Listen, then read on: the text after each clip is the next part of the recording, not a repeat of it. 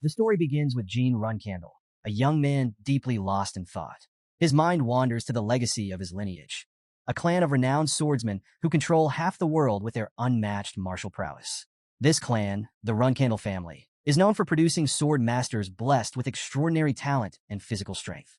Their dominance in battles, plunder, and conquest seems almost unquestionable. Gene reflects on a world where only the strong survive, a harsh reality that fuels the clan's actions.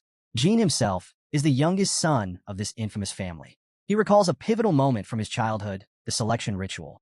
This event determines a child's destiny in the clan, and Gene had chosen Barasada, the patriarch's legendary sword, signaling that he was fated to lead.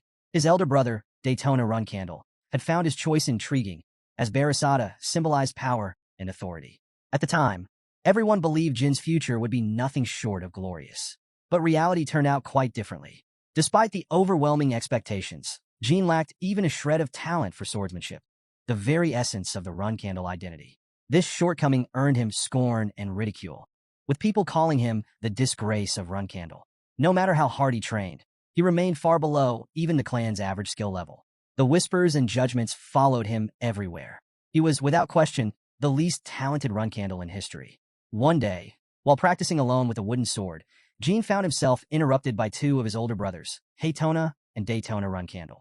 Haytona sneered at him, mocking his aimless attempts. Daytona joined in, sarcastically suggesting Gene might be waiting for a special sword to unlock his potential. They taunted him relentlessly, implying that he had no future and was clinging to a foolish dream. When Gene ignored them, Haytona grew impatient and kicked him, causing Gene to stumble backward. As he cursed under his breath and reached for his sword, Daytona teased him further, waving a stack of papers in front of him. Basic swordsmanship theories Gene had been studying in secret. Daytona mocked his efforts, tearing into the idea that studying theory would make up for Jin's lack of natural ability. When Gene pleaded for the papers to be returned, Daytona took things further, breaking Jin's wooden sword in half. He argued that wasting time and resources on someone like Gene only fostered worthless hope. Despite Jin's protests, Daytona ripped the papers apart, dismissing Jin's struggles as futile. He grabbed Gene by the hair, taunting him about his supposed lack of respect and questioning if this was the kind of behavior his nanny, Gilly, had taught him. Gene insisted that Gilly had nothing to do with the matter, but his defiance only fueled Daytona's cruelty. Smirking, Daytona suggested that perhaps it was time for a lesson in manners from his elder brothers. Haytona and Daytona's taunts hung heavy in the air as Gene faced their relentless ridicule, powerless to fight back against the overwhelming weight of their expectations and scorn. Gene Runcandel reflects on the torment he endured from his older brothers and his lifelong struggle with mediocrity in a clan where talent was everything.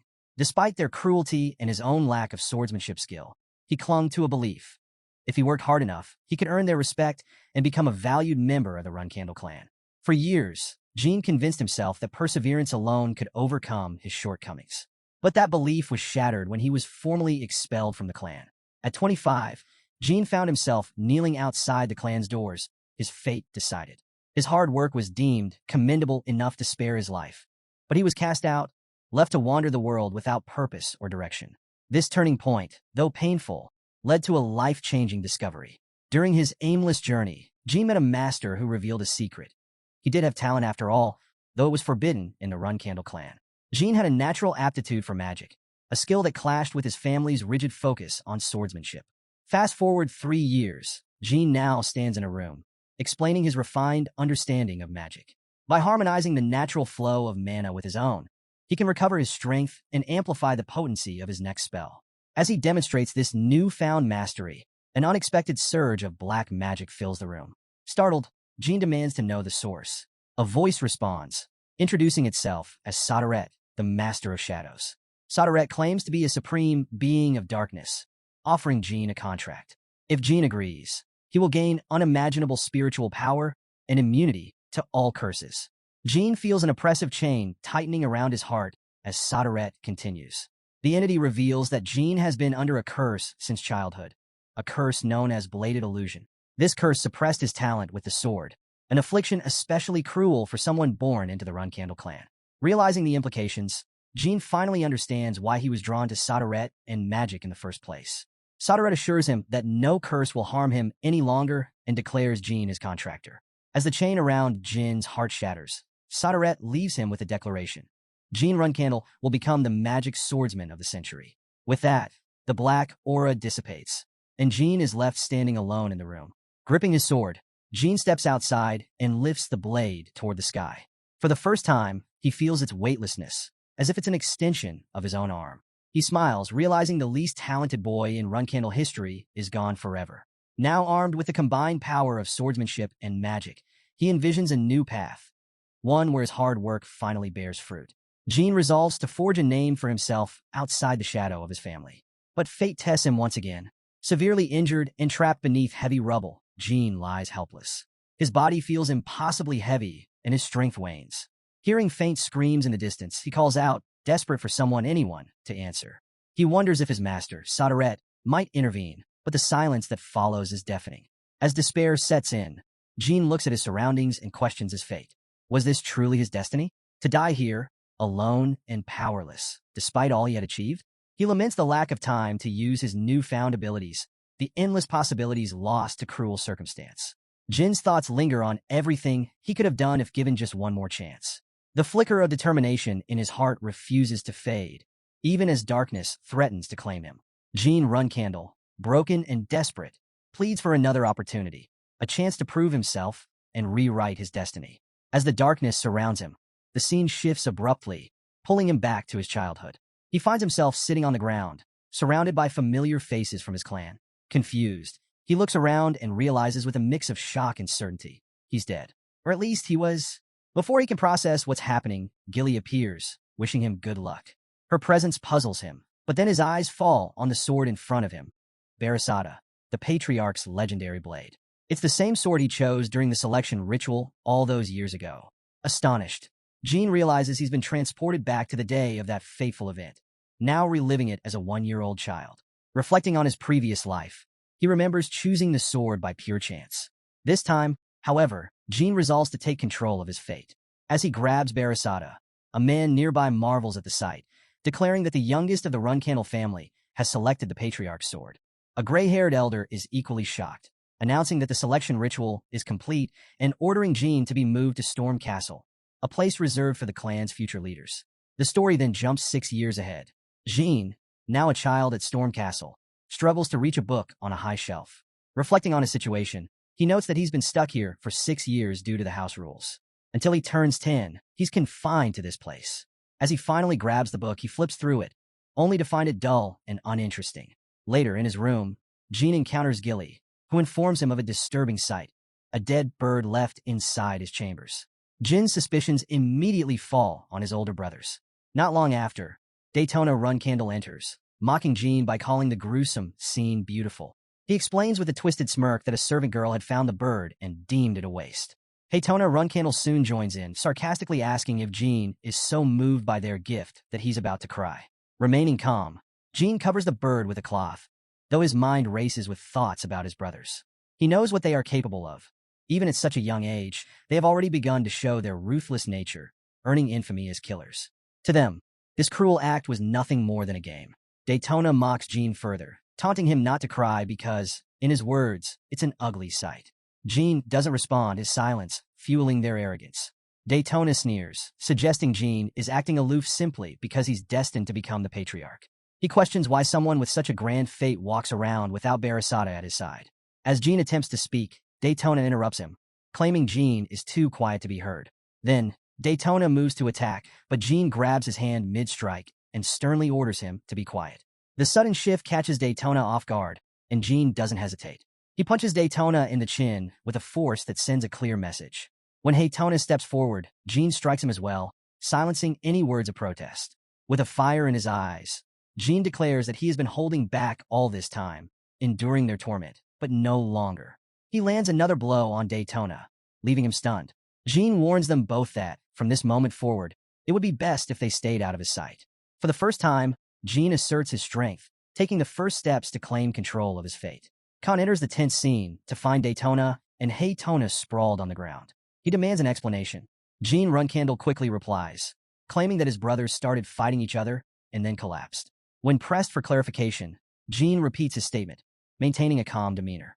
As he observes the situation, Jean reflects on the irony of his clan's brutal nature, even among siblings. Daytona, groaning, questions whether Jin's story is true. Before Khan can press further, Jean steps in, asserting that his brothers have more important matters to attend to and orders them to follow him. Reluctantly, the twins comply. Some time later, Jean buries the dead bird in the muddy ground while Daytona and Haytona sit sullenly under a nearby tree. Khan, still watching closely, asks Jean if he intends to leave his brothers out in the intensifying storm. Jean calmly explains that they need to reflect on the gravity of their actions. Khan nods, acknowledging Jin's authority, and begins to follow him away from the scene. As they walk, Khan notices something unusual. The air feels charged, not just with aura, but mana.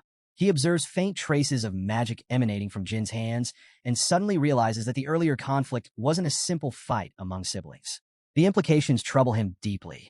Without delay, Khan decides to report the incident to the patriarch. Spotting a nearby servant, he instructs them to prepare a horse. From inside Storm Castle, Jean watches Khan near the stables, confirming his suspicions. He knows Khan intends to inform his father.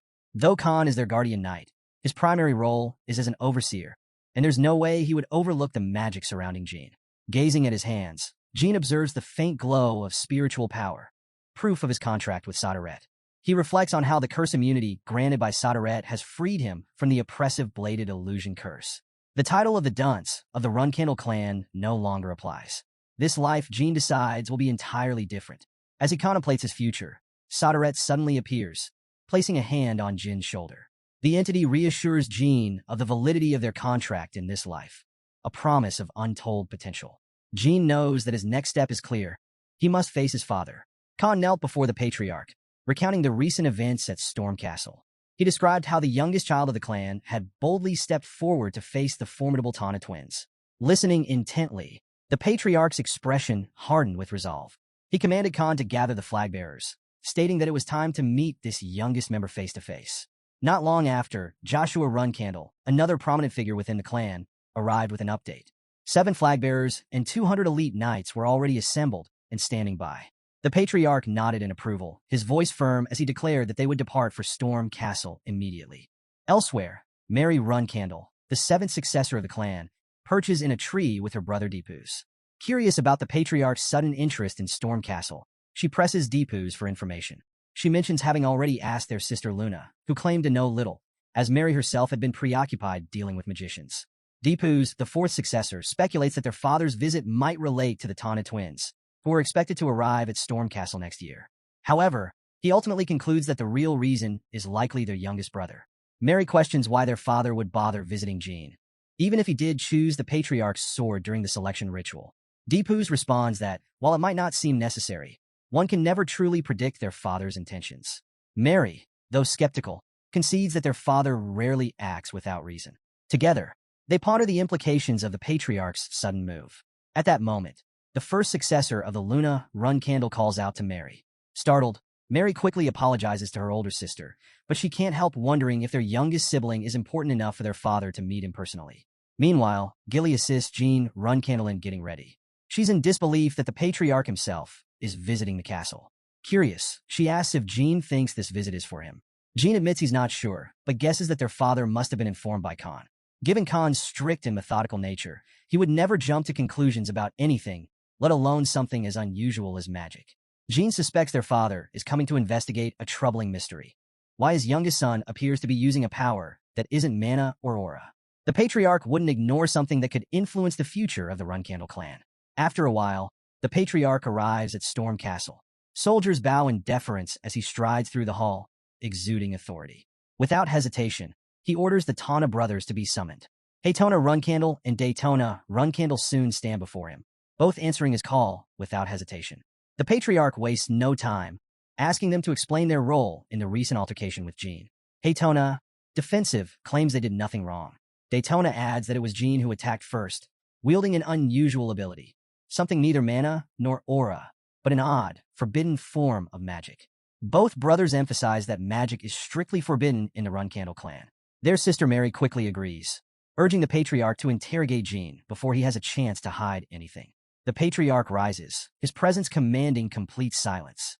He declares that such behavior will not be tolerated in the Runcandel clan, reminding everyone present that survival within the clan depends on discipline. With his judgment passed, he orders Jean to be brought before him.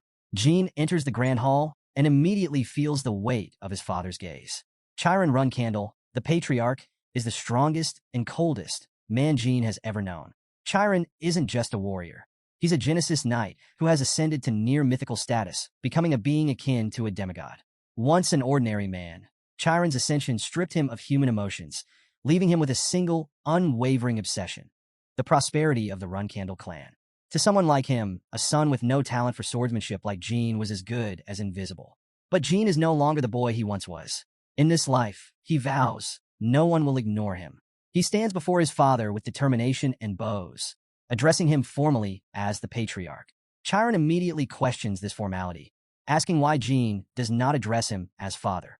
Jean explains that with so many people present, siblings, knights, and over 100 others from the clan, he assumed this was an official visit. Chiron considers his explanation and deems it acceptable. Jean responds with a polite acknowledgement. However, the patriarch clarifies that he is here for a different reason. For now, Jean should address him as father. He then repeats the question he asked Jin's brothers. What mistake did they make during their quarrel? Jean answers calmly, pointing out that in the Runcandel clan, revenge is a fundamental principle. Every kindness or hostility must be repaid in equal measure. Satisfied with the response, the patriarch orders everyone but Jean to leave the room, setting the stage for a private conversation between father and son. A long-haired girl inquires about whether the young master passed the patriarch's test, voicing her uncertainty about what they're supposed to do next. She reminds the group that the patriarch gave a direct order. One black-haired guy confirms they must follow his wishes, and everyone begins to leave.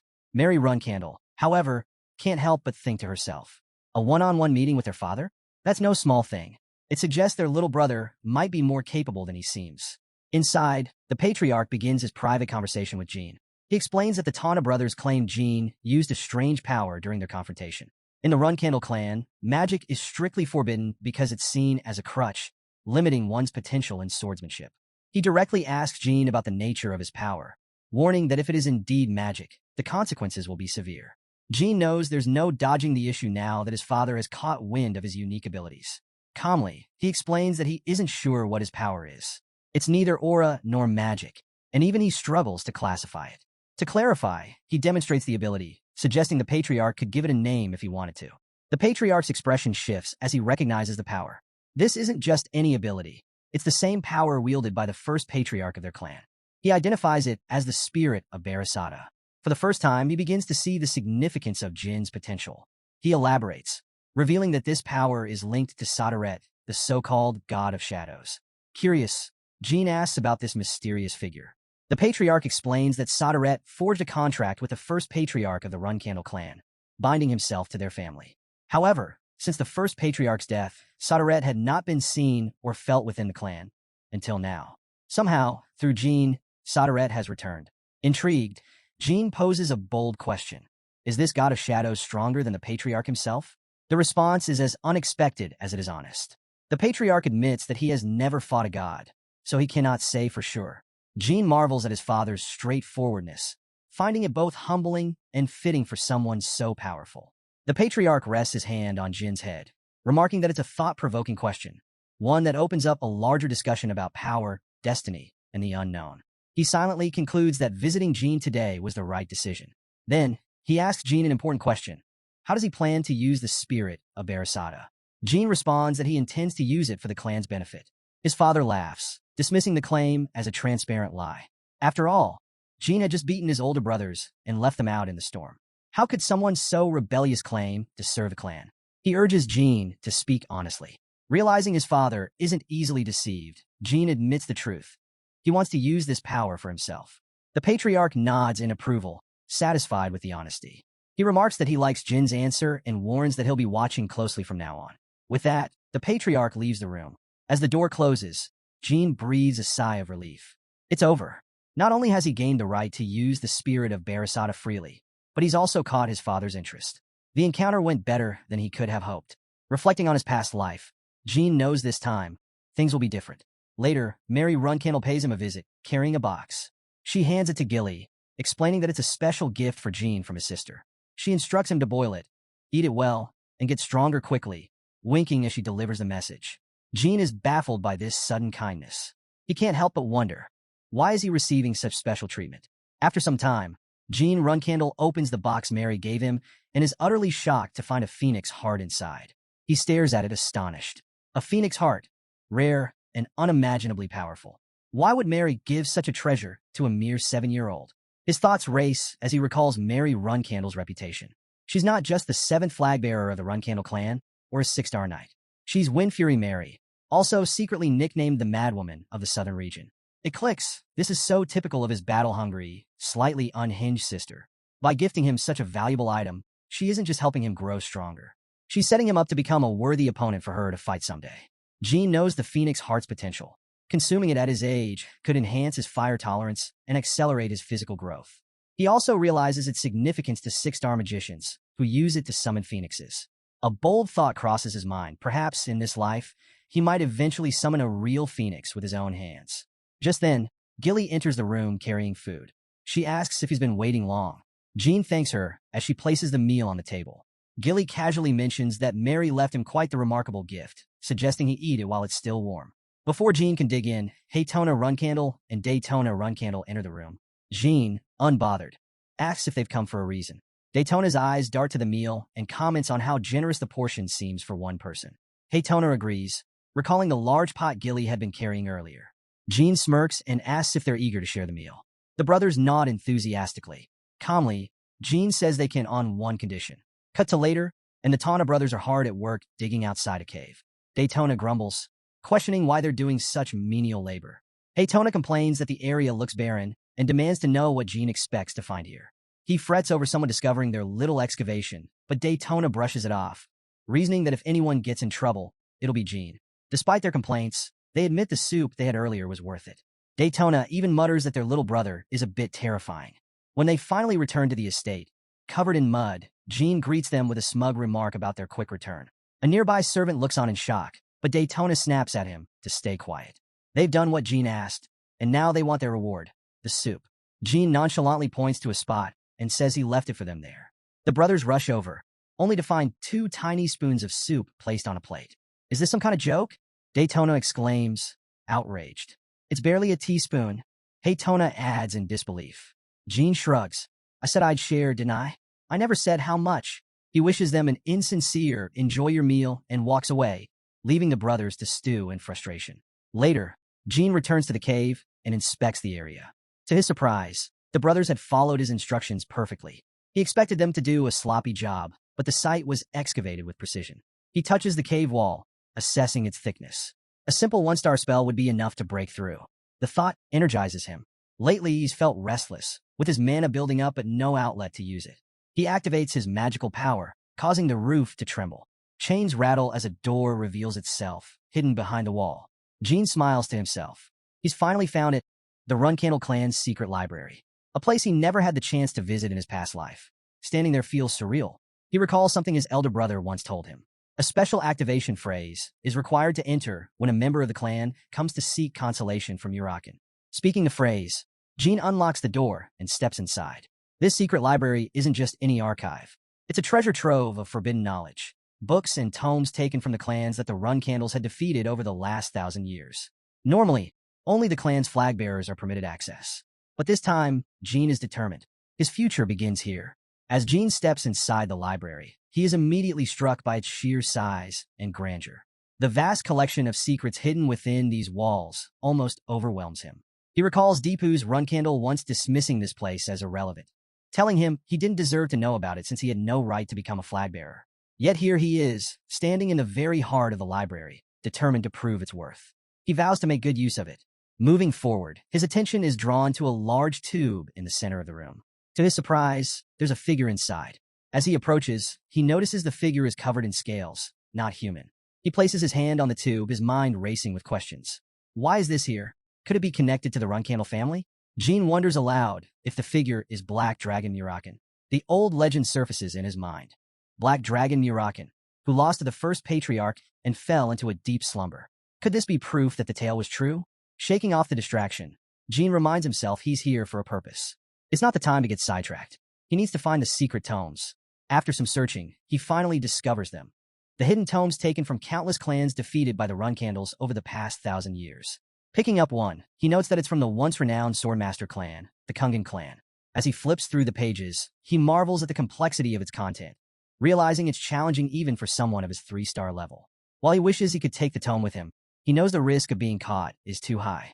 Instead, he decides to copy its contents during future visits, bringing a pen to carefully transcribe everything.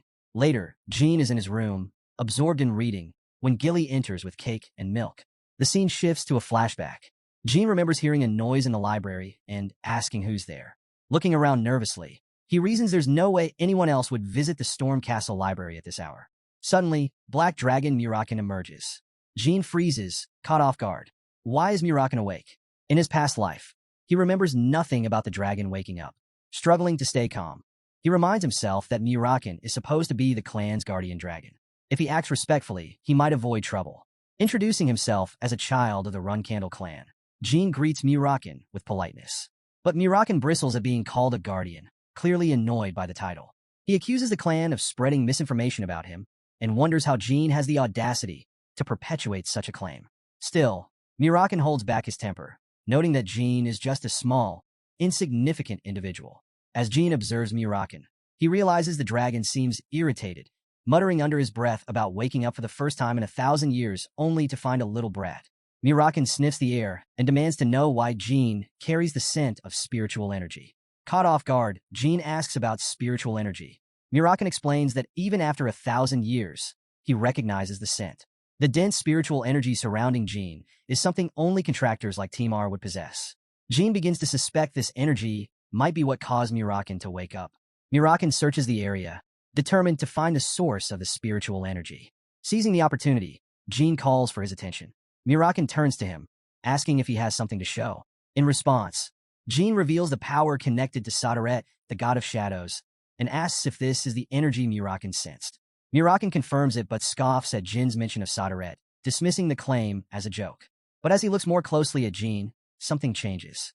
He acknowledges Jean as the promised 1,000-year contractor of Sadaret, though he seems unimpressed by Jin's small stature. Kneeling, Murakan declares his oath to Sadaret and recognizes that he is bound to assist Jean as part of that ancient promise.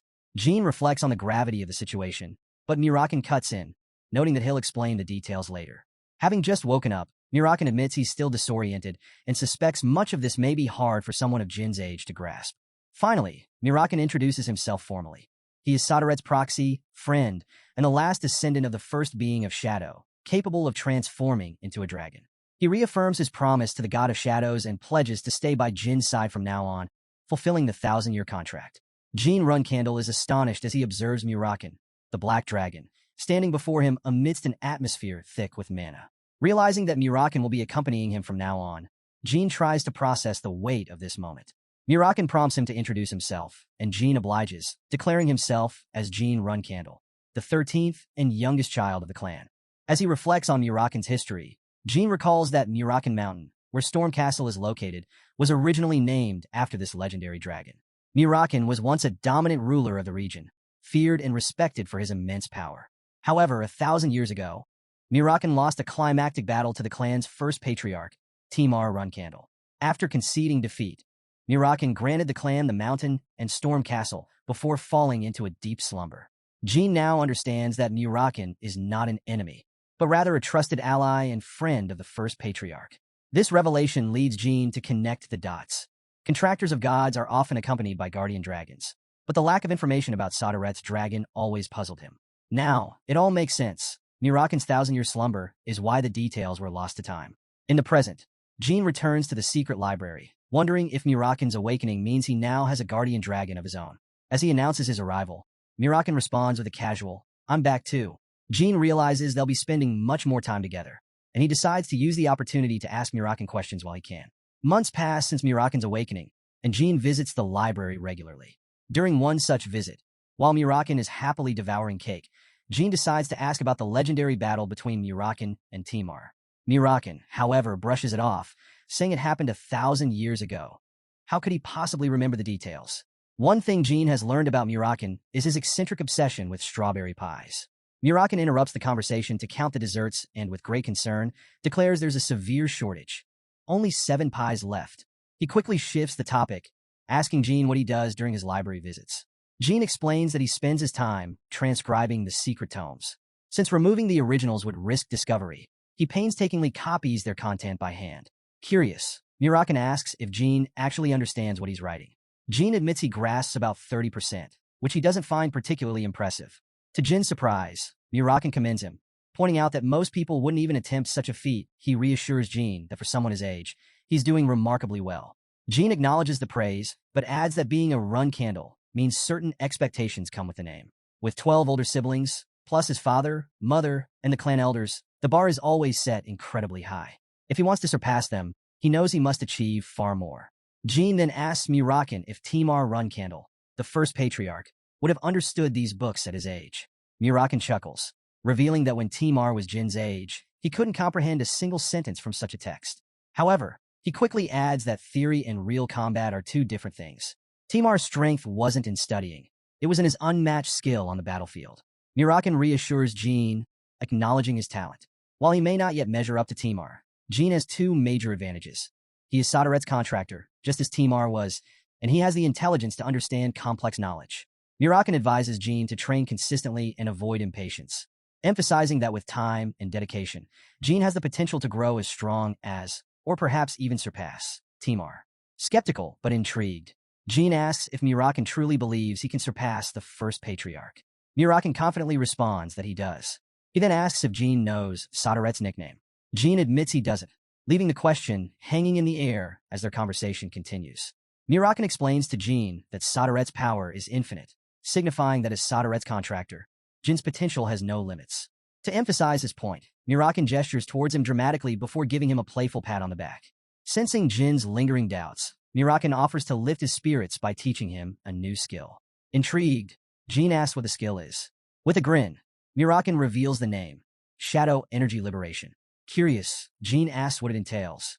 Murakan explains that Shadow Energy Liberation is a fundamental ability for anyone who wields shadow power. It represents both the beginning and the pinnacle of spiritual mastery. However, Murakan warns Jean that attempting it without proper training is extremely dangerous, so he must approach it carefully and patiently. Jean agrees and asks how to get started. Murakan instructs him to first master mana release. Jean hesitates, questioning why he needs to revisit a skill he's done countless times in his past life. Murakan clarifies that Shadow Energy Liberation combines both mana release and mana transfer. To excel, Jean must become proficient in both components. Murakan adds that they'll be focusing on these basics for the next 2 to 3 years to ensure Jin's safety and success. Jean thinks to himself that 2 to 3 years is an eternity. Murakan overhears his thoughts and corrects him, explaining that without mastering the basics, advanced skills are out of the question. Jean, feeling confident, demonstrates his magic and asks if he's ready to learn spiritual release now. Murakan is stunned by Jin's display. He asks how Jean managed to pull it off, and Jean nonchalantly responds that he's been able to do it before. Even more astonished, Murakan asks if Jean can also perform mana transfer, remarking that only the brightest of geniuses can achieve such a feat if Jean can do both. Murakan admits he may truly have exceptional talent. To give Jean a clearer idea of what he's aiming for, Murakan decides to demonstrate Shadow Energy Liberation. Shadows begin to creep into the room as Murakan explains that shadow energy power is derived from shadows themselves. Every shadow in existence is born from Sodaret's will. As Sodaret's sole contractor, Jean has access to this power. Jean watches, awestruck, as shadows swirl and gather. Then, Murakan transforms into a massive shadowy form, his presence filling the room. He asks Jean how he feels witnessing shadow energy liberation firsthand. Jean is taken aback, but fascinated. Meanwhile, elsewhere, Luna Runcandel slays a dragon during a mission. A servant reports that the area is cleared, and Luna acknowledges the progress, estimating that 4 more months should be enough to complete the mission. Almost casually, she asks the servant what 9-year-old children usually like. Back at Storm Castle, half a year has passed since Jean met Murakan. The Tana twins, now 10 years old, prepare to leave the castle. Haytona Runcandel stands near a carriage, announcing their departure, while Daytona bids farewell, saying they'll see Jean later. Jean responds with a simple, "Okay, bye." Not long after, Gilly arrives holding a cake and wishes Jean a happy 9th birthday. Grateful, Jean thanks everyone and asks if they could share the cake with everyone, to which Gilly agrees. Their celebration is interrupted by Khan, who addresses Jean as young master and apologizes for the intrusion. Curious, Jean asks what's going on. Khan informs him that Lady Luna is visiting. Jean reflects on Luna Runcandel's reputation. As the first flag bearer of the clan and a 9-star knight, Luna is the eldest and most powerful of the siblings. Known as the White Whale, she is a legend in her own right. However, She stepped away from the clan's ruthless succession battles long ago, choosing to live independently. Her decision created a significant distance between her and the rest of the family. For Jean, Luna has always felt more like a stranger than a sibling. He wonders why she's suddenly visiting Stormcastle. Could something significant have happened within the clan? Or did she somehow discover his secret visits to the library? As Jean stands before Luna, she comments on how much he's grown. Jean, slightly caught off guard, remarks that if she had given him advance notice of her visit, he would have worn something more appropriate to greet her. Luna playfully taps Jean on the head, teasing him about being cute. She asks if she really needs to give notice to visit her little brother, noticing his unease. Curious, she asks if he's feeling unwell. Jean clarifies that he's fine, just a bit nervous. He admits this is the first time he's been so close to her, and it's making him a little on edge. Luna senses his discomfort and reflects on the Runcandel family's brutal traditions. Sibling rivalry is ingrained in their upbringing, encouraging them to compete and take from one another. She wonders if Jean suspects she's here to keep him in check. Recognizing her potential oversight, Luna apologizes. She admits she might have been inconsiderate, forgetting that, despite his young age, Jean is still a member of the clan and subject to its harsh expectations. Jean, confused, asks what she means. Luna glances at Gilly nearby and realizes her approach may have been too casual, given Jin's position in the family. Apologizing again, she kneels down and requests a private conversation, asking Jean to dismiss his nanny and guardian knights. Intrigued, Jean agrees, thinking it unusual for his eldest sister to want a one-on-one discussion. It doesn't feel like a bad thing, though, so he complies. Once alone, Luna explains the real reason for her visit. She reveals that after their father's recent meeting with Jean, his display of power caught the attention of all their siblings. This means that once Jean leaves Stormcastle, his every move will be under scrutiny. She warns him that they'll all be on high alert, ready to keep him in check. Luna expresses her hope that Jean can avoid getting entangled in the family's toxic power struggles. She doesn't want him to lose his happiness or suffer because of their clan's violent customs. Jean reflects on Luna's words and begins to understand why she gave up her claim to become the patriarch. She had no desire to participate in the family's bloody battle for power. Still, he wonders why she didn't give him a similar warning in his past life. Was it because he wasn't worth the effort? Or perhaps the other siblings didn't even view him as a threat back then. Despite his doubts, Jean thanks her for her concern, but clarifies that he has no intention of avoiding the fight. Luna insists she's serious and assures him her warning isn't out of fear that he might become a threat to her. Jean acknowledges her sincerity, but reveals that he's already experienced an assassination attempt. Shocked, Luna demands to know if he means one of their siblings tried to kill him. He confirms this, but admits he doesn't yet know who was responsible. Although the attempt failed, Jean says it solidified his commitment to the family's power struggle. He adds that he's genuinely happy Luna's visit has made him realize not all his siblings hate him. Luna looks saddened by his words. She acknowledges that if he's already been targeted, then he's deeply entangled in the clan's dark and dangerous conflicts. Overcome with emotion, she pulls Jean into a hug. He's surprised by her empathy, finding this softer side of her unexpected. He reassures her not to be too sad, and she agrees, saying it's his birthday and not the time to dwell on such things. Smiling, Luna pulls a small box from her pocket and tells him the real reason for her visit. Inside the box is a beautiful pendant. She asks Jean to turn around, which he does without hesitation. Luna fastens the pendant around his neck and explains its significance. If Jean ever finds himself in a situation he can't handle, he should smash the blue gem in the pendant. No matter where he is, she promises she'll come to him immediately. She urges him to always keep it with him. Luna wishes Jean a happy 9th birthday, and he thanks her sincerely for the thoughtful gift. A little later, Gilly arrives with a slice of cake for Luna, placing it in front of her on the table. Luna picks up a spoonful of the cake, then playfully offers it to Jean. After spending some time together, Luna announces that she has to leave. Jean wishes her a safe trip, and she departs. Later, Jean returns to the secret library, where Murakan immediately notices the new pendant around his neck. Curious, Murakan asks about it, and Jean explains that it was a birthday present. Murakan inspects the pendant and remarks that whoever gave it to Jean must hold him in high regard to gift something so precious. Intrigued, Jean asks about the pendant's significance. Murakan reveals that it is an artifact connected to the demonic beast king Orgel. 1,000 years ago, countless people lost their lives attempting to obtain it. Jin's curiosity deepens. Is it really that remarkable? He asks. Murakan confirms, explaining that the pendant grants immunity to any magic attack below 5 stars, enhances the holder's magical abilities, and may even have a summoning function. Jean is impressed, noting that Murakan seems very knowledgeable about artifacts. Murakan chuckles and explains that he's familiar with the pendant because he was active around the same time as its original owner. He adds that he assumes the powerful energy that recently visited Jean gave him the pendant. Jean confirms it was his eldest sister, Luna, who gave him the gift. He asks if Murakan could sense her energy from such a distance.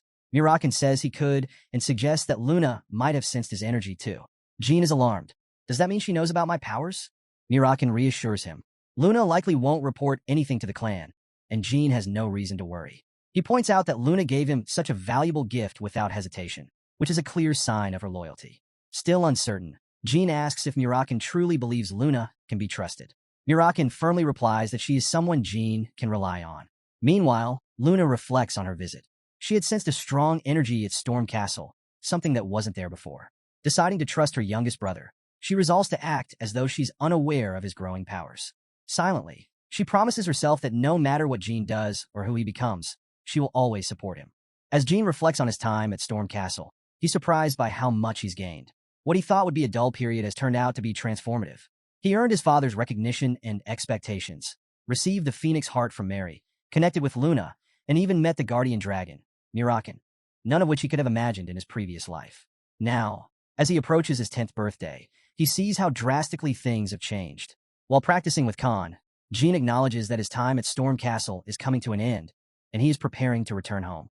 During their training, Jean strikes, but Khan expertly blocks the attack, reminding him that there's still much to learn. Khan reflects silently, noting how much Jean has grown. It's no wonder the patriarch has taken an interest in him. Typically, Khan evaluates others during training, but now it feels like it's his turn to be evaluated. At the end of the session, Khan announces that they'll continue today's training at this spot. Jean agrees and addresses Khan as teacher, inquiring if there's an issue with the completed session. Bowing, Khan expresses his gratitude for the opportunity to instruct Jean all this time. With limited time left before Jean departs Storm Castle, Khan promises to ensure the best training until then. Jean appreciates Khan's dedication and agrees to remain under his care until he leaves. Later, Jean is seen playing with candle fire, watching it dance in his hands. With a triumphant exclamation, he notes his progress. Gilly, observing, asks if it isn't hot. Jean smiles and replies that it feels no hotter than warm water. Gilly comments that she's glad Lady Mary's gift, the Phoenix Heart, is working so well for him. She admits that while she's only heard of its effects, this is her first time seeing them in action. Jean nods, explaining that he believes he's absorbed about half of its power so far. He anticipates it will take a few more years to fully absorb the rest. As Gilly moves toward the closet, she informs Jean that they'll be leaving Storm Castle early the next morning. She asks if there's anything he needs prepared in advance. Jean responds with a casual, "Yeah, okay." She then asks if she should pack his books separately. He replies that he plans to read them on the way, so packing them together is fine. Gilly acknowledges and inquires if there's anything else he'd like packed separately. He answers that the books are enough. With a smile, Gilly says she'll prepare strawberry pie for dessert that evening. Jean thanks her and mentions he's stepping out for a moment. Gilly, surprised, asks if he's going out now. He apologizes and assures her that he'll be back soon. A short while later, Jean returns to the secret library, calling out for Murakan. The Black Dragon replies, confirming his presence. Jean reminds Murakan that they'll be leaving the castle tomorrow and asks if he's ready. Murakan enthusiastically confirms, saying he's been looking forward to this day for a very long time. Jean then asks how Murakan plans to follow him without being noticed. Murakan brushes off the concern with confidence, reminding Jean that as the legendary Black Dragon, even in his weakened state, he can handle it effortlessly. He promises to remain discreet. Curious, Jean presses further, asking about Murakan's weakened condition. Why is he only mentioning it now? Murakan explains that after sleeping for 1,000 years, it takes time to regain his full strength. Jean wonders if Murakan will ever recover his power. Murakan reassures him, explaining that as Jean grows stronger, so will he, since he is Jin's guardian dragon. Playfully, Murakan encourages Jean to hurry up and become as strong as Timar, the first patriarch. This leads Jean to recall an important detail from his previous life. The Runcandel family was originally known as a clan of magic swordsmen. He remembers hearing from Sadaret that their family's mastery of both magic and swordsmanship was legendary. The first patriarch, Timar Runcandel, was said to be the strongest magic swordsman of all time. However, this fact has been lost to history. Murakan expands on the story, explaining why the family abandoned magic entirely. A humiliating covenant from 1,000 years ago led the clan to ban magic and impose strict rules about focusing solely on swordsmanship.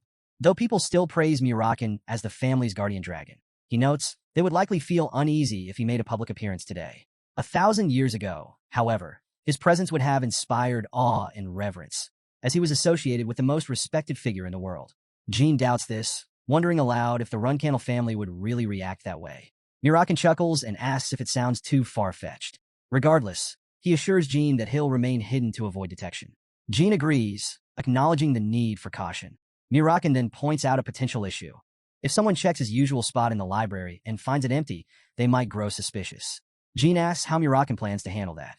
With a grin, Murakan explains that he can use draconic magic to create a duplicate of himself in his usual resting place. Jean questions what would happen if someone discovers the fake. Murakan reassures him, reminding Jean that he's the Shadow Dragon. Creating duplicates is so easy for him, he could do it in his sleep. However, he admits that maintaining the illusion for an extended period will be challenging since he's not yet at full strength. As Jean gets older and stronger, Murakan's power will grow too, making the task easier over time. Jean thanks Murakan for his efforts and adds with a smirk that he wishes Murakan would show him a little more respect. Murakan scoffs playfully, replying that he might have if Jean knew him better. Jean kneels down and reveals that he brought something special for Murakan. Curious, Murakan asks what it is. Jean reveals a pie made with the first strawberries of the year, along with some wine he managed to sneak past Gilly. Murakan's eyes light up at the sight of the pie and wine. Jean smirks and warns him not to get drunk and accidentally create some bizarre duplicate. Murakan scoffs, calling Jean an adorable little idiot and admitting he's glad to have him around. Murakan then asks if he can meet Jin's nanny, to which Jean responds vaguely, saying he'll think about it. Later, Gilly holds Jin's hand, giving him a serious warning. When they return to the main house, he shouldn't expect the same carefree life he's had at Storm Castle. While training at the castle was rigorous, life at the main house will be far more challenging and chaotic. She adds that she won't be able to bake pies for him whenever he wants anymore.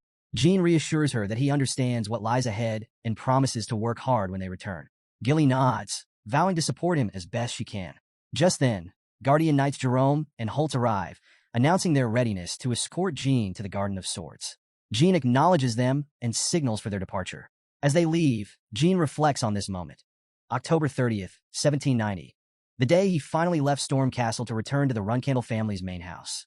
As the carriage travels through the snowy landscape, Gilly looks out the window and remarks on how quickly the snow is piling up. If it continues, they might have to take shelter in a nearby village, as heavy snowfall could block their path to the transfer gate. Jean acknowledges her comment with a simple okay. Suddenly, the carriage lurches, losing its balance. Guardian Holtz calls out, warning that they're under attack, and instructs everyone to stay inside the carriage. Gilly immediately hugs Jean, reassuring him that everything will be fine. She reminds him that Jerome and Holtz are 7-star Guardian Knights, and she's also by his side. Gilly calmly reports what she observed. About 20 attackers outside, a mix of warriors and magicians, and possibly some archers. However, she doesn't sense anyone above 7 stars, which means Jerome and Holtz should have the upper hand. To her surprise, Jean insists that they need to leave the carriage immediately. Alarmed, Gilly asks why. Jean explains his reasoning. A true guardian knight of the Runcandel family would never leave a child unattended. One knight would always remain by his side. The fact that both knights are gone means they're either imposters or traitors. Realizing the implications, Gilly quickly agrees. Jean adds another concern. There might be a hidden device in the carriage. They need to get out as fast as possible. Gilly steels herself and declares that, as a servant of the Runcandel family, she will protect him no matter what. Drawing sharp blades hidden in her sleeves, she warns Jean that things might get rough. Without hesitation, she grabs him, leaps from the carriage, and starts running. She promises to accept any punishment for her actions once they reach the clan's main house. Jean, however, dismisses her concerns about punishment, urging her to head toward the area where the two knights are fighting. He has something he needs to confirm. Curious, Gilly asks what he's looking for. Jean explains that if the attackers were truly targeting him, the best time to strike would have been as soon as he exited the carriage. The fact that this hasn't happened suggests something unusual is going on. He wonders if the attackers might actually be allies and insists they proceed cautiously. Gilly acknowledges his point, agreeing that the situation feels off. Meanwhile, the vice captain of the Black King Mercenaries' 3rd Corps issues orders to his team. They're to find Jean Runcandel, while the 3rd group is instructed to block the left side. Jean Runcandel spots the attackers and realizes his suspicions are correct. Gilly takes note of the emblems they bear. The leaf symbol of the Yuta clan, a magic clan from the Middle Region, and the Black Beast emblem of the Black King Mercenaries. Members of the Yuta clan spot Jean and Gilly, announcing that they've located them. They confirm that Jean is alive and instruct their group to prioritize his protection. The vice captain of the Black King Mercenaries approaches Jean and Gilly, identifying himself and explaining that their group was sent to rescue Jean upon a request from the Runcandel clan. He condemns those who attempted to harm the young master and vows to ensure his safety. Jean realizes that there wasn't a betrayal after all. The attackers must have been imposters. True 7-star knights wouldn't struggle against ambushers like this. Gilly demands answers, ordering the imposters to reveal their identity and objectives. One of the imposters, Jerome, responds with a sneer, sarcastically asking if she really expects the truth from someone facing a Runcandel dog. Turning to Jean for guidance, Gilly asks how they should handle the situation. Jean, unflinching, instructs her to kill one of the imposters and cut an arm of the other before bringing the survivor to him. Without hesitation, Gilly carries out the order, swiftly killing Jerome and severing both arms of Holtz. She drags the disarmed imposter by the hair toward Jean. As Holtz is dropped before him, Jean remarks that his opponents underestimated him. He coldly points out that becoming a Runcandel nanny requires a minimum of 7-star strength. If someone wanted to assassinate a Runcandel child, they should have sent at least 3 or 4 8-star knights. Holtz, undeterred, sneers at Jean, calling him arrogant and claiming this attack was just a warning. He boldly declares that the era of the Runcandel clan is coming to an end. Jean smirks and counters that he wouldn't mind such an outcome, as long as it ushers in the era of Jean Runcandel. Holtz shouts, "Glory to the great Zippel," prompting Jean to reflect on the Zippel, a clan of magicians who rule the other half of the world. Unlike the Runcandels, who strive for the pinnacle of swordsmanship, the Zippel aim for mastery of magic. 1,000 years ago, after the death of the first patriarch, the Zippel imposed a humiliating covenant on the Runcandel family, banning the use of magic and sealing their magical potential. To the Runcandels, the Zippel have always been eternal enemies. Jean deduces that today's attack must have been carried out by extremists loyal to the Zippel. However, something about the attack feels off. Unlike the usual coordinated strikes by the Zippel, this seems disorganized, suggesting it might be the work of rogue elements. Jean orders Gilly to dispose of Holtz, deeming him unworthy of further questioning. She complies with a simple nod, while Holtz hurls insults at Jean, calling him an arrogant fool and demanding his death. Jean dismisses the insults, his mind still puzzling over the details of the attack. He notes that no matter how convincing a disguise is, fooling a 7-star knight should be near impossible. He wonders if that person was behind all of this. Gilly returns, reporting that she has carried out his instructions. Jean praises her efficiency and turns to Murakan, the vice-captain of the Black King mercenaries. He asks if Murakan was responsible for providing cover during their escape. Murakan confirms his role, and Jean acknowledges his assistance, promising to mention Murakan's efforts to the clan once they reach home to ensure he's properly rewarded. Jean then asks Murakan to guarantee their safety until they reach the transfer gate. Murakan agrees and reflects on Jin's demeanor. Despite being only 10 years old and leaving the castle for the first time, Jean carries himself with remarkable composure and authority. Murakan recalls Jin's earlier statement about ushering in the era of Jean Runcandel, realizing that those weren't just a child's idle words. They carried a conviction that hinted at something far greater. As Murakan addresses his team, he reminds them to mind their actions and avoid crude language until they safely reach the gate. As the group prepares to depart, one warrior questions the sudden strictness of Vice-Captain Murakan's commands, remarking that they've never been so rigid about such rules before. Another warrior snaps back, telling him to shut up and follow orders. Meanwhile, Gilly approaches Murakan, suggesting that it's time to start moving. Murakan agrees, giving the order to proceed. After some time, Gilly asks Jean if it's wise to leave the imposters behind. Jean reassures her, explaining that whether they're found dead or alive, they'll serve as a warning to others. He praises her for doing a good job so far. Gilly thanks him and mentions that they're about 2 hours away from the nearest village. Jean expresses relief, noting that they'll need to wait there until the snow clears. He also tells Gilly not to feel disheartened by the escort's failure, emphasizing that it wasn't her fault. Even Khan, a 9-star warrior, hadn't detected the imposters, so expecting a 7-star like Gilly to notice such deception wasn't reasonable. Jean points out that the incident isn't a major issue, especially since it taught him valuable lessons about escort protocols.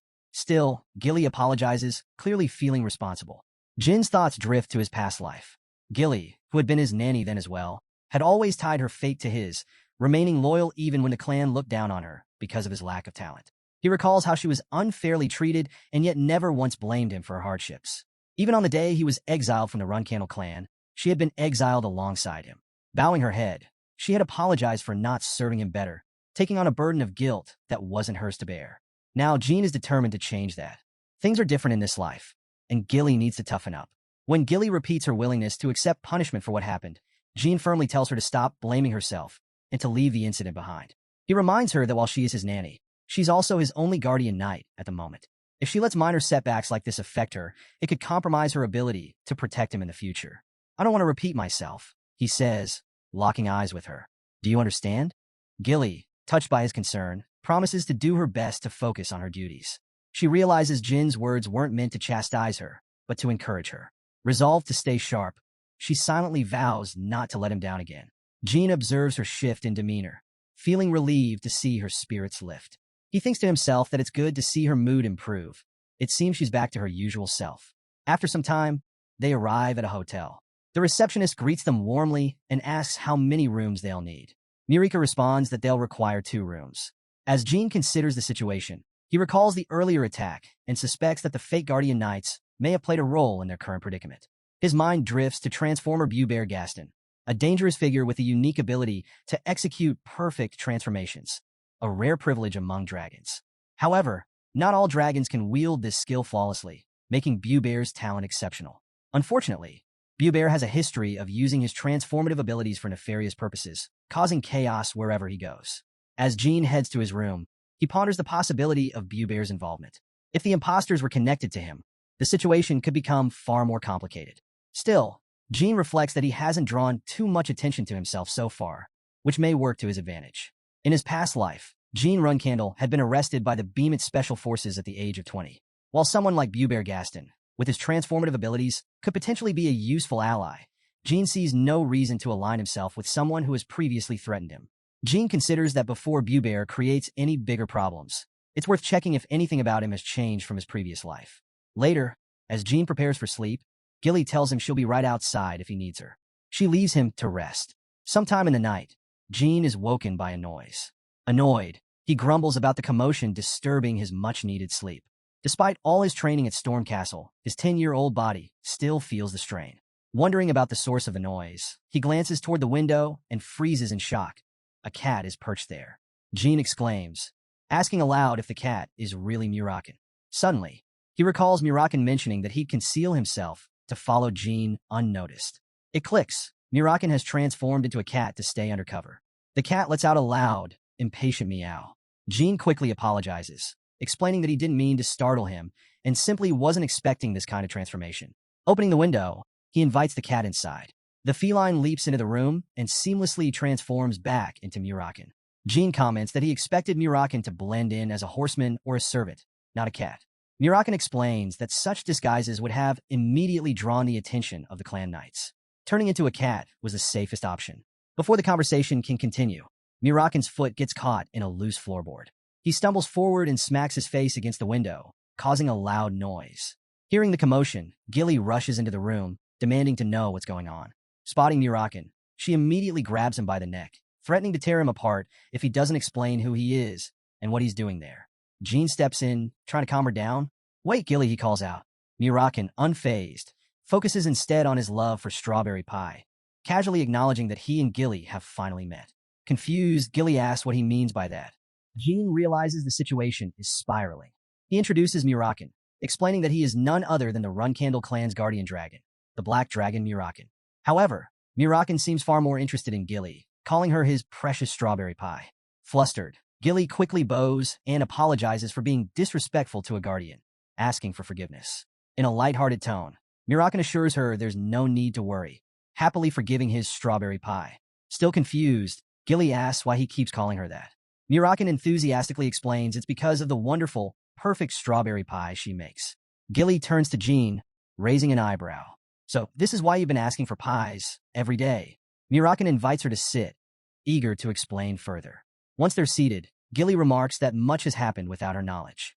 Jin apologizes for keeping her in the dark, admitting he's sorry for tricking her all this time.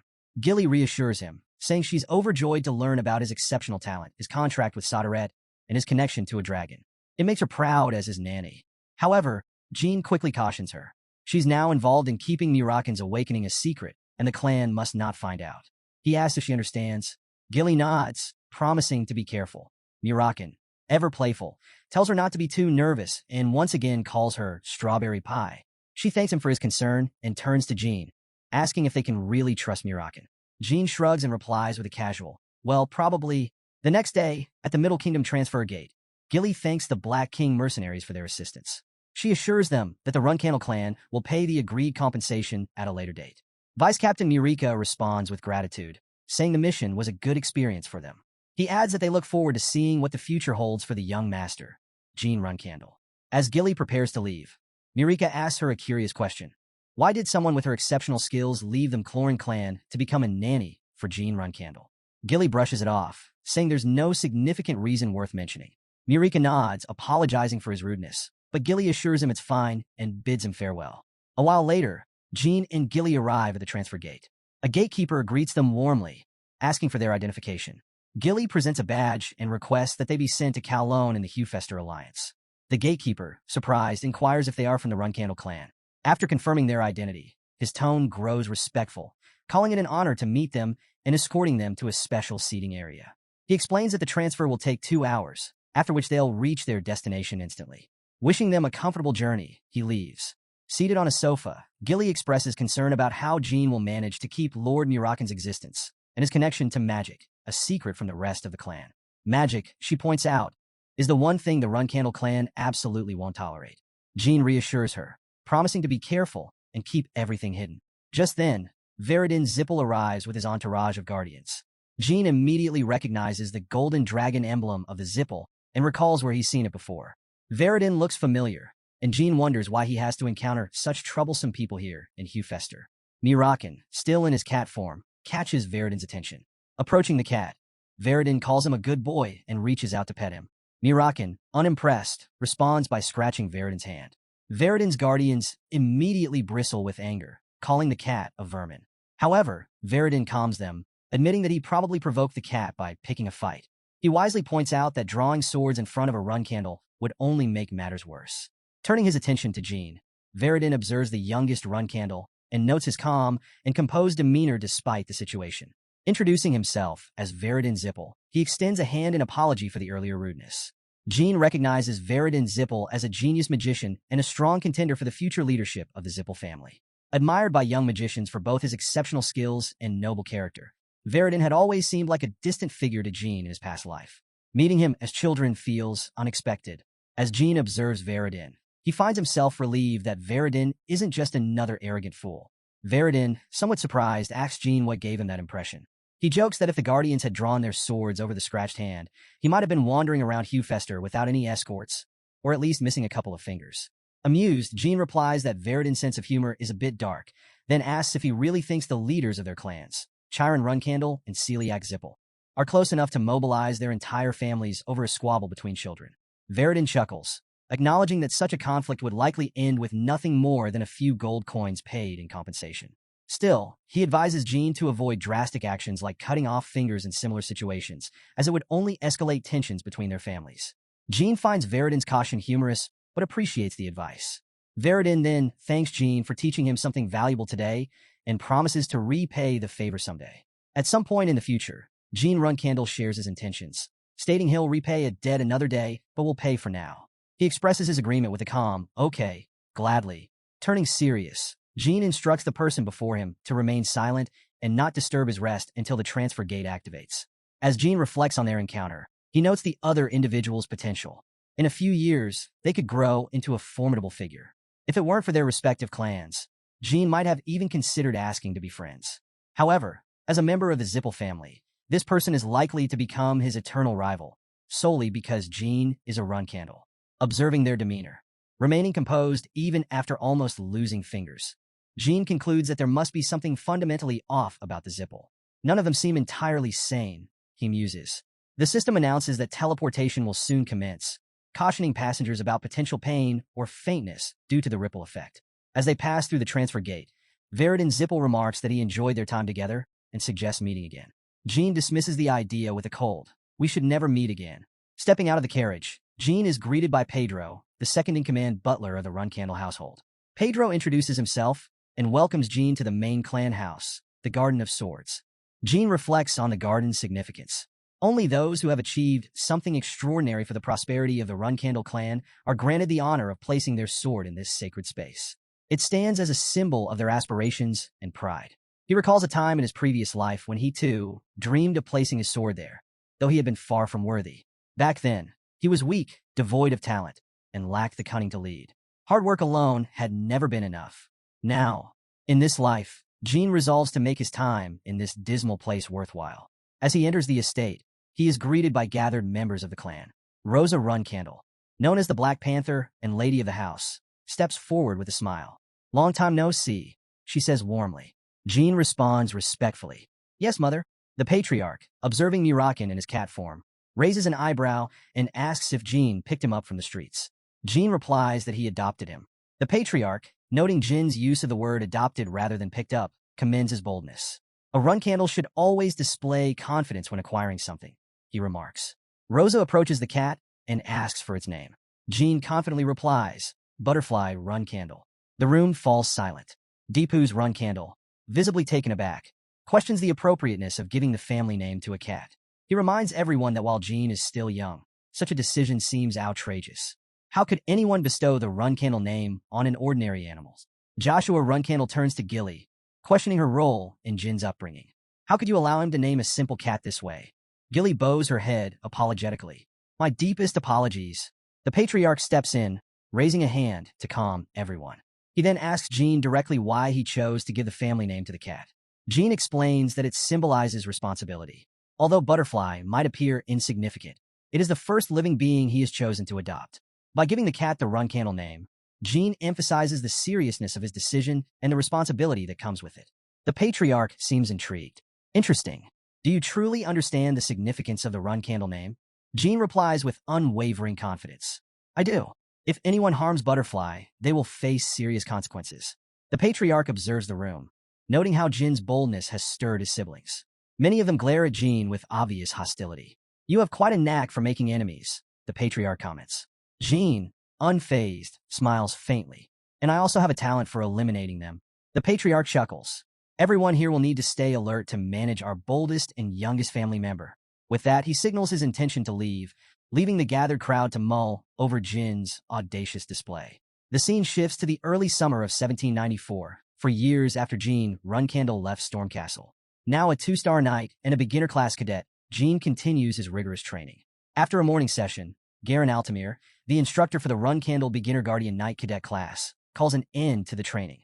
He compliments Jean on his hard work. Jean asks if that's all the training scheduled for the day. Garen reminds him that Lady Luna's training session is set for today and asks if he forgot. Jean admits that he did but plans to join after eating. Garen then asks if Jean will be eating with the other cadets, mentioning that Madame Rosa seemed disappointed by his absence at family meals. Jean replies that he prefers not to join the family meals, avoiding the silent tension and unspoken conflicts with his siblings. Garen acknowledges his decision and says he'll inform the others. A little later, Bellup Schmitz, a 13-year-old commoner cadet, approaches Jean with a plate of food. "I brought you something to eat," Bellup says. Jean thanks him, and Bellup responds cheerfully, "No problem." Jean reflects on Bellup's situation. A commoner in the ranks of the Runcandel cadets, Bellup is likely to be disqualified during training, lose his status, and face expulsion. As Bellup sits beside him, he asks, "Is the food good?" Jean replies that it is and expresses his appreciation for the Runcandel clan providing meat regularly. Before Bellup can finish his thought, Jean cuts him off. "That's enough," he says, reminding Bellup that he said the same thing yesterday. "Did you memorize your lines or something?" Jean advises Bellup to be more concise, pointing out that his habit of rambling causes others to look down on him. Bellup hesitates, asking if that's really the case. Jean encourages him to stand up straight and take pride in being a guardian knight cadet of Runcandel. Bellup, however, counters, pointing out his poor grades and the fact that he hasn't even attained 1 star yet. Jean explains that becoming a cadet of the Runcandel clan is already a significant accomplishment. Even if Bellup ranks at the bottom, he's still considered elite compared to most 13-year-olds outside world. He asks if Bellup understands. Bellup nods, confirming that he does. Jean reflects that it's no surprise the clan overlooked Bellup. His timid nature makes him easy to dismiss. However, Jean remembers Bellup's future. In his past life, Bellup joined the Arin clan, a rival Swordmaster clan, and rose to become a royal member of the Beeman Empire, following a ruthless and bloody path. Jean recalls the shock he felt upon learning that Bellup had joined the Imperial Guard and the sadness he felt when he heard of Bellup's eventual suicide. He resolves that leaving Bellup as he is now will only lead to that same tragic fate. Pushing his plate toward Bellup, Jean tells him he's lost his appetite and suggests Bellup eat his portion instead. As Bellup hesitates, Jean silently makes a decision. He will keep an eye on Bellup to ensure he isn't disqualified or expelled. One unfortunate life is enough. Later, while walking down a hallway, Jean reflects on his progress. His spiritual energy release has reached 2 stars, his mana has climbed to 4 stars, and his swordsmanship is at 2 stars. Everything is progressing well, and at this rate, he believes he can achieve 3-star swordsmanship within 2 years. Shortly after, Jean arrives at a training session with Lady Luna. Standing before him with a training sword, Luna informs him that today's training will resemble yesterday's, but requires a different approach.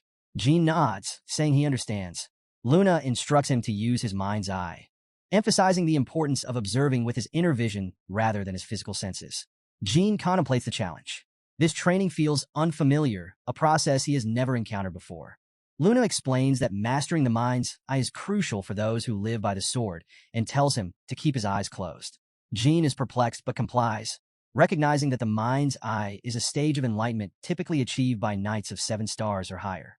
Luna teaching him this technique as a 2-star knight is highly unusual. What puzzles him even more is that the mind's eye is usually tied to manipulating aura, yet Luna's training doesn't involve aura at all.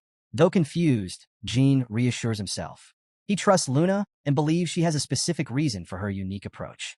Resolving to focus on the training, he tells himself that the purpose behind it will become clear in time. After the intense training session, Lady Luna commends Jean, telling him he's done exceptionally well today and can leave. Jean thanks her and departs. As he walks away, Luna reflects on his performance. Despite being only a 2-star knight, his focus and posture are remarkable, surpassing her expectations every time. With his potential, she sees a bright and promising future for her little brother. Later, Garin Altamir, the instructor, arrives and addresses Jean as young master. He observes the tension in the air and explains that the cadets can't help it. Today's sparring session is critical, as it counts heavily toward their overall scores. For many, a high score could fast-track them to becoming Guardian Knights. He adds that today is especially crucial for Jean. Madame Rosa has announced that if Jean can defeat all 10 of the top cadets in today's matches, he will be promoted to the intermediate training class a year early. Jean, surprised but pleased, comments that it's good news. He notices Bellup Schmitz among the group and wonders if he's feeling stressed again. While Jean knows he'll ensure Bellup isn't exiled, he thinks a little more confidence wouldn't hurt him. Garin Altamir calls for the cadets' attention, announcing the format: 3 rounds of sparring, with different partners each time. He then states that the top 10 cadets will face Jean in one-on-one matches. As the cadets agree and prepare to begin, Jean observes them closely. He recognizes their talent and notes that they earned their positions through merit. After the initial rounds, Garin instructs everyone except the top 10 to return to their places. Turning to Jean, he tells him to get ready. Jean acknowledges the instruction, gripping his sword as the matches begin. Jin's first opponent is a girl he swiftly defeats. He recalls that the record for this sparring session is 8 wins, but his goal is to beat all 10. To do that, he knows he must conserve energy, especially for his strongest opponents. Garin announces the next match: Mesa Milcano, one of the elite cadets. Mesa steps forward, greeting Jean with respect and declaring she's in his care. Jean reflects on her reputation. Mesa is an exceptional talent destined to become a Guardian Knight immediately after completing her training. Mesa, however, expresses her intent to defeat Jean in today's match. Jean regards this sparring session as the most critical part of the test, noting that Mesa's skill level poses a serious challenge. As Mesa moves to attack, Jean blocks her sword strike, noting that she has grown stronger since their last encounter. Despite this, he remains confident in his ability to defeat her. The real challenge, he reminds himself, is that 8 more opponents await him after this bout. Mesa notices something unusual. Jean is only using basic moves, a stark contrast to his typically varied tactics. She wonders if he's holding back and becomes irritated at the thought that he might not consider her a serious threat. Frustrated, she decides to go all out, charging at him with full force. Her sudden aggression surprises the other cadets watching the match. Jean counterattacks, his movements precise and deliberate. Mesa resolves not to lose, pouring every ounce of her strength into the fight. However, Jean times his strike perfectly, hitting her blade with enough force to break it.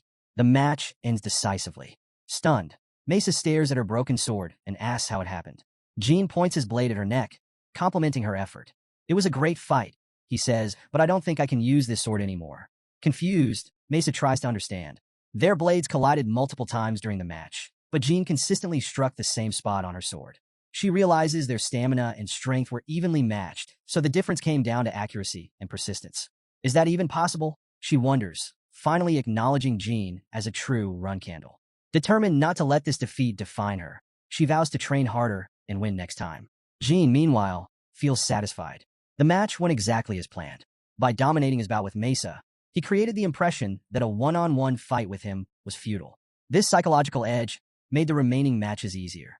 One by one, he defeats the remaining cadets. His 10th and final victory brings the sparring session to a close, and Jean is pleased that everything has gone according to plan. Garen Altamir congratulates Jean Runcandel in his success, announcing that his victories in the sparring session will earn him early entry into the intermediate training class next year. Offering his congratulations in advance, Garen commends Jin's hard work. Jean acknowledges the praise and asks Garen to continue supporting him until then. As the session winds down, Garen announces that it's nearly lunchtime. Jean asks how much time is left until the meal. Garen, curious, tells him they have about 10 minutes and asks why he's interested. Picking up his sword, Jean replies that he has someone else in mind for sparring. When Garen inquires further, Jean calls out to Belop Schmitz, inviting him to fight. Belop, taken aback, asks if Jean is serious. Jean points his sword at him and insists, warning that with his current attitude, Belop won't survive in the Runcandel clan.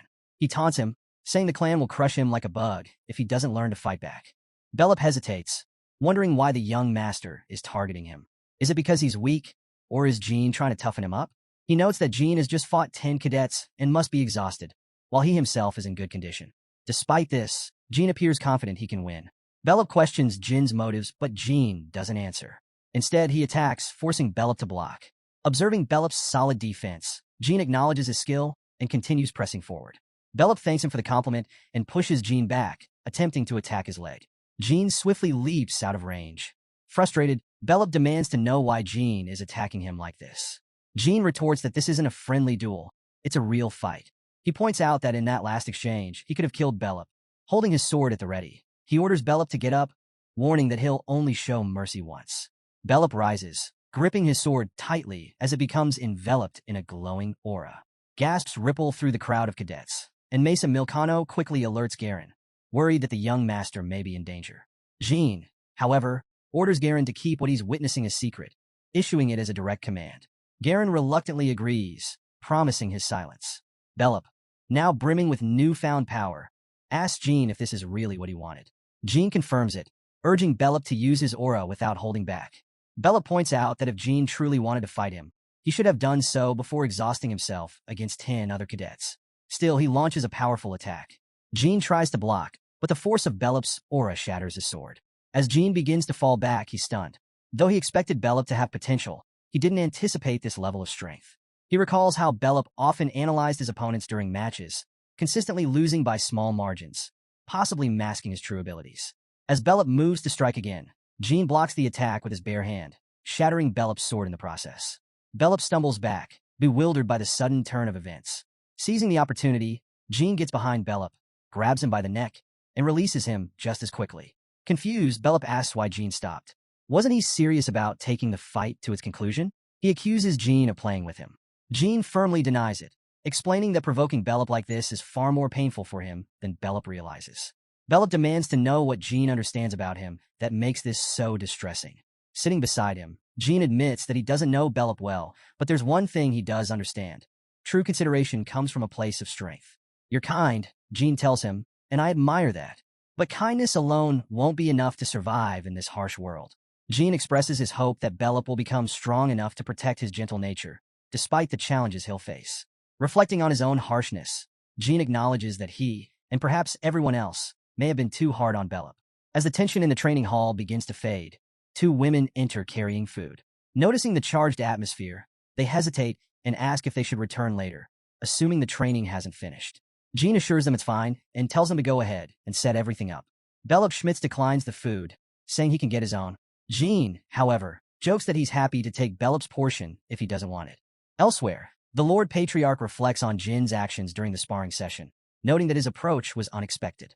Khan agrees, and the Patriarch chuckles, recognizing that Jin's method blends the qualities of a dominator with a sense of care for the weak. Intrigued by this philosophy, the Patriarch decides it's time to test its merit.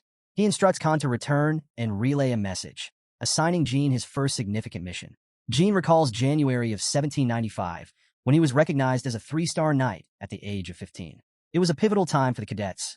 With their promotion to the intermediate class, wooden swords were replaced by real weapons tailored to their needs. Some cadets ordered custom swords, but Jin had to find one from the clan's weapon vault. Luna Runcandel had told him that choosing the right sword was both challenging and painful.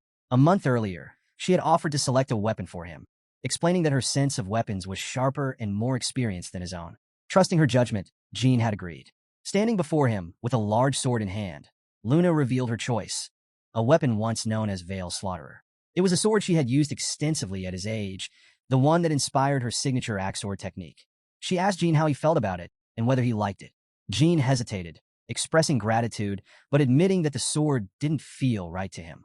Luna nodded in understanding and smiled, saying it was just a joke. However, Jean sensed it wasn't entirely a joke. She went on to explain that Veil Slaughterer was an excellent sword, though a bit heavy, and assured him it wouldn't have been a problem for him to wield. Nevertheless, she promised to find a different sword better suited to him. Luna revealed that she had spent considerable time thinking about what weapon would be most fitting. She then presented him with another sword, one she believed would perfectly complement him. The weapon was none other than Bradamanti, a legendary sword and the brother to Barasada, which Jean had chosen during the selection ritual. Barasada had been used by the first patriarch of the Runcandel clan, and its sibling sword, Bradamanti, was equally extraordinary. Holding the sword, Jean was awestruck. Luna asked if he liked it. Of course, Jean replied, marveling at the weapon. It was one of the most remarkable swords in the clan's arsenal. He reflected on how extraordinary it was for Luna to choose Bradamanti for him. The sword was coveted by many of his older siblings, and selecting it himself would have sparked significant opposition. Luna's decision was a rare and profound gesture, one he wasn't sure how to repay. Sensing his unease, Luna reassured him that no repayment was necessary. However, she expressed sadness at the tension she felt between them. Jean denied feeling uneasy and tried to assure her it wasn't the case. Luna persisted, saying she was already sad, and Jean would need to comfort his big sister's troubled heart. Perplexed, Jean asked what she meant. Luna smiled and instructed him to close his eyes. As he complied, she asked if he knew what she was about to say. Jean nodded, confirming that he did. She placed a hand on his shoulder and spoke gently. Among siblings busy trying to undermine each other, you also have siblings who love you unconditionally, she said. Don't make your big sister sad again. Jean acknowledged her words and apologized for any misunderstanding. Luna revealed that even before Jean was born, she had felt lonely among their siblings. Her actions, she explained, were to ensure he wouldn't experience the same loneliness she had. Her words resonated deeply with Jean, further solidifying the bond between them. She hopes he understands her intentions, and he confirms that he does. Luna nods, suggesting they continue their training and encouraging her dear little brother to see with his mind's eye. After some time, Jean Runcandel shows his sword to Murakan and asks for his opinion. Murakan, lying down and casually reading a book, doesn't even look up and tells Jean to put it back, adding that Jean still lacks control over his spiritual energy. Confused, Jean asks for clarification. Murakan explains that to wield Bradamanti properly, Jean needs at least 3-star spiritual energy, but he's still a 2-star idiot. He adds that Jean can barely manage to imitate the sword's awakening. Jean protests, insisting that he's close to achieving 3-star spiritual energy and should be able to use Bradamanti properly soon. Murakan snaps, warning Jean against being overconfident. He reminds him that Barasada and Bradamanti are not weapons to be handled carelessly. Grabbing Jin's head, Murakan emphasizes that 3-star spiritual energy is just the bare minimum. He advises Jean to use the sword as a regular weapon until he reaches 5-star spiritual energy. Understand this, Murakan demands, his tone firm. Jean dismissively waves his hand, muttering that he's not that patient. He then cheekily asks what would happen if he managed to achieve 5-star spiritual energy by the end of the year.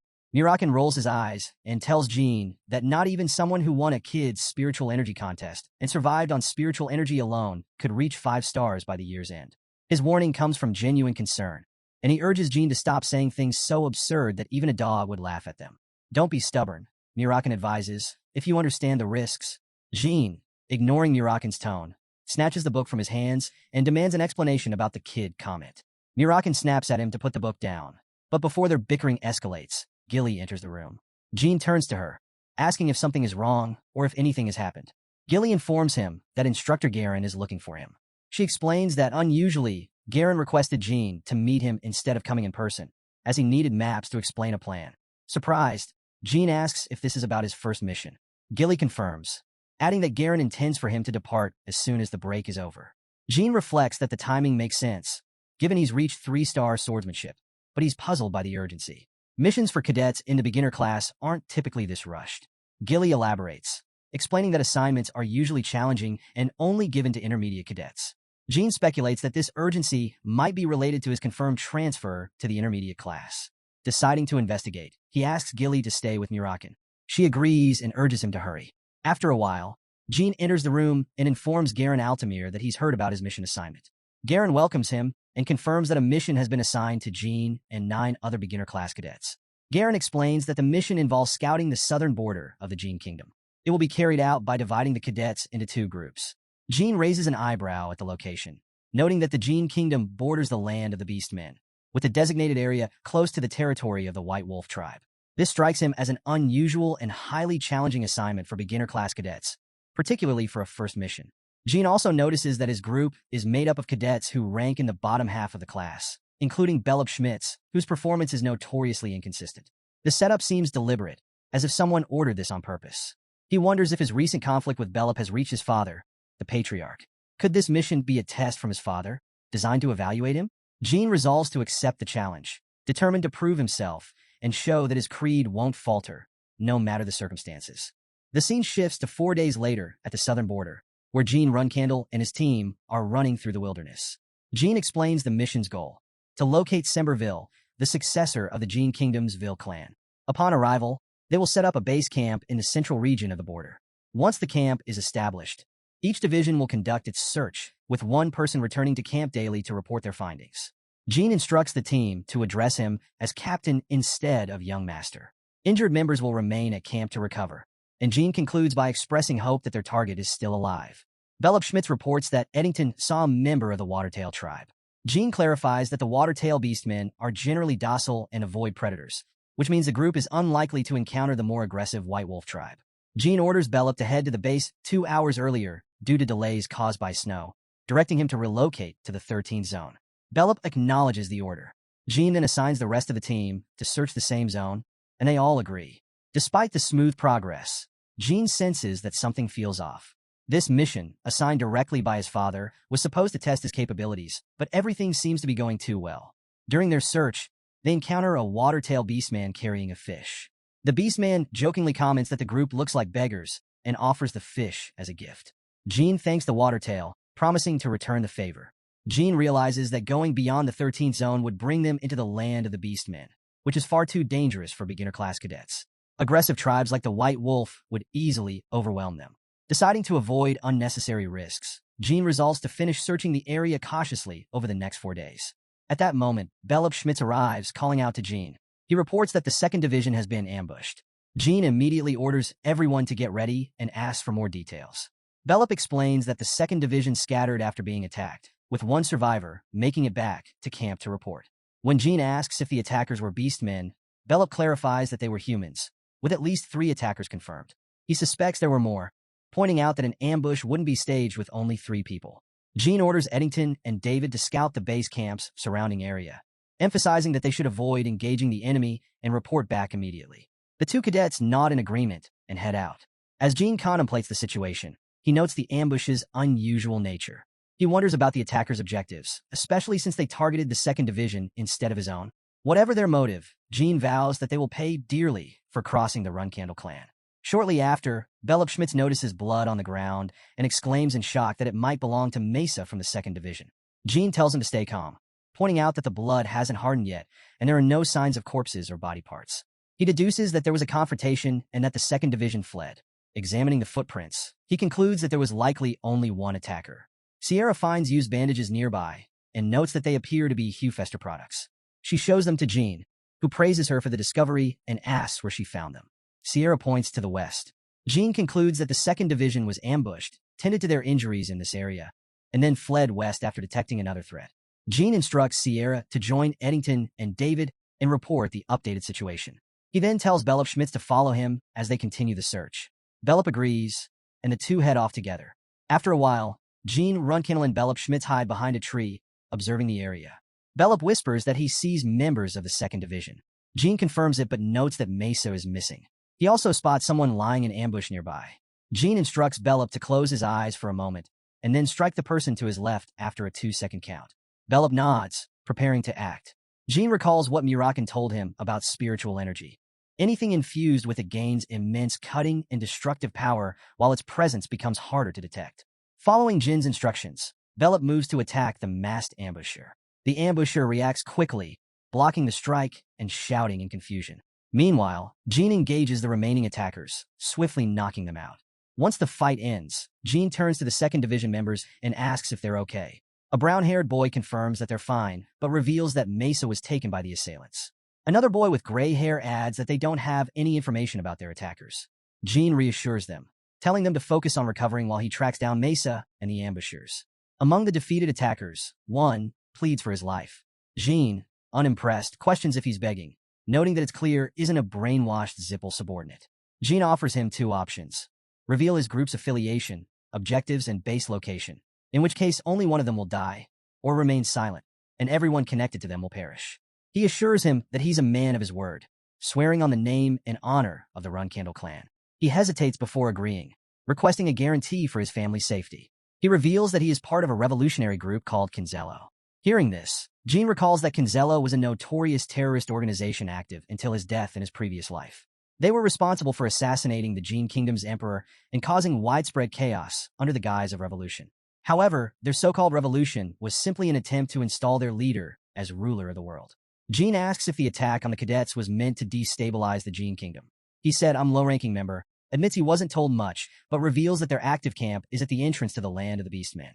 He adds that approximately 24-star knights and magicians are stationed there, though he doesn't know the location of the main base. Jean then presses him on why Mesa was taken.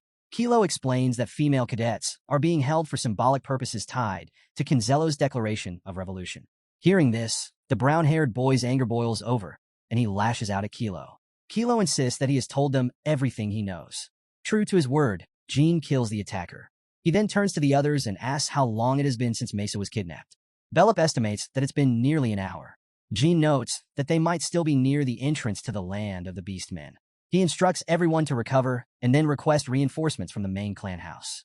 The brown-haired boy asks if Jean plans to go alone, pointing out that the ambushers are at least 4-star knights and magicians, with possibly as many as 20 of them. Another cadet, Scott, agrees, emphasizing that such odds are impossible for Jean to handle alone. He warns that cadets often face fatal dangers during missions and urges Jean not to take the risk. Jean acknowledges the danger, but insists that as a son of the Runcandel clan, he cannot stand by while a cadet is held captive. He declares that he's far stronger than they realize and warns them that any further defiance will be treated as disobedience. Turning to Bellup, Jean reminds him that, with the 2nd Division injured, Bellup is now the strongest among the remaining cadets. He urges Bellup to stay composed and asks if he understands. Bellup nods and promises to do his best. Jean quickly sets off, determined to reach Mesa before it's too late. As he assesses the situation, Jean estimates that his enemies include 24-star martial artists, while his current abilities are at 3-star swordsmanship, 4-star mana control, and 3-star spiritual energy release. Despite his rapid progress, he knows fighting all of them at once is impractical. Rescuing Mesa is his primary goal. He decides to avoid unnecessary confrontations and focus on locating Mesa. Placing his hand on the ground, Jean activates his sense to detect vibrations in the terrain. Using his wind pursuit spell, he sprints across the plains, tracking his enemies. He deduces that they are heading toward the open plains ahead and determines they are not far away. Suddenly, arrows whiz past Jean Runcandel, forcing him to dodge swiftly. A man named Mill shouts, identifying him as a Runcandel cadet and ordering his capture. Jean draws his sword, infusing it with a magical aura, and retaliates against his attackers. An elderly man observing the scene questions in shock why a Runcandel would use magic. Mill, frustrated, curses and changes his orders, yelling for his comrades to kill Jean instead of capturing him. However, Jin's magic-infused strike sends Mill flying back. The old man, stunned by the display of power, orders everyone to keep their distance. He conjures fire magic, attempting to restrain Jin's hand, while Mill tries to strike from behind. Jean counters by slashing with his sword, breaking the fire spell and thwarting Mill's sneak attack. The old man, now more cautious, exclaims in frustration and switches tactics. "If fire doesn't work, I'll try ice," he yells, launching an ice spell at Jean. Unfazed, Jean shatters the ice effortlessly with his sword. The old man is left speechless, muttering in disbelief that his magic could be broken so easily. Seizing the moment, Jean charges toward him, cursing Canzello as he advances. Jean thinks to himself that the Canzello members don't seem worried about covering their tracks, suggesting their overconfidence stems from inexperience. He deduces they must have regrouped and traveled by carriage, likely led by a clearly defined chain of command. This structure means spoils are distributed by rank, leaving Mesa in the hands of higher-ranking members who would ensure she remains unharmed. For now, glancing at the map, Jean realizes they are nearing the land of the Beastmen, likely close to Canzello's base. He decides to create a distraction to rescue Mesa. Jean casts a fire spell to ignite the forest, reasoning that the chaos will divert their attention. The sudden blaze sends Canzello members into a panic. One of the members shouts about the fire, and their boss demands to know what's happening. Where did this fire come from? Put it out, you fools, he screams. He orders his men to fetch water and berates them for their incompetence, yelling at magicians to use ice and water spells to extinguish the flames. Jean covertly observes the commotion and identifies the man barking orders as the leader. A younger member exclaims that the fire isn't going out, speculating that it must have been deliberately set. He commands the others to search for the culprit and bring in more magicians. Recognizing his chance, Jean knocks out a magician and sneaks into the main building. The interior feels eerily quiet as he begins searching for Mesa. Spotting a trapdoor in the floor, he opens it and descends into the basement. There, he finds Mesa Milcano bound with ropes. She looks up in surprise. Why are you here? It's too dangerous, she warns. Jean reassures her not to worry about him and asks if she can walk while cutting her bindings. She replies that she can, but she's uncertain about running. Jean tells her it's fine and that he'll support her if needed. Suddenly, noises come from above. Jean stops to listen while Mason insists he promise something. Before she can continue, he commands her to stop talking, but she presses on. If things become too dangerous, you must leave me behind, she insists. Jean doesn't respond, instead helping her to her feet and saying they need to leave immediately. Mesa nods, and they make their way out of the building. Outside, Jean surveys the chaos. The destruction is far worse than expected, clearly the work of beastmen from a combative tribe. He spots a wolf-like figure, Quajito Truca of the White Wolf tribe. Mesa Milcano, despite her condition, moves to attack Quajito, urging Jean to flee while she holds the wolf off. Quajito retaliates, knocking her unconscious with ease. Looking at her fallen form, Quajito sneers, calling her and the others vermin. Unworthy of survival if you can't even extinguish a fire properly, he declares coldly. Jean Runcandel demands to know if Quajito Truca is responsible for the destruction. Confirming his identity, Jean announces himself as the son of Chiron Runcandel and challenges Quajito Truca to reveal his name as a warrior of the Beastman tribe. Acknowledging Jin's lineage, Quajito Truca identifies him as a Runcandel offspring. A few days earlier, back at the Runcandel clan's main house, Jean had been examining his sword, its surface glowing faintly with aura. Murakan had approached, calling him an idiot and asking if he wanted to die. Murakan reminded him that he wasn't at a high enough level yet, warning that recklessly awakening the sword could lead to spiritual energy congestion, a fate Jean wouldn't survive. He sternly warned Jean not to attempt awakening the sword again, to which Jean begrudgingly replied with an okay. Back in the present, Jean prepares to attack, declaring that today he will claim his most prized prey.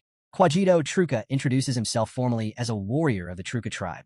Jean reflects on the White Wolf tribe, renowned for their combat prowess and bloodlust.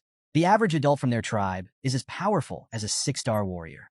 Their animosity toward the Runcandels runs deep, rooted in the history of the first patriarch slaying their revered wolf god Javier.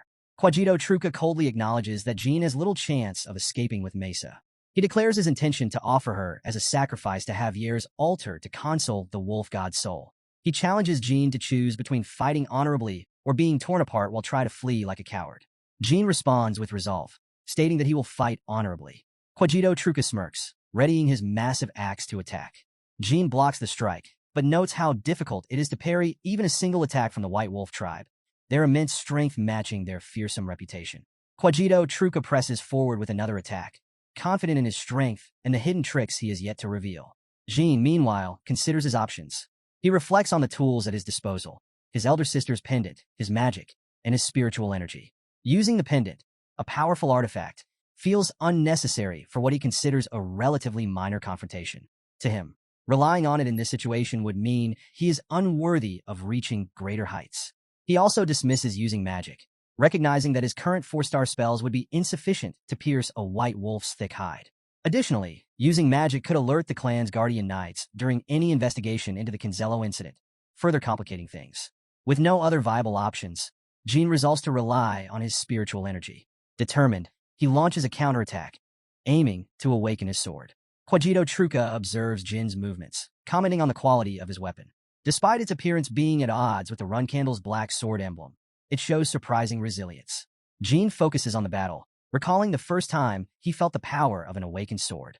Quajito Truca, wielding his white sword, declares the end of the battle, proclaiming that Jean will be sacrificed at Javier's altar. But just as Quajito moves to strike, his confidence is shaken. He struggles to perceive Jin's actions, confusion overtaking him. Jean calmly explains that until recently, he too didn't fully understand why the Runcandel clan's emblem depicted a black sword. With precision and power, Jean wounds Quajito Truca, cutting deep. Enraged and confused, Quajito demands an explanation for Jin's actions. Jean acknowledges the intensity of their battle, but Quajito begins berating himself. Calling himself a useless idiot, he laments his failure, questioning his plans and bemoaning his weakness. He cries out that he is a disgrace to the clan, unworthy of sharing the same bloodline. Quajito recalls an earlier conversation, where he had warned Jean of the dangers of awakening the sword with insufficient spiritual energy. Now, he questions if Jean intends to succumb to the same fate and perish from spiritual energy congestion. Jean, unmoved by the taunts, stands firm, prepared to end the fight on his terms. Jean urges himself to focus, knowing that even a momentary lapse in concentration could mean his demise. Remembering the instructions he received on managing spiritual energy, he sits down to meditate and attempts to release it. However, the process is more difficult than he expected. The surrounding spiritual energy seems to ensnare him, making it hard to achieve the proper flow. Determined, Jean resolves to try again, this time with a clearer mind. He tells himself to stay calm and push through it one more time. As the pain subsides suddenly, Jean is momentarily uneasy. His body feels normal, yet it's saturated with spiritual energy to a degree he's never experienced before. Deciding he has no time to dwell on it, he moves to meet Mesa. Hearing a noise nearby, Jean immediately tenses and asks who's there. From behind a rock, Semberville emerges, pleading for his life. Jean questions if he's a surviving member of Kinzello, but Sember quickly denies it. He introduces himself as Semberville of the Ville clan from the Jean Kingdom. Jean recognizes the name and mentions that he was tasked with finding him. Relieved, Sember thanks Jean, expressing his gratitude for meeting a member of the Runcandel clan. Reflecting on the chaos caused by Kinzello, Sember admits he had almost forgotten about this critical encounter. He assures Jean he'll never forget this act of kindness. Jean, carrying Mesa Milcano on his back, brushes off the gratitude, explaining that he's only doing his duty. He suggests they head back and then asks how Sember ended up being kidnapped by Kinzello. Sember explains that he followed someone he believed to be his lover to this location. Surprised, Jean questions if they were eloping. Sember quickly clarifies that his lover had actually died 2 years ago. Despite this, the woman he saw had the same face, voice, and even 2 moles on her wrist, exactly as he remembered. He admits it might sound insane, but he's certain it was her. Reflecting further, Sember speculates that the resemblance could be the work of Bubert Gaston, known for his powerful transformation abilities. He thought that Kinzello may have kidnapped him for financial leverage. Jin's thoughts shift to the mysterious connection between Bubert and Kinzello. This is the second time he's encountered Bubert's influence since leaving Storm Castle at the age of 10. Something about the situation feels off. Jean resolves to meet Bubert personally to better understand him. Fortunately, Bubert's lair is in the capital of the Kirano Principality, giving Jean an opportunity to visit while continuing his intermediate training. Semberville thanks Jean for listening so intently to his story. Jean acknowledges his gratitude and mentions that reinforcements from the main family should arrive soon. He urges Sember to head back. Sember asks if Jean called for the Guardian Knights specifically for his protection. Jean explains that he didn't. The Knights are here because of Mesa. Sember assures Jean he'll never forget this encounter and offers his help if Jean ever needs it. Jean accepts the gesture with a simple acknowledgement. Later, Gilly congratulates Jean on successfully completing his first mission, expressing her admiration for his performance. Jean thanks her modestly.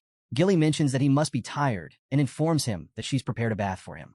Jean praises her efficiency, appreciating her attentiveness. Suddenly, Murakan interrupts, calling out to Jean with a teasing remark. Jean playfully moves to pat Murakan's head, but the dragon bites his hand in retaliation. Startled, Jean instinctively throws Murakan against the wall, grumbling as Murakan laughs in his usual mischievous way. In surprise, Gilly quickly intervenes, asking Jean not to throw animals, though she adds with a sigh that Murakan is a dragon, so it's not exactly a big issue. Jean, rubbing his hand, demands to know why Murakan bit him. Murakan, clearly angry, snaps back, questioning if Jean has lost his mind. He reminds Jean of the countless warnings he gave about recklessly using shadow energy release. "Do you want to destroy yourself?" he exclaims, emphasizing that his concerns were for Jin's own good. Jean tries to defend himself, urging Murakan to hear his explanation, But Murakan transforms into his human form, grabbing Jean by the collar. What could possibly be more important than the life of Saldus' only contractor, he demands. Gilly intervenes again, calmly reminding Murakan that the young master has just returned from his mission. The mention of the mission causes Murakan to pause, but then he suddenly gasps. The strawberry pie. I forgot the pie. He blurts, claiming it's a serious problem. Jean, exasperated, acknowledges the pie issue but tries to redirect the conversation. Murakan's expression turns serious again. He points to the pendant hanging from Jin's neck, scolding him for treating such a powerful artifact like mere decoration. It's not a toy. It's a safeguard meant to be used only when absolutely necessary. Jean acknowledges the risk, but counters that the pendant might be needed in future battles against formidable enemies. Murakan narrows his eyes. What do you mean by waste? He snaps, clearly frustrated. When Jean hesitates, Murakan's voice rises. You damned idiot. Do you even know what you've done? Your shadow energy has jumped from 3 stars to mid-4 stars. That's not normal. Jean blinks in surprise, admitting he felt an overflow of shadow energy, but didn't realize it had pushed him to such a significant increase. To demonstrate, he shows Saldus' magic glowing in his hand and mentions that he should thank Sauter for his grace. Murakan, unimpressed, retorts grimly. Do you know how many people have survived shadow energy intoxication? 10, no, 11 now, including you. None of them died from it. Jean raises an eyebrow, asking who the other survivor is, guessing it might have been the founder. No, Murakan corrects him.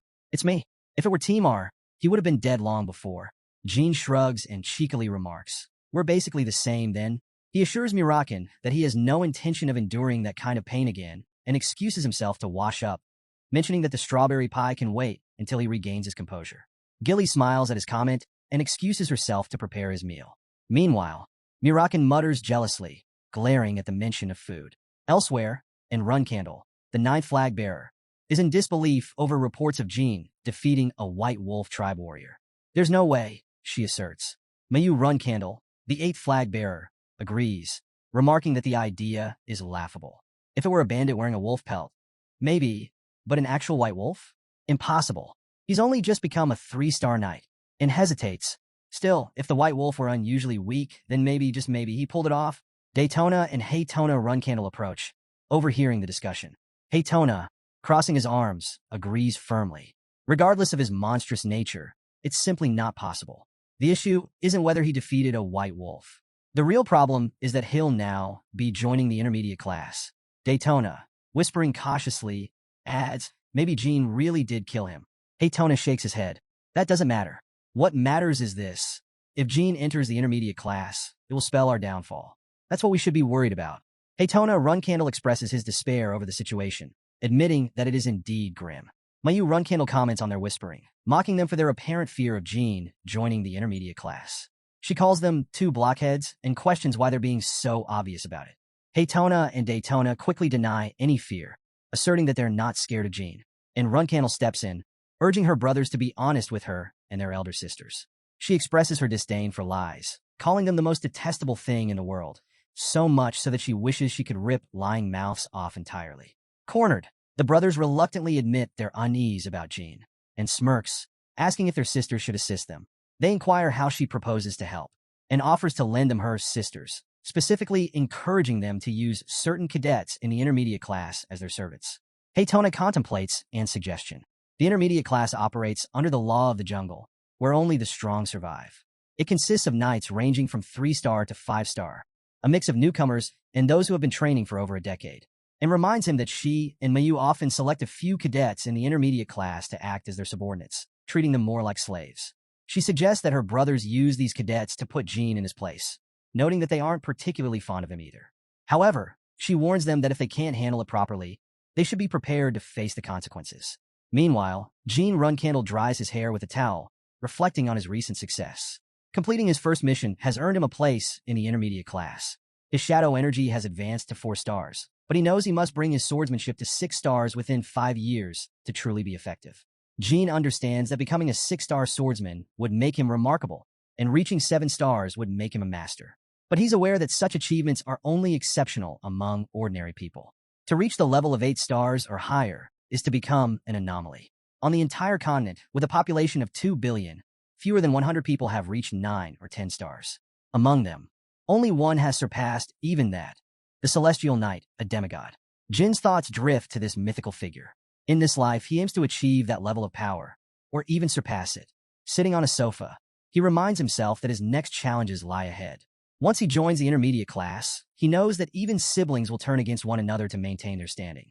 The camaraderie of the basic class, where everyone is young and their skills similar, will be left behind. In the intermediate class, survival depends on strength, skill, and a hardened heart. Jean concludes that the only way forward is to dominate through sheer brute strength. Later, Jean knocks on his mother's door. She is busy writing but calls him in. She greets him warmly, noting that she's heard about his successful mission and commending his performance. Jean thanks her. She then mentions a report she received from Pedro, noting that Jean declined her offer to change rooms. She explains that the room in question is traditionally reserved for those considered potential future patriarchs of the family. It has remained unoccupied since Joshua, her eldest, used it as a child. Now, she offers it to Jean, expressing her wish for him to use it. Jean expresses his gratitude, but politely declines. She questions his decision, asking why he would turn down such an honor. Jean explains that while the room is prestigious, it doesn't hold any personal significance for him. He finds it too grand for his current needs and remarks that, at the end of the day, it's still just a room. His mother asks again if he's sure, and Jean confirms that his mind is made up. She nods, allowing him to leave. After he's gone, she muses aloud. She wonders whether her youngest son lacks ambition, or has so much ambition that he recognizes and declines offers with hidden strings attached. She acknowledges that the room is symbolic, typically reserved for the eldest child destined to lead the Runcandel family. Accepting it would give Jean significant support, but would also make him a target for his siblings who weren't afforded the same privilege. She concludes that Jean likely understood her hidden test. Now, she's curious to see how he will navigate the intermediate class, where alliances and rivalries are as important as strength. Jean Runcandel stands resolute before his beginner class cadets, announcing that they are now officially part of his faction. He acknowledges that they will face taunts and torment in the days to come, but assures them that he will not tolerate such behavior. He promises that the harassment will cease once he has fully conquered the intermediate class. He instructs them to move in groups of at least 3, even outside training, and to avoid wandering alone. The cadets respond with a united, determined yes. Zed Runcandel, an 8-star knight and Jin's uncle, soon commands attention. Standing before the assembled cadets, Zed announces that 10 new recruits have joined the intermediate class this year, while 27 have dropped out. He instructs the newcomers to learn from their seniors and reminds everyone that his sole responsibility is to teach and evaluate swordsmanship. He emphasizes that apart from murder, any disputes or issues must be resolved among the cadets themselves. Turning to the senior cadets, Zed asks them to repeat his mantra. In unison, they chant, "Runcandel does not need the weak," their voices filled with malice, a sound designed to crush the spirits of the recruits. Jean finds the chanting unsettling, but maintains his composure. Scanning the crowd, he notices the Tana brothers standing with a cadet who seems well integrated into the intermediate class. Jean suspects the brothers have recruited this cadet with the assistance of their elder sisters, Mayu and Anne. Jean concludes that the brothers aim to break the will of the new recruits and decides to show them how mistaken they are. Daytona Runcandel spots Jean approaching and mutters about the reckless individual coming their way. However, bolstered by the thought of their older sister's support, Daytona encourages himself to remain confident. Without hesitation, Jean positions himself before Kajin Romero, the senior cadet allied with the Tana brothers. Drawing his sword in a swift, decisive motion, Jean strikes, cutting Kajin's arm. Gasps of shock ripple through the crowd. Jean coldly observes Kajin clutching his injured arm and orders someone to fetch medical assistance. Daytona Runcandel, stunned, questions Jin's sanity and demands to know why he attacked so suddenly. Ignoring Daytona, Jean turns to Kajin and asks for his name. Kajin, clearly rattled, manages to stammer out his name. Jean then calmly asks if Kajin knows why he was struck. Before Kajin can answer, Daytona points his sword at Jean, accusing him of attacking unjustly. Jean doesn't flinch. Instead, he asks Daytona if he doesn't realize that he's currently in the middle of a conversation. He tells Daytona he's willing to accept a duel later, but requests that he stay quiet for now. Daytona Runcandel joins in, angrily reprimanding Jean, demanding to know how he dares act so boldly after injuring one of their cadets. Jean smirks, dismissing the outburst. If this cadet was part of your faction, it wasn't clear to me, he says, adding that he struck Kajin because he sensed bloodthirst in his gaze. Everyone falls silent, stunned by this revelation. Zed realizes that his bold move has turned the tables. By striking Kajin, who was publicly known to be part of the Tana brothers faction, Jean has positioned himself as a serious contender in the battle for dominance within the intermediate class. His action isn't seen as random violence, but as a calculated move in the Runcandel tradition of hierarchy battles. Addressing the crowd, Jin declares his name and lineage. He tells the cadets that they may point their swords at him or even try to ambush him, as Kajin did. However, he warns them that any hint of hostility will be met with the same ruthlessness he just demonstrated. The tension escalates as Zed Runcandel steps forward, his presence commanding the attention of everyone. Addressing Jin by his full title as the 13th and youngest child of the patriarch, Zed asks if Jin believes he has the right to act so boldly in his presence. Jin calmly replies, "Yes, I do." Zed's eyes narrow. "And why do you think that?" Jin, unshaken, responds, "Because my conflict isn't just with the Tana brothers. It's with you as well." Intrigued, Zed leans forward, his voice low and dangerous. "Explain yourself. Depending on your answer, I might cut off your head right here and now." Jin Runcandel explains to Zed that his recent actions, targeting cadets allied with the Tana brothers, weren't merely impulsive but a calculated form of hazing. He admits that such tactics were bound to create backlash, but defends his decision, believing it to be a necessary step in establishing his authority. Zed Runcandel expresses his displeasure at the commotion, particularly Jin's method of hazing. However, he acknowledges that beyond his personal dissatisfaction, Jin's actions align with the ruthless principles of the Runcandel family. Zed questions why, if Jin truly felt wronged, he didn't challenge him directly instead of targeting Kajin. Jin candidly admits that he isn't yet strong enough to defeat Zed. He adds that if he believed otherwise, he would have gone after Zed, not Kajin or his brothers.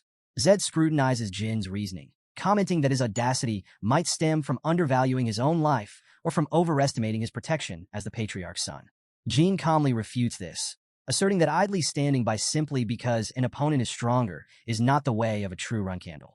He argues that while life can be lost in an instant, honor lasts forever. Zed chuckles at the boldness of Jin's perspective. "Your attitude is foolish," he remarks. "But it's so absurd. It amuses me." He concedes that Jin's actions have earned him credit. "You are indeed worthy of the Runcandel name," he declares. Turning to the cadets, Zed commands them to remember what they've witnessed. He emphasizes that Jin's actions embody the identity of the Runcandel family, fanatical devotion to the sword and relentless pursuit of strength. He urges the cadets to struggle fiercely and never forget their heritage. Dismissing them, Zed reminds everyone that training begins tomorrow. The cadets respond with a unified acknowledgement. As the group disperses, Haytona and Daytona Runcandel fume over Jin's actions, glaring at their younger brother. Jin, unbothered by their anger, offers them a piece of advice. "You may be feared by your elder siblings now, but that won't always be the case," he says calmly. He encourages them to think beyond their immediate circumstances and consider the long-term consequences of their actions. Later, Jin returns to his quarters and places his sword in its rack. Gilly remarks on his early return, and he confirms that he came back after initiating a hierarchy war with the Tana brothers. Her shock is palpable. Jin elaborates, explaining that his sisters, En and Mayu, are likely supporting the twins. He recounts how he injured one of the cadets allied with his brothers, only to discover that the cadet was part of his sister's faction. A slip of the tongue from one of his brothers has now tied that cadet to his own faction, which he finds both ironic and advantageous. Gilly notes that En and Mayu, as flag bearers, are already breaking unspoken rules by interfering with Jin. Typically, flag bearers only engage in direct conflict with other flag bearers. Jin agrees but views their interference as a good sign, interpreting it as an acknowledgement of his growing influence. He speculates that his sister's next move will likely involve manipulating team assignments or increasing the difficulty of his missions. Using their authority, they could make his tasks dangerous enough to severely injure or even kill him. However, Jin finds an unexpected advantage in their tactics. He explains that many of the challenging missions they might assign him will be solo missions. In these situations, with no one to supervise him, he'll have the freedom to fight with his full strength, unrestricted. Gilly considers this and comments that such missions could become a great opportunity for Jin to prove himself. Jin nods, admitting he's grateful to his sisters for providing him with the chance to build a solid track record. As he speaks, Jin jokes about taking a cat on his missions, casually noting that he won't bring Murakan because he has other tasks planned for him. Curious, Murakan asks what those tasks might be. Jin replies that he'll explain next time, but emphasizes the importance of staying low profile for now. Murakan huffs in annoyance, but begrudgingly agrees. Gilly acknowledges Jin's remarks with a simple yes. Later, Zed Runcandel gathers Jin, Haytona, and Daytona for a special training session, explaining that it will take place in a secret training ground reserved exclusively for pure-blood members of the Runcandel family. He emphasizes that these privileges come with significant challenges, warning them not to expect the training to be easy. The three respond in unison, acknowledging his instructions. Zed begins by explaining the essence of Runcandel swordsmanship, which revolves around power, destructive, unhesitating, and deeply tied to the principles of victory and possession. He notes that their family's swordsmanship lacks a fixed form, distinguishing it from other martial families. While there are secret and ultimate techniques, those can only be learned once one becomes a flag bearer. Jean silently reflects that his sisters have undoubtedly caused him more trouble with their interference. Zed then poses a question. Why does the Runcandel family's swordsmanship lack a fixed form? Jean answers that it's due to their unique physical abilities and inherent talent. Zed agrees, elaborating that their blessed bloodline grants them physical bodies and skills that far surpass those of ordinary humans. Even with slight individual differences, they remain exceptional. He points out that what they've learned so far has been basic and straightforward. Now he will introduce them to a new challenge. Handing each of them a steel ball, Zed explains that these are known as clear rocks, named for the clear sound they produce when struck. Jean examines the object and realizes it contains steel fragments. Zed proceeds to demonstrate the first of 3 distinct sounds the clear rock can produce, instructing them to listen carefully. As he strikes the steel ball, Haytona and Daytona cover their ears, visibly annoyed by the unpleasant noise. Zed strikes again, this time producing a clearer and more harmonious sound. He explains that the sound varies depending on the force of the strike. If they don't strike hard enough, the sound is muffled, but with the right amount of force and precision, it creates a beautiful tone. Jean quickly deduces the purpose of the training: to develop strength, control, mental fortitude, and concentration. Given the physical capabilities of the Runcandel family, it's an effective yet deceptively simple method. Despite its apparent simplicity, Jean feels the training might be too safe to qualify as special training for the family.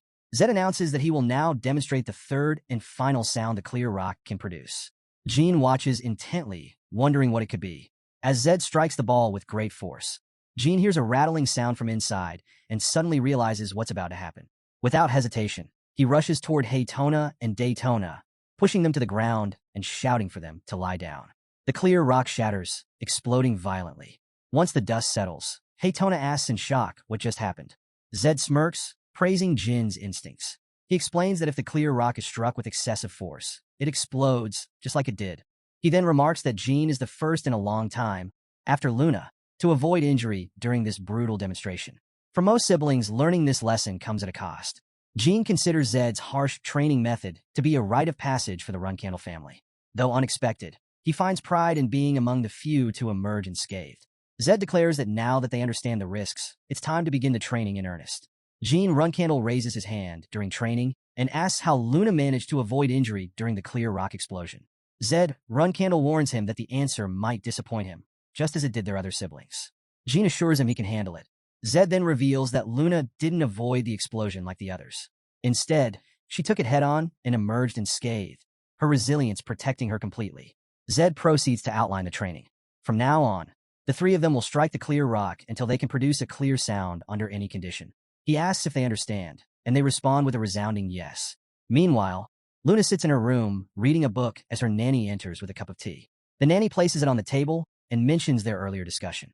Luna confirms it concerns the sibling who tried to assassinate Jean. The nanny acknowledges Luna's suspicion that Mayu and might be involved. She notes that while the sisters are actively working to keep Jean in check, attempting an assassination within Storm Castle seems reckless even for them. Such an act, if discovered by their father, would plunge the family into chaos and endanger their own lives. The nanny doubts they'd take such a risk. Luna wonders if Jean might have lied or misunderstood something, given that he was only 10 years old at the time. However, she doesn't think Jean would fabricate such a claim. Luna recalls how uneasy Jean seemed around her back then. It wasn't simple awkwardness. It was the tension of someone who felt his life might be in danger. She instructs the nanny to proceed with investigating Mayu and Anne, admitting her growing anxiety about the lack of conclusive findings even after 5 years. This uncertainty feels ominous to her. Luna reflects on her age, mentioning she's well past 30, and wonders if she's worrying too much. She admits she's curious about how Jean is doing. The nanny asks if she's referring to Zed's training. Luna confirms, noting that Jean should be feeling the effects of her mind's eye training and that the clear rock exercises must be grueling for him. However, she reassures herself that Jean likely handled it well. Watching someone grow, she muses, is one of life's rare joys. The next day, 4 hours into training, Jean Runcandel finds the session unbearable, deeming it the most challenging he's ever faced. Zed announces a 5-minute break, allowing Jean to reflect on the purpose of the training. Initially, he thought it was about controlling strength and sharpening focus, but he realizes it's more about intensifying the destructive power of his aura. Jean recalls that Zed could shatter the clear stone without aura due to sheer physical strength, something Jean knows he lacks. To compensate, he resolves to focus on refining and amplifying his aura. He reminds himself to be patient. After all, even his foolish brothers from his previous life were able to master this training. There's no reason he can't surpass them. Zed observes the trainees and notes their progress. Jean, in particular, stands out for his talent and determination. Zed quietly muses that Jean might even surpass Luna's record. As he stands beside Jean, Zed comments dryly on their progress, remarking on how pathetic they are.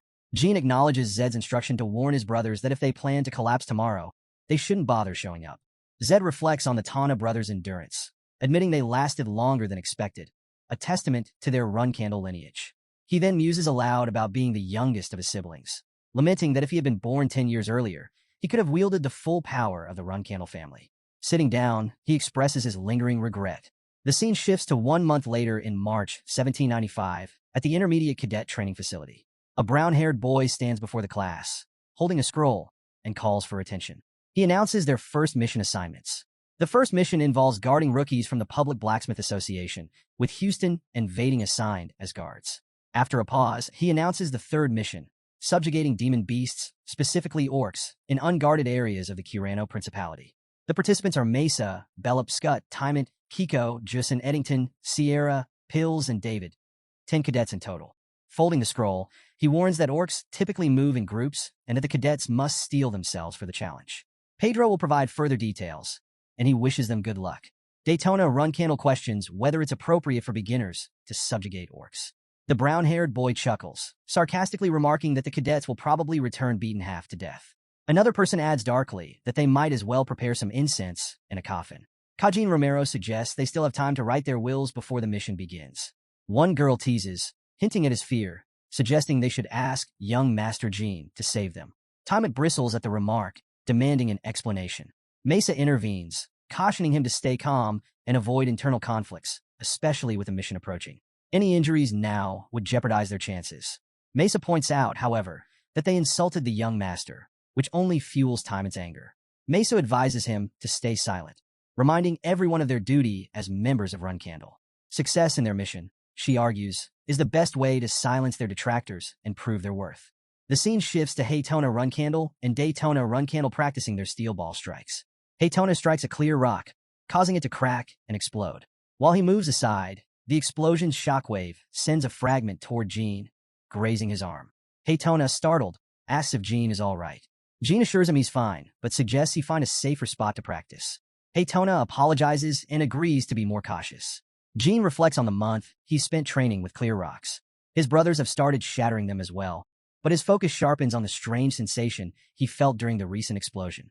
It was as if an iron bead's path had been vividly traced in his mind, so clear, like the trajectory of an incoming arrow. He feels confident that if those beads flew at him again, he could dodge them effortlessly. He wonders if this newfound clarity is connected to Luna's mind's eye training. Determined to cement the sensation, he resolves to replicate it before it fades, perhaps by trying again. Meanwhile, Zed Runcandel calls the cadets to attention, announcing their next mission. Haytona Runcandel and Daytona Runcandel exchange uneasy glances as they feel the weight of the upcoming mission. At the mention of traveling to the chaotic Beeman Empire, Haytona complains about already feeling queasy and drained. Daytona grumbles about the discomfort of wearing formal banquet attire, calling it stifling.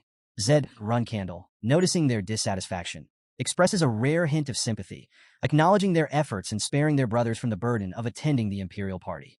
However, his tone sharpens as he warns them not to sigh or complain further. He assures them that if he catches such an attitude again, they'll wish they were dead. The Tana brothers quickly apologize, visibly shaken. Jean Runcandel reflects silently, finding it amusing that their sisters, Mayu and Anne, orchestrated this punishment by assigning their brothers to a social mission in the Beeman Empire. He considers it a clever but harsh maneuver. Zed continues, emphasizing the significance of the event. He explains that powerful individuals will attend, offering a valuable opportunity for observation and learning. The brothers begrudgingly nod in agreement. And residing in Mummit's lawless zone, turning his attention to Jean, Zed assigns him a separate task. Jean acknowledges the order without hesitation. Zed elaborates, explaining that his task is to assassinate a VIP, Alcaro Chinner, a man under the protection of the Ice Palace. Then Zed turned to Jean with a knowing look and asked if he was familiar with the Ice Palace and its master. Without hesitation, Jean confirmed, though his mind was already piecing things together. The Ice Palace, an enormous tower standing alone in the middle of the Western Sea, was a name that carried weight across the continent. And its master? That referred to none other than the tower's owner, the 51st ruler of the Ice Palace, Talarisan Dorma. Nicknamed the Spider of the Abyss, she had built a reputation for being ruthless, especially toward anyone foolish enough to lay a hand on her lovers. A warning unspoken, yet well understood by all who valued their lives. Haytona and Daytona are visibly startled. Mummet, Haytona blurts out, while Daytona mutters about the complications of dealing with the Guardian Knights in such a lawless area.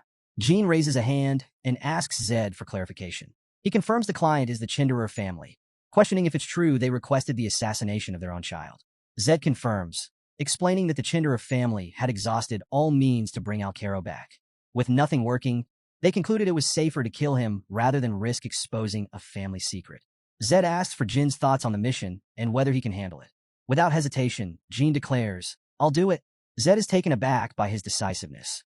He admits he had been prepared to make adjustments if Jean deemed the mission unreasonable, given the Ice Palace's power and the lawlessness of Mummet. However, impressed by Jin's straightforwardness, he praises his resolve and instructs them to depart in 2 days. Still uneasy, Haytona asks if Jean is really planning to go. Seeing his determination, Jin's brother suggests he reveal his identity as a Runcandel if things become too dangerous. Daytona adds that doing so will likely deter anyone from targeting him. Jean is surprised by their concern and asks when they started caring about him. The brothers clarify they don't want him to die yet. They're planning to make his life harder after all. Jean smirks and strikes the clear rock with his sword, startling them. "Make your decision firm until I return," he advises, before teasingly questioning whether they truly prefer their older sisters over him. 2 days after Zed's commanding warning to the Runcandels, the focus shifts to Jean Candle. He stands with Mesa and her companions as they prepare to part ways. Mesa, noticing his change in hair color, curiously asks about it. Jean explains that he's in disguise. He can't afford to risk being identified as a Runcandel. With a nod of understanding, Mesa acknowledges the need for caution, given their respective missions. While her group is tasked with a subjugation mission, Jin's purpose differs, requiring him to use a separate teleportation gate. Despite her neutral tone, Jean senses a heaviness in the air and asks if something is wrong. Mesa brushes off the concern, saying they simply came to wish him farewell.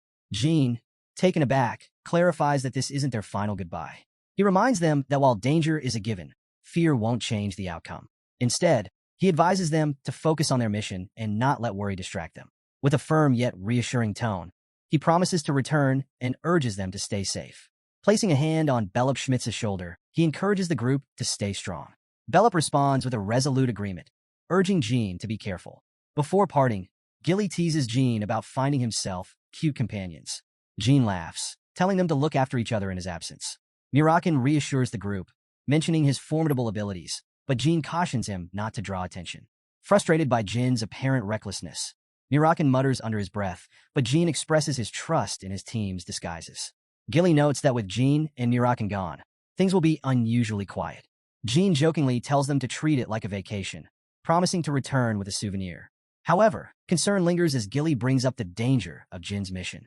Assassinating the Ice Palace Master's lover in the treacherous Mummet lawless zone is no simple task, even for someone of Jin's high rank. Jean brushes it off with his characteristic confidence.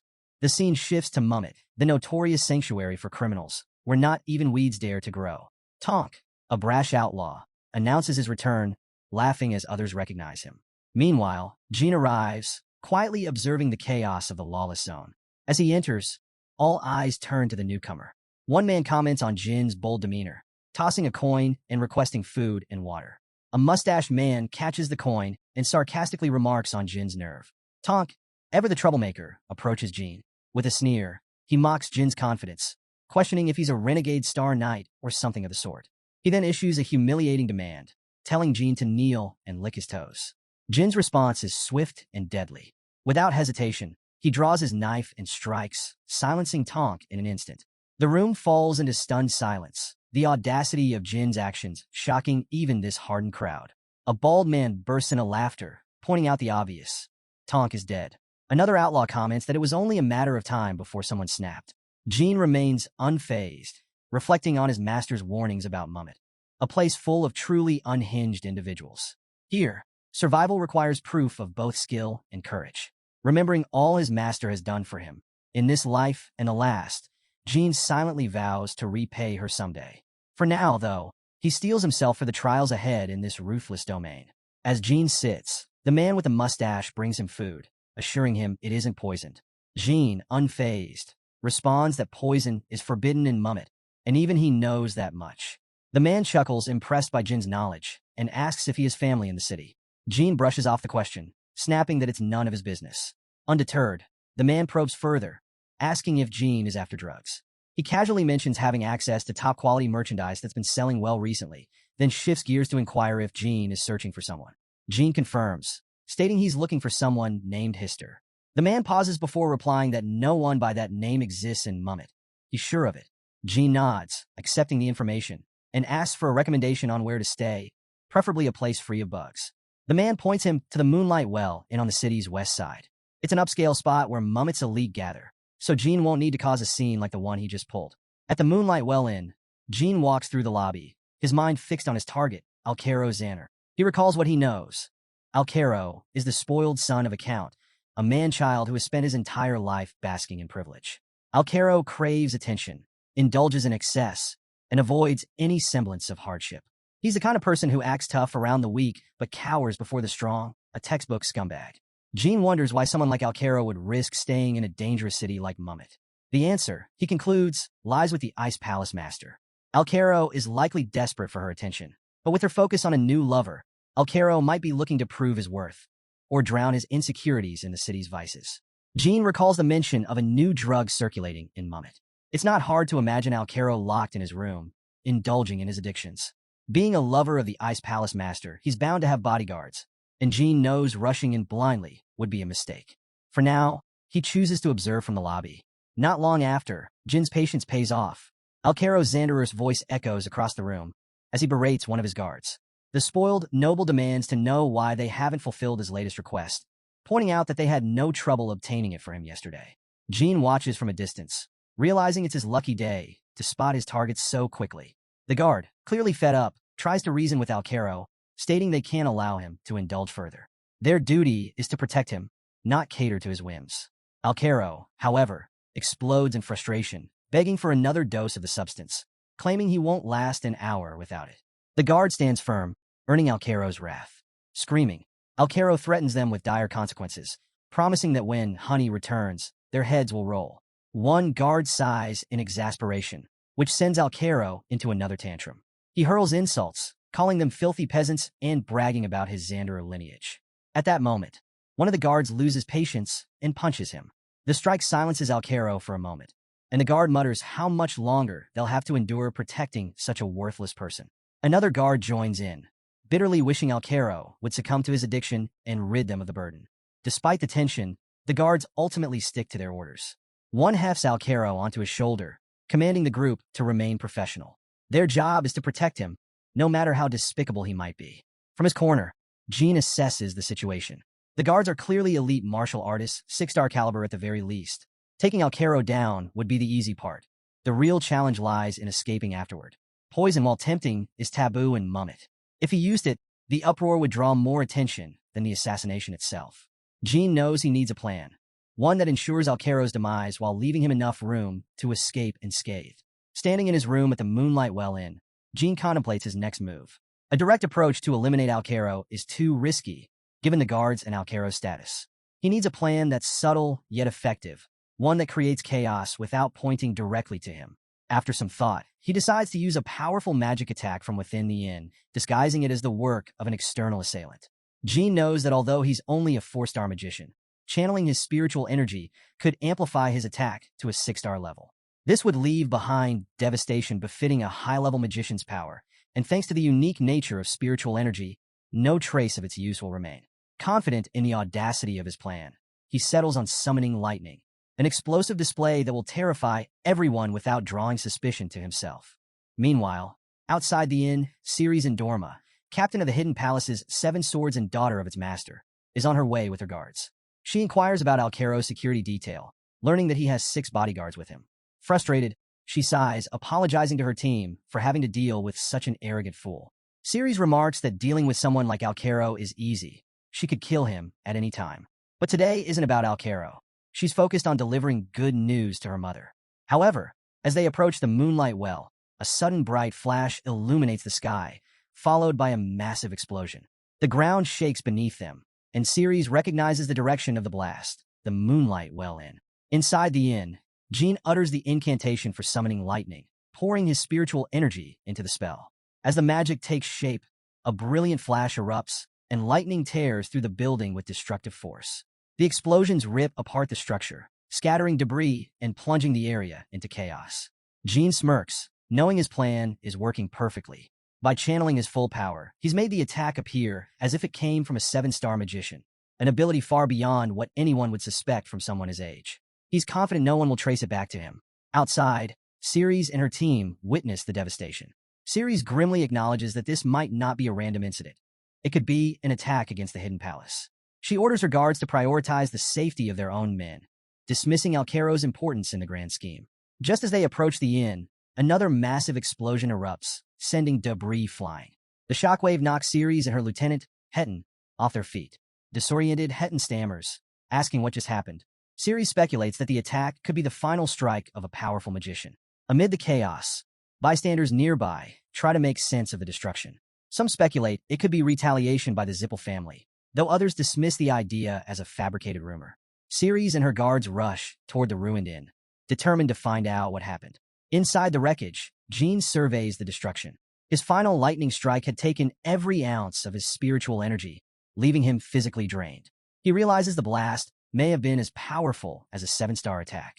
Thanks to his protective pendant, he avoided harm, but now he needs to confirm whether Alcaro survived the chaos. He scans the area, noting that while the Hidden Palace guards seem to have survived, Alcaro is nowhere to be found. If he's still alive, this might be Jin's best chance to finish the job. Ceres and her guards spot Jean amidst the wreckage, immediately noticing how unusual it is for someone his age to be in Mummet.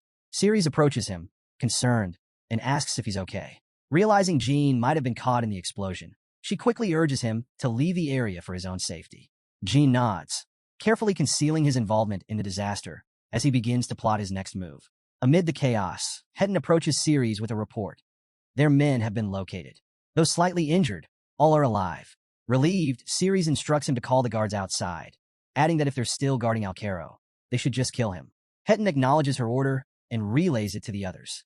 Ceres, meanwhile, observes that the magical attacks carried a consistent signature, meaning a single magician was responsible for the destruction.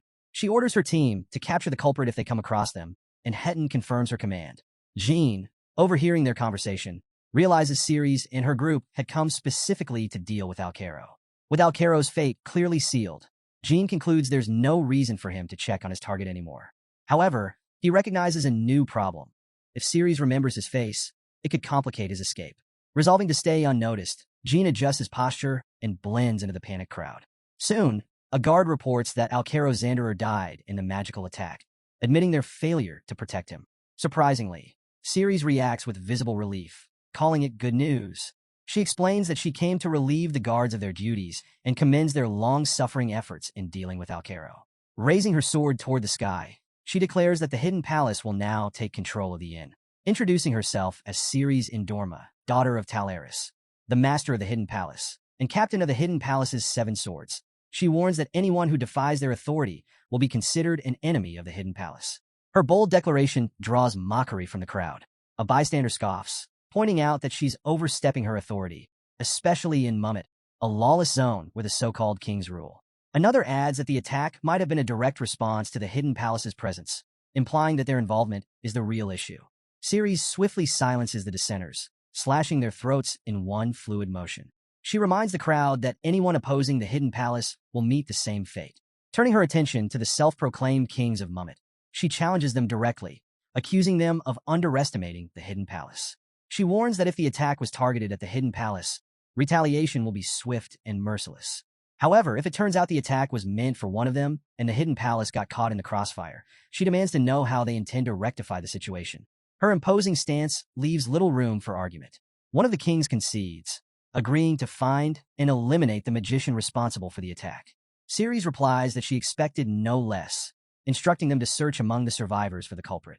After a quick inspection, the kings report that none of the survivors are magicians. Ceres isn't surprised, dismissing the idea that a true magician would linger after causing such destruction.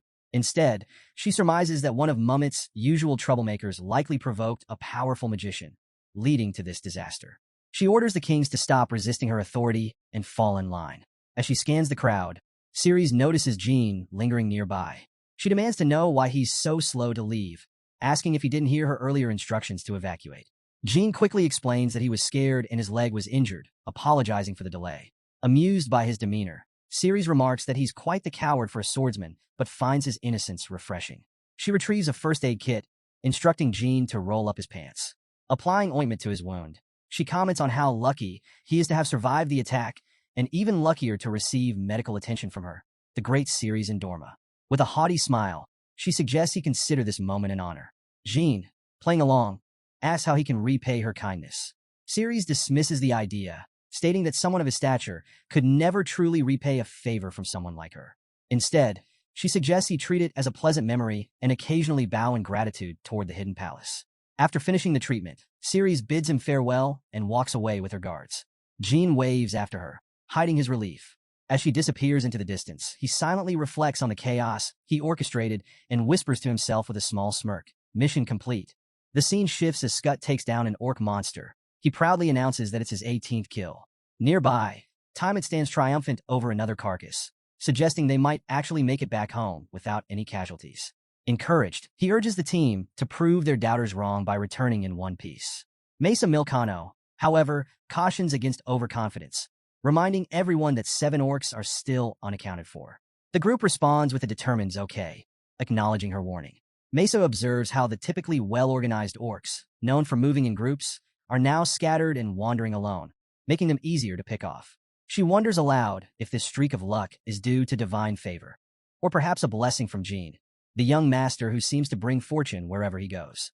She then urges Scut to stay focused until the mission is complete, warning against complacency. Murakan, watching from the shadows, notes that only 7 orcs remain. Once they're dealt with, he can finally return home. The scene shifts to a few days earlier, when Jin's division first deployed. Murakan stands before a group of orcs, issuing strict orders. From that day forward, he commands they are to move individually. If he catches any of them traveling in groups, he'll kill them all on the spot. The orcs, clearly intimidated, respond with affirmations before dispersing. Back in the present, Murakan strolls through the forest, grumbling to himself. He laments how Jean keeps assigning him these irritating tasks, wondering aloud if being the promised 1,000-year contractor really gives Jean the right to boss him around. After a pause, he begrudgingly admits that yes, it probably does. Damn it, he mutters, resigning himself to the role. Perched on a tree branch, Murakan watches Mesa and her companions from afar, noting with mild amusement that none of them are dying, all thanks to him. He muses that Jean owes him comic books when he gets back. Suddenly, Murakan senses something strange. A powerful presence approaches, and he quickly transforms into his human form, cursing under his breath. Whatever this is, it's not something that will simply go away. He notes with some relief that the others nearby are only 3-star fighters, meaning they won't notice what's happening. To keep them safe, Murakan begins channeling his magical power, spreading a shadowy barrier across the area to mask the threat. As Bellup Schmitz passes through the area, he notices the sudden darkness and wonders aloud if it's about to rain. Meanwhile, Murakan stealthily retreats to a safer position, shifting into his dragon form to confront the intruder. He calls out, challenging whoever, or whatever, dared to unleash their presence in his territory without permission. To his shock, it's not a living creature, but an ancient relic, a cemetery giant. These colossal guardians, long believed to have been eradicated by his dragon clan 2,000 years ago, were created to guard the graves of dead super beings. Murakan's eyes narrow as the giant kneels before him, an unsettling sign of submission. Wary of its intentions, he conjures a powerful magic sphere, hurling it at the relic with the intent to destroy it in a single blow. The blast obliterates the cemetery giant, leaving behind only ruins. Breathing heavily, Murakan notes that it's been a long time since he fought at full strength. His body feels sore from the effort, but he knows this encounter was no random fluke. Inspecting the shattered shield left behind, Murakan concludes that the cemetery giant's appearance is somehow connected to the Zippel family. However, he resolves not to inform Jean of this just yet, reasoning that he can protect Jean if anything significant arises. With a wry smile, he muses that if Jean continues growing at his current pace for another decade, they might actually stand a chance against the Zippel. Elsewhere, Transformer Bubear Gaston reports to Lord Bishkal Ibriano, vice leader of the revolutionary group Kinzello. He informs Bishkul of a problem. The cemetery giant, their masterpiece, has been destroyed. Bishkul, calm but intrigued, acknowledges that he heard the giant's fall during the night. Buber, visibly distressed, describes the destruction as outright vandalism against a work of art. Bishkul waves off his complaints, focusing instead on the identity of the culprit. With a grave tone, he reveals that the being responsible was none other than the Dragon of Shadows. He adds that he personally inspected the scene, leaving no doubt about the dragon's involvement. Buber reacts with shock, asking if this means the dragon has uncovered their plans. Bishkul's expression darkens, realizing the stakes have just escalated. If the Dragon of Shadows is aware, their entire operation may be in jeopardy. Bishkul Libriano, ever cautious, notes that the situation is still unclear, but views the destruction of the cemetery giant as a warning. He advises Buber Gaston to monitor the area closely and promises to send reinforcements. Additionally, he mentions arranging a meeting with the Zippel family soon to discuss the implications of recent events. The scene transitions to Zed Runcandel addressing the cadets, with Jean Runcandel standing among them. Zed acknowledges Jin's successful return from Mummet, a place notoriously dangerous and often referred to as a hellhole. He notes that Jin's success must have infuriated the flag bearers who assigned him the mission, as he not only completed it, but exceeded all expectations. Jean expresses his thanks, and Zed dismisses the cadets, who respond in unison before dispersing. Later, Jean chats and laughs with his friends nearby. While not far away, one guy whispers to Kajin Romero about a rumor. He mentions that a magician coincidentally terrorized the inn where Jin's assassination target had been staying. One girl of their group, listening in, comments that Jean is incredibly lucky. First guy, however, laments the perceived unfairness of the situation, pointing out how, despite their efforts, they remain intermediate cadets while Jean, a mere 4-star magician, continues to achieve impossible feats. To make matters worse, Jin's close associates are only 3-star combatants. One guy angrily asks Kajin Romero if he's just going to let this continue. Kajin responds with resignation, stating that there's nothing they can do. Jean is a pure-blood Runcandel, and unless Lady Miyu or Lady and directly orders otherwise, they have no choice but to tolerate him. Noticing their hushed conversation, Jean approaches. As he draws near, he apologizes, saying he overheard everything. Kajin Romero insists there's no way he could have heard them from such a distance, but Jean clarifies that he did indeed catch their words. Shifting the topic, he asks how Kajin's arm is healing. Kajin, surprisingly polite, thanks Jean for the clean cut, which made it easier for the doctors to reattach. Jean nods and remarks that their conversation sounded interesting. Kajin admits that as commoners, all they can do is talk behind the back of someone like him and hopes Jean understands. Jean replies that there's nothing to understand since he's not a flag bearer or technically their superior. Kajin agrees, but points out that, technically or not, Jin's influence means he could have someone like Kajin punished with a single word. Jean, unfazed, asks why Kajin thinks he would do such a thing. Kajin suggests it's because of how disrespectful he's been, calling himself an eyesore. The other guy questions what Jean is planning, while Kajin grumbles about the constant praise Jean receives for his supposed luck. Jean corrects Kajin, clarifying that he wasn't calling him an eyesore for his comments or disrespect. Instead, Jean draws his sword and explains that Kajin Romero, as a 5-star knight, is one of the strongest in the intermediate class, possibly even stronger than Jean himself. He questions why someone with such skill resorts to trash-talking instead of issuing a proper challenge. Jean invites Kajin to draw his sword, making it clear he has no intention of holding back. Surprised, Kajin asks if Jean is serious. Jean confirms, setting the terms for an unrestricted duel.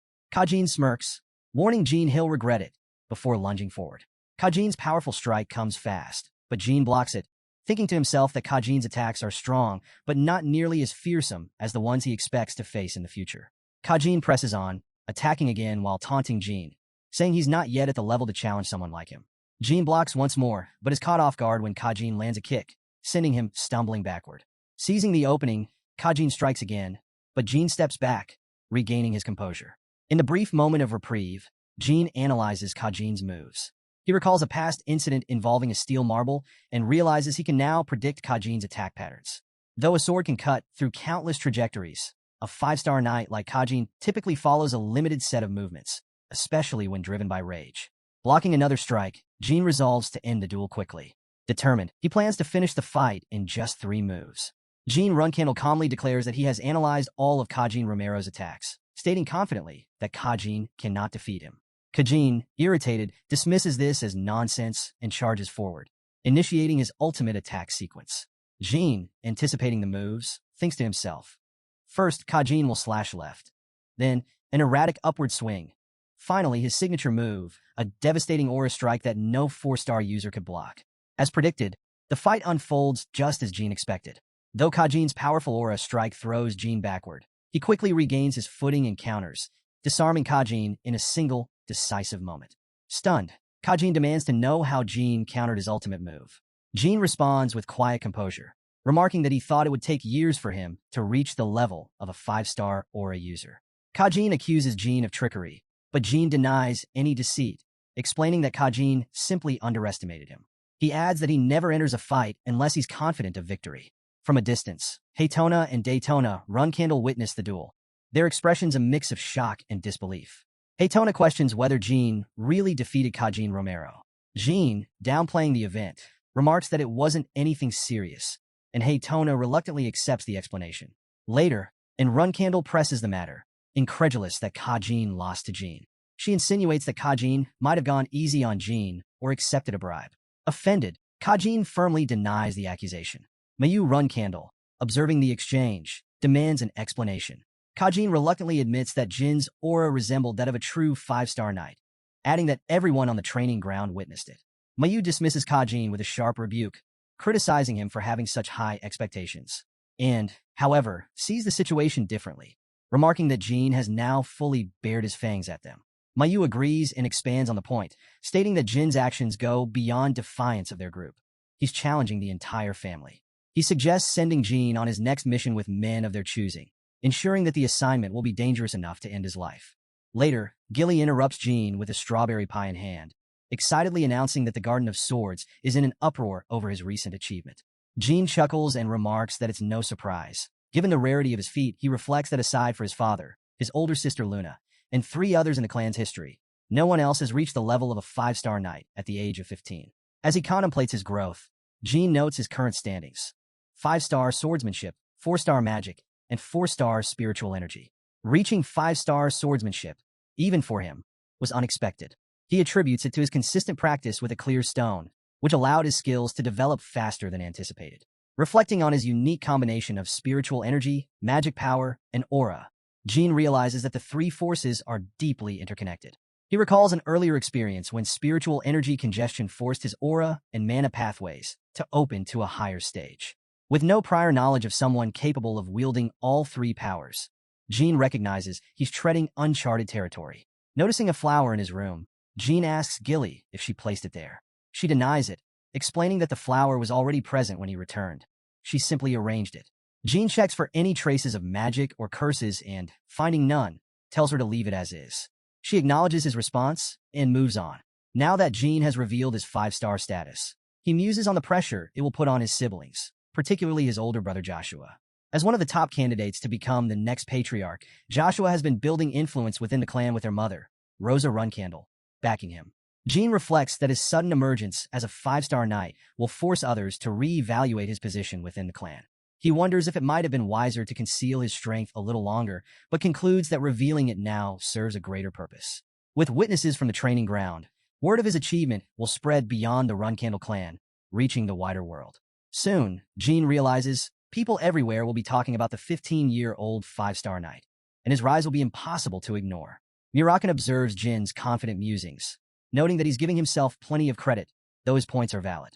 His emergence as a 5-star knight has indeed shifted the spotlight, giving his siblings some breathing room. For now, Jin agrees, but pivots to a more pressing matter: their father's upcoming visit to the Garden of Swords.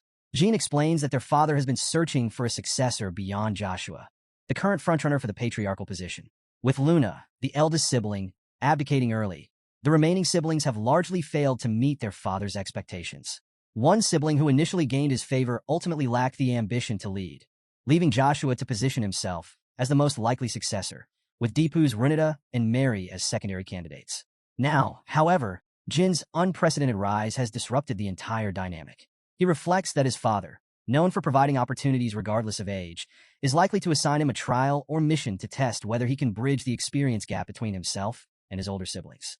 Jin anticipates 2 certainties. The first is that the trial will challenge his capabilities and resilience, and the second is that his father will ensure his protection. His father sees Jin as a special case and won't risk him being eliminated by jealous siblings before the trial even begins. Gilly interrupts Jin's thoughts, pointing out that news of his achievement will soon spread beyond the Runcandel clan. Clans and organizations worldwide will undoubtedly request to meet him. Jin agrees and suggests that the best way to handle the influx of attention is by hosting a banquet when his father arrives. He instructs Gilly to make preparations and emphasizes the importance of keeping an eye on Murakan. If the shape-shifting dragon mingles with the guests in human form, chaos could easily ensue. Murakan, overhearing this, feigns indignation, asking if Jin thinks he's a child. While promising not to cause trouble, he begrudgingly acknowledges the warning. To lighten the mood, Murakan then requests a slice of strawberry pie, earning a laugh from Gilly. A few days later, Gilly updates Jin on the preparations. She mentions that the butlers are overwhelmed with correspondence, including a letter from the Beeman imperial family. Jin, intrigued, remarks on how fascinating it is to have caught the attention of such enigmatic figures.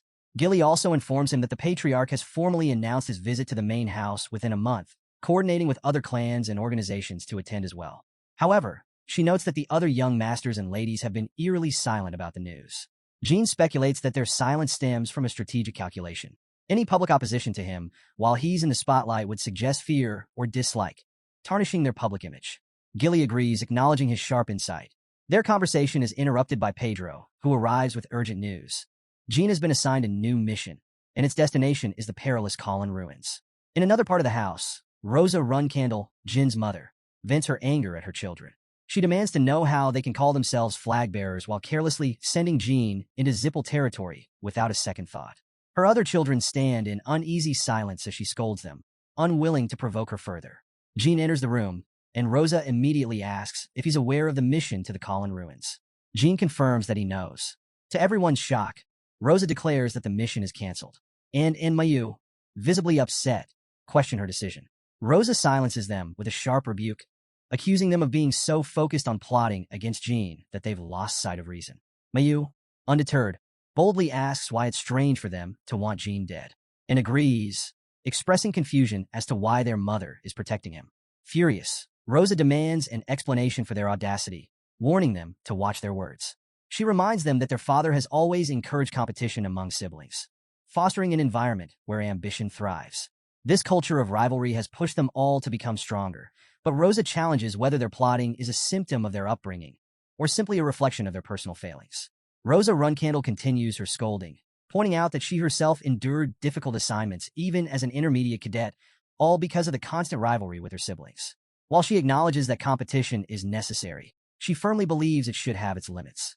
She challenges Anne and Mayu directly, asking if either of them reached 5-star status at the age of 15. Anne and Mayu interrupt, demanding to know what she means by that. Rosa clarifies that Jin is different. If they had achieved the same level of excellence at his age, she might have offered them the same protection. However, given their current behavior as flag bearers, she has no regrets about canceling Jin's mission or withdrawing her support for them.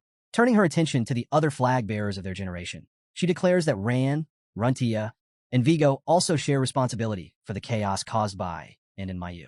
Rosa orders Runita to engage in self-reflection and instructs both Ran and Vigo to each return a prized clan sword. Vigo objects immediately, demanding clarification. Rosa coolly explains that while she would prefer to confiscate all their prized swords, they should consider themselves fortunate that she's only asking for one each. Then, with a wry tone, she muses about how Jin will react to her decision. Will he take the moral high ground and ask her to punish him instead? Or will he feel superior, basking in this display of favoritism? She waits, curious to see his response. Jin speaks up. "Mother," he says. Rosa nods, instructing him to continue. To her surprise, Jin expresses that he actually likes the mission his sisters assigned him. Rosa, narrowing her eyes, asks if he fully understands the nature of the Colin Ruins. Jin confirms that he does. He knows it's Zippel territory, a place where the Runcandel clan previously failed to conquer, making it one of the most dangerous assignments possible. Despite the risks, he has no intention of backing down from the challenge, and reacts with disbelief, exclaiming, "What?" Jin turns to her, asking if the assignment wasn't made because his sisters believe in his skills. Rosa interrupts, eyeing Jin carefully, and remarks on his bravery. She wonders aloud if he's testing her. Jin shakes his head, explaining that he's not testing anyone. Instead, he argues that canceling the mission at the last minute could send the wrong message to the clan's followers, creating doubts about the stability of their hierarchy and power dynamics. Rosa dismisses the concern, asserting that no one in the clan would question their leadership over something so trivial. She insists that and Mayu's motives are simple. They want to harm Jean, but cannot attack him directly, so they're abusing their authority by sending him to a perilous location. Jean acknowledges her point, but counters that it's precisely why he wants to accept the mission. If he confronts his older sisters directly, he would lose due to their experience and influence. However, by completing this mission, he can prove them wrong without engaging in petty squabbles. This mission, he explains, is a fight where he actually stands a chance of winning. Rosa, still skeptical, warns Jean that a single mistake in the Colin ruins could be fatal. She asks if he's truly confident in his abilities. Without hesitation, Jean responds that he is, and he has a request. If I return successfully, he begins, I'd like to keep the swords that my brothers are turning in. The room falls silent as everyone stares at Jean, shocked by his bold demand. Ran is the first to object, questioning why Jean should get to keep the swords they're returning. He offers to give Jean one of his own swords later, urging him to give up on the mission instead. Ran insists that Jin's survival is more important, particularly with their father's arrival imminent. Jean, however, remains resolute. To him, the mission isn't just a challenge. It's an opportunity to cement his position and demonstrate his value, even if it means taking risks that others consider reckless. Jean couldn't help but point out the irony in the situation. If staying alive was such a priority, then Rand shouldn't have allowed and Mayu to assign him this perilous mission in the first place. Before tensions could rise further, Rosa stepped in to intervene. She firmly told them to stop arguing and declared that if Jean successfully completed the mission, he would earn the swords from his brothers. With that, she dismissed everyone, signaling that the discussion was over. As the room cleared, Rosa reflected on her concerns about Jean. She had worried he might follow in Luna's footsteps, his eldest sister whose pride led to troubling outcomes. To prevent this, she had tried to temper the pride of her other children. Yet now, it seemed her fears were unwarranted. When Soren returned, he would likely be pleased with how far Jean had come. Meanwhile, Jean stood outside the room, lost in thought, and approached and asked if he thought luck would favor him again this time. Jean replied with a dry chuckle, admitting he was known for his bad luck, and unfazed, remarked that his casual demeanor wouldn't carry him through this mission. However, she added that he wouldn't be going alone, so he wouldn't have to endure the journey to the netherworld in solitude. Jean thanked her for her concern, promising to see them all later. Soon after, Milhass introduced himself to Jean, formally stating his name as Milhass, and that he would be accompanying him on this mission. Another individual, Lima Hass, stepped forward and introduced herself as well. With a respectful tone, she expressed her honor to be part of the mission and even apologized for any prior misunderstandings. She assured Jean that they wouldn't let him down. Kajin Romero added his voice to the sentiment, vowing their full cooperation. Jean responded calmly, suggesting they put any past grievances behind them. He expressed his hope for smooth teamwork, though deep down his thoughts were less optimistic. He suspected all three of them were loyal to and Mayu, making them potential threats. In a dangerous environment, betrayal was always a possibility. As they prepared to depart, Mass provided overview of their mission. Their goal was to retrieve 4 relics from the Colin ruins. He explained that the ruins once belonged to tribes of thousands of natives. However, the territory was now controlled by the Zippel clan and fell under the jurisdiction of the Phelan kingdom. The stakes were high, and the path ahead was fraught with uncertainty. The Colin ruins had been discovered by the Zippel clan a few hundred years ago, but their arrival had been anything but peaceful. When they first found the ruins, they slaughtered and enslaved most of the native population. Now, they publicly claimed to respect the surviving Cologne natives, but Jean wasn't convinced. To him, it was all for show. The truth was very little had been done to improve their living conditions, and most people in the world simply didn't care. He suspected the Zippel clan had only kept the surviving natives alive to maintain the region's natural balance, and to make it seem like they were making amends for past atrocities. Normally, the Zippel clan prided itself on ruling through reasonable governance, ensuring natural obedience rather than relying on force. However, their actions in the Colin ruins had crossed the line, so much so that they had willingly sacrificed their reputation. Jean believed their true motive had been a powerful artifact hidden by the natives, the mirror. The existence of this artifact remained a closely guarded secret, known only to the Zippel clan. However, in his past life, the truth had eventually been exposed thanks to a brave journalist.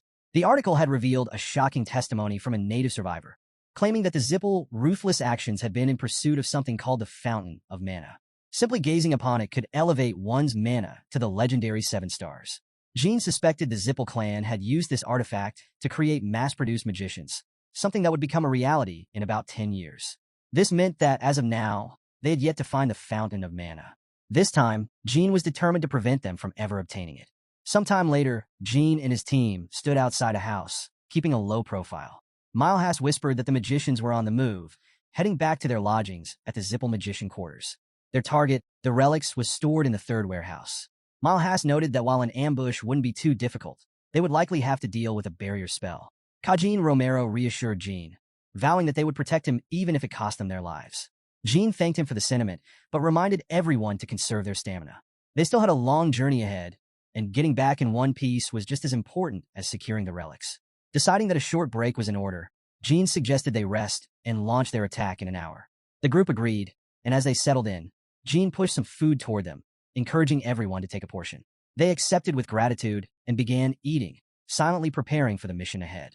Jean Runcandel casually announced that he would be going in alone, telling the others to enjoy their naps. At first, Milehas was confused, but then he suddenly felt dizzy. Struggling to stay alert, he asked what Jean meant by that. Kajin Romero, also feeling strange, questioned whether they had been poisoned. Jean reassured them with a smirk. It wasn't poison, just a simple sleep-inducing medicine. When Kajin pressed him again, Jean firmly denied it, then casually threw in a pointed remark.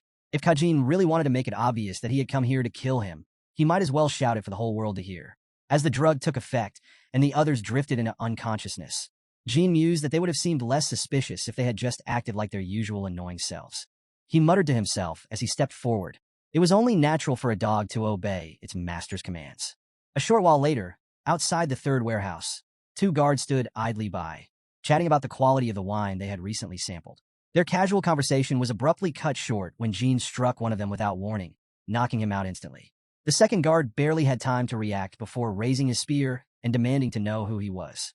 Jean didn't bother answering. Instead, he swiftly stepped back to avoid the attack, then countered with a precise strike, knocking the second guard unconscious as well. Taking a quick glance around, he noted that there were only two guards stationed outside. That was unusual. If security was this light, then the Zippel clan probably didn't consider this area particularly valuable. In fact, they occasionally even allowed ordinary people to visit the third warehouse, which explained why the entrance wasn't heavily fortified. His eyes landed on the door's lock, a simple mechanism with no alert magic attached, just as he expected. With little effort, he unlocked the door and slipped inside. Once inside, Jin's attention was immediately drawn to a magic circle etched into the floor. His eyes narrowed as he recognized it, a blood and detection circle. This type of security measure was commonly known to distinguish between specific bloodlines, particularly pure-blooded individuals. However, Jin knew the truth. It didn't actually detect bloodlines.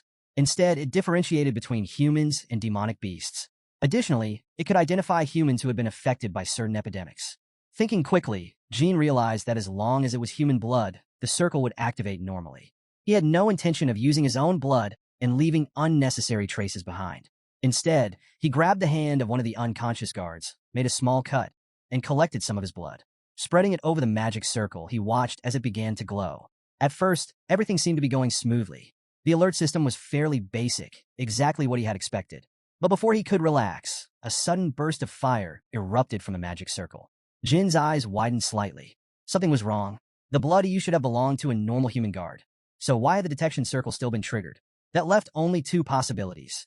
Either the guard had been infected with a disease, or he hadn't been human at all. As monstrous creatures emerged from the shadows, Jin's mind raced. What is this? The wind of silence. He quickly realized that any magician nearby would be able to sense fluctuations in magical energy. If he wanted to avoid drawing unnecessary attention, he needed to minimize his magic use. However, given the situation, a fight was now unavoidable. One of the creatures lunged at him. He swiftly dodged, drew his sword, and countered with a precise strike. As he fought, he noticed something unsettling. The creature seemed to recognize the danger posed by his aura. Their movements were cautious yet aggressive. Then, to his dismay, he watched as the wounds he inflicted began healing almost instantly. Regeneration? He frowned. The speed of their healing was something he had only ever seen in upper-class demonic beasts. Yet, these beings had been human just moments ago. That realization sent a chill down his spine.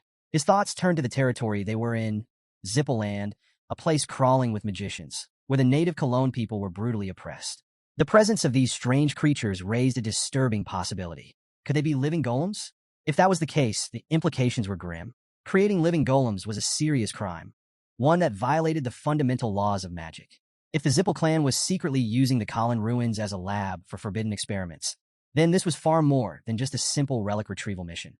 He refocused on the battle, analyzing their movements.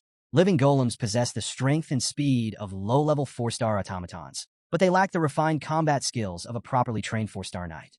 While strong, they were still manageable opponents. Jean recalled that ordinary golems, even when heavily damaged, wouldn't stop moving unless their core was destroyed.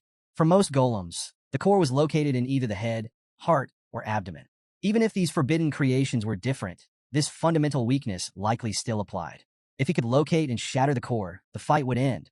Without hesitation, he struck at one creature's head, slicing it clean in half. But instead of slowing down, it only grew more aggressive. So the core isn't in the head. That leaves one other likely location. Before he could attack again, the monster hurled a clear rock at him. The moment it struck his sword, it exploded on impact. Jean gritted his teeth. Self-destructing attacks? That complicates things. The creature suddenly snarled, its distorted voice filled with anguish. Why would you do this to a fellow human? Jean didn't flinch. Stepping forward, he drove his sword deep into the monster's chest, where the core had to be. In an instant, the creature erupted in a burst of intense light, releasing a surge of magical energy that had been on the brink of escaping. That had been close. As the monster collapsed, its final, desperate plea reached his ears. Kill me? Jean granted its request without hesitation.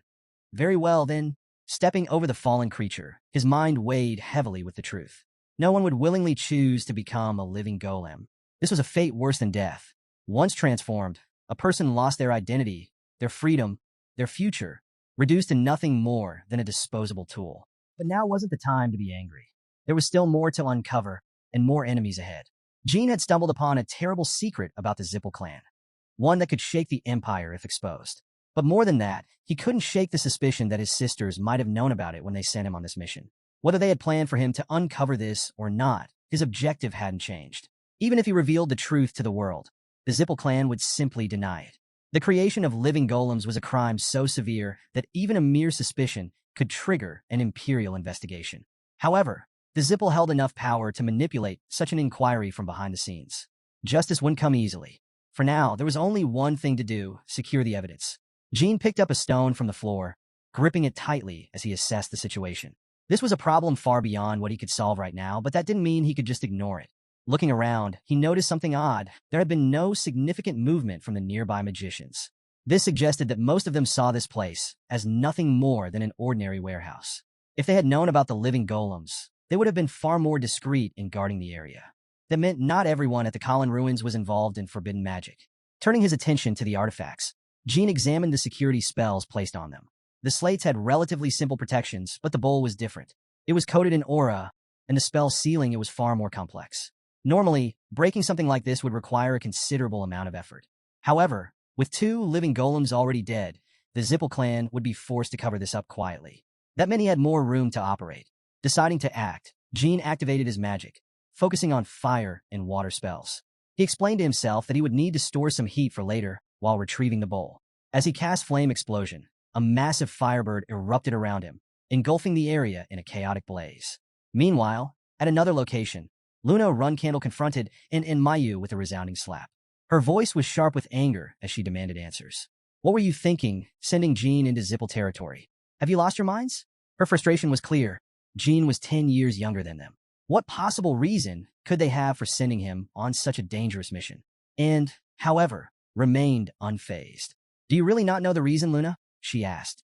There was an edge to her voice, as if questioning whether Luna was truly unaware or if she was subtly implying something else. And couldn't help but wonder, was Luna genuinely confused, or was she trying to suggest that the flag bearers of their clan were locked in a power struggle with Jean, someone who had only recently joined the intermediate class? Luna scoffed at the implication. Flag bearers fight among themselves. Non-flag bearers do the same. That's the unwritten rule of our clan's internal battles. Her disappointment was palpable as she glared at them. We should be ashamed of ourselves, and scoffed at Luna's accusations, brushing them aside. She had never been interested in power struggles, and she openly questioned Luna's authority to interfere like this. If anything, Luna wouldn't be acting so self-righteous if their plan to set Jean up had actually succeeded. With a sharp glare, and demanded that Luna clarify what exactly she was implying. Luna, unfazed, delivered the truth without hesitation. Jean had successfully completed his mission at the Colin Ruins. By now, their mother was likely receiving the official report. This, Luna stated, should make it abundantly clear why she was ashamed of them. Their interference hadn't hindered Jean. In fact, it had only strengthened his reputation. With a smirk, she added that this might be the first time in Runcandel history that flag bearers had been so utterly humiliated while trying to suppress the youngest member of the family. And now, they had nothing to show for it. Her patience worn thin, Luna ordered them to leave. And Mayu, recognizing the weight of her words, complied without further argument. As they turned to go, Luna delivered one last warning. Jean isn't particularly forgiving. If they weren't careful, their past actions would come back to haunt them. But despite everything, Luna assured them that she was saying this out of genuine concern. Because at the end of the day, no matter how frustrating they were, and Mayu were still her little sisters. Later, Luna sat alone in her room when her nanny entered, carrying a tray. With a knowing smile, the nanny remarked that she had expected Luna to punish her younger sisters the moment she returned. She even admitted that, for a moment, she wondered if Luna was going through yet another adolescent phase. Luna raised an eyebrow at the absurd comment. An adolescent phase? At my age? She scoffed, adding that her teenage years had been anything but ordinary. Extravagant, yes, but childish? Not in the slightest. Shifting the conversation, the nanny expressed concern for the young ladies, pointing out that Jean isn't the type to forget things easily. Luna agreed, her tone thoughtful. If Mayu thought they still had control, they were sorely mistaken. Even if they challenged Jean to an official duel 5 years from now, they still wouldn't stand a chance. A grim thought crossed her mind. Did that mean they only had 5 years left to live? Don't say something so awful, Luna scolded. Then, as if remembering something, she changed the subject. Have you looked into what I asked about earlier? Her nanny nodded, understanding exactly what Luna meant. The sibling who had attempted to assassinate Jean. After looking into it, she could confirm that it wasn't or Mayu.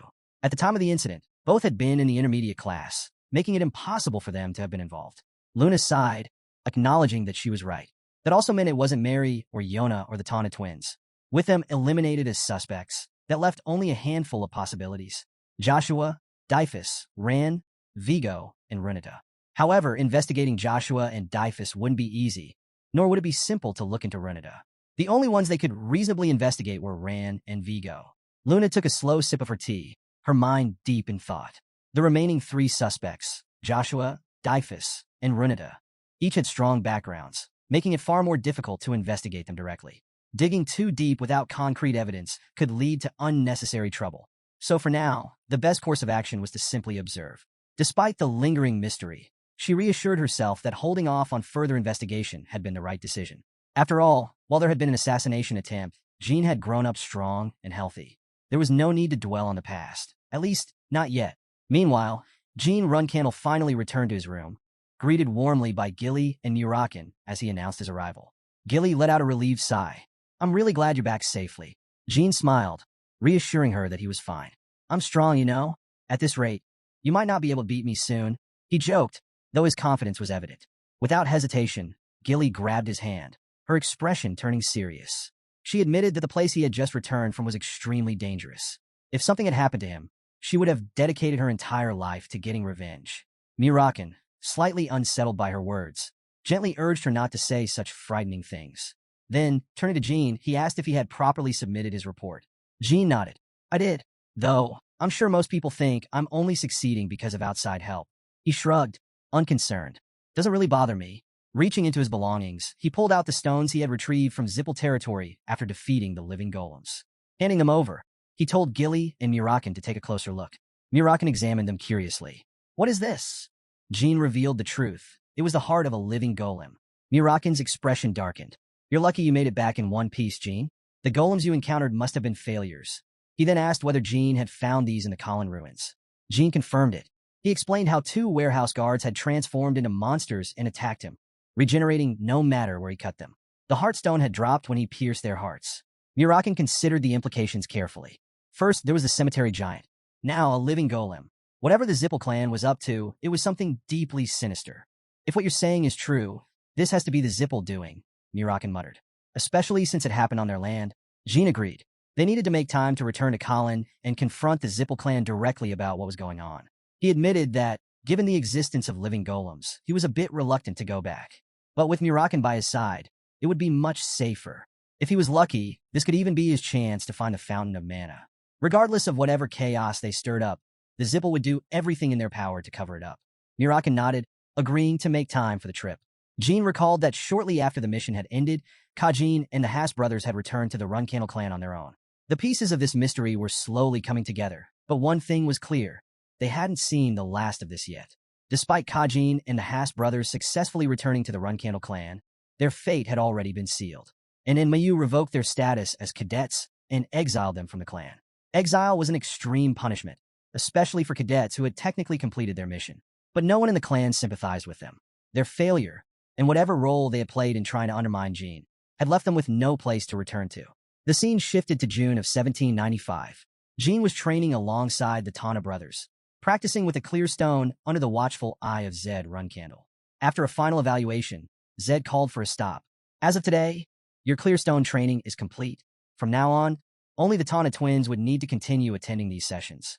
Jean simply nodded in acknowledgement.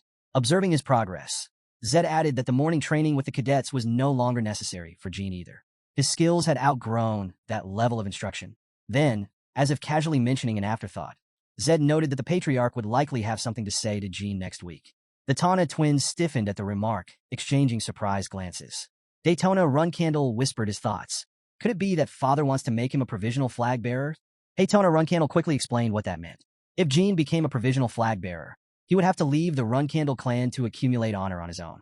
Only by proving himself outside the family's influence could he eventually be recognized as a true flag bearer. It was a difficult and solitary path. He would receive no support from the clan. Jean, however, took the news differently. If this was what the patriarch had planned for him, then it meant he was finally free. Without the need to worry about others, he could focus solely on growing stronger, however he wanted. Meanwhile, the patriarch of the Runcandel clan was traveling with his caravan, deep in thought. As they rode through the night, Khan informed him that they would reach the Garden of Swords in about 2 hours. The patriarch let out a sigh. That son of mine, he keeps interrupting my training. He had intended to seclude himself in the Black Sea for 10 years, fully dedicated to his training. And yet, time and time again, he was forced to return. How many times has it been now? He muttered. Khan, reflecting on Jin's journey, spoke with admiration. He had always known that Jin was exceptional, even back when the boy was at Stormcastle. But he hadn't realized just how exceptional until witnessing what he had accomplished at the Garden of Swords. Jin's fighting spirit was unlike anything he had seen. Despite his youth, there had been a deep regret in Jin's eyes the first time Khan saw him at Stormcastle. Even though the boy tried to hide it, it had been there, a quiet, unshakable burden. From the very moment he arrived at the Garden of Swords, Jin provoked his siblings. No one had taught him to act this way, yet he instinctively understood the harsh reality of the Runcandel clan. To survive, you must crush and break your opponents. Khan recalled Jin's battles, his encounters, and his ruthless efficiency in combat. The boy had a natural talent for eliminating his enemies. Others had recognized it too, and they had tried to suppress him before he became too strong. Yet, no matter how many times his siblings threw him into perilous situations, he survived. And now, he had returned stronger than ever. Jin Runcandel had already achieved the rank of a 5-star warrior, a feat that few could ignore. However, Khan admitted that he wasn't particularly interested in Jin's missions at Mummet or the Kalin Ruins. What intrigued him the most was the very first mission he had assigned to Jin. He recalled how Jin had fought one-on-one against a White Wolf tribesman and won. Most had assumed he would use his subordinates as shields to gain an advantage. Yet he had defied expectations by facing the enemy alone. In doing so, he had upheld the very convictions he had declared from the beginning. Khan turned to the patriarch and asked, "Do you truly believe Jin defeated the White Wolf tribesman by himself?" The patriarch, without hesitation, confirmed that he did. However, he added that, strictly speaking, Jin hadn't done it entirely on his own. Even so, the patriarch found him to be an interesting kid. With a knowing smirk, he remarked that he would have to ask Jin about that when they met again. Some time later, the patriarch's caravan arrived at the palace, where the guards immediately stood at attention and saluted him. Waiting at the entrance was Rosa Runcandel. As he approached, she greeted him. "We've been waiting for you." He nodded in acknowledgement. "You've done well." Rosa, ever composed, replied that she hadn't done much. After all, he had already prepared everything himself. The patriarch chuckled. "If these grown children were doing fine on their own, I wouldn't have needed to leave the Black Sea." He then mentioned the guests they would be receiving today, noting that they would likely be too focused on him. He then turned to Rosa with a thoughtful expression. "Doesn't that complicate things for our children?" Rosa agreed, but led him inside, assuring him that she had prepared the food he liked.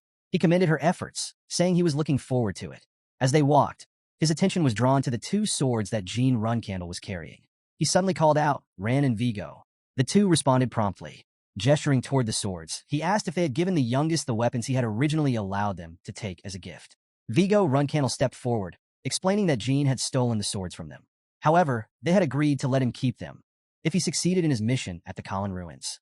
Hearing this, the patriarch placed a hand on Vigo's shoulder and nodded. That's good. Then, with a chuckle, he added, but make sure to steal them back, because the youngest is quite clever. For a moment, he considered his son and smirked. Sometimes, I wonder if Jean is really mine. Later, the patriarch stood beside Jean, gazing out of a large window overlooking the palace grounds. He turned to his son and remarked, this must be your first banquet. Jean nodded in agreement. However, as he stood there, he couldn't help but reflect on his past life. Back then, he had attended a few banquets, but only those hosted by other families, and only thanks to his teacher's influence. This, however, was different.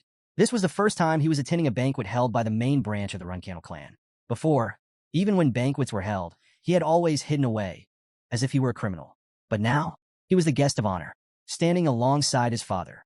The patriarch glanced at the grand banquet hall and remarked that the Runcandel family rarely hosted banquets. Unlike other noble families, they only held such events when there was something truly worthy of celebration, which meant that Jin's achievements were no small matter. Hearing this, Jean Runcandel thanked his father for the recognition. The patriarch then asked him how many guests he thought were in attendance. Jean took a moment to consider before estimating. Around 1,000. His father nodded. That's correct. We've been informed that there are about 1,000 guests here tonight. An increase of around 200 people compared to the last banquet we hosted 7 years ago. He then turned to Jean with a serious expression. Do you understand what that signifies? Jean thought for a moment before responding. It means the Runcandel family's influence has grown over the past 7 years. Many noble families could gather 1,000 guests for a banquet. But what set this event apart was that every single person in attendance was distinguished in their own right. The Runcandel name was carrying more weight than ever before. However, Jin's father reflected that while the family's authority had been expanding, he himself had spent the past 7 years in seclusion, focusing only on training and hunting demonic beasts in the Black Sea. Yet despite his absence, the clan's influence had continued to grow. The reason was simple. He was the only Genesis knight of this era. That alone was enough to hold the loyalty of many guests in attendance. But this also suggested something concerning. If he were to disappear, a large portion of these people might abandon the Runcandel family altogether. Jean Runcandel silently reflected on that truth. Without his father, the Runcandel family's power would weaken significantly. Though they were one of the two dominant noble families, alongside the Zippel family, the balance of power would shift drastically if his father were no longer around. In that case, the Zippel family would likely rise as the undisputed dominant force. Jin's father stated his thoughts plainly. If you were absent and people turned their backs on this family, leaving us vulnerable to Zippel oppression, what would you do? Jean didn't hesitate. I would disown the family. The patriarch's expression darkened. What did you just say? Jean elaborated. If the Runcandel family crumbled solely because of his absence, it would mean that the next patriarch had failed. To him, that was inexcusable. He had no intention of watching his legacy end in such a feeble manner under poor leadership. Seeing Jin's resolve, his father changed the subject slightly.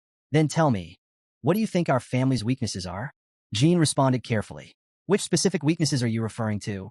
His father nodded, as if expecting that answer. Jean then revealed something important. In exchange for returning the sword he took from his brother Vigo, he had requested access to the family's commission contracts. Normally, these were documents only flag bearers were allowed to read. What he found was concerning. First, he discovered that the head of the Vernov family had deceived the emperor and secretly pocketed imperial treasures. Yet, despite this crime, the Vernov family had still been allowed to attend the banquet without shame. More troubling, however, was something else. The cunning Vernov family had recently requested the Runcandel clan to assassinate magicians from the Zippel family. This wasn't just an internal matter. It was a dangerous move in an already fragile power struggle. Jean now understood. His family wasn't just growing in influence. They were playing a much riskier game than they let on. Harold's daughter had squandered her family's treasures to fuel her gambling addiction, then turned to the Runcandel family for help in recovering them, despite still owing the commission fee. However, with just a quick glance at the contracts, Jean uncovered multiple points of leverage hidden within. These secret documents contained far more than just business dealings. They held a collection of figurative and literal weapons, accessible only to him and his mother. When questioned if the Runcandel family could survive without him, Jean responded pragmatically. If a patriarch who wasn't a Genesis knight were to take the helm, their survival would depend entirely on their ability to negotiate. While that was a valid concern, he pointed out that their rivals, the Zippel family, had just as many weaknesses. Jan Runcandel agreed, but noted that, unlike their own, the Zippel family could never justify using such tactics. The reason? It was the Runcandel family's role to be the villains of the story. Still, Jean made it clear. Having access to these weapons meant nothing if the next patriarch failed to use them properly. If that happened, he wouldn't hesitate to sever ties with the family and seek revenge on the Zippel, no matter how long it took. His words earned a chuckle. The idea of surviving just to exact revenge wasn't the worst fate. Reflecting on his children, Jayan Runcandel acknowledged that most of them wouldn't dare speak so boldly of the family's downfall. They preferred to boast or complain. Yet, the youngest, Jean, expressed his convictions with composure and unwavering resolve. It was almost a shame Jean was born so late.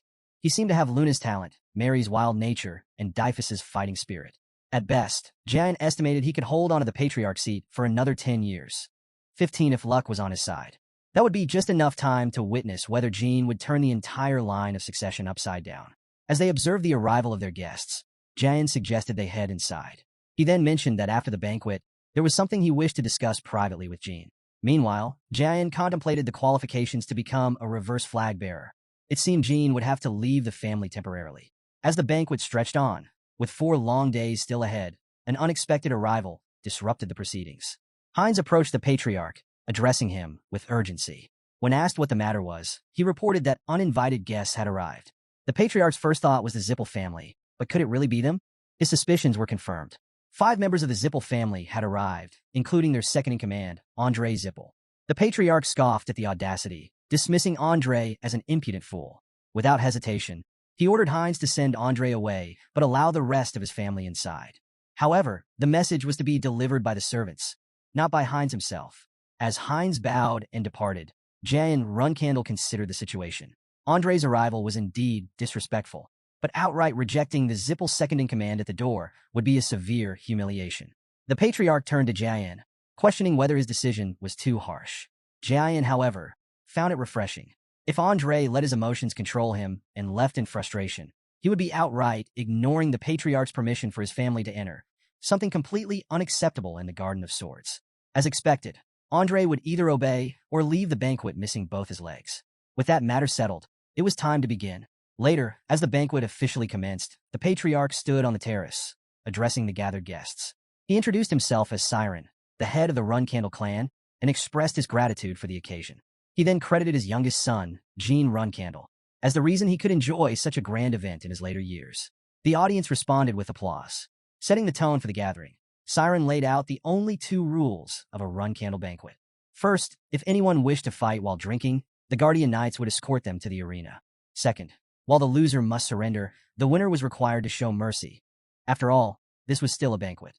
Jean observed the crowd, understanding that this was no ordinary party. Among the 1,000 attendees were influential figures from across the continent, bound together by intricate and often treacherous relationships. In any other setting, conflicts might remain veiled behind passive-aggressive gestures and veiled threats. But here, in the Garden of Swords, the stakes were far higher. As long as the patriarch's 2 rules were followed, outright killing was off the table. But brutal beatings? Those were fair game. More than just settling grudges, a victory here meant establishing dominance in a way that would be officially recognized. As the banquet continued, the patriarch encouraged everyone to enjoy themselves. Jean Runcandel took a moment to reflect. This truly was an eccentric clan. His father advised him to do the same, even suggesting that if he found someone he fancied, he should bring them along. However, there was one rule. Jean couldn't challenge anyone weaker unless they had insulted him or the clan.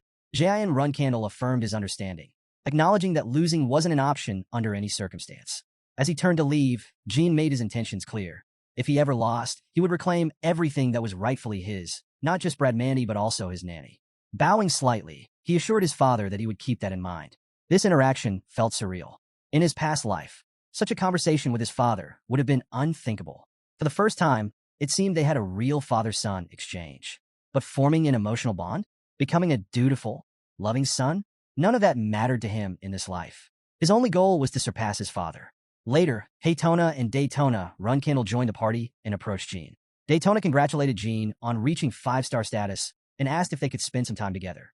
Jean agreed, then casually inquired about their progress with clear stone training.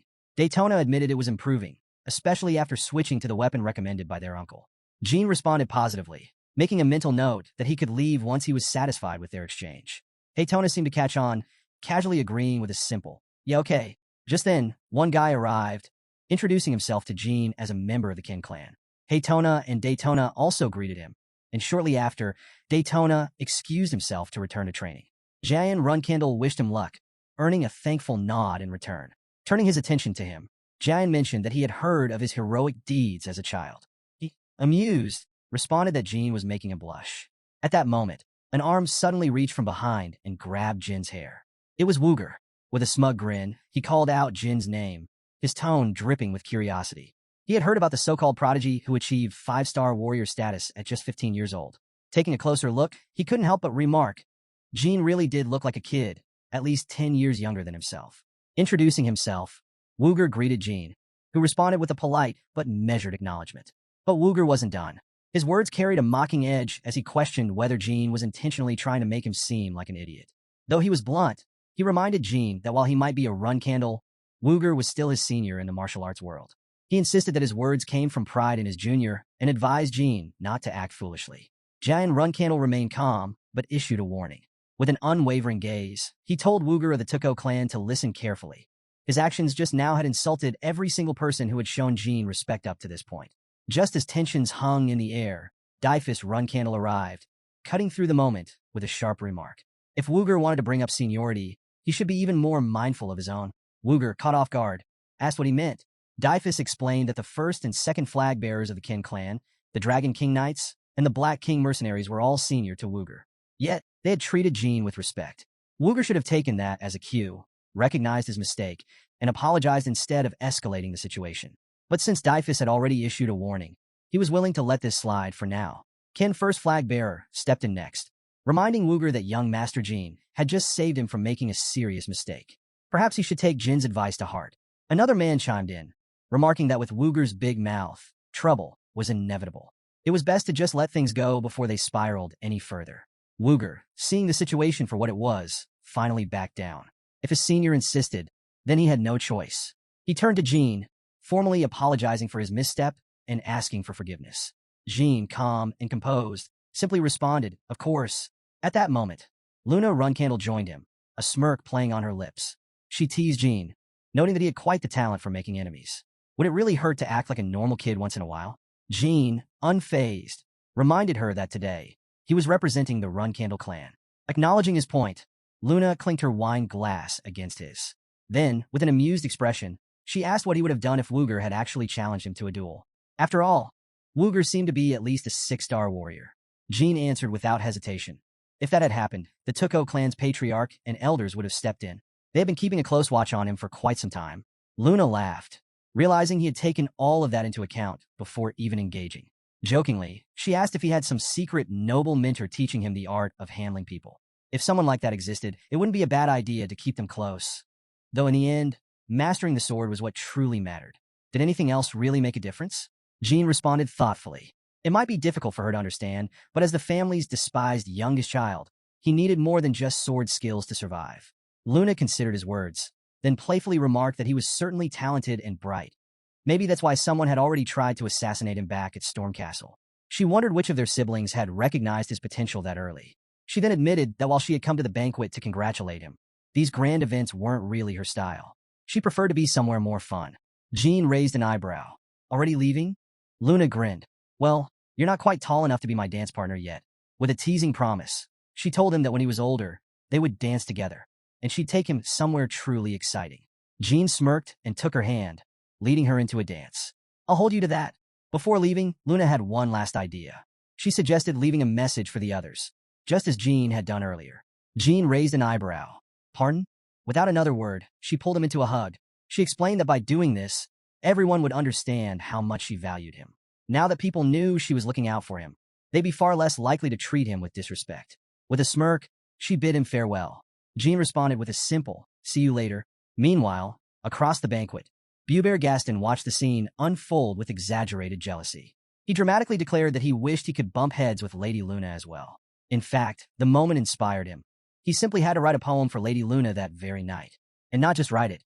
He would sing it all night long. Bishkol Ibriano, clearly irritated, told him to shut up.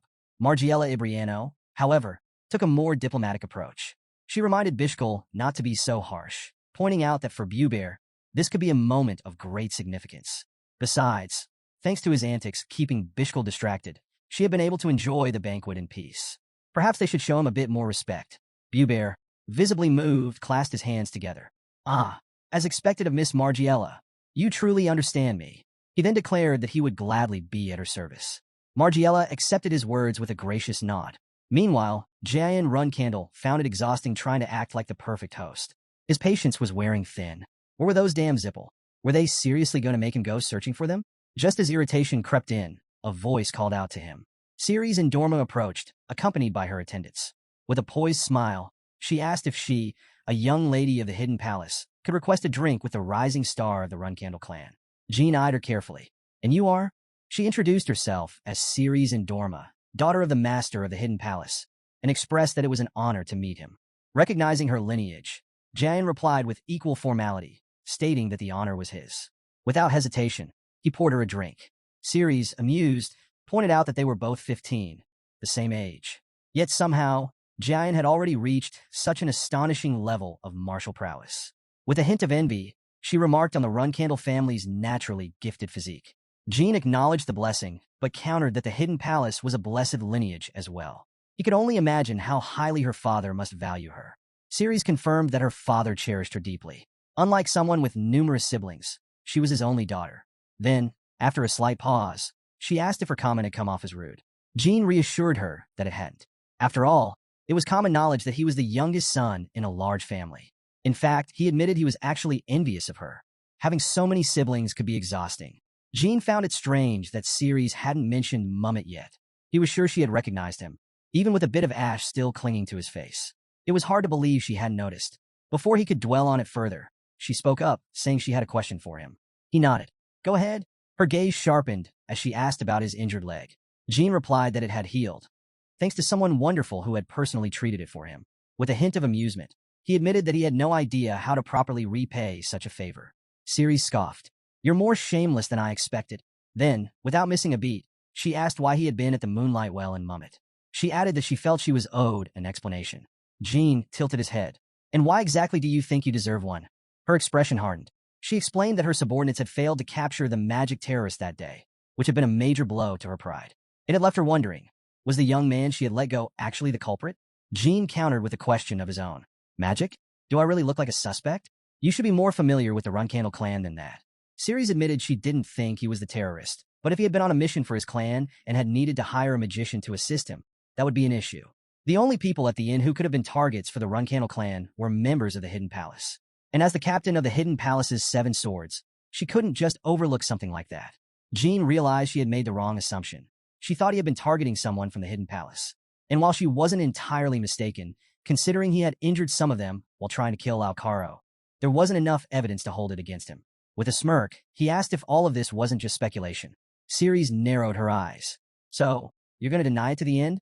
Her tone sharpened as she declared that if that was his stance, she had her own way of handling things. She threatened to drag him into the arena, beat the crap out of him, and spit on his arrogant face. Then, without hesitation, she challenged him to a duel. Jean chuckled. His father had warned him not to fight against someone who appeared weaker than him. But if she was so eager for a fight, well, he had no choice but to accept. Later that night, Jean Runcandel arrived at the battleground. A station soldier asked if he had come for a duel. Jean confirmed and gave clear instructions. Everyone except the medic should leave, and he wanted 2 decent swords. Understanding the gravity of the situation, the soldier nodded and assured him that the arena would be sealed off until the duel was over. Jean anticipated that after midnight, battle enthusiasts and curious onlookers would inevitably start gathering. Considering that Ceres and Dorma was the daughter of the Hidden Palace, defeating her in front of a crowd would be far too cruel. Before the duel began, Ceres suggested they make a promise. Jean raised an eyebrow. What kind of promise? She proposed a deal. If she won, he would have to tell her everything that happened in Mummet that day, without a single lie. Jean agreed, but on one condition. If he won, she would have to act as though they had never met on that day. Ceres smirked. "You must really have something to hide," she teased before inviting him to make his move. Jean lunged into attack, but Ceres countered instantly, her sword flashing as it clashed against his. He quickly realized what she was using. Myriad Ice Blades, a special ability unique to the Endorma lineage. He hadn't expected her to use her secret technique so early in the duel. Worse yet, as the youngest in his family, he hadn't even been taught his own clan's secret techniques yet. He inwardly cursed.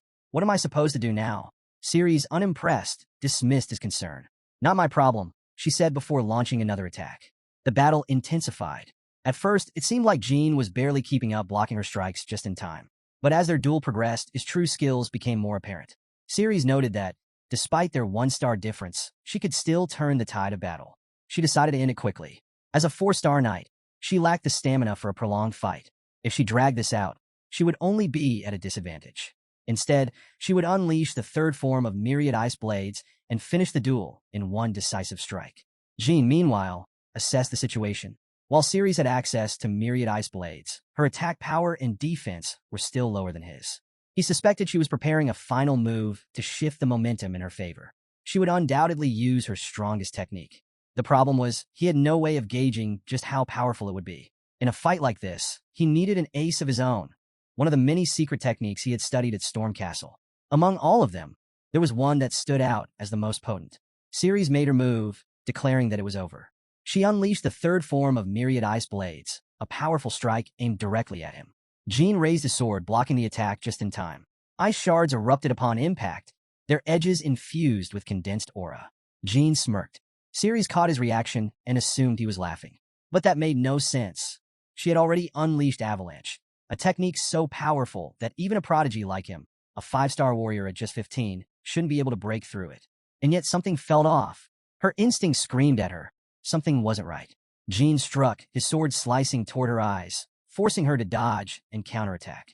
Just as he adjusted his stance, a sudden burst of magic exploded from her. For a brief moment, he hesitated. Had he chosen the wrong weapon? The storm blade of the Attila family had immense destructive force. Far too much for a 4-star knight like Ceres and Dorma to handle. If she hadn't dodged in time, she could have been killed or seriously injured. And yet he had still attacked her. Ceres fell to one knee, gasping. She had always valued her pride and honor above all else, but at this moment, she valued her life even more. The fear of death had gripped her, pushing her body to move in time to avoid a fatal blow. Jean approached her, his expression unreadable. Then, in a surprisingly calm tone, he asked if she was okay and apologized for almost killing her. He knew Ceres had heard his warning, yet she hadn't dodged in time. No matter how much she prided herself on being a warrior, she was still just a 15-year-old girl. Her survival instinct had taken over. If their roles were reversed, he admitted he would have dodged too, and knowing Ceres, she would have advised him to do the same. With that, he suggested they leave things as they were. There was no need to dwell on it any further. Maybe he thought this would help ease her mind. Ceres didn't respond right away. Instead, she pulled out a small medicine box, noticing a scratch on his face. Without hesitation, she offered to treat it, saying it was her way of repaying him for saving her life. Jean raised an eyebrow. Are you not underestimating the value of your life? You're the only heir to the Ice Palace. She met his gaze and replied firmly. This is a life I once pleaded for, so I've decided to cherish it again. With that, she reassured him not to worry and prepared to leave. Before departing, she suggested they consider today as the first time they had met.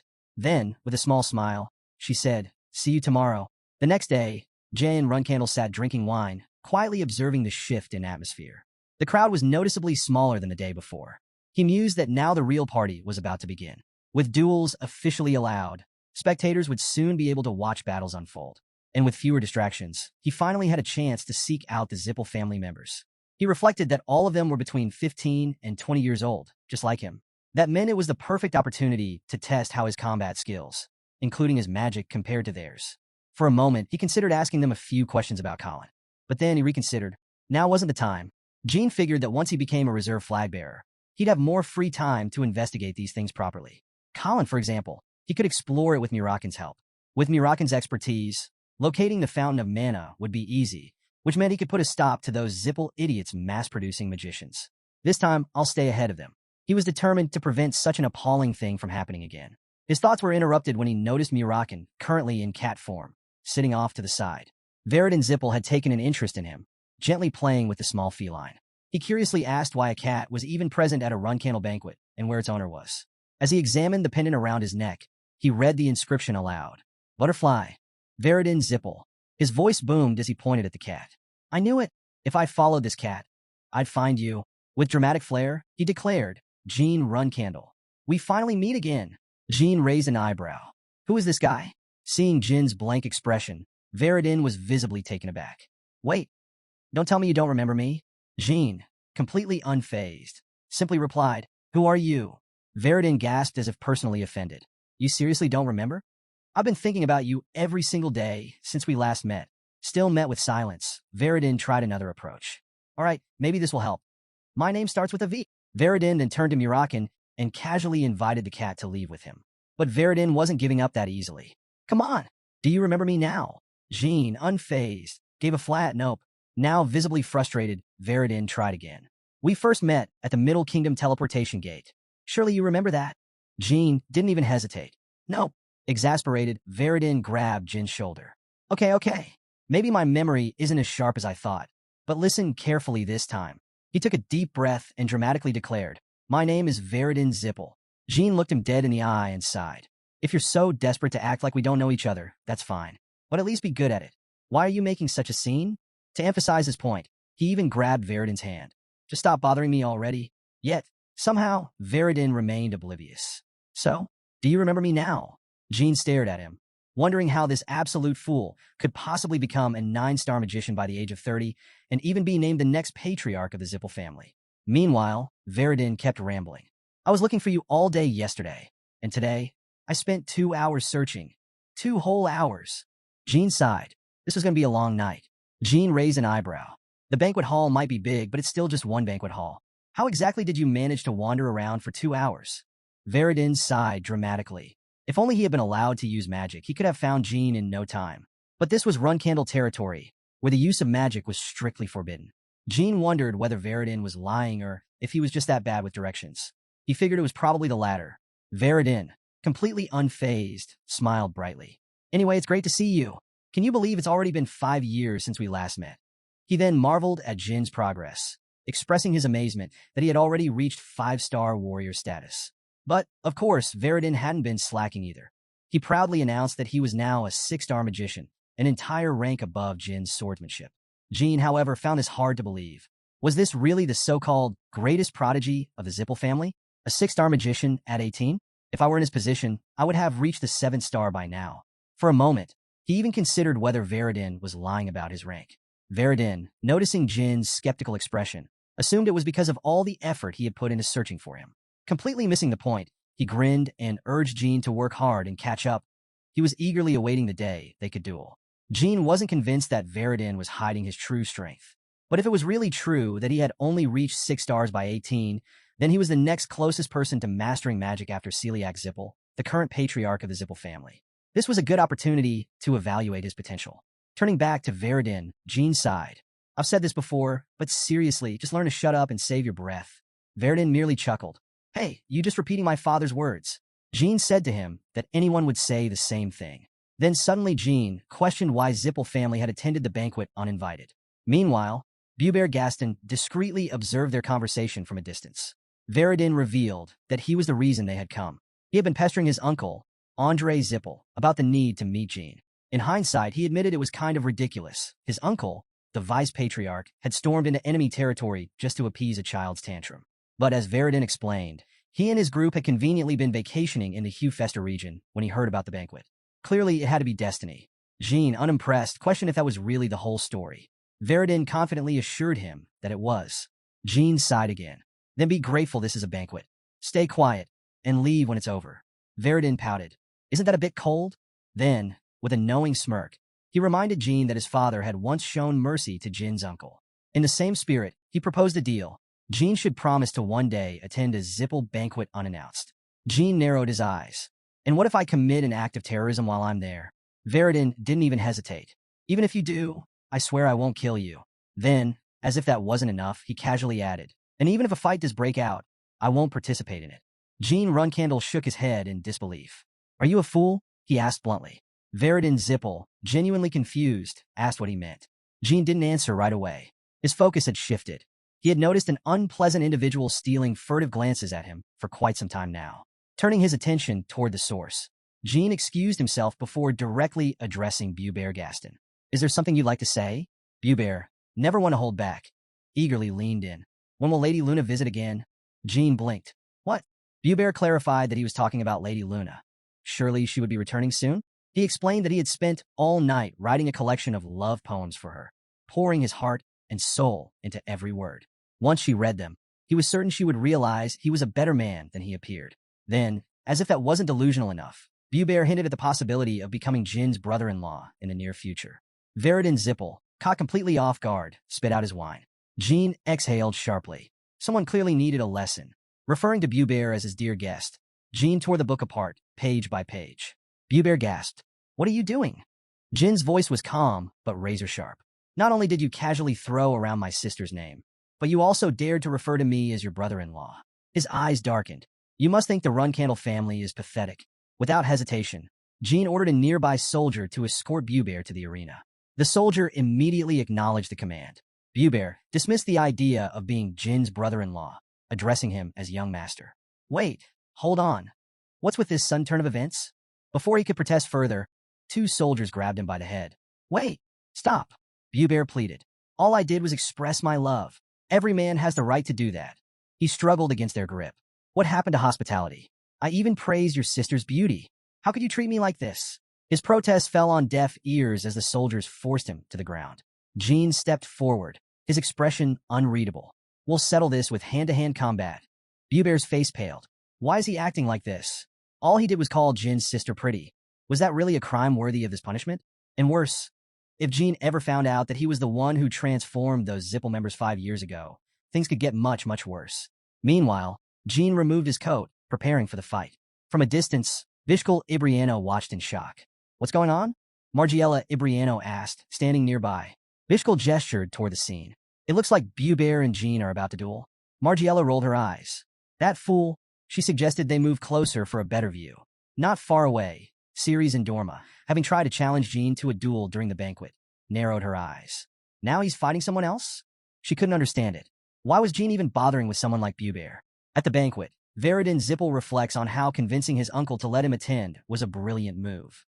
He hadn't expected to meet the heir to the Ice Palace, a surprising highlight. With a polite greeting, he introduces himself, only to be met with a curt dismissal. Taking it in stride, he shifts focus to the banquet's main event, a duel involving the rising star of the Runcandel family, young Master Jean. Curious, Veridin wonders about Jin's opponent, an unfamiliar figure he suspects might be a reclusive master. Someone notes that the mysterious man arrived with the Ibriano family, speculating that his unassuming appearance might hide great skill. Meanwhile, Buber Gaston, another guest, steps forward to formally introduce himself to Jean before the duel. But instead of pleasantries, Jean responds with a swift punch, bluntly commanding him to stay quiet, uninterested in even learning his name. Offended, Buber retaliates with his aura powers, launching an attack. Jean remains unfazed, calmly assessing Buber's aura level as around 6 stars. Observers, including Ceres and Indorma, comment on Jin's choice of opponent, noting that the burly Buber seems heavily combat-focused.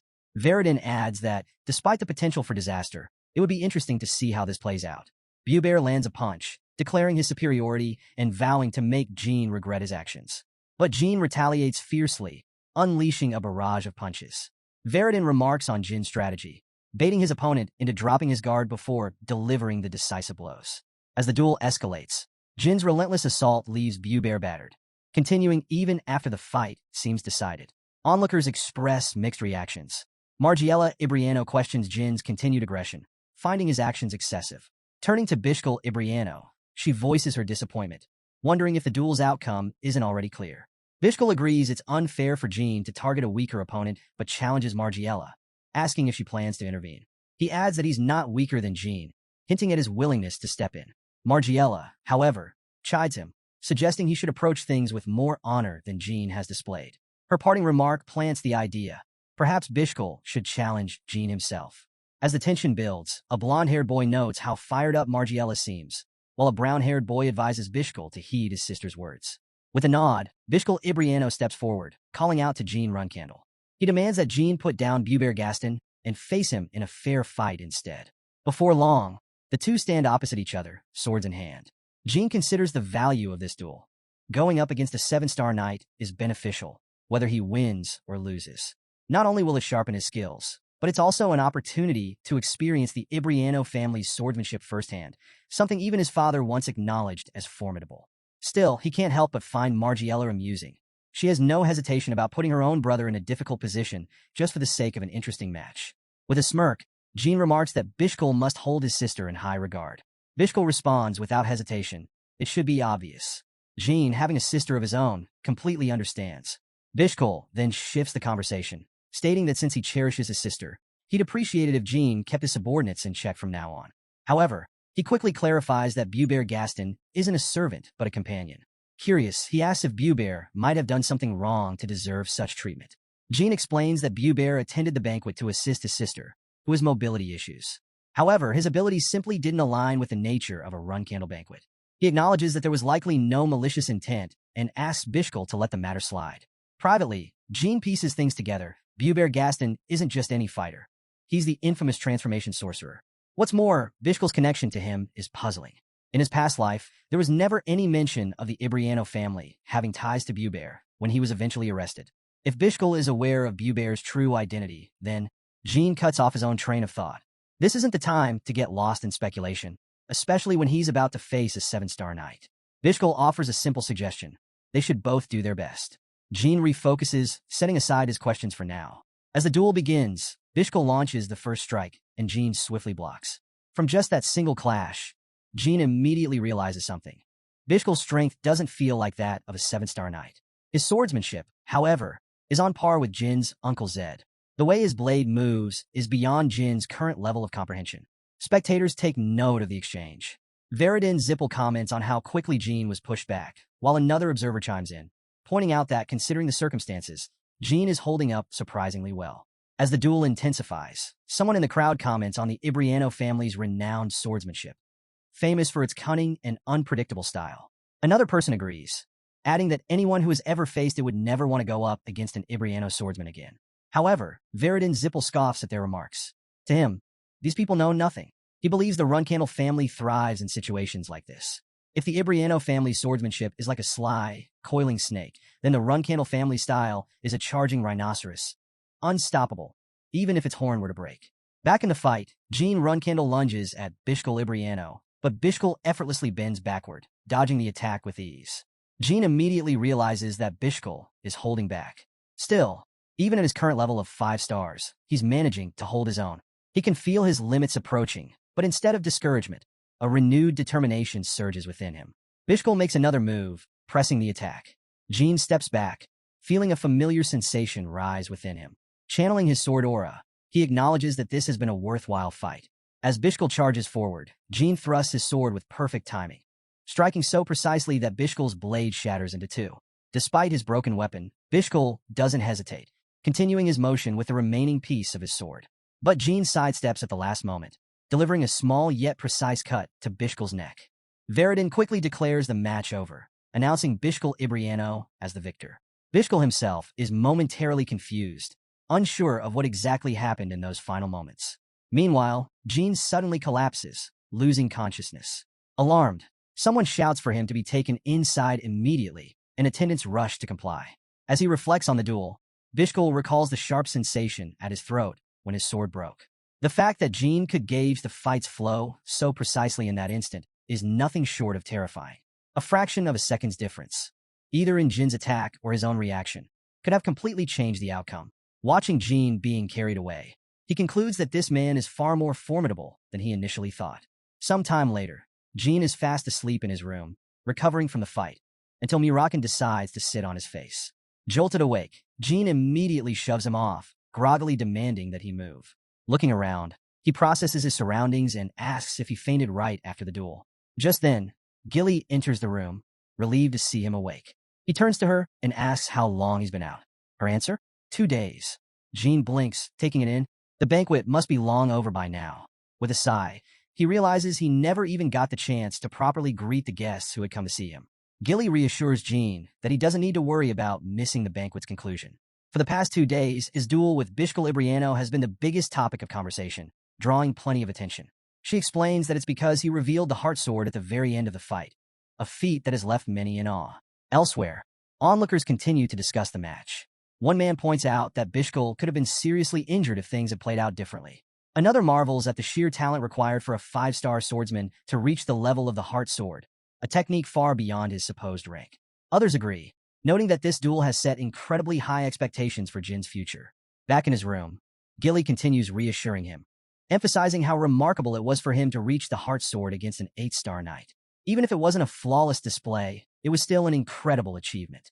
Jean silently reflects on his progress. He knows his heart sword isn't perfect yet, but it's already proving useful. The guidance from his sister, Luna Runcandel, is finally bearing fruit, even though he struggled to grasp her training at first. He recalls her unusual advice: never open his eyes during practice. At the time, it made no sense, but now he realizes that this method has helped him in ways he didn't anticipate. Though the technique only seems to activate in extreme situations for now, he's not too concerned. The fact that he held his own against an 8-star knight, even if it wasn't entirely graceful, is something to be proud of. Looking back, he sees plenty of positives from the banquet. He managed to confirm Veridin Zippel's status, formed a potential alliance with the Ice Palace heir, and uncovered a connection between Buber Gaston and Bishka Libriano. As for the truth behind the transformation crimes, there are too many unknowns to solve the mystery just yet. For now, he needs to gather more information before jumping to conclusions. As Jean contemplates his next steps, Gilly places a pot of flowers on the table in front of him. Curious, he asks about them. She explains that Ceres from the Ice Palace left them for him. Murakan, amused, teases Jean, wondering if Ceres has taken a liking to him. However, Gilly quickly clarifies that in Ice Palace tradition, these flowers symbolize an unending battle, not romantic affection.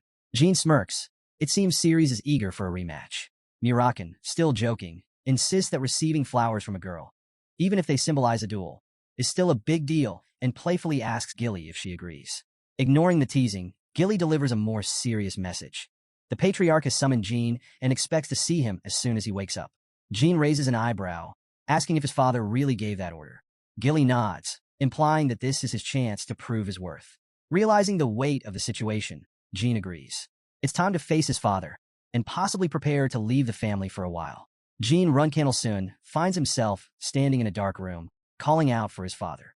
A deep voice answers. His father is already there, watching. As Jin's eyes adjust, his father notes that it's been a while since one of his children visited him dressed so casually, implying that Jean must be preparing to leave. Jean confirms it.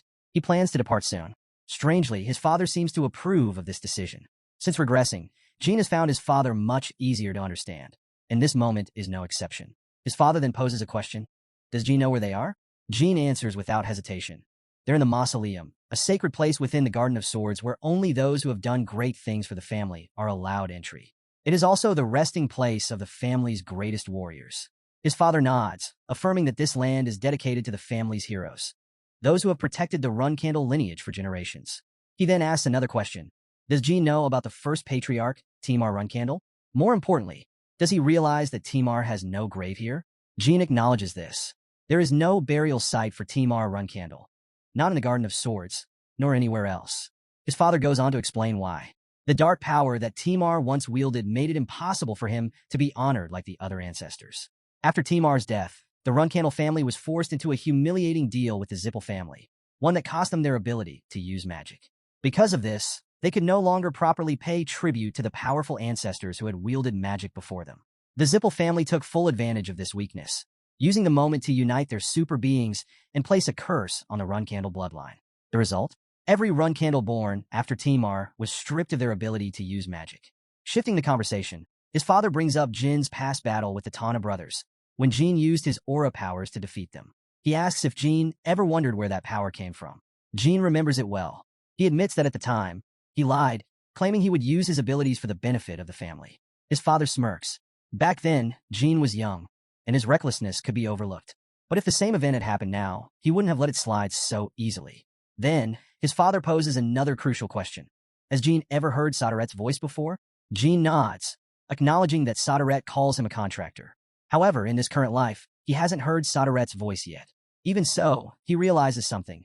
This power gives him an unfair advantage over his siblings.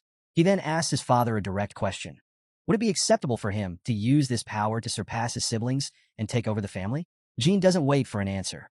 Instead, he firmly states his intention to leave and explore the world.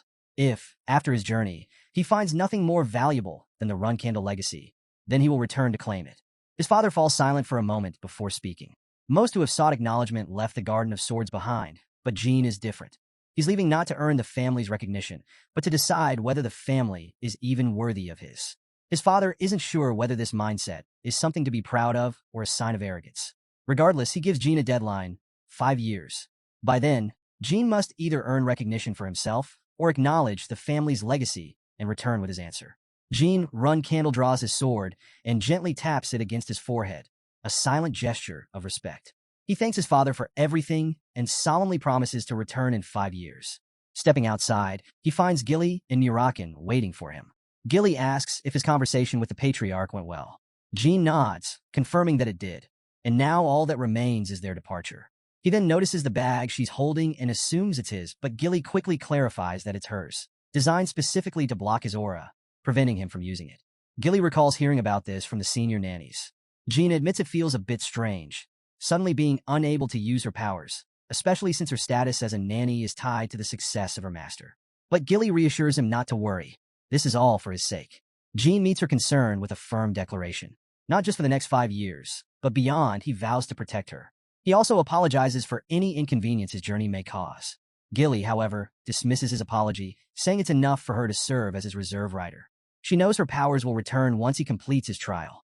Jean acknowledges this and encourages her to stay strong. As he turns to look back at the castle gates, the weight of the journey ahead settles in. This is the true beginning of his path, and with unwavering determination, he steps forward to explore the world and carve out his destiny. Meanwhile, the patriarch reflects on his own struggles. Despite reaching the level of a demigod through sheer mastery of the sword, he has failed to break the ancestral oath binding their family to the Zippel clan. But now, with Jin's contract with Saderet and his command over shadow energy, there is hope. This youngest member of their bloodline may possess the strength to free the family from its curse. The patriarch watches from afar, eager to see what the future holds for him. Later, deep within a forest, Jean conjures a flickering flame in his palm, using magic to light the way. Gilly, watching him, asks if he's truly okay with leaving without saying goodbye to anyone. She mentions that the cadets in his faction, and even young Lady Luna, might be disappointed by his sudden departure. Jean, however, remains unfazed. Luna has always been free-spirited, and as for the cadets, it's not like he's marching off to his death. He muses that if he had told them, they might have seen him off with their swords raised in a grand salute. Gilly agrees, noting that they probably would have gone even further to show their support. Shifting the conversation, she asks where he plans to go first. She's heard that most of the other flag bearers chose Mummet as their starting point since taking down villains is the fastest way to gain fame. Jean considers this. After all, for the reserve flag bearers of the Runcandel family, reputation must be built from the ground up. In the outside world, reserve flag bearers must prove themselves before they can be recognized as full-fledged members of the family. Additionally, they receive no support from their clan during this journey.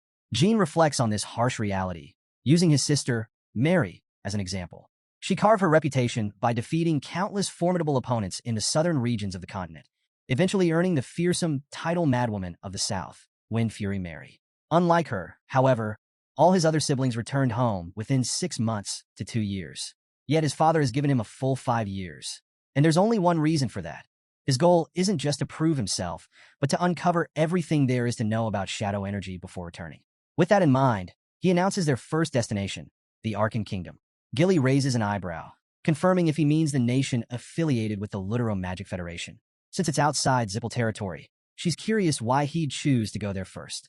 Jean explains that during a past mission to the Kalin ruins, he heard about a rising number of unregistered magicians wreaking havoc in Arkan.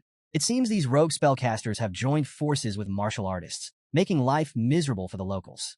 Gilly approves of the plan, mentioning that in her days as an active-duty soldier, she always enjoyed dealing with troublemakers. As Jin's excitement grows, a deeper realization sets in. This isn't information he should know in this life. He remembers from his past life that all those unregistered magicians and warriors were mere puppets of a dark family known as the Tessing. But his real interest isn't them. It's the underground auctions they run. These secret markets hold countless rare items whose true value remains undiscovered. He expects to find several crucial artifacts there, including a particular grimoire and a ring he must acquire. Gilly then points out a major problem. They won't be able to use the teleportation gate to enter Arkan. According to the family's rules, she was only allowed to carry 10 gold coins, and as a reserve flag bearer, Jean cannot reveal his identity as a Runcandel. With no financial or logistical support, their options seem limited. Jean, however, remains unfazed. He casually states that they'll resolve this issue once they reach the Jean Kingdom. Gilly, still skeptical, asks how exactly they plan to get there. Without hesitation, Jean shrugs and says, "We'll just fly." He then turns to Murakan and instructs him to transform. Murakan hesitates, questioning whether that's really a good idea. Gilly immediately objects, worried that someone might recognize him. But Jean reassures her, it's worth trying at least once. Sure, there's a risk the family might find out, but isn't that what makes things exciting? Murakan leaps off Gilly's shoulder, his body expanding as he transforms into a massive black dragon. With a deep rumble, he warns them to hold on tight. He'll need to fly fast if they want to reach the Gene Kingdom by tomorrow. Meanwhile, Luna Runcandel walks down a dimly lit hallway when something catches her eye. Through the window, she spots a dragon soaring into the night sky. Her eyes widen in shock. It can't be. Gene? She murmurs to herself, stunned that her younger brother is already riding a dragon just after becoming a reserve flag bearer. Resting a hand against the window pane, she lets out a small sigh. He really is something else, leaving without even saying goodbye. Still, she wishes him fortune in battle. Her cold, distant brother, by the time they reach the Gene Kingdom, the rough flight has taken a toll. Gilly looks pale and unsteady, clutching her stomach. Murakan immediately glares at Gene, snapping that it's his fault for scaring Strawberry Pie, their affectionate nickname for Gilly. Gene rolls his eyes, retorting that it wasn't his fault. Murakan was the one flying like a lunatic. Murakan huffs in response, while Gene shifts his focus to Gilly, gently telling her to breathe deeply and take it slow. He helps her rest against his arm, supporting her with soothing words. Gene then turns to Murakan and asks if he's in a bad mood because of what people think about black dragons. Murakan grumbles that he can't help it, but offers to take care of Strawberry Pie while Gene goes to handle their money situation. Gene warns him to stay put and, most importantly, not to cause a scene. Meanwhile, in the heart of the Gene Kingdom's capital, Semberville sits atop a small hill, gazing at the sprawling mansions below. He sighs, feeling a mix of frustration and regret. A banquet was held in his honor, yet he only learned about it after it was already over. Even if it was just part of his commission, he hasn't forgotten what Gene Runcandel did for him. The young warrior saved his life, and Semberville had hoped to meet him again, to properly express his gratitude. He recalls Jin's words, "If you ever need my help, just let me know." Just then, a familiar voice calls out from behind. Semberville turns sharply, startled. Gene Runcandel stands before him, a knowing smirk on his face. He casually places a hand on Semberville's shoulder and tells him to relax. It's just him, the one who saved him from those Conzello guys. Semberville blinks in surprise, momentarily speechless. Then, recovering quickly, he asks how Gene got here so suddenly. Gene simply reminds him, "Didn't I say to come find me if you ever needed help?" Semberville immediately acknowledges the sentiment, his expression sincere. Of course, he remembers. After all, without Gene, he wouldn't even be here today. Gene, satisfied, nods. Good. Then, without hesitation, he tells Semberville, "I wait here, so go and get some gold and money." Semberville is momentarily stunned. Money? He hadn't expected that. Gene thought to himself that as far as he knew, it was an unspoken law. Reserve flag bearers had to conceal their identity at all costs. After all, they were supposed to build their reputations based on their own skills, not the backing of their family. It was well known that young masters of Runcandel, still in the early stages of their training, would often live incredibly modest lives for months. Until they could earn money by collecting bounties or working as mercenaries, they had to endure hardship. But these three? They were different. They actually ate proper food. Sometime later, Gene, Gilly, and Murakan stroll through the streets, discussing their recent experiences. Gilly notes that the food in the Gene Kingdom isn't too bad. She admits she had braced herself for days of starvation, like most flag bearers do when they first start out. But thanks to Gene, they've had a much smoother beginning. Murakan chuckles. Just yesterday, Gene was calling it extortion, but now he's glad he did it. Gene rolls his eyes and argues that it wasn't extortion. Semberville had debts to pay, and by giving Gene the money, he managed to clear them. He recalls Semberville handing him a large bag of coins, his face full of gratitude as he thanked Gene for his help. As they walk, Gene suddenly turns to Murakan with suspicion. Is he eating too much again? They're about to use a teleportation gate. And the last time Murakan overate before teleporting, the aftermath wasn't pretty. Murakan glares at him. Shut up. He insists that he's a binge eater. He has to eat a lot first, even if it means throwing it all up later. Gene scoffs, questioning if that even makes sense. Murakan fires back that if Gene is so concerned, he can just ride him instead of taking the teleportation gate. After all, Gene was the one who wanted to use it. Gilly, amused, chimes in.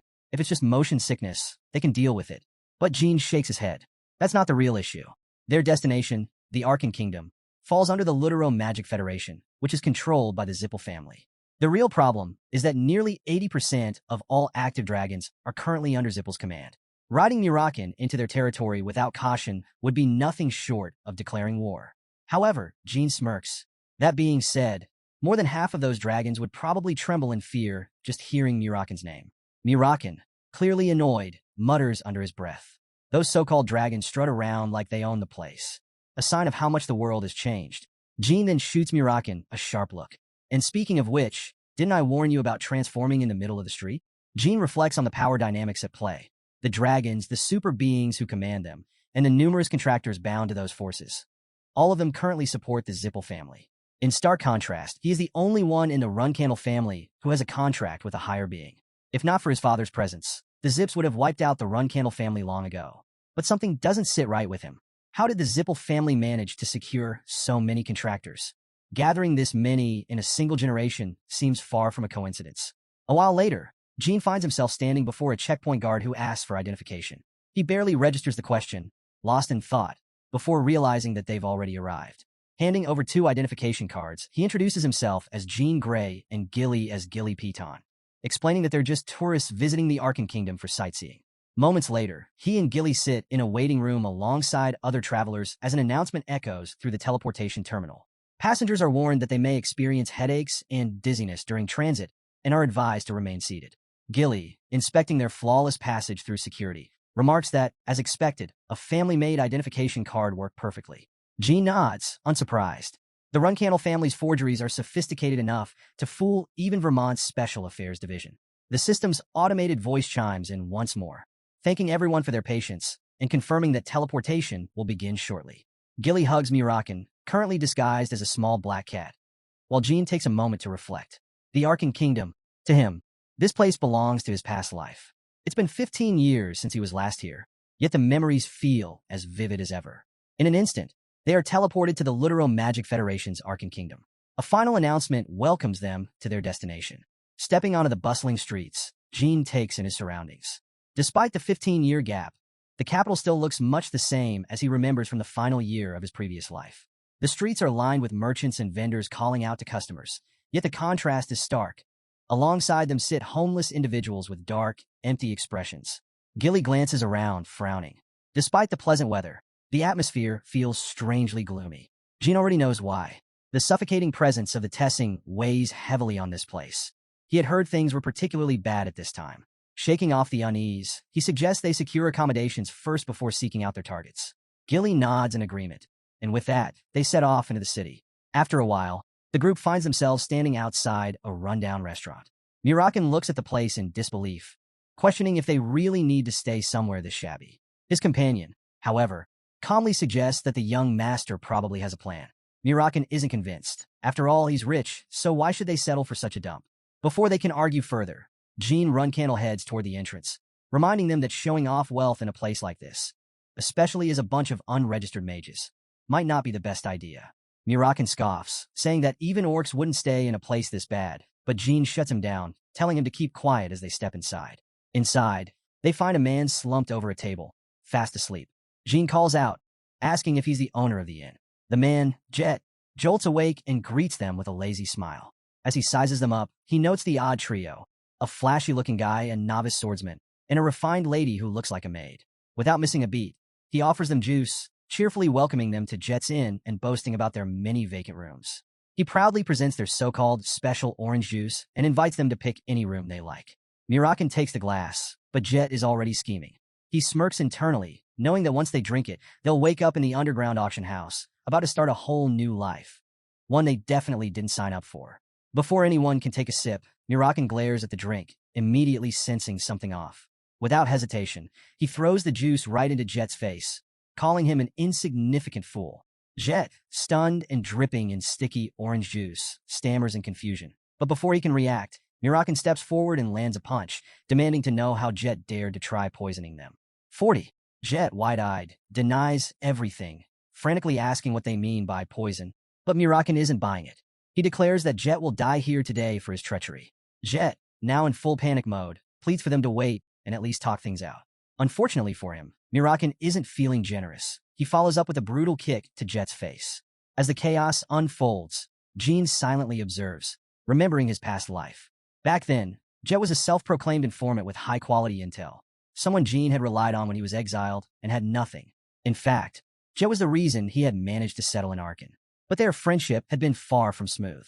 Jet had scammed him countless times, leading him into underground auction houses with the promise of rare opportunities, only to strip him of nearly everything he owned, except the clothes on his back. Just thinking about it makes Jin's blood boil. But this time, things will be different. In this life, he plans to turn the tables and use Jet to his advantage. Jet, still reeling from the beatdown, refuses to take the abuse lying down. He reminds them that despite appearances, he's actually a 5-star. Before he can even finish, Murakan shuts him up with another punch, completely unimpressed. Who cares? Jet quickly backtracks, realizing he's in no position to argue. He hurriedly admits that the drink wasn't poison, just a sedative. Murakan scoffs. Same thing. Gene Runcandel decides they've roughed him up enough and tells Murakan to stop, suggesting they at least hear Jet out. Murakan isn't convinced. Why waste time talking to someone who just tried to drug them? Jet, battered and desperate, begs for mercy, swearing he'll make up for what he did. Murakan, however, has zero patience. He orders Jet to shut up and prepare for death. Gene, ignoring the threat, informs Jet that he's going to ask a few questions. He makes one thing clear. If Jet lies, he dies. If he tells the truth, he lives. And to make things even more nerve-wracking, Gene adds that his judgment will be entirely subjective, based on instinct and mood. Jet, sweating bullets, hastily agrees. Murakan huffs, but ultimately lets Gene do whatever he wants. Jin's first question is simple. What does Jet do for a living? Jet, now completely honest, admits his full credentials. He's an owner, an informant, a scammer, and, unfortunately, a human trafficker. But he insists that if they spare him, he'll be a valuable asset. He knows everything about Arin and isn't lying. Gene then asks why Jet tried to drug them. Jet confesses it was to take them somewhere. And where exactly? Jet spills the truth. He was planning to deliver them to an underground Tessing auction house. Gene demands details, and Jet doesn't hold back. Tessing is a dark organization that runs illegal auctions, selling everything from slaves to stolen goods, illicit drugs, and even rare artifacts.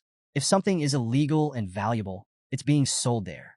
Hearing this, Gene feels a sense of satisfaction. He's finally reached the Tessing auction house. With this, he knows exactly what his next move should be. He decides to heal Jet by tonight. After all, there's work to do. Jet, grateful beyond words, thanks him profusely. Murakan, however, isn't thrilled. Spending money to fix up someone like Jet? A complete waste. Gilly agrees, pointing out that if they let him live, Jet might just turn around and betray them again. Gene acknowledges their concerns, but argues that taking down a dark organization like Tessing is worth the risk. And if Jet does try to double-cross them, well, they can always get rid of him later. Murakan grudgingly accepts this logic. With that settled, Gene makes his decision. He'll trust Jet, at least for now. They needed an Arin guide anyway, and this was as good a place to start as any. The first step? Finding someone to treat Jet's injuries. Stepping inside his room, Gene exhales, feeling the weight of his role. Pretending like this is exhausting. But he has no choice. No one can know he's a regressor. And for now, the act must continue. After some time, a gray-haired man advises Jet to rest as much as possible until his bones heal. He casually offers his services again if needed before heading off. Gene Runcandel, watching the exchange, reflects on how unexpected it is. This random healer they found on the street turns out to be part of the prestigious Lutero Magic Federation. Meanwhile, Jet examines himself in the mirror, scowling at his missing tooth. He curses under his breath. These people are insane. They beat him up, then heal him like nothing happened. He's completely baffled. Who are they? An heir to some elite martial arts family? Someone from Beeman's Special Affairs Division? One thing is clear. If he even thinks about betraying them, there won't be enough of him left to regret it. Gene, cutting through his thoughts, announces that it's time to move. Their next destination? The underground auction houses. After some time, they arrive at their destination, where a guard stops them at the gate. Eyeing the group, the guard questions why Jet is bringing so many people today, then asks with a little too much curiosity if they're products. Jet snaps at him, telling him to shut up and just open the door. They're his guests. The guard, grumbling, does as he's told, and they step inside. The scene before them is striking. A massive crowd fills the auction house, yet the atmosphere is eerily refined. Murakan smirks at the irony of it all. Gangsters running this place, yet they have an entire orchestra playing in the background. The contrast is almost comical. Jet hands them each a face mask, explaining that while the public knows Salka as the boss of Tessing, the real power behind the operation belongs to someone else. He strongly advises them to wear the masks if they intend to participate in the auction. Better safe than sorry. Gene, intrigued, asks who this real boss is. Jet reveals the name, Spider-Hands Alu. The extravagant decor, the grand atmosphere, all of it is designed to match Alu's tastes. Jet claims that Alu does this to cover up the fact that, at his core, he's nothing more than an uneducated gangster. Gene encourages him to continue. Jet goes on, explaining that Alu isn't like the usual small-time thugs. He has enough influence to control these rough streets, but more importantly, he's a 7-star martial artist from the Arable lands. There's even a rumor that he has connections with the pure-blood Runcandel family from across the sea. Murakan immediately dismisses the idea. The prestigious Runcandel family dealing with some lowlife gangster? Impossible. He scoffs at Jean. Surely, he doesn't believe that nonsense. Gilly agrees, pointing out that the story doesn't seem very convincing. Jean, however, remains silent, taking in the information. If there's even a shred of truth to this, things might be more complicated than they expected. However, Jean Runcandel isn't so quick to dismiss the idea. In fact, this revelation sparks a memory. One person could potentially be tied to both the Lutero Magic Federation and the criminal underworld. The same person who placed a curse on him, the one that robbed him of his ability to wield a sword. If there really is a connection to the Lutero Magic Federation, then there's a good chance he is involved. Jean reflects on the infamous 9-star curse known as Bladed Illusion, a spell so powerful that no ordinary mage could have cast it. He doubts anyone in Tessing has that level of skill. But after spending 10 years at Storm Castle and another 5 in the Garden of Swords without finding a single clue, he's long past being picky. It's been 15 years without answers. At this point, even the thinnest lead is worth chasing. Since they came here to shake things up anyway, looking into Aloe's identity might be well worth the effort. Murakan, always one for action, asks about the plan. He jokes that if Jean is thinking about wiping out every gangster in Arkan on their first day, that might not be the best approach. Gilly chimes in more cautious. She notes that the guards they passed on the way and seemed highly trained, and there were quite a few people who looked like unregistered magicians. Suddenly launching a fight in the middle of enemy territory? Not exactly a winning strategy. Jean, unfazed, tells them not to worry. He has a plan. Gilly, skeptical, presses him for details. Instead of answering outright, Jean motions for both of them to come closer, whispering his idea. Murakan taps his temple, shaking his head in disbelief. Sometimes he seriously wonders what goes on inside Jin's head, and how he even comes up with these things. Gilly agrees. It's honestly a little shocking. Is this really something a member of the esteemed Runcandel family should be doing? Jean just shrugs, reassuring them with a simple solution. If things go south, they'll just run. Before they can question him further, Jet interrupts, announcing that they've arrived. He proudly states that he picked out a low-key spot for them. Pulling back the curtain, he gestures with a grin. Welcome to the Teesing Underground Auction. Inside, the auctioneer's voice rings out, introducing the next set of items. He makes it clear that it doesn't matter where these goods came from or why they're here. The only thing that matters is that bidders are free to use them however they wish, for whatever purpose they desire. The first products are revealed. Slaves. A nearby bidder casually comments on the quality of today's batch, noting that they look to be in good condition. His attention lands on a man standing in the back, one who seems particularly capable, possibly suited for a variety of work. Jin's gaze darkens. This was exactly the kind of place he came here to dismantle. Jean Runcandel watches the ongoing auction, his expression unreadable. He casually remarks that if things had gone differently, they could have been the ones up for sale, just like these slaves. Jet, standing beside him, sighs and admits that he may have been a little reckless. Jean scans the slaves carefully, relieved to see that there are no children among them. At least there's some small mercy in this wretched place. Murakan turns to him, asking what their next move should be.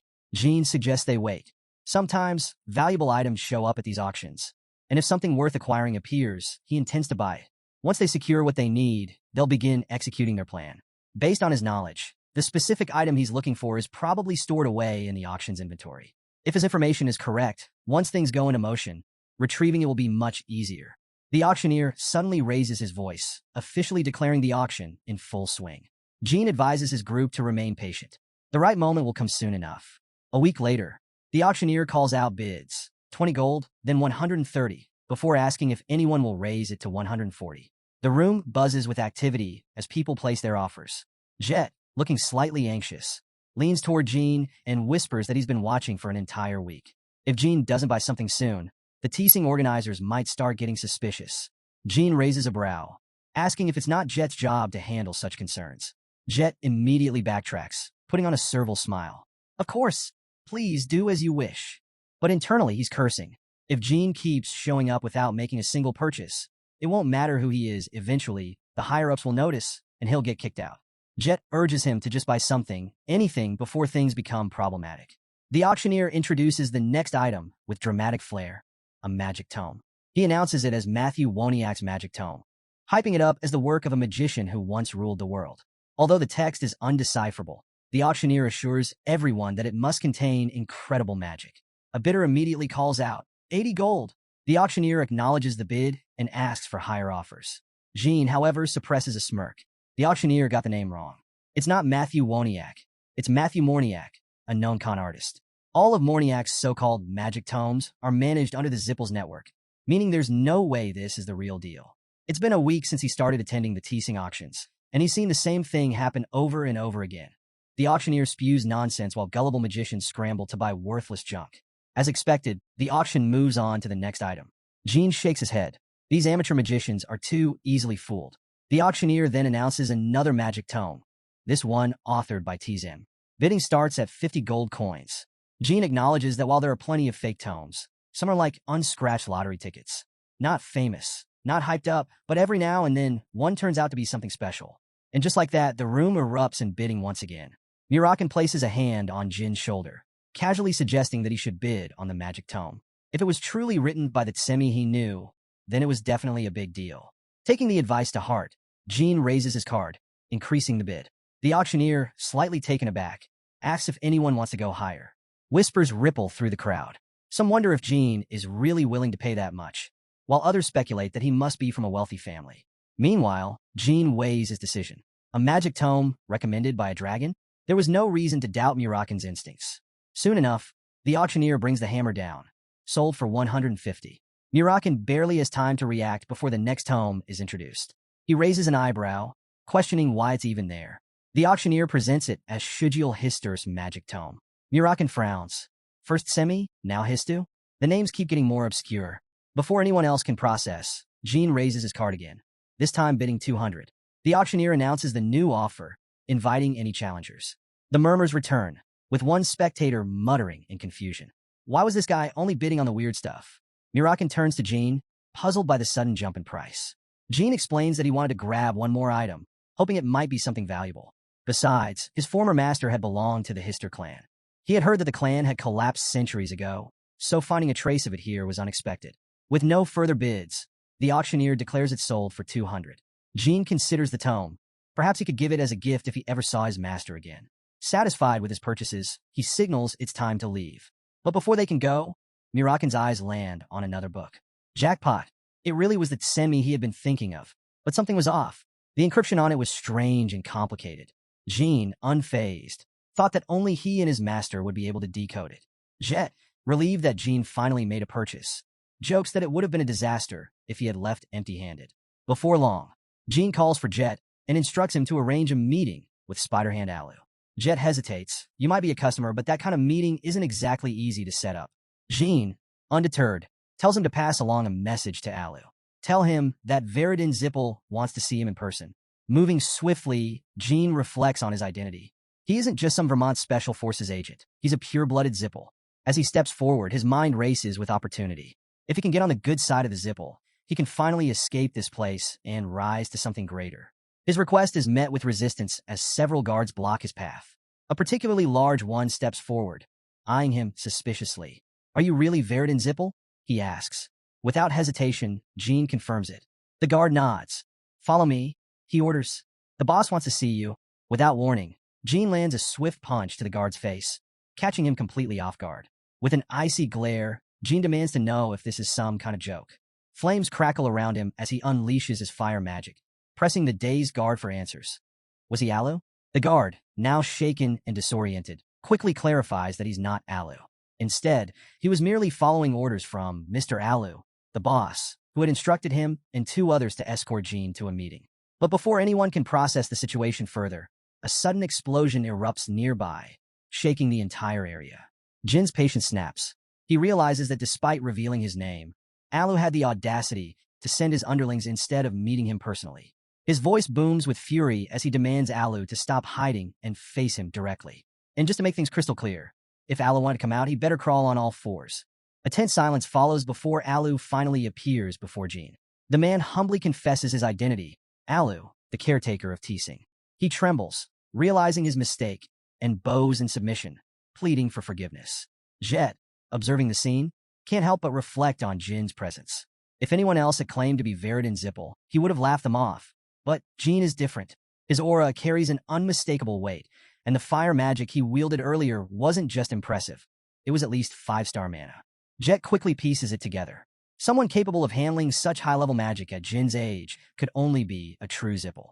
The narrative then shifts to a week earlier. Jin had made a bold declaration. He was going to pretend to be Verdun Zipple. Murakan was stunned. "What do you mean by that?" he had asked, barely able to process the idea. Gilly chimed in, pointing out a crucial detail. Even if Alu recognized someone with ties to the Zipple family, he would probably expect an elderly servant or an obscure connection. This meant there was no way to outright disprove Jin's claim. However, Gilly couldn't shake the implications. If the Runcandel family, or worse, the patriarch himself, ever suspected Jin was faking his identity, the consequences could be catastrophic. Back in the present, Jin coldly instructs Alu to stand up. Alu scrambles to obey, replying with a hurried, "Yes, sir."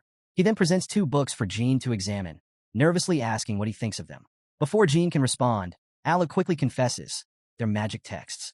He apologizes, admitting that he obtained them without proper authorization from the Zipple family. These books, he explains, are extremely valuable to his household. Then, hesitantly, he asks how much money Jin has made from similar dealings. Scrambling to save face, Alu offers an excuse. He's primarily a martial artist and hadn't fully grasped the true worth of the texts. He knows this has caused Jin an inconvenience and swears to do everything in his power to retrieve them. Pleading for another chance, he promises to set things right. Jin, unimpressed, cuts him off with a sharp order. "Shut up. Bring me the account book and the customer list. My family starts their investigation tomorrow." The weight of his words is final. Alu has no choice but to comply. Jin silently reflects on the fate of Tsing. Despite their efforts to establish themselves in the Arkan Kingdom, they're nothing more than a small-time gang when compared to the Zipple family. If the investigation uncovers anything that displeases the Zipple, it will be the end of Tsing. No question about it. A while later, Jin and his group sit in a dimly lit room, sifting through books and papers. Alu stands before them, confirming that these are all the items from the auction. Jin, skeptical, asks if there's more. Alu hesitates before admitting that additional valuables exist, but they're heavily guarded in the employee's residence. He then requests permission to step away, promising to return with the items in 2 hours. Jin, unimpressed, cuts through the excuse. "Are you planning to destroy important documents?" he questions, his tone sharp. He makes it clear that he intends to verify Alu's claims by questioning the people Alu has bribed. Then, with a smirk, he tells Alu to go ahead and do whatever he needs to, but reminds him that he's still under Jin's control. Alu, forced to comply, bows slightly and promises to return soon. Before leaving, he instructs one of his brown-haired guards to escort Sir Verdun around the storage area. The guard acknowledges with a simple yes. But just before stepping away, Alu whispers a different order. Make sure Jin doesn't leave the mansion until he gets back. The guard nods, understanding the unspoken threat behind the command. As Alu walks down the hallway, his frustration boils over. He mutters to himself, cursing Jin's arrogance. "That idiot. Acting like he owns the place," he grumbles, seething. After all the money he's thrown at the Zipple family, he refuses to let some imposter push him around. There has to be a way to buy them off or regain his influence. Meanwhile, Jin and his group are busy searching through what appears to be a private library. Murakan casually tells Gilly to take whatever she wants. Gilly hesitates, unsure, but Murakan reassures her. It's not like anything here wasn't stolen to begin with. As they rummage through the shelves, a book suddenly tumbles off and smacks the brown-haired guard on the head. He groans, rubbing the sore spot. "Damn it, it's all garbage," he mutters under his breath. Murakan chuckles before turning to Jin. "Alu will probably figure out you're a fake by the time he gets back," he warns. "So, what's the plan?" Jin simply shrugs, completely unfazed. "We grab whatever we like for free and leave before he returns," he says nonchalantly, as if they were casually shopping instead of looting an underground operation. He then opens a small wooden box, eyes narrowing as he spots something interesting inside a ring. His fingers close around it. "Got it." Gilly, still processing their bold actions, nervously asks if they really plan to keep pulling off reckless stunts like this. Jin doesn't answer, but his smirk says everything. Jin smirks at Gilly's concern, deciding to take her question as a compliment. Before he can say more, Jin arrives, holding a stack of papers. With a satisfied grin, he announces that he has found the account records for the slaves, complete with birthplaces and ages, just as Jin requested. Jin nods in approval. "Good job," he says before declaring that they're done here. It's time to leave, but just as they're about to go, the brown-haired guard steps in their way. He insists that they must wait. Alu will be bringing the accounting books soon, so they should remain in the mansion until then. Jin's patience runs out. Without warning, he attacks, swiftly knocking the guard unconscious. Jet watches, impressed. You're not just skilled in magic, huh? He remarks. You can fight too. But why go after Alu's men like this? Jean glances at him and asks a simple question. Do you have a family? Jet hesitates, then nods. Yeah, I have a son. Without missing a beat, Jean gives him a grave warning. Take his son and flee, preferably to the Beamid Empire. Jet is stunned. What? Jean explains that the best way for Jet to protect himself is to turn over the accounting books and present himself as a whistleblower. That's the only way he'll stay safe. But Jet refuses. He insists that he'll stay by Jin's side until the very end. After all, he's worked too hard to reach this point. He won't let this opportunity slip away. He begs Jean to let him serve him for life, hoping this path will lead to something greater. That's when Jean finally reveals the truth. With a hint of regret, he tells Jet that he's not actually Veridin Zippel. Jet is speechless. 2 hours later, Alu returns, looking smug, until he sees one of his guards unconscious on the floor. His expression darkens. Before he can react, another guard rushes up to him, addressing him as boss. Alu narrows his eyes. Speak. The guard hesitates before delivering the bad news. Jean and his crew took the records on the slaves and other key customers, then vanished. Teasing is finished. Alu's face twists with rage. Chase them, he roars. The guard lowers his head. It's too late, boss. They're already gone. Alu's fury erupts. He grabs the guard's face with one massive hand and hurls him across the room, sending him crashing into the wall. I don't care what it takes. Gather every man we have and hunt them down. His voice shakes with rage. I'll skin those frauds myself. Meanwhile, Murakan sits by the fire with the others, his gaze fixed on Jean. So, he asks, is there a reason you're still hanging around? Jean, arms crossed, responds calmly. There's no point in worrying about Alan now. Instead, they need to figure out if he's connected to the Runcandel family. Murakan nods in agreement. Think of this as our final farewell, he says. Then, with a chuckle, he adds, besides, I gave him a Chenmi grimoire and even gifted him a masterpiece. You should have seen the look on his face when he saw it at the auction. He pauses, frowning. But that's the real mystery. How did Alu even know about such an ancient item? And more importantly, how did he manage to get his hands on it? Suddenly, a group of guards spots them. One immediately shouts, Over here!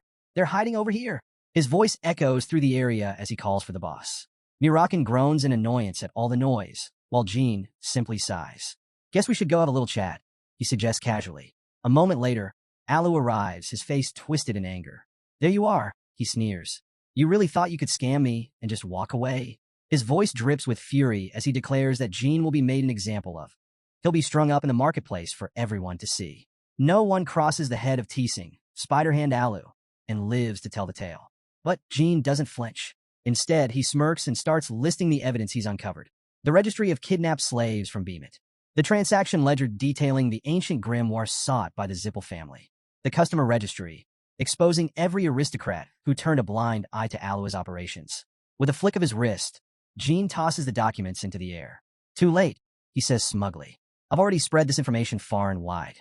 By tomorrow, the entire world will know about your crimes. He then tilts his head.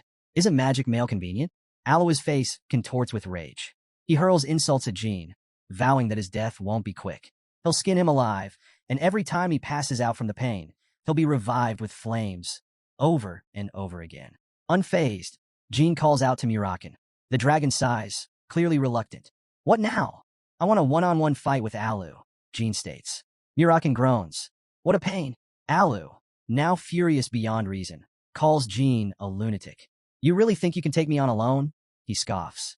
Then, barking orders at his men, he tells them to stop standing around like idiots and attack. The guards waste no time, launching their assault using magic crystals. Alu instructs them to leave Jean alive, but to kill everyone else. One of the guards makes a move on Murakan, but it's a mistake. Moving with speed that defies belief, Murakan counters effortlessly, cutting through them one by one. As he advances, he leaps high into the air and delivers a devastating strike, sending another guard flying. The remaining enemies freeze in shock. Alu, furious at his men's hesitation, snaps at them. Why are you just standing there? Attack! One of the gray-haired guards hesitates before explaining that using magic now might hit their own people. Alu growls, then aim for the ones in the back. Meanwhile, Jean glances at Gilly. Step back for a moment, he advises. The guards unleash a barrage of fire and water magic, their attacks surging forward. But Jean raises a protective shield, effortlessly blocking the onslaught. Gilly watches in amazement as the spells dissipate against the barrier. The guards, now visibly shaken, mutter in disbelief. Jean smirks. This is a lot easier, thanks to my sister Luna. From a distance, Luna crosses her arms. And yet you didn't even say goodbye before running off, she mutters unimpressed. Meanwhile, Murakan sizes up their opponents. They rely on numbers because they're weak, he grumbles. Then, rolling his shoulders, he adds, what a pain. Just drop dead all at once. Without warning, he unleashes a blast of light magic, so intense that the battlefield is momentarily bathed in a blinding glow.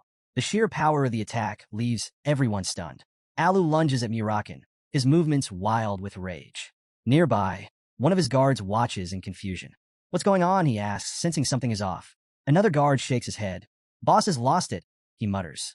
After a brief pause, he adds, actually, that might make things easier for us. Meanwhile, Murakan reports that he has taken care of the smaller threats, just as Jean requested. With the battlefield cleared, he tells Jean to do whatever he needs to. Alu, furious and cursing, demands answers. Who sent you? Why are you here? Jean barely acknowledges the question, dismissing it with a smirk. It doesn't matter, he says. You're gonna die anyway. Alu doesn't waste another second. He charges straight at Jean. But Jean is quick, sidestepping just in time to avoid the strike. Even as he dodges, his mind races. He's fast. Whether Alu is lying about his strength or not, Jean knows he can't afford to take him lightly. A single mistake could cost him everything. Murakan watches the exchange closely, his interest piqued. Looks like he's found himself a worthy opponent, he muses. If the rumors about Alu being a 7-star martial artist are true, then this fight is about to get serious. Compared to Jin's previous opponent, Vishkal, Alu is different. This one seems hungry to kill. Murakan, ever the observer, offers a simple piece of advice. Do your best, kid, and don't die. Alu scoffs. How arrogant, he sneers. What's an air mage like you doing on the front lines? Jean smirks. And what's a rookie like you doing looking down on me? Without hesitation, he launches an attack with his sword. Alu raises an eyebrow. Interesting sword, he notes, easily blocking the strike. He counters with a swift attack of his own, pressing Jean back. You're no mage after all, are you? Jean doesn't respond. He regains his footing and lunges forward again. Alu moves like a blur, dodging and maneuvering effortlessly. In a flash, he circles behind Jean, aiming for a devastating blow. Jean reacts just in time, barely evading the strike. Alu's attack slams into the floor instead, sending debris flying. Alu clicks his tongue. Shallow hit. Jin's mind is racing. He's holding back. Even at this level, he's already too much for me to handle. Alu, watching Jean struggle, chuckles. That fireball you threw at the auction house, he muses. Must have been an artifact. He shakes his head, realizing just how badly he's been played. But there's a bigger problem, the other guy. The one who took down all his subordinates alone. Alu's eyes flick to Murakan, still standing there, unmoving. Why isn't he doing anything? Meanwhile, Murakan watches as Jean takes another hard hit. That little idiot, he mutters under his breath. Gilly, visibly worried, turns to Murakan. Are you really just going to stand there? She asks. I get that the young master wanted to take on a 7-star martial artist, but isn't it too soon for him to be doing this? Murakan doesn't seem concerned. It's fine, he says dismissively. He needs to learn how precious life is. Gilly sighs, reluctantly agreeing. I guess you're right. Then, after a moment, she glances back at the fight. But it kind of sounds like you think he's going to lose. On the battlefield, Jean grits his teeth, preparing for the next exchange. Alu lunges at Jean with relentless aggression, his strikes coming fast and heavy. Jean barely manages to block, the sheer force of the assault forcing him back. The intensity of the fight leaves everyone watching in shock. Alu doesn't let up. Charging again, he declares, "This is the end for you." But Jean just smirks, as flames swirl around him. He calmly states, when a Runcandel magic swordsman fights, even a 2-star difference is meaningless. With a flick of his wrist, he unleashes a blazing burst of fire, sending Alu staggering backward. Alu, stunned, struggles to process what just happened. That wasn't an artifact, he mutters, realizing the truth. Jean isn't just some mage. He's a magic swordsman. Jin's sword crackles with energy as he calls upon lightning, the weapon glowing with raw power. Alu attempts to block, but his sword barely holds up against the force. Undeterred, he taunts Jean, warning that standing so exposed in battle is a death sentence. Jean doesn't flinch. Instead, he steps forward, his hand adorned with a magical ring. With a commanding voice, he used his technique helmet release. Alu's eyes widen in shock. What is happening? Before he can react, Jean moves in, his sword cutting deep into Alu's body. As he strikes, a dark magical aura envelopes him, its presence sending a chill through the air. With the battle shifting in his favor, Jean sheathes his sword. Murakan watches closely, recognizing something unusual. That must be Mjolta's rune, he murmurs. Gilly, confused, turns to him. Mjolta's rune? What's that? Murakan crosses his arms, recalling its history. Thousands of years ago, Mjolta was forged for Beeman's first emperor, a man who was once a lover of a demon. Back then, war was everywhere, and Mjolta was a masterpiece, capable of blocking any attack below 7-star power. His eyes narrow. The real question is, how did such an artifact end up in the hands of a gang? Jean, too, contemplates the rune's significance. He knows that this artifact was meant to be handed over to the Beeman Emperor in 5 or 6 years. He remembers that during that time, the Academy and the press were in chaos over the helmet. In fact, he recalls the exact moment it was first discovered, where it happened, the date, and even the circumstances surrounding it. Returning his focus to Alu, Jean delivers a devastating final blow. As Alu weakens, Jean steps closer, his voice steady. Before you die, I have one question for you. Alu coughs, struggling to stay conscious. I've heard you have connections to the Runcandel family, Jean states. Is it true? Murakan raises an eyebrow. Should have asked that earlier, he mutters. Not like a dying man has much reason to answer, honestly. Alu lets out a bitter chuckle. Now I see, he rasps. I know who you really are. He exhales sharply, then confirms the truth. Yes, he did fail. But there's something more. Jean frowns. What do you mean? Alu smirks despite his injuries. You're just the youngest member of the family, he says. But even you can't stop him. Murakan stiffens. Him? Who are you talking about? Jean narrows his eyes, thinking. Spider-Man Alu. That's probably not even his real name. Something about this entire situation feels off. A 7-star martial artist running a gang? Connections to the Runcandel family? Something bigger is at play. And now, they need to find out who is really pulling the strings. Murakan shrugs, noting that it's not entirely unheard of. After all, one of his ancestors, a 9-star powerhouse, once ran a bar. However, that doesn't change the fact that they need to figure out who Alu was referring to. Jean contemplates the situation. Alu had admitted defeat, but his words carried weight. He couldn't stop that person. The fact that Alu recognized his identity meant this failure likely had something to do with the Blood illusion. And the mention of him being the youngest while unable to stop someone else? That suggested knowledge of the ongoing power struggle within the Runcandel family. Jean mentally runs through the potential suspects. His older sister, Yuna, is out. She left the family. Mayu? And the twins? Too young and inexperienced. The others? Not ambitious or cunning enough to pull off something like this. That leaves only one likely candidate.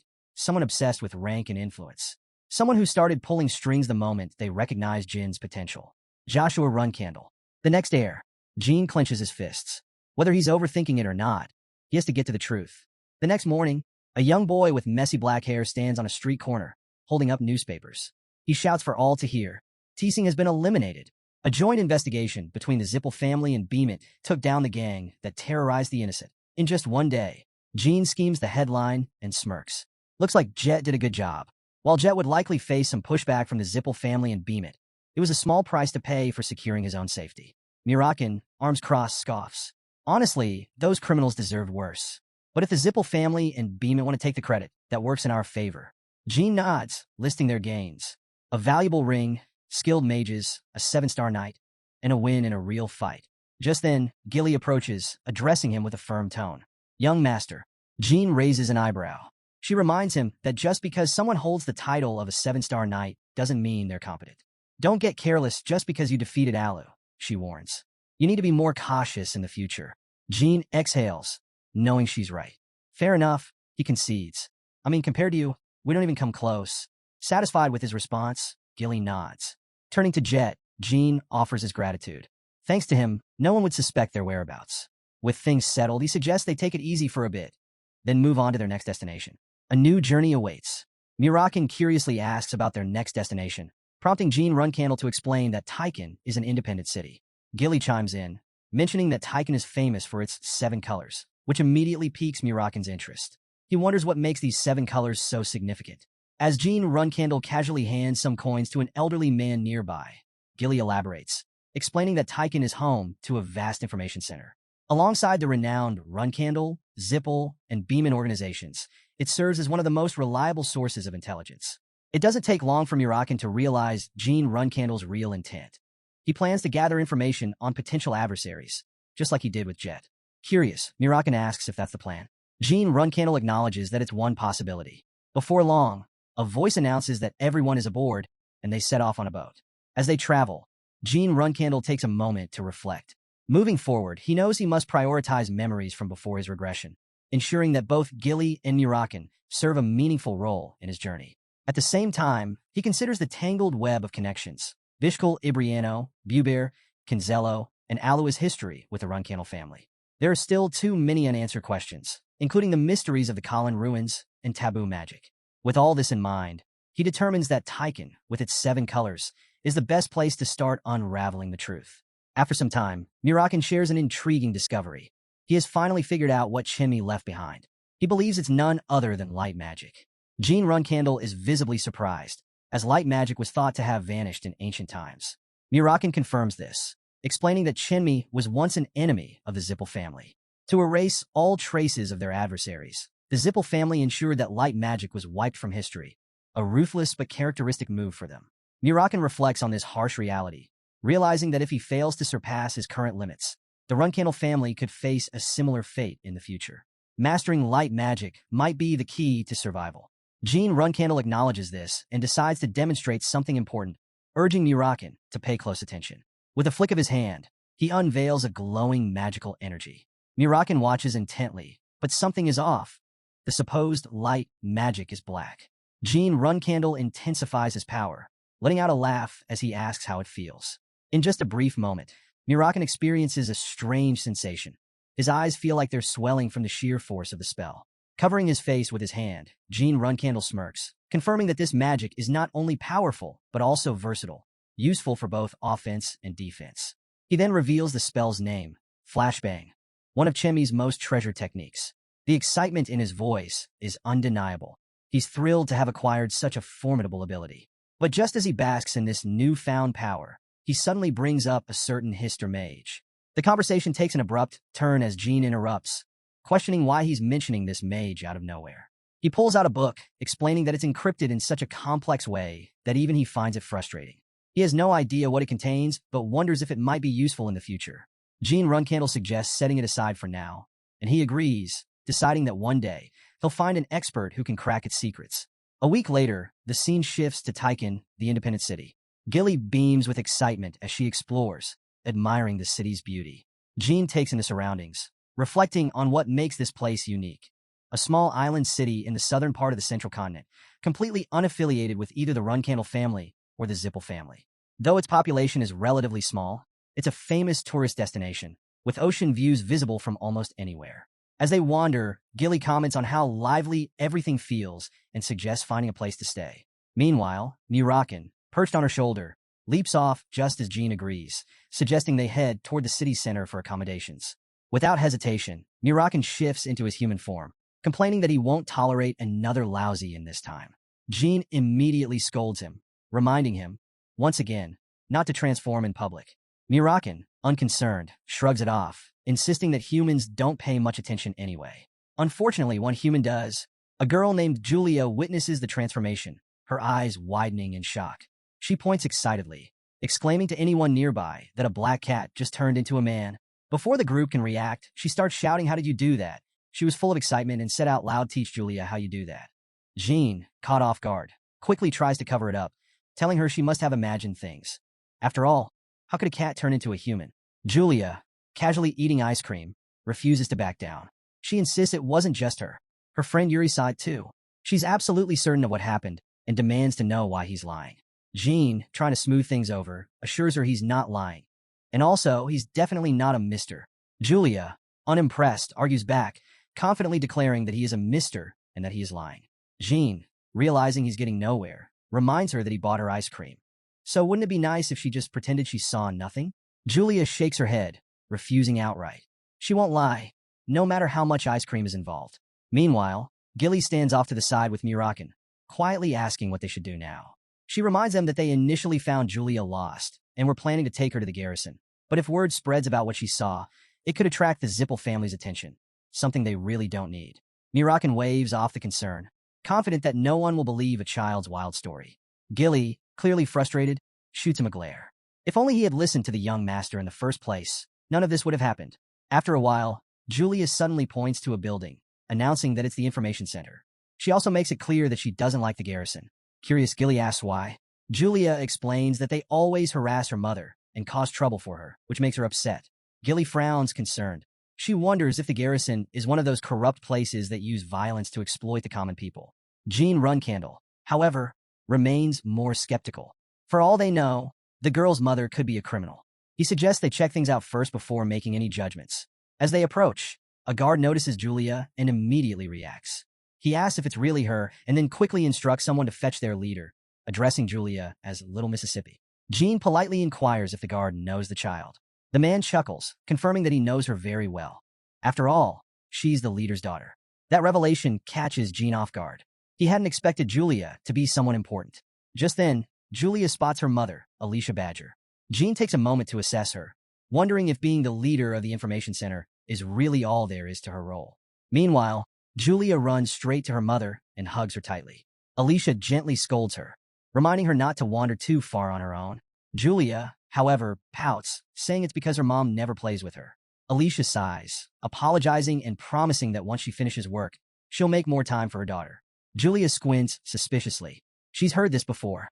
She points out that Alicia had made the same promise before, but never followed through. Alicia reassures her this time will be different.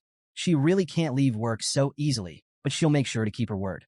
At that moment, Alicia finally takes note of Jean and his companions. She comments that most people in Taiken know Julia, so if they plan to stay in the city, they should be more cautious. Apologizing for the delayed introduction, she extends her hand, formally introducing herself as the leader of the Taiken garrison. Jean shakes her hand, introducing himself as Jean Grey and explaining that he's just a tourist visiting Taiken. Alicia raises an eyebrow at that, but plays along. If he's a tourist, she insists on giving him something in return. She asks if there's anything he needs. Jean takes the opportunity to ask for recommendations on a good place to stay. Julia, suddenly excited, whispers something into her mother's ear. Alicia listens, then nods before pulling out a pen and calling for some paper. A guard promptly brings it to her, and she quickly writes something down before handing it to Jean. She explains that it's a letter of recommendation with the garrison leader's seal. With this, he'll be treated well no matter where he goes in the city. She then thanks him again for helping bring her daughter back safely. Jean responds that they should be the ones thanking her, and with that, the group prepares to leave. However, just as they turn away, Alicia casually asks Julia if it's true that a cat turned into a human. Julia nods enthusiastically, but then lowers her voice, adding that the others don't want to talk about it. So she's pretending she doesn't know anything. Alicia praises Julia, telling her she did a good job and reminding her that everyone has secrets. As she reflects on the transformation she witnessed, she notes that such a feat is something only a dragon should be capable of. Meanwhile, in their lodge, Gilly sits comfortably on the bed, marveling at the excellent service. She notes that the only other time she's experienced such luxury was back at Huffister. On the other bed, Murakan sprawls out with a satisfied sigh, commenting on how incredibly soft it is. This is what a proper lodge should feel like. Gilly acknowledges that the letter of recommendation has certainly paid off, making everything go smoothly since their arrival in Taiken. She then brings up something that's been on her mind, the ice cream Julia was eating earlier. Since it's a popular treat in the city, she wonders if she should try some too. Jean Runcandel, confused, asks why she's asking him for permission. If she wants it, she should just go ahead and order it. Gilly, satisfied with that answer, cheerfully heads for the door, promising to be back soon. As she leaves, Murakan stretches out, commenting that it's been a long time since they've lived in such comfort. It almost feels like they're on vacation. However, his tone shifts as he turns to Jean and asks how he plans to meet the Seven Colors. Murakan chimes in, pointing out that meeting them won't be easy. Jean, however, already has a plan. He explains that the Seven Colors is the most reputable information network in Taiken, and at its core stands a powerful figure known as the Noble Sword, Kashmir. Kashmir isn't just a well-known and respected swordsman. He was even recommended to train beginner swordsmanship for the Runcandel family. However, that's about as much as most people know about him. Jean, on the other hand, knows much more. He recalls that in 10 years, Kashmir will emerge as the Emperor of Beemit, leveraging the vast intelligence network of the Seven Colors. He will secure power from Beemit, the Zippel family, and the Runcandel family, gaining enough support to establish Taiken as an independent kingdom, with himself as its first king. Jean considers Kashmir Alphen to be a meticulous strategist, not only a master swordsman, but also someone capable of hiding his true ambitions for years. He speculates that Kashmir might be someone who could support him in the future. However, the real challenge is figuring out how to approach him. Just then, Gilly rushes back into the room, her expression tense. She quickly alerts Jean and Murakan that something is wrong. She explains that the lodge is completely empty. All the employees and guests have disappeared without a trace. Worse, she can feel that something is off. Kashmir Alphen places a hand on Gilly's shoulder, checking on their well-being before politely asking if he may intrude for a moment. Jean Runcandel's eyes narrow as he assesses the man. Why is Kashmir Alphen here? Murakan, already on edge, immediately moves to attack, his temper flaring. Jean quickly intervenes, urging him to stop. This isn't the time to escalate things, and killing him is out of the question. Murakan, however, isn't one to let things slide so easily. He shifts into his shadow dragon form, glaring at Kashmir with obvious disdain. Sarcastically, he repeats Kashmir's greeting, asking if he is doing well, before immediately answering his own question. Of course not. Then, with a pointed sneer, he questions if Kashmir is an idiot for even asking. Jean remains wary. Why is the noble sword here all of a sudden? Kashmir shouldn't have any business in Arkan, especially considering they just arrived in Taiken and have done nothing to attract attention. Something doesn't add up. Then, he notices something else. Kashmir isn't alone. For actually even more guards surround him. If things turn violent, they could easily be overwhelmed. Sensing the danger, Jean tells Murakan to stand down. The space is too cramped for a fight, and Gilly could get caught in the chaos. Begrudgingly, Murakan shifts back into his human form, though his irritation doesn't fade. Fixing his glare on Kashmir, Murakan demands to know if he even realizes who he's dealing with. Kashmir, unfazed, simply asks what he means. Murakan isn't having it. He repeats the question, does Kashmir even know who he is? Then, without waiting for an answer, he mutters under his breath, calling him an idiot. Annoyed, he pulls Gilly into an embrace, still grumbling in frustration. He then sharply questions why Kashmir speaks so informally, as if he looks down on everyone just because he carries a sword and has a handful of lackeys following him. Jean watches closely. For once, Murakan is showing some restraint, but his temper is still boiling. Kashmir, maintaining his composure, clarifies that he never meant any disrespect. But Murakan isn't satisfied. Then what exactly did you mean? He snaps, accusing Kashmir of barging in uninvited and demanding an explanation. Once again, he repeats his question. Does he even know who he is? Kashmir admits that he doesn't. Murakan scoffs, clearly unimpressed. Then why are you acting so high and mighty? He taunts. Just because you carry a sword and drag around a bunch of followers, you think you're above everyone else? Before the tension can rise further, Jean steps in once more. That's enough. He firmly tells Murakan to calm down and put away his sword. Then, turning to Kashmir, he shifts his tone to one of formal politeness. He addresses him properly, confirming that he is indeed the noble sword, Kashmir Alphen. He then adds that he's heard a great deal about his reputation. Kashmir seems momentarily puzzled. How does this young man know his name? Jean doesn't hesitate. He formally introduces himself, revealing his real name. Both Murakan and Gilly are caught off guard by this unexpected revelation. Jean then suggests they move to a different location, where they can continue their discussion in a more private and civil manner. He offers to answer any of Kashmir's questions. Sometime later, Kashmir sits across from Jean, while Gilly and Murakan stand behind him, watching the exchange closely. Jean, remaining calm, thanks Kashmir for dismissing his Soderette. He notes that such a gesture suggests at least some level of trust.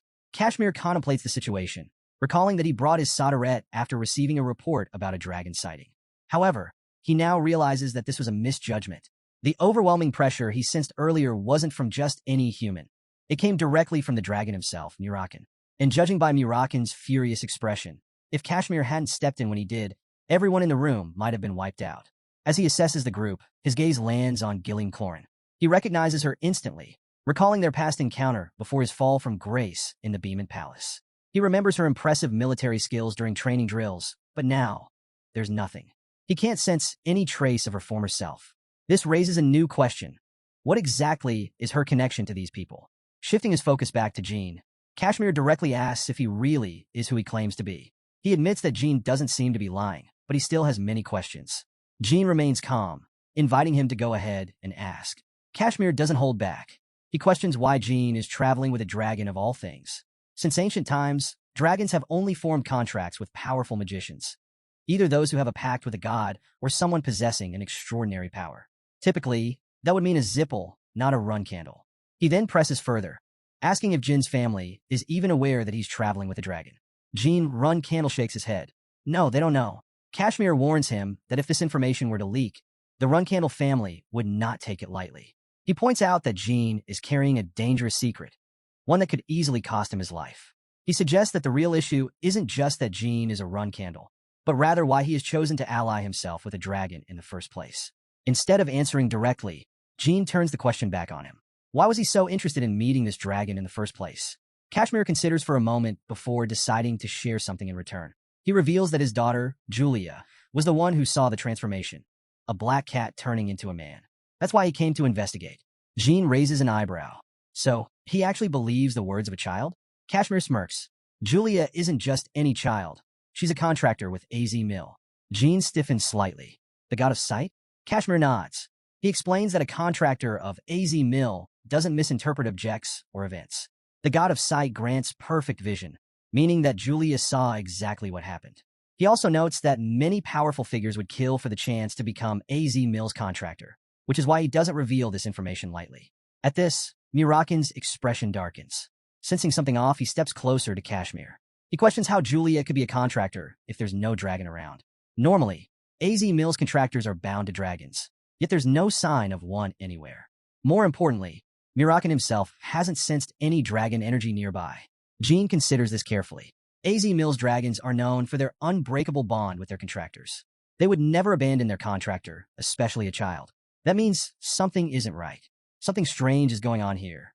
Still piecing things together, Jean admits he doesn't have the full picture yet, but whatever is happening, it all seems to revolve around that fact. Murakan frowns. And what exactly are you getting at?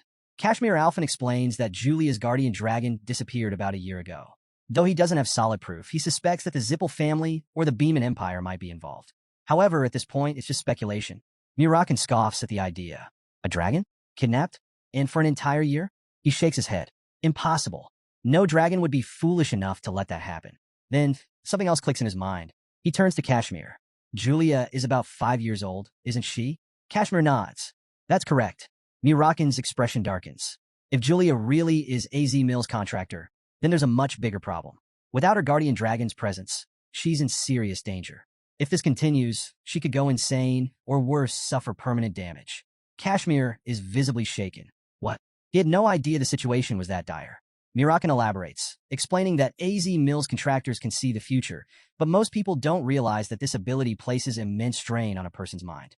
Normally, their guardian dragon absorbs most of that burden. The real issue is Julia's age. She's still too young to fully grasp the difference between visions and reality. That's why she hasn't shown extreme symptoms yet.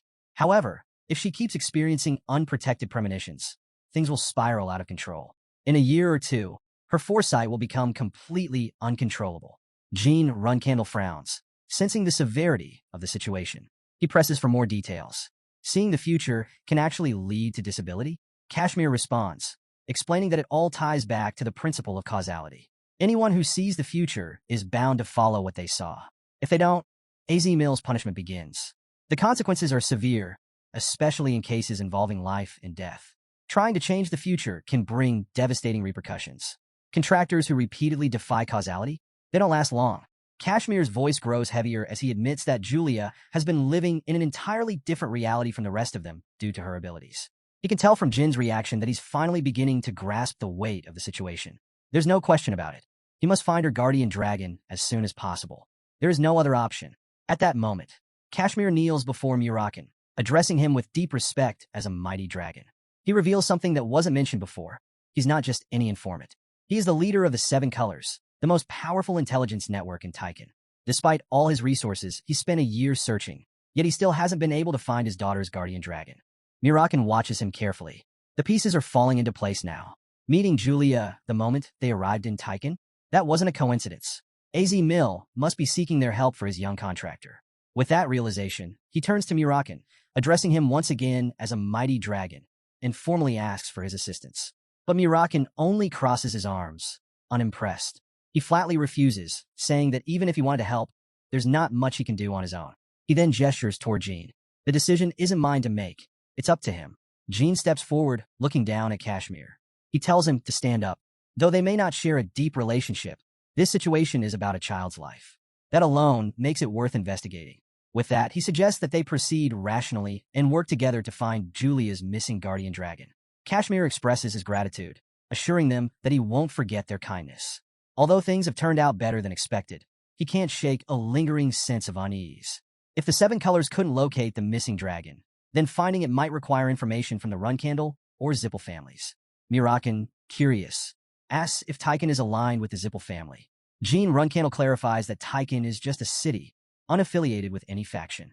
Satisfied, Murakan then turns his attention to Kashmir Alphen, questioning whether his information network is truly as capable as rumored. Specifically, he wants to know if they have any data on dragons. Kashmir confirms they do. His sources even track which continent each dragon inhabits. Pleased, Murakan immediately requests all available information on dragons within the Beeman Empire. However, Jean Runcandel quickly advises against revealing such details. Murakan dismisses the warning, insisting that this approach is a last resort. After all, he notes, dragons are traditionally believed to know everything. Meanwhile, Inya approaches Miss Quicantel, who is holding a newspaper. Inya eagerly asks her to take a look. Miss Quicantel, puzzled, asks if someone has arrived. Inya shakes her head. It's news about Sir Jean again. She marvels at how incredible he is, pointing out that despite being their age, he's already a 5-star. Surprised, Inya wonders if she, too, could reach such heights. Miss Quicantel reassures her, explaining that as a contractor of a powerful being, she has even greater potential. Compared to the child of a family with a guardian, a certain black-haired guy, Inya, as the contractor of Ulta, the super being of time, holds far more promise. She then instructs Inya to return home and stay there until she comes back. Suspicious, Inya asks if something has happened. Miss Quicantel shrugs it off, saying it's nothing, just that something dark has appeared. Sometime later, Jean Runcandel is seen soaring through the sky, seated atop Murakan, who has taken on his dragon form. Murakan warns him that soon, very soon, his presence will be fully released. When that happens, the dragons residing in Beeman will come crawling out on their own. He advises Jean to hide well if he wants to avoid being spotted. Acknowledging the advice, Jean quickly covers his face, signaling that he's ready. With that, Murakan declares it's time to begin, and they start descending rapidly. The scene then shifts to a flashback. Kashmir Alphen hands Murakan a stack of papers, stating that it's the list of dragons active within the Beeman regions, just as requested. As Murakan reviews the documents, he mutters to himself, noting that so they're hiding here. He starts to say something else, but then changes his mind, brushing it off with a simple, never mind. It should be fine. Jean Runcandel checks if there's a problem, but Murakan assures him there's none. He acknowledges that dealing with dragons can be risky, but there's no time to dwell on it. They still have a long journey ahead. Just as they're about to leave, Kashmir Alphen calls out, addressing Murakan with great reverence and asking him to wait. Murakan, unimpressed by the formality, tells him to drop the honorifics. He's not some cult leader, just Murakan. Kashmir quickly adjusts, addressing him as Sir Murakan and bowing respectfully before making a heartfelt request. He asks Murakan to handle things carefully so he can save his beloved daughter. Before leaving, Murakan offers 2 crucial pieces of advice. First, until the dragon returns, Kashmir needs to keep his daughter physically active all day to exhaust her energy. By doing so, Asmil's influence over her will naturally weaken. He instructs him to engage her in any activity, running, playing, whatever it takes to make sure she falls asleep easily. Kashmir takes the advice seriously, vowing to keep his daughter engaged and worn out. Then, curious, he asks about the second detail. Murakan casually mentions ice candies, suggesting that Kashmir bring some over next time since they missed their chance to try any, because of him. Gilly, amused, comments on how much of a gentleman Murakan really is. Murakan chuckles, reminding her that she had mentioned wanting ice candies earlier. Gilly quickly clarifies that she wasn't talking about that. She was referring to how he tactfully provided extra information to ease Kashmir's worries. Murakan simply shrugs, stating that he doesn't particularly care about the emotions of that kind of creature. The scene shifts back to the present. Jean Runcandel reflects on how Murakan always acts indifferent, but deep down, he's actually quite considerate, a typical trait of their black dragon. His thoughts are suddenly interrupted by Murakan's sharp voice. It's coming. Looking ahead, he spots a dragon approaching from the opposite direction. Murakan quickly identifies them, Rabis and Unil. He even remarks, almost fondly, that those were the 2 he used to beat up the most. Murakan, realizing what's about to happen, urges Jean to put on his helmet. Jean, smirking, casually comments on how much Murakan must have terrorized them in the past for them to show up so quickly just from sensing his presence. Unbothered, Murakan explains it was just how things worked back in the day. Anyone who stepped into his territory got a beating. Simple as that. Jean then asks if he doesn't feel even a little pride about it. Before Murakan can respond, Rabis calls out, demanding to know why he's here. Murakan responds just as casually, addressing Rabis as the Earth Dragon and Unil, then announcing that he has awoken from a long slumber for a task that requires their assistance. Until, however, seems uneasy. He refers to Murakan as the great ruler of the tall mountains and a close friend of Sadaret, acknowledging his power, but cautioning that now is not the right time. Please, he urges, avoid this area. Rebus urges Murakan to leave immediately, warning that a young contractor is still in the region. Untiel adds that he wants to avoid any conflict along the coast of Beemit. Murakan, unimpressed, scoffs at their concerns. He asks if they actually have the nerve to order him to retreat, declaring that there is no place under the heavens where he is unwelcome. Untiel, visibly exasperated, suggests that fleeing might be the smarter option. He explains that the entire region is already in chaos, thanks to the disruptive presence Murakan has been spreading. Curious, Murakan demands to know what Rebus is talking about. Rebus anxiously reveals that Quicantel is on her way, and she's coming to kill him. Murakan raises an eyebrow. The silver dragon, Quicantel? He then asks about her connection to the guardian dragon of Ulta, the super being of time. With a sigh, he finally reveals the truth. Quicantel is his ex. Hearing this, Rebus becomes even more desperate. He pleads with Murakan, practically begging him to leave. He emphasizes that their contractor is still just a child and could get seriously hurt if caught in the crossfire. Undiel warns that the other dragons don't yet know Murakan has awakened, but if he stays any longer, the news will spread like wildfire. Murakan, however, has no interest in running. He tells Jean Runcandel to hold on tight, then suddenly charges straight at Rebus and Untiel, striking them with enough force to send them flying. Panicked, Rebus yells that they should run for their lives while cursing Murakan. Meanwhile, Jean Runcandel, completely baffled, demands to know what on earth Murakan is doing. But Murakan, as usual, isn't concerned. He simply tells Jean to stay focused because more are coming. Without hesitation, he lunges forward again as the other dragons counterattack. Despite their reluctance to fight, Murakan quickly realizes that even if he underestimates his opponents, their ultimate skills are at least 8-star level, and they're firing off powerful attacks one after another. Just then, Miss Quicantel arrives, fuming with rage. She doesn't hold back, cursing at Murakan and declaring that he should have died back then.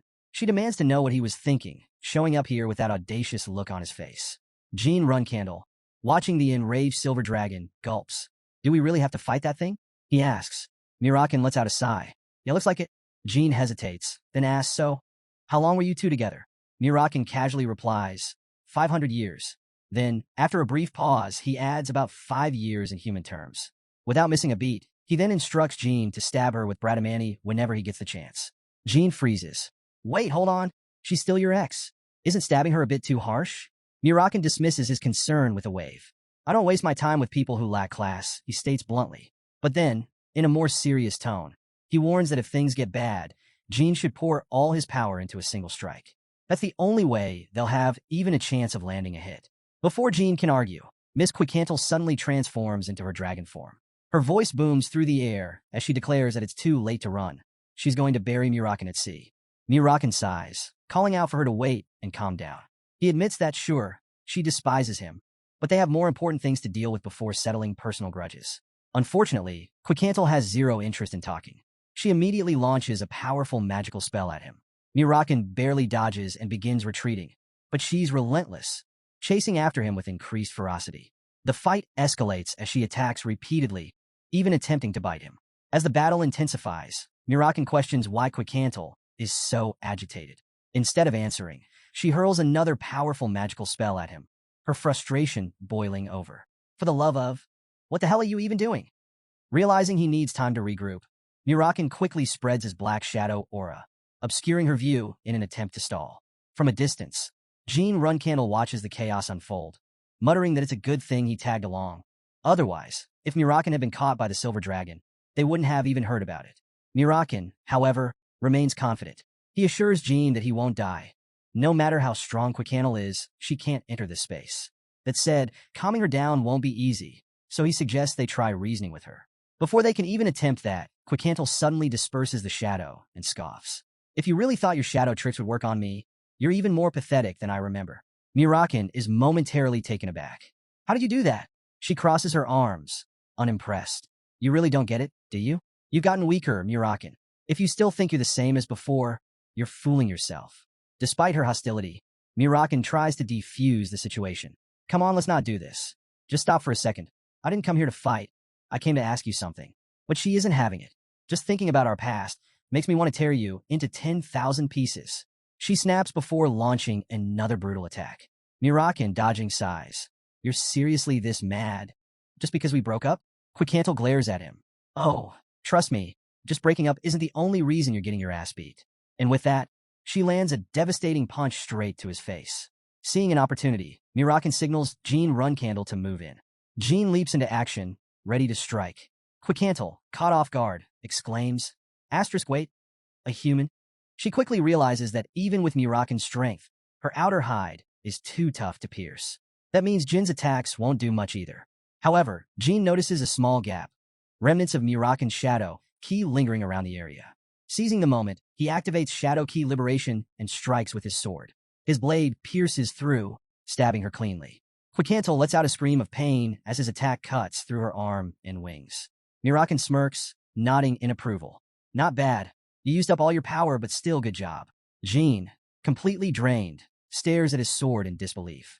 Wait, did I just become a dragon slayer out of nowhere? Taking a deep breath, he adds, all right, now let's hope she's finally calmed down a little. But Murakan shakes his head. Not even close. Jean tenses. You're kidding. Murakan's expression darkens.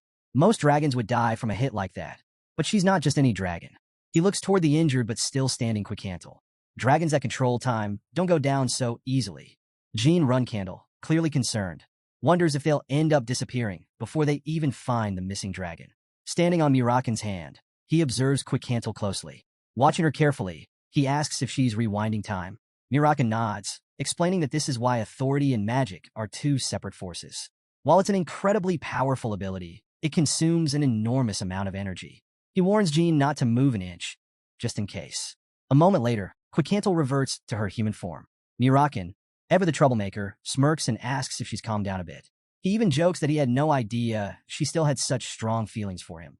So much so that she completely lost it. Quickcantle's eyes narrow. Calm down? She scoffs. She reminds him, furious, that he unilaterally dumped her without even giving her a chance to discuss it. And you call that breaking up on good terms? Murakan chuckles, awkwardly. He admits that bringing up the breakup always seems to make her mad, but he clarifies that it wasn't because of any betrayal, just that their personalities weren't compatible. Jean Runcandel listens in disbelief, realizing that this is an argument between dragons who have lived for thousands of years. Hoping to move on, Murakan shifts the conversation. Look, I didn't come here to fight. I came to ask you something.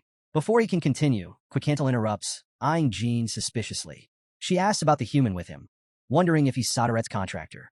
Murakan waves off the question, insisting that's not what's important right now. Instead, he points out something far more urgent. One of their own is in grave danger. But Quickcantle remains unimpressed. She coldly calls Murakan despicable, reminding him of all the dragons he slaughtered. The fact that he suddenly seems concerned now, it just doesn't add up. Glaring at him, she presses further. Do you even realize how many dragons died because of you?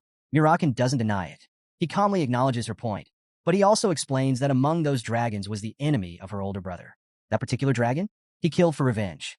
It wasn't his fight to begin with, yet he got involved anyway. He implies that this wasn't entirely his choice. It was just how things played out. With a sigh, he admits that maybe asking her was a mistake. Maybe I should have asked another dragon instead.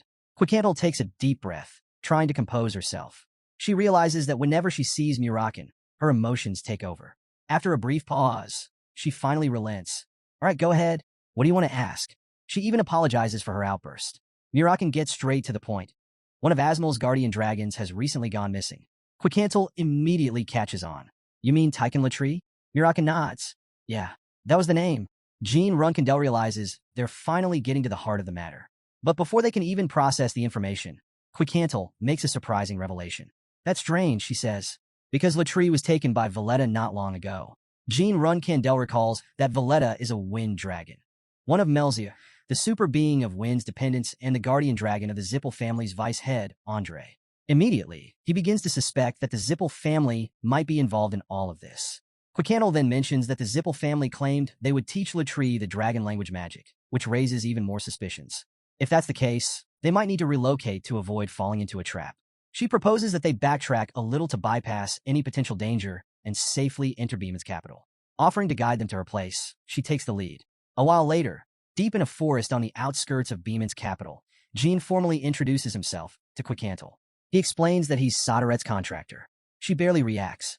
I know, she says plainly. She then casually reveals that she also knows he's Timar's descendant. The youngest son, in fact. Murakan is taken aback. Wait, how do you know that? Quickhandle takes a sip of tea before answering. It's obvious. She explains that Jean gives off the exact same energy as Timar. 1,000 years ago, she, Timar, and Murakan used to spend a lot of time together, so she could sense it right away. She simply guessed he was the youngest based on Murakan's guardian dragon's reaction. With the introductions out of the way, she shifts the conversation to the real issue. She confirms that Valletta took Latrie about a year ago. Murakan nods, so they lured Latrie in by promising to teach dragon language magic. He frowns, stating that this doesn't sound good at all. Quickhandle acknowledges that while the promise might be true, there's a bigger problem. The current contractor of Asmal is far too young to fully control their authority. She then asks if it would be dangerous for Asmal's contractor to be without their guardian dragon. Murakan confirms it. Valletta should understand that too. Quickhandle hums in thought. Then there has to be another reason behind this. Murakan catches onto her wording immediately. That almost sounds like you know something. As expected, she does. She explains that when Valletta took Latrie, she visited Beemit and even mentioned introducing Latrie to her. But something fell off. Valletta seemed strangely fixated on her contractor and requested a private meeting, without giving a clear reason. She admits that her temper almost got the better of her, but she held back. Since her contractor's identity had already been revealed, getting aggressive would have put them in danger. Many of Beeman's upper-class elites have close ties to the Zippel family, so making any rash moves would have been a serious risk. Jean Runcandel furrows his brows. Wait a minute. That's weird. He points out that while Quickhandle's contractor's identity was revealed, Asmal's contractor's identity hasn't been exposed yet. That means someone deliberately uncovered this information and approached Latrie. Murakan agrees. Yeah, that's suspicious. Was contractor detection magic developed while I was asleep? Quickhandle immediately shuts that theory down. Impossible. She explains that no one can detect a contractor's identity until they personally manifest their authority. Even if such magic did exist, she questions what purpose it would serve and who would benefit from it. The pieces aren't adding up, and the mystery behind Latrie's disappearance is growing deeper by the second. Jean Runcandel lays out two possible reasons why the Zippel family might be targeting contractors. First, eliminating contractors outside their influence minimizes risks and ensures their dominance. Second, by killing a contractor, they might gain the opportunity to form a contract with the super being they once served. But it's more than just an opportunity. They likely have a specific method to make it happen. In his past life, the contractor for Ulta, the super being of time, was officially introduced at the stone statue ceremony. That contractor was a pure-blooded Zippel. If history follows the same path, it means the Zippel family has figured out a way to take control over a divine contract. This revelation leads Jean to a chilling conclusion. Julia's guardian dragon was kidnapped for this very reason. After all, in his past life, he never heard anything about the princess of Tychon. Quickhandle, however, remains skeptical. She points out that there are already various theories about Soderet's contractor, making it hard to believe the Zippel family would even need another one. She challenges Jin's assumptions, questioning why the Zippel family would go after other contractors when they already hold so much power. She suggests that maybe he's being overly paranoid, just because they're his enemy. Jean doesn't buy it. He accuses her of refusing to believe the truth, even though she knows it's possible. He then lays it out plainly. Maybe it's different for dragons, but human greed knows no bounds. No matter how much power they have, it's never enough. They always want more. And the Zippel family has ruled for thousands of years. It's not unusual for them to do whatever it takes to keep their hold on power.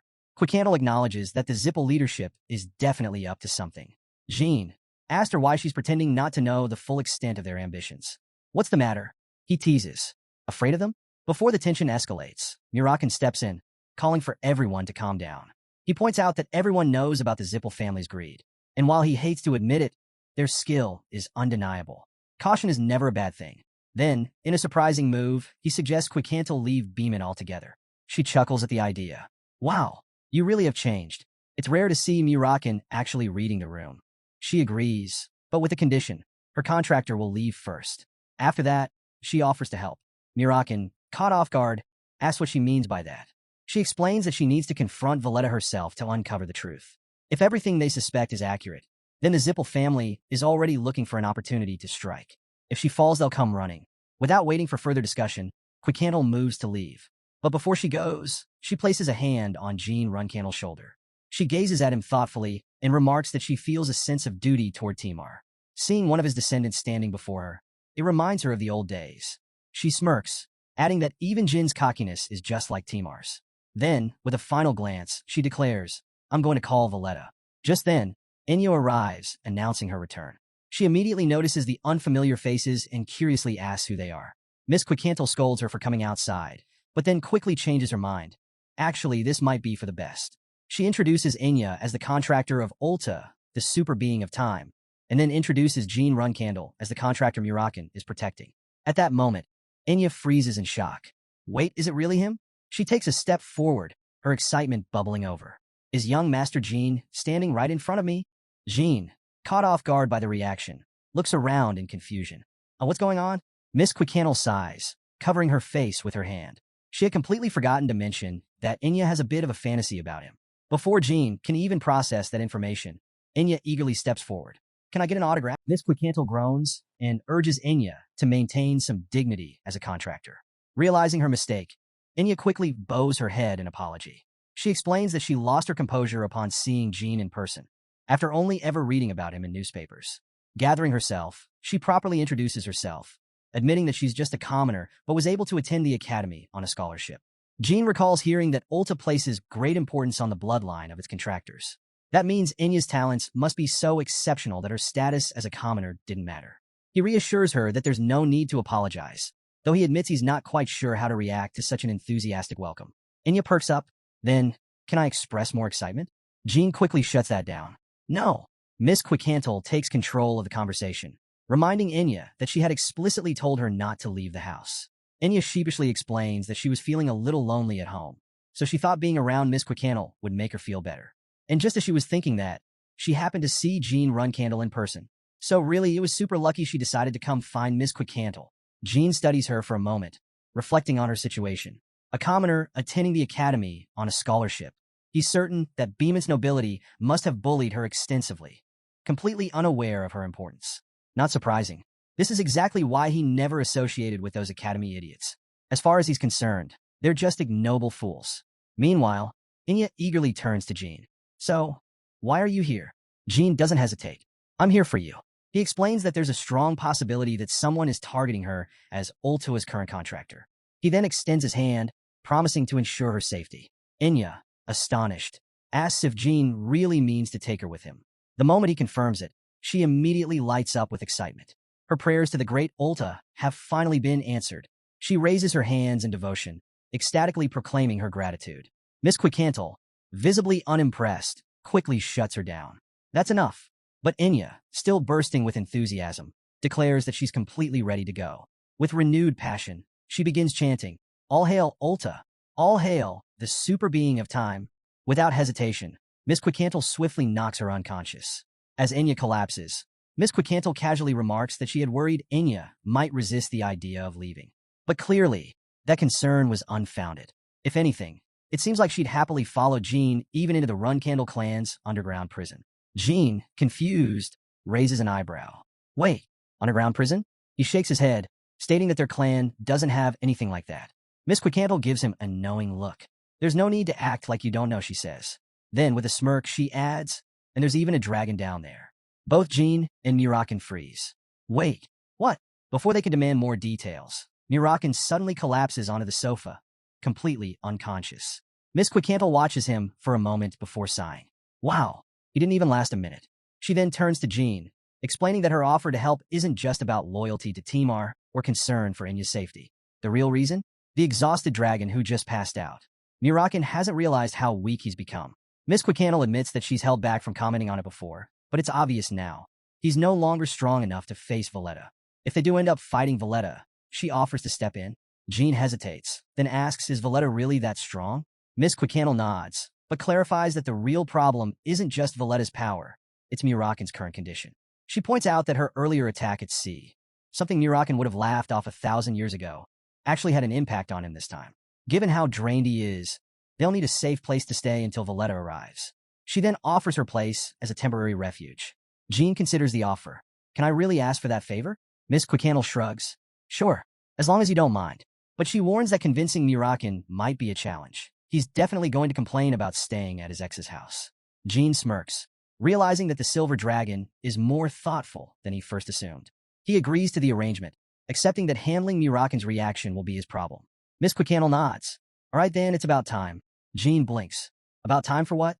She casually explains that in exactly 10 seconds, Enya will wake up. She suggests he carefully choose his words when explaining the situation to her. Jean stares at her in disbelief. Wait, How is that possible? She was just knocked out. Even a trained martial artist wouldn't recover that quickly. And yet, Enya stirs. Jean realizes, oh no, it's happening. Just then, Enya suddenly awakens, calling out for Jean. Miss Quicantle casually remarks that some things exist beyond logic or reasoning, hinting that Enya's recovery might be one of them. She leaves the explanation to him and steps back. Meanwhile, Enya sits across from Jean Runcandel, getting straight to the point. She asks him to confirm whether a faction is targeting the contractor of Tikan, and if she might be their next target. Trusting the information because it comes from Sir Jean, she even finds the idea somewhat thrilling. Schemes, adventures, and dragons. It all sounds a little romantic to her. Jean acknowledges her perspective, agreeing that she could see it that way. Enya, ever the optimist, says it's best to stay positive. But regardless of how she feels about it, she knows what she has to do. Move to Tikan with her family. She asks Jean when she should leave, and he advises that the sooner, the better. Without hesitation, she says she can be ready by tomorrow. Her family consists of her 7-year-old brother and an old dog named Poofy. Nothing too complicated to manage. Jean nods, urging her to start packing immediately. Miss Quicantle suggests she go home now and make preparations before it gets too late. As Enya heads out, she assures them she'll see them tomorrow. Before she leaves, Miss Quicantle remits her to make an excuse to the academy, perhaps pretending to be sick to avoid suspicion. Jean agrees, noting that if they claim she's dropping out, it might invite unnecessary attention. With Enya's departure settled, Miss Quicantle shifts focus back to the real issue at hand, dealing with Valletta. Just then, a man wearing a cap calls out from outside the room, asking if anyone is inside. He claims he's here for firewood. Miss Quicantle finds this suspicious. After all, there's plenty of wood around, so why ask for more? Jean immediately tells her to wait, questioning if she really believes this is just about firewood. He suggests that dragons might not all be so easygoing. Realizing the potential danger, he warns her. The man outside is likely from B's special forces. Pulling a mask over his face, Jean prepares for the worst. Miss Quicantle, caught off guard, wonders why special forces would even be involved. Jean explains that it's probably because of Enya. They've likely been keeping tabs on this location and are now trying to identify the outsiders Miss Quicantle brought in. Jean Runcandel questions the surveillance, wondering if they really have the audacity to keep tabs on him. Before he gets an answer, Miss Quicantle opens the door, and the cap-wearing man immediately blurts out she's inside. Wasting no time, she grabs him by the neck, demanding to know if he's with Beeman's special forces. The man panics, insisting he has nothing to do with them. She narrows her eyes, pressing further. If he's not special forces, then who sent him? Before he can respond, Raz steps in, revealing that he sent the man himself. He calmly asks Miss Quicantle to release him, warning that if she kills him now, special forces will come storming in.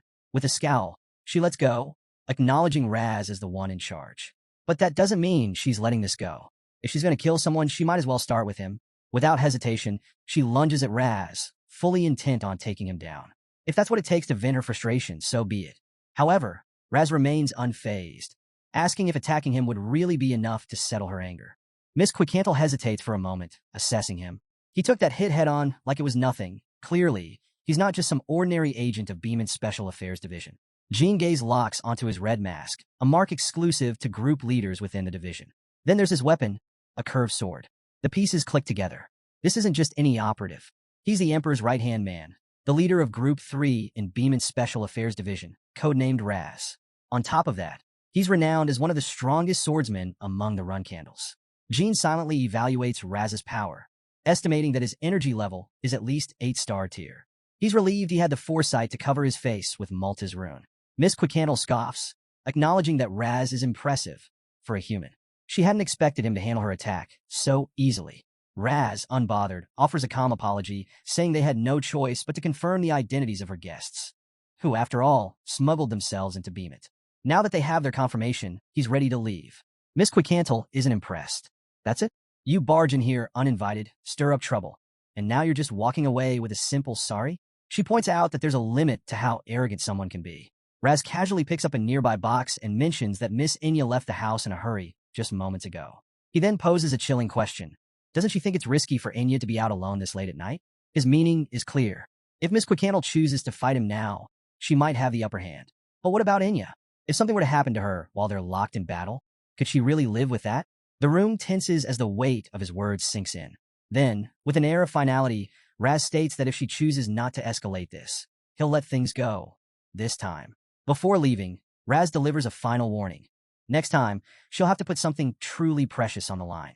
Everything she's fought to protect will be at risk because of her choices today. With that, he bids her farewell, leaving her with a chilling reminder of what's at stake. Later, as he makes his way through the forest, Raz instructs his guards. He's confirmed the smuggler's presence, and their next move is to uncover their identities. However, for now, all surveillance on the Silver Dragon will be paused. One of his men hesitates, questioning whether they should continue monitoring Quicantle and the smuggler's movements. Raz advises against it. Pushing any further could escalate the situation into something even worse. He assures them that he'll take full responsibility and orders an immediate withdrawal. But as he moves, he notices a fresh cut on his hand, an unsettling detail that makes him suspect something bigger is in motion. He issues a strict command: halt all close-range surveillance unless any unusual activity arises. His guard acknowledges the order, understanding the risks at play. Meanwhile, back at their hideout, Miss Quicantle slams her fist on the table, furious at herself for leaving Enya behind in this miserable town. The thought of what could have happened if Jean Runcandel and Murakan hadn't arrived makes her stomach twist. Jean, however, takes a more practical approach, reminding her that they should be grateful things didn't turn out worse. What matters now is ensuring Enya's safety. Quicantle agrees. There's no time to waste. They need to act, and tomorrow, they'll make their move. By the next morning, Jean and Quicantle stand on a mountaintop, watching ships departing from the coast. Jean lets out a breath of relief. He secured a merchant ship bound for Tychon. To ensure Enya's safety, he paid the captain a hefty sum, and Murakan is personally escorting her. Miss Quicantle, however, isn't reassured. If anything, Murakan's involvement makes her even more uneasy. Ignoring Jin's attempt to ease her worries, she declares that she's heading off to contact Valletta immediately. Once Murakan returns, Jean will finally be able to meet with her. A week later, the scene shifts. Murakan stands outside a house when Jean approaches, offering praise for his efforts. But Murakan seems distracted, making an unexpected remark. Quicantle is far more bitter than he anticipated. Jean, caught off guard, asks why he's bringing this up now. Murakan looks at the house for a moment before revealing a piece of the past. This house was built back when he and Quicantle were together. And now, letting them stay here, it's her way of acknowledging that history. Jean Runcandel smirks and teases Murakan, asking if his cold heart is finally thawing. Murakan immediately dismisses the idea. Reviving old feelings isn't that simple. But despite his denial, the memories of 1,000 years ago come rushing back. A house just like this, the laughter he once shared with Timar and Quicantle back then, no matter what they were up to, it was always fun. The realization stirs an unexpected pang of sadness. Jean notices a shift in mood and asks if something's wrong. Murakan quickly brushes it off, claiming it's nothing, just a sudden headache. Before the moment lingers too long, Miss Quicantle arrives, immediately throwing a jab his way. With a mocking tone, she calls him pitiful and asks if he's already exhausted from a bit of flying. Annoyed, Murakan snaps back, telling her to be quiet. No matter how weak he's become, something as trivial as flying wouldn't tire him out. Jean, clearly done with their bickering, urges him to pull himself together. Quicantle gets to the point. Valletta has responded. The meeting is set for tomorrow night on a deserted island off the southern coast of Beemit. Jean asks what her plan is once she meets him. Without hesitation, she lays it out. She's going to ask about Asmel's guardian dragon, Latri, and if Valletta tries to play dumb, well, she'll just have to use force. Jean finds her direct approach refreshing and admits he appreciates the honesty. Murakan shrugs, saying it's not a bad plan, but if it were him, he'd avoid getting dragged into something this messy in the first place. Then, a realization hits him. Since Enya isn't with Quicantle right now, she has full freedom to act. But before she can get any ideas, he quickly backtracks, telling her not to do anything reckless. Miss Quicantle, of course, dismisses his concern.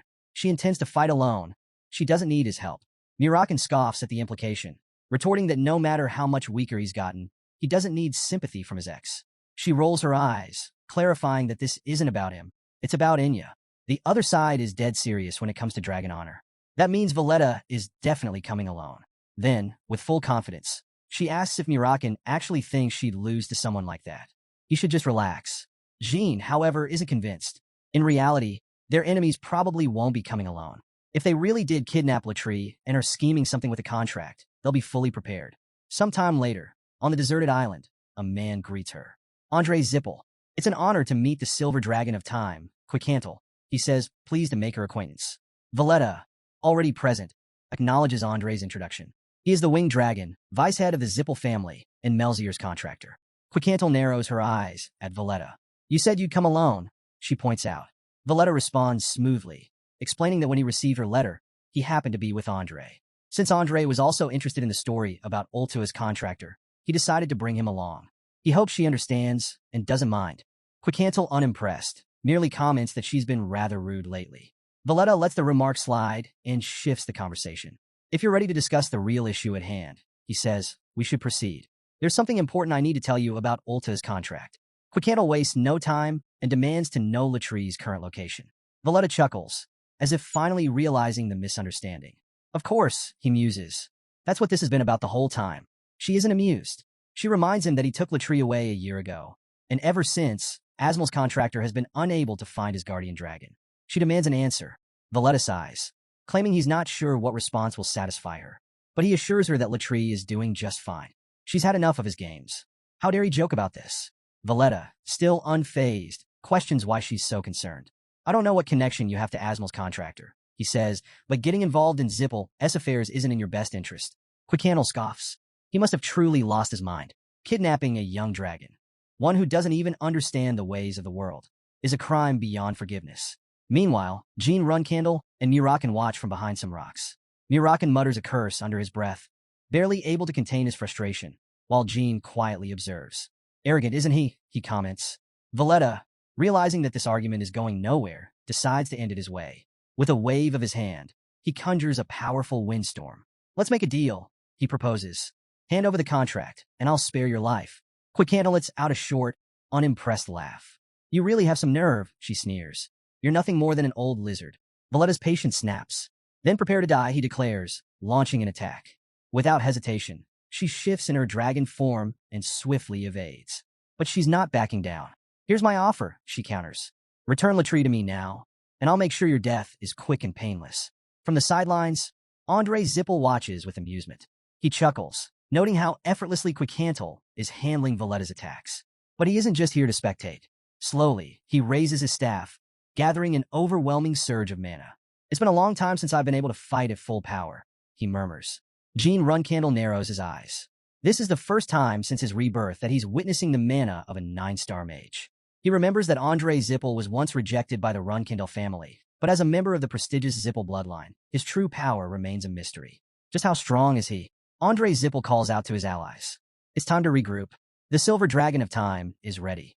Quicantle senses the danger and attempts to dodge, but something is wrong. Her body won't move. She tries to take flight, but she can't. Andre smirks. Looks like the wind is turned against you, he remarks. You see, on this island, the wind belongs to me. His voice hardens.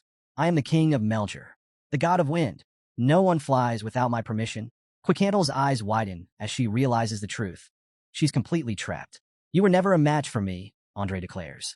Valletta launches a powerful spell at Quicantle, but she barely acknowledges it. With a smirk, she dismisses their attacks, mocking them.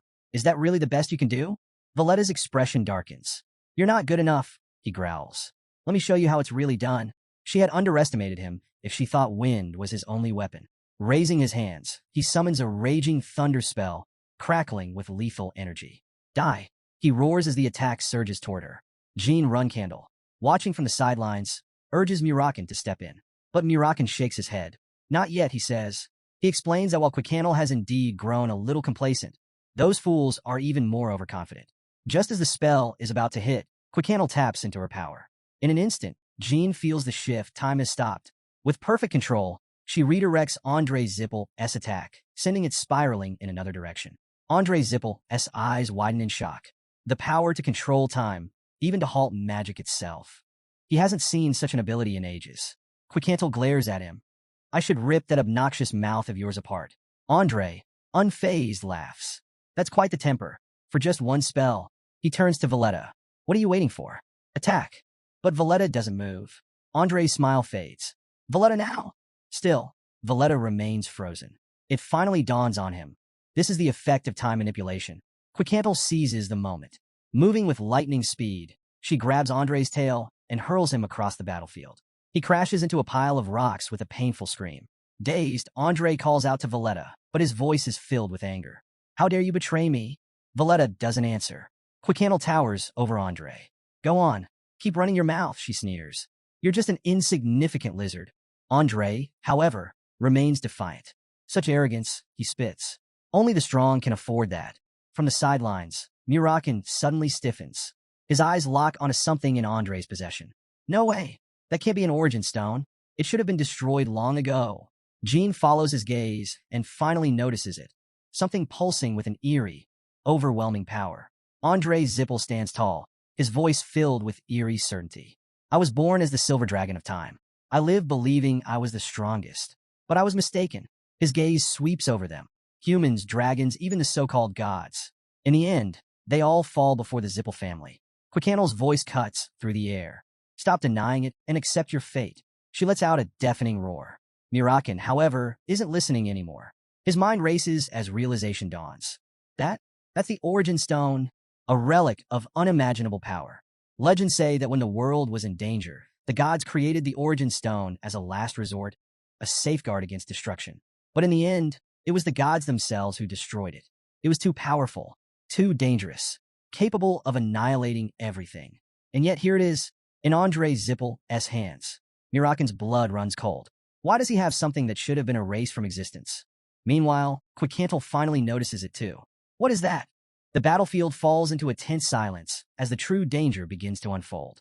Andre Zippel chuckles, remarking that the weak should show strength in front of the strong. But then, he poses a question: where exactly should the weak stand in the presence of true power? Sensing danger, the Silver Dragon urgently warns to stay away from Quicantel. Meanwhile, Andre turns his attention to the Black Dragon, noting that only 2 of them remain in the world. His gaze fixes on one of them as he pieces things together. Jean Runcandel. He questions whether this dragon has truly awakened from his 1,000-year slumber. And if that's the case, then the boy standing next to him must be his contractor. Recognizing him, Andre realizes it's the youngest one, the one who left home not too long ago. Andre reveals that he initially came here with the intention of taking Ol to his contractor, but it seems the situation has changed. His meal just got bigger. To keep things fair, he decides to awaken an old friend who has been sleeping. Apologizing for holding back his energy, he calls out to his comrade. The Black Dragon stirs surprised. He had truly believed his friend was dead. With a sharp tongue, he scolds him, saying it's been a while. But their reunion is far from peaceful. Valletta wastes no time, noting that while the Black Dragon has weakened, his words remain as cutting as ever. Without hesitation, he tells him to go back to sleep and launches an attack. The Black Dragon retaliates, admitting that if his opponent had been any weaker, it would have been disappointing. Instead, he welcomes the challenge. Calling him Murakan, he warns that history will remember him as the one who dared to challenge a legend. But Murakan scoffs, calling him delusional. Watching the battle unfold, Andre Zippel questions whether they plan to continue fighting. He had originally planned to take it easy, but after seeing a certain face, he realizes he has no choice. He must kill them. His gaze sharpens. That's right, he was here too, Jean Runcandel. Andre dismisses the idea that a mere child could change the outcome of this battle and swiftly attacks Jean. Valletta intercepts with a counterattack, shouting for Jean to dodge. But Jean does more than that. He grabs Valletta's chain, snapping it effortlessly. In the same instant, he shatters Luna's mirror. Suddenly, Luna came, and she stares at him, surprised. He hadn't contacted her once since leaving, but now it's clear he's dealing with quite a predicament. Despite his actions, Jean knows the truth. With his current strength, stepping into a battle between dragons is nothing short of suicide. But he also knows there is someone here, someone to whom he can lend his power. Andre Zippel smirks, unimpressed. He acknowledges that Jean is still here, but insists that no matter how much a rookie interferes, nothing will change. Jean doesn't hesitate. He rushes forward, preparing to strike. One more time, just like that. His attack is so sudden that it catches Andre off guard. For the first time, Andre's confidence wavers. Then Murakan shouted, fear flashes in his eyes as he stammers, "No. Move, kiddo." Valletta launches another attack, shoving Jean Runcandel back before letting out a deafening roar. Jean steadies himself, ready to counter, but before he can strike, Valletta attacks again. Just as the clash seems inevitable, a powerful force intervenes. White Whale appears, blocking Valletta's attack with ease. As the dust settles, White Whale recalls the moment Jean shattered the mirror and comments on his silence. No letters, no messages. But judging by the situation, it seems he's caught up in something beyond his control. Andre Zippel eyes her carefully, wondering if she is the legendary White Whale. She confirms it, asking Jean, the vice-patriarch of Zippel and the wielder of the Wind Dragon. That's about the level of strength required to call her out, she muses. Turning her attention to Jean, she acknowledges that he held on surprisingly well against such formidable opponents and asks if he's injured. Jean admits he was nearing his limit, barely keeping up, and thanks her for arriving just in time. She then shifts her focus to Andre Zippel, calling him out for his silence. She demands an explanation, What exactly does he want with her younger brother? Jean, assessing the battlefield, takes in the gravity of the situation. His opponents included both the vice patriarch of Zippel and the Wind Dragon, a being resurrected using an artifact imbued with divine power. Even with his sister's arrival, the outcome had been uncertain. But now, for the first time, he feels a sense of confidence. This battle is as good as over. Andre Zippel, sensing the shift in momentum, steps back. Before he can make a move, Murakan arrives, grabbing hold of him. As their eyes meet, Andre recognizes him immediately. Murakan. Apologizing, Murakan admits that their control over the wind had been absolute, making it impossible for him to stop them. He acknowledges that if Jin's sister had arrived even a second later, they would have been finished. Jean reassures him, saying they made it through thanks to his efforts. However, there's one thing he never expected: the sudden appearance of White Whale. But with this, one thing is now certain. Andre Zippel's expression darkens. He declares that Jean has broken their oath with Zippel, accusing his sister, Luna Runcandel, of using forbidden magic. He warns that Zippel will not overlook this betrayal. Luna, however, remains unfazed. She acknowledges the accusation, but dismisses his concerns. Truth, she says, will never reach his clan. Andre sees at her defiance, questioning how she dares to act beyond her place. His monstrous companion lets out an enraged roar, launching an attack. But Luna is quicker. She strikes first, knocking him unconscious with a single, devastating blow. Scoffing, she remarks that every Zippel she's encountered so far has been all talk, and it seems the Vice Patriarch is no different. Then, turning to Valletta, she asks if he plans to remain in his true form. After all, in this state, there are far more places to cut. Taking her words as a warning, Valletta transforms into his human form. Andre Zippel, regaining some composure, calls out to him. With a nod, Valletta acknowledges and grips his magical spear. Jean watches closely, sensing something unusual.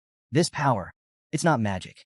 It feels similar to authority, yet also bears a resemblance to demonic energy. No wonder the Wind Dragon is going all out. Luna, unimpressed, narrows her eyes. Looks like he still needs time to properly wield that artifact. Watching the chaos unfold, Luna Runcandel scoffs at the sight of the mighty Vice Patriarch of Zippel and the Wind Dragon resorting to such a crude device for survival. Did they truly believe something so primitive could save them? Valletta, enraged by the remark, dismisses her as nothing more than an insignificant wench. Without hesitation, he lunges at her, demanding to know what gives her the right to speak so boldly. But she's unfazed, countering with equal force. The two clash in a relentless battle, their attacks growing fiercer with each strike. Despite his power, Valletta begins to falter.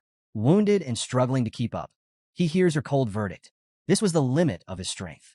He had nothing left to show, and with that, she decides to end it quickly. Calling upon Runcandel's third and final technique, Meteor Shower, she launches a devastating attack. Jean thought back to Zed Runcandel when he providing insight into their clan's swordsmanship. Unlike traditional styles, the swords of Runcandel have no structured forms, only raw, unrelenting force designed to destroy. Their techniques embody the very essence of conquest, competition, and dominance. Among them, the third and final move stands above all. Back in present, Jean Runcandel takes in the sight of Meteor Shower, blindingly beautiful, yet suffocatingly powerful. A technique that instills both awe and despair. As White Whale's attack lands, Valletta stumbles. Still reeling from the impact, he turns to Andre Zippel, asking if he's all right. But instead of answering, Andre stares in disbelief. None of this made sense. She wasn't wielding divine authority through a contract, nor was she using an ancient artifact. So how? How is something like this possible from a mere human? Meanwhile, Valletta clings to a single desperate thought: survival. If he could just stay alive, there was still a chance. With the magical Godstone, they could turn this battle around. Even if he had to die protecting Andre Zippel, it wouldn't matter. The stone would bring him back. That's right, so long as he had it, he couldn't die. So long as he had it, he was a god. But his opponent wasn't finished. She calmly states that she still has a long way to go before reaching her father's sword. Standing over Valletta's broken wing, she muses, this much should be good study material. Not just for herself, but to provoke him as well. As if on cue, something stirs. A monstrous presence looms behind her. She narrows her eyes, unfazed but slightly irritated. Now this was starting to bruise her pride. If he insisted on being this persistent, especially in front of her brother, she had no choice. She grips her weapon, her voice laced with quiet frustration. Fine. If he wanted to keep pushing, she'd make sure he regretted it. And with that, she strikes. Jean Runcandel watches the chaotic battlefield and questions what exactly they're dealing with. Murakan, eyes sharp with realization, states that it's now certain Zippel has managed to create a source stone using unknown factors. Jean presses for more details, and Murakan explains. A source stone is a weapon designed for super beings to keep each other in check, something akin to a god-forged tool of balance. Luckily, this one still appears rough and incomplete, but that doesn't make it any less dangerous. The Black Dragon steps in, making a decision. They need to escape. He tells Murakan to wait, but Jean refuses to back down. How could they just leave such a dangerous opponent to fight as Nuna alone? They should face this threat together. The Black Dragon, however, disagrees. His sister is more than capable of handling this on her own. Right now, they're only getting in the way. Falling back is the smartest option. As they retreat, Jean wrestles with his frustration. He had come this far with a mix of luck and abilities beyond the average fighter. Yet here he was now, forced to withdraw without even putting up a proper resistance. At this rate, it would be just like that time. Not again. He refuses to experience that same crushing powerlessness. If he wanted to stand his ground next time, he had to become even stronger. The Black Dragon watches his determination burn. Intrepid, reckless, yet undeniable. Seeing Jin's spirit ignite like this makes him feel something unexpected. A smirk creeps onto his face. If Jin keeps this fire alive, he'll become the best. Until then, this Murakan will be watching his back. Meanwhile, on the battlefield, Luna Runcandel faces her opponent head-on. Andre scoffs, questioning whether she truly thinks she can defeat him just because his form has changed. Is she really so lost in her delusions? What a pitiful woman. He lunges, but she blocks with ease. Without hesitation, she reveals something chilling. Right now, 12 powerful beings are locked inside her. His confidence wavers. What exactly is inside her? And why does she carry only a single sword, unbecoming of her size? He demands that she surrender, declaring that even if his father were here, no one could stand against him. But Luna remains unfazed. For a true swordsman, one blade is enough. If he had truly mastered the magic he had spent a lifetime refining, he might have at least glimpsed half the martial strength she has accumulated. But he didn't. And now, as a final act of sympathy, she'll show him the difference. She'll show him what can never be reached with a crude, artificial weapon. And she'll show him the power of a blade that has been honed, strengthened, and honored through battle. Valletta watches her aura blaze red-hot. He's faced countless knights, warriors, and powerhouses before, but never like this. For a moment, doubt creeps in. No, it doesn't matter. Right now, he has reached the level of a god. His grip tightens. Fine, let her witness true power. He will make this arrogant woman understand what powerlessness truly feels like. As she wields the Mind Sword Blood Moon to strike, Valletta finds herself overwhelmed when Luna Runcandel launches a fierce counterattack. The sheer force of the assault makes her think she's about to be caught in the chaos. Just as she begins to fall, Jean Runcandel calls out, urging her to take his hand. In that moment, she reflects on the irony. Today, it seems, the youngest will be the one saving her. She desperately reaches for his outstretched hand. Meanwhile, codename Raz arrives at Amir Beeman's location. Amir Beeman immediately inquires about the island's status. Raz confirms that it has completely vanished, swallowed by a strange vortex that also consumed the surrounding matter. Additionally, an immense surge of mana was detected in the area. While humans played a role in the incident, one thing is certain. The Silver Dragon and the Wind Dragon's magic power were at the center of it all. Amir Beeman presses further, asking about the Wind Dragon. Raz explains that the division suspects it was Valletta from the Zippel family. Reports indicate that Valletta had crossed the border just before the incident. Given the circumstances, it appears that the Wind Dragon has perished. Shifting the focus, Amir Beeman asks about the human mana presence. Was the source identified?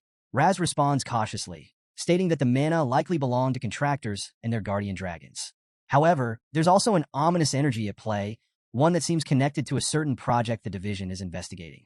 The conversation then turns to Andre Zippel. Amir Beeman wants an update, but Raz admits they're still gathering information. Frustrated, Amir Beeman notes that several recent reports have been suspiciously incomplete. He questions whether Quicanel's guests have been identified yet. Raz hesitates, acknowledging his failure to gather that intel. With an air of impatience, Amir Beeman declares that if Raz can't uncover the truth, then who can? He orders him to withhold all information from the press. If Enya isn't found by tonight, a missing person report must be filed. As he walks away, he instructs Raz to send additional operatives from the Special Affairs Division into Zippel territory. Only the best, of course. Despite their current alliance, he believes the situation is escalating beyond control. More importantly, he knows all too well that patience isn't his strongest virtue. Raz, understanding the weight of his orders, assures Amir Beeman that he will meet his expectations. After all, these are the wishes of His Majesty, the Emperor. Elsewhere, in a dimly lit chamber, two figures sit in silence. Sir Bishkul cautiously requests pardon, referencing the use of a devil stone. The other figure confirms his suspicion. Indeed, a fierce battle unfolded on the coast of Beemont between the Silver and Wind dragons, resulting in the complete disappearance of an island. In its place, a massive vortex now swirls, a clear sign that a devil stone was shattered. Hubert Gaston suddenly interrupts, furious that his precious product was destroyed so carelessly. He scolds them, warning that it shouldn't be used recklessly before it's complete. With an air of arrogance, he casually chews his food before tossing a piece straight into his friend's mouth. Still seething, he declares that he won't forgive them for this blunder and insists they confront those foolish mages immediately. After all, they clearly don't understand the true value of what they've ruined. Sir Bishkul barely manages to shield his face from the flying food, internally cursing the Zippel family's incompetence. Thanks to their mess, he'll have to delay his own plans, including getting rid of this pig. Hubert Gaston, grinning, claims he knew it. Sir Bishkul is just as furious as he is. In fact, he could even sense a murderous intent just now. Sir Bishkul confirms his suspicions, explaining that their leader is enraged by the situation and is now reconsidering the alliance with the Zippel family. Until further notice, all communications with them are to be ignored. Meanwhile, at the same time somewhere in the Manation Keliarch states that Andre Zippel has died.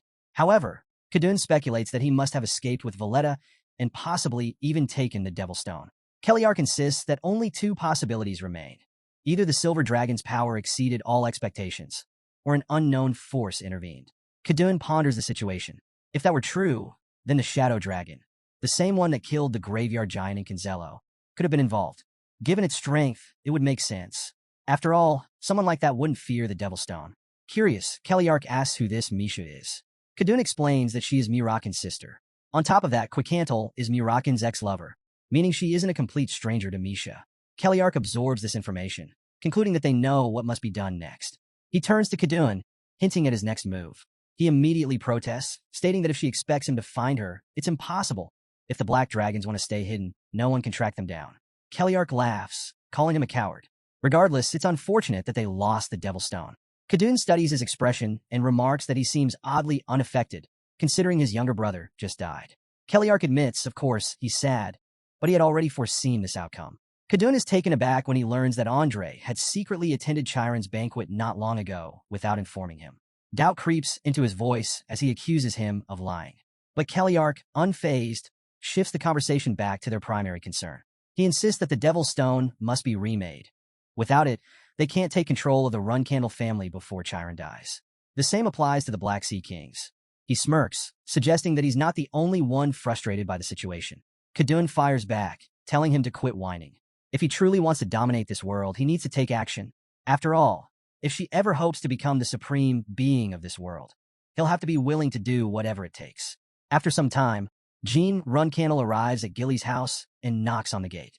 From inside, she responds politely, asking him to wait a moment. When she opens the door, she asks who it is. Jean smiles and announces that they're back, then asks if she could prepare a meal. He explains that they hadn't eaten anything while flying back and adds that Lady Luna Runcandel is also here. Murakan playfully calls Gilly strawberry pie, while Murakan fans her with a hand fan, trying to ease the tension. Gilly, however, is visibly distressed, mentioning that the young master is being expelled. Lady Quicantel chuckles, noting that Gilly must have misunderstood something. Her concern for him is proof of how much she cares. She then remarks that Jean is lucky to have such a devoted nanny. Jean Runcandel lets out a small sigh, agreeing that Gilly is far too good for him. Just then, Sir Kashmir Alphen arrives.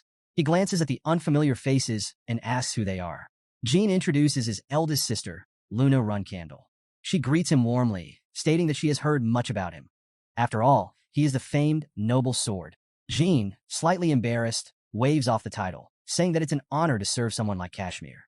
Then he introduces the other guest, Miss Enya, guardian dragon of the Silver Dragon lineage. Recognizing another dragon, Kashmir greets her respectfully. He introduces himself as Kashmir Alphen, the head of the Seven Colors and an acquaintance of Jean Runcandel. Internally, he reminds himself not to repeat the same mistakes as last time. Meanwhile, Jean apologizes for acting discourteously by not informing Kashmir in advance. Kashmir, however, reassures him that it's fine. They're all in the same boat now. Lady Quicantel then inquires about Miss Enya's whereabouts. Kashmir was just about to bring that up. 3 hours ago, Latrie had returned. Jean is surprised. Today, he asks, Kashmir nods, confirming that Latree is currently with his daughter and Miss Enya. However, something is strange. Latree doesn't seem to have any memories of the time she was missing. When Latree is asked about it, she wonders if she had been kidnapped. But Kashmir denies it. Latree insists otherwise, recalling that Vieta had told her she wouldn't be taught dragon language magic. She then demands to know what happened after that. Murakan chimes in, pointing out that Latree's condition is suspicious. She appears far too perfect, as if she hadn't been under any threat from the Zippel family at all. Perhaps, he suggests, she wasn't actually kidnapped. Luna Runcandel, however, disagrees. She confidently states that isn't the case. She personally obtained a confession from those involved. Jean, puzzled, asks what she means by erasing the evidence. Luna explains that the Zippel family is likely wiping out everything connected to the Devil Stone, including Latree's memories. It's their specialty. When things don't go their way, they make sure there's no trace left behind. Sir Kashmir Alphen inquires about the Devil Stone, prompting Jean Runcandel to explain that it is an artifact currently in their possession. Murakan adds further details, mentioning the Zippel family's vice head and the Wind Dragon. He reveals that the Devil Stone is an artifact capable of absorbing contractors of powerful beings. Reflecting on the lengths the Zippel family has gone to, he questions their ultimate goal. After a moment of contemplation, he reaches a chilling conclusion. There's only one reason they would create an imitation of the original stone. They seek to become the ultimate rulers of this world. Their plan is to gather all the power of the existing divine forces, eliminate anyone who stands in their way, and claim absolute control. Kashmir, seeing the weight of the situation, suggests they rest for now. He assures them that he will conduct a thorough investigation through the 7 colors. He then asks Miss Quicantel if she agrees. He will personally escort her to Miss Enya.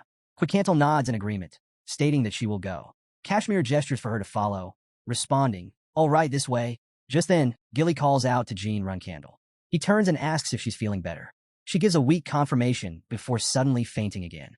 Murakan, watching the scene unfold, chuckles and mutters, "Strawberry pie." Later that evening, Luna Runcandel sits down, a wine bottle in her hand. She casually brings up the fact that ever since Jean took down the notorious underground gang, Teesing and Taiken, the independent city has become significantly more secure. Not only that, but within just 2 months of becoming a reserve flag bearer, he also managed to eliminate the Zippel family's vice head and Valletta. She acknowledges his accomplishments, but reminds him that he used magic without official authorization. If he had been caught, it would have meant his death. Yet, despite the risks, he pulled it off. She admits that it's an incredible feat. Gilly, still processing everything, confesses that she initially thought everything had ended when they captured their enemies. However, deep down, she realizes she had known all along that things weren't that simple.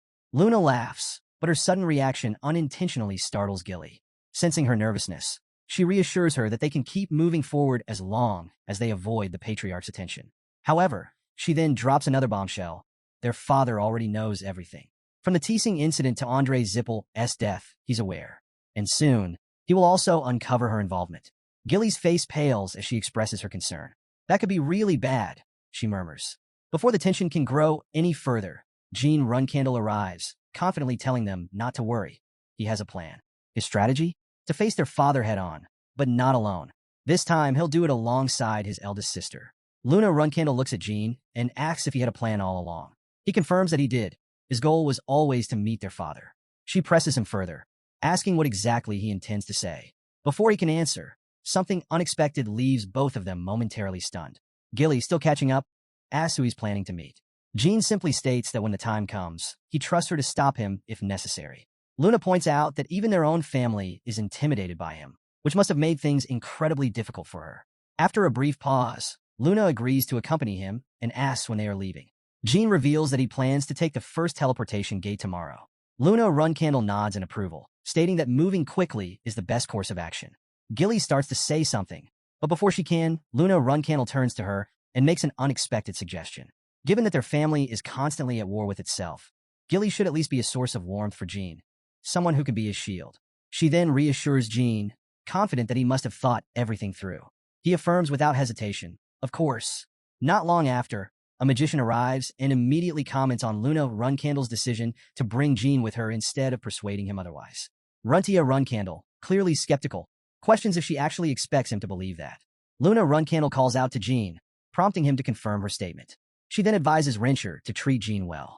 Runtia agrees, though with a hint of reluctance, saying that perhaps he should.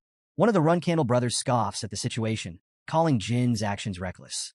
He questions if Jean actually cares about anything, especially since he's daring to step into the Garden of Swords as an upcoming flag bearer. And Runcandel attributes this bold move to their eldest sister's leniency. Meanwhile, Runcandel criticizes Jean, accusing him of abandoning his responsibilities as a reserve flag bearer. She then turns to their older sister, insisting that even she must think this is excessive. Right, older sister? She asks, waiting for validation. As she observes the tense atmosphere, Runcandel realizes that everyone seems oddly prepared for this confrontation. It makes her wonder, did their father already know this was coming? Suddenly, Mary expresses shock. Did the youngest really give up his right to be a flag bearer? She asks, incredulous. With a hint of sarcasm, she suggests that maybe he became curious about what happens after death now that he's hit puberty. But despite her teasing, she insists that Jean can't just walk away. He still owes her a proper fight when he grows up. Then Runtia turns to her sister and demands to know why she even brought Jean here in the first place. Runcandel calmly replies that she didn't. He came on his own. Runcandel is unimpressed. Then you should have stopped him, she snaps. You can't just be careless because it's him. At that moment, Runcandel realizes something. She isn't entirely sure where their father is right now. Her uncertainty sparks suspicion, leading Runtia to ask why she's even bringing him up. It dawns on Jean that, at some point, even Luna found Runtia difficult to handle. Runtia finally turns her full attention to Jean. Did you really come here to meet with our father? She asks. Jean meets her gaze and confirms it, addressing her formally as his second eldest sister. Before anyone else can react, laughter erupts from another corner of the room. A young boy chuckles darkly. Wow, you really have a death wish, he sneers. He then mocks Jean, saying that the only reason he's still alive is pure luck. And now you think you're something special, just because you were slightly better than the Tana twins? Runcandel swiftly draws her sword, pressing it against Runcandel's neck, blocking her path. Her expression is unwavering as she delivers an order straight from the patriarch. Effective immediately, the first flag bearer is to discard her weapon. She then turns her sharp gaze toward Jean Runcandel, reminding him that their father specifically requested he come alone. If Runcandel refuses to comply, then she won't be allowed to proceed either. This, she emphasizes, is the final warning. As a direct order from the patriarch, Luna must surrender her weapon. Any resistance will be met with lethal consequences. Despite the growing tension, Jean calmly assures his eldest sister not to worry as everyone braces for a confrontation. Runcandel takes one last glance at him before stepping aside.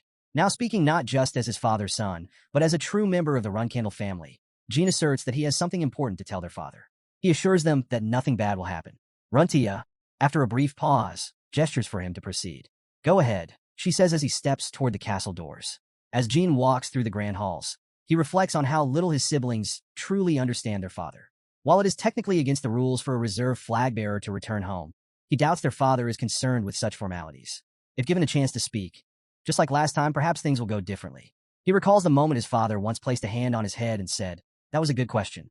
I'll be keeping a close eye on you from now on." With that thought in mind, Jean reaches the study room door and knocks. Upon entering, his father greets him with a piercing stare, his voice steady yet cold. "It seems my expectations were too high," he remarks. He reminds Jean that he had been given 5 years. So why has he returned so soon?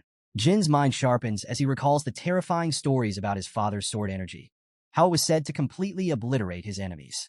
His eyes flicker toward the weapon at his father's side, forged entirely from pure aura. A realization dawns on him.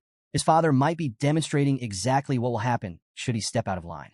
For the first time, Jean questions whether his father is truly as invincible as he once believed. Breaking the silence, his father speaks again. "I won't ask twice," he warns. "Tell me why you're here." Jean knows one thing for certain: apologizing is not an option, even if it costs him his life. He forces himself to stand firm, confident but not arrogant. Taking a deep breath, he meets his father's gaze and states plainly, "I came because I missed you." A flicker of intrigue crosses his father's face. He has heard such words from his children before. It is not an entirely unpleasant thing to hear. However, after a moment of thought, his father's expression hardens once more. "How immature you've become," he muses. "Tell me, did the outside world soften you?" Jean Runcandel responds firmly. It's not the outside world that changed him. He has always liked his father. For a brief moment, he wonders if his father perceives his words as a challenge rather than sincerity. Did he say something wrong? His father almost laughs, clearly surprised by Jin's statement. But instead of humoring him, he waves it off. "Stop talking nonsense," he says. "Get to the point." Without hesitation, Jean states why he came. Andre Zippel, the vice head of the Zippel family, the very man who insulted him during the banquet, is dead. His father narrows his eyes. Did you kill him? Jean shakes his head. No, it was Luna Runcandel, my eldest sister. But I played a role in what happened. He then requests permission to report everything that transpired, adding that there are several other matters he wishes to discuss, if his father is willing to listen. After a brief silence, his father nods. Fine, sit. As he descends the stairs, Jin's father takes a seat across from him. He leans back, his gaze unreadable, before finally speaking. You've been busy. From Arkin to Beamit, all in a short amount of time. So, tell me, did you come here to warn me about possible internal shifts in the Zippel family after the death of their second-in-command? Jean shakes his head. Andre Zippel wasn't the real second-in-command. He acknowledges his eldest sister's overwhelming strength, but points out that, as vice-head of the only family capable of challenging Runcandel, Andre was lacking. His father smirks slightly. You're right. He was just the vice-head, not the real power behind the Zippel family. Then, in a rare moment of transparency, he adds, there's someone else pulling the strings after Keliark. But that's all I'll say. Jean takes note of his words, but moves on to something more pressing. He thanks his father for confirming his suspicion, but states that he hasn't even mentioned the most crucial part yet. His father's expression darkens slightly. Then say it. Jean takes a deep breath. They used an artifact. His father frowns. An artifact? Yes. Andre Zippel referred to it as the Devil's Stone. Jean explains that, based on the information he's gathered, the Devil's Stone is a replica of the Origin Stone, an ancient relic said to have been created by powerful beings long ago. His father absorbs this information before asking, the Origin Stone. Has Murakan explained it to you? Jean nods. I know about it, and I also know that you can use mana. A flicker of amusement crosses his father's face. So, do you think you can keep that knowledge hidden from me? Jean sighs. I assumed you already knew, but I didn't expect you to also know about Murakan. His father chuckles. What I said about Murakan was an educated guess, one that I later confirmed myself. Then, with an amused glint in his eyes, he suddenly asks, by the way, who is this butterfly Runcandel? Jean is momentarily taken aback. But before he can answer, his father bursts into laughter, shaking his head. I can't believe it. They've reduced the mighty black dragon to a mere house cat. How ridiculous. Still chuckling, his father finally acknowledges the weight of the information Jean has brought. This imitation of the Origin Stone, it's significant. Then his gaze sharpens. You should discuss this with Luna Runcandel as well. Chiron Runcandel contemplates the dangerous potential of the Devil's Stone. He remains uncertain just how far the Zippel family has advanced its development and wonders if the rulers of the Black Sea are aware of this. The thought lingers in his mind. Perhaps he should visit the Black Sea himself to find out more. His father, observing his deep thoughts, makes his stance clear. While he will overlook Jin's violation of the rules this time, it won't come without a price. In return, he demands that Jin share something he truly desires. Without hesitation, Jin makes his request. No other member of the Runcandel family should be allowed to enter the independent city of Taiken for the time being. His father raises an eyebrow. So, that's where you've been hiding? Jin confirms it. After a brief pause, his father agrees to the condition, but under one condition of his own. If Jin wants Taiken to remain off-limits, he must first pass a test that he need the noble sword Kashmir to make his own person. Jin accepts, and his father raises the stakes. If he succeeds, no other Runcandel family member will be permitted to enter Taiken without Jin's permission. However, he will have only 1 year to prove his worth and earn Kashmir's trust. He notes that Kashmir had previously declined the role of a Runcandel teacher, making this task even more challenging. Just then, Kashmir arrives and, after hearing the arrangement, agrees with the decision. With both parties in agreement, Jin's father finalizes the deal. That's how it will be done. Sometime later, Kashmir finds himself deep in thought, reflecting on the man before him, Chiron Runcandel, the strongest knight in the world. As he studies him, he can't help but feel an overwhelming pressure. Can this man truly be called the most dignified person among mankind? The thought alone unsettles him, almost giving him indigestion. However, he reminds himself that Chiron is merely a guest within the Runcandel mansion. There's no need to fear him. Chiron, in turn, acknowledges Kashmir with a nod of respect. Noble sword. Kashmir immediately stiffens. Feeling embarrassed by such formalities, he politely asks Chiron to drop the title and simply call him Kashmir. Meanwhile, Jin Runcandel steps forward and addresses his father. Chiron, seeing his son's determination, encourages him to speak. Jin explains that his bond with Sir Kashmir is something deeper than mere circumstance. It is a shared destiny. Now that he has proven his connection to Kashmir, it's time for him to fulfill his promise. Kashmir, hearing Jin's words, privately questions his choice of phrasing. A shared destiny? Chiron Runcandel, however, picks up on something else entirely. He raises an eyebrow and challenges the idea. A shared destiny with my son? He muses.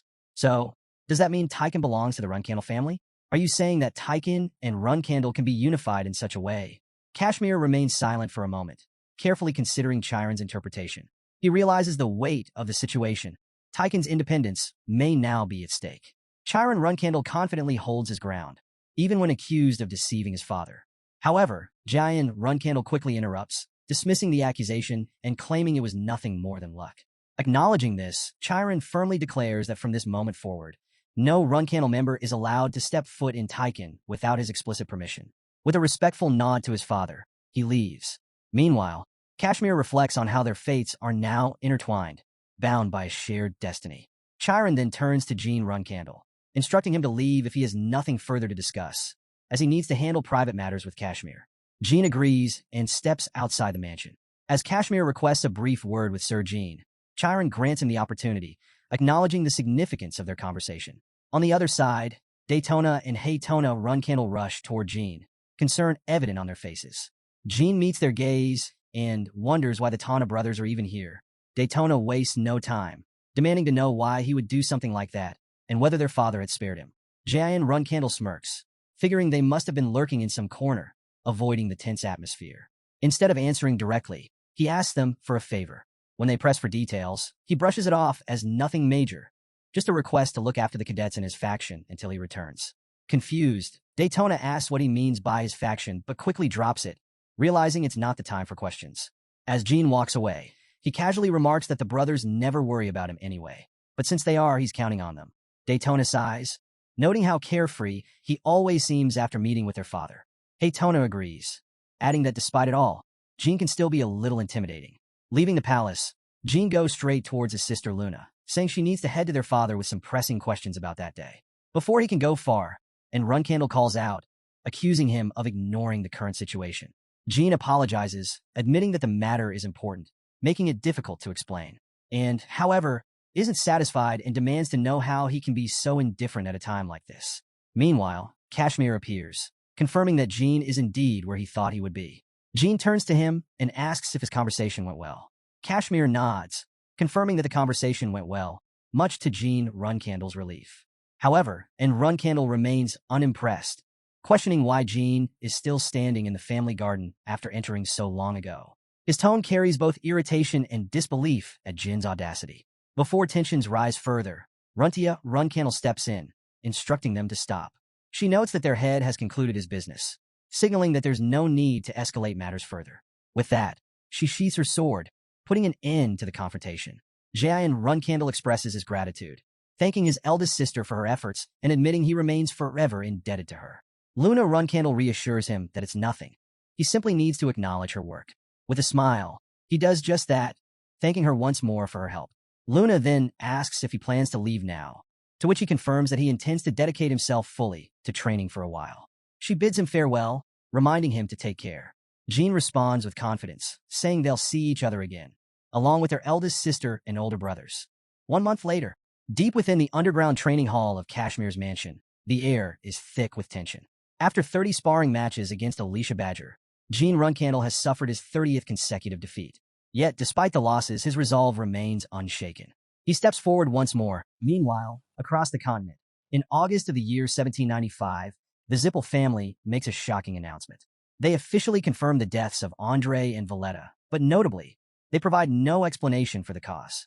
This deliberate silence only fuels speculation, and soon, rumors begin to spread like wildfire. Some claim their deaths were the result of internal political strife, while others suggest they perished in a clash with an unknown cult.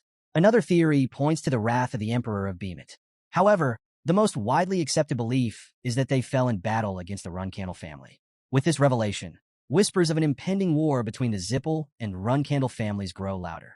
Debates erupt over which force will ultimately prevail, sword or magic.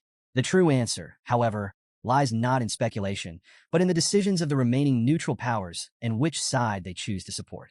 Amidst the brewing storm, a figure with striking yellow hair arrives with a report. He announces that the prince from the Shutran Kingdom, along with 5 second-grade mercenary groups, has officially requested support and sent gifts as a gesture of goodwill. Chiron Runcandel, ever the strategist, dismisses the gifts but accepts their requests. He instructs his men to provide the Shutran Kingdom with a decent sword and ensure the prince's successful ascension to the throne. Later, The yellow-haired messenger confirms that, in response, an 8-star Guardian Knight will be sent to solidify the alliance. Chiron Runcandel shakes his head, blaming the entire situation on the youngest sibling's reckless actions on one of the family's deserted islands. He criticizes the boy for already exerting influence over the family, far sooner than he should. Without wasting any more time, he summons Knight Conan, instructing him to set out for the Black Sea once again. Before dismissing him, Chiron gives one final order. If Kashmir sends a letter, it must be delivered to him without delay. Knight Conan acknowledges the command and departs. Meanwhile, Jan Runcandel tirelessly trains with his sword, his mind focused on a single goal. He tells himself that his 10,000 swing must feel just as precise as the first, but despite his relentless efforts, something still feels lacking. His thoughts drift to the past. Had it not been for Luna Runcandel, he wouldn't even be standing here. 15 years have passed since his regression, and in that time, he has reached the 5-star level in both swordsmanship and magic. He's also close to achieving mastery in shadow energy. Yet, when he considers what's ahead, he knows it's still not enough. If he's going to make it through the next 5 years, the time his father has given him, he must become stronger than all of his siblings. As he swings his sword once more, a voice interrupts him. Kashmir steps forward, urging him to stop. He warns that if he keeps pushing himself like this every day, even with the remarkable physique of the Runcandel family, he'll eventually wear himself down to nothing. Jean Runcandel turns to him, surprised to see both Kashmir and Enya there. Enya immediately notices the state of his hands. Torn skin, blood dripping onto the ground. Concerned, she reaches for his hand, unsure of what to do. Jean exhales, realizing his impatience has once again gotten the best of him. Kashmir observes him closely and offers a reality check. While no one his age can match him, his future opponents won't be ordinary either. The biggest threat to his progress, however, isn't his lack of skill, it's his impatience. If he lets it control him, he'll end up sabotaging his own growth. Jean nods, admitting that he understands, but controlling himself isn't easy. Enya gently places her hands over his wounds, using healing magic to close them. Kashmir reassures him that there's nothing shameful about pushing his limits. In fact, what he's accomplishing in a single day is beyond what most could ever hope to achieve. However, if he truly wants to improve, he needs a different kind of training, something that will calm his mind while sharpening his abilities. Curious, Jean asks what kind of training he has in mind. Kashmir smirks and gives a simple answer: sparring with someone much stronger than him. Jean Runcandel raises an eyebrow, asking if Kashmir is referring to himself. Kashmir smirks and throws the question back at him. What does Jean think? Even though he's been showing some weaknesses lately, he still carries a reputation to uphold. To make his point clear, he draws his sword, shatters a nearby wall, and formally introduces himself as the noble sword Kashmir. However, rather than offering himself as an opponent, he sets a challenge. Jean can spar with him once he's capable of deflecting that same strike. Until then, he'll have to make do with a different opponent. As if on cue, Alicia Badger arrives, immediately recognizing her husband's sword. Kashmir declares that his goal is to defeat her within 6 months, using everything he has: swordsmanship, magic, and shadow energy. Meanwhile, Julia curiously asks her mother if she's really going to fight Brother Jean. Alicia chuckles, correcting her daughter. It's not a fight, but a way to strengthen their bond. Confused, Julia questions what that means, before bluntly stating that she dislikes fighting. Amused, Alicia plays along and asks a hypothetical question. If she and Jean were to fight, who would Julia cheer for? Without hesitation, Julia answers, Brother Jean, of course. Her mother gasps in mock betrayal, reminding Julia that sometimes she needs to take her mom's side too. Jean, meanwhile, sizes up his new opponent. At first glance, Alicia doesn't seem particularly overwhelming, aside from her raw physical strength. But before he can dwell on it further, Julia speaks up again, calling him weak and saying that Mommy told her to always support the weaker side. Alicia laughs, noting that her daughter isn't one to lie. Jean simply shrugs, unfazed. With the terms set, Alicia suggests they spar every evening after her work and dinner, for 6 months straight. Jean blinks in disbelief, questioning if every single day is necessary. But Alicia reassures him with a laugh. Time will fly by before he knows it. 2 days later, Jean and Alicia stand face to face, ready for their first match. He carefully observes her, wondering if she's a skilled fighter or just an overwhelmingly strong one. Before they begin, Alicia makes an announcement. She used to work for Beeman's Special Affairs Division, meaning she's no stranger to combat. She warns Jean that she won't be holding back, so he shouldn't be discouraged if he loses. Jean tightens his grip on his sword, realizing that this 6-month training period must have a deeper purpose. He can't afford to be careless.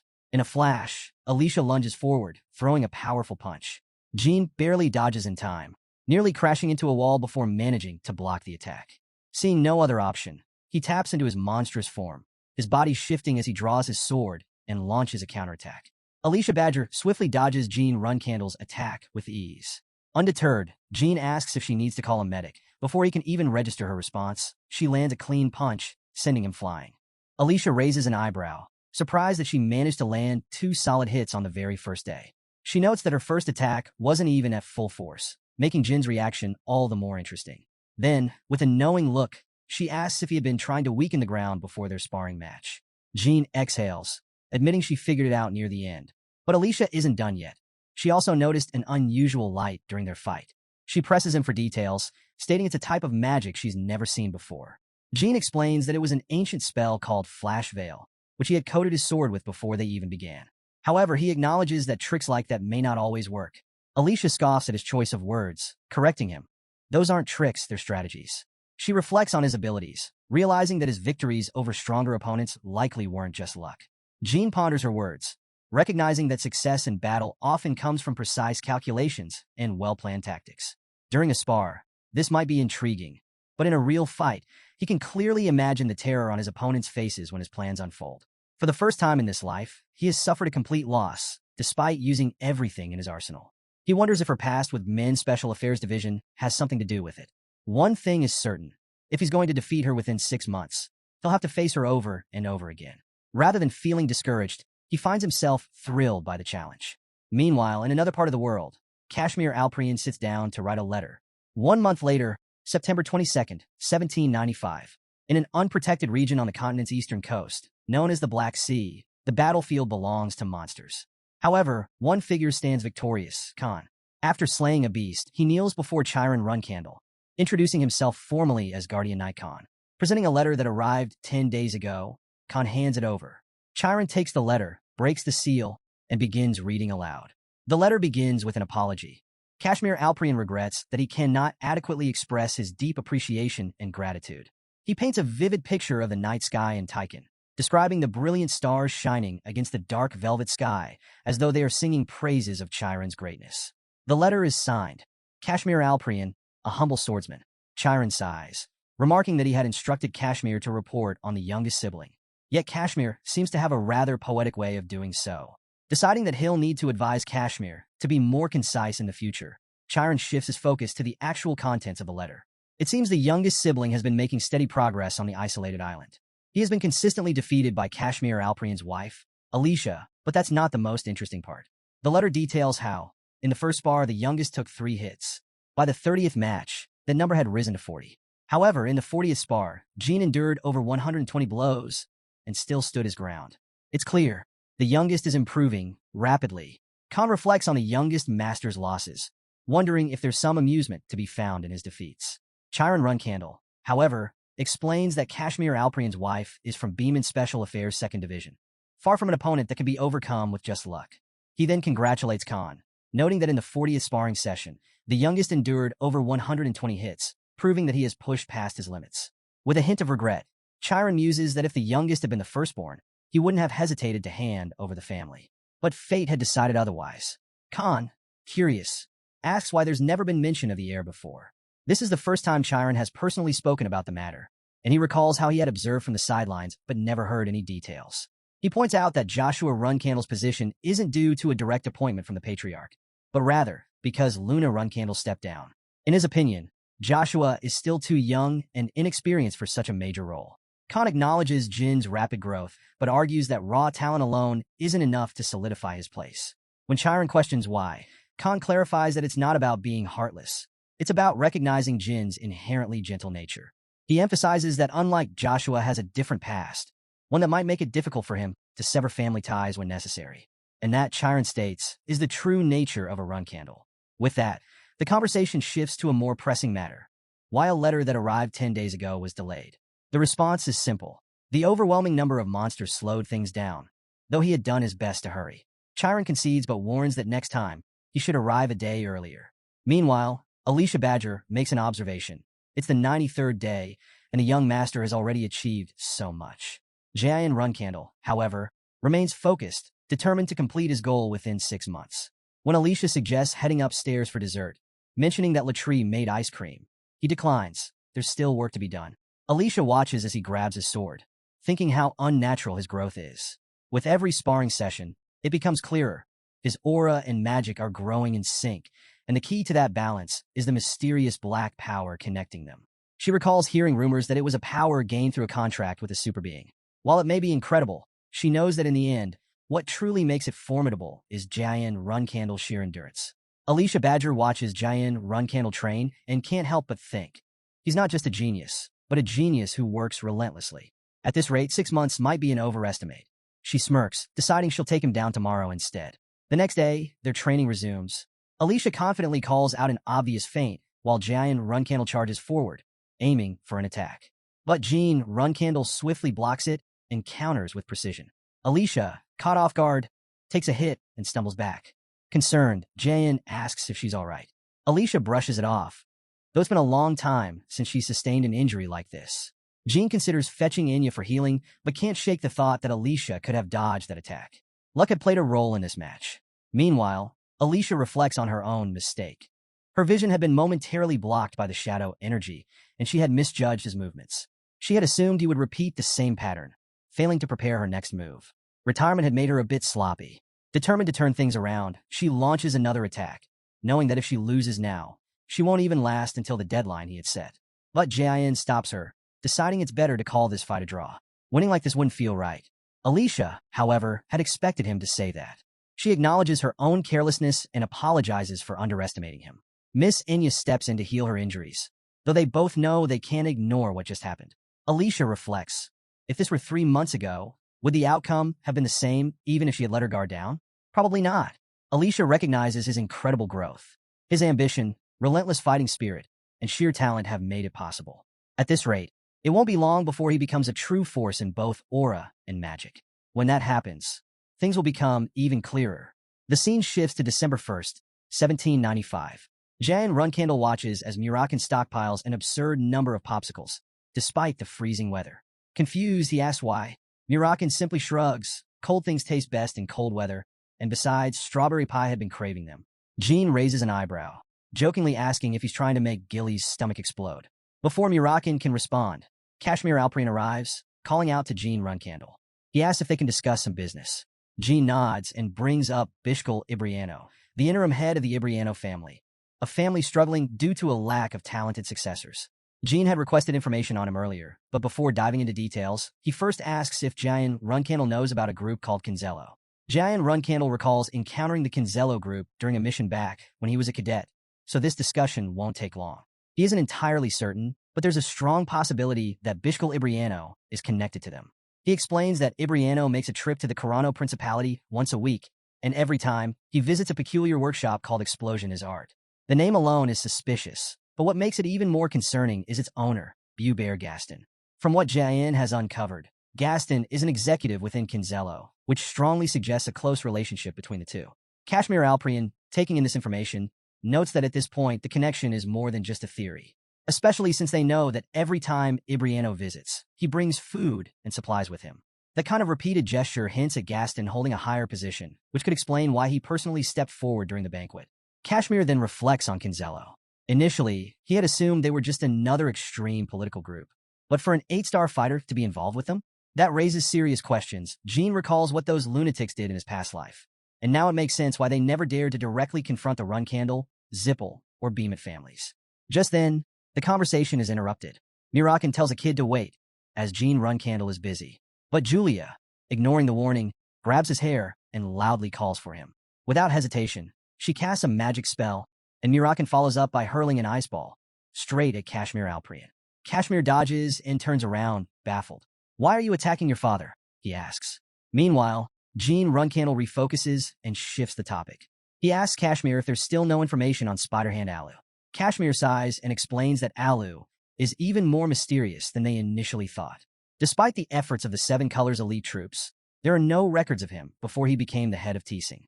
It's as if someone deliberately erased his past. Jayan Runcandle considers this.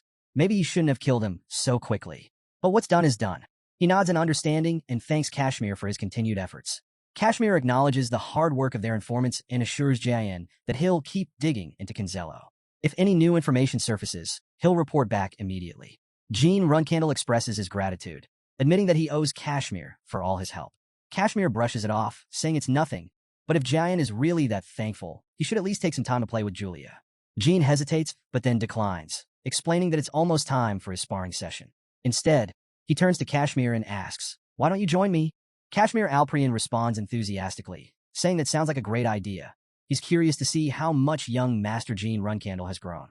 Jayan Runcandel assures him that he won't be disappointed and hints that he has recently come to a new realization. After seeing her husband Alicia Badger raises an eyebrow. "Why are you here?" she asks. Kashmir smirks and shrugs. "Am I not allowed?" "Jean Runcandel invited me, so I came." Alicia crosses her arms. "You're allowed. I just don't want you to watch me lose." Alicia chuckles. "Interesting. But according to young Master Jean Runcandel, today will be your last day." Alicia takes a deep breath and responds with a faint smile.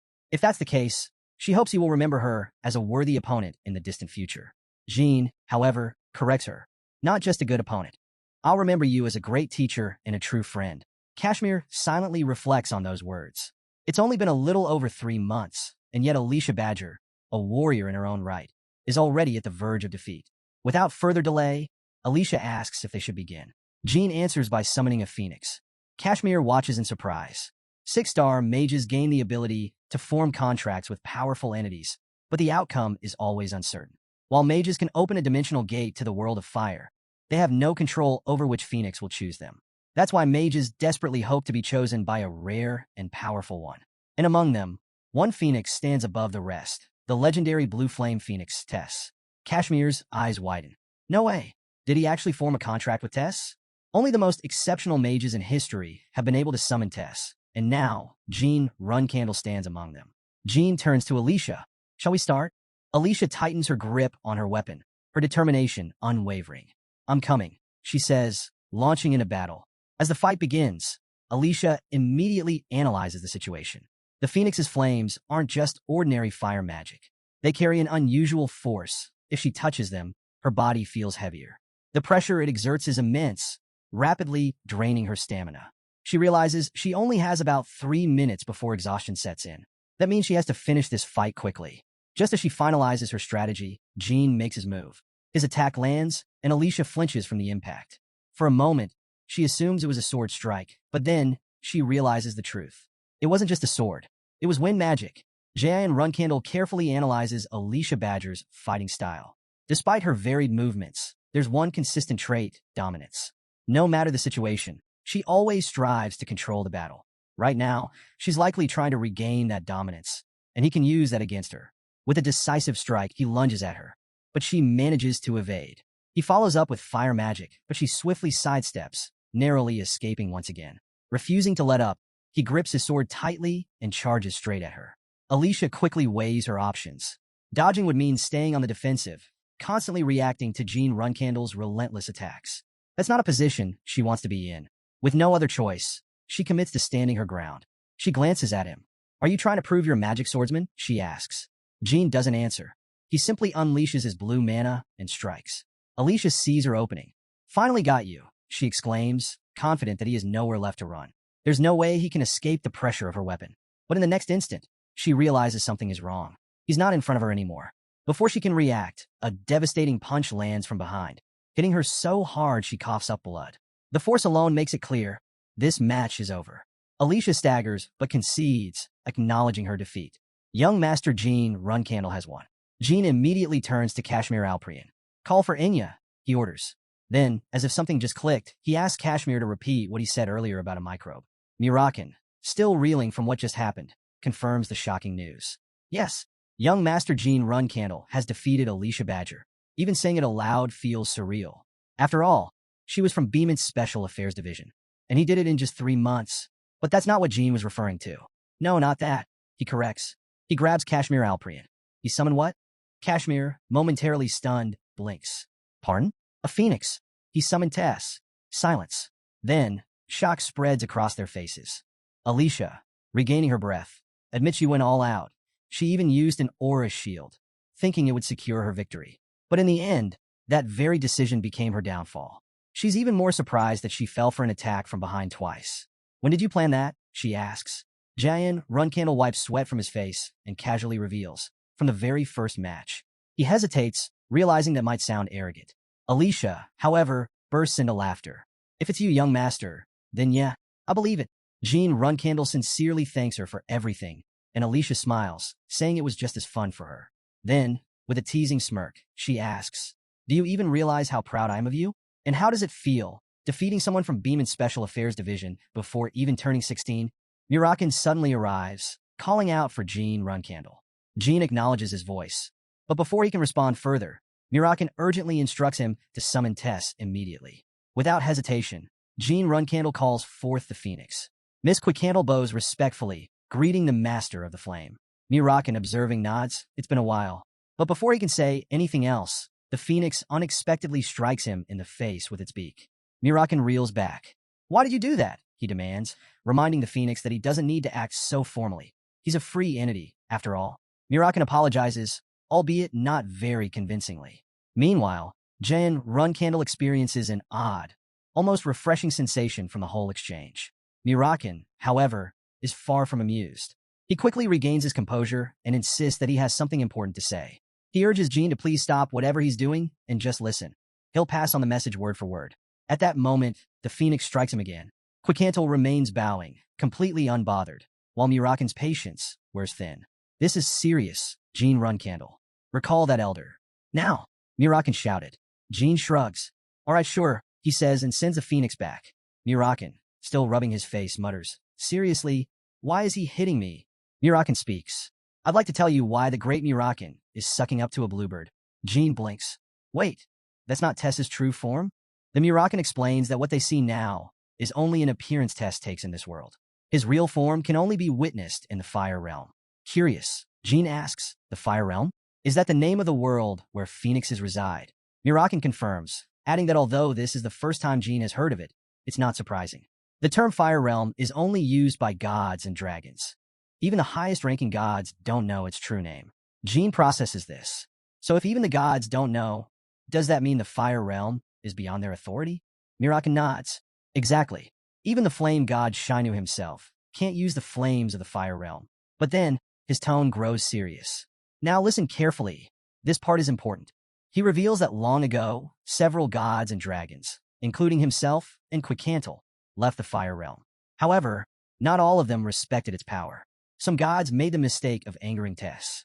And that was the day they witnessed Tess's true power. In a fit of rage, Tess burned 5 gods and several dragons to ashes on the spot. Jayan Runcandel is stunned. Wait, Tess is that powerful. The realization hits. If Tess is capable of wiping out gods, then just how strong would he need to be to fully wield that power? Murakan answers without hesitation. Impossible. No matter how strong Jinyu becomes, he will never be able to unleash Tess's full power. He explains why. No one can perfectly wield power from a different world. It's like an inherent penalty. That's the same reason why the gods who descended into this world lost their abilities. And it's the very reason why Tess himself can't manifest his true strength here. No matter who you are, power from another realm will always be restrained. Murakan chuckles before adding, that being said, someone like you would be burned alive. Murakan raises an eyebrow. How is it that this dangerous old man can fight the moment he's summoned? He then adds, half-jokingly, does he even realize how surprised we were? If Tess gets angry, he might actually burn you alive. Then Murakan reassures him. If that were the case, Tess wouldn't have chosen you in the first place. He then delivers a message from Tess himself, one that takes Jayan by surprise. Tess actually likes him and even congratulates him. Jean takes a moment to process this. Tess is far greater than he initially thought, even greater than Shainu, the fire god who controls all the flames in the world. He recalls the sheer power Shainu's contractor, Patriarch, and the guardian dragon, Kadun, wielded. But against Tess, no fire, no matter its origin, would ever stand a chance. And with the looming conflict between the Runcandel and Zippel families, having Tess by his side will be a massive advantage. The power of those blue flames could change everything. The scene shifts to January 2nd, 1796. Chiron Runcandel, reading through reports, finds the latest revelation quite interesting.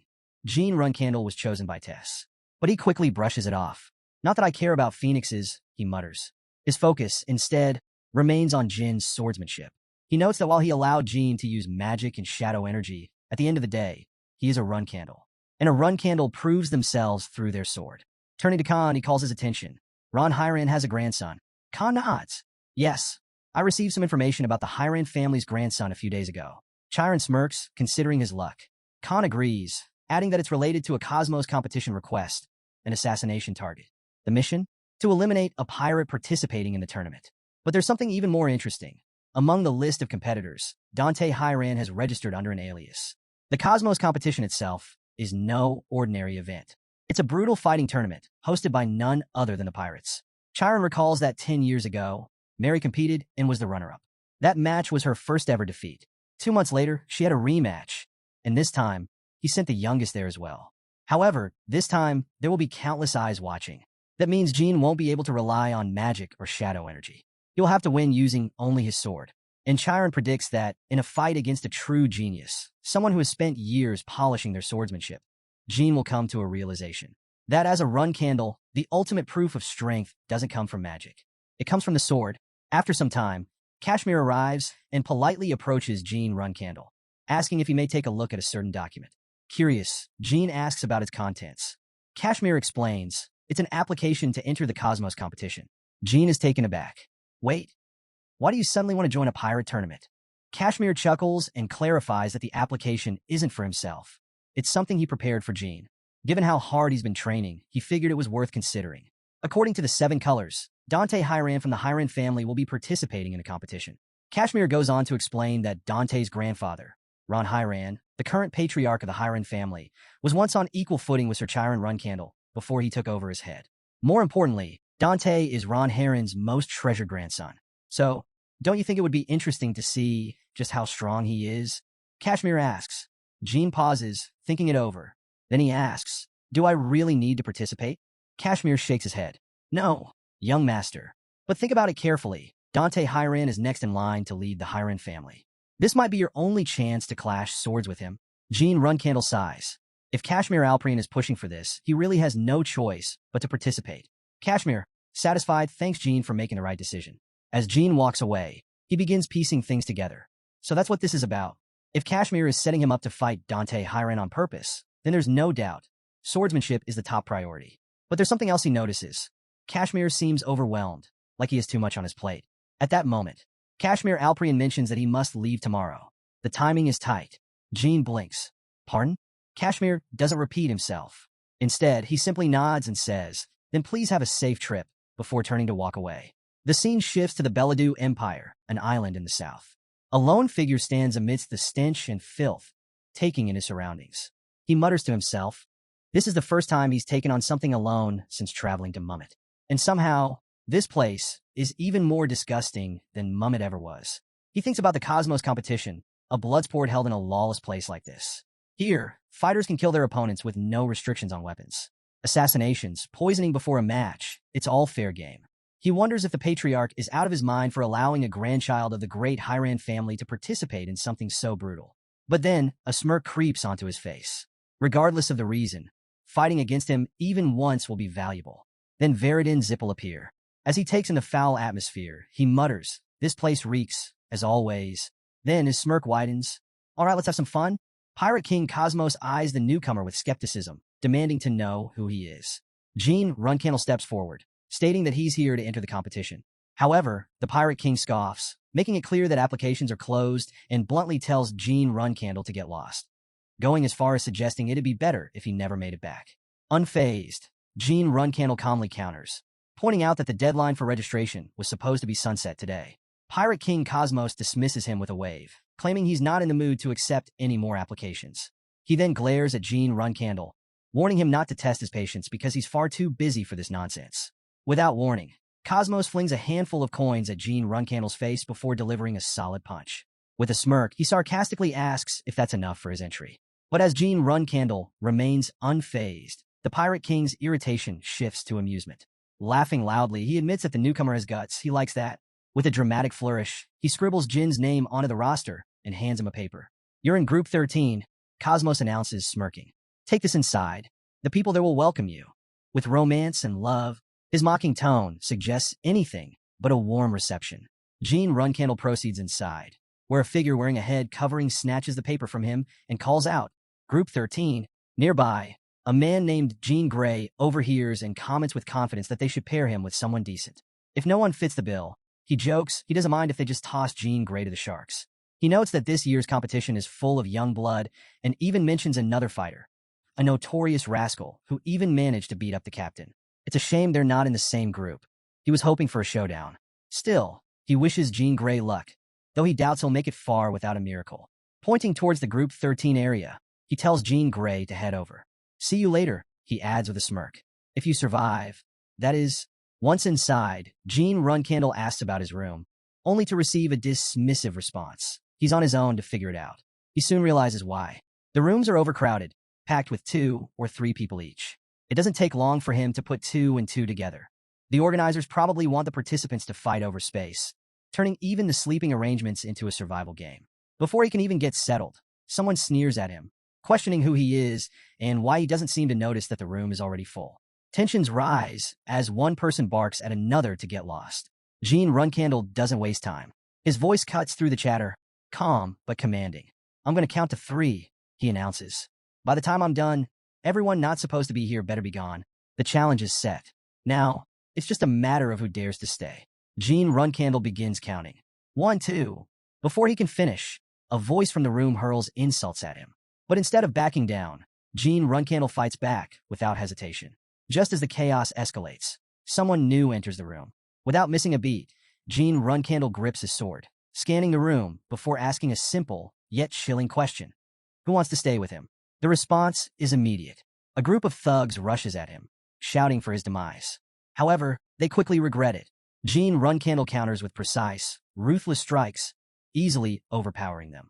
As the dust settles, he scoffs, noting that while this place might be a lawless battleground, it's still nothing compared to Mummet. For now, he won't be getting much sleep.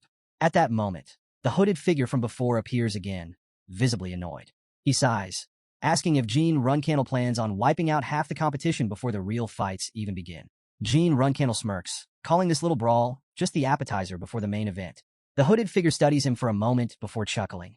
He admits that at first he thought Jean Runcandel was just another arrogant fool, but as the captain said, this guy is intense. That's precisely why they grouped him with the decent fighters. He then informs Jean Runcandel that Groups 1 and 2 are about to start their matches, and since he'll be facing some of them later, he might want to watch, offering to personally escort him. He also warns that bringing a sword into the spectator stands is forbidden, so he should just sit back and enjoy the show. Jean Runcandel sees no issue with that. As he follows the hooded figure, he notices the massive crowd gathered to watch the fights.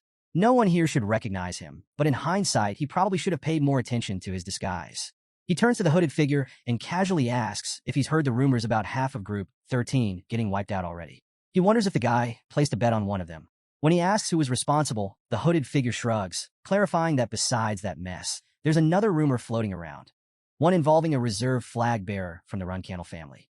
Nearby, a person in a green dress overhears and frowns, asking what exactly a Runcandel reserve flag bearer is and why one would even be here. His friend leans in, explaining that he got the scoop straight from some of the Cosmos pirate executives while drinking with them last night. He says there's a strong contender in the tournament, and if the rumors are true, he's from the Runcandel family. Laughing, the friend speculates that if it's legit, the fighter could be either Daytona Hona or Jean Runcandel himself. And if it really is Jean Runcandel, things are about to get interesting. After all, the last time that young guy made a name for himself, he became a 5-star, and chaos followed soon after. But what surprises him even more? The fact that they're not just aware of Jean Runcandel's name. They even know about the Tana twins, too. Jean Runcandel reflects that it's about time the Tana twins' names started spreading. If they really are participating, he figures he'll track them down and make them sit night watch while the real fireworks begin. Meanwhile, Pirate King Cosmos arrives at the Grand Arena, greeting the massive crowd with his usual flair. With a wide grin, he addresses the spectators, jokingly asking if they haven't dropped dead from all the waiting. Introducing himself as the Pirate King Cosmos, he lets out a hearty laugh before commenting on the sheer number of people who've come to line his pockets. He chuckles, noting that they clearly don't know how to manage their own money. But enough with the small talk. It's time to get things rolling.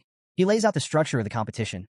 14 participants per group, spread across 13 groups, making for a total of 182 martial artists on standby. With the basics out of the way, he hypes up the opening match, introducing the first fighter, someone who made it to the last year finals. Facing off against him is a fresh challenger, a newcomer to the competition this year. He introduces the so-called cute fighter from the Shark Pirates, Mantis, and his opponent, the young swordsman, Paul Mick. From the stands, Gene Runcandel takes note of Paul Mick's age. There are plenty of young fighters this year, but this one? He looks barely 13 or 14.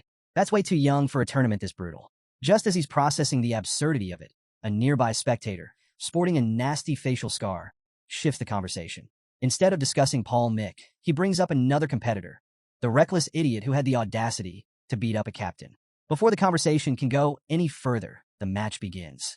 Paul Mick moves in an instant, his blade flashing through the air. The next thing anyone knows, his opponent collapses. The arena falls silent for a brief moment before Pirate King Cosmos demands answers. What just happened? He asks if anyone actually saw it, clearly, visibly irritated at the Shark Pirates for producing such weak fighters. A murmur spreads through the crowd as someone states the obvious. The guy's head just fell off. It's so fast and brutal that it barely seems real. Gene Runcandel narrows his eyes, quickly assessing what happened. Dante Hyran was beheaded in an instant. Paul Mick's sword energy was on a completely different level. Meanwhile, Veridin Zippel, one of the more excitable spectators, erupts in enthusiasm, declaring the fight a masterpiece. Without hesitation, he loudly announces Paul Mick as the winner and immediately places all his bets on him. To anyone who'll listen, he proclaims that this is what a real fight looks like. Hearing the growing cheers for Paul Mick, Gene Runcandel can't help but notice Veridin's presence. People around them start placing their bets, the energy in the arena reaching a fever pitch. Veridin, practically foaming at the mouth with excitement, urges everyone to go all in. Can't you see? Paul Mick is the future. Bet everything.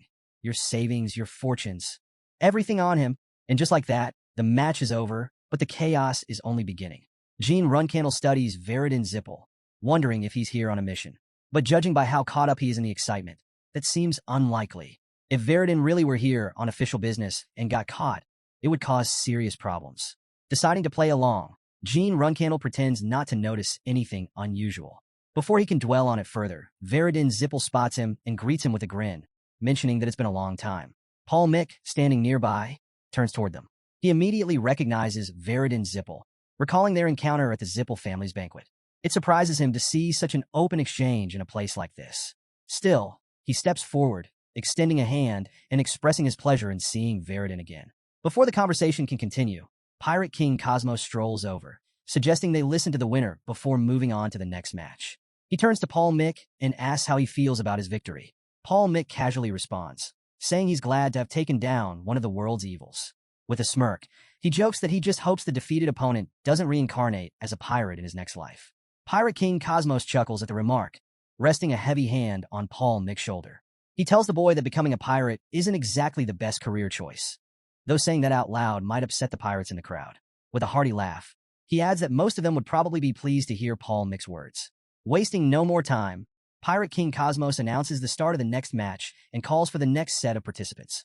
Gene Runcandel observes the matches that follow, but none of the fighters stand out to him, except Paul Mick. The more he watches, the more convinced he becomes. Paul Mick may look young, but his swordsmanship tells a different story. The most logical conclusion? He has to be Dante Hyran. Gene Runcandel knows that winning this competition won't just come down to swordplay alone. Against someone like Paul Mick, relying solely on technique won't be enough. Magic and shadow energy will be necessary to stand a chance. Even so, it's too soon to make a final judgment. Glancing at a magical stone, he considers his next move. Starting tomorrow, some groups will finish their matches, which means he has 3 days before it's his turn. Until then, the real challenge isn't just the fights, it's surviving the nights in this place. Meanwhile, in a quiet room, Sir Elder sits with a disapproving expression. He mutters that he didn't give it to him to mess around with. It's an item meant for the Sir Young Patriarch to use only when absolutely necessary. With a sigh, he insists that it must be kept in a safe place. Across from him, Veridin Zippel casually swings a chain in his hand, grinning as he apologizes. He admits that he just feels lighter with it in his grasp. Then, tilting his head, he asks if that's the reason he was summoned. Sir Elder doesn't seem amused. He explains that every year, around this time, a martial arts competition takes place on one of the northern islands of the Belladou archipelago. It's known as the Cosmos Competitive Arena. Looking directly at Veridin, he asks if he's familiar with it. Veridin Zippel tilts his head, pretending to be clueless. He chuckles, claiming it's the first time he's even heard of the competition and questions why he would know about some martial arts tournament run by pirates. With a laugh, he playfully wonders where he disappears to every year around this time. Sir Elder isn't fooled. Ignoring Veridin's act, he brings up a name that immediately carries weight. Dante Hyran, the future patriarch of the Hyran family. He reminds Veridin that Dante attended last year's banquet and is once again competing this year. This is a rare opportunity to witness his strength firsthand, something they should take advantage of. After all, one day, they may have to face him. Meanwhile, Veridin Zippel finally arrives at the arena, having caught wind of the event. He comments that it's nice to make a little side money while he's here, but can't help complaining. 2 whole days, and not a single match was truly entertaining. Sure, watching Dante Heron's skills in action was impressive, but everything else? Mediocre at best. With a disappointed sigh, he wonders what happened to all the real fighters this year. Scanning a list of names, something catches his eye: Jean Grey. He pauses, narrowing his eyes as he connects the dots. Could it actually be Jean Runcandel? A slow grin forms. So he didn't just come here to watch. This is getting very interesting. Meanwhile, Jean Runcandel takes a moment to assess the situation. The number of remaining participants has dwindled to 147, meaning 35 are already dead. But here's the kicker. Only 5 of those deaths happened inside the arena. The rest? They were eliminated outside of official matches. As he sits down, exhausted from his latest fight, he knows the worst is yet to come. Before long, fighters from other groups will start spilling in, looking to take out the competition early. That means there's no time to let his guard down, not even for a second. The thought of sleep crosses his mind, but he immediately shuts it down. His cadet years trained him in no-sleep endurance, but going 3 full days in a place like this, where stealth is impossible and predators lurk everywhere, is a whole different challenge. Just then, Paul Mick steps forward, interrupting his thoughts. He acknowledges that it's rude to ask this when they've just met, but he needs a moment to talk. Jean Runcandel studies him, mind racing. Paul Mick, or rather Dante Hiran. To his surprise, Paul Mick makes an unexpected request. He asks for a chance to sleep. In exchange, he promises to stand guard the next day, so Jean Runcandel can rest. Jean Runcandel raises an eyebrow. What's this guy up to, suddenly showing up out of nowhere? Paul Mick simply shrugs and explains. He's been watching since yesterday and can tell that Jean Runcandel is, at the very least, a true martial artist. That's why he's asking. Just let him sleep. Jean Runcandel wants to protest, but the exhaustion hits him like a wave. Even Hiran no-sleep training has its limits. Before he can argue, his body gives in. He collapses to the ground, and sleep takes him instantly. Jean Runcandel sits in his room, his senses sharp despite the exhaustion. The overwhelming smell of blood lingers in the air, a constant reminder of how many people have come after him. It seems like trouble just won't leave him alone. Meanwhile, outside, an old man whispers for someone to wait, signaling that the time has come. But before he can make his move, Jean Runcandel catches him. Without hesitation, he strikes with his sword. Coldly, Jean Runcandel warns the intruder. Hadn't he heard the rumors? Anyone who steps into this room doesn't make it out alive. A masked man steps forward, urging him to wait. He acknowledges that Jean Runcandel has already taken out every member of Group 13, but insists that they aren't here to fight him. They have a different target. His demand is simple. Hand over Paul Mick, the boy who just went inside. If Jean Runcandel complies, he'll even throw in an arrow as a parting gift. Without hesitation, Jean Runcandel deflects the incoming attack. He catches the arrow mid-air, inspecting it before smirking. Poison? Regardless of who's behind this, targeting a child is beyond despicable. He wonders if these guys have any idea who they're messing with. He then casually mentions the group of scoundrels that had been tailing him earlier. They were underlings of Pirate One-Eyed Joe. The last guy spilled everything before dying. Apparently, they were hoping to make some quick cash by kidnapping a Runcandel. Paul Mick steps forward, thanking Jean Runcandel for protecting him, despite having no obligation to do so. He's surprised at the situation, wondering how Jean Runcandel ended up being mistaken for those clueless, greedy fools. Paul Mick sighs and decides he owes him at least some explanation. He clarifies that, like Runcandel, he also comes from nobility, just not from the Runcandel family.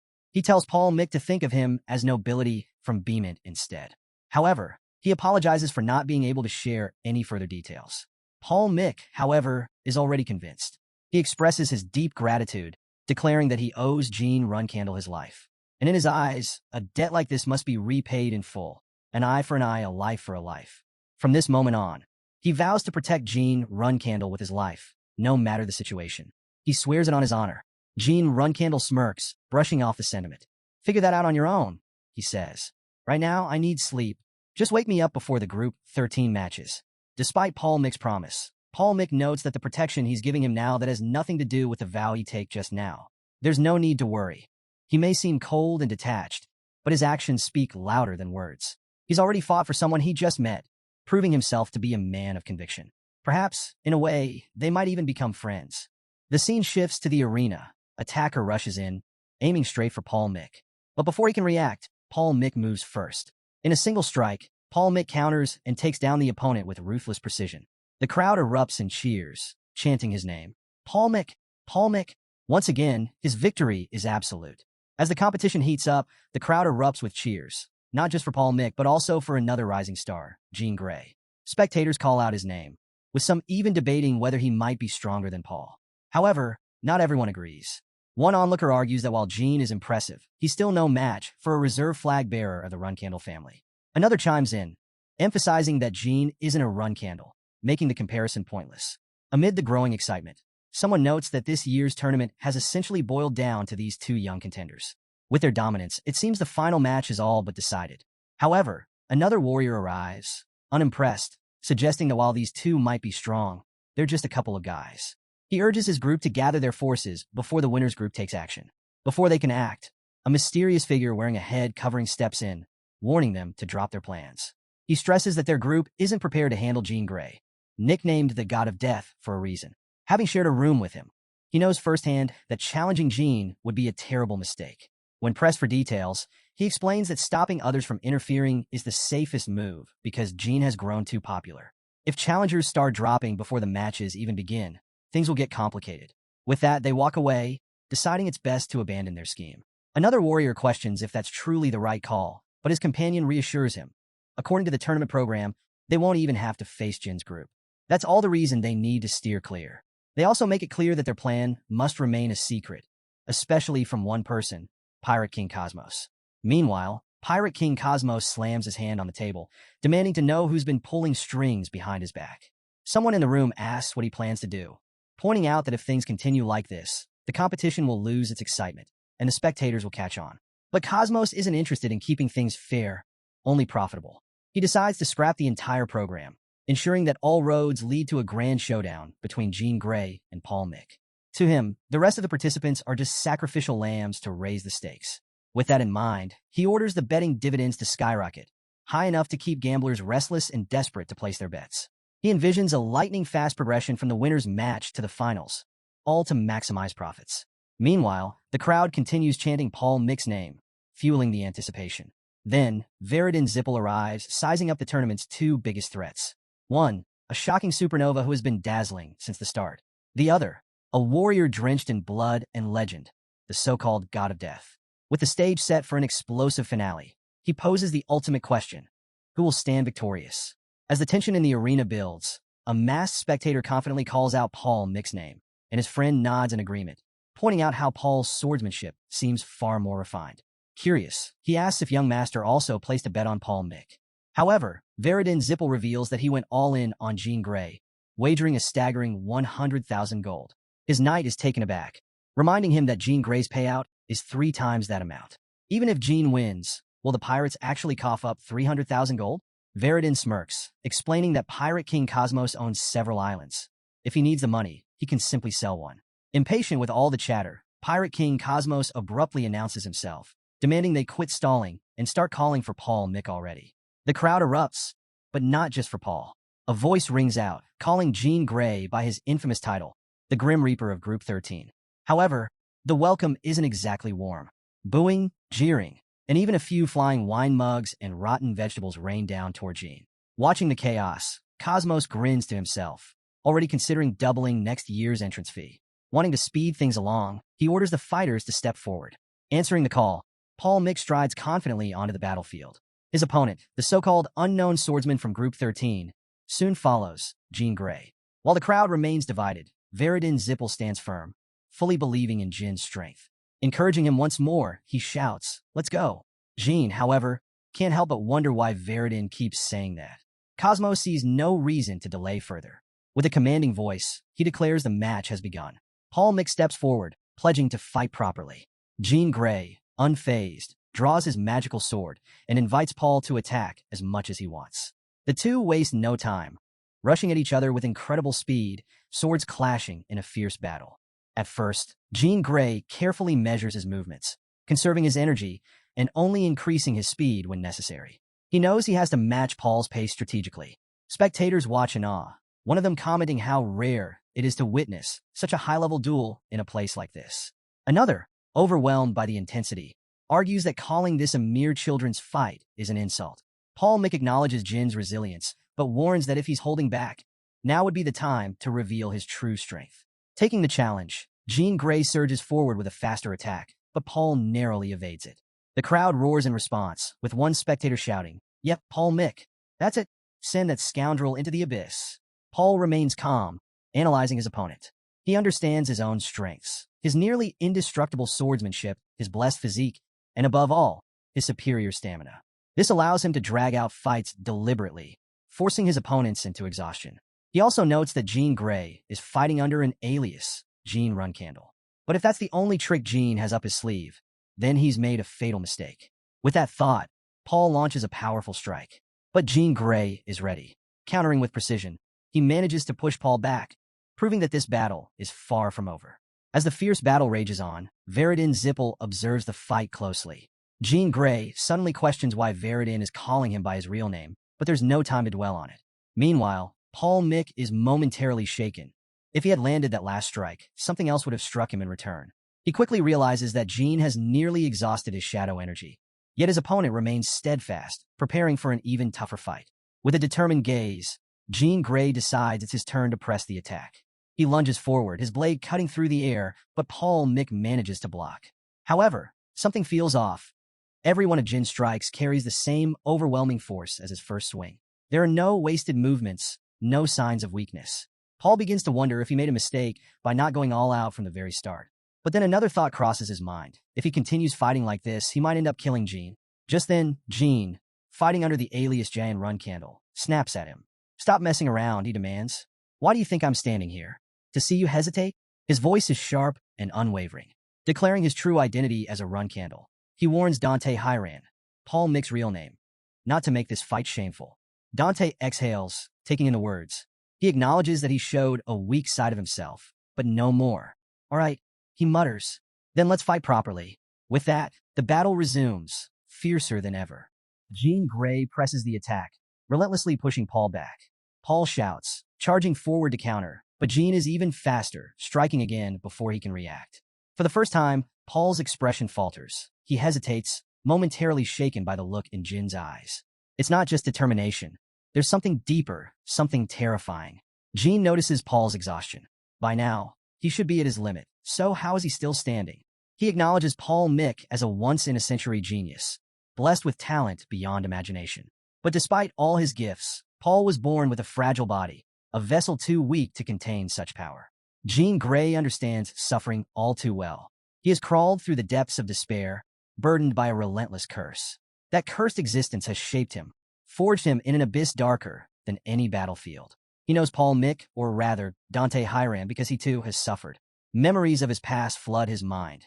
The endless torment, the bone-deep agony, the isolation that nearly crushed his soul. But there's no time for reflection. Jean attacks again. Paul barely manages to block, but the weight of the fight is taking its toll. Desperation fuels him now.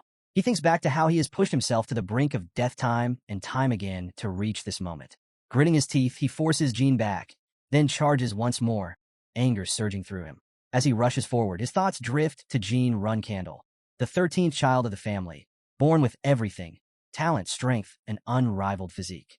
And yet, despite all that, Paul senses something else in Jean, an overwhelming desperation. Why? Is it because he's the youngest, not even in the line of succession? No, Paul quickly dismisses the idea. This isn't about something as trivial as status. There's only one reason why Jean fights with such relentless intensity. He doesn't seek power for recognition. He fights because he must become the strongest, no matter what. As the battle rages on, Paul Mick's thoughts drift to how long he has endured to reach this moment. Blades clash once again, but he can no longer remember how many times he has fallen into despair, how many times he has been swallowed by despondency. Jean Grey suddenly overpowers him, throwing him aside. But just as he seems on the brink of collapse, Paul regains his strength. He reflects on how many times he has picked himself back up, even if those moments have long since blurred together. With renewed determination, he charges at Jean once more. Jean meets the attack head-on, blocking and countering swiftly. Then for the first time he sees it, Paul Mick coughing up blood. Something is wrong. Jean watches closely and realizes that Dante Heron's body is breaking apart. Cracks begin to form, but even in this state, Paul refuses to back down. Jean hesitates, Seeing Paul's deteriorating body, he briefly considers withdrawing his sword. But no, doing so would be an insult. If Paul Mick is still fighting, then he will respect that struggle. Apologizing under his breath, Jean delivers a final, decisive strike, his blade stopping just short of Paul's neck. Then, unexpectedly, Paul starts laughing. Jean pauses confused. There's no anger, no regret, just genuine amusement on Paul's face. Then, exhaustion takes over. Paul Mick collapses, and Jean Runcandel instinctively calls for a medic. Veridin Zippel rushes over, assessing Paul's condition. His face darkens. This is worse than he thought, but he quickly reassures Jean, promising that Paul will survive. Without hesitation, he begins channeling healing magic. But as Jean watches closely, a grim realization sets in. It's already too late. Paul's condition is beyond magic's ability to heal. His bones are shattered, his organs are failing, and his aura is in complete disarray. Healing magic in this state would only prolong his suffering. Veridin Zippel turns to Jean, his expression serious. Lowering his voice, he instructs him to listen carefully. Then, he reveals a mysterious chain, whispering that this will remain their secret. Before anything can be done, another warrior arrives, immediately advising against using it. That's not something you should ever employ, he warns. Veridin dismisses the concern without hesitation. Just cover us with your cape, he orders. The warrior, though reluctant, follows instructions. Veridin shakes his head at the man's lack of tact, muttering about his inability to read the situation. Meanwhile, Jean Runcandel eyes the chain, uncertain. What is this? He asks. Veridin confirms his suspicions. It's an object given to him by his clan. Not long ago, but with great significance. Then he asks if Jean has ever heard of the blood of Numerous. Jin's eyes widen as memories surface. Numerous, the so-called god of hope, just before the founding of the holy state Vankella, a being believed to have been wiped out in a catastrophic event. Legends say that as Numerous perished, they left behind teardrops and 100 drops of their blood. The myths claim that these teardrops hold the power to bring back the dead.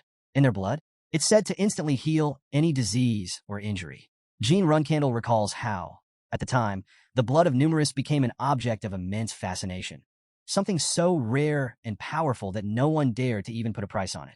Major factions, including Zippel, once scoured the world in a desperate search for these artifacts, but they had long since faded into legend, becoming nothing more than remnants of a forgotten era. Yet now, here was Veridin Zippel, about to use one of these artifacts on Dante Hyran. Jean couldn't help but question it. Zippel and Hyran weren't exactly known for being on good terms. So why would Veridin go to such lengths for him? What was the real reason behind this decision?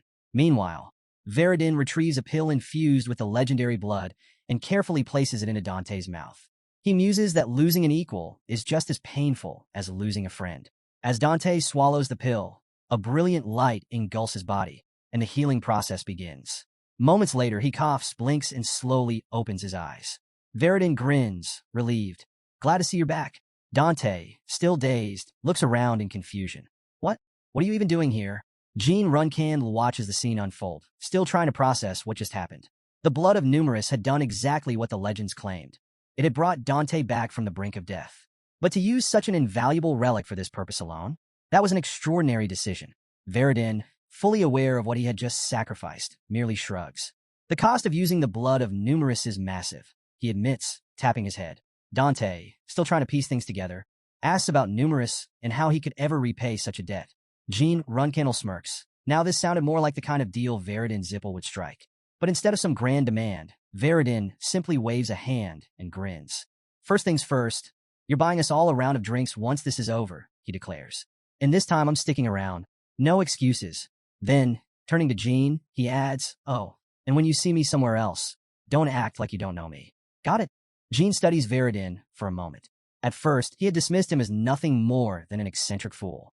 But now he had to admit, Veridin Zippel was actually a pretty cool idiot. Fine, Jean says, amused. I'll consider it. Later, the group gathers at a hotel, where Veridin takes a moment to praise Jean Runcandel's extraordinary performance. The conversation soon shifts to the victory prizes, and when Jean is asked to pick one, his response catches everyone off guard. He wants both. Veridin bursts out laughing. Spirited as ever, he teases. Jean, however, can't help but reflect. Not long ago, he had nearly died in this very place. Now here he was, celebrating. He chuckles, shaking his head. Honestly, he mutters, I just wish Veridin had only asked for one prize. But then again, considering how close they had all come to death today, maybe it was fair enough. Veridin Zippel chuckles. waving off the idea that he truly needs both victory prizes. Since the situation played out this way, he decides to hand over the bag of coins to Dante Hyran. With a teasing grin, he remarks that it's not as if Hyran is lacking money, but he considers this a commemorative gesture. In fact, he plans to frame one of the coins as a keepsake. Then, as if struck by an idea, Veridin suggests an exchange, catching Jean Runcandel's attention. Jean notices a piece of paper in Veridin's hands and leans in curiously. "Wait, is that what I think it is?" Jean asks, eyes narrowing. He recognizes it instantly. A treasure map, something he's only ever heard about in stories. If Veridin intends to gift him something this valuable, then this is no ordinary trade. But Jean quickly clarifies that the map is already his. Veridin raises the bag of coins with an amused expression. "So an empty chest in return?" he asks. Jean simply nods, offering his gratitude. Turning to Dante, Jean suddenly shifts the conversation. "Now, let me ask you something. Why didn't you use your secret technique like you were supposed to?" His tone is serious. "You know things should be done properly?" Dante exhales, looking unfazed. "I don't know what you're hiding, Jean, but it's unfair to hold back and then call someone out for it afterward," he replies. "From where I stand, that just doesn't sit right." He acknowledges Jin's sharp instincts, but insists that he doesn't fully understand what's being implied. Without missing a beat, Dante then proposes something bold. "If we ever fight again, let's do it without hiding anything. No tricks." Veridin Zippel grins at the thought. Already looking forward to the day, they all stand at the helm of their respective clans. Leaders destined to clash. However, ever the jokester, he also suggests that maybe they should just settle down and keep things friendly instead. Jean scoffs. "That's awfully soft of you." Veridin shrugs. "I'm just saying, if things go sideways, it could cause a lot of trouble. We should be careful about how we handle our future battles." Dante Hyran, meanwhile, contemplates the paradox of their relationship. Tonight, they sit together, clinking glasses in camaraderie. But when the time comes, their paths will inevitably cross in battle. Friends now, enemies later. They raise their drinks in a silent toast, acknowledging the strange reality they share. As the moment settles, Veridin suddenly shifts the conversation. "By the way, have you guys heard about that Veridin impersonator running around?" Meanwhile, Pirate King Cosmos storms into his storage room, only to find everything gone. Fury boils within him. "Those noble scoundrels, they took everything," he growls, his frustration echoing through the empty chamber. Back at the gathering, Dante Hyran raises an eyebrow. "Someone dared to impersonate you in Zippel family territory?" He leans back, genuinely surprised. "That's bold. Who would even have the nerve to pull that off?" Veridin shrugs. "No idea. But recently, because of what happened to Uncle Andre Zippel, our family's honor has been tarnished. That's why these kinds of incidents are happening." His tone turns sharper. "And just to be clear, I'm not bringing this up for your sake, Dante." He then adds, almost as an afterthought, that there's also a rumor floating around about a Runcandel being involved. But at this point, nothing has been confirmed. Jean Runcandel turns to Veridin Zippel with a question. "So, what's your plan for dealing with this impersonator?" Veridin sighs, explaining that while he definitely needs to catch them, he's considering hiring a high-ranking mage to track them down. Jean immediately shakes his head. "Bad idea," he says. If it were up to him, he'd use the rumor to boost his public image rather than rushing to capture the impersonator. Publicly announcing that someone was running around impersonating a Zippel in their own territory would only make Veridin look weak and incompetent, something that would invite mockery and disrespect. He suggests letting the impersonator roam for now and dealing with them later, once the situation can be used to his advantage. Veridin pauses, considering the strategy. After a moment, he nods. "Now that you put it that way, you're right. I'll talk more about this once I return." Jean smirks. "Then I take it this conversation is over?" Before they part ways, Dante Hyran, who had been listening quietly, suddenly speaks up. "Wait, what exactly is settled here?" Jean glances at him and shrugs. "If I stay here any longer, I might actually start liking Veridin Zippel. And unlike the two of you, I have other matters to take care of." Veridin raises an eyebrow. "This wouldn't happen to be about the reserve flag bearer issue, would it?" Jean responds with a knowing smile. "Let's just say it is." Veridin chuckles. "All right then, I'll see you next time, friend." As Jean walks away, he turns and said, "In your dreams?" Elsewhere, Chiron Runcandel receives a letter from Kashmir Alprian. He sighs, recalling how he once told Kashmir to keep his letters concise. Now, receiving such a short message almost feels like he's being toyed with. Khan, standing nearby, notices his reaction. "Did something happen to the young master?" Chiron shakes his head. "Not exactly. It's just that Jean Runcandel defeated Heron's grandson. A 6-star feat," he pauses, impressed. It seems Jean has been quite diligent. He then instructs Khan to inform Kashmir Alprian that they will meet for drinks soon. Without wasting another moment, Chiron casts a spell and vanishes, his urgency clear. Khan watches him disappear and simply nods. Understood. Meanwhile, Jean Runcandel sits with Kashmir Alprian. Alprian looks up from the fire and suddenly asks, "Do you feel that? A cold breeze?" Nearby, Julia plays with a kitten, completely unaware of the shift in atmosphere. Jean, glancing at the burning fire, frowns. "Now that you mention it, yeah, I do. Maybe I'm coming down with something." Alprian chuckles. "You should take some medicine." Then, after a brief pause, he changes the subject. "By the way, about that map you mentioned earlier, can I see it?" Jean reaches into his belongings and pulls out the map, laying it on the table.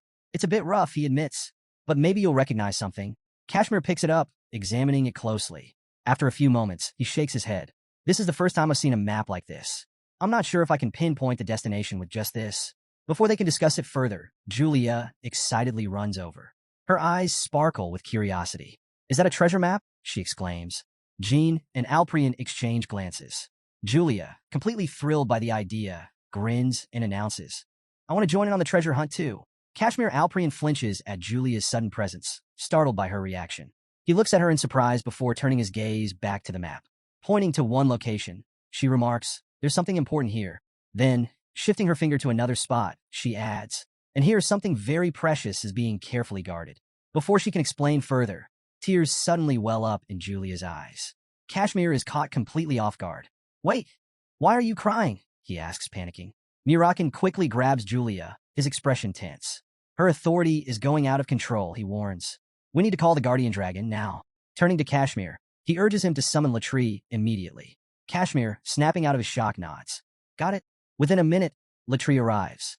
Murakan hurriedly explains the situation. Julia lost control after seeing something on the map. Whatever it was, it overwhelmed her. Now, only Latri can calm her down. Latri gently takes Julia into his arms. "It's okay now," he soothes. "I'm here. Just take a deep breath." He reassures her, his voice calm and steady. "You don't have to be afraid. Everything will be all right." Slowly, Julia begins to relax, the tension in her small frame easing. Just then, Alicia Badger arrives.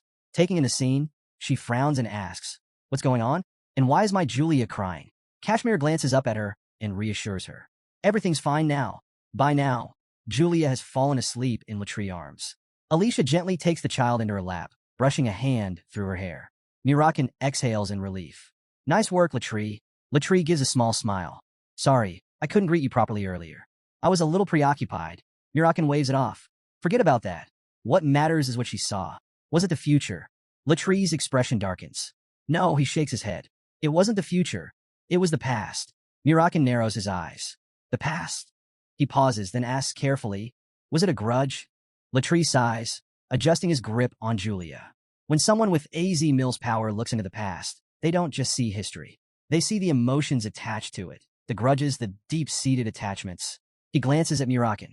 She must have seen a place or an object that held something heavy. His voice drops slightly.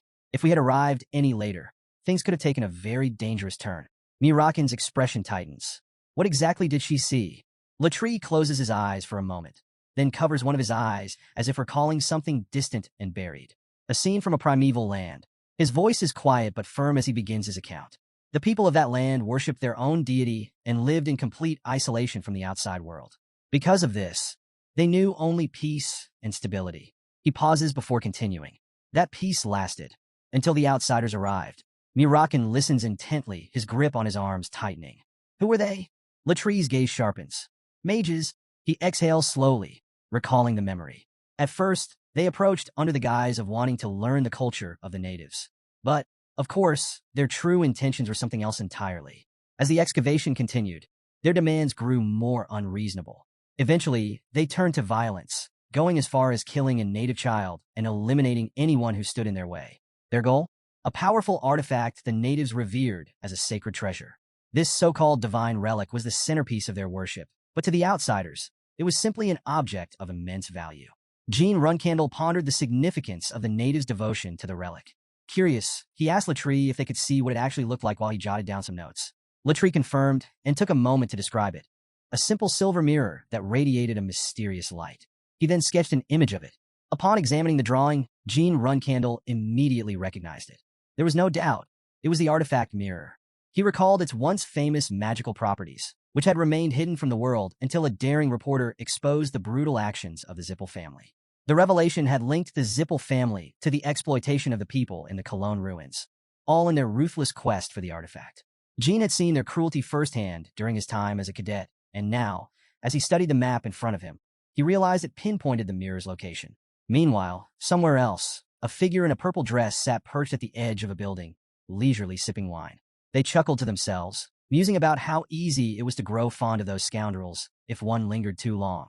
Despite the solitude, they appreciated the taste of the alcohol, finding small comfort in the moment. At the same time, Lady Lousa sat in her room, finally feeling at ease. The moment she had long awaited had arrived. Preparing herself to welcome a guest, she whispered a prayer, tears welling in her eyes.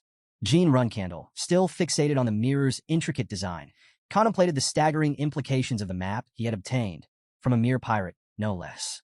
This wasn't just some ordinary find. It was the key to something far greater than he had initially imagined. His thoughts were interrupted when Nguyen, noticing his serious expression, asked what was on his mind. Realizing he couldn't reveal too much just yet, Jean simply responded that something felt off. Satisfied with the answer, Murakan let it go and moved on. Later, Jean reached out to Kashmir Alprian, who apologized for what Yuria had endured in the territory. But Jean reassured him. This was all part of the journey that every contractor of a higher power had to face at some point. He had expected it. Latrie, standing by, firmly assured Kashmir that no matter what happened, they would always be there to protect Yuria. Kashmir Alprian expressed his gratitude, now fully aware that the map in their possession was far from ordinary. Realizing the urgency of the situation, he decided to take action, seeking out someone capable of deciphering the ancient language inscribed on it. He entrusted the task to the seven-colored fowl, believing they had the expertise needed. Jean Runcandel agreed to let him handle it, but privately had his doubts. He knew how challenging this task would be. As he reflected on the past, memories of the Zippel family's brutal massacre centuries ago resurfaced. The residents of Cologne had been nearly wiped out, and those who survived were now imprisoned in Colin. This led Jean to a new thought. If they could find the mirror before the Zippel family did, they might have a chance to change everything. 2 weeks later, on February 17, 1796, a man named Pan was seen dancing in the streets, rambling about how everything in life was spiraling out of control. Ironically, in the midst of his exaggerated performance, he twisted his foot and fell flat on the ground. Jean Runcandel, watching from a distance, noticed how exhausted Pan looked. Seeing a kindred spirit in him, Jean suggested they talk as friends, given that they were both going through difficult times. Pan, still sprawled on the ground, looked up and asked who he was talking to. Jean simply replied that his name didn't matter, offering him a drink instead. Amused by the gesture, Pan called Jean a good man and gladly accepted, even jokingly asking if he was an angel. Jean chuckled and helped him up, mentioning that his younger sister would appreciate his kindness. As they spoke, Jean took note of Pan's distinct skin color and commented on it. Pan sighed, saying he had heard similar remarks many times before. He explained that his tribe was like Zat, a word unfamiliar to Jean. Curious, Jean asked about his people, but Pan hesitated. His homeland was far from here, he admitted, and discussing it only brought him sorrow. Instead of pressing further, Jean nodded in understanding. Wanting to shift the topic, Jean pulled out an old paper with strange markings and asked Pan if he recognized the script. But the moment Pan saw it, his entire demeanor changed. His grip tightened on the bottle in his hand before he abruptly shattered it against the ground. His mood darkened as he glanced toward Latrie and Murakan, who were nearby. His voice grew sharp as he demanded to know why they were approaching him, especially since he was from Colin. Sensing the rising tension, Jean quickly intervened, casually introducing himself as the freeloader of Takin's defense captain, Elisa. Then, with a nonchalant wave, he pointed at the black-haired and green-haired figures beside him. Oh, and those two? They're dragons? Pan froze in shock, struggling to process what he had just heard. He immediately questioned why Jean was revealing such dangerous information so carelessly. But Jean, unfazed, simply shrugged and remarked that the truth would come out eventually. However, Pan wasn't convinced. With narrowed eyes, he warned Jean to be more cautious. Some truths were better left unspoken. Jean Runcandel reassured Pan that there was nothing to worry about. Everything was fine. Pan pointed out that they had no ties to the Zippel family and, in turn, asked how he had managed to find him. Jean then explained that they had come across the map purely by chance, casually mentioning that the green-haired boy with them was none other than the Dragon of Asmil. Pan's eyes widened in shock. Asmil? You mean the Asmil? He asked, seeking confirmation. Jean nodded and went on to explain that they had unlocked the map's contents using Asmil's authority, revealing the deep-seated grudge hidden within it. He admitted that they had been searching for someone who could interpret the map for some time, but until now, no one had the knowledge they needed. Finding Pan had been a stroke of luck. Or at least, that's what it seemed. But as Jean thought about it more, he couldn't shake the feeling that this coincidence might not have been random at all. Deciding to act on instinct, Pan suggested they follow him, stating that it would be best for them to meet his sister. After some time, they arrived at some dimly house, where Lady Lausa was already waiting. She welcomed them warmly, revealing that she had been expecting their arrival, as well as the esteemed individuals from Takin. Pan hesitated, apologizing for bringing unexpected guests without her permission, but Lady Lausa simply smiled. You did well, she reassured him. Murakan, curious about her words, inquired why she had been anticipating their arrival. Lady Lausa's expression turned serious. It's different, she explained. Jean Runcandel agreed. She elaborated, saying it wasn't just a feeling of holiness. This presence was something extraordinary, something that shouldn't be found in a place as forsaken as theirs. To her, this presence could belong only to a person of the noblest bloodline of Cologne, or perhaps someone chosen by a higher force. She then continued, revealing something even more startling. This individual was born from the head Temple of Swords, chosen by the Shadow, and was the last dragon of the Shadow tribe. And the other is the guardian dragon of a child who treasured by the great Asmil. However, she quickly dismissed any grandiose interpretations, calling it nothing more than an illusion or mere tricks. Jean Runcandel, still processing everything, was struck by the unmistakable aura surrounding her. It was unlike anything he had felt in a long time. Unable to hold back his curiosity, he asked directly, Lady Lausa, are you a god? She denied it immediately, stating that she was merely a vessel. If I were a god, she added, I wouldn't be living in hiding, exiled from my homeland. Murakan, watching the exchange, speculated that she might be the physical embodiment of an old god, though he wasn't entirely sure. Her insight was remarkable, but was that truly all there was to her? He also noted that, like all things, even her presence would eventually fade. Lady Lausa acknowledged the discomfort in his words, but before she could respond, Sir Black Dragon bluntly pointed out the painful truth, striking a nerve. He showed no concern, though, merely expressing his surprise at the idea that an old god might still be lingering in Cologne. Jean Runcandel noted that even if Lady Lausa had answers, she might not fully understand them herself. She then requested to see the map once more. As he handed it over, he asked if she could decipher its contents. Taking her time, she carefully examined the markings before finally reading aloud. To the one who reads these letters, after winning over the hearts of Cologne, please do not abandon them. Come here and advocate for them, proclaiming that they are nothing but quiet people who simply wish to live in peace. Her voice carried a weight of emotion as she read, revealing a deep-seated resentment. The burden placed upon her by a higher force was overwhelming, yet she lacked the power to fulfill it. She then disclosed something unexpected. Her grandfather, now long deceased, had created this very map. Originally, it was meant to lead to disaster under the name of Zippel, but now, under Jean Runcandel's name, it carried a flicker of hope. As she reflected on this, she questioned whether her daily prayers had ever truly held meaning. Before the mood could grow too heavy, Lausa interjected with a smirk, suggesting they strike a deal. Murakan raised an eyebrow, intrigued, and asked what kind of deal she had in mind. Lausa clarified, it was about helping her, and before she completely lost her strength. Murakan encouraged honesty, urging her to be upfront about what she truly needed. Jean Runcandel, already aware that they were headed to Cologne, suggested she be straightforward about her request. However, Lady Lausa simply chuckled. Never trust help that comes from sympathy or compassion alone, she advised. Then, shifting the conversation, she touched a small pendant, the only reward she could offer. She explained that by using the last remnants of her divine power, she could call out to Sodaret. Murakan, observing the exchange, referred to Sodaret as the astral body of an ancient god, Asmil's contractor. But before they could process this further, he noted something unsettling. There were many people lurking nearby, watching from the shadows. Sensing the tension, Murakan asked Jean Runcandel about their next move. Jean acknowledged the situation and agreed it was time to prepare for their journey to Cologne. However, doubt crept into his mind. Could he truly save everyone? Could he guarantee their safety? Lady Lausa, seeing his hesitation, stepped in. She promised to provide valuable insight into the internal affairs of Cologne, information that could prove crucial. Jean Runcandel met her gaze and expressed his gratitude. Sometime later, they arrived at the entrance of Cologne's historical site. A large no-entry sign stood in their path, a clear warning to all who approached. Kashmir Alprian frowned, concern etched across his face. He muttered that perhaps he should have sent the seven-colored fowl ahead to scout. But Murakan shook his head. Even if we send our subordinates, he remarked, it wouldn't change the fact that this place is off-limits. And with that, the weight of their next step settled upon them. Gene Runcandel agreed, acknowledging that this area used to be accessible before his regression. However, his time here during his cadet days seemed to have altered events. He reflected on how, in his past life, the horrors of this place wouldn't have been exposed until a reporter uncovered them 11 years later. But that revelation might never come now. With a sigh, he concluded that there was no helping it. Kashmir Alprian then asked about Jin's next move, suggesting that if the site was being used as a magic testing ground, as Jin had previously mentioned, they might have found a way inside. Before he could respond, Kashmir called for both Jin and Murakan's attention. Jin Runcandel frowned, finding it odd. A restricted zone typically had more than just a lone warning sign. There should have been guards, barriers, or at least precautionary magic. The Zippel family wasn't known for carelessness, especially when it came to places of significance.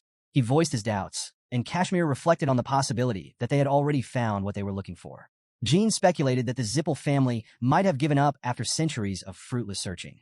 But before the thought could settle, Murakan smirked and sarcastically suggested that maybe the Zippel were just using the place as a personal vacation spot. Then, cutting himself off, he pointed to a group of workers nearby. Gene Runcandel turned his gaze toward them and immediately locked onto a silver-haired man. His sharp instincts kicked in. A pure-blood Zippel? He called out, asking the man to confirm his identity. Gene confirmed it. Murin Zippel. Jin's mind clicked into place. Murin Zippel, also known as the lunatic of the Mage's Tower. From what he remembered, Murin was less recognized as Patriarch Zippel's sixth son and more infamous for his eccentricities. Observing him further, Gene noticed something strange. Murakan was a pure-blood Zippel, yet he had no escort, no guards. Just him, drinking in broad daylight, as if this were a casual outing. Kashmir Alprian, equally intrigued, remarked that Murakan was the master of the 7th Mage's Tower in Zippel, an 8-star mage with immense wealth and influence. That kind of power explained his arrogance. Murakan, ever the pragmatist, suggested a simple solution: eliminate Murin and evacuate everyone from the area using the microbe they had brought along. But Gene Runcandel immediately shot the idea down. Killing a pure-blood Zippel, especially after what had happened with Andre Zippel, would have serious consequences. The backlash from the Zippel family would be severe unless they had an irrefutable justification. He emphasized the importance of securing a legitimate reason before making such a bold move. At that moment, Jin's sharp senses picked up a discreet presence nearby. His eyes narrowed as he quickly turned, catching sight of a figure, Dino Jaglin. Recognizing something familiar about the man, Jin approached him without hesitation. His tone was firm, almost demanding. "Who are you?" He made it clear he wouldn't ask twice. The man calmly responded, identifying himself as Dino Jaglin, a reporter. Jin's mind immediately made the connection. Dino Jaglin, the reporter who exposed the truth about Cologne in my past life. But something didn't add up. If the original report had only been published 10 years later, how had one man managed to uncover so much by himself? A new thought crept into Jin's mind. Was he really working alone back then? Gene Runcandel instructed Dino Jaglin to turn around, taking a moment to assess him. The boy was young, frail even, yet he had the nerve to challenge the Zippel family. Gene couldn't help but admire that kind of boldness. He then asked if Dino was here, chasing the next big story, and more importantly, what kind of truth he was hoping to uncover. Instead of answering directly, Dino turned the question back on him, asking where Gene himself had come from. Gene reassured him, telling him not to be so tense. They were just passing through, helping out a friend from the area. And since Dino had introduced himself as a reporter, it seemed their goals might align after all. Dino confirmed that he was well aware of the situation concerning the citizens of Cologne. At this, Murakan raised an eyebrow, questioning whether they should really be sharing everything with him. But Kashmir Alprian dismissed his doubts, explaining that this was all part of their strategy. Murakan wasn't convinced. "And what exactly is the strategy?" he asked. Kashmir explained that the reporter was likely here to expose the truth about this place. If they worked with him, they could create a legitimate pretext for attacking the Zippel family. He also suspected that Dino had already gathered key information on the subject. Dino didn't deny it. Instead, he reached into his bag and pulled out a worn notebook, inviting them to take a look. He explained that it contained extensive notes on the natives. Gene Runcandel flipped through the pages, impressed by the level of detail. He chuckled slightly, commenting on Dino's boldness. If the Zippel family ever got their hands on this, he let the implication hang in the air. But Dino remained unfazed. He confidently assured them it wouldn't be a problem. He had already spent time with Murin Zippel. According to him, Murin had been drinking nonstop for days, too intoxicated to be a threat. Given the situation, there was no need to go to extreme lengths to extract information from him. An interrogation, or even elimination, would be much simpler. Gene acknowledged the point, then turned back to Dino with a request. Murren talked to himself and made a passing remark about how the old elders always seem to send people to miserable places for trivial reasons, shaking his head in mild frustration. His tone dripped with disdain as he referred to elders as nothing more than an insect. At that moment, Dino Jaglin approached Murren Zippel, breaking the silence. Drinking alone again? Murren, already deep in his cups, waved lazily at him and grinned. Ah, there you are. I was waiting for you. Thought I might die of boredom. He slumped back in his chair, groaning in frustration. You know, it's exhausting not being able to have a proper conversation with anyone around here. Dino Jaglin introduced himself, explaining that they were merely travelers and storytellers. He had brought his companions along, thinking Murren Zippel might find them interesting. Apologizing for the unannounced guests, he waited for Murren's reaction. To his relief, Murren waved off the concern with a lazy smile, assuring him it was fine.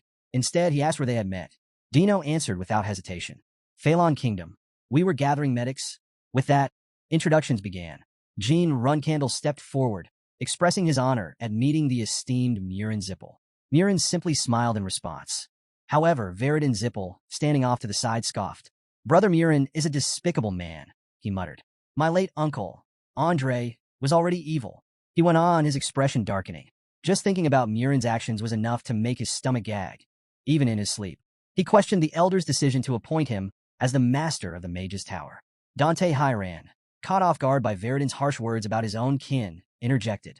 Is Murren really that terrible? Veridin didn't hesitate. He's a monster from the abyss. Something far beyond what someone as innocent as you could comprehend. His voice was firm, almost warning. Then, turning to Gene Runcandel, he added, avoid him if you can. A confrontation with Murren will only bring disaster. The scene shifts back to the present. Murren suddenly asked Gene if he shared stories during his travels. Gene nodded, confirming that they often did, something Dino had already mentioned. Murren acknowledged this, but his gaze sharpened. You may have seen much, but it's nothing compared to what a high-ranking Zippel family member experiences on a mission. Meanwhile, Murren Zippel leaned back, calling out to Dino Jaglin. It's been 2 weeks since we met, hasn't it? His tone was casual, but there was an edge to it. I can't help but wonder. Who are you, really? Dino remained composed, but Murren's curiosity only grew. And tell me, Dino, are you curious? He let out a low chuckle. You've got some nerve, wandering into a restricted Zippel territory like it's your own backyard. His gaze darkened as he leaned forward. Tell me, how are your little chats with the natives? His voice took on an almost mocking concern. I hope you weren't too attached to them, because they're gone now. Dino stiffened. Murren grinned wider. What? Just realizing it now. He shook his head in amusement. Every single one of them that spoke to you vanished. He laughed, the sound eerie. And if you try to match me, I'll just keep rising higher. Dino met his gaze, unflinching. Murren tilted his head, genuinely curious. I don't get it. How can you be so fearless? He ran a hand through his silver hair, exhaling in mock exasperation. It's giving me goosebumps just thinking about it. His amusement quickly turned to something more sinister. You really are audacious, aren't you? Dino narrowed his eyes. What do you mean? Murren's smirk deepened. The Garden of Swords and the scoundrels backing you. Before Dino could react, Murren moved. In a flash, he lunged, his magic surging forward like a lethal tide. But before the attack could land, Murakan was faster. He grabbed Dino and yanked him out of harm's way, just in time. Gene Runcandel examined the mysterious shield, puzzled by the fact that he couldn't detect any magical energy being used to create it. Considering that the magic had been hidden within the campfire, he found it strange that he couldn't perceive its flow. Something about this situation didn't add up. Murakan warned him to stay cautious, explaining that while magic power could be concealed, it could never be completely erased, meaning whoever was responsible for this was definitely hiding something. At that moment, Murren Zippel called out, asking if Gene Runcandel was present. He mentioned that a certain girl had made a request to him. However, when Gene asked how Murren recognized his face, he received no answer. Instead, Gene unsheathed his sword, making it clear that if Murren wasn't going to talk, he'd just have to get the information out of him the hard way. Murren, in turn, recalled that Gene was still just a reserve flag bearer and questioned how he had come into possession of the request, wondering if it was a personal matter. Gene scoffed, finding Murren's tone annoyingly superficial. With a weary chuckle, he made it clear that he was quickly losing patience.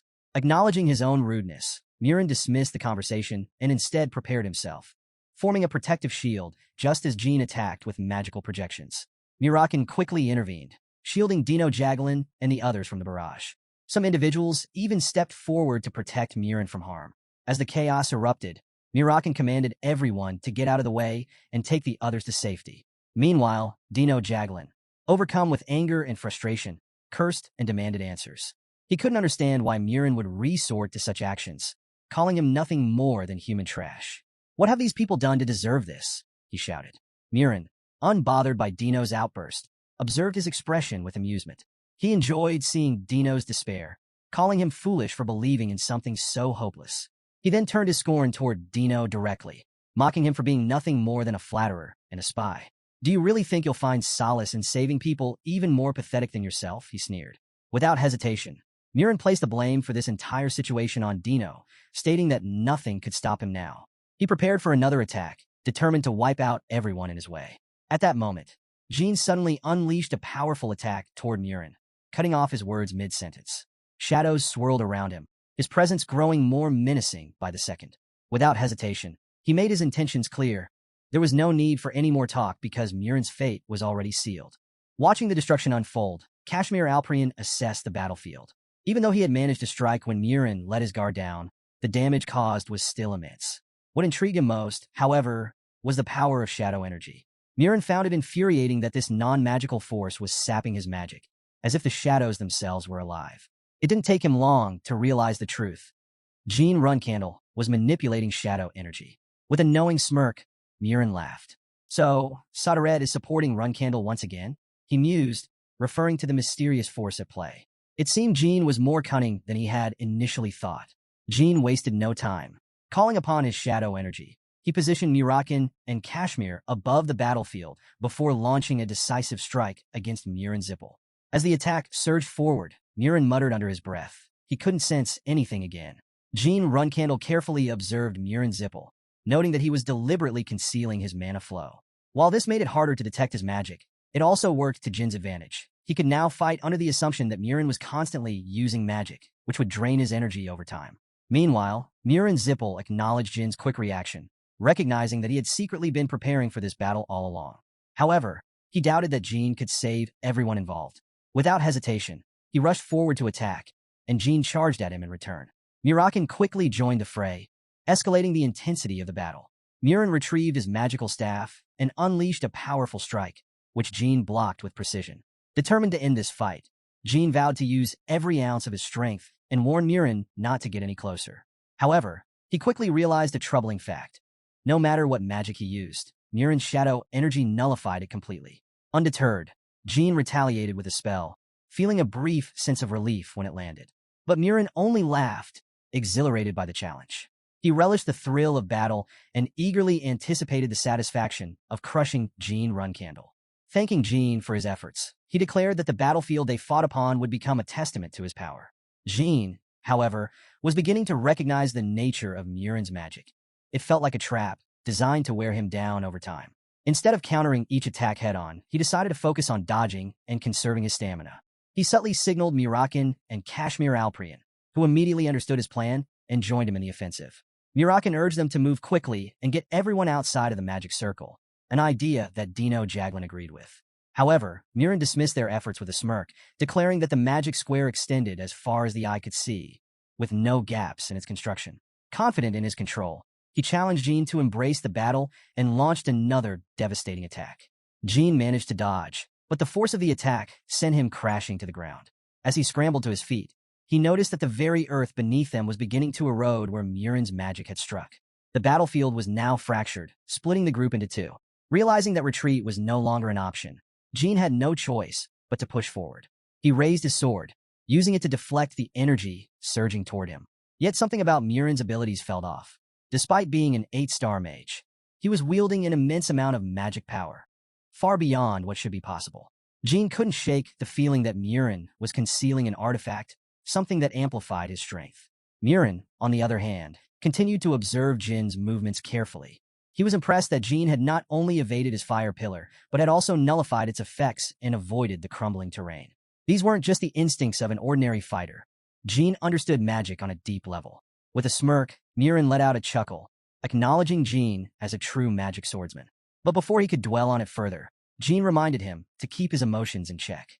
Murin exhaled sharply, agreeing with the sentiment, but attributing Jin's skill to his experience in battle. Still, he admitted that the situation had become far more troublesome than he had anticipated. Not willing to let things drag on any longer, Murren prepared an even stronger spell. As he unleashed his next attack, he contemplated something far more dangerous: mana counterflow. To those who wielded magic, it was the most fatal affliction imaginable. Mana counterflow, an event where mana erupts uncontrollably within the body, causing internal organs to rupture and break down. It was a terrifying reality for mages in battle. Murren Zippel noted that those with weaker mana reserves would experience it first, making it an efficient way to rank mages. Until now, this phenomenon had only affected magic users, unlike martial artists who relied on physical prowess. However, he acknowledged that Jean Runcandel lacked mana altogether, making counterflow impossible in his case. Even so, Murren and his kind had never hesitated to use magic against those who were weaker. With that in mind, he saw no reason to delay the inevitable and suggested they settle things right then and there. Jean met his expectation without hesitation, closing the distance and presenting a magical sphere for closer inspection. Meanwhile, Murren suddenly found his vision obscured, questioning the strange darkness surrounding him. At first, he assumed it was the power of shadow energy, but something felt different. There was an intense light piercing through the void in front of his eyes. Confused, he speculated that it could be a sudden burst of blinding light magic, followed by an unexpected assault of ancient light magic. He hadn't anticipated this tactic. With a sarcastic chuckle, he compared the situation to something straight out of a novel, amused by the poetic contrast between light and shadows. Jean, meanwhile, noticed that the dark energy lingering in his wound was beginning to dissipate. His senses sharpened, his reflexes quickened. His body now moved with the instincts of a beast rather than a mage. He acknowledged that while his mana wasn't as formidable as Andre Zippel's in a one-on-one fight, Murren Zippel was proving to be a far more irritating opponent. Murren paused, contemplating his next move. Would they clash once more? The thought made him chuckle to himself. Given his extensive combat experience, combined with the effects of mana counterflow, he was convinced that Jean was hiding something else, something that intrigued him even further. As he slowly walked away, Murren mused aloud, knowing full well that Jean probably saw him as insane and wanted nothing to do with him. Yet, despite their differences, Murren couldn't shake the feeling that they were more alike than Jean would ever admit. Jean, unimpressed by the mind games, questioned whether Murren was simply stalling with all this pointless chatter. If that was his intention, Jean made it clear he wasn't interested. Murren offered a half-hearted apology, but with a smug grin, he warned that defeating him would be no easy feat after all. The barbaric individuals still supporting him were providing an advantage. He counted the number of times they had drawn power so far, 3. That was more than enough. Jean, sensing something ominous, warned him not to take things too far and demanded he clarify his true intentions. Murren's smirk widened. His interest in Jean was only growing. He noted that Jin's level of magic control surpassed even that of an 8-star mage, a realization that genuinely surprised him. He then cast a spell, making a bold assertion: nothing should exist under Zippel's blessing. And yet, here they were, referring to Dino Jagelin and the others. Murren saw them not as people, but as tools, mana amplification weapons to be used at his convenience. Looking at them, he casually remarked that while they appeared lifeless, they were still breathing. And as long as they were alive, they could be used to replenish his mana. Then, locking eyes with Jean, he delivered his final chilling statement. If you truly wish to kill me, then you must first eliminate these obstacles in your way. Murren Zippel reiterated his point. He and Jean Runcandel were alike. Both were individuals willing to go to great lengths to achieve their objectives, no matter the cost. Urging Jean to act swiftly, he encouraged him to finish things and set off the final fireworks.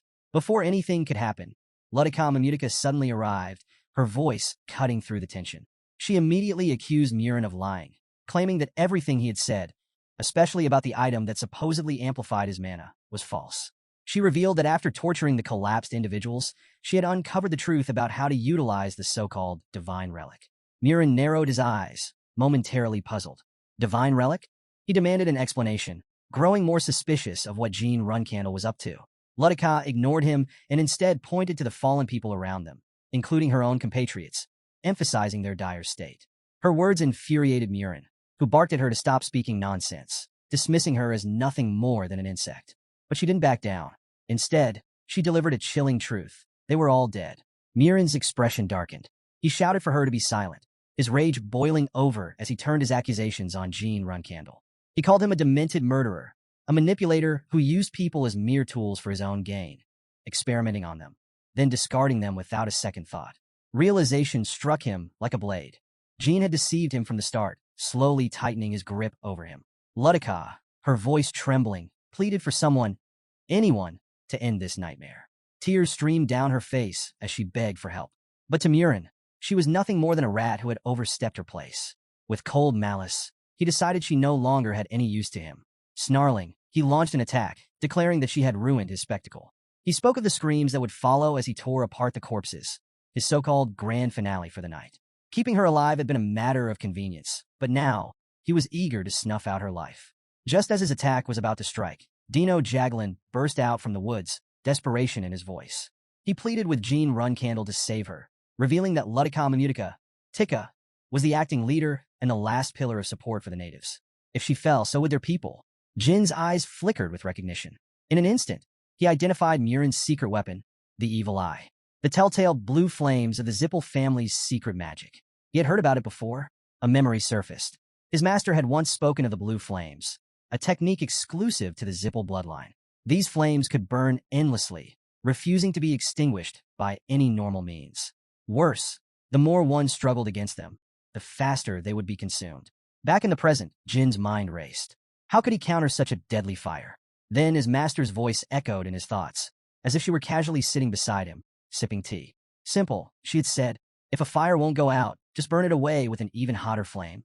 Returning to reality, Jin wasted no time. Summoning a more intense blaze, he countered the blue flames, shielding Ludicama from their deadly grasp. Murin watched, intrigued. So it really is a hotter flame, he mused. As Jin secured Ludica in his arms, Murin's curiosity deepened. How was this possible? A mere magic swordsman, and a Runcandel at that. How could he wield such power? With a sneer, he threw out his next challenge. Tell me, how does someone like you get named the strongest mage of your generation? A title only Tess had the right to bestow? That's something I could never have imagined. Ludica felt the intense heat surrounding her, yet not a single burn marred her skin. Instead of pain, she sensed the flames protecting her, as if shielding her from harm. Overwhelmed with gratitude, she expressed her thanks. Jean Runcandel reassured her, acknowledging that if it weren't for her, he might have been deceived. But now, with the truth laid bare, she could finally relax. However, Ludica shook her head. This was no time to lower their guard. She warned him that Murin was tapping into the power of the divine relic, a power he didn't actually possess. He had only learned a few activation words through interrogation, but the relic itself remained hidden in a place known only to her people. She then turned to Jean with urgency. Did you come here at Priestess Laus's request? She asked. She promised that once the battle ended, she would reveal the relic's location, but only if Jean put an end to their suffering. Jin's gaze hardened. Murin's shocked expression said it all. He hadn't expected Tess to choose Jean, nor did he anticipate the trap magic and the evil eye being used against him. Jean smirked, sensing Murin was running out of tricks. Playtime is over, Jean declared, his voice cold and resolute. It's time for you to descend into hell. Murin sneered. Hell? He echoed, his voice dripping with disdain. He summoned his magic, boasting of his past, of once being the lover of the witch Helurum, of drinking with the kings of the Black Sea. With burning arrogance, he challenged Jin's understanding of hell before launching a devastating attack. A pressurized flame, its sheer force meant to crush anything in its path. But before the flames could reach their mark, Tess intervened, blocking the attack with precision. Jean narrowed his eyes. Was Tess angered by that spell? Before he could dwell on it, another presence arrived, Murakan. Jean immediately questioned Murakan's sudden appearance and asked about the safety of the natives. Murakan confirmed that he had successfully evacuated everyone. Now they needed to focus. He quickly explained that the spell Murin had just cast was a possession spell, meant to summon the Demon King Orgel. If Tess interfered, they had only a short window to stop it. As Murakan braced himself against the ongoing assault, he turned to Jean with sharp instructions. Gather your shadow energy. Unleash your sword's full potential. Strike with everything you have. Then, with a smirk, he added, step on my shadow energy and run. Jean understood instantly. Their plan was to slice open the dimensional door before the summoning could fully take effect. Without hesitation, both swordsmen charged forward, their blades flashing as they struck in unison. But the moment their swords clashed with the dimensional rift, a sudden, crushing force struck Jean. He staggered back, wounded. The overwhelming mana counterflow was taking its toll. For a fleeting moment, he doubted whether he could sustain Tess any longer. But gritting his teeth, he held on just long enough. A thought crossed his mind. Was this his fate? A once glorious life, now slowly fading away, cursed to walk the path toward death's reverence. No. With renewed determination, he tightened his grip on his sword and lunged forward once more. Even if he had to swing 10,000 times, the outcome could not remain the same. With every ounce of his will, he poured his entire existence into his blade. His sword cut through, aiming for one final, decisive strike. And this time, he successfully stabbed his opponent. Murin Zippel struggled to counterattack, desperately trying to regain his energy. But it was futile. His body twisted and contorted, engulfed in raging flames as he let out a piercing scream. Jean Runcandel stood still, watching the scene unfold, his gaze fixed on his sword. Something felt different. The release of shadow energy, this time, carried a sensation he had never experienced before. Was this a fragment of the heart sword? Despite his lingering thoughts, he struck once more, only to witness Murin's body slowly crumbling to ash, vanishing into the wind. With the battle finally over, Jin's eyes landed on Murin's magical staff, still clutched in his fading grasp. A faint glow pulsed from it, its last remaining trace of power. Without hesitation, Jin destroyed it completely, ensuring no remnants remained. "It's finished," he muttered before his body gave in, collapsing to the floor. Murakan and Mamutika watched in silence, exhaustion weighing heavy in the air. After some time, Murakan finally spoke. He explained that the wands wielded by the masters of the Zippel family's magic tower carried a unique function, marked by a small rune at the top. As he examined it, he wondered aloud what it could do. Without warning, the rune activated, sending out a distress signal back to their magic tower. Murakan's eyes narrowed. "We don't have time to rest," he said urgently, shaking Jin. "Wake up!" Jin's eyes fluttered open, still groggy from exhaustion. "You're finally awake," Murakan muttered before forcing something into Jin's mouth. "Swallow this." Jin grimaced. "Well, what is this?" He sat up, spitting the object into his hand to inspect it. Murakan sighed and explained. Jin had nearly died from mana counterflow. The only reason he survived was because he had just consumed a unicorn's horn, a rare and potent medicine known for neutralizing counterflow. At that moment, Mamutika stepped forward, formally introducing herself. "My true name is Mamutika," she said. "I am the proxy saintess of Lady Lausa." She bowed respectfully before them and inquired about the current situation. "Even in death, I will not forget this moment," she vowed. She then explained the meaning behind Lady Lausa's request for their rescue. It was never about literal salvation. Instead, it was about restoring the divine relic, their lost columns. Jean frowned. "Restore? What does that mean? If something is broken, how can it be restored?" Before she could answer, Murakan interrupted, his expression unreadable. "As a dragon who has lived for over 3,000 years, he said, I've never heard of a divine relic like this before. At first, I thought it was just a bluff, but thinking back on the battle, he realized something unsettling. That lunatic's magic. It was on another level, he admitted. And it wasn't just raw talent. It had to be the power of the divine relic." Murakan leaned in, his voice barely above a whisper, and asked about the true owner of the divine relic. His tone was laced with caution, as if uttering the name of its deity could invoke something beyond comprehension. Ludika hesitated for a moment before answering. "The god's name is Klam." Murakan furrowed his brows. "I've never heard that name before," he admitted. "What era did this god belong to?" Before she could respond, Kashmir Alprin interjected. "If this is true, then we need to locate the divine relic and get out of here fast. We may be in a remote area, but this is still Zippel territory. We have no idea when they'll notice us." Ludika, however, revealed a critical issue. Retrieving the divine relic wasn't that simple. It first needed to be restored. And to do that, they required the sun's energy to open the sealed ground. Murakan frowned. "The sun? It's the middle of the night." She nodded.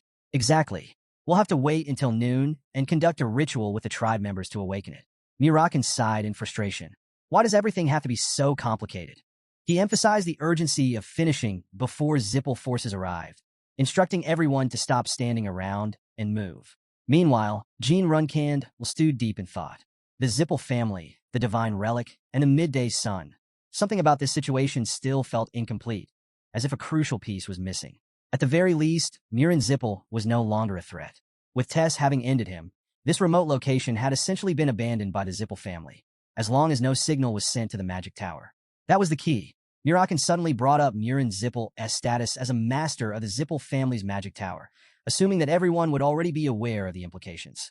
But Kashmir Alprin disagreed, insisting there was no time to waste. Jean Runcandel's gaze darkened. "They'll find us soon." As if on cue, a sudden pulse of magic energy surged through the air. The magical staff Murin had carried, now in Jin's grasp, and then he activated an emergency signal. Midder Elner, the vice master of the 7th magic tower, he sent signal to him. Kashmir Alprin's expression turned grim as he eyed the rune inscribed on the staff. There's no doubt about it. He's a master of the magic tower. Murakan clenched his fists. Then we need an explanation now. He demanded specifics. What did it truly mean to be a master of the Zippel family's magic tower? What exactly did the staff allow them to do? He had heard rumors about a feature that allowed these masters to summon the mages under their command. But was that really true? And more importantly, how did this kid know about it? Jean met his questioning gaze and explained, the Zippel family is always evolving. I wasn't certain if this feature still existed until I heard about it from my elder sister, Luna. His mind drifted back to the words of his teacher, words spoken to him when he was unconscious. Only now did he fully understand their meaning. Those words had unknowingly prepared him for this exact moment. Kashmir Alprian explains that each tower is home to at least 100 mages, most of whom are ranked at 7 or 8 stars. Beyond their magical prowess, they also have a duty to protect civilians. If even half of them show up, it will be a serious challenge. Giant Runcandel asks how long it will take for them to arrive. Kashmir responds that the 7th tower is located at the northernmost part of the continent.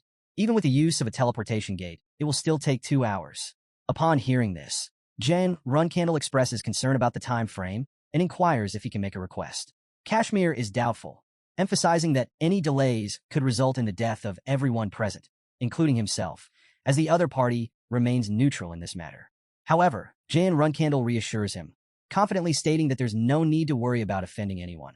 The urgency of the situation ensures that his request won't be rejected. Leaving it in Kashmir's hands, he asserts his determination to survive no matter what. Kashmir acknowledges his resolve and expresses her gratitude before announcing that they will now begin the ceremony to restore the divine relic. Meanwhile, Murakan is uncertain about their course of action, while Jayan Runcandel coughs, admitting he might have overstepped. Murakan criticizes him for summoning his subordinates after defeating someone, recalling that in his time, losing meant accepting defeat. Jayan Runcandel, however, clarifies that they also called his elder sister, Luna Runcandel, and that Kashmir Alprian is currently fetching someone essential to their plan. The person they need responds, acknowledging that the situation is vastly different now. They're fighting to protect the world. However, there is still the lingering question of whether Microb will arrive on time. Jayan Runcandel remains confident, stating that if Microb uses the teleportation gate, he will make it. Before long, a group mounts a dragon, one of them commenting that they'll need to endure the upcoming ordeal. Another individual addresses the Vice Master, noting that this location is Colin's historical site and that they should document everything they observe. The Vice Master confirms, adding that the natives are in the middle of a ceremony and that 2 unknown individuals are present. However, he does not see the Master. This prompts an old man to call for calm, suggesting that the Master may have been taken hostage. The Vice Master, enraged, declares that if anything has happened to his elder brother, everyone responsible will beg for mercy. Meanwhile, Murin assesses the situation, noting 6 dragons and around 30 mages. He calculates their odds, realizing that if things escalate, he will have to undo his transfiguration. However, he warns that once Zippel's main force arrives, things will become even more dangerous. With that, he advises everyone to prepare for what's coming. Jayan Runcandel considers Murakan's assessment, reflecting on how a situation like this would have been manageable in the past. Meanwhile, Murakan recalls a wound from 1,000 years ago, a piercing strike to the heart that still haunts him to this day. As the dragon lands, they disembark. Jayan Runcandel turns to Murakan, asking if he recognizes any of the dragons, noting that they all appear to be fire dragons. Murakan responds that he doesn't recognize them.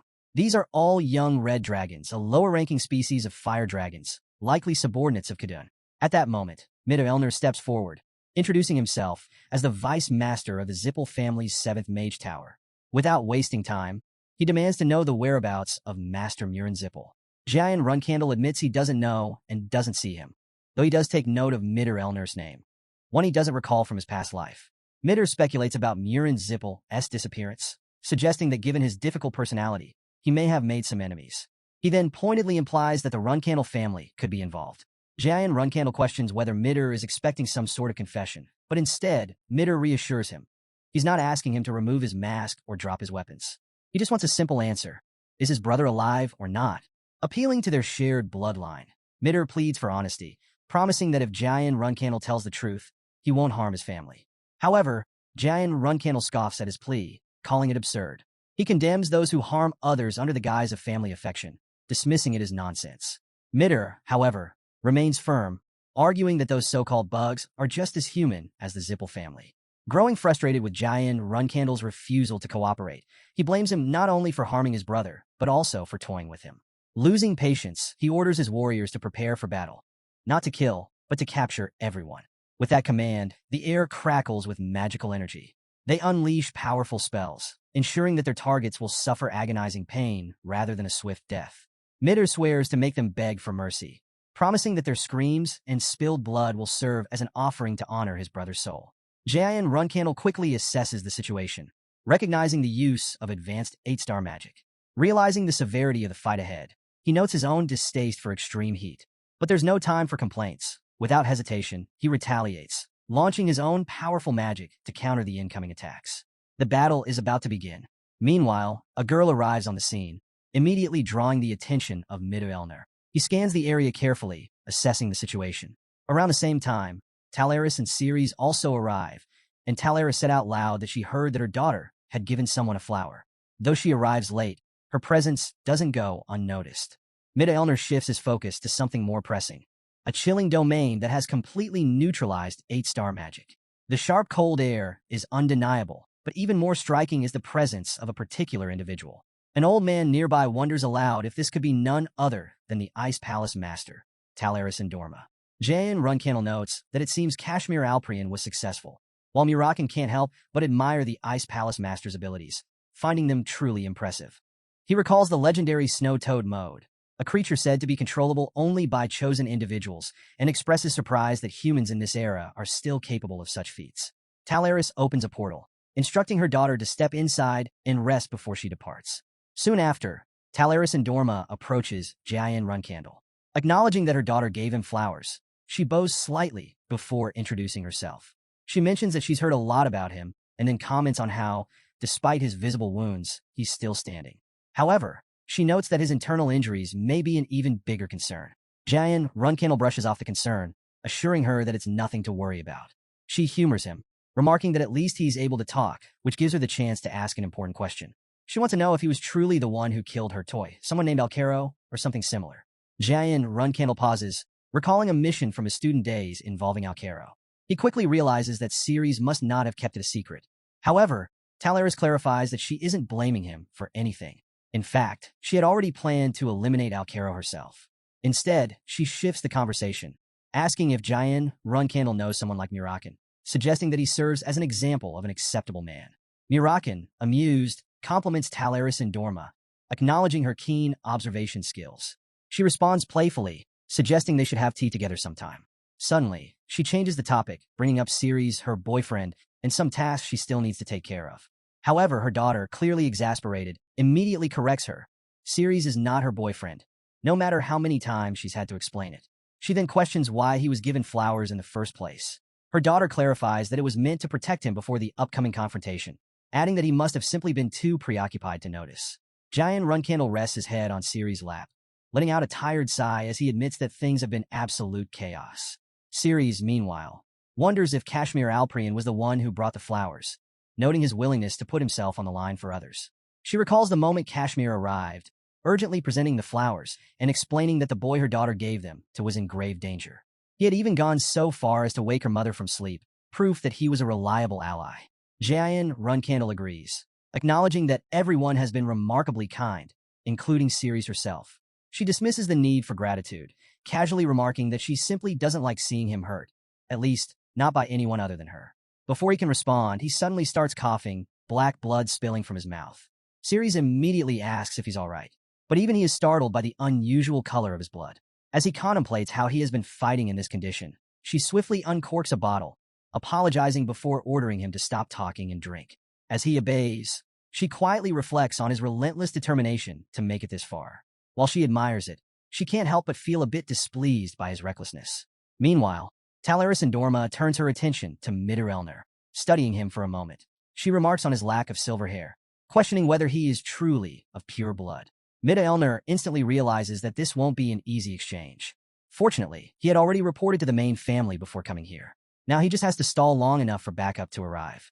Introducing himself formally as the Vice Master of the 7th Mage Tower, he demands to know why Talaris is interfering in Zippel family matters when she is the dominator of the Western Seas. However, Talaris counters his accusation, questioning what exactly the Zippel family considers its business. She remarks that she hasn't been active for a while, so perhaps it's actually the Zippel family causing the disruption. Midden attempts to argue, but she cuts him off. With an air of finality, she states that she will overlook the matter this time and commands him to leave. The third elder, outraged by her dismissal of their authority, steps forward, furious that she would make such claims on what he considers Zippel territory. Talaris, unimpressed, challenges his boldness, questioning whether he truly has the audacity to speak to her in such a manner. A sudden shift in the air signals danger. Behind her, a massive snake materializes. Without warning, she orders the third elder to be silent, launching an attack that knocks him out instantly. Elner quickly reacts, commanding the third elder to construct a barrier to block out the freezing cold. They work fast, successfully raising the barrier, but the battle is far from over. A dragon roars as it unleashes a torrent of fire, but Talaris retaliates with her own powerful magic. Assessing the situation, she questions whether they are truly willing to continue this fight, even if it means all of them perishing here. Midder doesn't back down. Using his magic staff, he launches an attack of his own, boasting that history will remember their names, not hers, nor the Ice Palace. With unwavering confidence, he declares that the authority of fire bestowed upon him by the patriarch ensures that even she cannot escape his flames. Talaris, unfazed, studies him with mild interest. She asks if he's using space explosion magic and casually mentions that Celiac must have granted him his power, suggesting that the patriarch seems to have taken a liking to him. The battle is only just beginning. Talaris, unimpressed, remarks that Elner must have skipped an important lesson about the Ice Palace. Fortunately for him, she's willing to teach it firsthand. Without hesitation, she points her sword at him and launches a chilling attack. Ice rapidly engulfs his hand, freezing it solid until it shatters into pieces. Midder stares at his broken hand in shock, struggling to process what just happened. He wonders if this is wind magic, but Talaris mocks his confusion. Is he more surprised that his carefully laid trap was instantly undone, or that he just lost a limb? Yet strangely, there is no pain. Before he can fully comprehend it, Talaris points out his fatal flaw. Mages like him are always too distracted, even with their enemy right in front of them. She questions whether it's arrogance or stupidity, noting that martial artists would never make such a mistake. In that moment, he fully grasps the vast difference in power between them. Even if reinforcements arrived, it wouldn't matter. Facing an opponent of this caliber, none of them would survive. Despair grips him, and he collapses to the ground as Talaris prepares to strike again. Just then, a magical circle flares to life. In the blink of an eye, Midder and his followers vanish, leaving Talaris to wonder about their sudden disappearance. Elsewhere, one of Midder's subordinates praises him for a successful retreat. He calmly reassures them, stating that they will leave the rest to the White Knight. Back at the battlefield, Talaris' daughter asks if everything is settled as they gaze upon a massive vessel. Curiously, she questions if it's a Kozek. Murakan explains that it's actually a wartime vessel used by the Zippel family, but the real concern isn't its presence. It's what, or rather who, is aboard. Jayan Runcandel immediately connects the dots. The vessel signals the arrival of Andre Zippel's forces, a direct response to the recent attacks following the death of the family's vice-head. But the real danger isn't the ship itself. It's the elite squad within it. The White Knight, an exclusive force selected from the Zippel family's strongest ranks, is now heading their way. Jayan Runcandel contemplates his role in the fight ahead. If he isn't careful, he might become a burden. Meanwhile, Talaris announces her decision to leave. She has no intention of getting involved in a battle of this magnitude here. Instead, she plans to relocate the natives to safety and instructs Jayan Runcandel to prepare himself. However, he refuses to leave. The ceremony must be completed. Without it, they won't be able to prevent further attacks from the Zippel family, and more innocent lives will be lost. Talaris doesn't take his defiance lightly. Scoffing, she dismisses his objections, calling him a child and making it clear that she isn't asking for his opinion. But Jayan Runcandel remains firm. If they don't act now, the cycle of violence will only continue. He pleads for her help to stop this from happening again. After a moment, she relents, but on one condition. They have exactly 1 hour to finish everything. No more, no less. And once it's done, she adds, they'll need to have a serious face-to-face discussion with his parents. Ludika and the others are deep in prayer to Klum as Jayan Runcandel rushes toward their location. Without wasting a second, he urges her to speed up the ceremony, warning that the Zippel family is preparing for a full-scale attack. However, she remains resolute. She tells him to leave, explaining that they are fully aware of the threat looming in the sky, but cannot risk further danger. Until they locate the divine relic, their enemies won't be able to harm them directly. Despite the urgency, she takes a moment to express her gratitude, acknowledging that after all this time, He and his allies were the only ones willing to help. But Jian Runcandel refuses to accept this as the end. Grabbing her firmly, he insists that he didn't go through all this just for her to surrender. There has to be another way. She considers his words and admits that there is one possibility. If Priestess Lausa were present, she could complete the ceremony immediately. However, without her, there is no alternative. Talaris' daughter, overhearing this, immediately asks if Lausa is dead. Jian Runcandel reassures her that she isn't. She's currently in Taiken. Relieved by this news, she wastes no time. With a swift motion, she summons an ice dragon and instructs him to get on, confidently stating that if Lausa is alive, she can bring her here from anywhere. Before Jian Runcandel can react, Talaris Endorma scolds her daughter for using the mott without permission, commenting on how much she seems to be enjoying herself. But the girl remains unfazed. She doesn't know exactly what Jian Runcandel is planning, but she made a promise to see this through, and she intends to keep it. Meanwhile, Murakan remains completely unfazed by the looming battle. He assures them that holding off Zippel's strongest force for an hour is no big deal.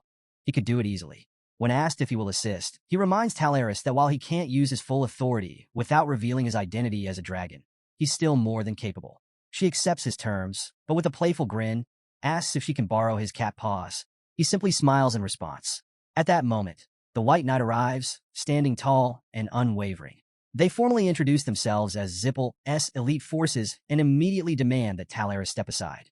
If she hands over the one responsible for killing a member of the Zippel family and the natives, they promise not to escalate the situation further. But she isn't intimidated. Without missing a beat, she counters their demand with one of her own. If they want her cooperation, they need to bring Celiac here. The White Knight leader hesitates for a moment before conceding that they might not have a choice. Without further discussion, he summons a massive magical circle, commanding it to disintegrate everything in its path as he launches a fiery attack. Before the flames can reach her, Murakan steps in, effortlessly blocking the assault.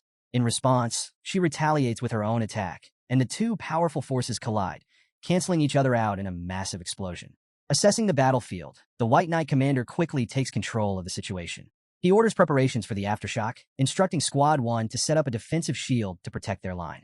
As he observes his opponents, he immediately recognizes the Ice Queen, but his attention is drawn to the man standing beside her. Something about him is off. This man is punching through magic without using any aura, a feat that should be impossible. Realizing the threat before him, he doesn't waste any more time. He immediately sends word to the Zippel main family, preparing to unleash their most devastating weapon, the war cannon. Meanwhile, Jian Runcandel arrives at his destination and knocks on the door. It creaks open, revealing Pan, who eyes him warily and demands to know who he is. Ignoring the suspicion, Jian Runcandel gets straight to the point. He's here for Priestess Lausa. At that moment, Lausa appears, calmly stating that she's been expecting him. Without wasting time, Jian Runcandel confirms if she's ready to leave immediately. She nods, and they set off at once, with him promising to explain the situation on the way. Back on the battlefield, Talaris Endorma launches another attack on the White Knight, with Murakan joining in, noting her sheer strength. Suddenly, two enormous ice hands materialize, reaching out to seize the White Knight. He barely has time to react, demanding to know what they are. With a smirk, she explains that they're a gift from the Ice Queen, perhaps not perfect, but certainly better than nothing. Before he can counter, his hand begins to freeze solid. Panic flashes across his face as he shouts that he can't feel his fingers.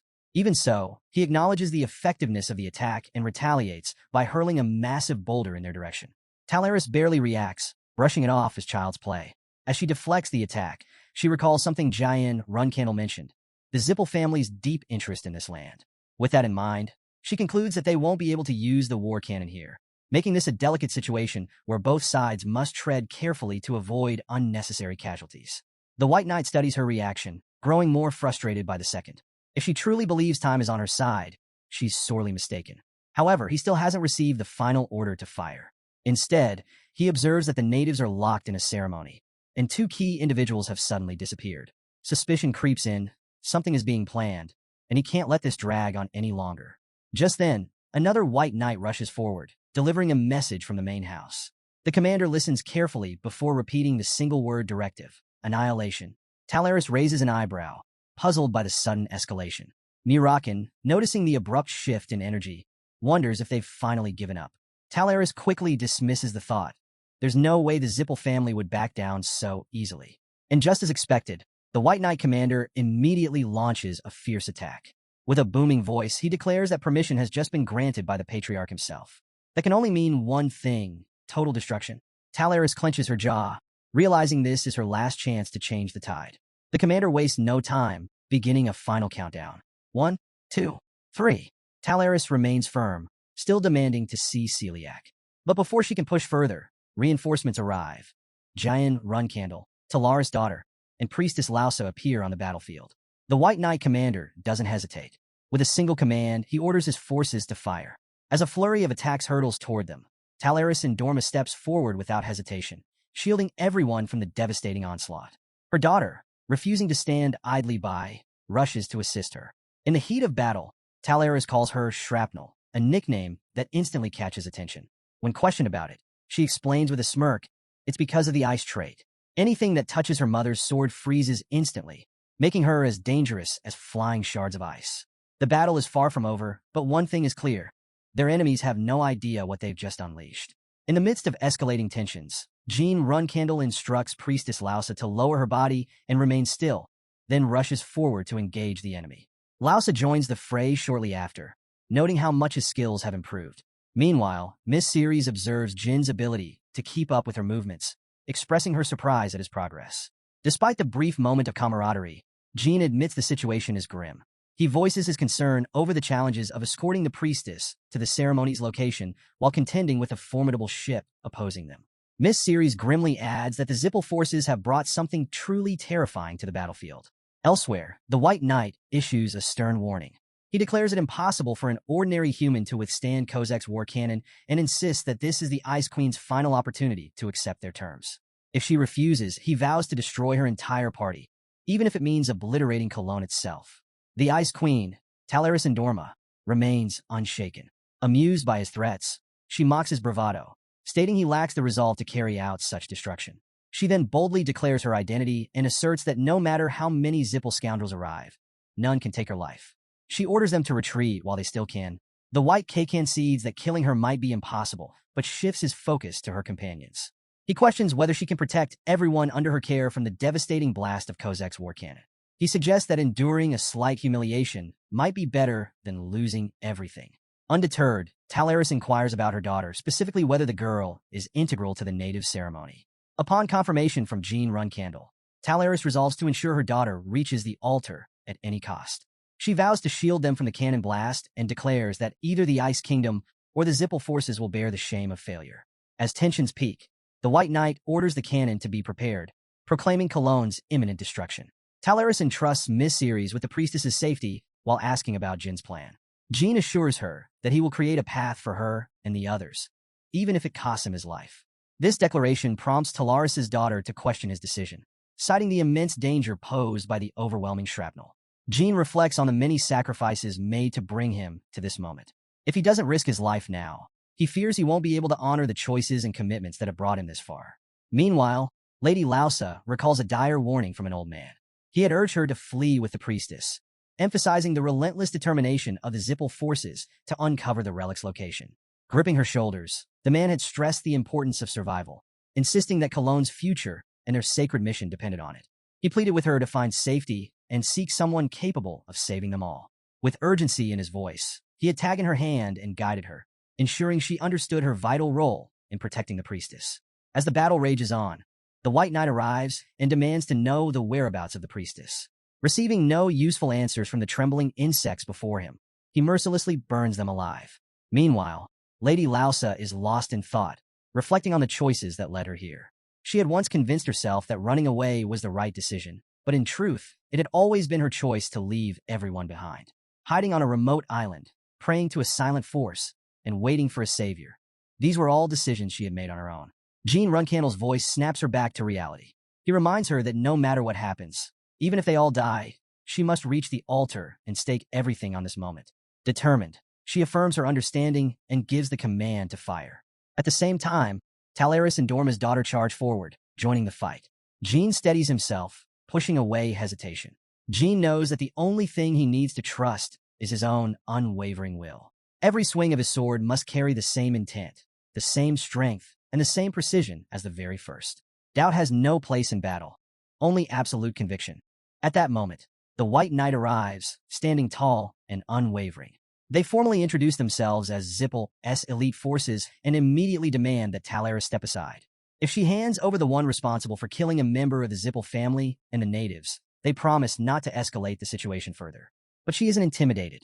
Without missing a beat, she counters their demand with one of her own. If they want her cooperation, they need to bring Celiac here. The White Knight leader hesitates for a moment before conceding that they might not have a choice. Without further discussion, he summons a massive magical circle, commanding it to disintegrate everything in its path as he launches a fiery attack. Jin's soul hesitates, struggling to grasp what this means. Clom doesn't give him much time to process. She tells Jin that, as the contractor of 1,000 years, time is running out. After what transpired today, Jin should now understand the road he must forge, the weight of his choices, and the pain of those he failed to protect. Left speechless, Jin questions whether anything matters anymore, now that everything seems to be over. But Clom reassures him. Nothing is truly final. There is still more to be done. With those words, Jin's soul returns to his body. His eyes snap open as he surveys the battlefield around him, his mind racing. How many times has he woken up like this today? Before he can gather his thoughts, Miss Ceres approaches, noting his shock and how much he clearly values his life. Moments later, Murakan arrives, slapping him hard on the back of the head, muttering that she wants to beat him to death. Still reeling, Jin states with certainty that he was attacked by Kadun. Murakan raises an eyebrow at the comment, questioning who exactly attacked whom. He explains that Kadun retreated the moment their eyes met, as if acknowledging something, and that now, Jin is finally awake. Talaris and Dorma, watching from the side, admits that she had been wondering what kind of belief gave him the strength to do what he did. But she never expected him to make a god descend. Jin stiffens. He asks her what she means by god and what exactly she's talking about. Murakan looks at him incredulously, asking if he really did it, without even knowing. He explains that the priestess channeled the god into her body, and it wasn't just any ordinary deity. The moment it descended, it annihilated Kozek in an instant. Jin is stunned. He admits he has no idea what the god did, but he saw firsthand that the White Knights were powerless against it. On top of that, there was an infinite surge of magical power and an unbreakable barrier. He doesn't know who or what it was, but he is certain it wasn't just an ordinary god. Yet, strangely, he can't seem to remember any of it. Shaking off his confusion, he turns to Clom and demands answers. Now that Jin's awake, what exactly is Clom planning to do? Clom, however, clarifies that Jin has it wrong. She isn't Priestess Lausa. Instead, she introduces herself once more as Clom. She reveals that thanks to Lausa's sacrifice, she was able to descend, experiencing both the suffering and the weight of death firsthand. Jin Runcandel processes everything that has happened, still unsure whether what he witnessed was real or just an illusion. Clom simply states that Jin should consider it a small lesson, one that goes beyond what he originally set out to achieve. Before Jin can question further, Murakan steps in, accusing Clom of playing tricks on the kid. He demands that Clom stop acting superior and give them straight answers. What exactly was her plan? And what did she want from Jin Runcandel? In response, Clom presents a mirror, revealing that he has been waiting for its rightful owner. Jin studies the object, questioning whether it's really just a mirror. Clom then explains his true nature. She is the creator and source of magic power. However, that immense power had once spiraled out of control, nearly destroying the world. It was only thanks to Sodaret that he was sealed away. Talaris and Dorma, still trying to make sense of the situation, ask what Sodaret is. Clom clarifies that after losing control, he sealed both herself and her power inside this mirror. Murakan, skeptical, asks if that means Clom is the so-called god of magic power, since he's never heard of a god like that before. Clom dismisses the term, instead telling them to watch as Sodaret's seal is revealed. Murakan, observing the mirror closely, notes that the seal is crafted from shadow energy but has grown dangerously weak. She realizes that Clom must have needed someone capable of maintaining it. Clom confirms her suspicion, explaining that the magic inside the mirror is infinite and ever-expanding, and that magic is him. If it were to be fully unleashed, the world would be crushed under its power. To prevent that catastrophe, she had asked Sodaret to seal her away, and for generations, the children of Cologne had been entrusted with protecting that seal. Murakan, clearly frustrated, points out the suffering the people of Cologne endured to safeguard him. He questions why Clom didn't seek protection from someone more powerful instead. Clom, unfazed, responds that the world of the past was vastly different from what it is now. At that time, there was no force stronger than Cologne's people. However, after she was sealed, her blessing could no longer reach them, leaving them to struggle alone. Even so, She insists that it was all necessary because now she can finally put an end to everything. As she speaks, she looks directly at Jean Runcandel, referencing the thousand-year contractor Sodaret. Miss Series, puzzled, asks who this contractor is. Meanwhile, Jin's mind races. He himself is in a contract with Sodaret as well. Before he can voice his thoughts, Klom sends the mirror toward him, instructing him to take it. Klom explains that within the mirror lies Sodaret's power, the power to preserve the world. As soon as Jin grasps the mirror, he feels an overwhelming surge of magic rushing into his body. The sheer energy coursing through him is staggering, but he quickly realizes something alarming. Every time the magic leaks from the mirror, the seal weakens further. His thoughts darken as a realization hits him. Was this the very artifact the Zippel family had recklessly used for their own ends? Had they been toying with something that could bring utter catastrophe? Jean Runcandel reflects on his past life and acknowledges that, instead of simply protecting the people of Cologne, his duty now seems to be safeguarding the seal itself. However, Klom clarifies that this task isn't just about maintaining Sodaret's seal. The people of Cologne were never meant to protect it alone. That's why Sodaret left this responsibility specifically to him. Klom continues, explaining that the seal isn't just a dense concentration of shadow energy. It is a masterpiece, something Sodaret poured all his power into, something he had never attempted before. In essence, it contains a part of Sodaret himself. Jean recognizes how valuable this will be, but his thoughts immediately turn to Priestess Lausa. She had promised to summon Sodaret personally. Klom, however, shakes her head, stating that the child had simply promised too much given the circumstances. Even if the black dragon standing beside Jean attempted to summon Sodaret now, he would refuse. Klom offers her apologies on her behalf. Jean firmly responds that it's not about compensation. He didn't do any of this expecting something in return. Even so, he expresses his gratitude. Klom, thoughts race. How could Lausa have known the truth? That this was Jin's second life? And more importantly, how had he obtained it? But there is no time left for further explanations. Klom has already said everything she needed to. Her role here is complete. With deep sincerity, she thanks Jean, acknowledging that his choice has broken the cycle of suffering that had long burdened them. She refers to Jean as Sodaret's child, their savior.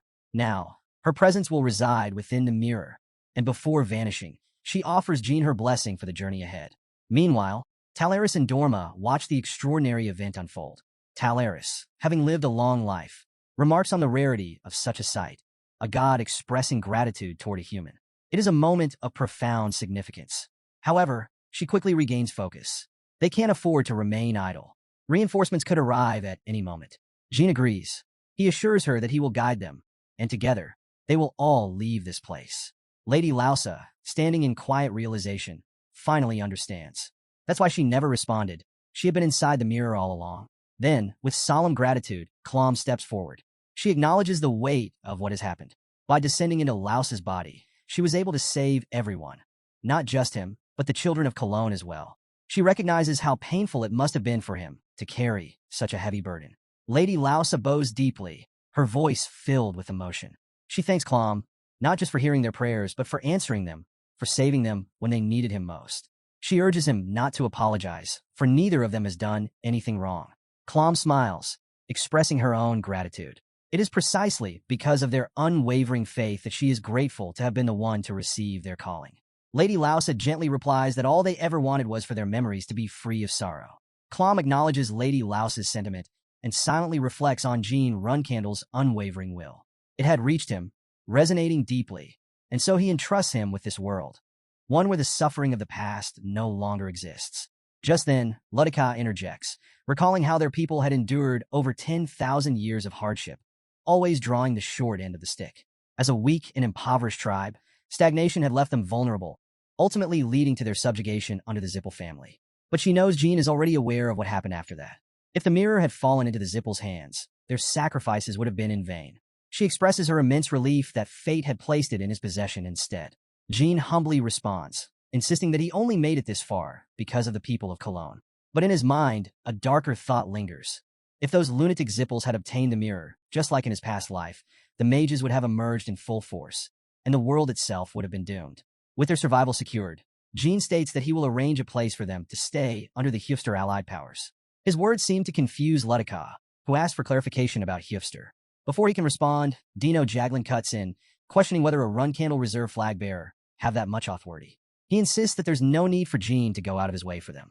Jean, however, explains that this is a letter addressed to Luna Runcandel, the first flag bearer of the Runcandel family. If they present this letter upon arrival in his territory, they will receive the assistance they need. Dino Jaglin, after a moment of hesitation, finally thanks him. Jean smirks and suggests that if he's really grateful, he should spread as much bad press about the Zippel family as possible. Dino Jaglin considers this, but questions whether the Zippels will simply let such a thing slide. Even if he writes an article himself, he believes they will enforce strict censorship to bury the truth. Jean, however, counters with a knowing smile. Does he really think he's the only one in the world who despises the Zippel family? He declares that his words will be the spark that ignites something bigger. Once people read his article, those who have suffered under the Zippels will rise and stand with him. Encouraging him further, Jean tells Dino Jaglin that he is destined to become a great reporter. All he needs is confidence, so walk forward without hesitation. With that, Jean enters some room, where he greets Miss Talaris and Dorma properly, bowing deeply in gratitude for her assistance. She waves off the gesture with a casual air, telling him it was nothing, and that it's fine, child. However, Jean remains concerned. Because of him, the Ice Palace and the Zippel family may now find themselves at odds. But Talaris reassures him, explaining that Celiac will tread more carefully in response. This was not an outcome he had anticipated, and that alone changes everything. Talaris contemplates the aftermath of an ancient god descending into their world. She acknowledges that Celiac might even see this that Jean gotten stronger. However, Talaris and Dorma quickly clarifies that her assistance wasn't an act of goodwill. It was simply fulfilling a request. There's no reason for him to feel grateful. Jean nods in agreement, accepting that it's true. But then, with a smirk, he asks if she would like any compensation in return. Amused, she playfully wonders what she should demand from a contractor of Solderet and a magic swordsman. Jean considers how things have unfolded and how much she might take from him if she were serious about asking for something. But after a moment, she casually suggests letting it go this time. After all, she has already gained some valuable information from all of this. Turning to her daughter, she asks for her opinion. Her daughter, somewhat exasperated, questions why she's even asking. Wasn't she going to let it go anyway? Jean thanks her formally, addressing her as the Ice Queen. She simply responds that it's time for them to leave. She has been away for far too long. As they part ways, Miss Ceres steps forward, proposing that the time has come for them to settle their unfinished battle. She insists that they should fight properly, so they are no longer indebted to each other. Talaris and Dorma chuckles, teasing her daughter about still going through puberty and struggling to be honest about her feelings. Her daughter, clearly embarrassed, exclaims in frustration, demanding to know why she's been acting like this since yesterday. Still, she concedes that they really are leaving now, bidding her final farewell. Later on, Talaris and Dorma arrives at a peaceful location where Chiron Runcandel is preparing food. Greeting him warmly, she notes that it has been quite some time since their last meeting. Chiron, surprised by her sudden visit, asks what brings her here so unexpectedly. Without hesitation, she gets straight to the point, asking if he has considered marrying his youngest child into her family. Meanwhile, Luna reads through a letter detailing the events involving Kozek, the White Knights, and the master of the 7th Magic Tower. She remarks that, once again, the youngest has caused quite a commotion. Turning to Dino Jaglin, she casually asks if the youngest is doing well. Dino Jaglin confirms that while the battle was intense, after arriving at Tychon, they left once he had recovered. Luna sighs in relief before shifting the conversation to a more pressing matter, Ludica and her specialty. Ludica, caught off guard, hesitates before responding. Sensing the confusion, Luna clarifies that while she understands their situation as refugees, she can't simply allow them to live there without contributing. Calling for Nanny, she instructs her to find suitable jobs for them and to work with the local citizens to help them settle in. Nanny acknowledges the request and assures her that she will handle it. Luna then turns back to Ludica, suggesting that instead of merely receiving help, she believes it would be better for them to stand on their own. She asks if that arrangement would be acceptable. Ludica, after a brief pause, agrees. Grateful for the opportunity, she expresses her sincere thanks for being given a chance. Luna looks at Dino Jaglin and asks if he is indeed the one she's heard about. He confirms his identity, and she immediately offers her support, promising to back him with everything she has. However, she makes one thing clear. He must deliver the results that the youngest requested of him. Dino Jaglin reassures her confidently, telling her not to worry. Satisfied with his response, she nods, stating that she will hold up her end of the bargain and fulfill his expectations. 1 month passes after the Colin incident, and Dino Jaglin reflects on how the entire world was consumed by the news of the massacre. Reports spread like wildfire, detailing how the Zippel family had brutally slaughtered the Cologne natives, only to be punished by unknown adventurers. The incident quickly became a point of conflict among the major powers. The Runcandel family, along with other factions opposing the Zippels, wasted no time in spreading the rumors far and wide. Even though the Zippel family officially claimed that Murakan had acted independently, no one truly believed them. Adding to the controversy, evidence surfaced from the wreckage of Kozek, proving that the Zippel family was directly involved in the massacre. This revelation sent shockwaves through the political landscape. The Huster allied powers were enraged, while the Lutero Magic Federation did its best to suppress the information. Meanwhile, the Emperor of the Beeman Empire took a different approach, personally declaring the Zippel family's innocence. Dino Jaglin notes how public outrage initially surged but eventually began to settle. In the aftermath, the Runcandel family gained newfound prestige for revealing the truth, while the Beeman Empire secured stronger ties with the Zippel family in exchange for their loyalty. However, the damage was undeniable. The Zippel family, once untouchable, had lost much of their honor and dignity. Forced into silence, they retreated into the shadows, licking their wounds after the series of devastating blows, including the loss of their second-in-command. As Dino Jaglin documents all of this in his diary, he reflects on how much has changed. For the first time in a long while, the Zippels have been forced into a defensive position. He also admits to misjudging the Runcandel family. Before, he had thought they were nothing more than sword-obsessed martial artists, but now he sees that they are far more strategic than he ever imagined. Just then, Ludika arrives at his door, carrying a stack of letters. She points out that these are all donations and messages of support sent to them. As she scans the overwhelming amount of letters, she comments on how, after being ignored for centuries, people are finally paying attention to them. She adds that the prayers of the people, which once were directed toward Clom, are now being offered to none other than young Master Jean Runcandel. Dino Jaglin contemplates this shift, acknowledging that this attention will continue until the world discovers that the so-called unknown adventurer is none other than Jean Runcandel himself. He firmly believes that one day, Jean will rise to become a flag-bearer, elevate the Runcandel family status, and ultimately bring about the downfall of the Zippel family. Meanwhile, Khan surveys his surroundings. This is the third time he's been here, and he hopes that Sir Kashmir Alprian's writing has improved since the last. His eyes land on a massive ice wall in front of him, and curiosity sparks in his mind. He asks aloud what the wall is made of. Talaris Dorma, standing nearby, looks at her own hand in slight surprise. She explains that her body moved instinctively, forming the wall before she even realized it. Chiron Runcandel, clearly unimpressed, demands repayment and accuses her of using a new provocation tactic, interrupting someone's meditation for marriage. But she quickly shuts down any assumptions, making it clear she's not here to cling to him like before. Without warning, she launches an attack on Chiron Runcandel. However, Khan steps in just in time, blocking her strike. She eyes him and asks if he's Khan's knight, but he corrects her. His name is Khan. Recognizing him, she acknowledges that it's been a while. Meanwhile, Chiron Runcandel remains unbothered, telling Khan not to concern himself with her and to hand over that. Without hesitation, Khan obeys, presenting a letter. As Chiron Runcandel reads, he learns that Kashmir Alprian is claiming to have tagged down Murakan Zippel. Khan adds that not long ago, an unknown adventurer assisted the Colons, who were being slaughtered by the Zippel family. Not only did this mysterious figure punish the Zippels and rescue the natives, but in the process, the master of the 7th Magic Tower, Murakan Zippel, was killed. Reports also confirmed that the Kozek and White Knights were attacked. The revelation catches Chiron Runcandel off guard. He finds it surprising that the youngest young master was in that region and questions what Kozek is. However, he doubts the youngest could have pulled it off alone and assumes Talaris and Dorma were involved. She notices his skeptical expression and clarifies that she simply received a request. Then, shifting gears, she asks if he mentioned Kashmir Alprian. He confirms but notes that nothing she just said is actually written in the letter. Suspicious, he questions Kashmir Alprian's decision to withhold information from him. She playfully asks if he plans to scold him for it, but Chiron Runcandel believes a warning is necessary. She, however, disagrees, suggesting that praise might be a better approach. Intrigued, he asks what she means by praise. She points out that Kashmir Alprian has clearly chosen his loyalties, and they don't lie with him. They lie with Chiron Runcandel. After thinking it over, Chiron Runcandel admits he almost put the youngest in a tough spot and concedes that he owes her one. Smirking, she questions why he owes her and then playfully brings up another debt, the one his youngest owes.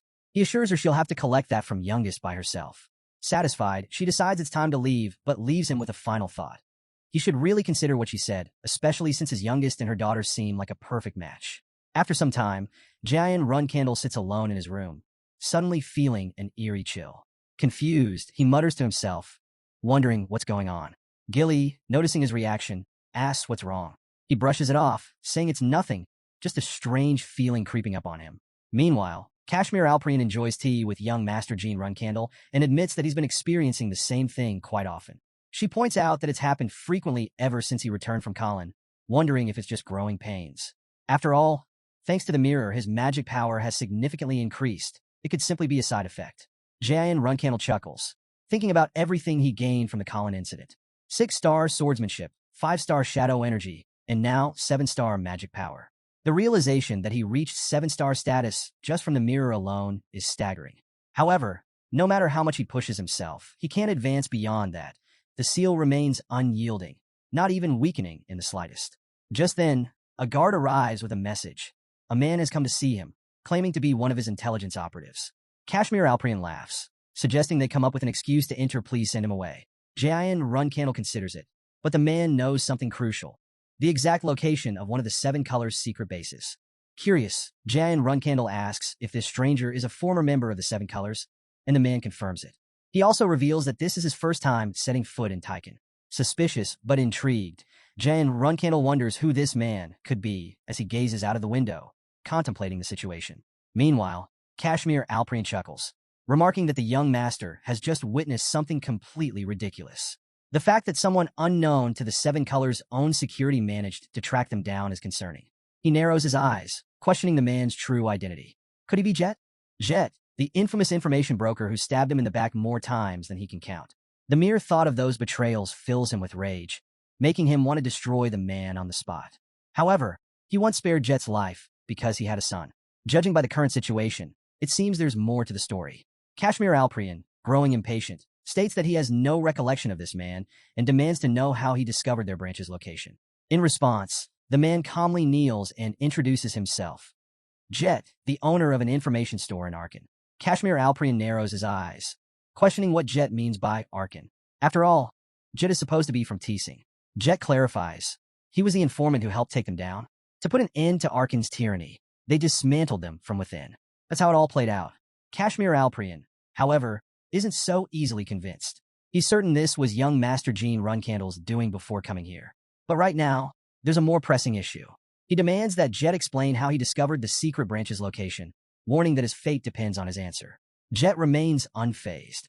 He states that, for an informant, security is as precious as life itself. Until he's accepted as one of them, he won't disclose anything. Kashmir Alprian chuckles darkly at the audacity, declaring that Jet won't see daylight until he starts talking. Jet doesn't flinch. Instead, he drops another bombshell. The person the 7 Colors are investigating holds information on Spider-Hand Alu. At that moment, Jayan Runcandel steps in, intrigued. He wants to hear more, but Kashmir Alprian immediately shuts him down, claiming that even if they did know something, it would be a lie. Jet glances at Jayan Runcandel, sizing him up. He had assumed the Lord of Taiken was Kashmir Alprian. So who exactly is this young master? He remains cautious. Jean Runcandel, however, greets Jet casually, noting that it's been a long time since their last meeting. He then asks, with a smirk, why Jet is here without the gift he once gave him. Jet's demeanor shifts instantly. His tone turns sharp as he hurls insults at both Jayan Runcandel and Kashmir Alprian. He outright calls Kashmir Alprian a scoundrel, accusing him of impersonating Veridin Zippel and warning that trusting him would lead to Taiken suffering the same fate as Teesing. Kashmir Alprian's patience snaps. Furious, he questions Jet's sanity. How dare he speak like that? Just as he's about to strike, another voice cuts in. Murakan arrives, unimpressed, asking if Kashmir Alprian didn't hear him calling earlier. More importantly, where's the ice cream he was supposed to buy? Kashmir Alprian freezes, clearly unnerved. He quickly apologizes, explaining that he's in the middle of an interrogation. Murakan, however, isn't interested in excuses. Instead, he locks eyes on Jet and immediately recognizes him. He remembers him as the crazy scoundrel from before and wonders why he's here now. But what really catches his attention is how Jet is speaking informally to Kashmir Alprian. Recalling the events in Arkin, Murakan puts the pieces together. This lunatic must be that kid scoundrel's subordinate. And if that's the case, Jet must be the highest-ranking informant in the room. Jet, sensing the shift in atmosphere, doesn't hesitate. He bows down, admitting that he was an idiot for failing to recognize Murakan before. Jayan Runcandel, watching the exchange, finally sees Jet for who he is. Good, he says. Now let's get to the point. Tell me everything about Spider-Hand Alu. Jet exhales, finally revealing the truth. Spider-Hand Alu's real name is Tagan Marius. He was once a Runcandel cadet, Giant Runcandel narrows his eyes, repeating the words, Runcand El Cadet? The name Tagan Marius feels oddly familiar. Before he can place it, Gilly leans in and whispers, Tamian Marius was the first young lady's nanny, and that's her surname. Jet said to them, that's Spiderhand Alu. He's from Delki, part of the Hugpester allied powers. A commoner. And yet, he somehow managed to pass the Runcandel cadet exam? Jet said further back then, the name he used was Tagan Marius. But that identity no longer exists. It has been erased from this world. Jayan Runcandel turns to Gilly for confirmation. She nods, confirming that Nanny Tamian Marius was also from the Delki kingdom. Wanting more details, he asks when the exam took place. Jet answers without hesitation, the year 1776. Exactly 20 years ago. At this, Kashmir speaks up. 20 years ago? That would place the Delki kingdom right in the middle of a brutal civil war. If that's the case, it would have been nearly impossible for a commoner to even attempt the cadet exam, let alone pass it. He eyes Jet suspiciously, questioning if he's lying. Gilly, however, steps in again. She confirms that Alu is indeed real. And if the story checks out, then someone from within Runcandel must have helped him. Jayan Runcandel considers the possibilities. Who within the family would have the authority to do that? Only two groups, the pure bloods or the nannies who support them. He reflects on the unique role of Runcandel's nannies. They don't just raise the children. Depending on the status of the pure blood child they serve, their influence within the family can grow immensely. 20 years ago, everyone recognized Luna Runcandel as the temporary head of the family. That means the eldest sister's nanny would have wielded considerable power during that time. His mind races with the implications. If Tamian Marius and Spider-and Alu are truly connected, could the same person who cursed him in his previous life be involved? Or did Tamian Marius act alone? If so, why? Breaking his train of thought, Jan Runcandel turns to Jet and asks if the information has been verified. Without hesitation, Jet swears on his life, stating that he personally went to Delki and confirmed everything himself. That's all Jan Runcandel needs to hear. All right, he declares. Take the lead. Jet blinks in confusion. Pardon? Jean Runcandel doesn't hesitate. We're going to Delki. Right now. As he sets his sights on the Delki kingdom, he knows one thing for certain. He's going to get answers. Personally, the scene shifts to the Delki kingdom, one of the territories affiliated with the Hugpester allied powers. In a dimly lit alley, a man writhes on the ground, his face pressed into the dirt under the heavy boot of Brother Gabor. With a cruel smirk, Gabor berates him, warning of the consequences if he fails to meet the collection deadline. Desperate, the man pleads for mercy, explaining that he only fell behind because he has a daughter to feed.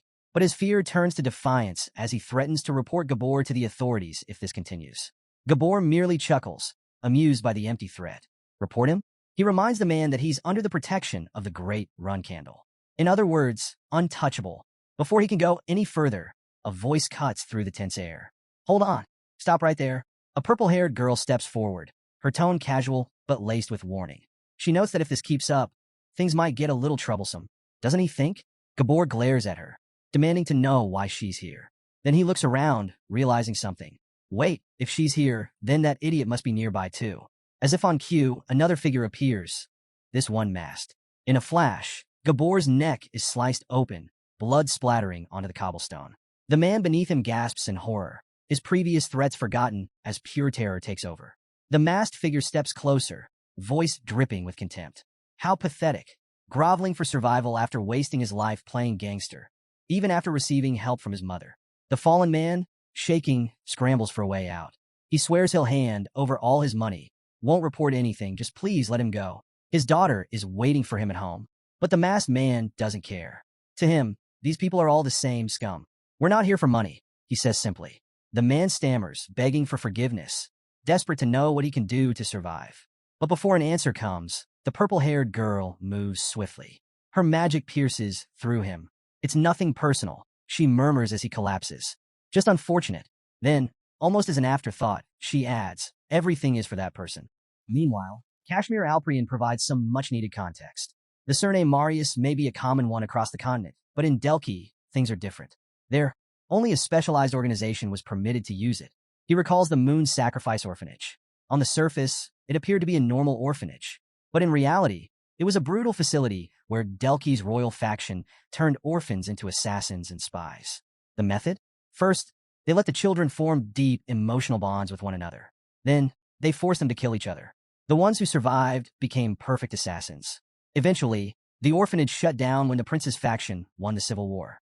Of the children raised in that hell, 10 were released as free citizens, except for Alu, who was declared dead. That means 9 of them are still alive. With that, Kashmir Alprian hands Jean Runcandel a stack of papers containing their addresses. Jean Runcandel takes one look at the documents and nods. I see. There's no hesitation. They're going to Delki. Right now. If these assassins are connected, if this orphanage holds any ties to the cursed bladed illusion, then this might just lead him to the one who cursed him in his previous life. And this time, he won't stop until he catches them. As they prepare for their journey, Kashmir Alprian sees them off with a polite farewell, wishing Jean Runcandel and Jet a safe trip. After some time, Jean Runcandel arrives at the teleportation gate in the Delki Kingdom. Jet quickly briefs him on their first target, Gabor Marius. Apparently, Gabor has been involved in gangster activities in a rough neighborhood called Nara. Jet suggests that they find lodging first since it will take a while to get there, but Jean Runcandel immediately declines. He has no interest in resting until they gather information. Instead, he directs them to the western region, where 3 survivors from the Moon's Sacrifice Orphanage reside. They can think about lodgings after dealing with that. Upon reaching their destination, Jet knocks on the door. But before they get a response, guards arrive, their expressions tense as they take in the sight of several dead bodies nearby. Jean Runcandel examines the scene carefully. The evidence is clear. It's poison and wind magic. In the Huffister region, this kind of assassination is considered a magic crime. Whoever was behind this must be insanely bold. Some guy nearby observes the situation and shakes his head. Gabor, huh? Looks like his gangster days finally caught up with him. Jean Runcandel's eyes narrow. Did you just say Gabor? That guy nods. Yeah. Why? Did you know him? Jean Runcandel isn't convinced. The bodies are barely recognizable. How can you be sure that's him? This unknown person explains that it's not his first time seeing Gabor in this state.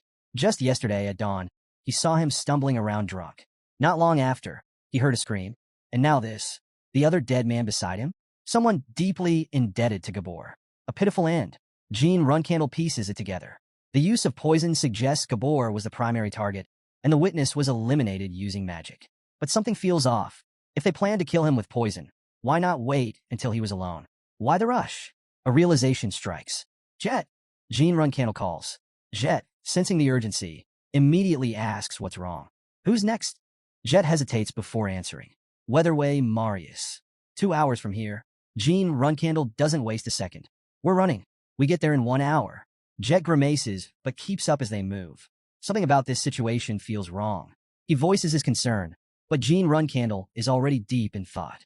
The poison, self-moderating assassin-type poison. It's fresh. The bodies haven't started decomposing. Their skin tone and complexion still unchanged. That means the killer is still active. Then it hits him. Someone is systematically hunting down the survivors of the Moon's Sacrifice Orphanage in real time. And if they don't move fast, the next target will be dead before they get there. Jean Runcandel urges them to move quickly, stressing that time is running out. Jet agrees, and the two take off, reaching the outside of a building. Peering inside, Jean Runcandel notices a powerful mark, an 8-star wind magic symbol known as Hellwind. The energy radiating from it is growing stronger by the second.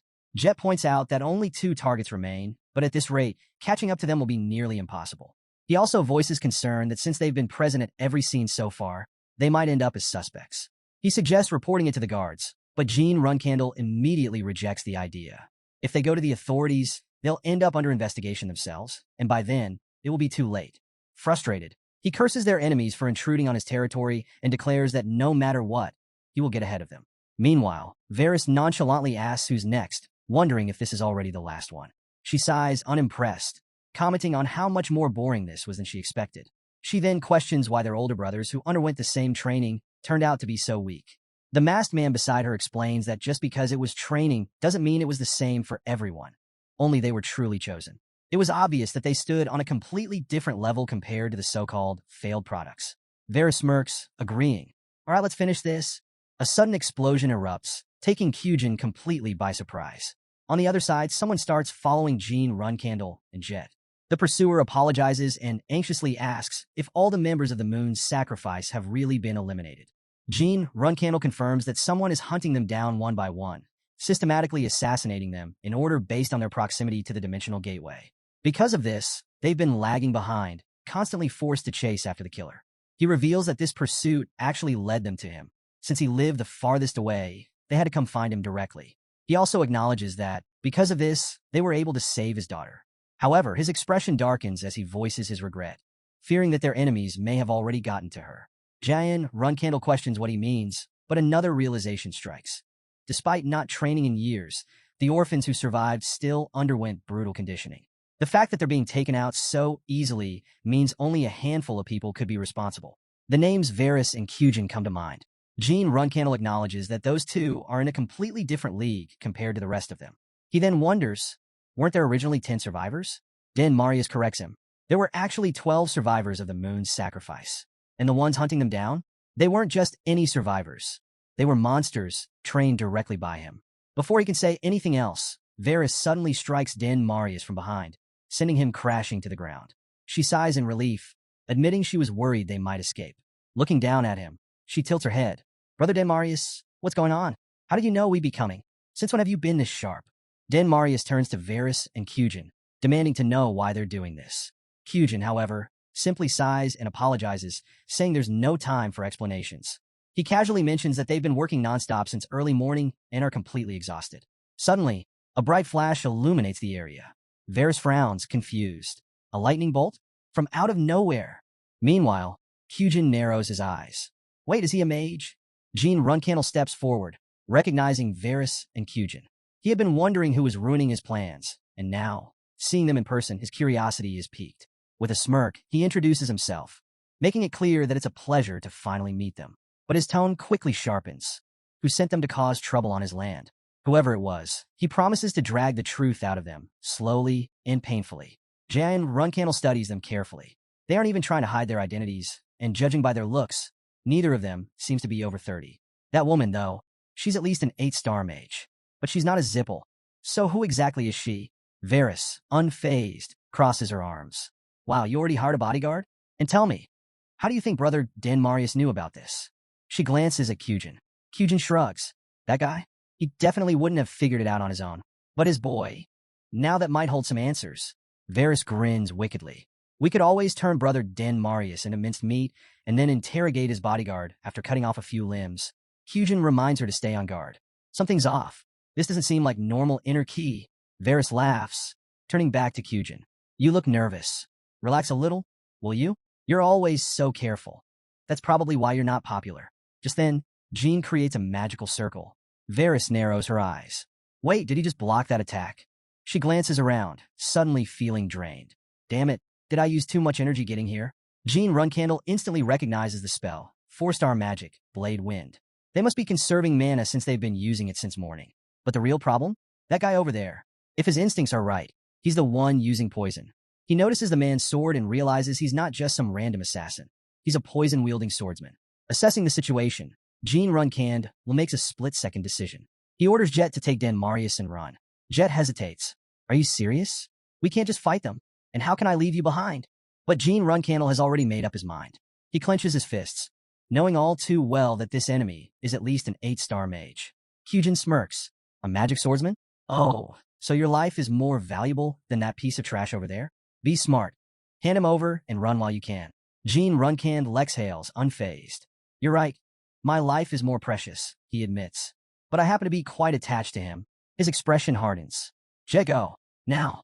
Jet refuses to leave, declaring that he'd rather die together. But Jean Runcandel shuts him down. Stop saying things you don't really mean. Go. Reluctantly, Jet obeys, grabbing Den Marius and dashing away. As he runs, he calls back, determined. We'll meet again. Alive. Varys watches the scene unfold, and to her own surprise, she finds herself tearing up. With a smirk, she wipes her eyes and remarks, I actually thought he might get away for a second. Then, turning to Kyujin, she orders him to keep Jean Runcandel busy. She'll handle the others herself. I'll be back after I kill them. Jean Runcandel, meanwhile, pulls out a small mirror and sighs. He mutters an apology, regretting ever accepting a certain gift before all of this. Without hesitation, he lunges forward and stabs Kyujin.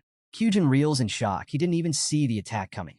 Stumbling back, he attempts a counterattack, but Jean Runcandel swiftly dodges, escaping his strike entirely. Varys narrows her eyes, confused. What's going on? I can't see anything. She turns to Kyujin. Where are you?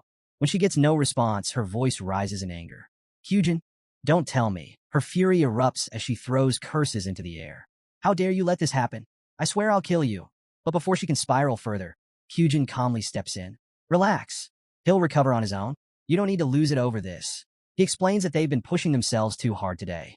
If they aren't careful, mana overload will be the least of their worries. Varys exhales sharply, then nods. Fine, I get it. Meanwhile, Gene Runcandel isn't letting his guard down. He expected them to be difficult to take down, and he's already preparing for their next move. Across from him, Kyujin retrieves a small bottle and drinks its contents. Gene Runcandel instantly notices a sickening aura radiating from him. Poison? He recalls hearing about warriors who built up a resistance to poison and then used it as a weapon, even though the process ate away at their lifespan. In exchange, they gained power strong enough to justify the price. Kyujin, now revitalized, studies Gene Runcandel more closely. A magic swordsman, skilled in both magic and swordplay at the same time. He clicks his tongue, irritated. You're more annoying than I thought. But what really catches his attention is the light magic Gene Runcandel just used. He narrows his eyes. Kyujin's never even seen magic like that before. Just what are you? As much as he'd love to interrogate him, the mission comes first. Deciding that capturing him alive isn't worth the trouble, Kyujin launches a full-on assault. Gene Runcandel blocks the incoming attack and quickly steps back, but Kyujin is relentless, pressing forward without hesitation.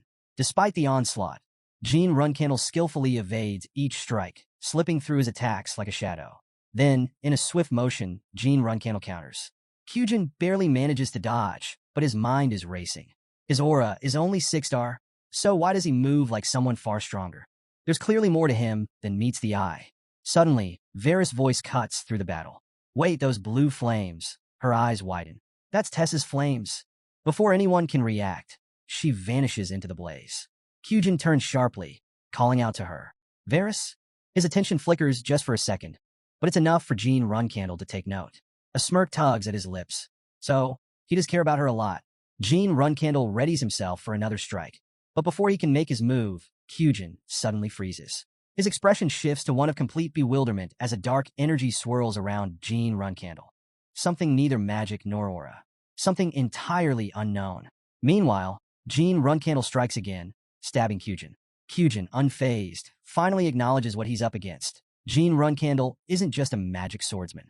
He's bolstered by both the Blue Phoenix and Shadow Energy, making him a truly formidable opponent. But Kyujin is curious. Will his poison work on someone like this? Wasting no time, he attacks with his deadly poison. The effect is immediate. Gene Runcandel collapses, his body weakening rapidly. His mind races. If I don't regain control now, I'm dead. Nearby, both Kyujin and Varys are also injured, but they're still in better shape than he is. Gritting his teeth, Gene Runcandel tries to push himself up using his sword, but fresh blood spills from his wounds. Before the fight can continue, a sudden commotion fills the air. A group of people arrives, their presence commanding attention. One of them turns to the leader and reports, "We found them." A regal voice responds, "Prepare the archers." "Knights, follow me." Gene Runcandel barely manages to lift his head as he hears the name. Lyca Delki, 3rd Prince of Delki. The prince steps forward, his voice firm. "Drop your weapons. Now." Gene Runcandel wonders if Jet was the one who called them. Meanwhile, Kyujin quickly grabs Varys, steadying her. He gives Gene Runcandel a sharp look. "This isn't over. I'll come looking for you again. Don't get too comfortable." With that, they make their escape. Prince Lyca Delki isn't about to let them get away so easily. "Do not lose sight of them," he orders. "Capture them immediately." But he soon turns his attention to Gene Runcandel, observing his worsening condition. "Are you on their side?" he questions, his gaze sharp. More importantly, he demands to know where the nearest healer is. If they don't act fast, it might be too late. Gene Runcandel fights to stay conscious, refusing to succumb to the poison. The next thing he knows, he's waking up in an unfamiliar place. Prince Lyca Delki sits nearby. "You're finally awake," he says. "This is my villa. Since we couldn't confirm your identity, I brought you here for now." Gene Runcandel struggles to sit up. "How long?" "It's been 3 hours," the prince replies. He exhales in relief. "Honestly, it's a miracle you survived. That poison was lethal. It would have killed an 8-star martial artist instantly. But being a Runcandel, well, that's a different story." The prince recalls seeing Gene Runcandel at the banquet, confirming his identity. Gene Runcandel, regaining some strength, asks about Kyujin and Varys. Prince Lyca Delki's expression hardens. They managed to escape, despite suffering serious injuries. "My knights lost them." He then eyes Gene Runcandel carefully. "But tell me something, how did you get injured so badly?" In his mind, he thought that last time I checked, he was a 5-star. Even if he's improved, he should only be a 6-star now. There's no way he would have struggled this much unless... His gaze sharpens. Unless he had outside interference. Jean Runcandel express his gratitude. The prince waves it off. It's fine. Saving a Runcandel in Huffister is only natural, even if you were just a reserve flag bearer. But Jean Runcandel isn't done yet. He fixes the prince with a serious look. Did you inform the main house? Prince Lycadelki hesitates, then nods. Of course not. The moment those words leave his mouth, a shadow falls over Jean Runcandel's expression. If they know, I would have been better off dead. And as expected, it didn't take long. Powerful figures had already begun stirring trouble in Delki. Jean Runcandel studies the prince carefully. Are they comrades from Tychon? He wonders aloud. Prince Lycadelki simply chuckles. You haven't caused me any trouble, he replies. But then, with a knowing smile, he adds, however, could you do me a favor? Jean Runcandel raises an eyebrow, but agrees to hear him out. The prince gets straight to the point. When Jean Runcandel eventually becomes a flag bearer, he wants him to send more guardian knights to Delki. Additionally, he'd like a small share of the Delki gold mine, which the Runcandel family currently controls. Jean Runcandel smirks. Seems like you don't value my life very highly, he remarks. Instead of just sending more knights, he offers twice the number requested and even agrees to return all the gold mine shares. The prince blinks in surprise. You think that's feasible? Jean Runcandel confidently reassures him. Don't worry. There's nothing I won't be able to achieve in Huffister in the future. The weight of that statement lingers in the air. The prince frowns slightly, considering the implications. Unless he plans to become the next patriarch. Even as a flag bearer, he shouldn't have this much authority. Before the conversation can go any further, two familiar figures enter. Murakan and Gilly. Gilly immediately expresses her frustration. It hasn't even been that long since you caused chaos in Colin. And now you're already causing more problems? Murakan crosses his arms, unimpressed. An 8-star mage and a knight? At the same time? What were you thinking? Do you have a death wish? Jean Runcandel sighs and apologizes, promising to be more careful. But in the back of his mind, he wonders, why didn't Prince Lycadelki inform the main house? Still, a sense of relief washes over him. Not just Kashmir Alprian, but even Miss Quicanel are also here. Just then, Jet arrives, his tone serious. Sir, I've returned. Jean Runcandel turns to him. What happened to you? Jet hesitates before replying. I tried reporting the situation, but no one believed me. So, I had to beat them up. He gestures toward Murakan, who simply shakes his head. Before anyone can respond, Kashmir Alprian suddenly pushes Jet aside and rushes toward Jean Runcandel. Are you all right? He asks, his concern evident. Jean Runcandel, still recovering, takes a deep breath before asking, do you know what happened to Dan Marius? Kashmir nods grimly. Despite repeated interrogations, he refused to talk, at least, until you arrived. Jean Runcandel acknowledges this, his expression turning serious. Jean risked his life for Den and his daughter. I won't waste time with formalities. They settle down in a nearby cafe, and Jean Runcandel gestures for Den to speak. Tell me, who trained all of you? Kyujin, Varys, everyone. Den takes a deep breath before revealing the truth. It was Runcandel's first flag bearer, Luna, Runcandel's nanny, Tamian Marius. She's our mother. Meanwhile, in a dimly lit chamber, Varys and Kyujin kneel before Tamian Marius. Her expression is cold, her tone laced with frustration. Not only did you fail your mission, she says sharply, but you also let your identities be exposed to a magic swordsman. She sighs in disappointment. It seems you two have a death wish. Varys stiffens. Mother, Tamian Marius cuts her off with a glare. Leave my sight. From this moment forward, our relationship is over. Varys' eyes widen in shock. What do you mean? Are you saying you're discarding us? Tamian Marius doesn't hesitate. I made a mistake. Varys' hands tighten as panic sets in. No, please, she pleads. We won't fail again. Just don't throw us away. But Tamian Marius remains silent, her decision unwavering. Tamian Marius coldly kicks her away, making it clear they should leave and never seek her out again. As Varys calls out to her with a motherly plea, she silently walks away, her heart heavy. Kyujin stays by her side, offering comfort as she breaks down in tears. Kyujin, watching from a distance, quietly wishes her peace and well-being.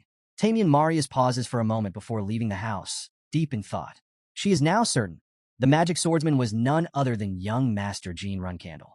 That dark energy, known as shadow energy, was just as she had heard from a certain someone. If Jean Runcandel had already uncovered clues about her, it wouldn't be long before he came looking, especially with the young lady by his side. But she wasn't too worried. Even if they uncovered the truth, the young lady wouldn't be able to kill her. What truly mattered now was gathering more information about Jean Runcandel. She knew he possessed shadow energy and used magic, something that even that person might not be aware of. The so-called hunting dogs weren't completely useless after all. Meanwhile, Den brings up a question. Had Jean Runcandel met Takemarius? Jean confirms but clarifies that the man Din referred to as Spiderhand was already dead, killed by him. Din, intrigued, asks for more details. Jean explains that Alamarius had been running a mafia syndicate, and before his death, he mentioned that his assassination had been ordered by that person. Din then recalls something from 15 years ago. Before Alamarius left Delki, Tamian had made a deal with someone high up in the Runcandel family. If things ever went sideways, the siblings would be in danger, so caution was always advised. Jean asks if Din knows any specifics about the deal, but Din admits he doesn't, only that it involves someone even higher up in the Runcandel hierarchy than Tamian Marius. Without hesitation, Jean decides to leave. Kashmir Alprian questions where he's going, and Jean simply replies. He wants to meet Luna Runcandel himself. Meanwhile, at Luna Runcandel's palace, a woman sits across from Luna, enjoying a cup of tea. Luna asks if her stay has been comfortable, to which the woman gratefully responds that it has. She mentions that recently, everyone has been able to find jobs, making life much easier. Luna muses that if the youngest hears about this, he'll surely be pleased. Suddenly, she senses a presence at the gate. Looking up, she sees Jean Runcandel standing outside. With a knowing glance, she said that the youngest. Jean enters, taking a seat with her, sharing a laugh, but the warmth in the room doesn't last long. Luna's expression sharpens as she calmly poses a chilling question. Why did she raise the orphans as assassins? Luna Runcandel's expression darkens as she recalls the shocking truth. Someone had even placed a curse on the youngest, who was none other than her sister's nanny. She demands to know why such a thing was done to him by Nanny, insisting that there must be a mistake. But Jean Runcandel remains firm, convinced that the information he received was accurate. Trying to deflect, Luna claims the nanny is on vacation and tells Jean to come back later. At that moment, Jean's composed facade quickly cracks. Then Luna's slamming her fist on the table. Then she said that there had to be a setup, someone manipulating events behind the scenes. Luna points out that the orphanage survivors he questioned must have lied. If the nanny was truly involved, there had to be a deeper reason behind it. Luna hesitates, then agrees. She can't just sit idly by. She needs to find out the truth for herself. Without wasting another moment, she decides they need to go to the nanny. Meanwhile, Nanny Tamian sits deep in thought. Varys and Kyujin had exposed their identities, but it didn't matter. That person would deal with him soon enough. After all, they were just hunting dogs, disposable. She could always create more. But what truly disturbed her was how the young master had discovered this information. Had the mage made a mistake? Or was there another explanation? A sudden knock at the door pulls her from her thoughts. She turns, her expression tightening. They've come. As Luna Runcandel and Jean Runcandel step inside, Luna wastes no time. She gets straight to the point, demanding to know about Varys Marius and Kyujin Marius. Did the nanny know them? Nanny Tamian confirms that she does. But before she can say more, Luna presses further. Why had she secretly created assassins? And why had they been targeting Jean Runcandel? Caught off guard, the nanny pleads for them to listen. She insists it wasn't her order. She had only acted out of panic when she found out her so-called hunting dogs had come into contact with Jean Runcandel. That was the only reason she had been waiting for Luna. But Luna isn't convinced. Her voice rises in anger. Does the nanny really think flimsy excuses will be enough? Did she expect to be forgiven for secretly raising assassins under Luna's nose? Overcome with emotion, if they don't believe her, then she begs to be submitted to the family trials. There, she will testify in full. Luna glares at her, demanding to know if she's trying to run away from responsibility. This isn't the person she once knew. She can't understand her actions. Why is she speaking in circles? Why can't she just give a straight answer? Nanny Tamian bows her head in remorse. She admits to hiding the truth, but insists there was a reason. The only reason she raised those subordinates was simple. She did it to survive. Luna Runcandel narrows her eyes and demands an explanation. What did the nanny mean by that? Nanny Tamian sighs and asks if Luna truly isn't aware of how many enemies she has within the family. Because of that constant danger, she had no choice but to act. Luna, still unconvinced, presses further. Who would dare to harm her people? The nanny gives a knowing look. As expected, Luna is completely unaware. She reveals a chilling truth. The household staff never lasts more than a year. In fact, some barely make it a month. Did Luna never question why? Luna hesitates, and the nanny continues. The reason is simple. Every single one of them was murdered by the very siblings Luna claims to love. Luna's face hardens. She refuses to believe it. If that were true, why hadn't the nanny told her? Tamian shakes her head. She didn't say anything because she knows exactly what kind of person Luna is. Luna scoffs, calling it ridiculous. But the nanny isn't finished. Even if she had told Luna, what would she have done? Would she have been able to kill her own siblings? Would she have even punished them properly? She reminds Luna. She withdrew from the battle for the throne because she didn't want to fight her siblings. Luna falls silent, the weight of those words settling in. She doesn't want to deal with this anymore. The nanny, however, refuses to stop. She reminds Luna that the war for the Runcandel throne never truly ended.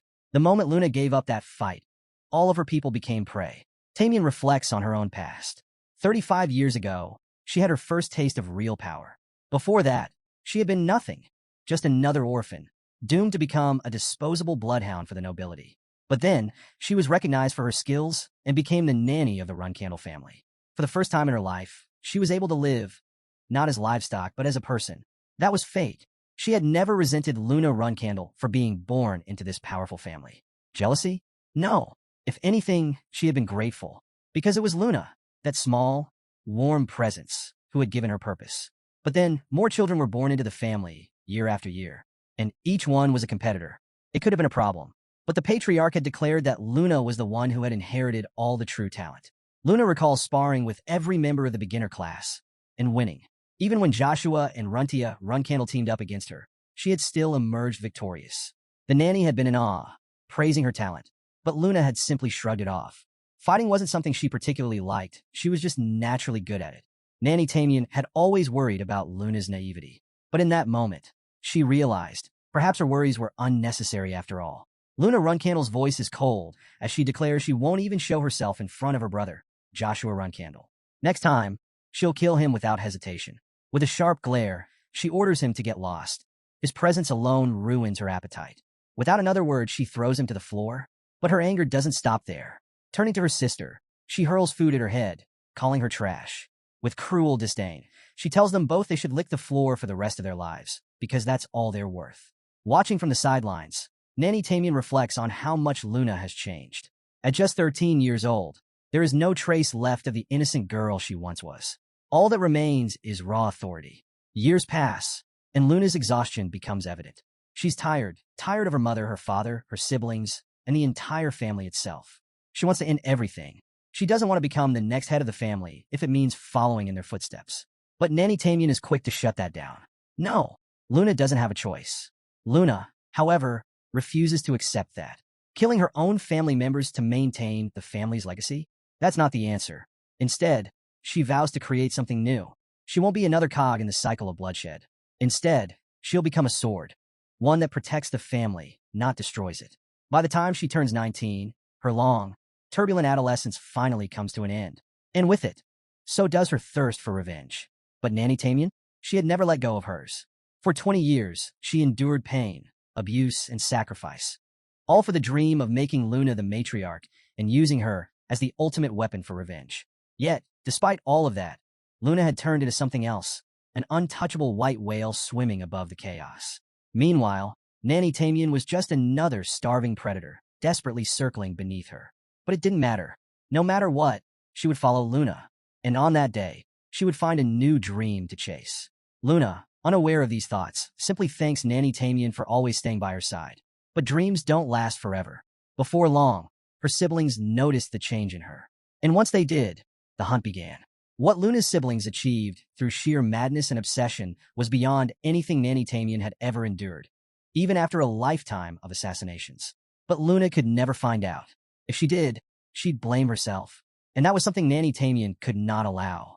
But how could she fight back? How could she protect Luna? Then it hit her bloodhounds.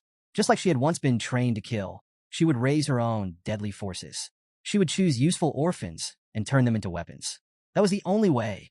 But in the end, they captured her. Now, standing before him was Tamian Marius, the infamous instructor and the most lethal assassin from Moon's Sacrifice. He wasted no time. He got straight to the point. He wanted her skill. He wanted her loyalty. And in return, he would give her exactly what she wanted. But Nanny Tamian didn't hesitate. She told him to just kill her. Tamian Marius, however, simply smiled. Listen to the end, he told her. He had seen that smile of hers before, the one she always wore. But he also knew the real expression hiding behind it. Did she really want to keep living like this? Did she not resent the princess who had no idea what was happening behind the scenes? Then, he made his final offer. If she came with him, he would give her true freedom. That day, the starving angler fish, endlessly circling the aloof white whale, finally heard the voice of its savior. Back in the present, Nanny Tamian wonders. Has the young lady figured it out? As Jean Runcandel and Luna Runcandel step outside, Jean glances back at her, curious. What kind of expression does she have right now? Meanwhile, Nanny Tamian quietly apologizes. Even if she dies, she prays that Luna never learns the full truth. But it doesn't change anything. No matter the reason, the fact remains. She secretly trained assassins and pointed them at young Master Jean Runcandel. That alone is an unforgivable crime. She has already reported her sins to the main house. Just then, guards arrive. Jean eyes them carefully. Are these the family's execution knights? It seems Tamian Marius has already made his move. With a cold smirk, he tells her they'll meet again at the trial. Clearly, she has someone backing her. But who? There are many people with enough power to protect someone from a familial trial. Tamian Marius meets his gaze, unfazed. She tells him he's speaking nonsense. She is no one but Miss Luna Runcandel. Even if she is to be executed, she will face it with dignity. Jean scoffs. For someone prepared to die, she sure talks a lot. And considering she was once part of that person's circle, is there really anyone left who would risk everything to save her? Nanny Tamian doesn't respond. Instead, she merely states that if he has nothing more to say, she will be on her way. As the guards take her away, she can't help but think. As expected, he didn't make it this far on luck alone. That's right. That person may have abandoned her, but the information she holds about Jean Runcandel, that could save her. If she plays her cards right, if she makes the right deal, then surely. A guard suddenly steps forward and delivers a chilling message. That person has sent their regards. Good job. Before she can process it, another guard moves too fast. He draws his weapon, ready to strike. Tamian whips around just as a blade comes down, but it never reaches her. Luna Runcandel steps in, blocking the attack with ease. Her eyes burn with fury. How dare he? A mere execution knight, tasked only with escorting a prisoner, now attempting to kill her nanny? Her voice cuts like ice. Has he forgotten who she is? Jean watches the scene unfold, confirming his suspicions. So it really was Tamian Marius. The family's execution knights are dangerous, but even if they outnumber her, they won't be able to match Luna Runcandel. Jean doesn't waste a second. He makes a run for it.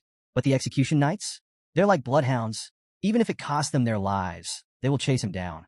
Jean moves in an instant. He cuts through one knight effortlessly, his sword finding its mark.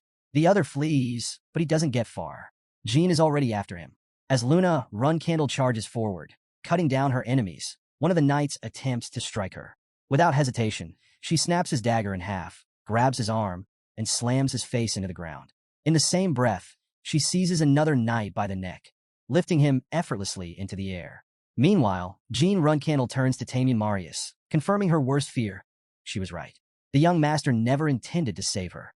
Luna Runcandel coldly tells the knight that if he wants a painless death, he must answer her questions properly. She then rips the mask off one of the knights, only to see his face contort in agony.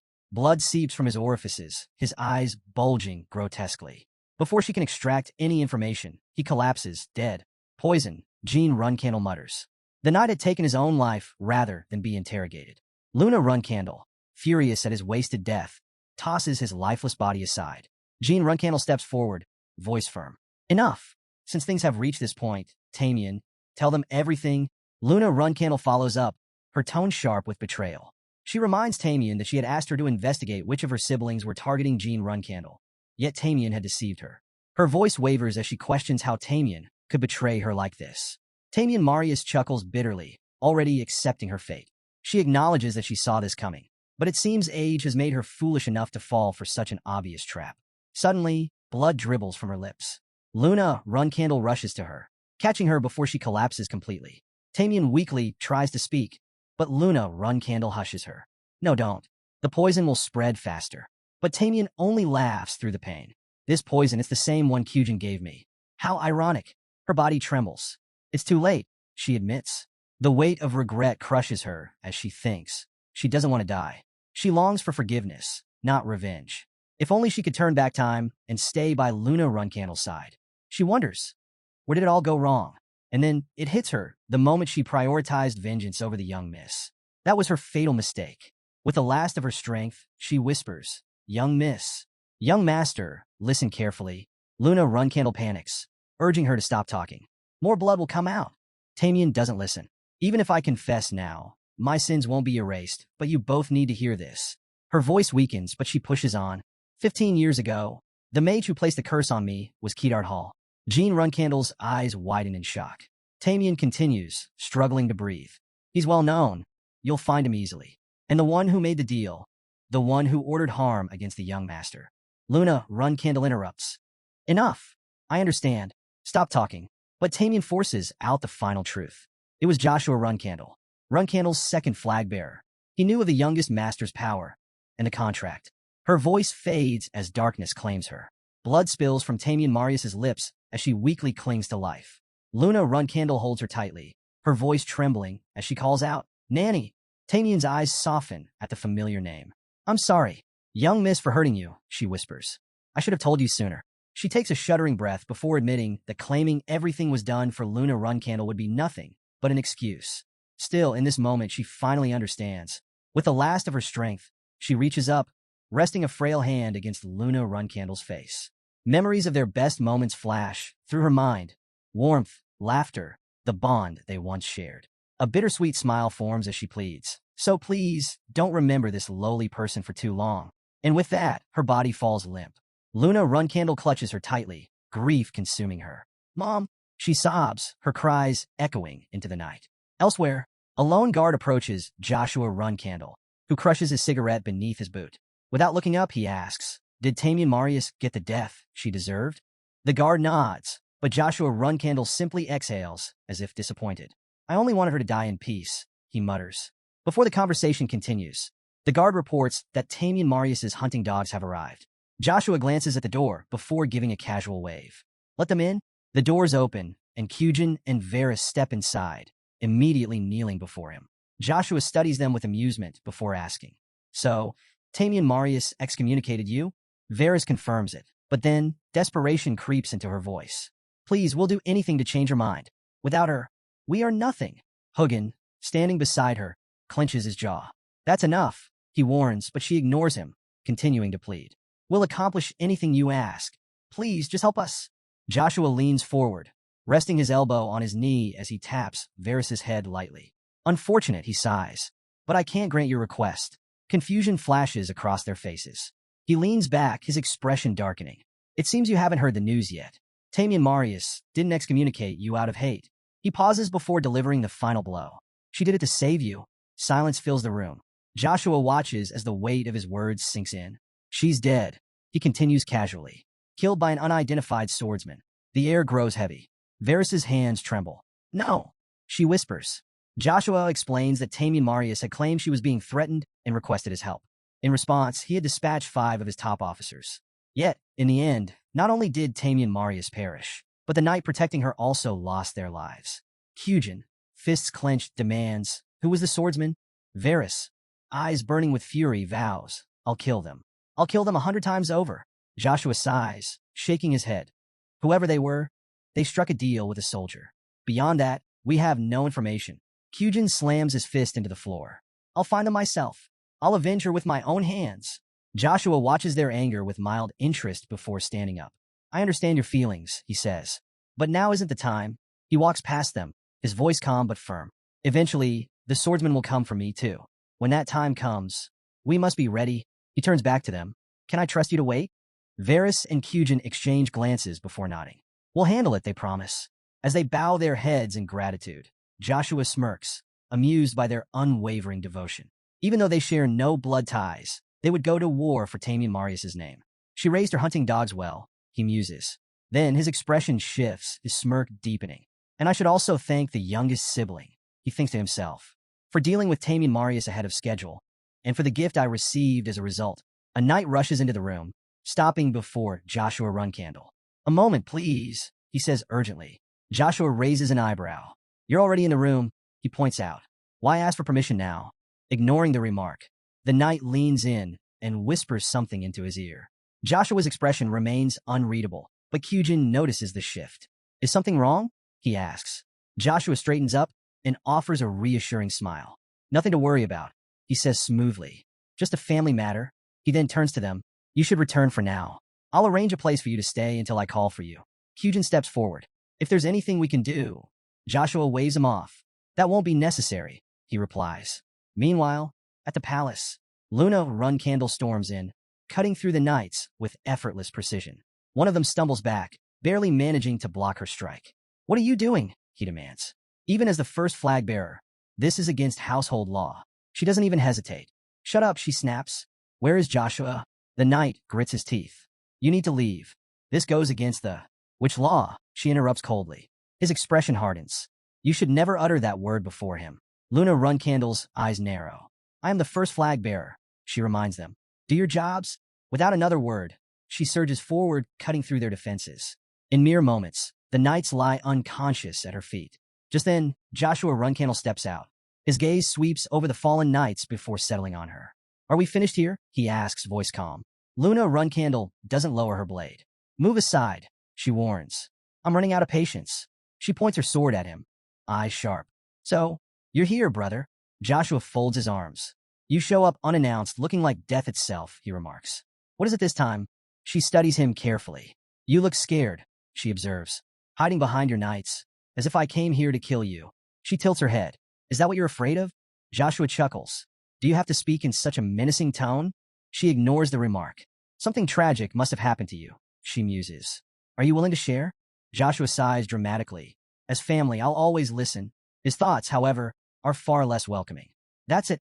The younger brother she wants dead is standing right in front of her. His fingers twitch, considering his next move. If she attacks, he won't hesitate. His household will support him. But Luna Runcandle doesn't strike.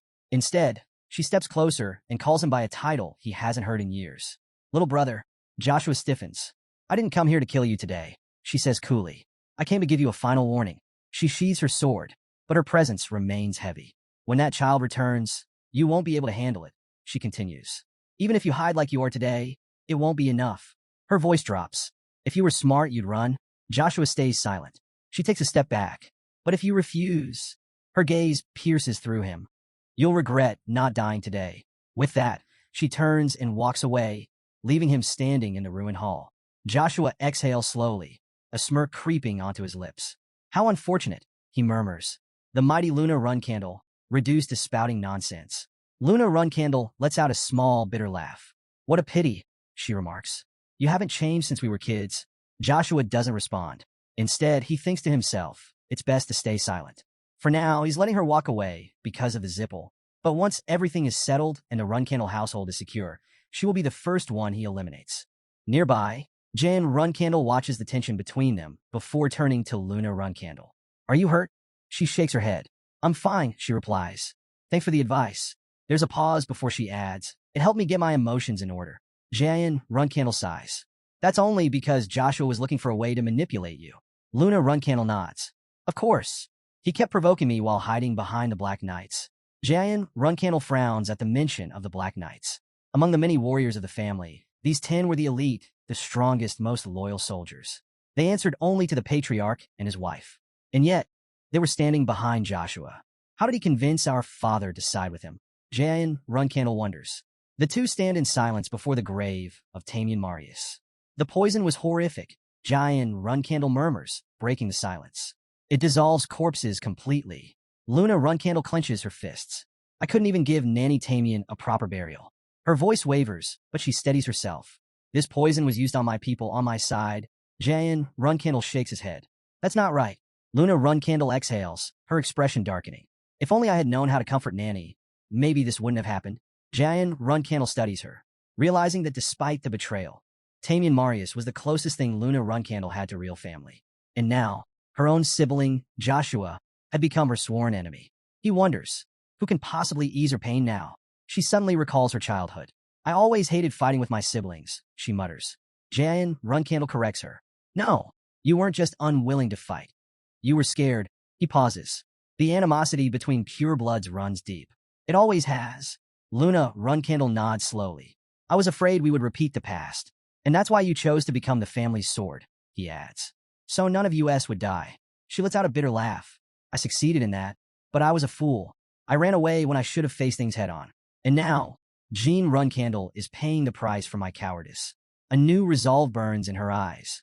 There will be no more sword protecting the family. Jan Runcandle looks at her in surprise. Elder sister, Luna Runcandle plants her sword firmly into the ground. Her voice is unwavering. If anyone goes after Jean Runcandle, I will deal with them myself. Her grip tightens. Even if it means eliminating every single threat from this moment on, my sword belongs to him. She takes a deep breath, her thoughts clouded with regret. This is all my fault, she thinks. Tamian Marius, Joshua Runcandle, if I had acted differently, none of this would have happened. But now, there is no turning back. Luna Runcandle steals her resolve. Helping Jian Runcandel is the right path, even if it means turning her back on all her other siblings. Her past cowardice had cost too much already. Jian Runcandel looks at her with unwavering determination. No matter what happens, I'll stand by your side, he assures her. Whoever threatens you, I'll eliminate them, even if they're our own blood. His words cut through her lingering doubts. He asks if she remembers their bond, promising that no matter what she does or who she becomes, he will always support her. Luna Runcandel gazes at her youngest brother, the one she had once tried to protect from the shadows. Now, no matter what path he takes, she will stand by him. He steps forward, embracing her. When you return as a flag bearer, I'll protect you, he says. She closes her eyes, finally acknowledging the truth. Her sometimes arrogant but fiercely loyal youngest brother is her family. And for that family, she is ready to give everything. She will help him rise. She will help him become the next patriarch. Meanwhile, Murakan frowns, his curiosity piqued. A mage was involved? A curse was cast? That wouldn't have happened in Timar's time. Gilly, still visibly shaken, exhales sharply. I can't believe it. I shouldn't speak ill of Joshua Runcandel, but Murakan interrupts gently. There's no need to hold back. Keeping it in will only make things worse. Go on, say it. Encouraged, Gilly takes a deep breath and finally lets her frustration out, openly criticizing Joshua Runcandel. Just then, Jean Runcandel steps into the room with a playful smile. Strawberry pie, he teases, addressing Gilly. She huffs, but quickly softens. That was oddly refreshing, she admits before turning serious. But more importantly, why would Joshua Runcandel want to harm you? Jean Runcandel shrugs. There are plenty of reasons, he says, before adding, but what matters now is that I take no action, despite knowing about the contract with Soderette. Gilly nods in agreement, recalling Joshua Runcandel's past breach of taboo at Storm Castle, his failed attempt to harm Jean there. Yet at the main estate, he had done nothing. The contrast was glaring. Murakan narrows his eyes. We need to figure out why, he suggests. If our theory is right, Jean Runcandel leans back in thought. Joshua might be after my contract. He recalls his past encounters with Enya and the Zippel family, the only ones known to have the ability to steal contracts. However, something doesn't add up. Even if Joshua Runcandel is involved, he muses, he shouldn't have ties to the Zippel family. But if not through them, then how? Before he can dwell on it further, the door opens, and Kashmir Alprian steps in, holding a sheet of paper. I found the place you were looking for, he announces. Jean Runcandel takes the paper, scanning it quickly. So it's confirmed? Kashmir nods. He, a renowned mage, has retired to Meltador State in the Eastern Continent. He's been operating under the alias Amal ever since he helped establish the high-ranking magic academy in Zippel. Right now, he's engaged in a specific magical research project there. Jean Runcandel considers this for a moment before turning to Gilly, Murakan, and Kashmir. I need all of you on this, he says firmly. For the next 3 months, find Amal. Meanwhile, Huel arrives at a quiet cafe where a man named Amal is seated. Approaching cautiously, he politely inquires if the man before him is Sir Amal. Amal, intrigued, questions the stranger's identity. Introducing himself as Huel Hister, an aspiring mage, he explains that he is currently en route to the esteemed Meltador Magic Academy. However, upon hearing about the presence of a noble sage in the area, he couldn't resist the chance to meet him. At the mention of aspiring mage, Amal appears puzzled. The term draws curious glances from the nearby patrons, but before the tension builds, Amal swiftly commands everyone to leave. In an instant, he incapacitates them with a spell, his gaze locked onto the unexpected guest. The air crackles with magic as he demands to know who Huel really is.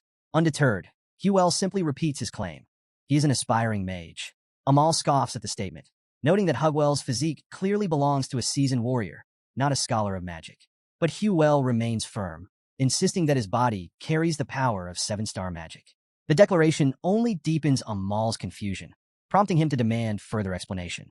Feeling the weight of suspicion, he warns Huel that if he doesn't reveal his true identity, he will ensure he never uses magic again. In response, Huel formally reintroduces himself as the last surviving member of the Hister family. The mere mention of that name sends a shockwave through Amal. With barely concealed anger, he presses Huel to clarify. Huel asserts that he belongs to the only household once capable of standing against the Zippel in magic, a claim Amal immediately dismisses as a lie. After all, the Hister family was wiped out, completely annihilated by the Zippel. But Huel remains calm. He produces a book and requests Amal to take a look. He explains that he was raised as an orphan by a mercenary leader, who, just before his death, revealed his true lineage and entrusted him with this very book. The author? None other than Susie L. Hister. Intrigued but skeptical, Amal asks to examine the book. Huel, however, refuses to let him touch it. With unwavering resolve, he declares that no one will lay a finger on it without his permission. If Amal wants to, he will have to kill him first. Acknowledging his determination, Amal leans in, swiftly examining the contents. His eyes widen in realization. The cipher, the magic within. This is unmistakably an authentic histomagic book. Having spent his life searching for traces of the legendary family, he instantly recognizes its significance and decides to take a closer look. Moments later, Sir Amal shifts the conversation, asking Huel about his lodging plans for the night. Offering him proper accommodations, he invites him to follow, explaining that the space they are in is dedicated to his research and is one of the most secure places imaginable. Finally, he poses the burning question: how has a member of the long-lost Hister family survived all this time? Huel Hister explains that he was raised as an orphan under the care of a minor mercenary known as the Grey Owl. Despite wielding a sword since childhood, he never showed much talent for it. However, when it came to magic, it was an entirely different story. He grasped it instantly, as if it had always been a part of him. This realization became even clearer after he discovered his family's lore, detailed in the patriarch's final will. As he reflects on the immense magical prowess of the Hister family, one of the few forces capable of rivaling the Zippel, masters of rewriting history, he begins to suspect that his sudden affinity for magic might have deeper roots. Before he can dwell further, Amal interjects, pointing out that ever since then, the Zippel have been hunting him. To avoid drawing attention, Huel planned to enroll in a magic academy, using it as a cover to conceal his identity. Amal then reveals a chilling truth. 300 years ago, the Zippel eradicated anything that posed a threat to their dominance, especially anything tied to the Hister family. And when they couldn't destroy something directly, they placed massive bounties on it. Even now, anything remotely connected to the Histers could fetch at least 10 million gold. Hugwell's eyes widen at the number. He challenges Amal, asking if he intends to live as a man constantly pursued, or if he'd rather leave a legacy that history will never forget. Then, in a dramatic revelation, Amal states his true name, Kiddard Hall, also known as Kiddard Hall of Reflux. Huel immediately recognizes the name, almost in disbelief. Could this really be the Kiddard Hall of Reflux? The name had been renowned long before Huel even came into the picture.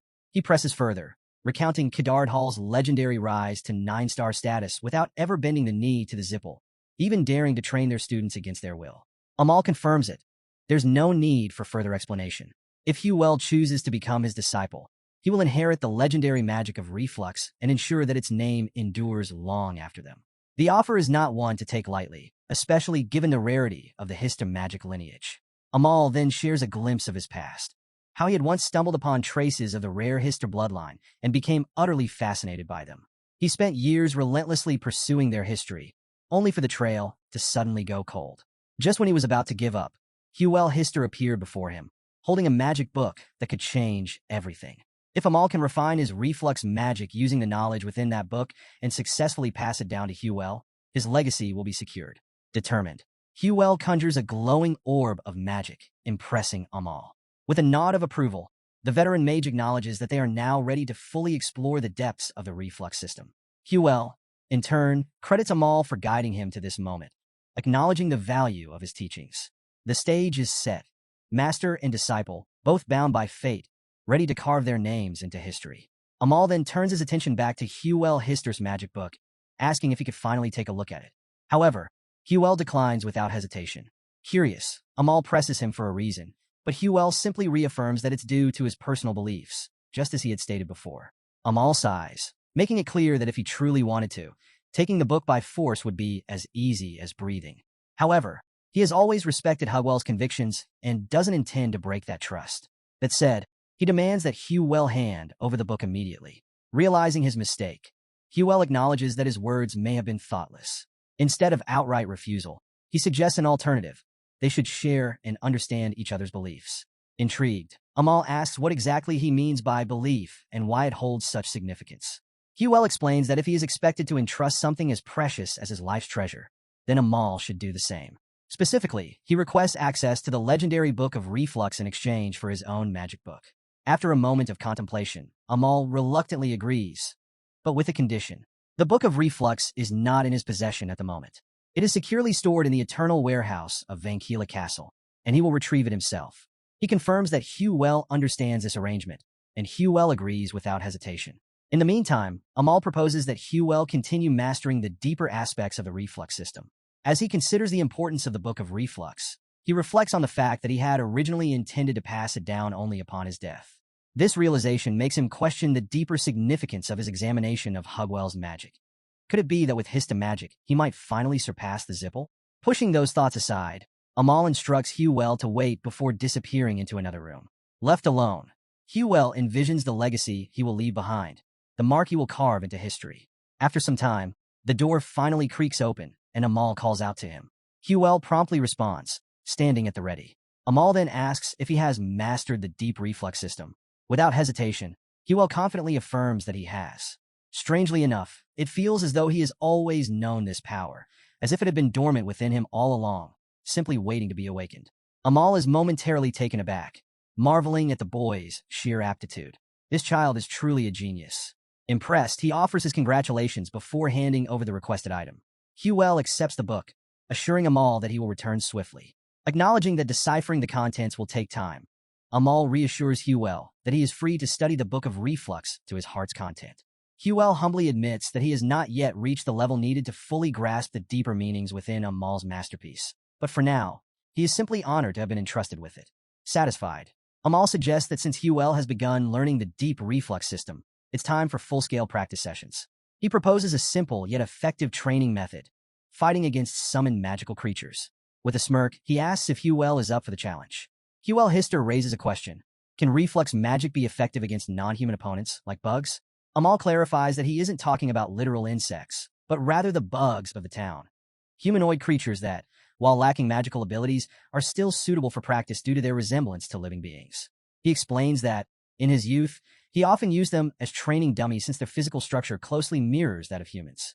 Before they begin, Hugwell makes a bold request.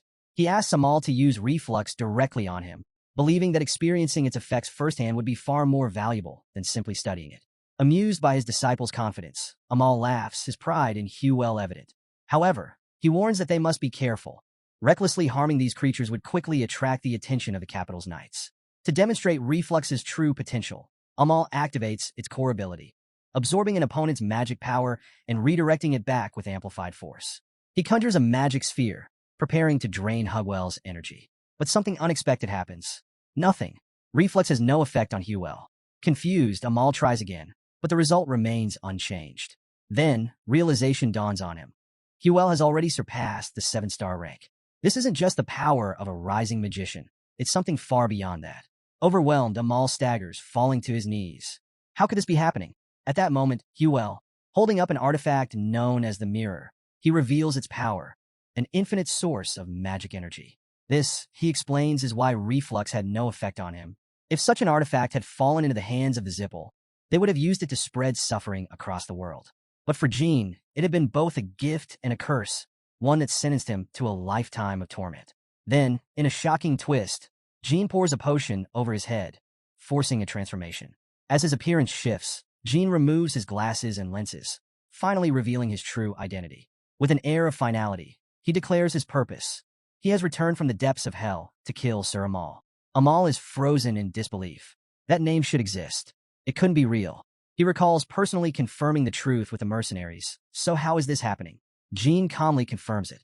His story is the tale of the true Hista survivor, spanning 44 years since Kedarthal's time. Without hesitation, he kicks Amal to the ground, pressing his foot against him.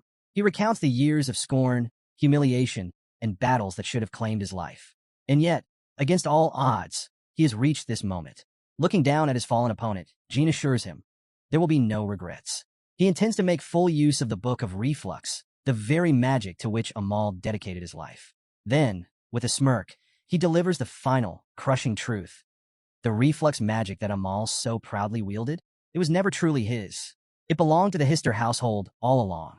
Amal demands to know how Jean Runcandel is so certain about reflux's true origins. With a smirk, Jean simply replies that soon, the entire world will know the truth. When that happens, everything Amal has accomplished, every legacy he thought was eternal, will crumble into nothing. But Amal refuses to accept it. He insists that his name will be remembered forever. Jean, unfazed, recalls the curse and the request that set him on this path. With a final word of advice, he tells Amal he should be grateful for the role he played in this grand scheme. Then, as a parting gesture, he releases him. However, Amal is not one to go quietly. With defiance burning in his eyes, He uses his own blood to scrawl a message on the wall. I will not die peacefully. Jean, unimpressed, doubts Amal's survival. As his thoughts drift, he considers Joshua Runcandel and contemplates that this is only the beginning of what's to come. Meanwhile, in a quiet village, Gilly is outside, spreading clothes to dry. A cat settles near her, prompting her to sigh and mention the young master. 3 months have passed since he left in search of Kadard. Murakan, sitting nearby, notes that time has flown by. With a smirk, he adds that Kiddo is downright dangerous.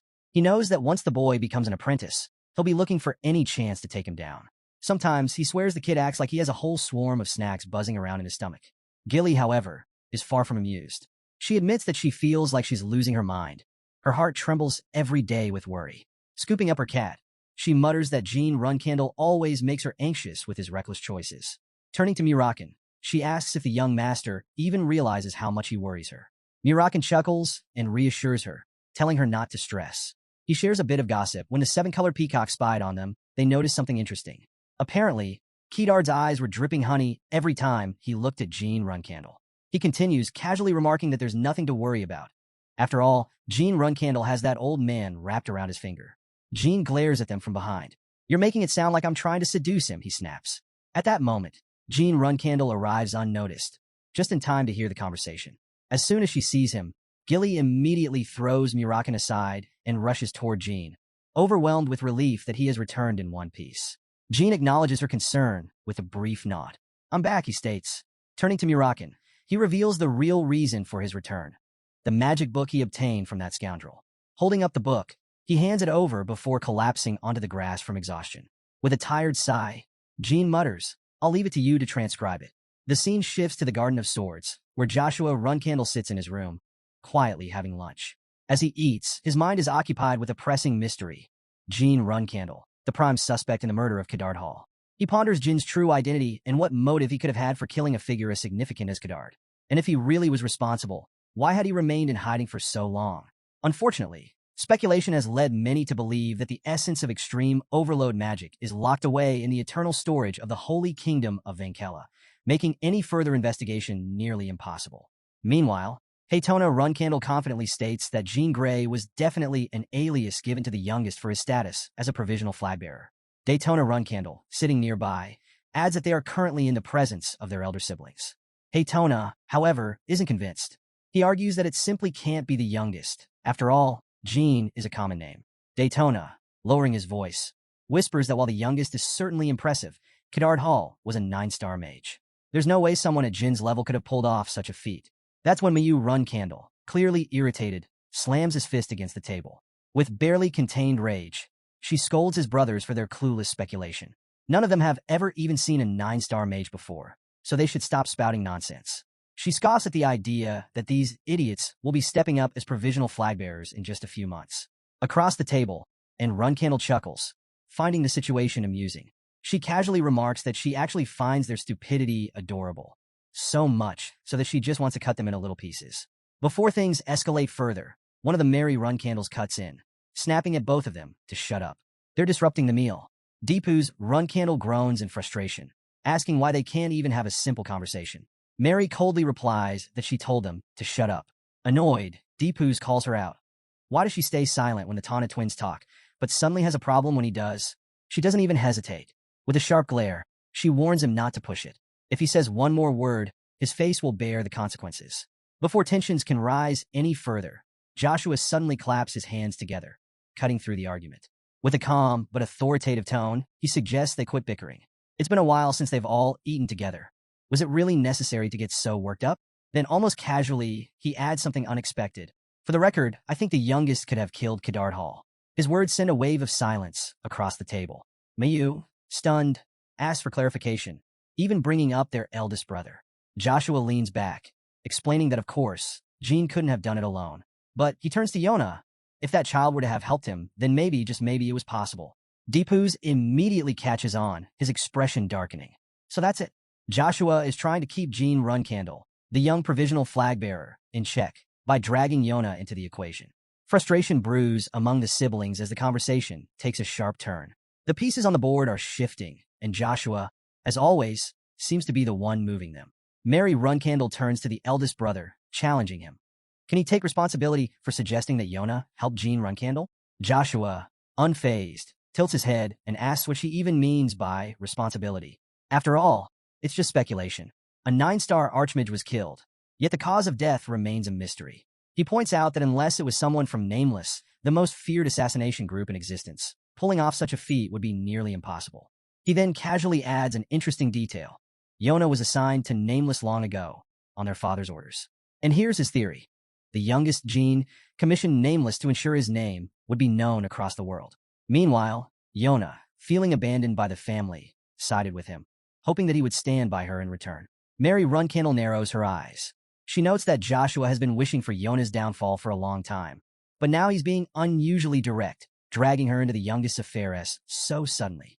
Mayu Runcandel agrees, adding that if Yona did help Jean, it would explain his exceptional performance during his time as a cadet. He then muses aloud. Although Yona is with Nameless now, how does she truly feel about the family? Before he can finish his thought, Mary launches an attack. With lightning speed, she grabs Mayu's face, slams her into the wall, and lands a brutal punch. And Runcandel immediately rushes to her aid, while Deepu's Runcandel steps in, grabbing Mary's arm and warning her not to take things too far. He reminds her that she's playing right into Joshua's hands. Mary scoffs but backs off, stating that as the 7th flag bearer, she wouldn't dare challenge the 2nd flag bearer of the family.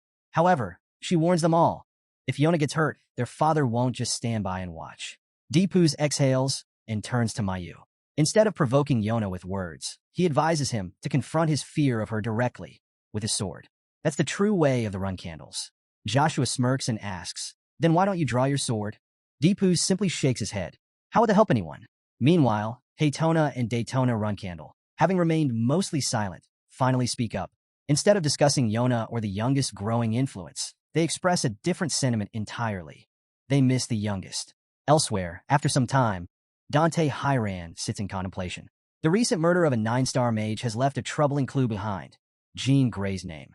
With that, there's no one else to suspect. Veridin Zippel nods in agreement. That's correct, he says. Then, turning to Dante, he asks, "Can you spare some time?" Dante raises an eyebrow. "Time for what?" Veridin smirks. "Starting tomorrow, I suggest we pay Jean Runcandel a visit."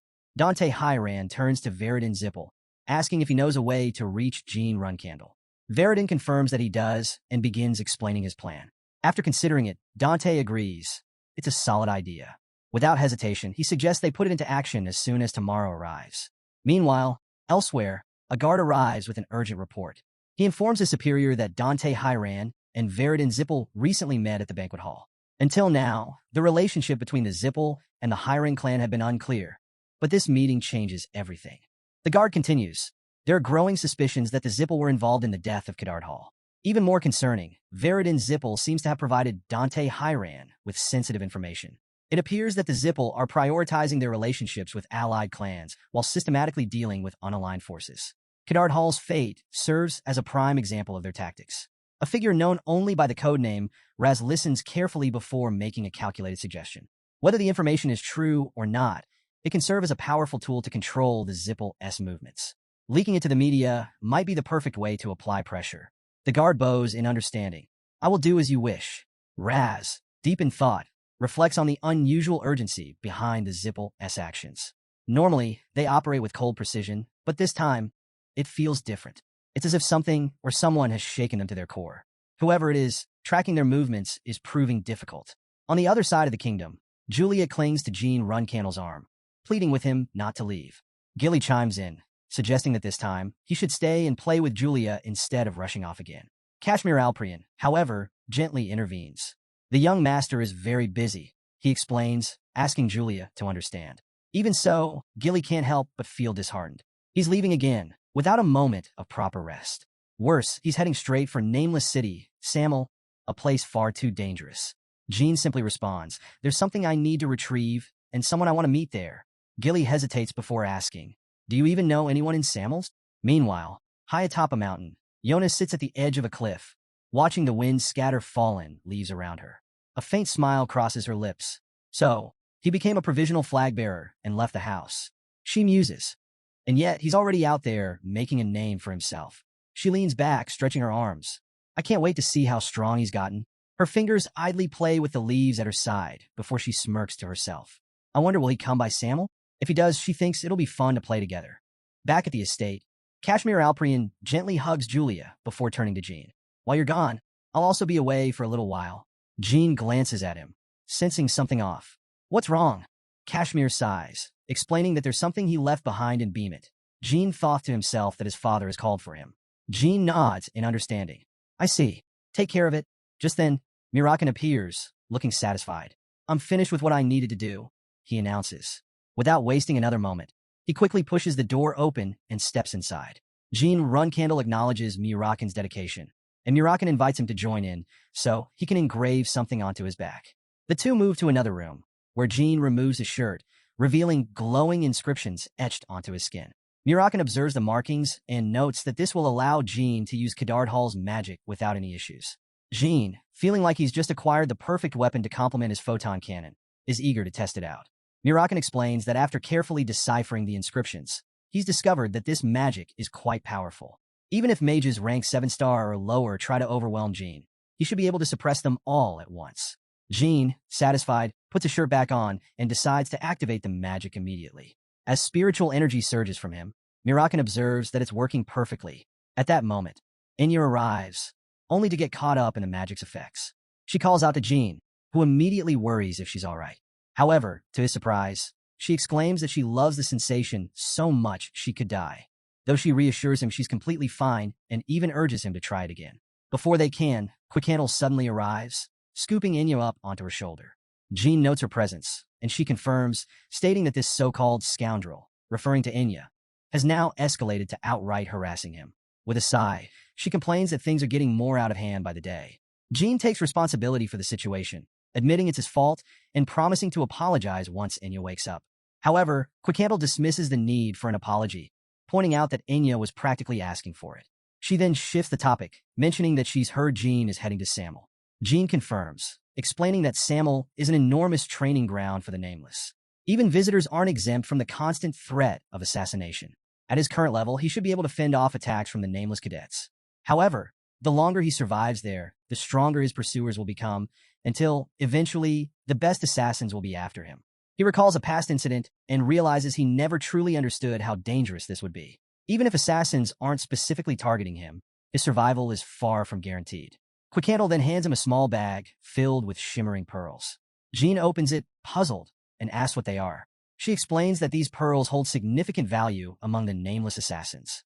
If he ever finds himself in a fight he can't win, simply showing these should be enough to spare his life. Jean Runcandel thanks Quickhandle for her help, but admits he's not sure how he'll ever repay the favor. She waves off his concerns, telling him that the best way to do so is by performing well. After all, if he succeeds, her contractors will feel more at ease. Before he leaves, she suggests that when he returns, he should help Inya with her training. Jean agrees without hesitation, assuring her he's got it covered before finally setting off. The scene shifts to the year 1796, September 4th, in the infamous city of assassins, Samel. At the southern entrance, Jean arrives, only to be immediately stopped by a guard. The guard informs him that entry isn't allowed without a Nameless plaque. Jean calmly presents a document proving he has the necessary clearance. The guard reviews it and acknowledges its validity before asking about the reason for his visit. Jean casually replies that he's here just for the experience. The guard chuckles, remarking that it'll certainly be an interesting experience before granting him entry. He also informs Jean that he can collect his Nameless plaque upon leaving by presenting the entry pass. Before stepping inside, Jean mentions that he has a question. The guard nods, waiting for him to speak. Jean asks whether the law of the Nameless applies to visitors only after entering. Before the guard can respond, a sudden attack comes his way. Jean, already anticipating it, swiftly knocks the assailant out in one move. With a smirk, he remarks that it seems the law applies even before stepping inside. As the attacker collapses, a coin rolls from their hand. Jean picks it up, noting that the person had been radiating murderous intent the entire way here. An obvious giveaway. He advises them to reconsider their career choices, as they clearly have no talent for assassination. Turning his attention to the bystanders, he asks if anyone else wants to try. Another figure responds, stating that they are assassins, not warriors. Direct confrontations aren't their style. Jean acknowledges this and finally steps through the gate. As he walks in, he reflects on the Nameless and the symbolism behind their signature milk-white garments, a mark of their confidence in never leaving bloodstains, even while dressed in pure white. His sharp senses tell him that there are people lurking ahead, but their presence is nearly imperceptible. He can't help but admire their precision. It's more breathtaking than he imagined, yet it also sends chills down his spine. Jean observes that within this eerily pristine and silent city, only the cadets who have survived and successfully carried out assassinations over long periods earn the right to live in the nameless coffin, the towering structure in the distance.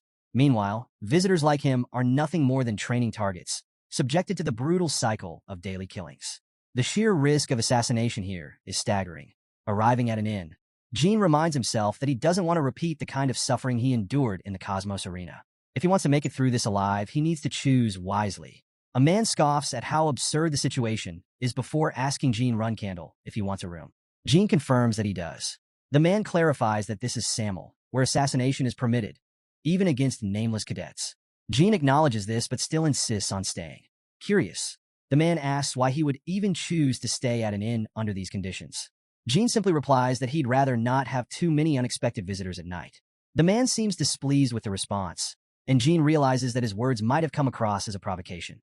With a smirk, the man finally invites him in, assuring Jean that he won't need to pay. He'll cover the cost with his life instead. He directs Jean to a room upstairs, adding that he can rest easy, at least for now.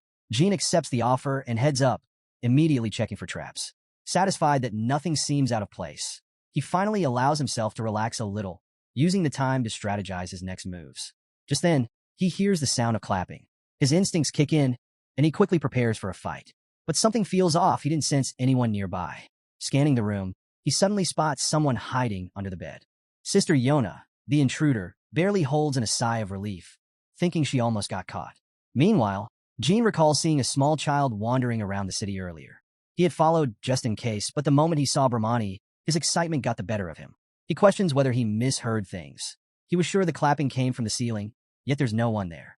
The paranoia sets in, making him wonder if his nerves are playing tricks on him. Still, he knows that in Samel, being this cautious is completely necessary. As Jean remains on high alert, Sister Yona observes him carefully, marveling at his instincts. She realizes that his mind's eye is already half open, a remarkable feat for someone his age. As his elder sister, she can't just ignore his potential. At first, she considers playing with him, but after a moment's thought, she decides there's no choice. She has to train him properly. With a smirk, she tells herself that he should look forward to it. 4 days pass. Suddenly, another person arrives at the inn and bluntly tells Jean that it's time for him to leave. Jean, unfazed, asks if he needs to pay for his stay. The man shakes his head, reminding him that from the beginning, payment was never required. Jean raises an eyebrow, questioning why the sudden change of heart.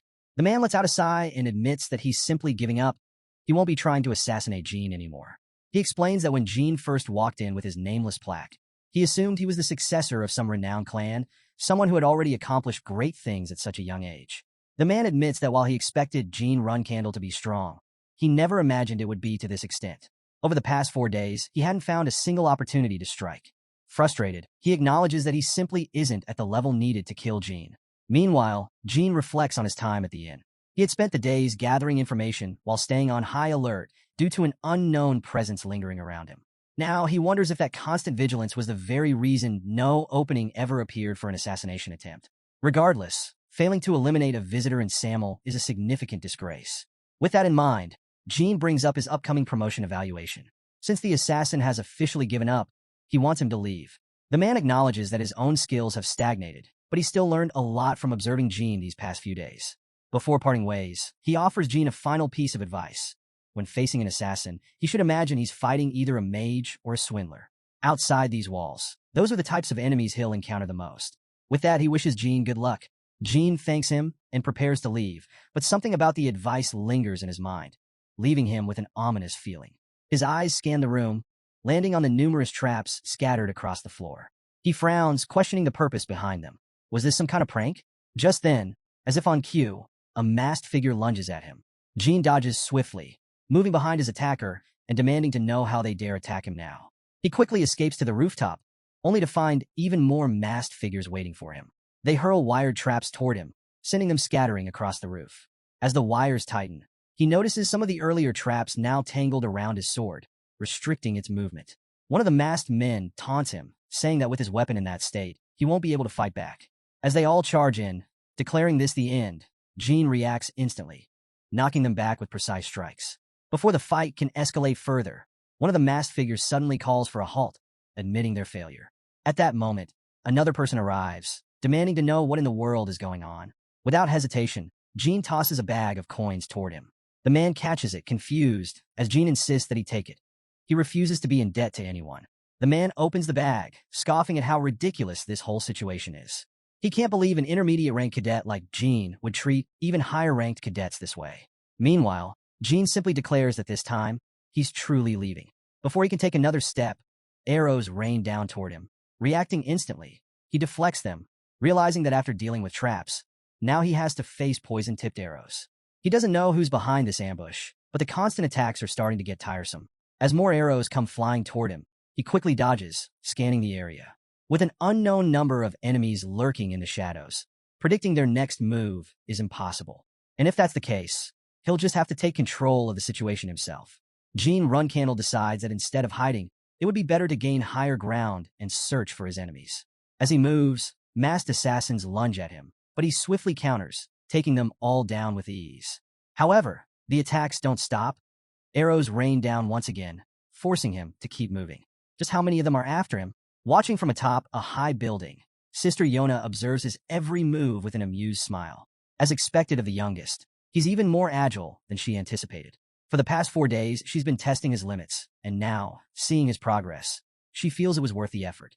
She encourages him, at least in her mind, to keep struggling a little longer.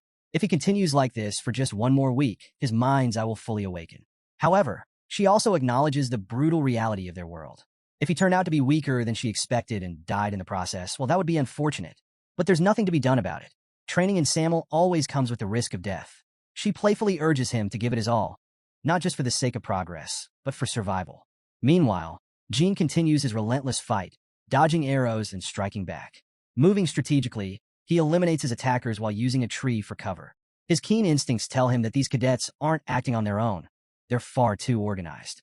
Someone is pulling the strings from behind the scenes, and once he figures out who, he plans to make them pay. Just then, a piece of paper flutters through the air. He snatches it, reading the message scrawled across it. "Let's play again in the afternoon." A smirk forms on his lips. So, it was Sister Yona all along. At first, he suspected that one of the top assassins of the Nameless was behind this large-scale ambush. But in the end, it turned out to be her. Still, this actually works in his favor. If he endures all of this, he'll have leverage, a reason to ask her for something he wants. For example, poison antidotes. Jean knows that the world is full of deadly poisons, some so potent that even the Runcandel family's blessed bodies can't withstand them. He recalls the venom of Tamian Marius's hunting dog, Hugin, a poison so lethal that even he wouldn't survive it. What he truly needs is the legendary 1,000 poison antidote, a secret elixir passed down only to the top assassins of the Nameless. Those who drink it develop immunity to 10,000 different poisons. And Sister Yona? She's not just any assassin. She's the youngest top assassin of the Nameless and the one who possesses the 1,000 poison antidotes. If he plays his cards right, this brutal game might just turn into an opportunity. Despite being in possession of the legendary 1,000 poison antidote, Sister Yona had never actually consumed it. She was naturally immune to poison and had no need for it. Jean Runcandel recalls that in the end, she was tricked into handing it over to Sister in Runcandel. That fact alone sets off alarm bells in his mind. If and had it, that meant she was likely aligned with Joshua Runcandel, even in his past life. And if that was the case, Jean had no intention of letting history repeat itself. His goal was clear. He had to intercept the antidote before it fell into enemy hands. Anything that could benefit them, he would take away. Anything that could harm them, he would make sure to exploit. But first, he had to survive Sister Yona's relentless pranks. The scene shifts to the second night of her games. As he moves, a chain suddenly whips toward him, wrapping tightly around his sword. Thinking fast, Jean drives his sword into the ground, grabs the chain, and yanks it with all his strength. The masked attacker at the other end is pulled off balance, crashing down hard. Wasting no time, Jean strikes the nearby building, shattering its foundation and forcing the masked men inside to tumble out into the open. As they scramble to regroup, Jean launches a counterattack, cutting through them effortlessly. His attention then shifts to a wooden door nearby. With narrowed eyes, he calls out to those hiding behind it, demanding they step forward. He doesn't believe they're nameless cadets, so that leaves only one other possibility: outsiders like himself. Still, after being relentlessly hunted for the past 2 days, his patience is running thin.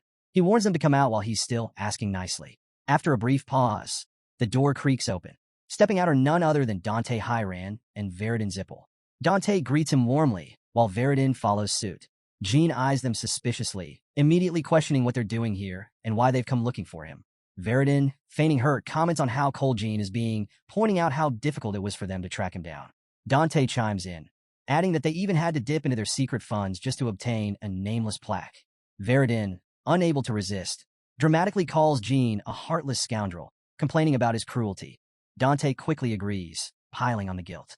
Jean, unimpressed, cuts them off. Enough. Just explain why you're here. Veridin lets slip that they really wanted to meet him again, regretting that they missed that night at the arena. Realizing what he just revealed, he quickly covers his mouth, awkwardly trying to brush it off. Jean narrows his eyes. This was getting more suspicious by the second. Before Veridin can dig himself into a deeper hole, Dante jumps in to explain. They spent every last coin trying to acquire a nameless plaque, which meant that now they were completely broke. Jean takes a long look at them. Two heirs from powerful clans, now sleeping on the streets of Samel. And all because they were looking for him. With a sigh, he decides to take responsibility. If they were going through all this trouble for his sake, the least he could do was pay for their food. The moment he says it, both of them light up with excitement.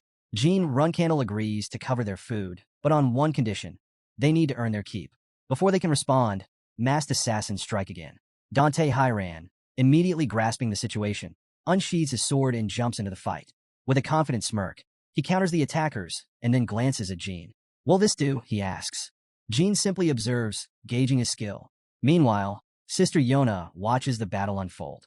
Curious about the new intruders, she casually asks for their identities. Just then, Odebuel appears behind her. Something wrong? He asks. She turns around, barely acknowledging him. Oh, it's you, old man? Ignoring the jab, Odebuel sighs. Listen, Sister Yona. Even if it's him, he can't be causing this much of a disturbance. He gestures toward the ongoing chaos below. Do you realize how many of the cadet houses have been affected? Yona, however, couldn't care less. That's not important right now, she replies. I was having fun playing with the youngest when those scoundrels decided to butt in. Owl frowns. Who dares interrupt our Yona? She simply points. Over there. Odebuel follows her gaze and narrows his eyes. And just what kind of scoundrels dare to do this? Owl, watching from above, quickly assesses the situation. The one is Yona's brother. The two standing behind him, they're from the Zippel and Hiran clans. It doesn't take long before all three charge forward, engaging the nameless cadets in battle. Yona, growing impatient, leaps from the rooftop. Fine, I'll handle this myself. But before she can drop into the fray, Odebuel casually grabs the back of her shirt, holding her in place. If you go, they'll die, he says flatly. That's the point, she snaps. This is the first time my brother has come to visit me, and these fools are ruining it. I haven't even had a proper conversation with the youngest yet. Odebuel, unfazed by her tantrum, suggests an alternative. If you really want them dead that badly, let's make a game out of it. Yona tilts her head. What kind of game? A game with their lives at stake, he clarifies. 3 rounds, starting at dawn. But instead of cadets, we'll send real assassins after them. He smirks. If they die, you win. If they survive, you lose. Finally releasing her shirt, he steps back. Yona crosses her arms, clearly displeased. Why? She demands. Sending assassins after all 3 of them at once raises the youngest chances of dying way too much. Her expression softens for a moment. I'd rather he didn't die. He's such a good kid. And it's only the 2nd day we've been playing together. Odebuel chuckles.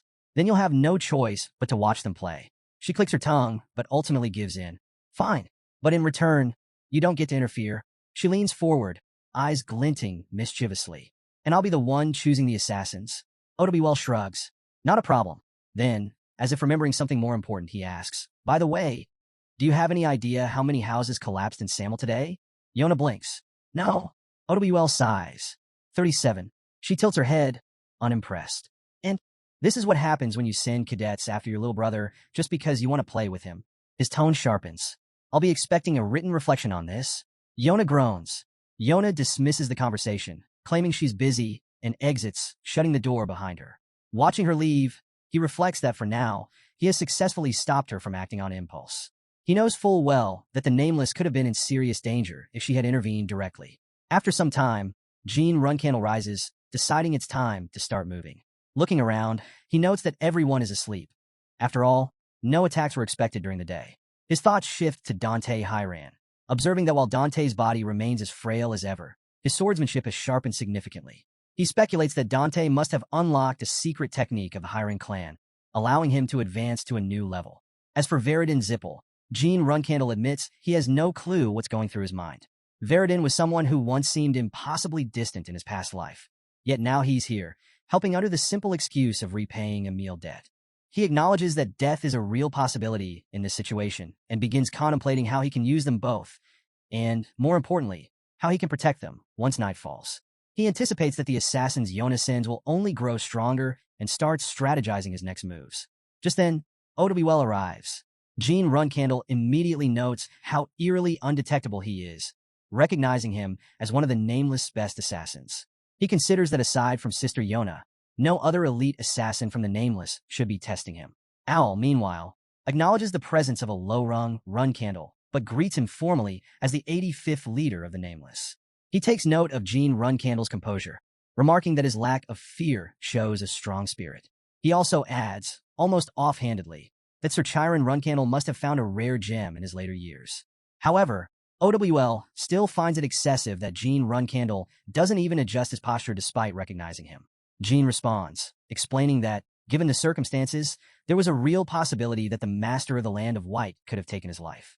He states that a Runcandel does not bow until death. Owl scoffs at his recklessness. Jean Runcandel, however, is more concerned with why Owl has appeared before him. Someone of OWL's caliber, a man at the level of a king, wouldn't come here without a serious reason.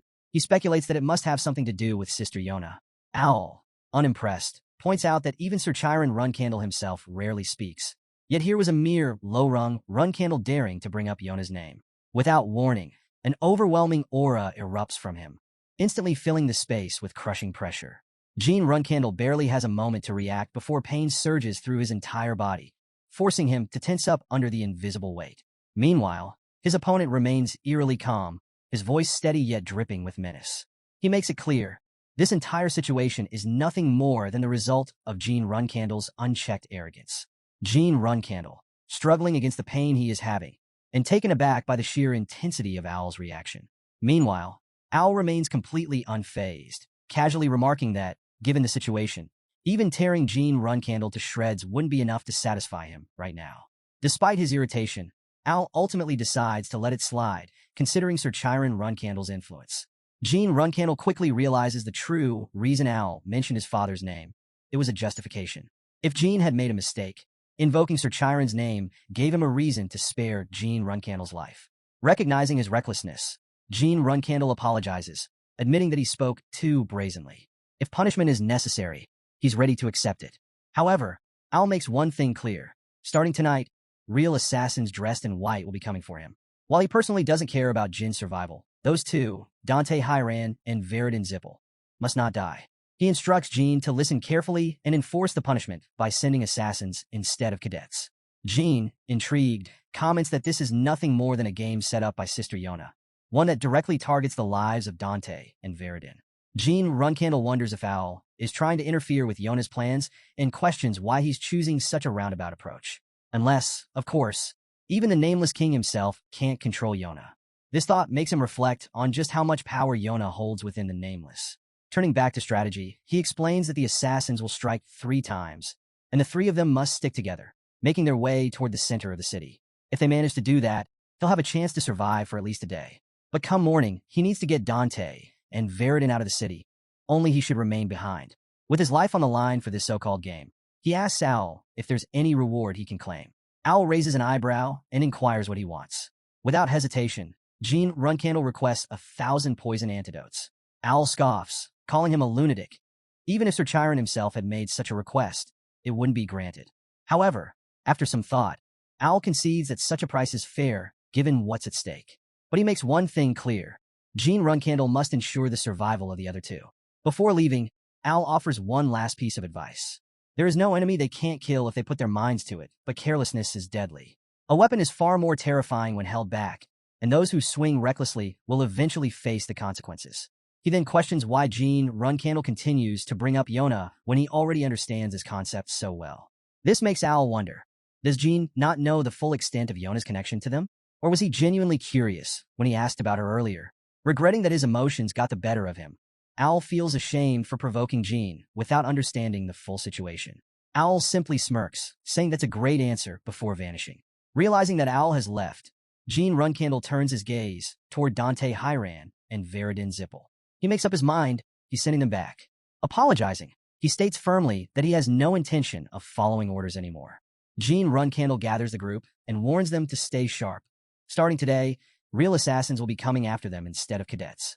Dante Hyran, unfazed, remarks that even though the enemy's level has supposedly gone up, he doesn't see any threats yet. He questions why they're moving so urgently.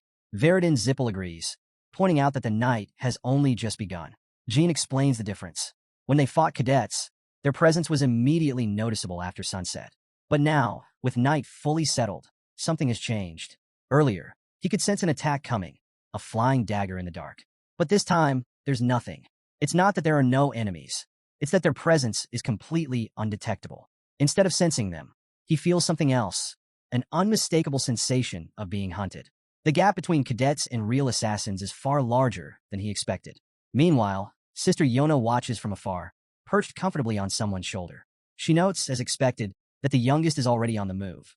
Al questions if she seriously intends to kill her little brother, considering she sent an advanced assassin right from the start. She scoffs at the idea, denying it outright. She explains that her little brother is sharp. He's already trying to escape. But once the real attacks begin, he won't stand a chance. If that happens, the two following him will die as well. Yona, however, remains confident. She insists that won't happen, revealing that the youngest mind's eye is already half open. Curious, Al asks what she means by that, wondering how someone so young could already possess such an ability. Yona elaborates. Right now, it might seem like he's moving purely on instinct, but it's more than that. He's definitely sensing something, even if only faintly. Over the past few days, his mind's eye has been developing, and now, it's opening even further. She can't help but feel a sense of pride in him. This surprises Sir Al. It's the first time he's ever seen Yona react this way about someone. He finally asks for the boy's name, confirming. So, the youngest is Jean Runcandel's? Back on the battlefield, Jean Runcandel is deep in thought as he runs. He wonders if someone is expecting something from him, testing him perhaps. Before he can dwell on the thought, an explosion erupts in front of them. Without hesitation, he orders everyone to stop, grabbing Dante Hyran and Veridin Zippel and pushing them back just in time. Veridin, impressed, praises Jin's quick reflexes and asks why they had to stop so suddenly. Before an answer comes, Nameless Killer ambushed them. One of the killer lunges with a dagger, but Jean Runcandel reacts instantly, blocking the strike. The attacker is stunned. How did Jean sense him? Before the killer can react further, Veridin Zippel steps in, using his ice magic to freeze him in place. Dante Hyran, watching the scene, nods in approval. Veridin, satisfied with his handiwork, casually remarks that they'll just leave the frozen attacker like this. Jean Runcandel quickly interrupts, saying they don't have time to waste. Before they can react, a nameless killer shatters the ice and charges forward, blades drawn. Veridin Zippel, surprised, asks what's going on. Jean Runcandel explains that if they drag this fight out, the assassins lying in wait will join the fray. There's no way they can take on both groups at once. Dante Hyran immediately understands the situation and orders everyone to move. They need to head straight to their destination. Veridin, however, laughs, taunting the nameless killer. Some assassin he is, he mocks. He can't even catch me. Jean Runcandel finds Veridin's behavior odd. Normally, he would close the gap and go on the offensive, but instead, he's keeping his distance. He briefly wonders why before being forced back into the fight. Another nameless killer lunges at him, but Jean quickly counters, knocking the attacker away. Jean Runcandel calls out, but Veridin shrugs, saying there was no way he could have predicted this would happen. Annoyed, Jean tells him to stop talking and prepare his strongest magic. Veridin grins and agrees, promising to buy him 10 minutes. He just needs a moment to focus. Without hesitation, Veridin unleashes the heavenly annihilating Jade Flame Demon First Formation. The sheer power radiating from him catches even the nameless killer off guard. They immediately recognize the overwhelming magic as a serious threat. Meanwhile, Jean Runcandel watches in shock. He realizes that Veridin has somehow mastered the legendary Ring of Erupting Flames Massacre, a devastating spell. His mind flashes back to the former head of the Zippel clan, Ryal Zippel, a mage so powerful she was crowned the Empress of Magic over 200 years ago. The Ring of Erupting Flames Massacre was so destructive that Ryal only used it once in her entire lifetime. Before he can process this, another nameless killer launches an attack on Veridin. Veridin quickly calls for help, and Jean Runcandel steps in just in time, blocking the strike. But he knows this is just the beginning. If one cadet is attacking, there must be more closing in. Wasting no time, he calls for Dante Hyran. Dante responds instantly, activating the Hyran's secret technique. Imperial Sword Dragon Blade armor, and launching a devastating counterattack against the nameless cadets. Jean Runcandel takes a moment to reflect. Both Dante and Veridin have grown immensely. He can't help but wonder, how is Veridin able to wield such an immense amount of mana at his age? Is it truly possible for him to master a secret magic that has only existed in legend? Meanwhile, Veridin himself realizes something is wrong. He made a miscalculation. Gritting his teeth, he raises his axe high into the air, preparing to unleash his fire attack. The nameless killer watches him warily, bracing for what's coming next. Jean Runcandel wastes no time. He orders Dante Hyran to grab Veridin and run, assuring him that he'll hold back the assassins. Dante doesn't hesitate. He hoists Veridin onto his shoulder and takes off at full speed. Meanwhile, Veridin, still coughing up blood, apologizes to Jean. He admits that it's been a long time since he last used that technique, and he must have lost control. The mana overload is hitting him hard. Jean, unimpressed, tells him to stop talking and, more importantly, to stop spitting blood everywhere. He then instructs Dante to keep running and head to the location he had previously mentioned. Dante acknowledges the order and keeps moving. Behind them, a nameless killer urgently commands his comrades to give chase. He declares that they must catch their targets, even if it means risking their lives. If they let those scoundrels escape tonight, Yona herself will handle their training, and that's a fate worse than death. Meanwhile, Al notices that Yona seems lost in thought and asks what's wrong. She questions whether he secretly helped Jean Runcandel and his group, finding it suspicious that they knew exactly where to run. How could they have known about the safe zone? Jean, reflecting on their location, realizes they've reached the center of Samel City, a place where certain benefactors and the families of nameless assassins reside. He notes that the assassins have indeed stopped attacking. Unless there's an enemy invasion or an emergency of equal magnitude, the nameless assassins follow a strict tradition. They do not use weapons in this area. Veridin, still recovering, asks how Jean knew about this. Was it some kind of test? Jean Runcandel confirms that it was something like that, but Veridin remains unconvinced. It still doesn't make sense, he mutters. Yona, watching from afar, points out the obvious. If no one had told them, how would they have known to flee there in the first place? Owl simply laughs and brushes off her suspicions, pretending not to understand what she's implying. Instead, he casually changes the subject, asking if Yona has finished writing his letter of reflection for the destruction he caused. Yona, seeing right through him, bursts into laughter. Lying through your teeth again, she accuses. He was the one who broke their promise first. Covering her face dramatically, she declares that it's her turn now. She'll take matters into her own hands. To most, OWL is the king of Nameless, the leader of the deadliest assassin organization in existence. But to him, Yona is more than just a daughter. She's an unparalleled talent, a force beyond what any other assassin could hope to become. The world has given her many nicknames. The one born to be an assassin, the second coming of the god of murder. Those who have glimpsed the true chaos within her know the truth. She is a blade stained with destruction. With finality, Yona reiterates that she will personally deal with them. The promise has been broken, and Owl must not interfere. Owl, realizing there's no stopping her, simply nods. He understands. There's nothing left for him to do now. He can only hope that Jean Runcandel succeeds in getting Dante Hyran and Veridin Zippel, the interim patriarchs, out of the city before Yona reaches them. Yona points out to Owl that night is approaching. It's time for her brother's two companions to die. She invites him to come along. Owl, knowing better than to resist, agrees. He understands the severity of the situation, even if he feels bad about having to deal with Yona like this. Still, there's no other choice. He wonders if things could have turned out differently. Maybe if he had listened to him from the start, none of this would be happening. He also considers that Yona, despite everything, might show some mercy since she seems to have a soft spot for the youngest. They step out onto the terrace, peering into the window of another house. Inside, Jean Runcandel stands alert while Veridin Zippel collapses to the ground after drinking a healing potion. Jean wonders why his companions are still asleep. Yona, amused, laughs. How convenient, she muses. They're all gathered so neatly. It makes killing them so much easier. Before she can act, Owl interrupts. Hold on. Wait. His tone is firm. She raises an eyebrow, and he elaborates, frustrated. How dare they sit here, casually chatting and laughing with the youngest, while he hasn't even had the chance to speak with him yet. Yona brushes him off. She's made up her mind. They're going to die. Owl, still unconvinced, demands that she stop interfering. Yona scoffs. Stop pretending you don't see it, she says, gesturing toward the window. That's when he notices it, the object in Jean Runcandel's hand. The silver dragon's claw. Jean himself is puzzled. Why isn't there any reaction? He expected the nameless assassins to respond the moment they saw it. No matter how many times he encounters this, it always gives him chills. They're in the same space, yet their presence is completely unreadable. Moments later, Yona and Owl step inside. Jean greets them formally, acknowledging Yona as older sister Yona, and for the first time, addressing Owl as the 85th Nameless King. Owl studies him carefully. Clever, he thinks. Jean Runcandel is quick to catch on. The fact that he recognized him so quickly is impressive. He also notes something else. Looks like you knew we'd be coming, Owl remarks. You drugged your own friends, didn't you? Jean confirms it without hesitation. It wouldn't be good for them to know too much. Owl doesn't waste any time and gets straight to the point. Where did you get the silver dragon's claw? Jean explains that it was a gift from a silver dragon he encountered on his travels. Holding it up now, he clearly understands its significance. He adds that if he presents it to a nameless killer, no matter the situation, he can survive. Yona, still watching him closely, agrees. According to their ways, there is no one they can't kill.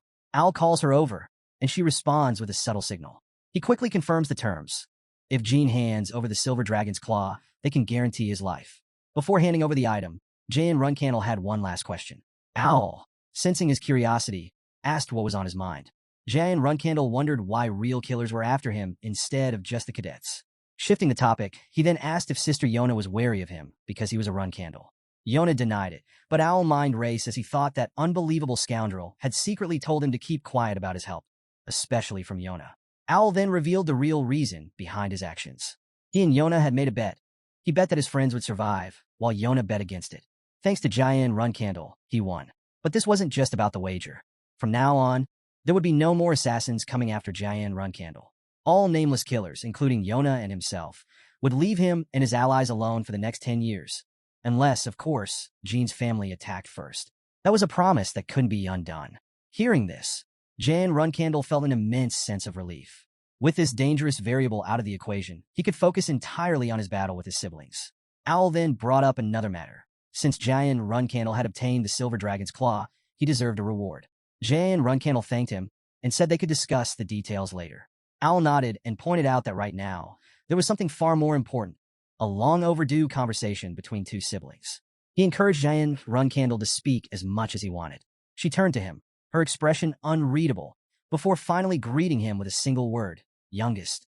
Meanwhile, in a shadowy room, several masked figures gathered. One of them reported that a Runcandel reserve flagbearer was currently with the interim patriarchs of both the Zippel and Hiran families. He admitted that even Sir Joshua Runcandel likely didn't see this coming. Their leader took this as good news, speculating that there might be something going on between Miss Yona and the reverse flagbearer. With a better grasp of the situation, they were now in a position to gather more evidence. However, another issue loomed. The number of assassins targeting the reverse flagbearer was rising, and the reason remained unclear. One thing was certain, they couldn't kill him just yet. Until further orders, everyone had to proceed with caution. Meanwhile, Sister Yona chuckled, looking at the youngest sibling with amusement. She assured him that she had no intention of fighting him. In fact, she wanted to help him grow. Jan Runcandel wasn't convinced. He pointed out that she had sent dozens of killers after him. Yona clarified that it wasn't her intention for things to escalate like that. Then, shifting the topic, she acknowledged that Veridin Zippel and Dante Hiran were with him and asked if he had truly considered what that meant. A Runcandel associating with both a Zippel and a Hiran? That was practically unheard of.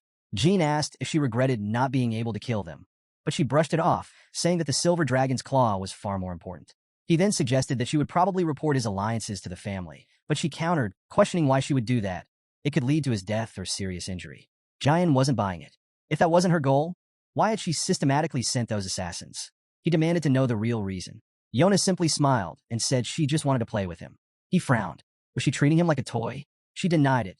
But when he pressed further, asking if their elder sister had ordered her to do it, her expression suddenly crumbled. Tears welled up in her eyes as she shook her head, saying that wasn't what she meant at all. Jean watched her reaction, trying to figure out if she was being sincere. Did she truly just want to play with him? He hesitated before asking why she was crying. But even she didn't seem to know. It's just coming out, she admitted. That didn't make sense. Wasn't she supposed to be one of the best killers? Surely, she had been trained to suppress her emotions. But Yona revealed that she never received such training when she first joined the Nameless. Her mother had told them she didn't need to suppress her emotions. She could kill just fine without it. Jean then asked if she had taken lives even before joining the Nameless. She thought for a moment, then admitted that perhaps when she was 8, maybe even at Storm Castle, she had killed one of her cousins because he annoyed her. After that, her nanny, the one responsible for her education, mysteriously disappeared. Back at the Storm Castle and the main estate, Her brothers and sisters were there, but she was forbidden from eating with them or participating in cadet training. At first, she thought it was punishment for killing her cousin, but she had been wrong. Instead, she was given missions that involved taking lives. Jean pondered her words. She had been born with a talent for killing. It made sense that their father had removed people from Yona's surroundings, perhaps to prevent his other children from dying too soon. Despite everything, Yona suddenly laughed. She was just happy that she could talk to her youngest sibling like this. She mentioned that she didn't really care where she was sent, but she did find it unfortunate that she could no longer see her siblings. Jean studied her closely. She was far from normal. She might not feel guilt over taking lives, but that didn't mean she lacked emotions altogether. Jae and Runcandel reflected on the past. The decision to isolate Yona had been necessary at the time, a way to protect the other young children. Still, shaping her into what she had become had been a difficult choice. Yona suddenly asked if he hated her too. He shook his head and denied it. Instead, he asked if she ever felt that her treatment had been unfair. She tilted her head in confusion. What did he mean? He explained that she had been raised as little more than a tool for killing since childhood. But instead of reacting with anger or regret, she simply asked if that was a bad thing. When he confirmed it was, she tapped his forehead lightly and smirked. She pointed out that the youngest had never killed anyone, not even in battle, despite having the chance. She acknowledged that she was simply born this way and asked what she was supposed to do about it. He suggested that she could at least recognize what she was. Shifting the subject, he wondered if she was a contractor. She dismissed the idea, and when he pressed her about what kind of power she possessed, she refused to answer. Instead, she pointed out that he had secrets too. Jean considered if she was referring to his shadow energy, but something about her words made him uneasy. She clarified that whatever was inside her was terrified of him. From the very first moment she saw him, it had been screaming at her to kill him. She sighed, shaking her head. He was leaving her speechless in more ways than one. Then, with a playful smile, she told him to think of it as her liking him so much that she was actively resisting her instincts. Would he return the sentiment? Jean remained skeptical. They didn't exactly have fond memories together. He mused aloud. Should he try threatening her instead? If he told her that if she didn't like him, he'd have to kill her, would that finally push her away? Yona ignored his sarcasm and abruptly changed the topic. She asked if she should give him the elixir of 10,000 poisons, implying that it was the only reason their siblings had sought her out and why he had come here. She admitted that she had no use for it, so he might as well take it. But Jaein refused. Even if she handed it over, it wouldn't change anything. She frowned, then asked what he wanted from her. What did she have to do for him to like her? What would it take for her to finally be accepted by her family? Jean glanced up at the sky and noted how bright the moonlight in Samel was. Instead of giving her an answer, he suggested they take a walk. Bonds, after all, were formed through conversation. He raised his hand in front of her, waiting. She hesitated for only a moment before reaching out and taking it. As they walked, Jaein silently contemplated the situation. His elder sister was dangerous, unpredictable, and utterly clueless about how to connect with others. And yet, beneath it all, she was pitiful in a way he couldn't ignore. He just needed time to figure out how to deal with her. As Jean Runcandel walked down the empty street with Yona, he couldn't help but notice how eerily quiet it was. There wasn't a single soul around. Yona, noticing his curiosity, casually explained that she had arranged for the area to be off-limits. After all, this was supposed to be their time to have fun together. Then, pointing to the side, she mentioned a place she liked. A place where visitors were normally prohibited. She asked if he wanted to go. Jean shrugged. Sure, let's go. They continued walking, and soon, Yona announced that they were almost there. They just had to head up from this point. He glanced upward and asked what was waiting for them. Flowers and a cliff, she answered. That last part made Jean pause. A cliff? He muttered that just hearing about it was making him feel a little dizzy. Yona rolled her eyes. Did he seriously think she was going to push him off or something? She scoffed at his pointless fears, adding that even if he did fall, there was no way he'd actually die from something like that. Jean laughed. Relax, I was just joking. Before long, they reached the top of the cliff. There, he spotted something unusual, a cluster of green flowers. He narrowed his eyes. Were those green roses? Yona confirmed it. She explained that while green roses were often dismissed as mere weeds, bathed in the moonlight, they had a beauty of their own. They were also her favorite flowers. She continued, saying that green roses didn't wither easily. Even if they were stepped on or left without water, they endured. And even if one did die, another would grow in its place almost immediately. She plucked one of the flowers and held it out to him. A present. Jean hesitated as memories stirred. This wasn't the first time he had been given a green rose. He had received them a few times in his current life, but strangely, he recalled instances in his past life as well. Back then, even when his siblings harassed him, someone had always left bunches of green roses in his room. And when he was cast out from the Garden of Swords, during every hardship, a green rose would somehow find its way into his coat pocket, a silent bond that had already been forged. Taking the flower, he remarked that this truly seemed like a genuine gift. Yona smiled. She only gave green roses to people she particularly liked. Jean then asked how she had been all this time. He assured her that if there was anything she had never been able to say, now was the time. He would listen. She blinked, caught off guard by his words. Then, after a moment of silence, she simply responded, "Okay." The conversation shifted, and she suddenly asked if it was true that he had tried to kill the leader of the Nameless. Yona confirmed it, explaining that she had made the attempt when she was about 14. Afterward, Owl had reprimanded her, and she had been forced to write a letter of reflection while in solitary confinement. Yona smirked. She admitted that she had tried 2 more times after that. But, of course, she had failed. Jean Runcandel raised an eyebrow. Had she really tried to kill the leader of the Nameless just because he scolded her? Yona admitted she had failed back then. But now, things would be different. If she tried again, she probably wouldn't fail. Jean didn't doubt her. Given her skills, it was only natural for her to challenge the so-called king of assassins. She then changed the subject, asking about the silver dragon that had given him their claw. Was he close to them? He confirmed that he was. Without hesitation, she declared that she planned to kill them and put their claws to good use. Jean quickly pleaded with her to spare his friends, suggesting that, in time, they could be her friends too. Yona burst into laughter. Relax, she was only joking. Besides, she found it amusing how he never seemed to fear her. She then admitted that aside from her conversations with OWL and their father, this was the first time she had ever felt so comfortable talking to someone. Jean smirked. Honestly, I think you'd make a better flower shop owner than an assassin. Yona blinked. A flower shop? He nodded. If she started studying flowers now and opened a shop on his land, he promised to visit often. She thought about it for a moment. That doesn't sound bad. Of course, he added, you wouldn't be allowed to kill your customers. Yona rolled her eyes, but before she could respond, Jean mentioned that he was heading to meet the leader of the Nameless. Immediately, her expression darkened. Where are you going? She demanded before threatening to kill him if he left. Jean sighed. Enough already. After a moment, Yona seemed to remember she had her own mission to take care of. Fine, I'm going too, she said, turning away.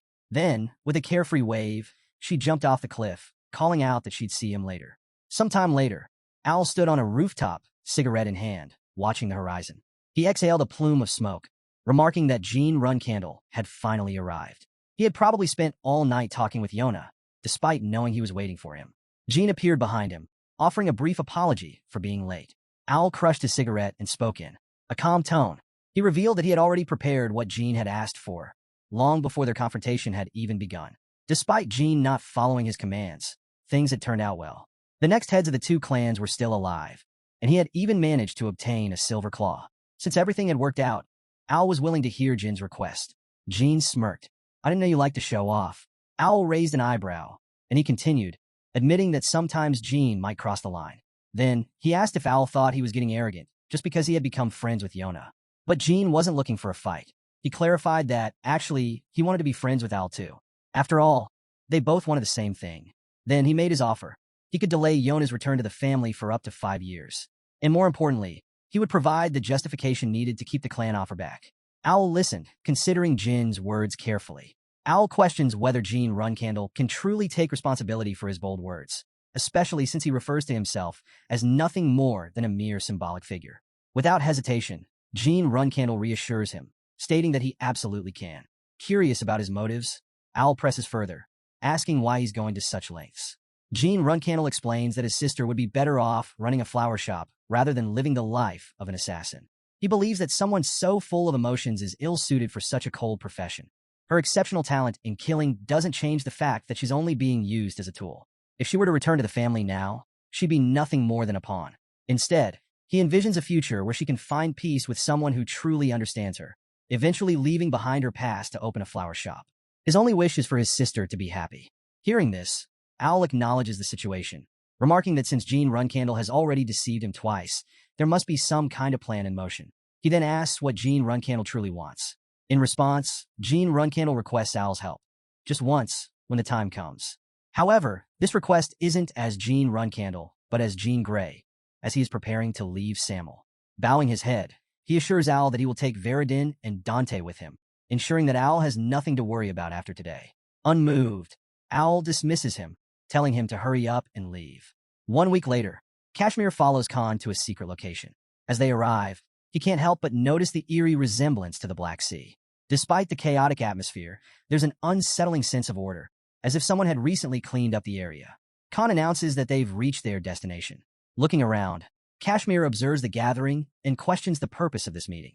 Talaris and Dorma immediately react, annoyed by Kashmir's presence. Talaris remarks that with a married man like him here, Talaris' minds race further. She won't be able to discuss matters regarding the children's marriage. Meanwhile, Sir Owl also seemed concerned, believing that with both Kashmir and the leader of the Nameless present, discussing Jin and Yona's situation would be impossible. Kashmir speculates that Talaris must have come to talk about a marriage proposal, but he remains curious about the identity of the other individual. Just then, Chiron Runcandel steps forward, suggesting they all take a seat. He admits that he was the one who called Kashmir here, but unfortunately, the situation has taken an unexpected turn. He then addresses Talaris, referring to her as an uninvited guest, and clarifies that he is not the uninvited guest, but rather, she and Owl. As everyone settles in, Kashmir's thoughts drift back to Owl, concluding that he must be the leader of the Nameless. He wonders what could have transpired between Owl and young Master Jean, especially since it hasn't been long since Jean left for Samel. Could something have already happened between them? Kashmir remarks that it seems he was delayed. In response, Chiron Runcandel explains that he invited him to discuss matters over a drink, but they will proceed with the conversation once the other two have departed, hoping Sir Owl understands. Chiron acknowledges this before shifting the topic, inquiring about the well-being of the youngest. Kashmir explains that young Master Jean had departed for Samel before coming here, seeking training against poisons and assassins. Talaris and Dorma express their concerns, questioning why the young man constantly throws himself into danger. She worries about what would happen to Talaris' daughter if something were to befall him.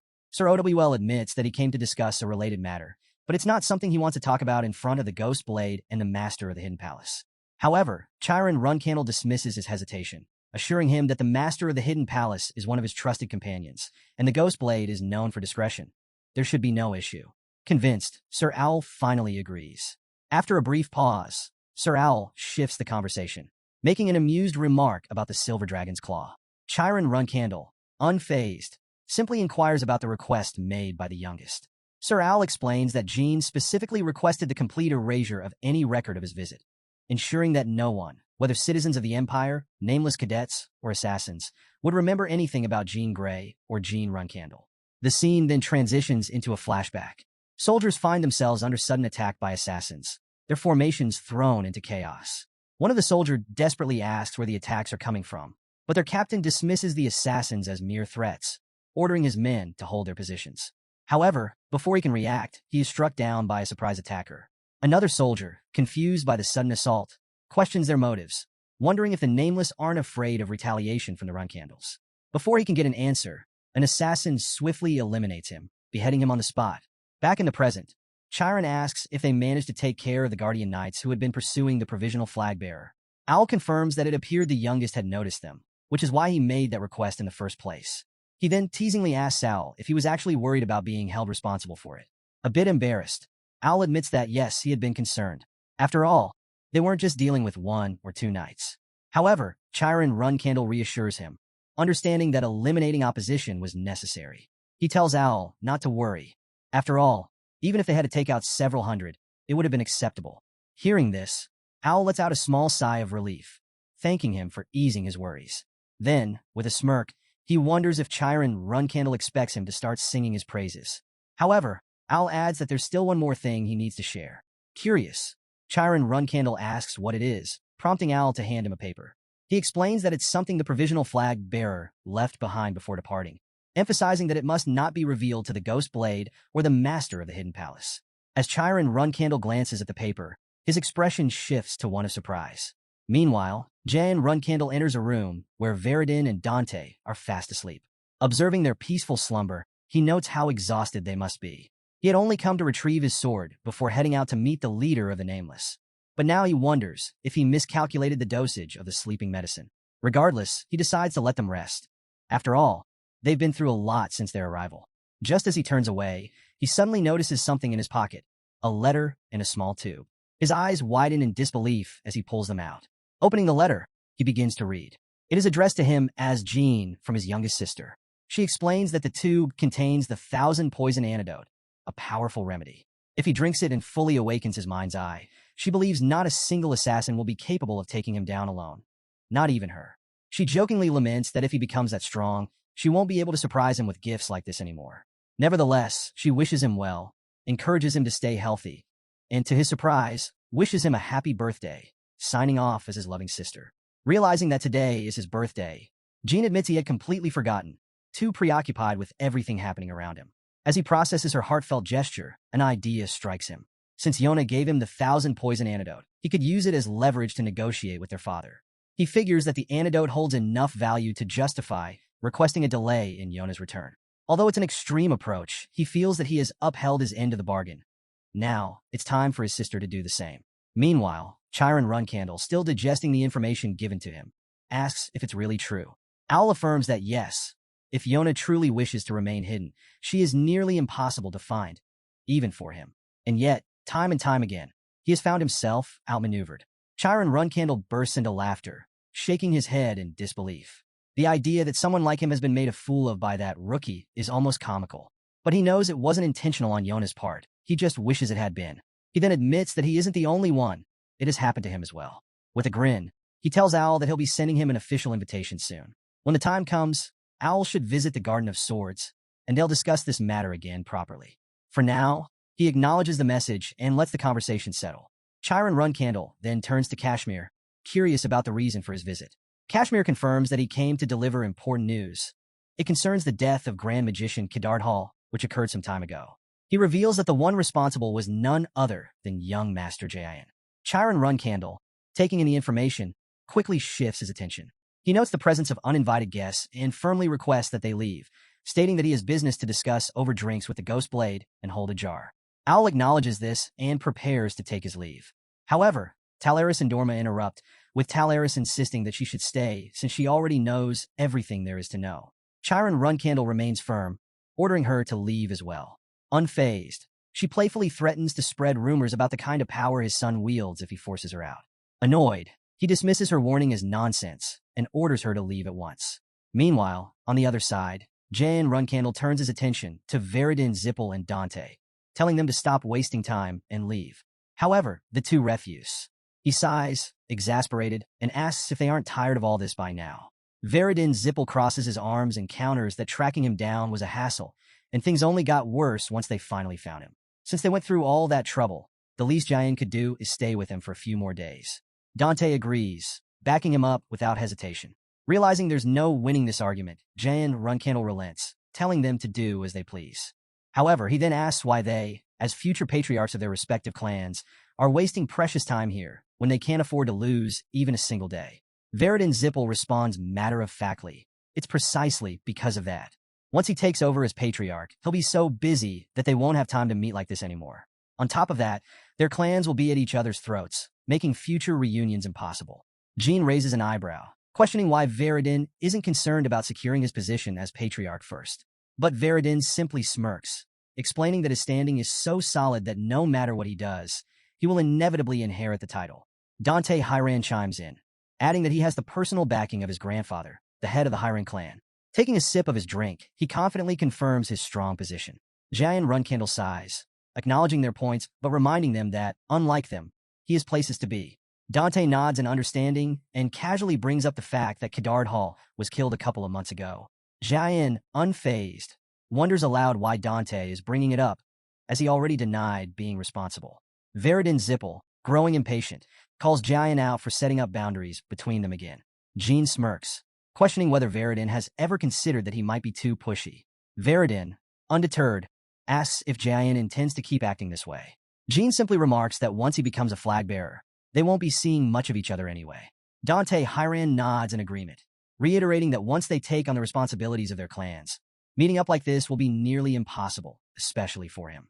Veridin Zippel, unwilling to let the moment slip away, suggests that they should enjoy themselves before that happens. He then brings up the fact that Jain needs to build a reputation if he wants to become a flag bearer.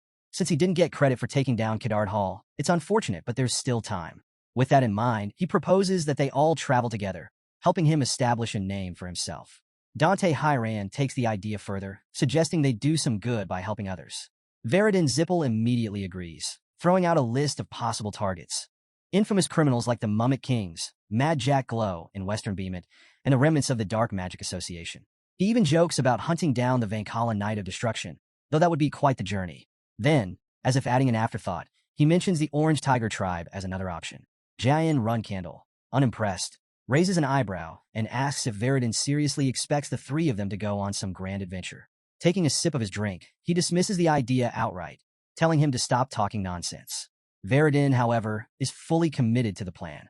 With an excited grin, he insists that they should go on an adventure, not just as allies, but as friends.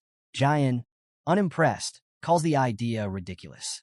The next morning, Jayan wakes up in an unfamiliar bed. Blinking groggily, he looks around, confused. He doesn't even remember falling asleep. Slowly, the memories start piecing together. He distinctly recalls being coerced by Veridin Zippel into drinking and causing a ruckus.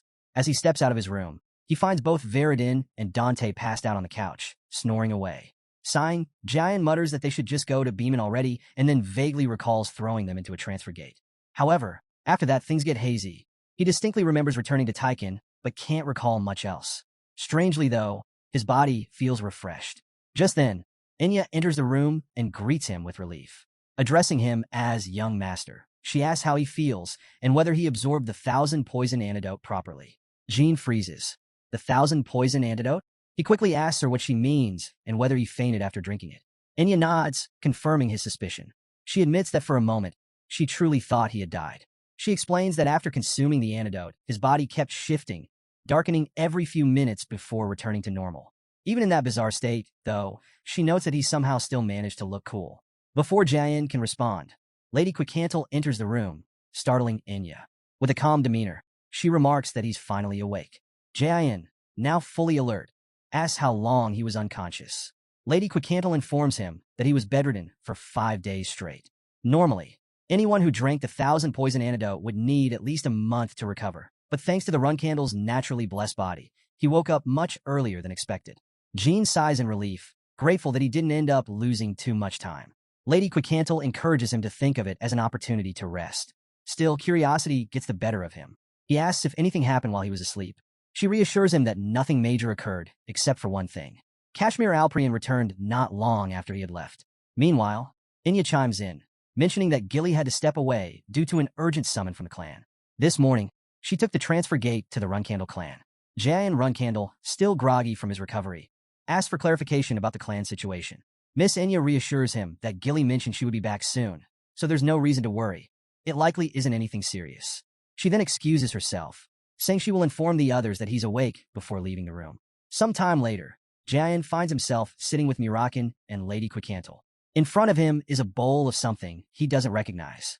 Murakan grins and insists that it's nothing unusual, just a little celebration drink to mark his healthy recovery. He urges Jayan to hurry up and drink it. Jean eyes the bowl suspiciously before finally picking it up and drinking its contents in one go. He pauses, then asks what it was. Murakan smirks and asks him how it felt.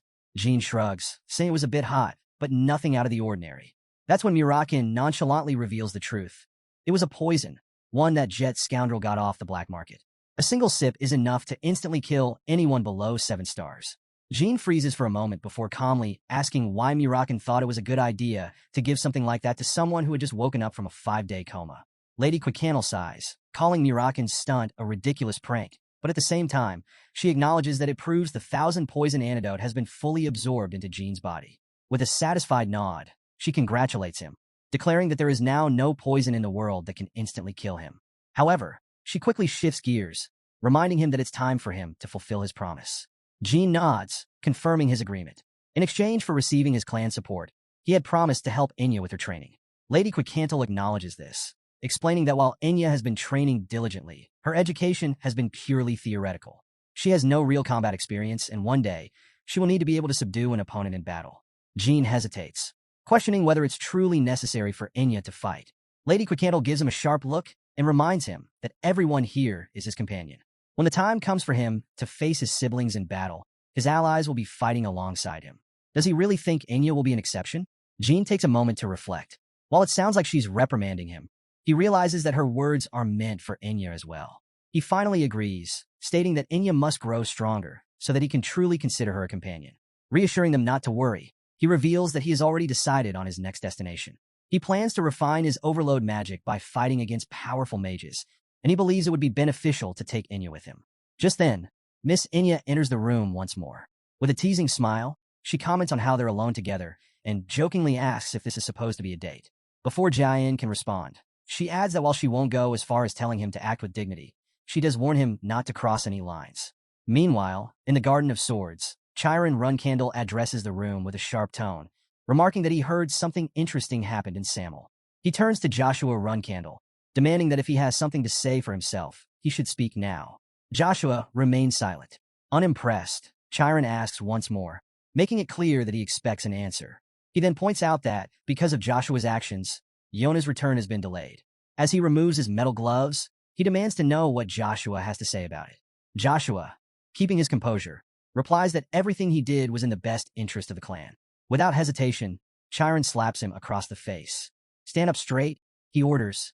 Joshua, now bleeding, places his hand on the table and forces himself upright. Another slap.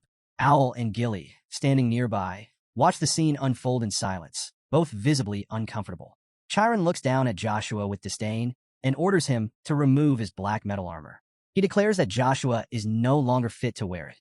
Still covering his nose to stop the bleeding, Joshua quickly removes the armor without protest. Chiron shakes his head, calling it disgraceful. As the second flag bearer of the family, being defeated by the youngest, who is only a reserve flag bearer, is nothing short of humiliating.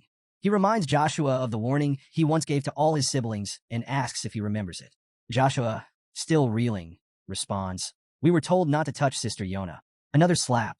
This time, Joshua collapses to the ground. Owl observes the scene carefully, realizing that this isn't just a punishment for Joshua as the interim patriarch, it's a warning. If something like this happens again, even Joshua's status won't be enough to protect him. Everyone involved will face consequences. Chiron, now calmer, acknowledges that he knows Joshua didn't intend to go against his orders. That's the only reason the armor given to him by his mother 17 years ago remains unblemished. But his patience has run thin. He warns Joshua to remember his words well. When the day comes that he is summoned to the Black Sea, he will be stripped of his flag-bearer title. With that, he orders Joshua to leave. One of the guards steps in to help Joshua exit the room.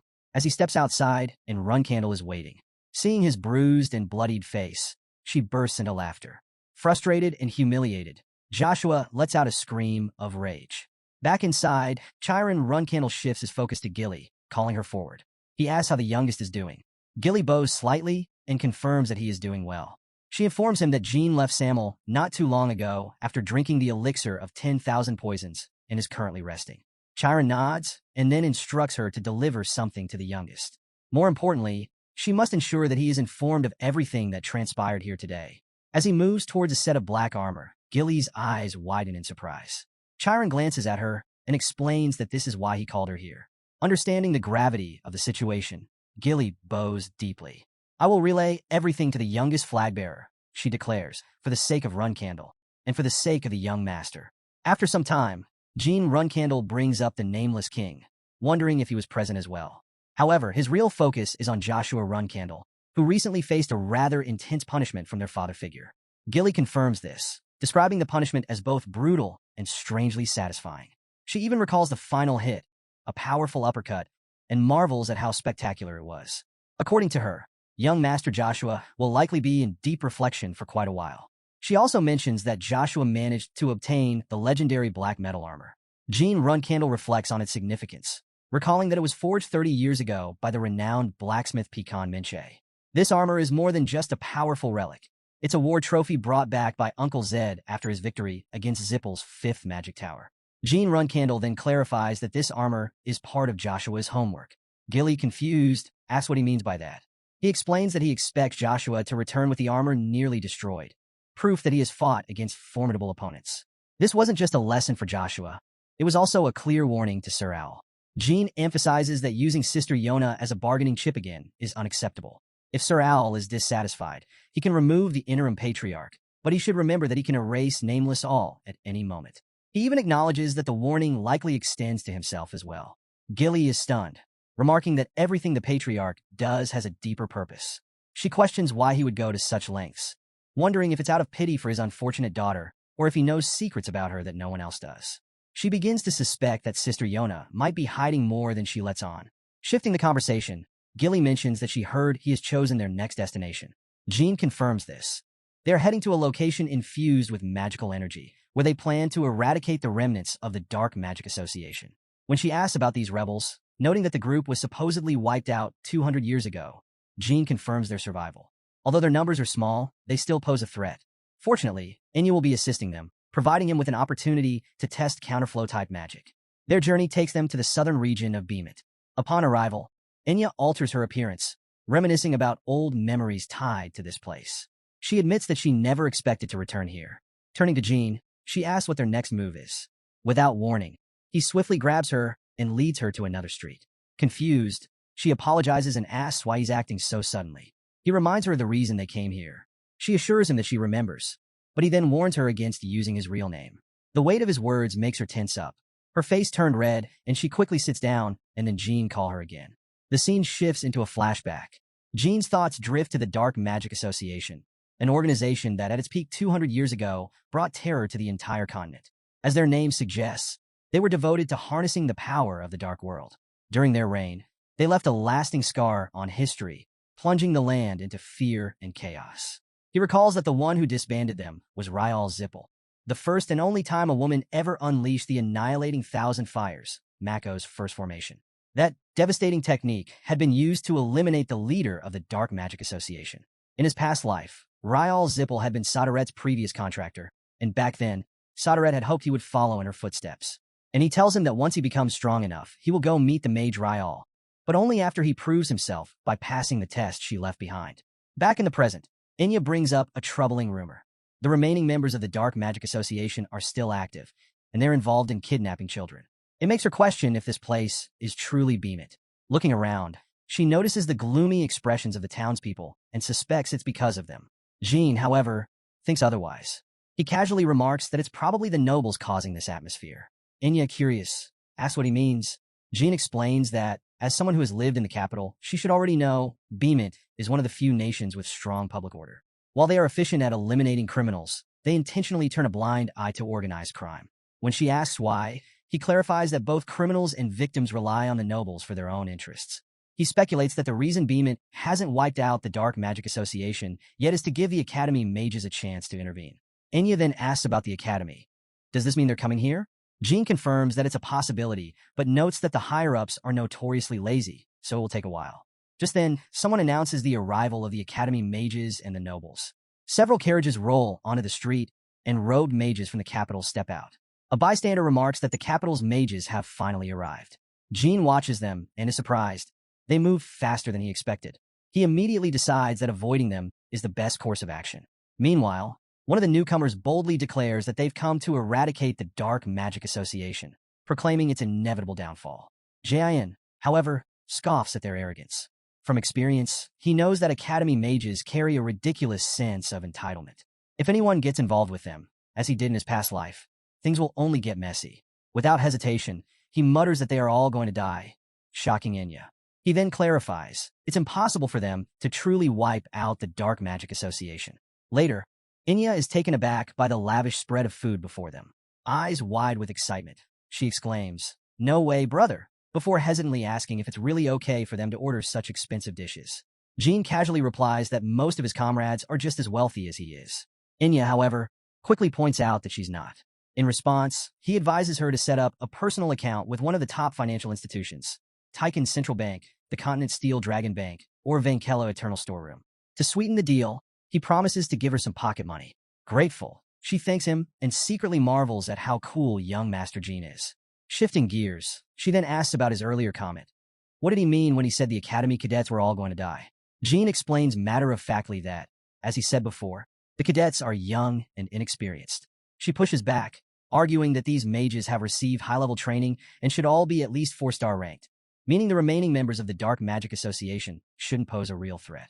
Jean, however, tells her that's exactly the problem. He breaks it down. These so-called idiots from the Dark Magic Association are hardened veterans who have lived in the shadows, while the Academy cadets have never faced real life-or-death battles. According to the Seven Colors' latest investigation, there are about 50 members left in the association, with an average rank of 4 stars. Meanwhile, there are roughly 30 cadets.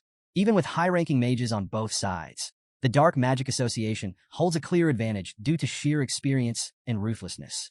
At that moment, a group of noble mages takes a seat at the table next to them. One of the cadets, a brown-haired young man, vents his frustration, saying he's so annoyed he's lost his appetite, all because of how the local lord groveled before them. Another cadet, a healthy-looking one named Kit, laughs, mocking the lord's desperate hand-rubbing and pig-like face. The brown-haired cadet shrugs it off, saying it doesn't matter since their seniors mentioned that the food here is supposed to be good. Jean immediately recognizes them as Academy cadets and quietly tells Enya that they should leave. Getting involved with them would only lead to trouble. As she tries to hide her face, Jean notices her tense expression. Clearly, she's recalling something unpleasant. Sure enough, she remembers how mages used to bully her at the academy. Seeing this, Jean advises her to stay quiet and asks if these are the ones responsible. She instinctively starts to call him young master, but quickly corrects herself, calling him brother instead. Then, hesitantly, she confirms, yes, they're the ones who bullied her. Jean takes this as even more reason to avoid drawing attention. Unfortunately, it's too late. One of the cadets, Chip, locks eyes with Jean and immediately grows suspicious. He calls out, demanding to know who Jean is and why he's looking at them like that. Before Jean can respond, Chip presses further, saying they don't look like servants. When Jean remains silent, Chip's suspicion deepens. He outright accuses him of being part of the Dark Magic Association. Jean raises an eyebrow and questions why Chip is so eager to know. This only fuels Chip's anger. How dare someone question him? However, he quickly reins in his temper, putting on a smug smile as he sarcastically apologizes for his rudeness. This time, he pretends to ask politely, though his actions say otherwise. Pointing his staff at Jean, he demands to know which organization he belongs to and why he's acting so suspiciously. He makes it clear, if Jean doesn't answer properly, he'll have no problem dragging both him and Enya out for interrogation. Before things escalate further, the overweight owner of the establishment rushes over, trying to defuse the situation. He calmly suggests that if there's going to be a confrontation, they should at least take it outside. Unfortunately, Chip has no patience for reasoning. Without warning, he strikes the owner, sneering as he berates him for daring to interrupt. Looking around with disdain, he arrogantly declares that the southern region has no respect for nobles and that it's time someone taught these locals another lesson. His words barely leave his mouth before Jin's fist collides with his face. The sudden punch sends Chip reeling, stunning his fellow cadets. The brown-haired one stares in shock, demanding to know what Jean is doing. But Jean doesn't stick around. He calmly steps away from the scene. The cadet yells at him not to move, accusing him of trying to escape. Instead of responding, Jean simply closes the door behind him. Then, with a commanding voice, he makes an announcement. Attention, cadets of the 1st Company, 3rd Platoon, Special Affairs Division. Enya, caught off guard, silently wonders what he's talking about. Special Forces? The brown-haired cadet scoffs, accusing Jean of spouting nonsense. There's no such thing as a Special Forces 1st Bureau, 3rd Division, and he has no doubt Jean is just making things up. But before they can process what's happening, Jean unleashes his magic. In an instant, an invisible force grips the cadets by the throats, cutting off their breath. Their bravado vanishes as they drop to their knees, clutching their necks and gasping for air. Panic sets in as they desperately plead for help. Jean, unimpressed, watches them struggle. This level of magic shouldn't be causing this much distress. Clearly, these so-called academy elites can't even handle a little pressure. As they writhe on the ground, he thinks to himself that their exaggerated reactions almost look like symptoms of reflux. Looking down at them, he coldly states that troubling an innocent commoner was bad enough. But now, they've also interfered with the work of a Special Forces agent. He then poses a simple question. What do they think would happen if word of this reached their families and the academy? Realizing just how deep they've dug their own graves, Chip immediately changes his tune. He pleads for a chance to make amends, offering to do whatever it takes to keep their families out of this. Jean, satisfied with their desperation, gives them an opportunity to redeem themselves. Since they were deployed to oversee the operation to dismantle the Dark Magic Association, they might as well be useful. He informs them that things have gone off track, so he'll be supervising them personally to make sure the mission gets done right. Without hesitation, he orders them to comply. The cadets, with no other choice, reluctantly agree. Jean then tells them to gather their belongings and return to their base camp immediately. Turning to Enya, he addresses her as Austin. She nods in response. As she steps closer, he leans in and whispers, asking how his acting was. Before she can answer, he smirks and tells her it's her turn now. Enya stiffens in surprise. Her turn? Seeing her hesitation, Jean casually remarks that those idiots still haven't fully regained their senses. She urges them to hurry, and the team quickly moves, apologizing. She tells them to apologize to the owner and tidy up. They do so, and she hands the owner a pouch of coins, saying, "This should be enough." The owner agrees, mentioning that he hasn't had any customers today. Fast forward to 5 days later, October 22nd, 1796. Sir Orton informs the cadets that the active cleanup operation is about to begin. The cadets are reminded to fully understand and obey the orders from their respective squad mages. One cadet, curious, asks about a 7-star mage and if everything will be okay. Sir Orton reassures them, explaining they're dealing with the remnants of a defunct organization, and he'll step in if anything goes wrong. Meanwhile, Jean walks among the cadets, keeping his face hidden. He thinks about the nearly 50 enemies hiding in the forest. He notes the cadets' apparent lack of urgency and concludes this situation isn't good. So far, no traces of the enemy have been found, and the Dark Magic Society's confidence is clear. Jean wonders why, according to protocol, a scout hasn't been sent to assess their strength.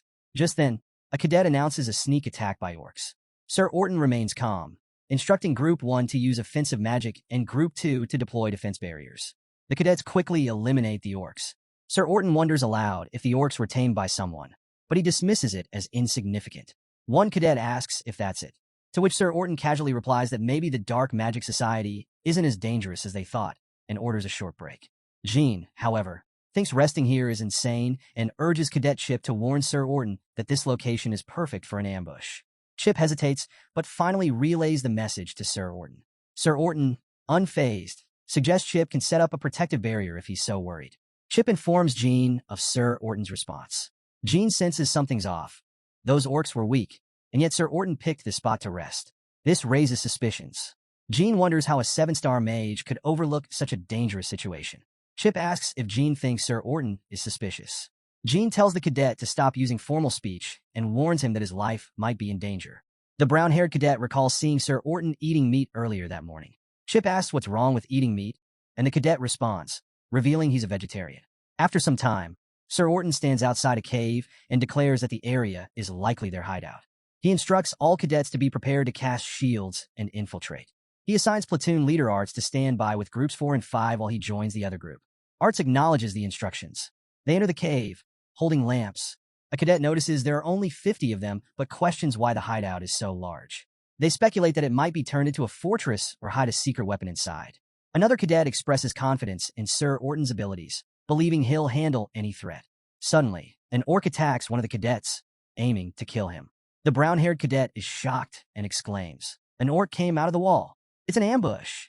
A cadet calls out to Sir Orton for orders. Sir Orton asks what they mean and suggests they behave and become specimens. The cadets are stunned by his response and urge each other to flee. Sir Orton commands the orcs to chase them and kill them all. Inya tells Jean that they need to intervene. Sir Orton laughs, mocking the incompetence of the academy students who can't even recognize their own professors. He then praises the sculptor's skill in creating the orcs.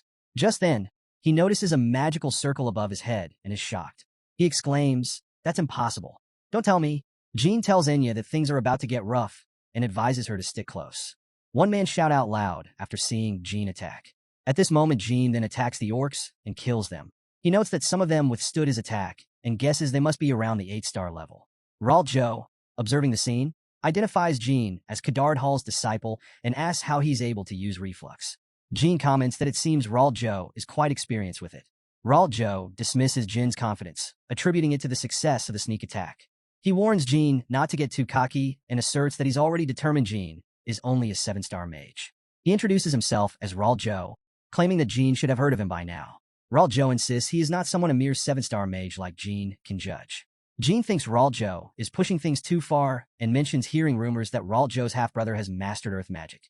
He looks around the artificial cave, noting it must have been created by Raul Zhou, expressing his amazement as he showcases some flying stones. Raul Zhou acknowledges Jin's recognition and explains that there are 9 mages ranked higher than him in their Dark Magic Society. Even if he escapes by some stroke of luck, his comrades would pursue him for the rest of his life. However, Raul Zhou claims to be a generous person and offers Jin the chance to join the Dark Magic Society, citing his potential. Raul Zhou laughs, remarking that Jin seems too stunned to keep talking. He suggests that starting under him could lead to a rapid promotion to an executive position while demonstrating a pinch of magic. Jin is surprised and asks for clarification. Enya comments that Raul Zhou looks like a powerful mage, but it's strange that he's making such noises while half dead. Joe explains that he amplified the reflex sphere by mixing in other energies, specifically mentioning the black shadow-like energy. He realizes that Jean is a disciple of K-Hall, an aura mage contracted with Solderet, and collapses. Jean remarks that Joe is an 8-star mage in name only. Jean turns around and spots more orcs approaching. He tells Enya to be cautious. Enya attacks the orcs, aiming for their heads, and asks if Jean is okay. He confirms he's fine. Enya admits she was scared by the sudden movement of the orcs. Jean thinks to himself that, fortunately, Enya is performing better than expected. She's handling everything well, showing no signs of panic. Suddenly, they hear a strange sound and are surprised to see a giant wolf holding a weapon. Goltef Hapalef arrives and asks what has happened, remarking on the chaotic scene. He looks around and expresses amazement that Joe is also dead. He points at Jean and asks if they are responsible. Jean uses telepathy to tell Enya that she'll learn a lot from this experience. Goltef Hapalef guesses they must be powerful mages and reassures them that it's okay to be scared. Jean says he'll judge that after hearing his name. Goltef Hapalef slams his weapon on the ground and remarks that he's quite different from the humans he just killed. At the cave entrance, Goltef Hapalef expresses admiration and introduces himself, stating that now that he's heard his name, they must fight. However, he offers him an opportunity. Jean exclaims in frustration, "Not again." Goltef Hapalef invites him to join Kinzello. Jean questions him about Kinzello, pointing out that this cave belongs to the Dark Magic Association. Goltef Hapalef explains that the Dark Magic Association is like a branch of Kinzello, and since Kinzello only accepts warriors, mages are affiliated with the Dark Magic Association. Jean reflects that the White Wolf he encountered as a student seemed to be affiliated with Kinzello too. He wonders if the White Wolf tribe has some connection to Kinzello. Goltef Hapalef responds, suggesting that's why he's urging Jean to join. Since Jean killed Joe, he's offering him an executive position. He speculates that their organization must be short on numbers if they're offering such a high position immediately. He emphasizes that they can never have enough people for their noble cause. Jean questions what being an executive entails, noting it doesn't sound bad. Jean responds, "Too bad," but adds that he refuses to work under someone weaker than himself. Hearing this, Goltef becomes enraged and attempts to attack Jean, but Jean blocks it with a protective shield. Goltef Hapalef concedes, saying he understands Jin's decision, but his kindness ends there. Jin's shield is on the verge of breaking, and Goltef Hapalef demands to know how long Jean will hide behind it, urging him to show his skills. Enya uses her fire magic to attack, but Goltef Hapalef grabs the flames and blocks her second attempt as well. He criticizes her skill, saying it's as poor as her disguise, expressing disinterest in her and promising to deal with her later. Goltef Hapalef urges Jean to come out from behind his shield and demonstrate his abilities. Jean moves with his sword and cuts Goltef Hapalef's leg. Goltef Hapalef comments, "It's a sword, not a wand," and realizes it's a magic sword. He acknowledges Jean as a magic swordsman and finds that more interesting. Deciding not to kill him immediately, he plans to present Jean to his leader instead. Jean warns him not to underestimate him and invites him to come at him, eager to enjoy the challenge of fighting the White Wolf tribe after such a long time. The two begin attacking each other with swords. Goltef Hapalef attempts to strike Jean, but Jean blocks his attack. Goltef Hapalef observes that there is much about Jean he hasn't yet seen. The aura he senses suggests Jean is a 7-star mage, but his combat prowess and strength exceed what one would expect. Goltef Hapalef identifies Jean as a Runcandel and demands that he reveal his full name, urging him to fight with honor. Jean responds, "I am Jean Runcandel." Goltef Hapalef declares him a warrior, and the battle resumes. Jean vows to put his tribe's honor on the line in this fight, declaring he will not be denied and will be reborn with the blessing of Javier's soul. He tells Goltef Hapalef to come and fight him with honor. Jean swings his sword, thinking that even if he swings 10,000 times, he will defeat Goltef Hapalef just as he did at the beginning. To everyone's surprise, Goltef Hapalef drops his weapon and kneels before him. Then Jean asks him would he be willing to talk about Kinzello if he spares his life.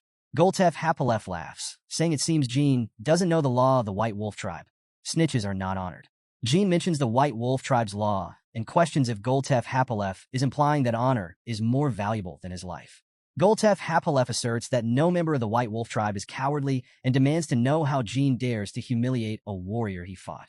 Jean replies that he understands and won't disrespect his tribe members when he faces them in the future. He hopes Goltef Hapalef understands the courtesy he's about to extend and assures him that he will be remembered. Jean declares he will be remembered standing next to Javier. With that, Jean attacks and kills Goltef Hapalef, decapitating him. Enya calls out to Jean, asking if she isn't scared. She compliments him, saying she respects his actions. He responds modestly, telling her there's no need to go that far. Jean reflects that while he's unsure about the skill disparity among the White Wolves, the one he just fought was definitely stronger than those he faced during his cadet days. However, the fight wasn't particularly difficult. He asks Enya if it's her first time seeing so many people die. She admits it is, confessing that she feels motion sick. But she also says she's had a realization about who the people she's with are and what she needs to do to avoid being a burden to them. Jean suggests that if she doesn't like it, she can remain a non-combatant. Just then, Cadet Chip coughs and pleads for mercy, promising not to harm civilians again. Jean notices him and remarks that he's still alive. Enya addresses him as Pascal Chip and asks if he remembers her. Removing her cap, she reveals herself. Chip recognizes her and asks how she's still alive.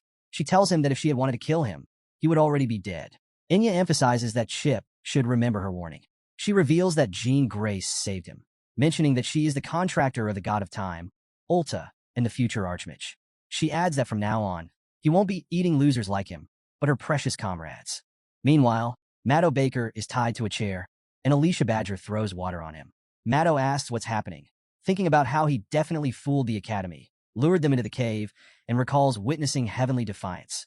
He asks if she is Kedrat Hall's disciple and suggests there's been a misunderstanding, pointing out that Kedrat Hall is one of them. He asks why she was ambushed. Alicia questions the ambush, saying she was hoping he would pretend to be something other than a piece of trash who enjoys committing murder while hiding in a small, weak nation. She says those words should be spoken by someone who wanted to use the Academy cadets as test subjects, like some serial killer. Maddo denies knowing how she discovered his identity, but warns her that she's making a big mistake. He threatens that if she even touches him, the association will not let her live. Alicia attacks him, saying he talks too much. She moves her weapon near his eye, telling him he only needs to answer her questions very slowly while experiencing the pain of the people he killed. Meanwhile, Alicia Badger sits with others and mentions that the headquarters of the Dark Magic Association is said to be in Oterium. Kashmir puzzled and said out loud Oterium. Murakan asks if that's not the capital of Vankella.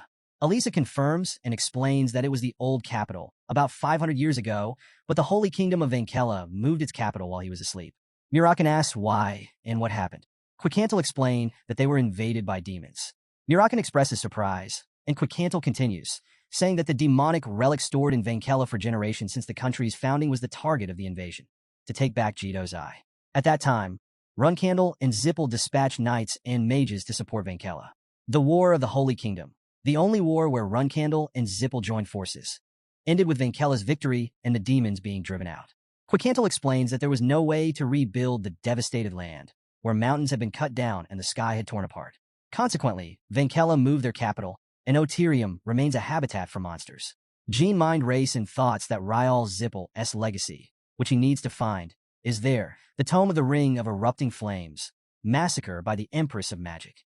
This situation has become troublesome, and he wonders how they managed to secure that land.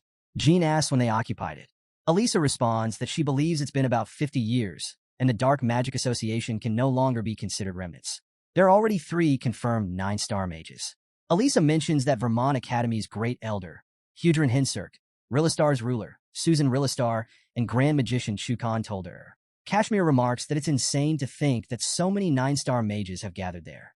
Jean speculates that if the Dark Magic Association has indeed become this strong, Kinzello, the main branch, won't be able to respond effectively. He reflects on why his clan, Zippel, and Vermont all adopted a wait-and-see approach while Kinzello committed its atrocities. They were unwilling to provoke such influential figures. Alicia adds that it may be hard to believe, but Kinzello seems to possess the Transformer, the person responsible for transforming Maddo Baker into Auten Melson, Bavard Gaston. Jean finally realizes this. Kashmir mentions that he remembers Bavard Gaston's name coming up when he asked him to investigate Vishikal Ivliano. Jean confirms that's correct. Murakan asks if he's sure it's transformation and not just a disguise, transforming others rather than himself. Quicantel remarked that this is the first time they've heard of a human capable of transformation and ask if that's not a blessing only bestowed upon dragons. Alicia explains that even Maddo Baker didn't seem to know the exact truth. It appeared that after he fainted, the transformation was already complete by the time he woke up. Jean reflects, recalling that when he was younger, on the day he left Stormcastle, Zippel's radical followers transformed into Guardian Knights and attacked him. Murakan adds that now that he mentions it, he remembers the incident. Jean continues, saying that in any case, he believes he needs to meet Bavard Gaston in person. Kashmir asks if Jean will go alone. Jean reassures him, saying he has someone else in mind and asks if Sir Kashmir can please mobilize the seven-color peacock to investigate the relationship between Kinzel and the White Wolf tribe. Kashmir acknowledges, saying he understands. The scene shifts to 1 week later at the Hyran clan's residence. Raz stands in front of Ron Hyran, the Hyran clan patriarch, explaining that not long ago, to eradicate the remnants of the Dark Magic Association, an incident occurred in the south. As a result, nearly 20 Academy cadets, 2 6-star mages and 1 7-star mage died. Ron asks if the plan failed. Raz responds that this is not the case. According to the testimony of the surviving cadets, 2 unidentified individuals disguised as squires, Jean Grey and Austin Grey, subdued the Dark Magic Association. He states that the older brother, Jean Grey, uses magic, while the younger brother, Austin Grey, uses swordsmanship. Ron then asks why they came to find them. Dante opens a box and shows a fragment of a weapon, which appears to have been used by the White Wolf tribe. Examining the cross-section of the cut, he explains that it can be assumed the strike was dealt by a high-level knight. He asks Ron if he can make anything of this. Dante starts laughing, and Ron comments that while it's true Dante is highly skilled and talented, he hasn't yet reached that level. At the very least, it seems to be the work of an 8-star knight. Dante acknowledges that Ron is correct, admitting that he isn't at that level yet. He realizes he was mistaken. Raz thanks Dante for his cooperation and says he will take his leave. Dante reflects on Jean, noting that Jean has already reached that level, and realizes there will be many more things to discuss with Veridin. As Raz moves to leave, he thinks about Austin Grey, describing him as short in stature, with a rough voice, and possessing a high level of swordsmanship. Estimating his age to be between 10 and early 20s, Raz considers that a person of that age who could completely slice the hammer of a White Wolf tribesman must be someone exceptional. He concludes that the only person who fits this description is Dante Hyran, and suspects he's hiding his true strength. Raz orders his servant to monitor Dante Hyran's movements, and the servant responds affirmatively. The scene shifts to October 30th, 1796, at the transfer gate to the Khan Kingdom. The system announces that the transfer gate will open soon and asks everyone to take a seat and wait. A red-haired girl approaches Jean while he is reading a book and asks if he can move his bag. Jean looks at her and moves the bag, thinking about how Bouvard Gaston's workshop is located near the Kirano dukedom. She sits beside him, and he reflects on how he has wanted to find Bouvard for a long time, but lacked justification. Getting involved with the Dark Magic Association has now given him a good opportunity. The girl continues to stare at him as she sits beside him. Jean moved through the dense forest, his steps careful as he approached a small house hidden deep within. This was Boubert's workshop. He had to take a detour through other factories to avoid Kinzello's suspicions, which had delayed him. According to the other workshop owners, Boubert was the best of the best when it came to sculpting. But Jean scoffed at the thought. Wasn't the guy just a glorified transformation magician? The moment he moved further, his eyes were assaulted by a bizarre sculpture, a nearly naked man in a loincloth, proudly displaying the words, "Art is an explosion." Jean clenched his teeth. Sculpting genius? More like a lunatic.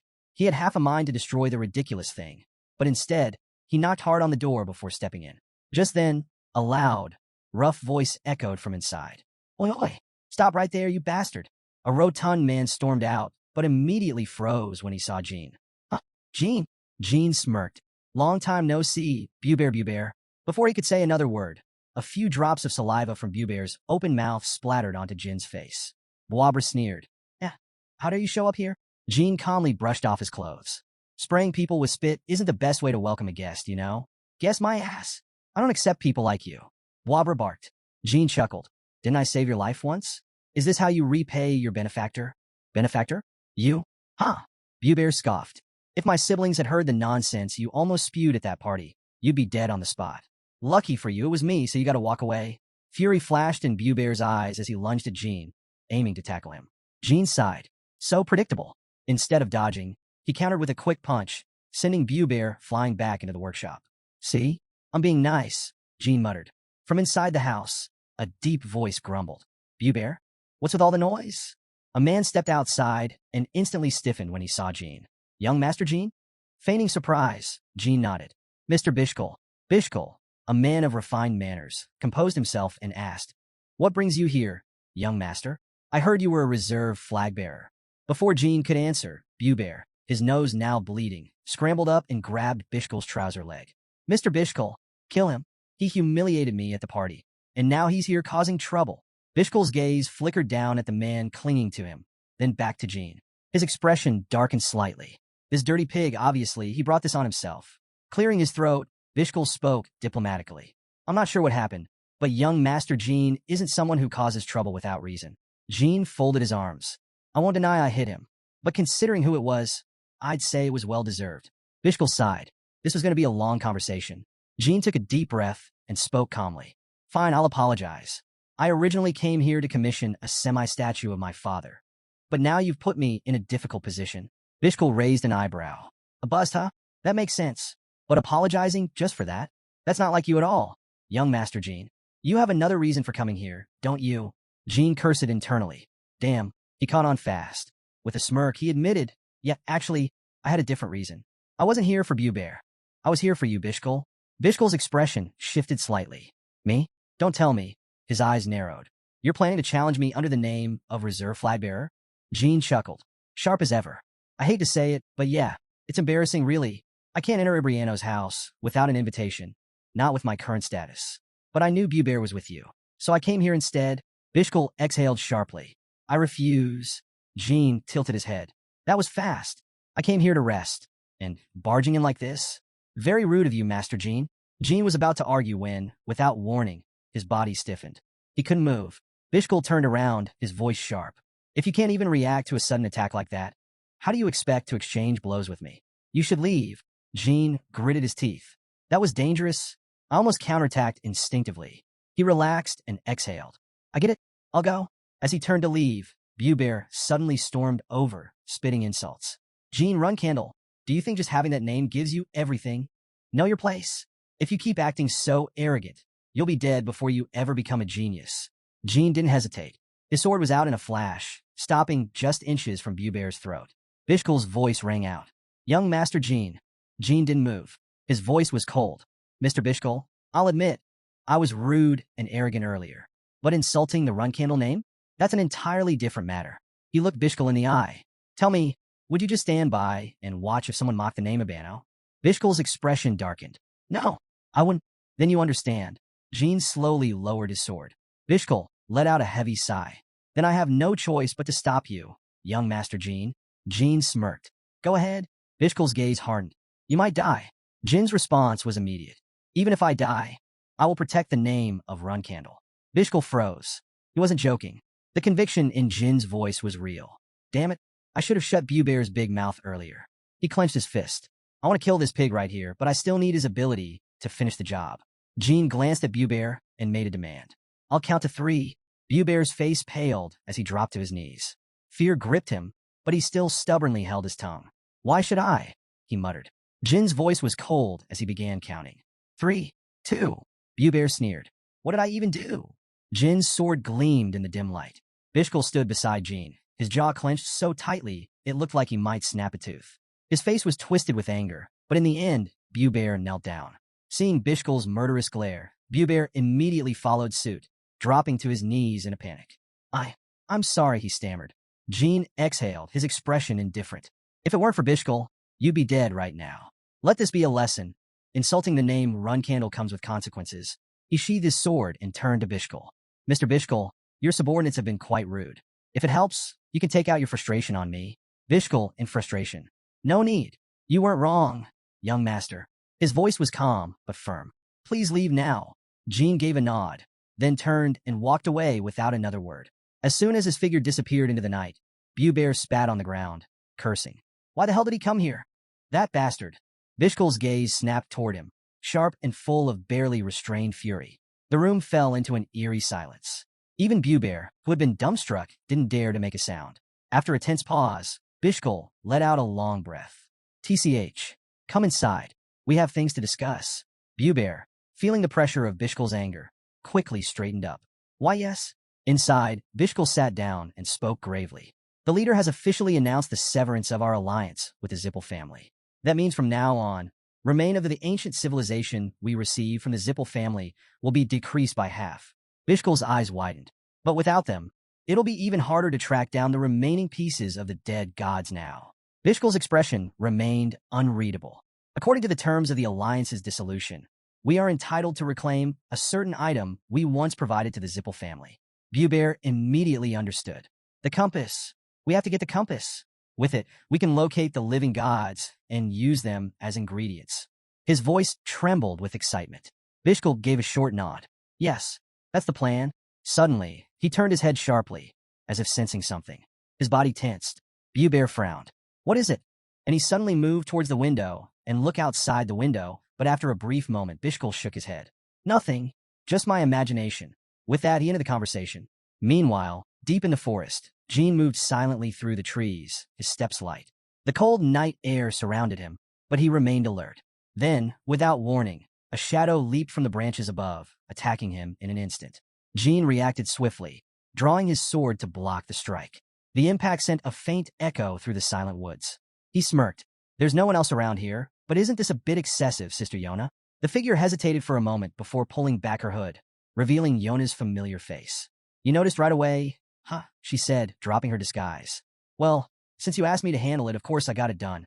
But I'll have you know, it wasn't easy pretending I didn't recognize my own little brother. Earlier, in a quiet part of the Samel area, Yona had been standing under the moonlight when someone approached her. Yona, a man's voice called. She turned to see Owl walking toward her, holding an envelope. Here's your letter. Her expression brightened as she eagerly took it. Inside, Jin's message was clear. I'll be moving soon. She clutched the letter, deep in thought. I'll be heading out in a few days, she finally said. Owl frowned. Are you really just going to leave like that?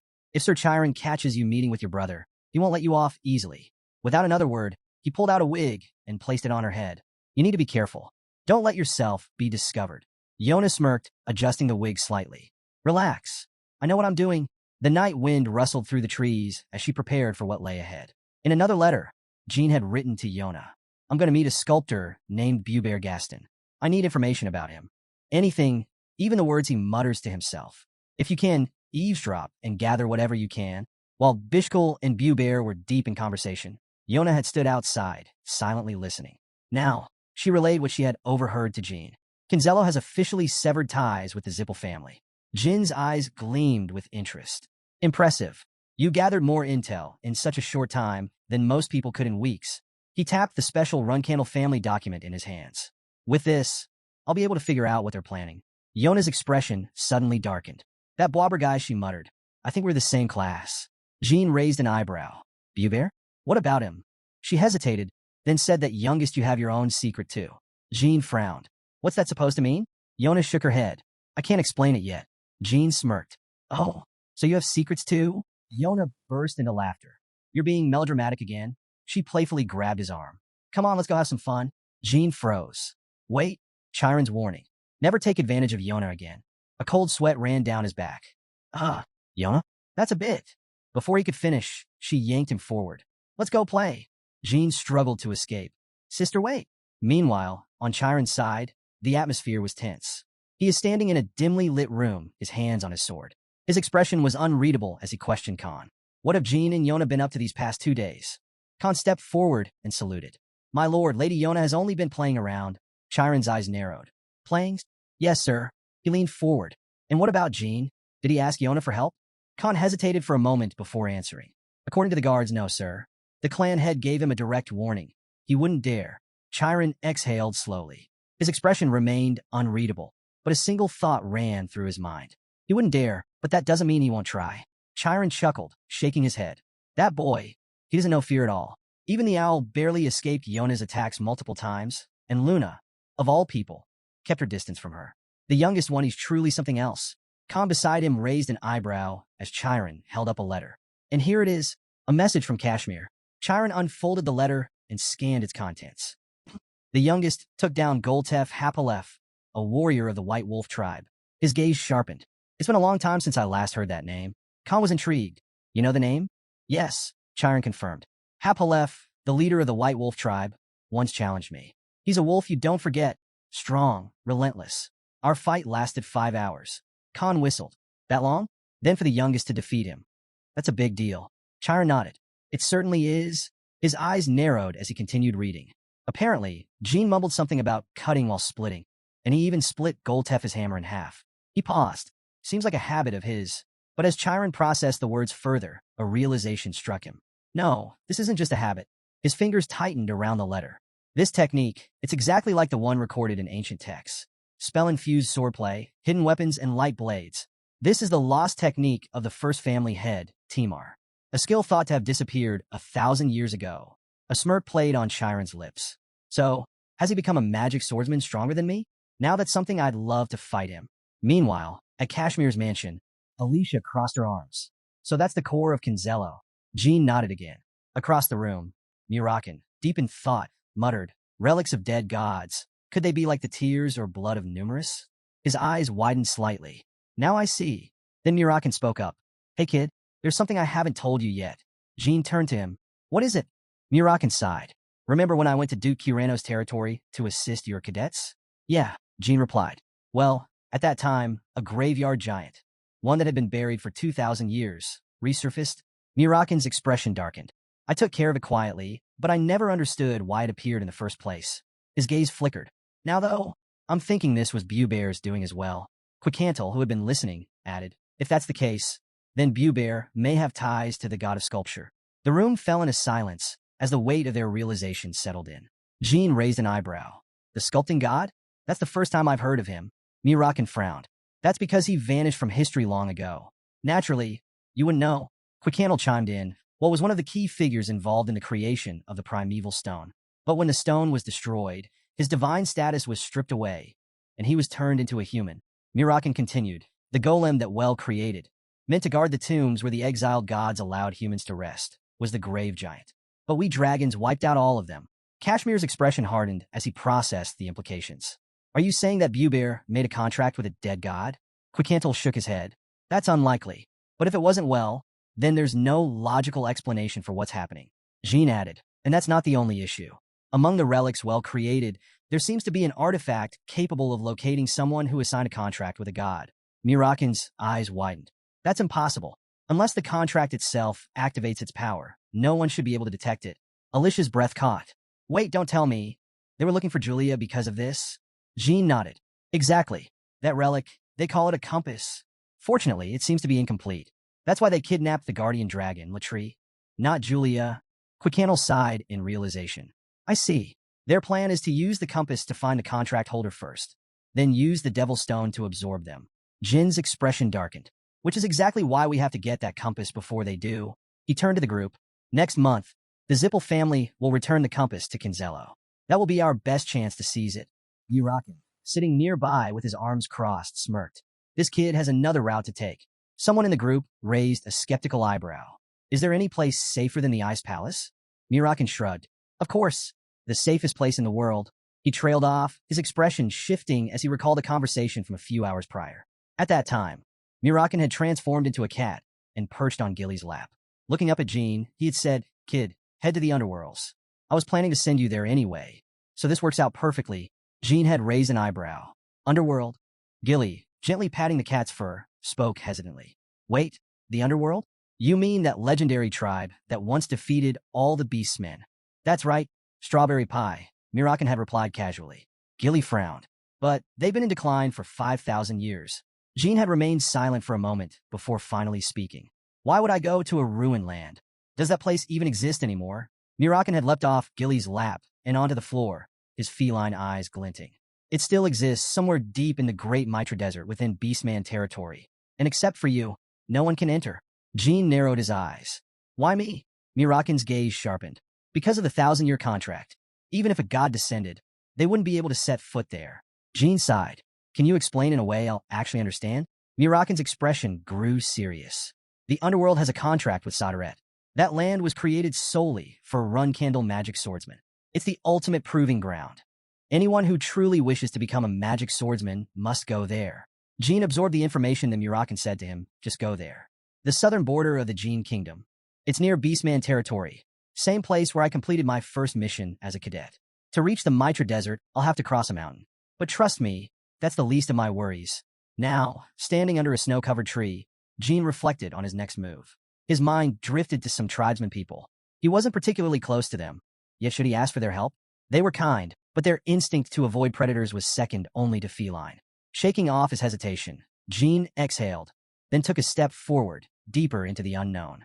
Jean arrived quickly at the Watertail tribe, where a familiar Watertail spotted him and immediately stepped forward. Oh, it's you again. Poor thing.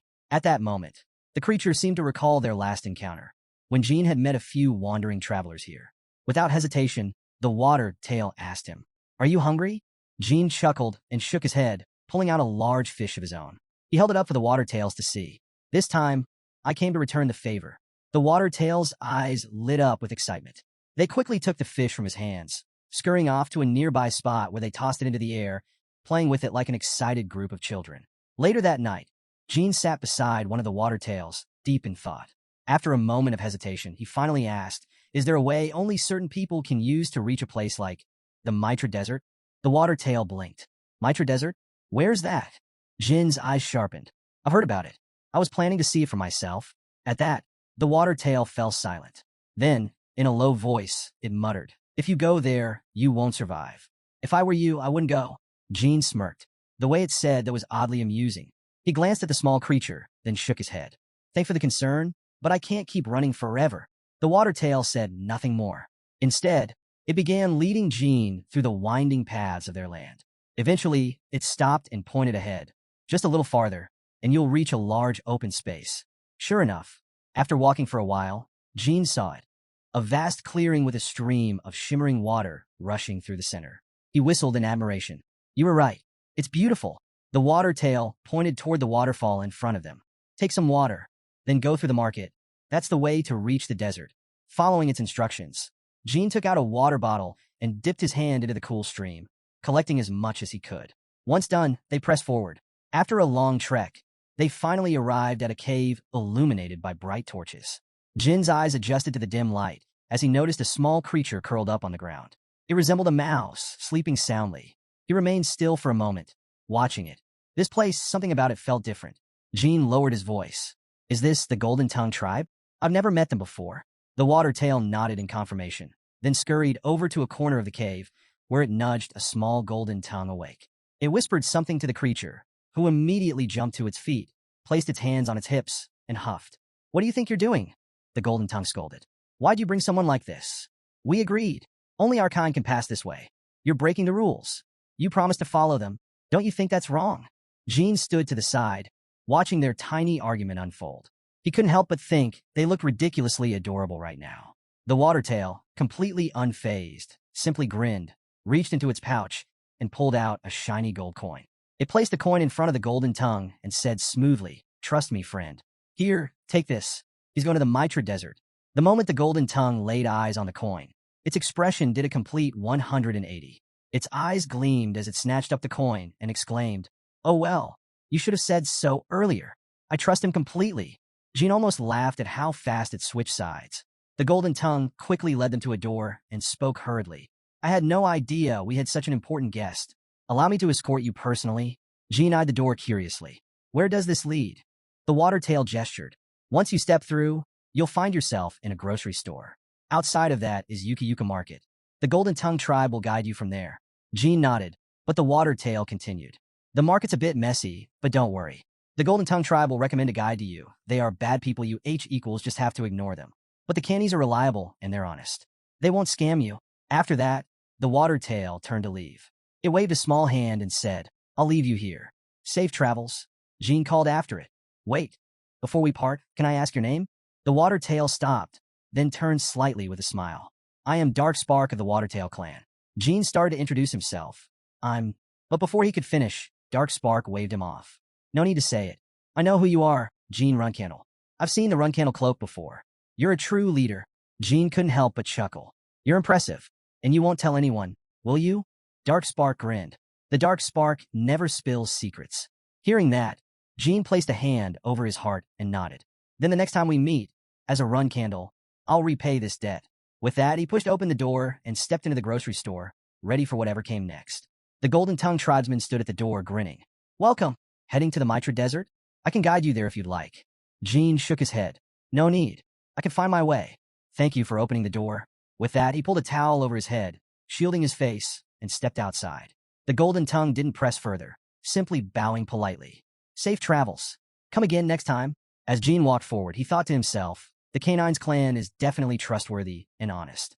He passed through the bustling Yuka Market, where merchants were enthusiastically advertising their wares. A peculiar creature stood by a stall, raising its hand high to draw in traders. "Welcome, welcome. Come in and take a look," a tall vendor called out to passersby. Jean ignored the noise, keeping his focus as he made his way toward a shadowy corner. There, a hooded figure stood silently. Without hesitation, Jean approached and spoke in a low voice. I need a reliable guide to the Mitra Desert. At his words, the hooded figure slowly raised its head, revealing a dog-like face. Without a word, the guide nodded and motioned for Jean to follow. Before long, they arrived at the entrance of the vast Mitra Desert. The golden sands stretched endlessly before him, shimmering under the unforgiving sun. Jean turned back to the guide and shook his hand. Thanks to you, I made it here quickly and safely. The dog-headed guide wagged its tail and stuck out its tongue in response, grinning happily. After bidding each other farewell, Jean stepped forward, venturing into the endless expanse of sand. As he walked through the desert, he couldn't help but reflect. The land of the underworld where the shadow sword is passed down. He exhaled sharply. If I die here, even my body won't be found. The great Mitra Desert, the vast, merciless wasteland at the heart of Monsterland. Long ago, this place was home to an advanced civilization overflowing with gold and resources. Explorers once dreamed of conquering it, but even the strongest of the local monsters failed to uncover its secrets. Walking through this desert was nothing short of a death sentence. It was the most remote place on the continent, and no one had ever returned after stepping foot inside. Jean pressed on, his goal clear, to find the Shadow Sword Guardian. The Manhwa clan 5,000 years ago, they were legendary. A mythical race that maintained peace among the monsters during their golden age. And yet, Jin's mind flashed back to his conversation with Murakan. The memory was still fresh. He had stared in disbelief and exclaimed, "What? They disappeared in just one night?" Murakan, still in his cat form, gave a small nod. Yes, the Manhwa clan was proud, too proud. They refused to acknowledge the power of the gods and made the mistake of challenging them. Jean listened intently. You mean they faced the gods directly? Murakan flicked his tail. You've seen the power of demon stones, haven't you? Jin's expression grew serious. Yeah, then understand this, Murakan continued. A fake primordial stone is just as powerful. The real primordial stones were created by gods themselves. Their strength is overwhelming, enough to wipe out an entire race in a single day. Jin's eyes widened. That can't be. Murakan, unconcerned by Jin's disbelief, continued. But not all gods turned their backs on them. There was one who showed mercy. At that moment, Gilly, who had been silent, suddenly gasped. It was Sodaret, wasn't it? Murakan purred in satisfaction, rubbing his furry head against her arm. Exactly, strawberry pie. You catch on fast. After a moment of enjoying Gilly's attention, he sat up straight, his tone turning serious. Sodaret saved a few survivors from the Manhwa clan and formed a contract with them. I don't know the details of that contract, but one thing's for sure. Only they can teach the art of shadow swordsmanship. And even Timar Runcandel also learned it from the... Jin's body tensed at the mention of that name. His thoughts raced. Timar Runcandel. Even though Timar was the first patriarch of the Runcandel family, almost nothing about him remained. The Zippel clan had erased all records of his existence. He was the family's founder, its greatest hero, yet he didn't even have a tombstone in the Sword Garden. If you meet the Manhwa clan, maybe you'll finally hear the truth about him. Shaking off his thoughts, Jean pressed forward. The desert was relentless. Days blurred together as he continued his journey. At night, he huddled next to a small fire, absorbing whatever warmth he could. Time moved strangely. 1 day, 2 days, then an entire month. Jean felt the desert in every part of his body. His muscles ached, his throat burned from thirst, and the heat drained his energy. Fighting a powerful opponent would be easier than this, he thought grimly. Out here, it's just me against nature. There's no enemy to cut down, only myself to endure. December 1st, 1796, 30 days later. Jean trudged through the endless dunes, his steps heavy but determined. He had long stopped keeping track of how many times he had gone without food or water. He was past exhaustion, past hunger. So this is what it means to die here, he mused. Maybe this is natural. My footprints are already fading behind me. There's no turning back. I have to keep moving, even if I don't know how much longer I can last. Just then, a voice rang out behind him. I finally found you. Jin's eyes sharpened instantly. His body, fatigued as it was, reacted on instinct. He turned swiftly, his gaze locking onto the source of the voice. Through the swirling chaos of the sandstorm, Jean could barely make out 2 figures approaching. Their silhouettes wavered in the distance, obscured by the wind and sand. One of them spoke, his voice carrying through the storm. You have no idea how much I wanted to see you again. Without you, life at the main court was unbearably dull. Jin's grip on his sword tightened. That voice, it was familiar. As the figures moved closer, the storm briefly cleared, revealing their faces. Daytona and Haytona. They stood with their swords resting on their shoulders, grinning. Long time no see, little brother, Daytona said casually. Jean blinked. The Tana brothers? Am I hallucinating? But there was no time to dwell on the thought. The brothers shifted into a combat stance, raising their swords. All right, let's see how much you've improved, Daytona shouted. Without warning, he lunged forward, launching a fierce attack. His strikes were heavy, each swing forcing Jean back. Despite his exhaustion, Jean instinctively prepared to counter when Daytona's voice rang out from behind. Surprised, aren't you? Jin's body reacted before his mind caught up. He dodged to the side, just in time to evade Daytona's sudden strike. He gritted his teeth. If I don't block or counter properly, they'll cut me down without hesitation. Daytona smirked, pulling back after his missed attack. We waited until you were completely exhausted. Jean narrowed his eyes. So this isn't just a random vision. Steadying his breath, he tightened his grip on his sword. Is this how you greet me after all this time, brothers? His words were met with laughter. That's exactly why we're doing this, Daytona taunted. Realizing their strategy, Jean made a split-second decision. He turned and sprinted in the opposite direction. The Tana brothers immediately took off after him. Running already? Daytona sneered. You're not happy to see us? Jean could feel them closing the distance. Too fast. Just as he glanced back, their combined attack came crashing toward him, a shining blade cutting through the storm. Jean twisted his body, narrowly avoiding the deadly strike. But before he could regain his footing, Daytona suddenly appeared behind him, grinning. Ha! I'm right here! Jin's instinct screamed. Without hesitation, he swung his sword to block the incoming blow. Sparks flew as their blades clashed. He gritted his teeth. They worked too well together, covering each other's weaknesses perfectly. But his eyes sharpened as he steadied his stance. Still, that's all they have. My brothers, there is no strong finishing move. Jean turned sharply, severing the connection between Daytona and Daytona's swords. Seeing the fear in their eyes, a faint smirk crossed his lips. Memories surfaced. These two had bullied him in his past life. Had they been this strong back then? TSH. Even though they're weak, I still had to bow to them. Always wanted to knock them both flat. With that thought, Jean tightened his grip on his sword and swung with immense force. A shockwave blasted through the desert as Daytona and Daytona were sent hurtling through the air, crashing into the burning sands. A loud explosion echoed, dust and smoke rising like a curtain. As the haze cleared, the twin brothers lay sprawled, too battered to move. Their once arrogant faces were now caked in dirt and desperation. Jean stepped forward, his gaze cold and unyielding. They trembled. Why, youngest brother? Wait. Daytona stammered. I'm sorry. Please forgive us this time. Daytona pleaded. Jean paused, their pitiful faces stirring something within him. Was he hesitating? His eyes, once filled with icy resolve, flickered with uncertainty. Could things have been different? He recalled the worried glances they'd given him before he met Chiron. But that didn't change reality. To move forward, he had to sever the past. My name is Runcandel, Jean murmured to himself. A surge of dark energy pulsed through his sword, its aura thick and ominous. He raised the blade high above their heads. Why, you bastard? Daytona coughed, fear twisting his expression. How dare you call yourself our younger brother? Daytona spat. Jean said nothing. His body, battered and worn, stood against the relentless desert heat. His face was blank, his soul weary. Moments later, the bodies of the Tana brothers lay still in the sand. Yet, even as he looked upon them, something gnawed at him. Why don't they just disappear? He muttered. A full day passed, but their bodies remained. Not illusions, not mere ghosts of his past. They were real. Jean exhaled and silently buried them beneath the dunes. He drove their swords into the sand as grave markers, then turned to leave. As he walked away, a shadowy figure emerged behind him. A woman, her form shrouded in darkness, her face obscured. Her voice, laced with malice, cut through the night air. Yes, killing your own flesh and blood is painful, she whispered.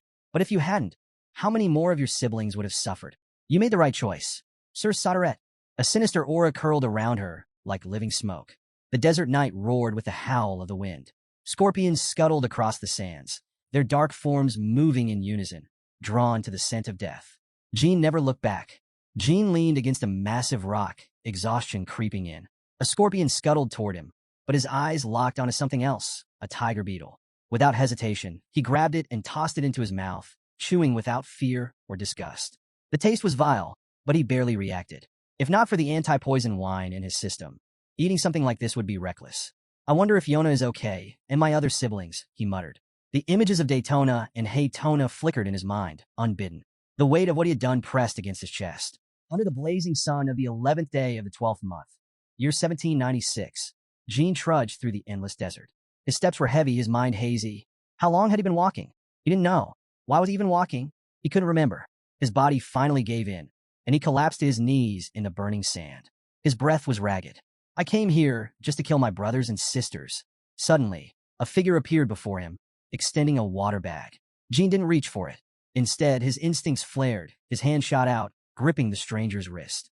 In a flash, he drew a knife and pressed it against their neck. His voice was hoarse but sharp. "Who are you?"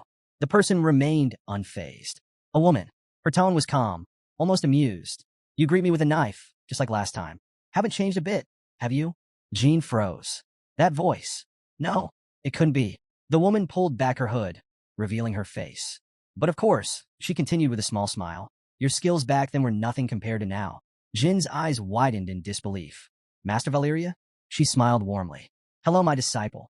Jean stared at the woman before him, Valeria Hister, the only heir of the Hister family, a 7-star mage, and, in his past life as mentor, she had been the first person to look at him, the so-called disgrace of the Runcandel family, and say, "You have talent." The one who had kept him moving forward when he had nothing left. His savior, his most trusted companion.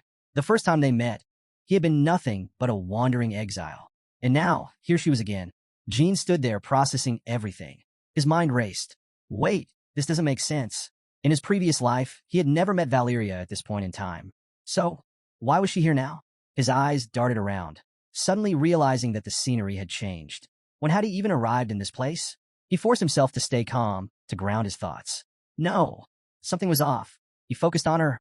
Valeria looked exactly as she had the last time he'd seen her in his past life. She was 2 years younger than him, yet here she was unchanged. It didn't add up. Jean narrowed his eyes. "Valeria, no, master. I think you're the second illusion I've encountered." Valeria smiled knowingly. "Looks like you figured that out." She pulled out the water bottle and held it out. "Here, drink." Jean shook his head immediately. "No, master. If I want that water, I need to fight you for it." Valeria didn't argue. She simply threw the water bottle straight at him. "Really?" She smirked. "You're in that condition, and you still think you can fight me? My first strike alone could kill you." Jean caught the bottle, but hesitated. His grip tightened. "Why does it always have to be this way?" His voice was low, almost tired. "Is there really no other way?" Valeria's gaze remained firm. "You already know the answer, disciple. You've become stronger after reincarnation. Your willpower surpasses even mine. So drink up. Be ready to fight." Jean unscrewed the lid, exhaling. "What am I to you?" Valeria's expression softened. She lifted her hand, magic surging around her. "You are my only disciple. I hope you won't disappoint me." Jean chuckled darkly. If that were true, would you have said the same thing? For the first time, something flickered in Valeria's eyes. A trace of sadness. "Valeria said that I would have loved you more than this, and even I might have kissed you in forehead too." Jean took a long sip from the bottle. As he swallowed, his expression turned unreadable. "Funny. It's like I'm arguing with myself." Valeria's warmth vanished. Her eyes turned sharp, then stopped talking. Her voice was ice. "Defeat me and move forward." A crackle of energy surged around her. "Use whatever you want. Your sword, your dark magic." Jean wiped his mouth and drove his sword into the ground. "I won't need a sword." Valeria's smirk widened. "You've gotten cocky. You'll regret that." Jin's voice was calm, his conviction unshaken. "I'd regret it more if I needed a sword to defeat you." Dark energy erupted from his hands, swirling around him like a living shadow. The black aura pulsed, consuming the space around him. He raised one hand, magic coursing through his veins. "You were my everything in terms of magic." His voice was low but piercing. "And you will continue to be." Valeria's own magic flared in response. A radiant beam of light shot into the sky, illuminating the darkened desert. Thunder rumbled above, lightning streaking through the clouds. She grinned. "I really love this reckless side of you, disciple." The air crackled with tension. "Prepare yourself." The sky roared as lightning bolts rained down with relentless force, striking the ground where Jean stood. His eyes flickered upward, rolling slightly. "Seriously?" Without wasting a second, he leaped aside, narrowly dodging another strike. Valeria summoned more lightning spears, her energy crackling through the air like a storm barely contained. "You're pretty good at dodging," she mused, amusement flickering in her eyes. Jean studied her, his mind racing. Each of those spears contained the power of 7-star magic. With her mana reserves, she couldn't keep this up forever. Valeria noticed his calculating gaze and smirked. "Oh, that look in your eyes. Finally taking this fight seriously. Are you?" "Analyzing how much mana I have left." Her expression turned sharp. "This is your last chance, disciple.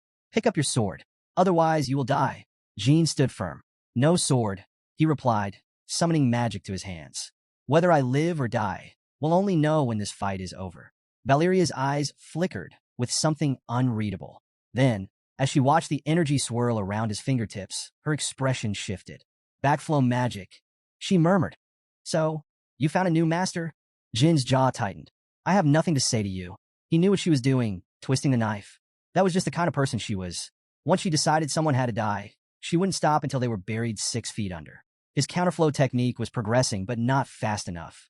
With the strength she was pouring into her attacks, he couldn't absorb even a single lightning spear at his current level. You won't be disappointed, Jin muttered, his voice firm. A swirling blue tornado formed in his palm. The only way is to reverse the flow, but I need time. He met Valeria's gaze, his eyes cold and unyielding. I'll fight you the way you taught me. Valeria chuckled, small sparks crackling around her fingertips. Good, she said, her tone light, but laced with lethal intent. I'm looking forward to it. And then she attacked. The ground erupted in a blinding explosion. Jin didn't counter immediately. He moved. 3 minutes. That's all I need to complete the counterflow. He knew his master was always several steps ahead, but he was her disciple, and he knew exactly what she was going to do next. Lightning spears chased Jin relentlessly, crackling through the air as they closed in on him.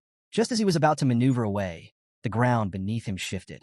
A massive magic circle spread out, and before he could react, chains erupted from it, latching onto his legs. Jin's eyes widened.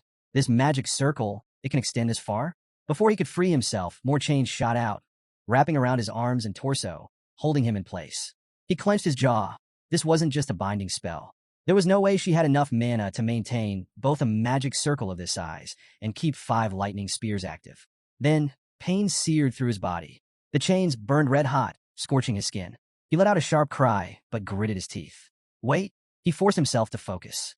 Among those 5 spears, only one of them actually contains mana. The rest are decoys. As the spears closed in, the battlefield was suddenly bathed in a bright blue light. Feathers scattered through the air. Valeria's expression shifted, surprise flickering across her face. Tess! The chains binding Jin shattered, breaking apart in an instant. Standing behind him was Tess, wings spread wide. Valeria's sharp gaze locked onto Jin. Even with your current condition, how much longer do you think you can last? Jin dropped to one knee, breathing heavily. She's right. My mana is almost depleted. I don't have much time left, but he only needed a little more. Gritting his teeth, he forced himself to his feet. The magic circle reappeared, and this time, chains coiled around Tess's wings, tightening with every passing second. Tess cried out, struggling against them. Jin, however, remained untouched. He cast a quick glance back. Thank you, Tess. Above them, a swirling blue tornado formed in the sky, right where Valeria stood. She coughed violently, blood spilling from her lips. Mana reflux, she muttered. Only happens to people who can't control their own mana. What are you hiding, disciple? Jin's voice was cold. I'm not hiding anything. I've already lost. Valeria narrowed her eyes. Lost? And yet, even now, you're using an absurd amount of mana. How are you managing both the backlash and casting multiple spells at once? Chains tightened around the lightning spears, crackling with unstable energy. You're right, she admitted. No one else can do that. That's why, stay back. I know you still have something up your sleeve. Ignoring her warning, Jin stepped forward, entering the magic circle. His movements were slow, deliberate. You know, Jin said, his voice quiet but firm, I've never lied to you. Not once. Behind Valeria, strange, shadowy creatures slithered into view. Her eyes flickered with warning. Stop, she said, her tone more serious than before. If you take another step, I'll use everything I have to stop you. Jin didn't stop. His trembling hand reached forward. Valeria, I just want to see you one last time. Valeria's expression darkened. I said stop. A surge of power exploded from her palm, slamming into Jin's chest. He staggered back, teeth clenched, barely managing to stay on his feet. The pain was sharp, but he didn't waver. Just one chance. The ball of heavenly countercurrent in his grasp wasn't an attack. It was a tool, a distraction. His real goal was to find a lightning spear infused with mana. Valeria poured everything she had into her magic. Her 5 spears accelerated, slicing through the air toward him with deadly precision. Jin's eyes flickered. There! He reached for his sword, the one cloaked in thick black energy. Despite his earlier claim of fighting without a blade, he now held it firmly. Valeria's sharp gaze locked onto him, but it was too late. Jin shifted his stance, twisting his body. At the last moment, instead of striking forward, he moved the blade behind his back, building momentum. Then, he thrust. Valeria's eyes widened. The knife pierced straight through her. Her body staggered back, her face still unreadable as she collapsed onto the ground. Smoke and dust billowed around them as a distant explosion echoed through the desert. Jean fell to his knees, gripping the hilt of his weapon, breath ragged. Valeria lay motionless, her hand pressed against the wound. Then, to his shock, she smiled. "So this is why you refused to use a sword from the start." Jin's voice was low. "Because I understand you, master." She exhaled weakly, her gaze softening as she looked at him. "You've grown so much. I'm proud of you, my beloved disciple." Jin's entire body froze. A radiant light enveloped Valeria's form. Slowly, her figure began to fade. He didn't dare look directly at her. His head remained lowered, staring at the ground. His thoughts swirled in chaos. "Ever since I regained my strength, I knew. I felt it. It was all just an illusion, but that didn't make it any less painful. In his previous life, Valeria and magic were all he had. He had trained endlessly, fought desperately, because if he didn't, he wouldn't have survived. And now, he had cut down the only person who had ever believed in him." Jean gritted his teeth, pulling his cloak tightly around him. His shoulders trembled. Tears slipped down his face, silent but unstoppable. The last remnants of Valeria's body vanished into the night. Jean walked through the vast desert, his steps slow and heavy. Scattered across the dunes were swords, their blades buried deep in the sand. "It's just an illusion," he told himself. But then, a blinding light erupted in front of him. Jean instinctively raised his hand to shield his eyes. Through the intense glow, a silhouette emerged. His breath caught. Father? No, it wasn't his father. It was something far more terrifying. The air thickened, pressing down on him with a suffocating force. This wasn't just magic. This was absolute power. A black aura erupted from the figure, surging toward Jean, engulfing him entirely. His body stiffened. Blood dripped from his lips. Too strong. Jean gasped for air, his entire being trembling. This pressure, it's like standing before a god. A single glance was enough to tell him. This being could crush him with a thought. And yet, is he trying to make me kneel? Jean spat blood onto the sand and straightened his back. "If I was the kind to kneel," he murmured, wiping his mouth, "I wouldn't have come here in the first place." The rain began to fall. Jean clenched his fists, forcing himself forward, step by step. "He's just a man just like me. Until I reach him, I just have to keep moving forward, and take him down." Jean gripped his sword tightly, forcing himself to push off the ground. His body felt like lead, but he pressed forward, each step heavier than the last. Watching him struggle, the man known as Timar suddenly let out a small, almost imperceptible chuckle. At that moment, a strange, invisible door materialized in the air. A girl stepped out from the spatial rift, her eyes locked onto Timar's face. "Timar, did you just laugh?" She reached out, trying to touch his face, as if to confirm it for herself. "You really did laugh, didn't you?" But before she could, Timar effortlessly dodged her hand, refusing to let her make contact. Still, she wasn't convinced. "No way. You definitely laughed. I haven't seen that smile in 1,000 years. I've waited so long for it. But why? Why are you smiling at him?" Jean, still pressing forward, dragged his body with sheer willpower, muttering under his breath, "I'll cut him. I'll cut him. I'll cut him." Timar's gaze remained steady. "That child." The other girl crossed her arms, smirking. "Even I have to admit, that kid is something else. His willpower is on another level. He slaughtered his own brothers without hesitation. Even when he cut down his own master, he felt the pain, but he didn't stop. He understands what it means to keep moving forward." She turned to Timar, her voice serious. "Don't test him anymore." But Timar simply drove his sword into the sand. In an instant, a brilliant light erupted from the blade, spreading like wildfire toward Jean. The intense energy coursed through his body, making him grit his teeth in pain. The girl's expression changed. "Timar, what the hell are you doing? Are you trying to kill him?" Timar remained unshaken. "The test is over." The other girl rolled her eyes. "Seriously, Timar? This again?" Then, out of nowhere, a pair of feet emerged from the blinding light. Jean stepped forward, battered but unbroken. Seeing this, the girl's eyes widened in realization. "I get it now. He reminds you of him, doesn't he?" She sighed. "Fine, I'll keep watching. If this kid was enough to make you laugh, then I want to see just how far he can go." With that, she vanished into thin air. Meanwhile, Timar raised his hand, summoning every sword that had been planted in the ground. One by one, they floated into the air, shimmering with lethal intent. Then, with a simple gesture, he sent them flying toward Jean. But Jean refused to falter. His determination burned brighter than ever. "I will reach you, no matter what it takes, even if it meant cutting down his own brothers, even if it meant slaying his master, because in the end, they would do the same." That was his will, A brilliant blue light engulfed the battlefield.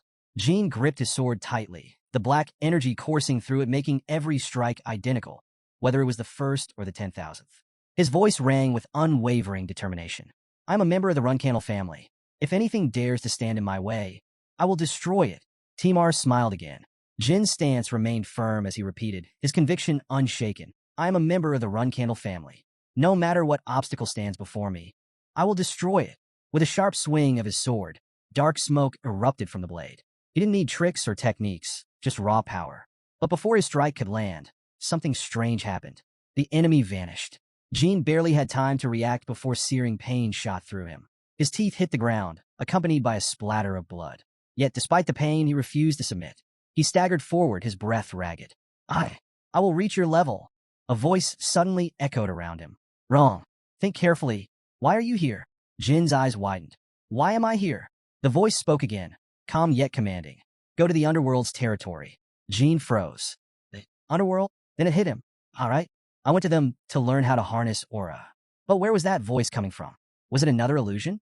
A memory surfaced, his conversation with Murakan.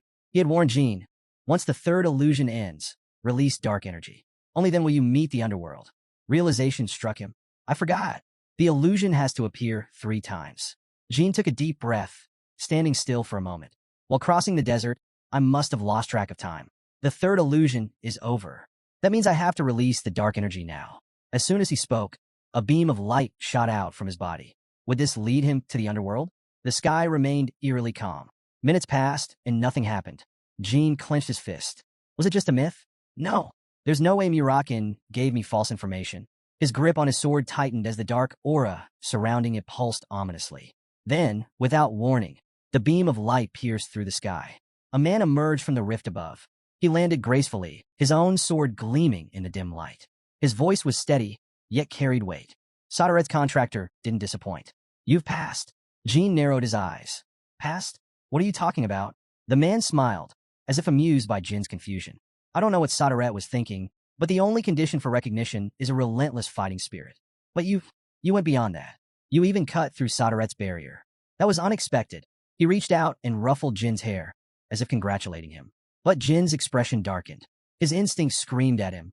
This man was dangerous. Without hesitation, Jin swung his sword. Are you playing games with me? The man merely laughed, unfazed by the attack. I like this the most. You're nothing like the humans I remember.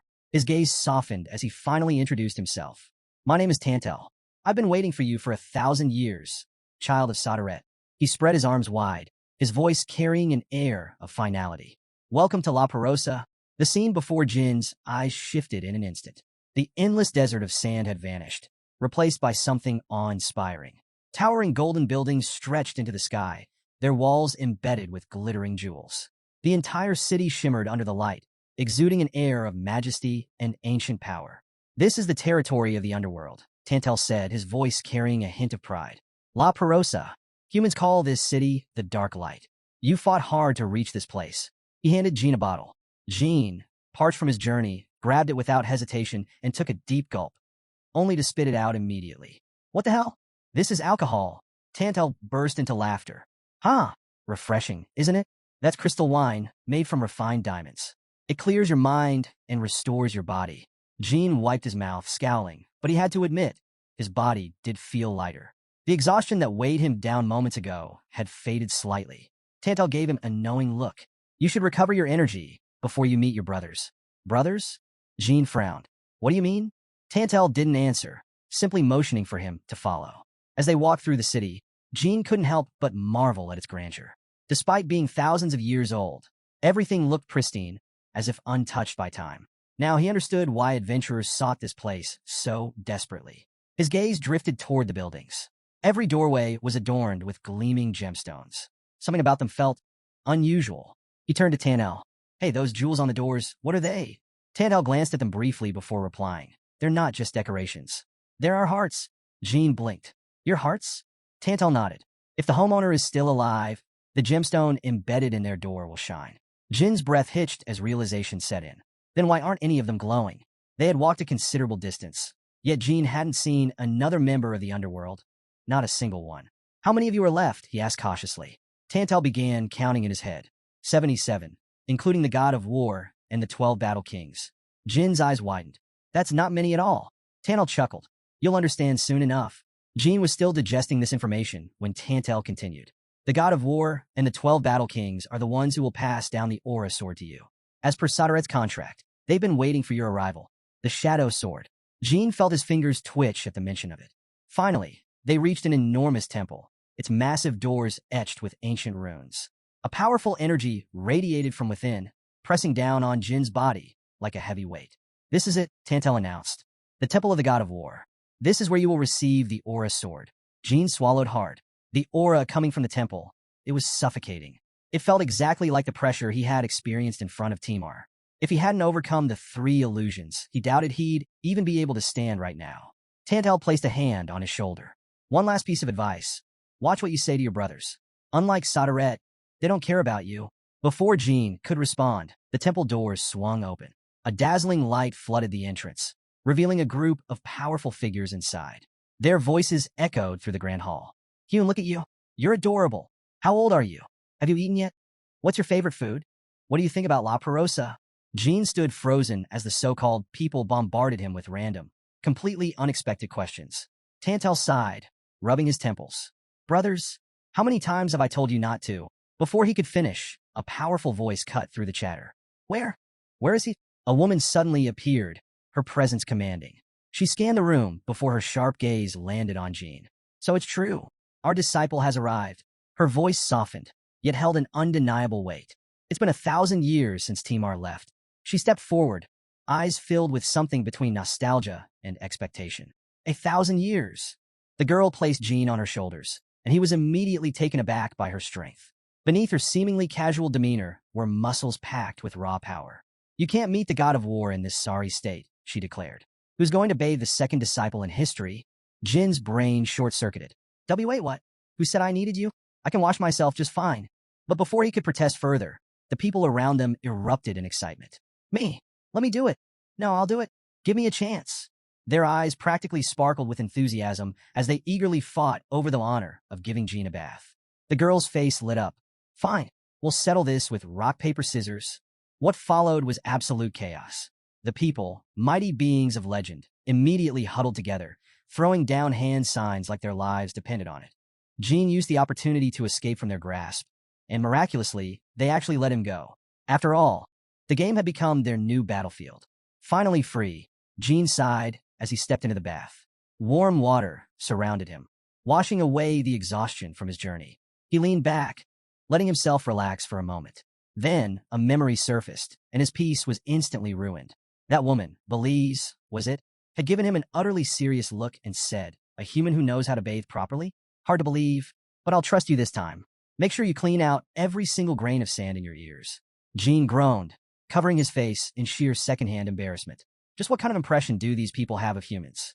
He nearly drowned himself out of frustration.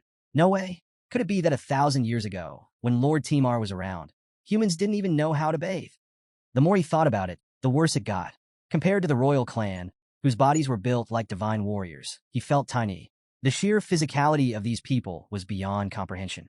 It wasn't just genetics, it was divine blessing. No wonder they were called the war race. With a final sigh, Jin finished his bath and stepped out, drying himself off. The moment he emerged, a booming voice greeted him. Excellent. You're very clean. Jin blinked. His eyes landed on Tantel, who was grinning proudly. And our traditional clothes suit you perfectly. Jin stared at him. He never imagined a day would come when he'd be praised for knowing how to take a bath. Tantel, completely oblivious to Jin's inner turmoil, clapped his hands together. Now you won't need those old clothes anymore. We'll burn them and cleanse the remnants. Jin's eye twitched. What is with these people and destroying things? Taking a deep breath, he focused on what mattered. So, now I finally meet the god of war and the fighting kings who will pass the shadow sword down to me. Tantel turned away, a smirk playing on his lips. That's right. He gestured forward. Now, let's head to the temple. Jin was reminded that weapons weren't allowed inside the temple. The fighting king's brothers, the ones he had encountered earlier, were waiting nearby to safeguard his belongings. With that out of the way, he followed Tantel toward the temple entrance. As they walked, Jin noticed something peculiar. Tantel's chest was glowing faintly, an ethereal light pulsating from within.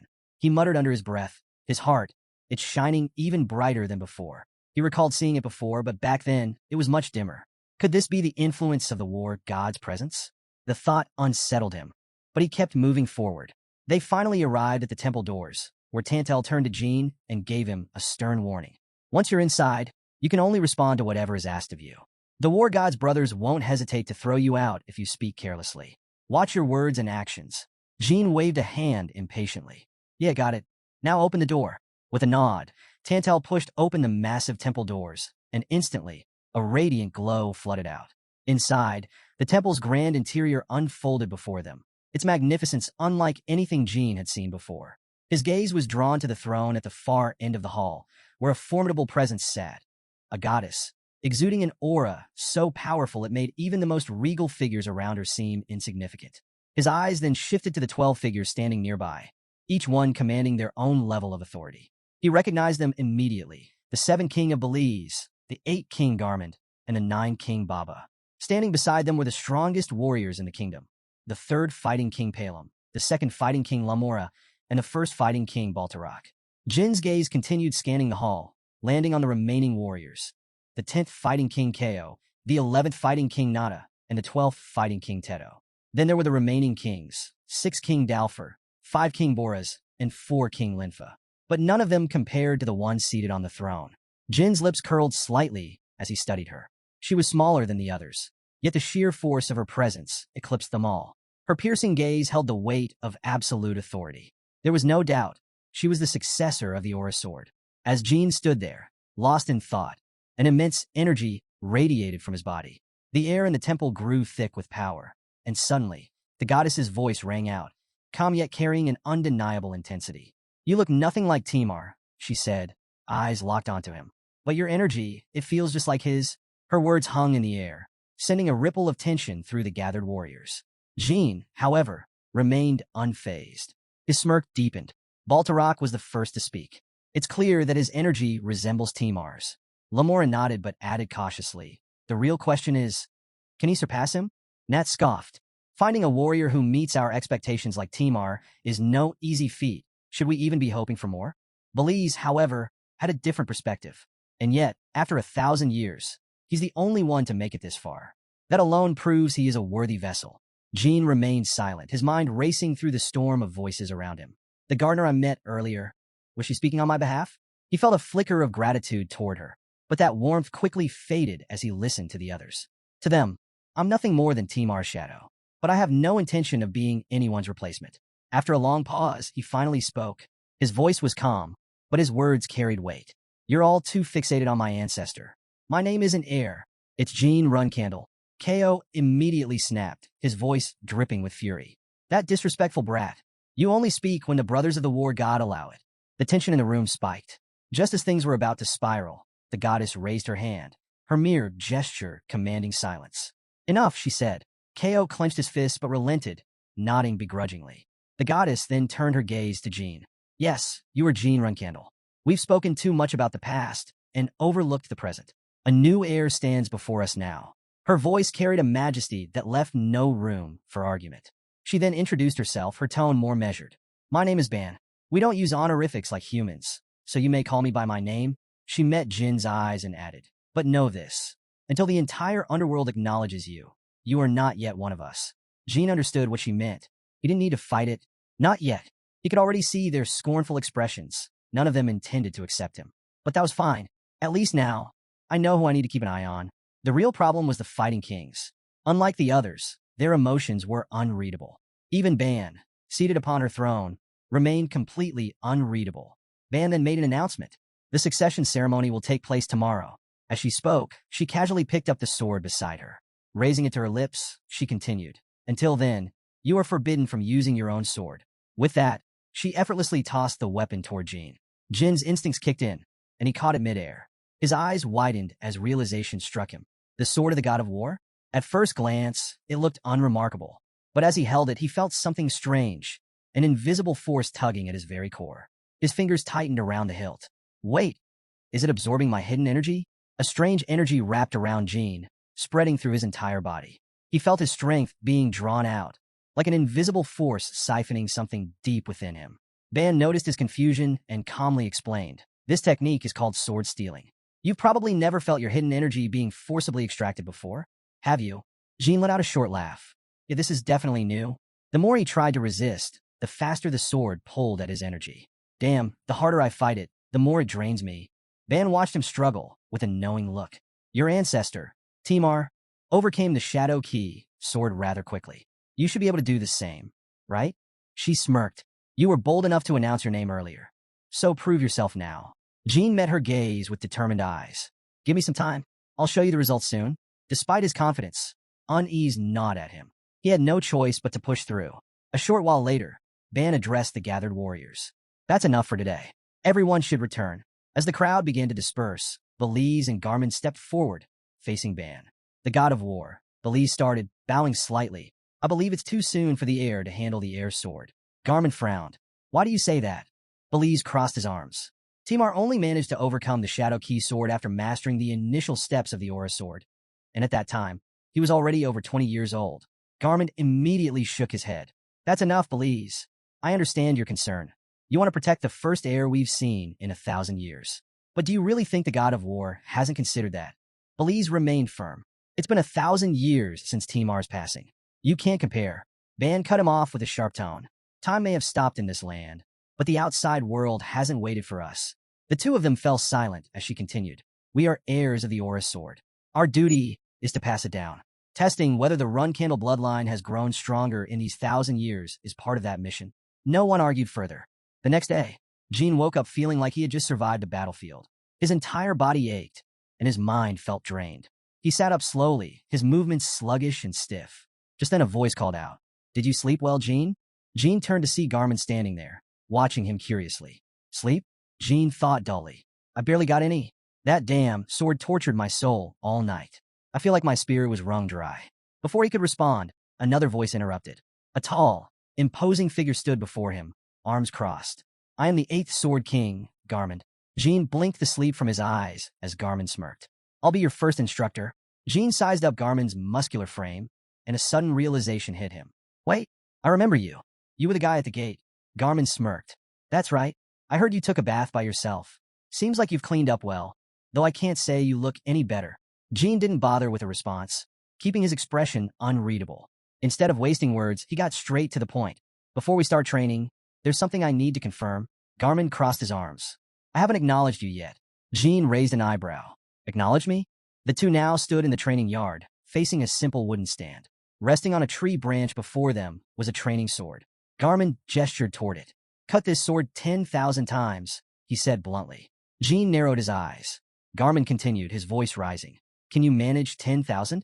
Show me. If you can't even do that, there's no point in me teaching you anything. For a moment, Jean just stared at him. Then, a smirk tugged at the corner of his mouth. So this is a test? Without hesitation, he picked up the sword and swung. One strike, another, then another. The swings quickly piled up. 2,000, 2,500, 3,000. Each strike was precise, controlled, and relentless. Tantel, who had been silently observing, watched in shock as the number climbed. He's not even slowing down. 5,000, then 6,500, then 7,000. By now, onlookers had begun to gather. Warriors who had been training nearby stopped what they were doing, drawn in by the sound of Jin's relentless slashes. 400. He's still going, someone murmured. One of the warriors watching from a distance shook his head. There's no way. No one should be able to keep going like that. Another replied, eyes wide, and yet he is. Meanwhile, Jin's body moved instinctively. He had already reached 9,000 swings without missing a beat. His past life, where he had been nothing but an incompetent swordsman, was no longer a shackle. In this life, he was reborn into a lineage of swordsmen. Jin closed his eyes. The world around him became distant, fading into the rhythmic motion of his strikes. He recalled Luna's words, for those who rely on the blade, achieving the 3 eyes is more important than sight itself. Never open your eyes before understanding your sword. That lesson had been ingrained in him since he first learned to wield a blade. True swordsmanship wasn't just about technique. It was about making every strike as perfect as the first. And then, 10,000. Jin's blade came to a stop, his breathing steady. He opened his eyes and glanced at Garmin. So, was that enough for you? If Garmin had hoped to break him with this test, he had miscalculated. Jin wasn't here to be intimidated. He was here to prove himself. The legendary 8th Sword King, Garmin, now regarded Jean with newfound respect. I never imagined he could pull this off, he mused, even among the Runcandel. Completing this challenge flawlessly is nearly unheard of. The crowd erupted into cheers, voices buzzing with excitement. Did he seriously do it that fast? 1,000 years later, and a descendant like him still exists? Jean, beads of sweat clinging to his forehead, turned to Garmund. You're just going to stand there in silence? Garmund, still digesting the shock, finally let out a hearty laugh. Not only did you match the required force, but you also finished in record time. That was impressive. Jean, unfazed by the praise, waved a hand dismissively. Yeah, enough with the half-hearted compliments. If you've got something real to say, spit it out. Garmund raised a brow. And what exactly do you want to hear? Jean met his gaze with unwavering confidence. Admit that I'm ready to learn from you. The murmurs in the crowd turned to hushed anticipation. All eyes were on Garmund now. The Eight-Sword King let out a slow breath before nodding. Fine, I admit it.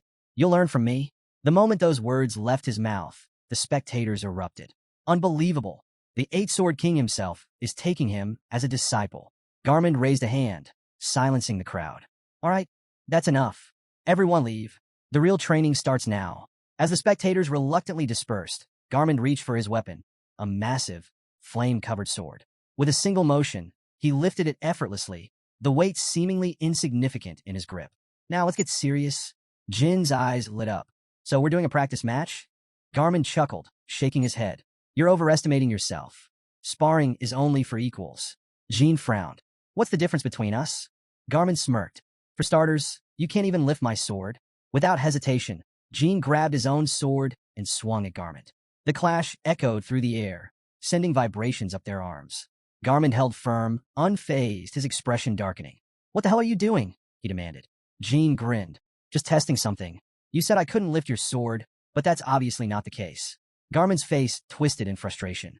That's not what I meant. I meant no matter how many times you strike, my sword won't even budge. Jin simply chuckled, brushing off the moment. Oh, so that's what you meant. For a second, I thought something was off. Garmund stared at him, half annoyed, half amused. This guy, he's more interesting than I expected. Garmund lifted his sword once more, his stance unwavering. All right, this time, hit me with everything you've got. Jin let out a small sigh, then raised his sword. Got it? Without hesitation, he swung with full force. The impact was immediate, the shockwave rippling through the air. But Jin's attack had no effect. Garmund's sword remained unscathed, standing firm, as if it were an immovable object. Jin's eyes widened. What the hell? It feels like I'm cutting into a damn city wall. Garmund smirked. Told you. You can't even make my sword budge. But Jin wasn't about to back down. He steadied himself and declared, Let me try again. Garmund chuckled. Be my guest. This time, Jin focused deeply, gripping his sword tightly with both hands. He knew brute force wasn't enough. Spiritual energy, I can't just rely on sword energy alone. Pouring an immense amount of magic power into his blade, he prepared to strike again. This technique was risky. It wasn't something that could be used in real combat. An opponent wouldn't just stand there and wait. But right now, he had to test his limits. With renewed determination, Jin launched another strike. The swords clashed, sending a deafening shockwave through the training field. The sheer force shattered the ground beneath them, sending rocks flying and filling the air with dust and debris. But in the next instant, Jin was violently thrown back by the recoil, skidding across the ground before finally coming to a stop. He groaned, feeling the sting of fresh scratches on his body. Damn, the difference in strength is this massive? For the first time, he truly felt the weight of Garmund's power. This wasn't just skill, this was something far beyond normal comprehension. What kind of monster is this guy? Garmund, too, was caught off guard. His hand tingled with pain, his fingers feeling as if they had nearly been torn apart from the force of the impact. That strike! He hadn't expected Jin's power to reach such a level. Even after being stripped of his spiritual energy, he had still managed to unleash a force that was no joke. Garmund smirked, the corner of his mouth twitching in amusement. 1,000 years later, and the bloodline of Runcandel still carries this much strength? Even after enduring the trials of the Great Desert, this kid is something else. But he wasn't about to make things easy. Tightening his grip on his sword, Garmund's expression darkened. If Jin thought he'd get his approval that easily, he had another thing coming. He locked eyes with Jin and roared, Don't expect me to go easy on you. Garmund fixed a steely gaze on Jin Runcandel. I'll give you 1 week. Within that time, you must deliver a strike powerful enough to make my great sword tremble. Jin wiped the sweat from his chin, eyes never leaving Garmund. Aren't you going to show me how it's done? Garmund's expression remained cold. The 3 illusions have already laid it out for you. Faith, believing that nothing in this world is impossible. Converting that belief into spiritual energy is the essence of this training. Jean nodded thoughtfully. Got it. So, how long did it take my ancestors to master this? A wry smile crossed Garmin's lips. 2 days. With that, Jean threw himself into training, working tirelessly day and night. His efforts paid off, and after 3 grueling days, the impossible happened. Jean managed to chip Garmin's mighty sword. The fragment fell to the ground, a small cloud of dust rising from the impact. Breathing heavily, Jean picked up the shard, glancing at it with a mix of pride and exhaustion. 7,560, he muttered, counting the strikes he had made against Garmin's blade. Garmin, his expression unreadable, lowered his sword. Jin's brow furrowed, a hint of disappointment in his eyes. It took me a day longer than Timar. If I had focused just a little more, I could have finished yesterday. Garmin, drenched in sweat, silently marveled. I had taken a week off, expecting him to need at least a month, but 4 days? He evaluated Jin's progress inwardly. Sure, Timar was faster, but if Timar had wielded the sacred fire sword during training, would he have matched Jin's time? Holding the shattered fragment, Garmin sighed. What a pity. Unbeknownst to Jin, Garmin was wrestling with admiration and disbelief. No need to tell him, but this feat is extraordinary. Just as the gods of battle once claimed. Our mission is to see if the Runcandel lineage has grown stronger than it was 1,000 years ago. Out loud, Garmin declared, Jin Runcandel, you've finally impressed me. Jin's eyes gleamed with satisfaction. So, you acknowledge me now? Garmin nodded. Yes, even those who once kept their distance will recognize the purity and strength of your warrior's soul. And with that acknowledgement, Jin knew he had earned the respect of the 8th Sword King himself. Jin grinned. That was actually pretty fun. Garmin hesitated for a moment, his face turning slightly red. I have a favor to ask. Jin raised an eyebrow. A request? From you? Garmin cleared his throat awkwardly. Can I be the first to taste the results of your achievement? Jin blinked in confusion. Taste? What exactly do you mean by that?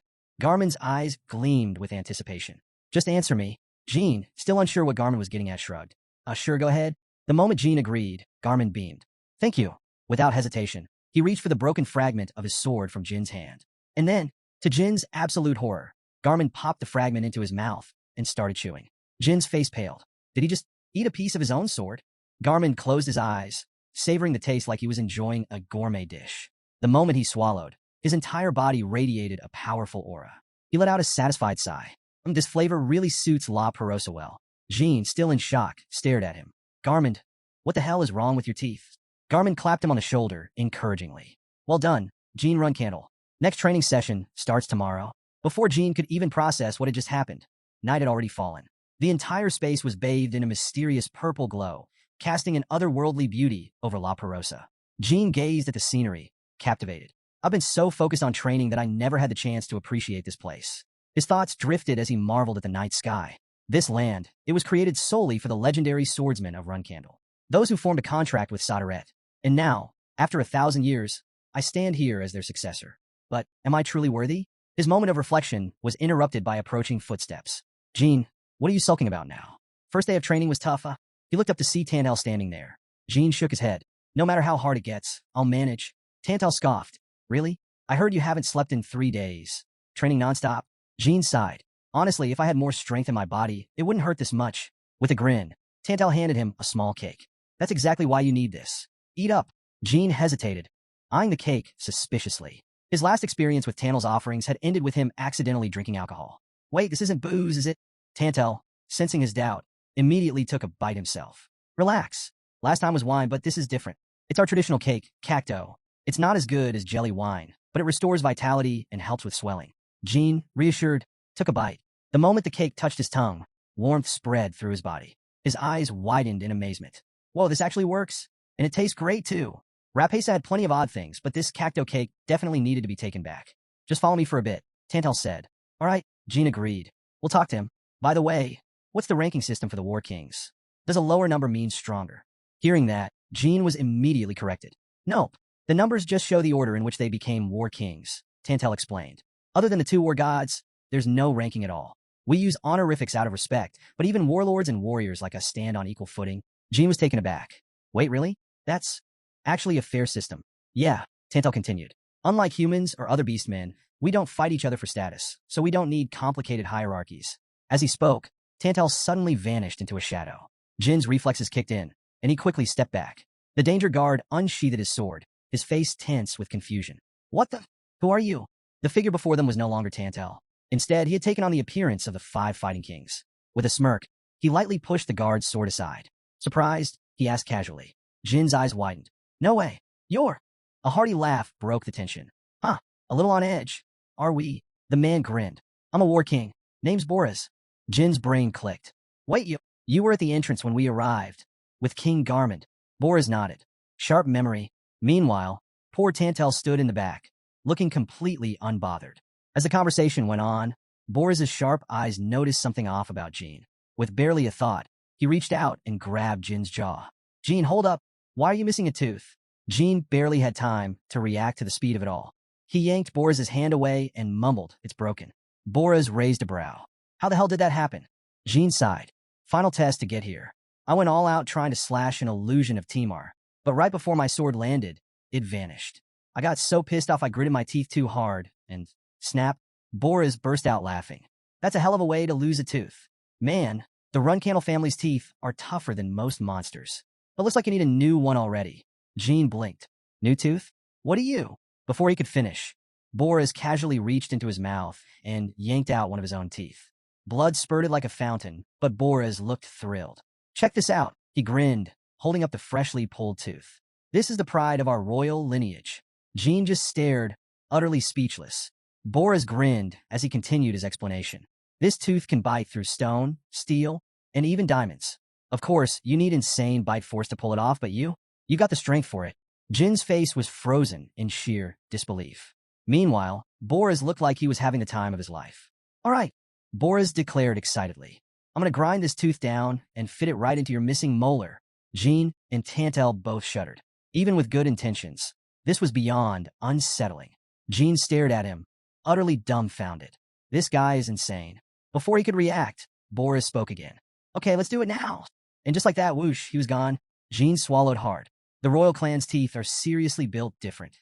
He suddenly had a vision of Garmin casually chewing up a shattered sword like it was a piece of candy. And now Boris wants to implant one into my gums? He turned to Tantel. Has this ever happened before? Tantel shook his head. Nope. First time. The next day, Jin resumed his usual training. As he stepped onto the practice field, something caught his attention. He looked at the ground, smooth, undamaged. Not a single dent despite all the intense training that had taken place here. Jin frowned. Wait a minute. I didn't notice this yesterday, but this floor is ridiculously tough. Curious, he drew his sword and decided to test it. With a quick swing, he slashed at the ground. Clang! The blade barely left a scratch. Jin's eyes widened. This isn't normal stone. He examined the small mark left by his strike and suddenly had a realization. Could it be as hard as ancient iron? Like the material used for the Brahmani sword and the black armor? He then noticed something even stranger. Deep sword scars covering the entire training ground. Some were so massive that just a little more force could have split the arena in half. Jin's breath hitched. What kind of training did they go through here? Then his eyes locked onto a particular sword mark, one that sent a chill down his spine. At that moment, Garmin appeared, carrying his enormous sword over his shoulder. Ah, so you noticed, Garmin said with a smirk. You're finally paying attention to your surroundings. That's good. Means you're getting serious about training. Jin, still staring at the deep sword mark, turned to him. Who left this here? Garmin's grin widened. Your ancestor. Jin exhaled through his nose.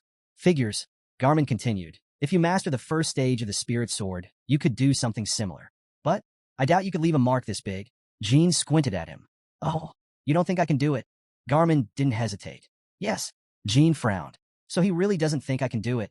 But instead of getting discouraged, he clenched his fists and declared, fine. I'll prove you wrong. Tell me, what exactly is the first knowledge of the spirit sword? Seeing Jin's determination, Garmin smirked.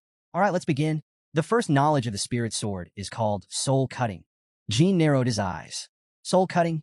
Garmin nodded. It's both the foundation and the pinnacle of the spirit sword. He lifted his blade. Instead of me explaining it, why don't you see it for yourself? It'll be much faster. Jin raised an eyebrow. Wait, what do you mean? Garmin didn't answer right away. Instead, he poured a massive amount of magic into his sword. The air around him crackled with energy. Then he turned to Jin and asked, before I show you, tell me, what do you see? Jin blinked. Huh? What do you mean? Garmin pointed at his sword. Isn't it strange? Even though I use spiritual energy, you can't see it, can you? Jin sighed. Garmin, you said you were going to teach me the first knowledge of the spirit sword, right? If the teacher himself can't control his own spirit energy, then what exactly am I supposed to learn? He crossed his arms. I thought you inherited your power from Sadaret. Relax, Garmin said, amused by Jin's impatience. Let me show you. He raised his sword. Now witness the truth. The moment those words left his lips, his body erupted with a dense, almost suffocating spiritual aura. Jin's pupil shrank. What the? Then, in a flash, the entire space around them turned pitch black. Garmin swung his sword, his expression cold and ruthless, like a blade that knew nothing but death. His movements were swift, precise, and merciless. As the tip of the blade touched the ground, time itself seemed to freeze. Jin found himself momentarily paralyzed, his instincts screaming at him to move, but his body refusing to respond. And then boom, a shockwave exploded outward. The ground trembled. A deep, jagged slash split the training arena in half, as if an invisible force had cleaved it apart with ease. Jin stood frozen, his heart pounding. This is soul-cutting? His mind raced. It's just like Luna's Red Moon Slash, but this technique is faster, smoother, and it barely consumes any energy. He turned back to Garmin, watching him carefully. If he can use soul-cutting repeatedly, then anyone below level 7 wouldn't even stand a chance. Jin quickly regained his composure. No matter what, he had to master this move. Garmin smirked smugly. So, how did it feel to witness the first soul sword technique? Jin took a deep breath before replying. It was incredible. Fast, majestic, and overwhelmingly powerful. Garmin let out a hearty laugh. That was only about half of its true strength. Even then, it's just a fragment of what remains from Timar. Jin frowned, thinking, I've heard that soul beheading is both the beginning and the end of a sword spirit. If that's the case, leaving behind a sword soul as vast as this training ground, that would be the limit of a sword spirit, right? Garmin's eyes gleamed as he nodded. If you only master spirit beheading, then yes, that would be the case. However, once you reach the pinnacle of the art known as sword spirit beheading transcends mere swordsmanship. It becomes raw power itself. Jin's brows furrowed. Powerful enough to go beyond swordsmanship? Instead of answering directly, Garmin threw another question at him. Do you know why the first technique is called soul beheading? Jin hesitated, but Garmin didn't wait for a response. He answered his own question with a sharp intensity. Soul beheading means it cannot be dodged or blocked. It is both absolute and subtle. Even if your opponent is physically stronger, if their will falters even for a moment, he suddenly shouted, his voice booming. You can take their life instantly. Jin gulped, feeling the weight of those words. He muttered, that really is power, then took a deep breath. So where do I start? How do I execute soul beheading? Garmin didn't waste time. First, you need to grasp the sensation of your aura and sword merging into one. Jin thought carefully. Aura and sword becoming one. He touched his chin, deep in thought. Actually, that sounds kind of familiar. Garmin raised an eyebrow. What are you talking about? Jin closed his eyes for a moment, recalling past battles. That feeling, I think I've experienced it before. Not from the sword absorbing his soul, but something similar. Garmin's curiosity was piqued. Oh, explain. Jin nodded. The first time I felt it was when I fought Murakan. When he used the demonic Beast King's Orgal curse to open the gate to hell, something strange happened. It was like a curse was planted in my mind, urging me to swing my sword. No matter how many times I swung, 10,000 times, 100,000, the outcome was always the same. He gripped his sword instinctively, his voice steady. The sword was already in my hands. My will flowed into it. I aimed, slashed decisively, and each stroke carried an unshakable intent. Memories flashed in his mind. The moment he cut through Goltef's hammer, the time he slashed through Lord Timar's illusion in the Mitra Desert. In those moments, he felt it, the perfect fusion of aura and blade. A fire lit up in his eyes as the realization hit him. Garmin observed him closely, noticing the shift. It looks like you're finally starting to see it. Jin wasn't just seeing it. He was feeling it, his will igniting like a blade ready to cut through anything in his path. Garmin nodded with satisfaction. That's right. That's exactly the feeling. No one of you picked it up so fast. Since you constantly face intense battles, it seems like you've unintentionally achieved the foundation for the first soul sword technique. He rubbed his chin thoughtfully. The key now is figuring out how to transform your belief in slashing into an actual technique. With that, he raised his sword high. Watch closely. I'll show you again. Jin blinked in confusion. Huh. Garmin, unfazed, closed his eyes and focused. He muttered under his breath, I will cut it. I can cut it. As his eyes snapped open, veins bulged across his forehead. The sword in his grip hummed as it absorbed the aura he poured into it. A moment later, he swung. Boom! The impact was twice as devastating as before. The ground beneath them erupted, sending rocks and debris flying in all directions. A deep fissure cracked through the floor, joining the previous one. Now, there were 3 enormous cracks. One from his earlier strike, and two freshly carved into the earth. Garmin beamed at his handiwork, gripping his sword with giddy excitement. Oh, even stronger than before. He held his sword up triumphantly, momentarily forgetting the whole reason he had started demonstrating in the first place. Jean stood there, sighing in exasperation. Aren't you supposed to be teaching me? Garmin hesitated, then awkwardly scratched his head. Oh, well, it's just a feeling, you know. Jean, clearly losing patience, crossed his arms. A feeling? Really? Everyone here saw that you just realized something. Garmin awkwardly shifted his weight, reluctant to explain. Well, the truth is, I'm more accustomed to using the sword of the king. Because of that, I almost never use sword spirit techniques. To me, sacrificing spiritual energy for them is inefficient. Jean frowned. What are you saying? You're my master, aren't you? Garmin waved a hand dismissively. Relax. If I'm stronger, isn't that better for my disciple? No need to get worked up. Just focus on overcoming the spirit-draining sword first. Once you master that, the first technique of sword spirit will be a breeze. Then, you'll start training with the sister and brothers. Jean scoffed. Sounds like I'm getting the short end of the stick here. If that's the case, show me the sword of the king you're so familiar with. Garmin immediately shook his head. No. Jean narrowed his eyes. Why not? Garmin responded without hesitation. Because you're not one of us yet. Besides, the sword of the king can only be wielded by those with the hearts of light. Even if you tried, it wouldn't work. Jean smirked. Who said I wanted to use it? I just want to see it. But deep down, his reasons were different. He recalled his conversation with Tantal the night before. Once you finish training with the King brothers, you'll have daily sparring matches with regular warriors.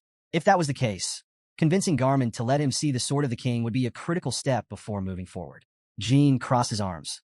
Just once. That's all I'm asking. Tantal hesitated, shifting uncomfortably. Don't put me in a tough spot. If anyone finds out I showed you the sword of the king, I'll be in serious trouble. Only the kings won't face any consequences. Jean thought for a moment. I was planning to wait for the right opportunity, but it seems like it's already here. He sighed dramatically, feigning reluctance. Well, if you refuse, I guess I'll have no choice but to start spreading rumors that you're unfit to be my teacher, and that I've already mastered the first move of the sword spirit. Garmin's face twisted with outrage. How dare you threaten me? Garmin of the War King family? Jean met his glare without flinching. Yes, this is a threat. What are you going to do? Garmin, heir of the sword spirit. Garmin gritted his teeth, struggling with his pride. In the end, he had no choice but to give in. Fine, he spat. Just once. Jean smirked. Once is enough. Garmin took a deep breath, calming himself. His frustration slowly gave way to an odd sense of excitement. All right, I'll show you the basics of the sword of the king. First, you need to control the flow of energy in your body, and before he could finish, an unwelcome interruption stole everyone's attention. Boris strode confidently into the arena, grinning ear to ear. He stopped right in front of Jean, holding something up. Look, Jean, I made the perfect adjustment just for you. Jean blinked, already feeling a headache coming on. Not this guy again. Boris proudly held out a tooth in his hand. You'll love this. Jean stared at it, utterly confused. How am I supposed to use that? Boris didn't bother explaining. He simply shoved the tooth into Jin's mouth. Just trust me and bite down, Boris said with a knowing smirk. You'll understand soon enough. Jean, baffled and mildly horrified, thought to himself, I really need to figure out how Boris moves so fast. Reluctantly, he examined the tooth closely. It was surprisingly well-crafted.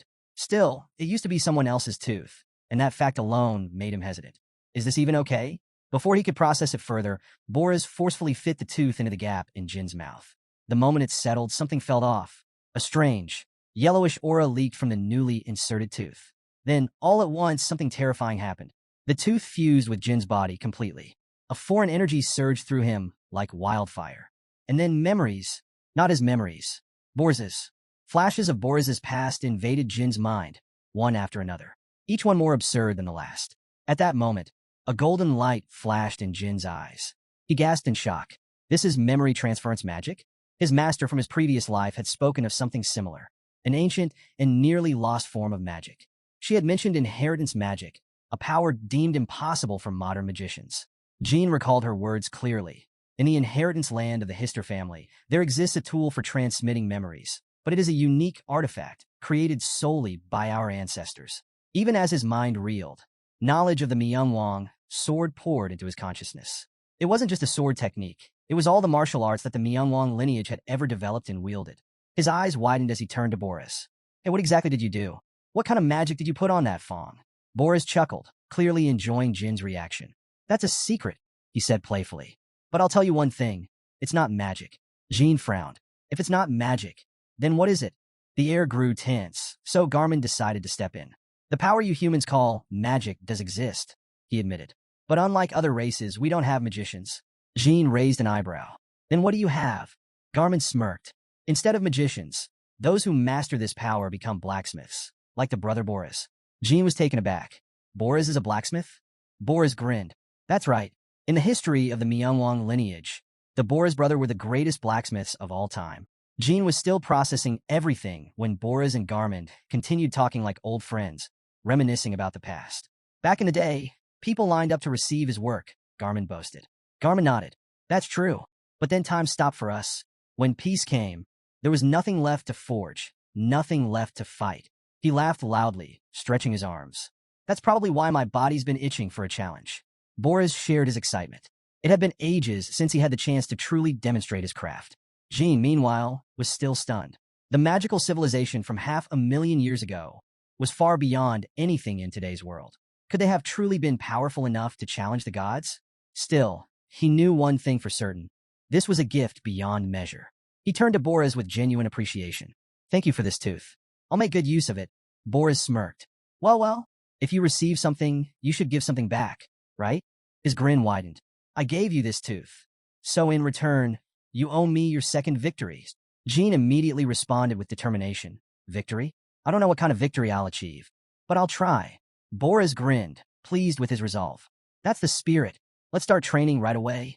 By January 20th, 1999, a full month had passed, and Jean had been practicing relentlessly. Under the guidance of Garmin from the Fall family, he learned the technique of cutting souls.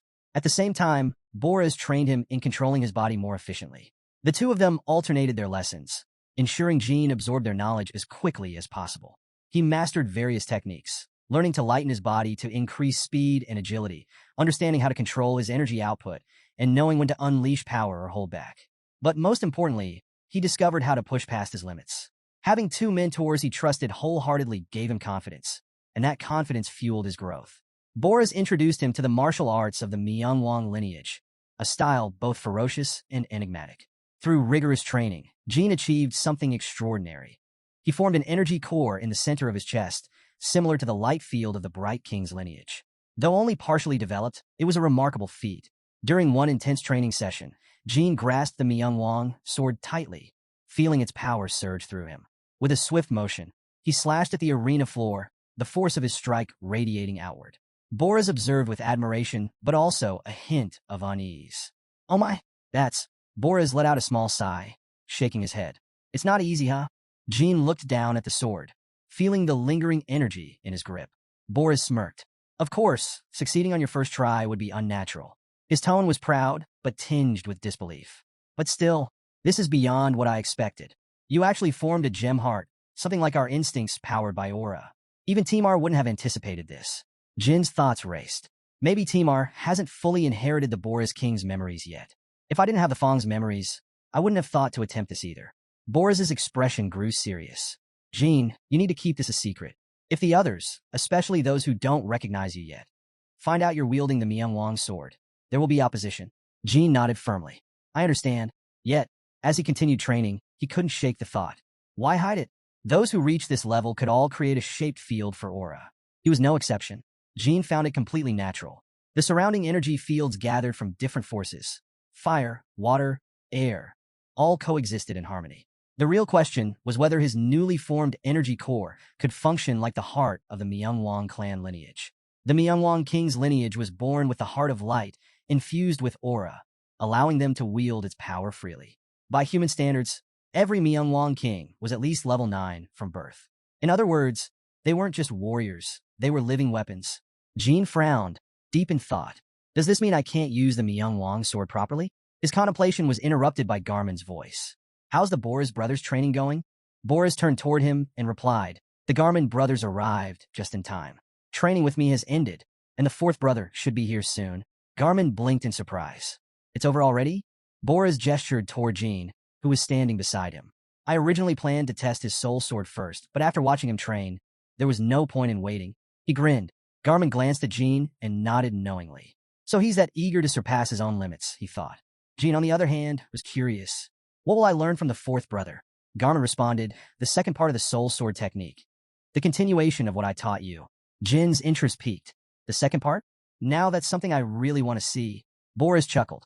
But don't expect much conversation from the fourth king, because she is mute. Jean raised an eyebrow. What do you mean? Garmin stepped in to clarify. The king fourth brother isn't silent, but she can't talk. She is practicing the art of silence. No one knows exactly why, but it's an old tradition dating back to the time of La Perosa.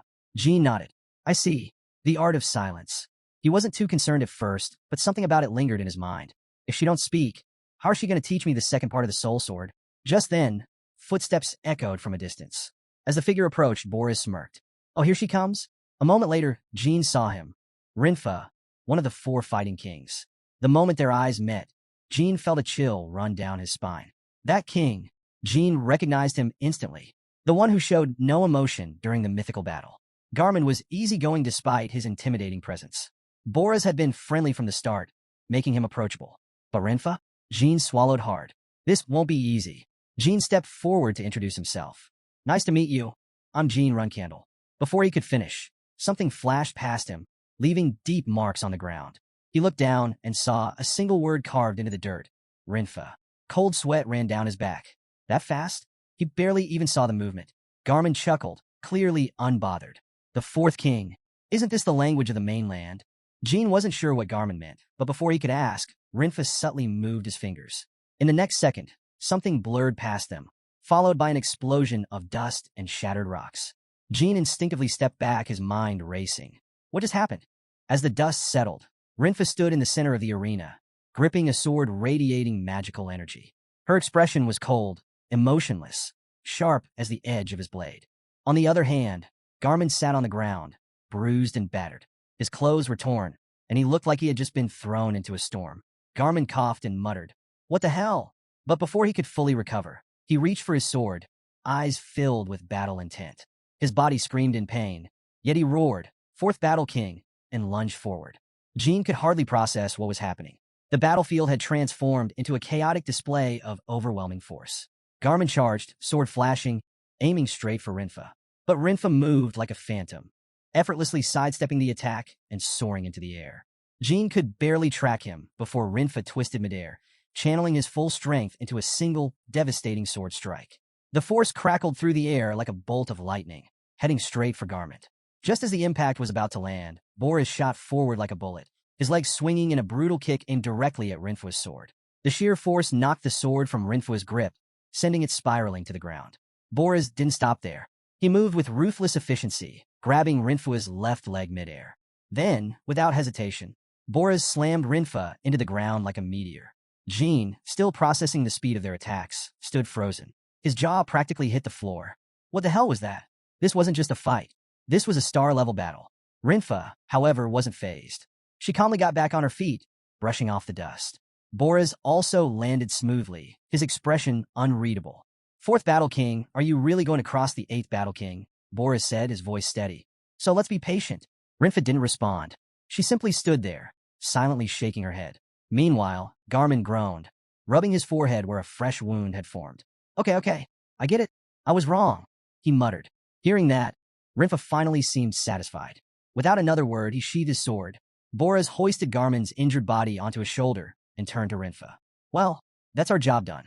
I'll leave Jean to you, Fourth Battle King." Then, with a grin, he glanced at Jean. "Just make sure to save the Eight King, all right? I'll be back to play later." Jean nodded. "Got it." As Boris and Garmin slowly walked away, Jean watched their retreating figures and let out a sigh. His thoughts wandered. Is it really such a big deal for me to learn a few words from the mainland? And is it really normal for brothers to fight like this? Just then, an unexpected image flashed in his mind, Yona. Her face, her presence, it lingered so vividly. And then, he looked at Rinfa standing before him. His expression tensed. Why do they look so similar? Jean raised his hand in greeting, but as expected, no words came from Rinfa. Somewhere else. Yona had just woken up, her sleepy eyes blinking as she sat up. She yawned and muttered, "Youngest brother?" Beside her, a small water-tailed creature stirred, rubbing its tiny eyes. It murmured. Yona's eyes widened at the sound. Without hesitation, she scooped up the little creature and hugged it, happily rolling on the ground. "I didn't hear wrong, did I?" she whispered with a smile. Back to the training grounds, Training with the fourth king, Rinfa, had begun. Well, more accurately, Jean was the only one training. Jean wiped the sweat from his brow, his breath coming in ragged gasps. His whole body ached, but he pushed forward. I never asked the Du King about the dual sword spirit. Since I didn't ask, I wasn't taught. I have to figure it out myself. He moved through the training exercises, perfecting his footwork and refining his strikes. From above, Rinfa stood, arms crossed, watching in silence. Jean felt the weight of his gaze, but received no guidance. Is this really training? Every time Jean concentrated on channeling his energy, Rinfa would suddenly appear right in front of him, his sheer speed catching Jean off guard every single time. Damn it, Jean thought. How is he this fast? Rinfa's movements were eerily similar to Boris's, almost like a ghost flickering in and out of sight. But unlike Boris, Rinfa's attacks had no hesitation. With no warning, Rinfa's great sword came crashing down. Jean barely managed to dodge, but his reaction was too slow. Pain shot through his arm as the force sent him stumbling backward. Rinfa's expression remained indifferent, but there was a glint in her eyes. Was she satisfied that her attack had landed? Or was she amused that Jean had blocked it at all? Jean grit his teeth. Every training session with the Killing King feels like torture. If he hadn't unlocked the mind's eye, he would have been decapitated at least 5 times already. Yet, despite the sheer brutality, Jean never once asked why Rinfa was doing this. He had already learned one thing from Yona. People like her, and maybe even Rinfa, needed to satisfy their own curiosity before approaching someone. And for now, Rinfa simply wasn't interested in talking. Jean had been training relentlessly with Rinfa for 10 days. Though Rinfa never spoke, she communicated by writing on the ground. One day, after reading Rinfa's response, Jean frowned, clearly dissatisfied. Why? Jean finally voiced his thoughts. I've heard that you haven't spoken in a long time. Not even your brothers know the reason. But lately, I've noticed you still communicate with me, just without words. If this is supposed to be forbidden speech training, then shouldn't it have a clear purpose? Shouldn't you cut off all communication entirely? His brows furrowed. Otherwise, isn't this just selective silence rather than actual training? On the stage, Garmin and Boris listened closely. Garmin nodded slightly. Jean has a point. Boris, munching on popcorn, chimed in, yeah, makes sense. Jean turned back to Rinfa, his tone unwavering. You're probably wondering why I never asked about the dual sword spirit, right? He crossed his arms. Because I don't want to learn from someone who only has a strong presence, but no real intention to teach. If you're the true successor of the sword spirit, you shouldn't just train in silence. You should put your heart into guiding others. Just like Garmin and Boris did for me. Garmin and Boris were completely absorbed, watching Jean challenge Rinfa head-on. Garmin muttered, didn't expect him to go straight for the throat like that. Boris, suddenly feeling uneasy, whispered, is this really okay? Jean finished his speech with a deep bow. If my words were too forward, I apologize. But that's how I feel. With that, he turned to leave. Then for the first time in ages, Rinfa spoke. Don't do that. Jean froze mid-step. The words were so unexpected that even Garmin and Boris, who had been casually eating, dropped their entire box of popcorn. Brother Fourth King, Brother Rinfa, spoke. Rinfa slowly removed the cloth covering her mouth. Her voice, though calm, carried undeniable weight. It's not what you think. Then, without another word, she unsheathed her sword and pointed it at Jean. I will teach you. I will show you something truly incredible. Without hesitation, Rinfa demonstrated a series of sword techniques, each movement executed with lethal precision. Her slashes were fluid, sharp, and refined, like the elegant fall of rose petals being cut from their stem. Jean watched in awe. This was the swordsmanship of a true master. Rinfa slowly closed her eyes, sinking deeper into her consciousness. The moment she unleashed his sword spirit skill, her aura intensified. With a fluid motion, she swung her sword downward, her compact yet precise technique making her power even more pronounced. She struck to the left, then instantly transitioned into a rightward slash. The petals in the air, caught in her blade's path, were sliced effortlessly, drifting to the ground in delicate fragments. Jean watched in awe. This is completely different from what Garmin taught me. Each swing of Rinfu's sword was filled with pure essence. The intersecting sword paths mirrored one another, slashing from 2 directions at once. Something only a true dual swordsman could achieve. Whether the strike came from the left, right, bottom, or top, the outcome remained the same. As Jean observed closely, his mind clicked. This is the second sword spirit. Steadying himself at the center of the ring, Jean focused his sharp gaze on the sword in her grasp. With a deep breath, she swung downward. Streams of essence spiraled together, cascading toward the ground in a perfectly straight line, like a tornado rippling across a still lake. Garmin and Boris, who had been spectating, could no longer remain seated. They leaped down, rushing to Jin's side, their excitement evident. See? I told you! Fourth Battle King, Rinfa, always uses this move. Boris practically vibrated with enthusiasm, waving his arms. To witness it firsthand, this is legendary. Rinfa turned to Jean and asked, "How do you feel after seeing the second spirit sword?" Jean took a moment to collect his thoughts before replying. "It's incredible, both powerful and elegant. It feels like it's never truly been demonstrated in its full glory before." Hearing that, Rinfa gave a small nod. Yes, at that moment, Garmin suddenly blurted out, "Wait, is that oath still in effect, Brother Rinfa?" Rinfa's calm demeanor remained unchanged. "It's fine. Don't overthink it." Garmin let out a sigh of relief, but quickly followed up, "If that's the case, we should inform the others." Boris nodded eagerly. "Yeah, before the chance disappears, they need to talk to Rinfa. She never got to say a word when Timar was around. I'll go call the others." Before Jean could even process what was happening, Garmin and Boris took off at full speed. So fast it was as if they had mounted invisible motorbikes, leaving a cloud of dust in their wake. Rinfa looked at Jean and spoke. "Scissors." Jean blinked in confusion. "Huh?" Rinfa repeated, "The name of the second move you just saw. It's called Scissors." Jean took a moment to process before nodding. "That's a very fitting name." He smiled, still amazed. The way the essence forge blades intersected like a pair of scissors. "I've never seen or even imagined a technique like that before." Rinfa studied him and asked, "Can you replicate it?" Jean let out a small sigh and shook his head. "It's not something I can copy after just one glance." He glanced down at his sword, his brows furrowing. "Besides, there's an issue with this weapon.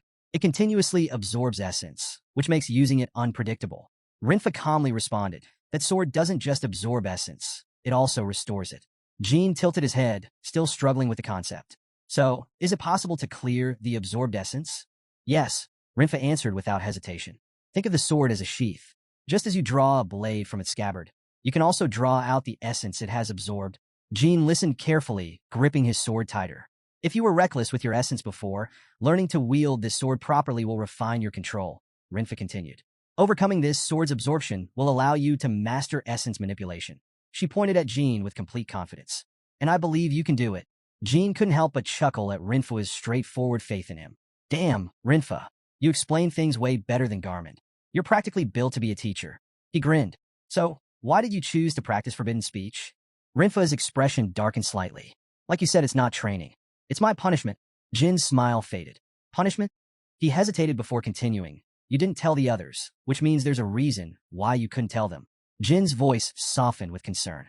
"It must have been hard, being isolated for so long. I may not be your brother, but if you ever want to talk, I'm here." A heavy silence settled between them as the sky dimmed with the falling dusk. After a moment, Rinfa exhaled and finally opened up, his voice low yet steady. She spoke of her past, her burdens, and the reason for her silence. Jean listened intently, his expression unreadable. "So that's how it is," he murmured. Rinfa nodded. Jean clenched his fists. "You warned them not to challenge the gods, but they didn't listen." Rinfa's gaze turned to the horizon, where the last light of the sun faded. She didn't answer, but the weight in her eyes spoke louder than words. Jin's thoughts swirled as he processed everything. Rinfa has been carrying the burden of the Myungwang's downfall all this time. She blames herself for not stopping her brothers. But is that arrogance? Or just the guilt of someone who cared too much? Rinfa, as if sensing Jin's thoughts, spoke up. "Thanks to you, my punishment has ended much easier than I expected." Jin raised an eyebrow, a little skeptical. "Do you regret it?" Rinfa stood up, her expression calm. "No, I feel relieved." Then, she turned her gaze to Jean and said with rare sincerity, "Thank you. You have a way of moving people." Jean grinned. "I'll take that as a compliment." Before their conversation could go any further, a distant roar of voices erupted. A group of Myungwang members stormed in, their excitement echoing across the field. They rushed toward Rinfa, their expressions filled with shock and joy. "You've finally ended the ban? What happened? We thought you lost your voice forever." They bombarded Rinfa with questions, some laughing, some on the verge of tears. Rinfa, though slightly overwhelmed, remained composed. Jean watched from the sidelines, deep in thought. Normally, when people ignore warnings, others just blame them. But Rinfa, she blamed herself instead. Maybe now, after all this time, she'll be easier to reach. Suddenly, a loud voice snapped him out of his thoughts. "Hey, Jean!" Jean turned to see Boris jogging toward him, with a smug grin plastered across his face. "Since you got Brother Rinfa to speak, I'll be taking credit for it." As promised, Boris declared, puffing out his chest. Jean raised an eyebrow. "Credit for what, exactly?" "The second achievement," Boris said proudly. Jean folded his arms. "The other brothers might not know the full story, But you do, don't you, Boris? Boris blinked. Huh? What are you talking about? Jean smirked. You knew why 4th King Rinfa was forbidden to speak. And yet, it wasn't a member of the Myungwang who got her to break her silence. It was me. Boris suddenly burst into laughter, his expression a mix of amusement and admiration. That's right. That's the second achievement. And that means... Meanwhile, Rinfa continued mentoring Jean. Not only did she help Jean refine his technique with the essence-absorbing sword, but she also guided him through the foundational movements of the second spirit sword technique. Jin's internal essence grew denser with each passing day. Within 2 weeks, he had learned the method behind Rinfa's signature move. Of course, mastering it was an entirely different matter. But that didn't matter to Jean, because no matter how long it took, he would continue training without rest. Mastery was only a matter of time. February, year 1790. Jean stood firm, confidence radiating from him. Now that I've overcome the sword, I think it's time to return it, he suggested. Tantel, smiling, replied, From today onward, you will be the one needing it. Jean raised an eyebrow. Didn't you say you wouldn't need to use your sword here anymore? Tantel nodded. That's right. But after your training with the 4th brothers, you'll start training with the regular brothers. Jean hesitated. Starting today? Tantel immediately confirmed yes. This afternoon, everyone will gather to watch the match. Right about now, the brothers are probably picking their first opponents. Jin's blood pumped with excitement. Finally, the long-awaited match with the Myungwang clan was happening. Ever since he arrived, he had wanted to fight them properly. He clenched his fist. Yes. Then Tanel said to Jean, to be honest, I feel like it might be a little early for you. Jean smirked. Oh, sounds like you think you'll lose. Jean frowned. Are the regular warriors really on par with the White Wolf clan? Tanel chuckled. White Wolf clan. The Myungwang warriors are far beyond that. Even the elite Red Tiger lords would struggle against them. And let's not forget, the 1st King brother don't like you. They'll probably pick an opponent that's anything but easy. Jean stroked his chin, calculating his odds.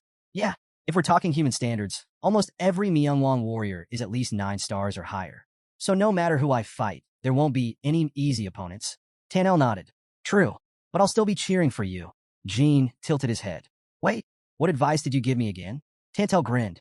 I told you to look at Myungwang's sword at least once. Jean smirked. I already have. Of course. That was thanks to the memories he had absorbed from Boris. He had seen matches before, but this time, he would witness it in real combat. Tantel waved a hand. All right, from now until the match, get some rest in the waiting room. Jean nodded. Understood. Tantel led Jean to the waiting room, where he was assigned a spot. Wasting no time, Jean carefully cleaned his sword, ensuring it was in perfect condition. From a distance, a familiar voice called out. Jean, are you ready? Jean turned around to see Boris approaching, excitement practically radiating off him. A grin spread across Jin's face. You guys are here. Boris and Garmin walked up, but Jean remained calm. There's nothing to prepare. Once they pick my opponent, I'll just have to fight. He tightened his grip on his sword. Win or lose, he was ready. Garmin nodded. Okay, you're strong enough. Garmin sighed. No, he's really something else? It's hard to believe he's just a human kid. Don't be discouraged, though. Jean remained calm, but Boris still looked worried. I'm just concerned. Jean seems like the type who'll take failure really hard. Rinfa, standing next to them, said that it has that effect on people who always succeed in their lives. But Jean, Boris continued, you have to learn to get back up after a fall. Jean tilted his head, puzzled. Why is everyone acting like I've already lost? Boris sighed. It's just we don't want you to end up like Timar. Jean raised a brow. Timar. Garmin nodded. Yeah, Timar never lost a match before coming to La Perosa. But here, he kept losing. Curious, Jean asked, what kind of fighter was he in his first match? Lena immediately answered. He was a bit stronger than I am now, but he struggled against regular warriors. Boris chimed in. Even after that first loss, he just broke. He shut himself away for a long time, fell into depression. He never recovered. Jean smirked. Completely misunderstood. Losing once was nothing. Unlike Timar, Jean had faced failure countless times before coming here.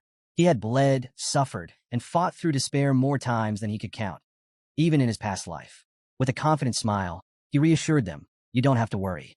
I won't end up like Timar. A few hours before the match, the Myungwang arrived at the arena. The stands were packed, and the air buzzed with excitement. After all, this was the first major match in 1,000 years. Of course, there was betting involved. Oh, brothers, how many moves do you think it'll take? One spectator whispered. I bet within 10 moves, another chimed in. Same here, 10 moves at most. Jean stepped into the ring, greeted by deafening cheers. He glanced around, baffled. They're betting on how many moves it'll take for me to lose? He sighed, shaking his head. This clan really loves to gamble. A moment later, Jin's opponent finally stepped into the ring. As soon as he appeared, the crowd erupted into cheers. The Shaka brothers are back in action, someone shouted. The excitement reached a fever pitch as a warrior with long hair and a strong, athletic build walked confidently toward the center of the arena. His name was Shaku, the lightning of battle. He smirked and asked, "Is the undefeated warrior ready?"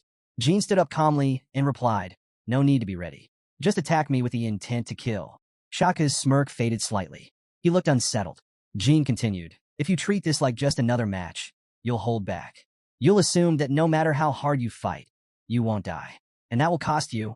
Without hesitation, Jean drew his sword, then casually tossed it to the ground.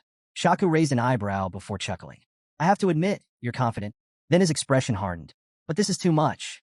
Few things are more irritating than a human who doesn't know humility." He narrowed his eyes, studying Jean carefully. "Are you trying to provoke me?" At that moment, a faint glow appeared at Jin's chest, slowly spreading throughout his entire body. Shaka's smirk vanished as his eyes widened in shock. "That's you." Jean gripped his sword, and with a swift movement, unleashed a powerful technique, Myungwang. A surge of energy radiated outward, engulfing the battlefield in its force. Shaku instinctively leaped backward, his excitement barely masking his astonishment.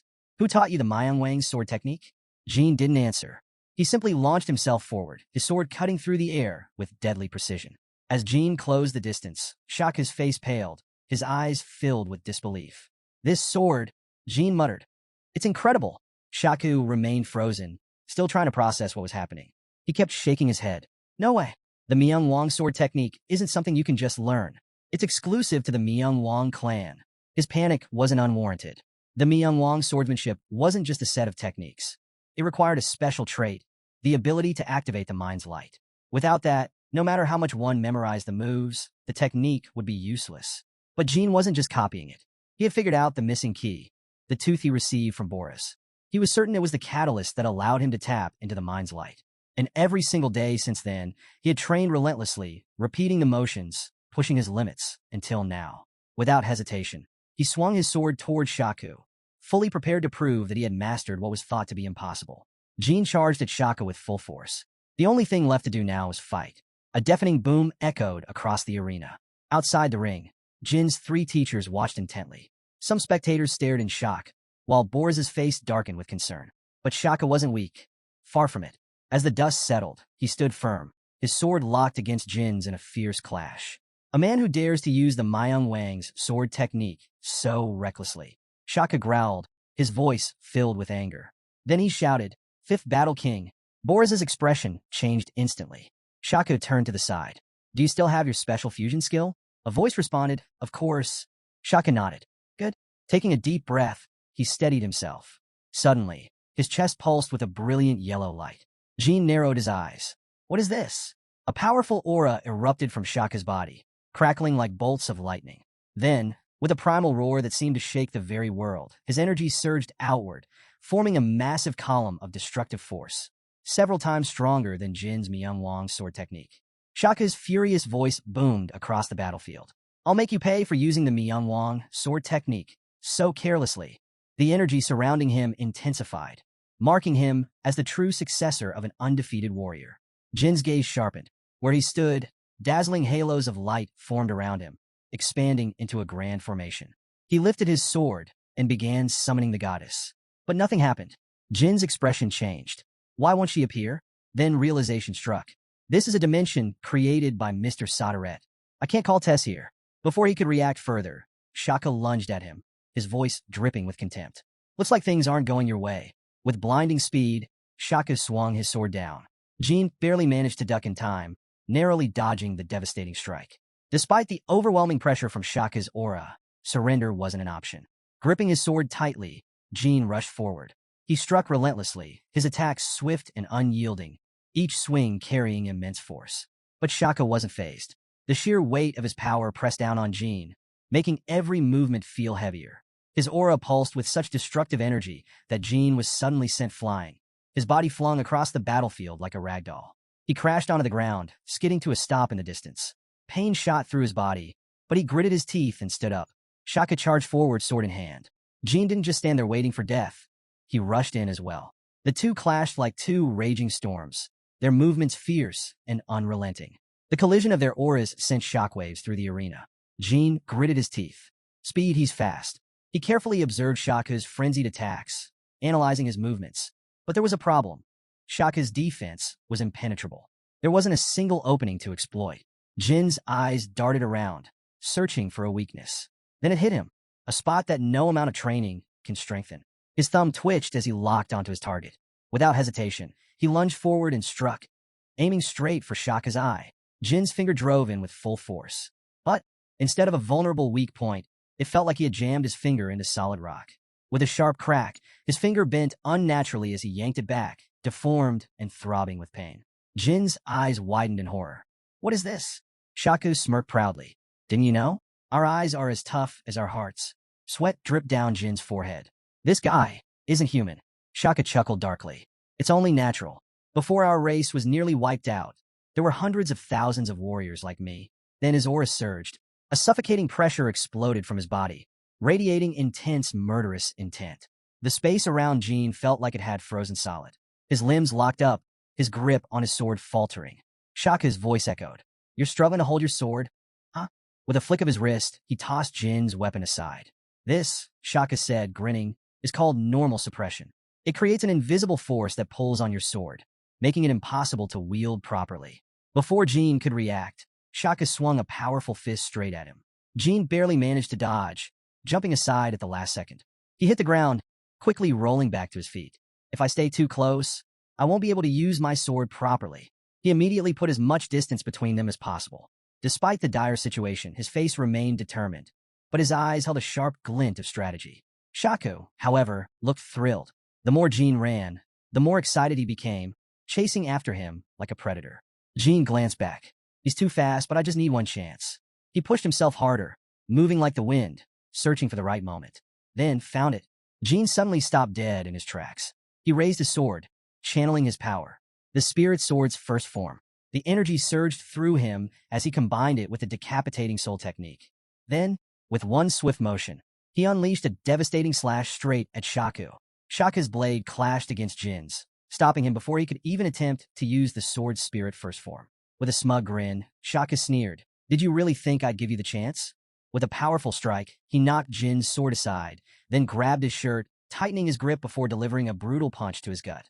The impact sent Jin flying, blood spurting from his mouth as he crashed into the ground. But Shaka wasn't finished. Before Jin could even recover, Shaka stomped down with enough force to crack the earth beneath him. The sheer power of the strike sent tremors across the battlefield. Jin, battered and bleeding from his nose and mouth, struggled to defend himself. But Shaka was relentless. He lifted his leg and drove another devastating kick into Jin's ribs. Then, as if savoring his dominance, he smiled and drove his foot into Jin's head, smashing it into the ground. Still not satisfied, Shaka launched him into the air with another brutal kick. Jin crashed onto jagged rocks, his body now covered in deep, bloody wounds. His vision blurred, his strength waning. Above him, Shaka's sword slowly descended, gleaming ominously in the dim light. With a cold smirk, Shaka retrieved his blade and pointed it at Jin. Just as I promised, I'll take all your limbs.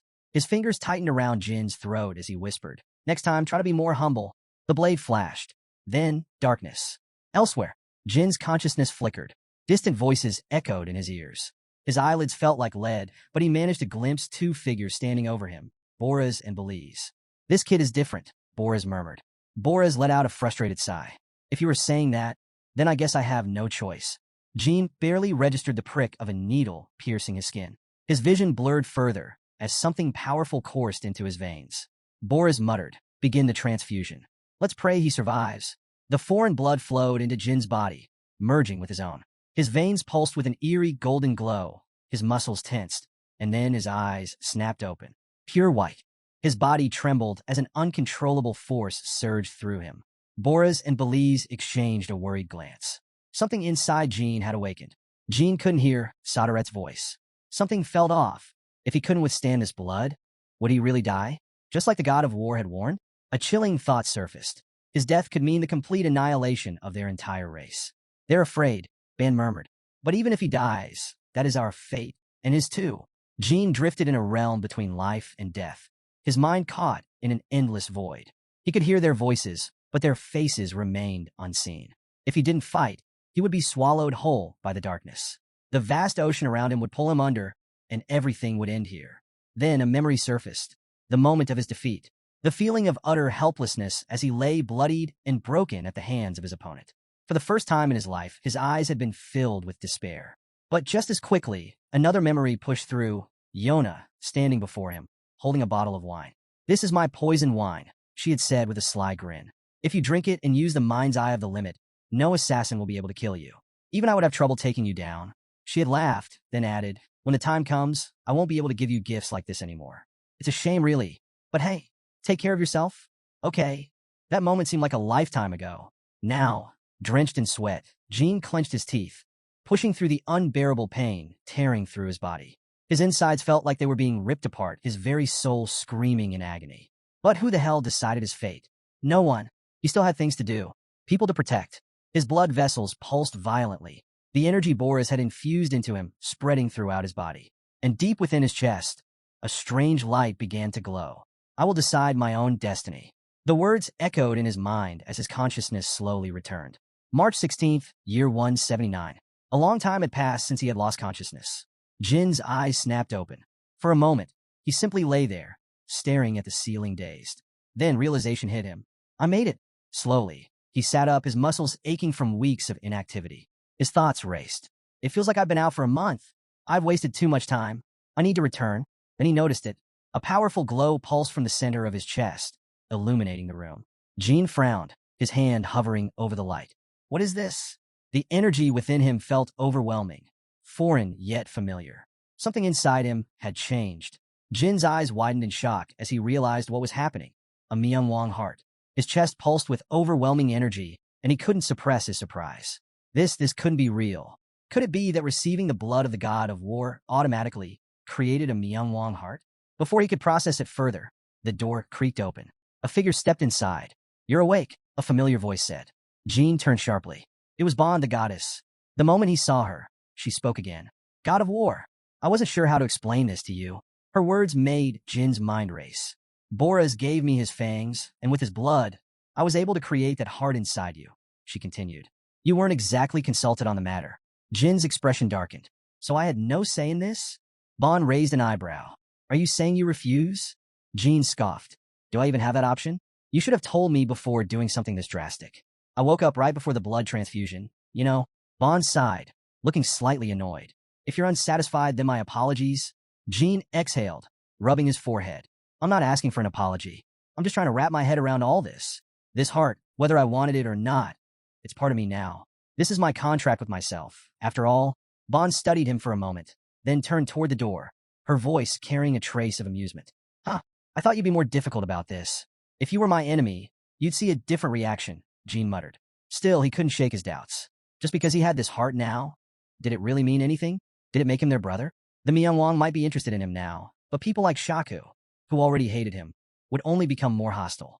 As if reading his mind, Bon casually answered, "Probably so." Jin crossed his arms. "Then let me ask you something." She paused, glancing back. Lowering his voice, Jin asked, "Be honest. If I hadn't received your help while I was here, would I ever truly be recognized?" Bon hesitated. She glanced at him, then down at his clenched fists. After a moment, she replied, "If I'm right, then what will you do? Destroy that heart?" Jin smirked. "It was made for my own power, wasn't it? But it was not something you wanted," Bon pointed out. Jin exhaled. "Maybe, but if I don't meet your standards, then I won't accept your blood as anything more than what it is, a means to receive inherited power." Bon studied him for a moment before offering a faint smile. Jin still had his doubts, but one thing was clear. His destiny was now entirely his own. Bon narrowed her eyes. "Then tell me, why do you want to destroy it?" Jin exhaled, his gaze steady. "Because if it's something I created myself, I can do it again whenever I want. That means I control it, just like everything I win. But this wasn't completely mine from the start. If it were entirely my achievement, I'd never think of getting rid of it." Bon studied him for a moment, then smirked. "You really are a respectful guy, aren't you? A man of his word." She crossed her arms and added, "But even without my blood, my brothers would have recognized you." Jin blinked, taken aback.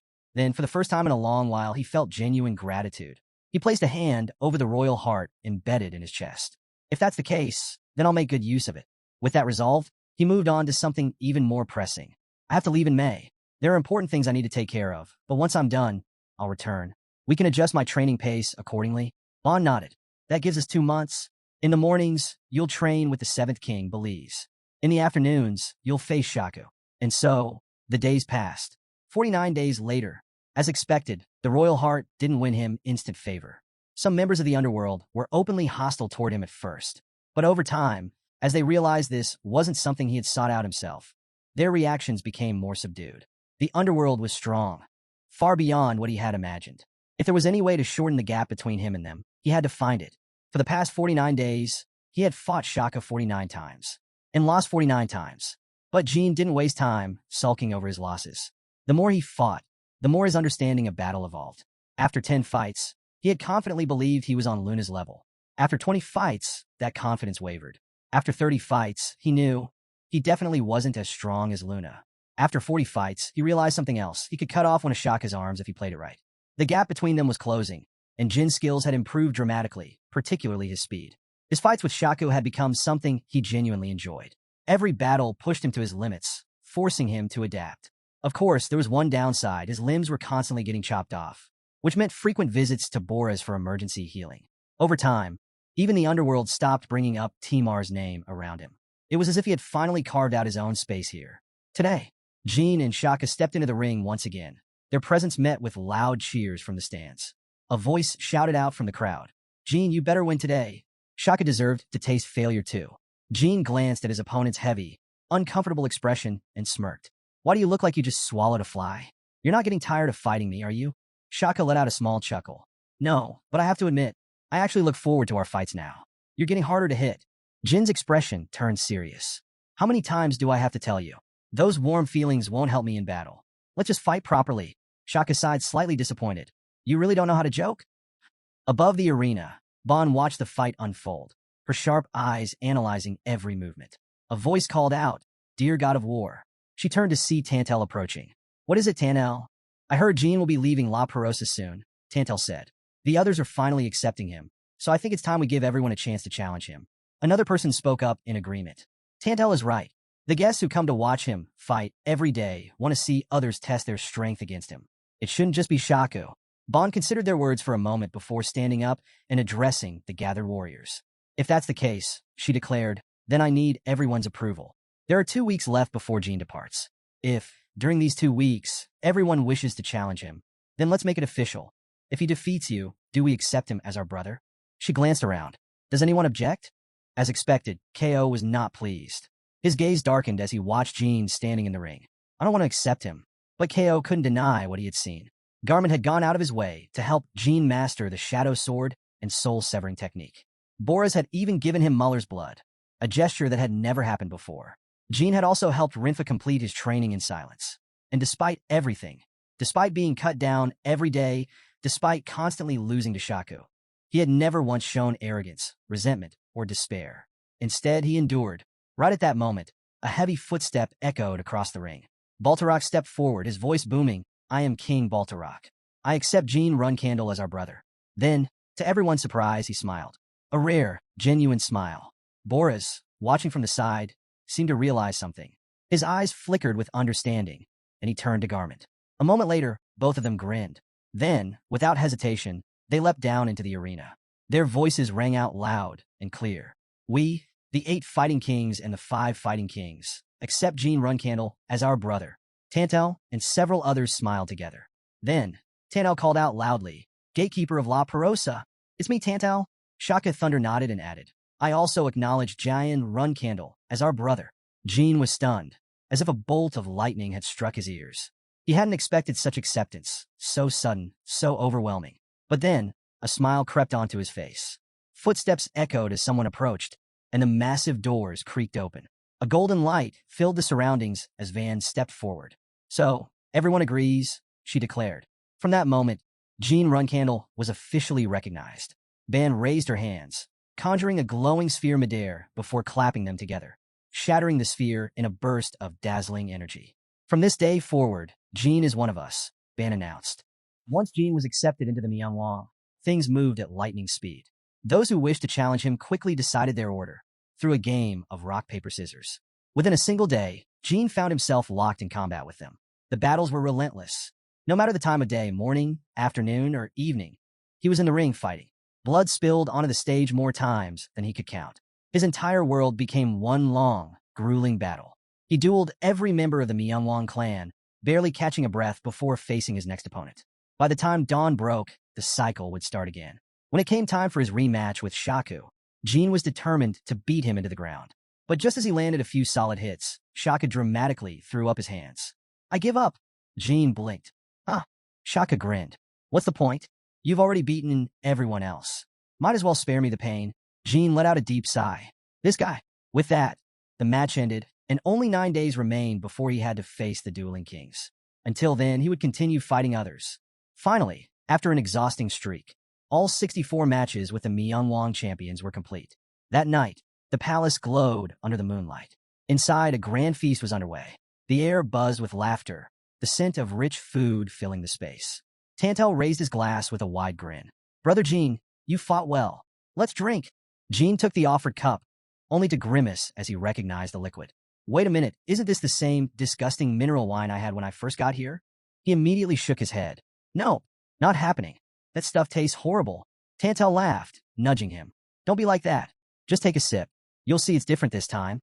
Jin narrowed his eyes, staring suspiciously at the drink. "Different, huh?" He hesitated, unsure if he should trust it. Still, he swirled the liquid in his glass, contemplating whether to take the risk. Jin made up his mind. Why not? And down the entire drink. The moment the liquid touched his tongue, his eyes widened in surprise. "Sweet? Rich? What the?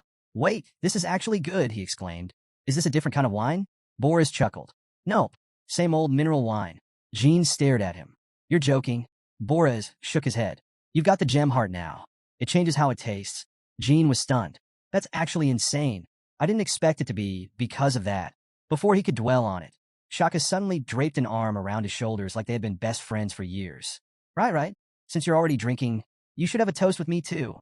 Jin grinned and handed her his glass. "Of course. Let's drink together." They counted to 3, clinked their glasses, and chugged the entire thing. Then boom, alcohol hit like a truck. Shaka burst into laughter. "Oh no, I already regret this." Jin rubbed his temples. "Yup, definitely a mistake." But the night was just getting started. The crowd around them roared with excitement, fighting to pour more drinks into Jin's cup. "Drink from me." "No, from me." "Jin, take this one too." At some point, he wasn't sure exactly when, his small glass had somehow transformed into a giant tub of alcohol. Jin barely hesitated. With a wild grin, he picked it up and downed the whole thing. The entire hall erupted in cheers. People threw him into the air, shouting his name in celebration. Meanwhile, Rinfa, overwhelmed by all the excitement, suddenly fainted and hit the ground with a thud. The crowd roared with laughter. At last, exhausted, Jin made his way back to his room. His face was flushed red from all the drinking, and he could already feel the alcohol weighing on him. He closed the door gently, took a deep breath, and leaned against the wall. Maybe a little fresh air would help. Jin climbed up to the rooftop, hoping the cool night breeze would clear his head. To his surprise, someone was already there. Belize. She stood at the edge, gazing thoughtfully at the moonlight. Her silver hair shimmered under the glow. Jin walked over and casually asked, "You're out here too? What are you doing?" Belize turned, her lips curling into a soft smile. "Jin, you seem really happy tonight." He chuckled. "Can't complain. The party was wild." She nodded and looked back at the sky. "Even though this place was created by Soderette, it still feels like home. Just like the world we used to live in." Jin followed her gaze. "Yeah, I see what you mean." After a moment, he asked, "Have you ever been curious about the outside world?" "No one's ever asked me about it. Even though I came from there." Belize's expression darkened slightly. "That's because after our time stopped, we realized we could never go back." Jin frowned. "Wait, shouldn't that make you more curious about it?" She let out a small laugh. "Maybe, but what's the point of longing for something we can't have? No matter how much we remember the people we love, we'll never see them again." Jin immediately regretted his words. He had unknowingly stirred up painful emotions. "Sorry," he said quietly. "I wasn't thinking." Belize smiled, shaking her head.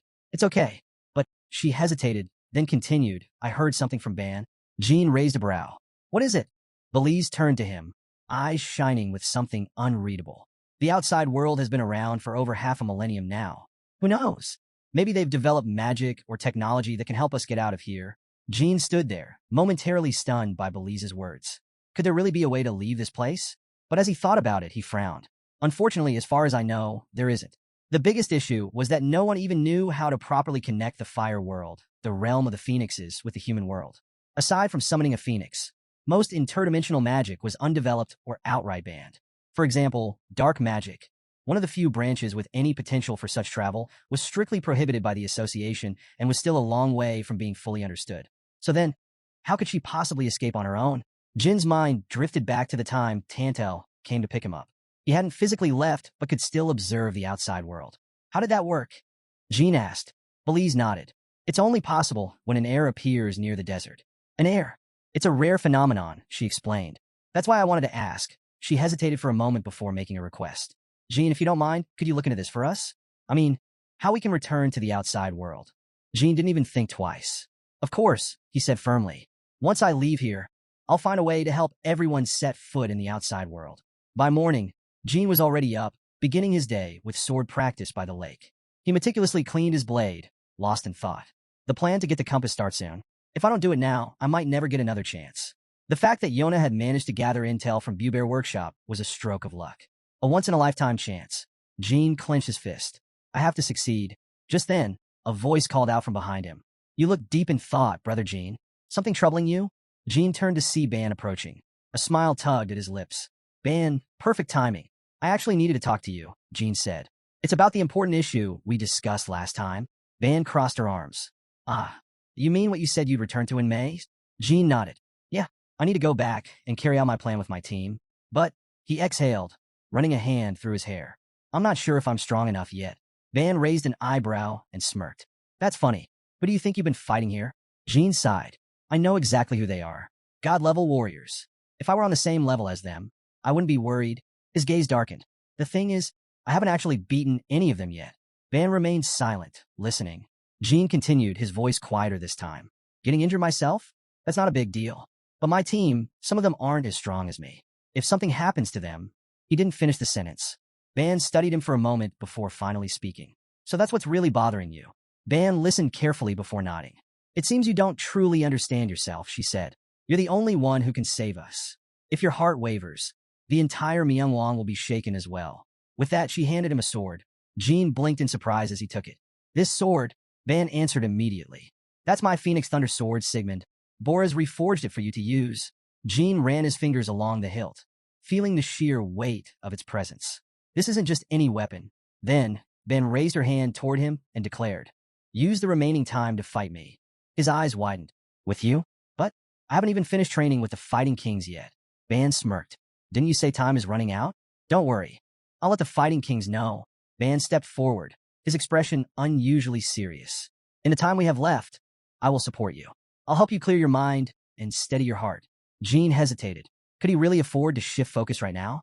He glanced down at Sigmund in his hand, its surface gleaming under the sunlight. I just need to draw the sword.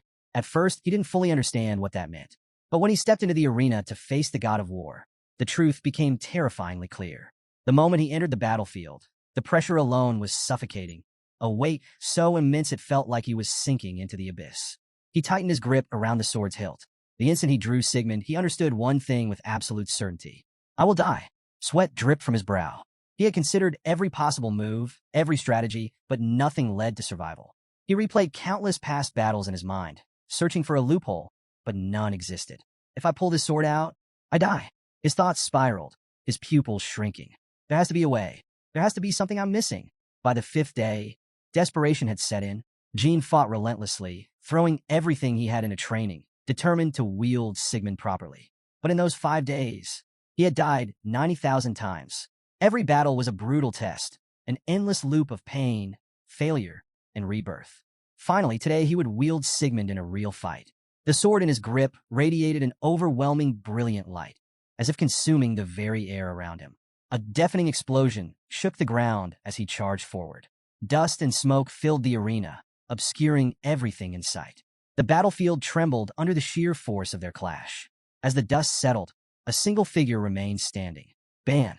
She stopped Jin's blade near her neck using just her finger, stopping the strike effortlessly. A smirk crossed Ban's face. That was a good move, she said. You could have used it from the very beginning. Jin stood there, drenched in sweat, his breath ragged. Jin took a deep breath before speaking. This time, I pulled out my sword because, for the first time, I felt like I might not die. He clenched his fists. It still wasn't enough, but it was different. Hearing that, Ben gave him a reassuring smile. Don't be discouraged, she said. Before time stopped, very few people could even land a hit on me. 5 days ago, you could have used this move to strike me, but you didn't. Jin's brows furrowed. Because I didn't understand my own strength. She nodded. Exactly. You lack confidence.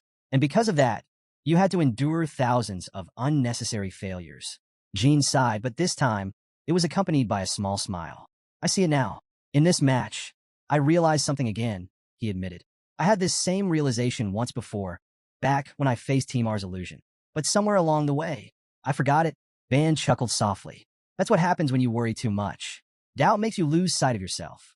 If, in the end, you couldn't fully wield Sigmund, I was prepared to take it back. Jin's eyes widened slightly. Even though it took me countless attempts, I finally landed a hit on you. Ban nodded approvingly. Yes, because this time, you truly believed you could. Over the remaining 4 days, Jin mastered a legendary sword technique, a skill from the God of War's arsenal.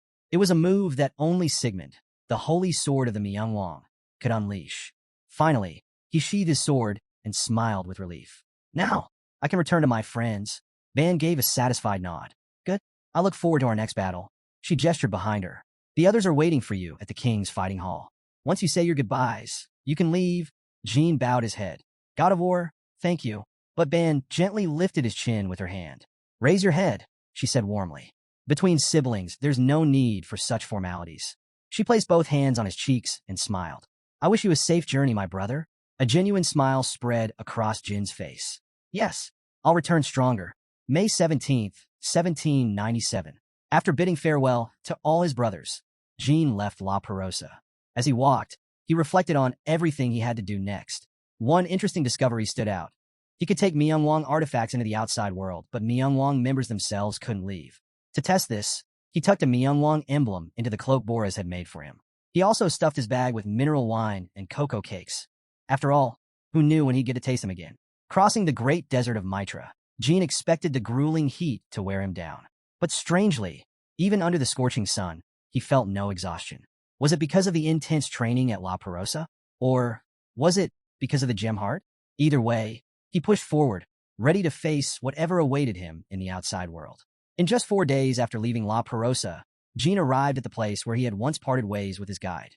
Now, on May 25th, he walked along a narrow stream, enjoying the cool breeze.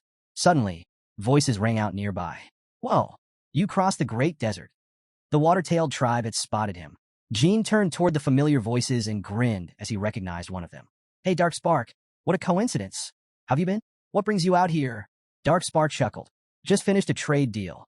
Golden Tongue from the western region is back in Yuka Yuka now. Jin nodded. I see, so things are moving quickly. Then Dark Spark's expression turned serious.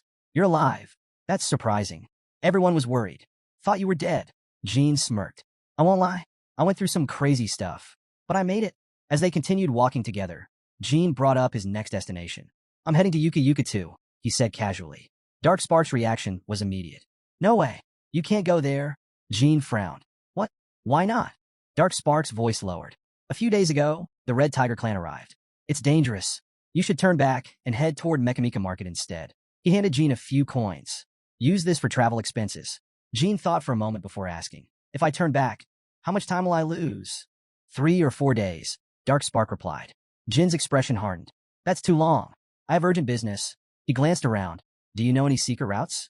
Dark Spark shook his head. No. Jin sighed. Then I'll just go. Dark Spark looked uneasy.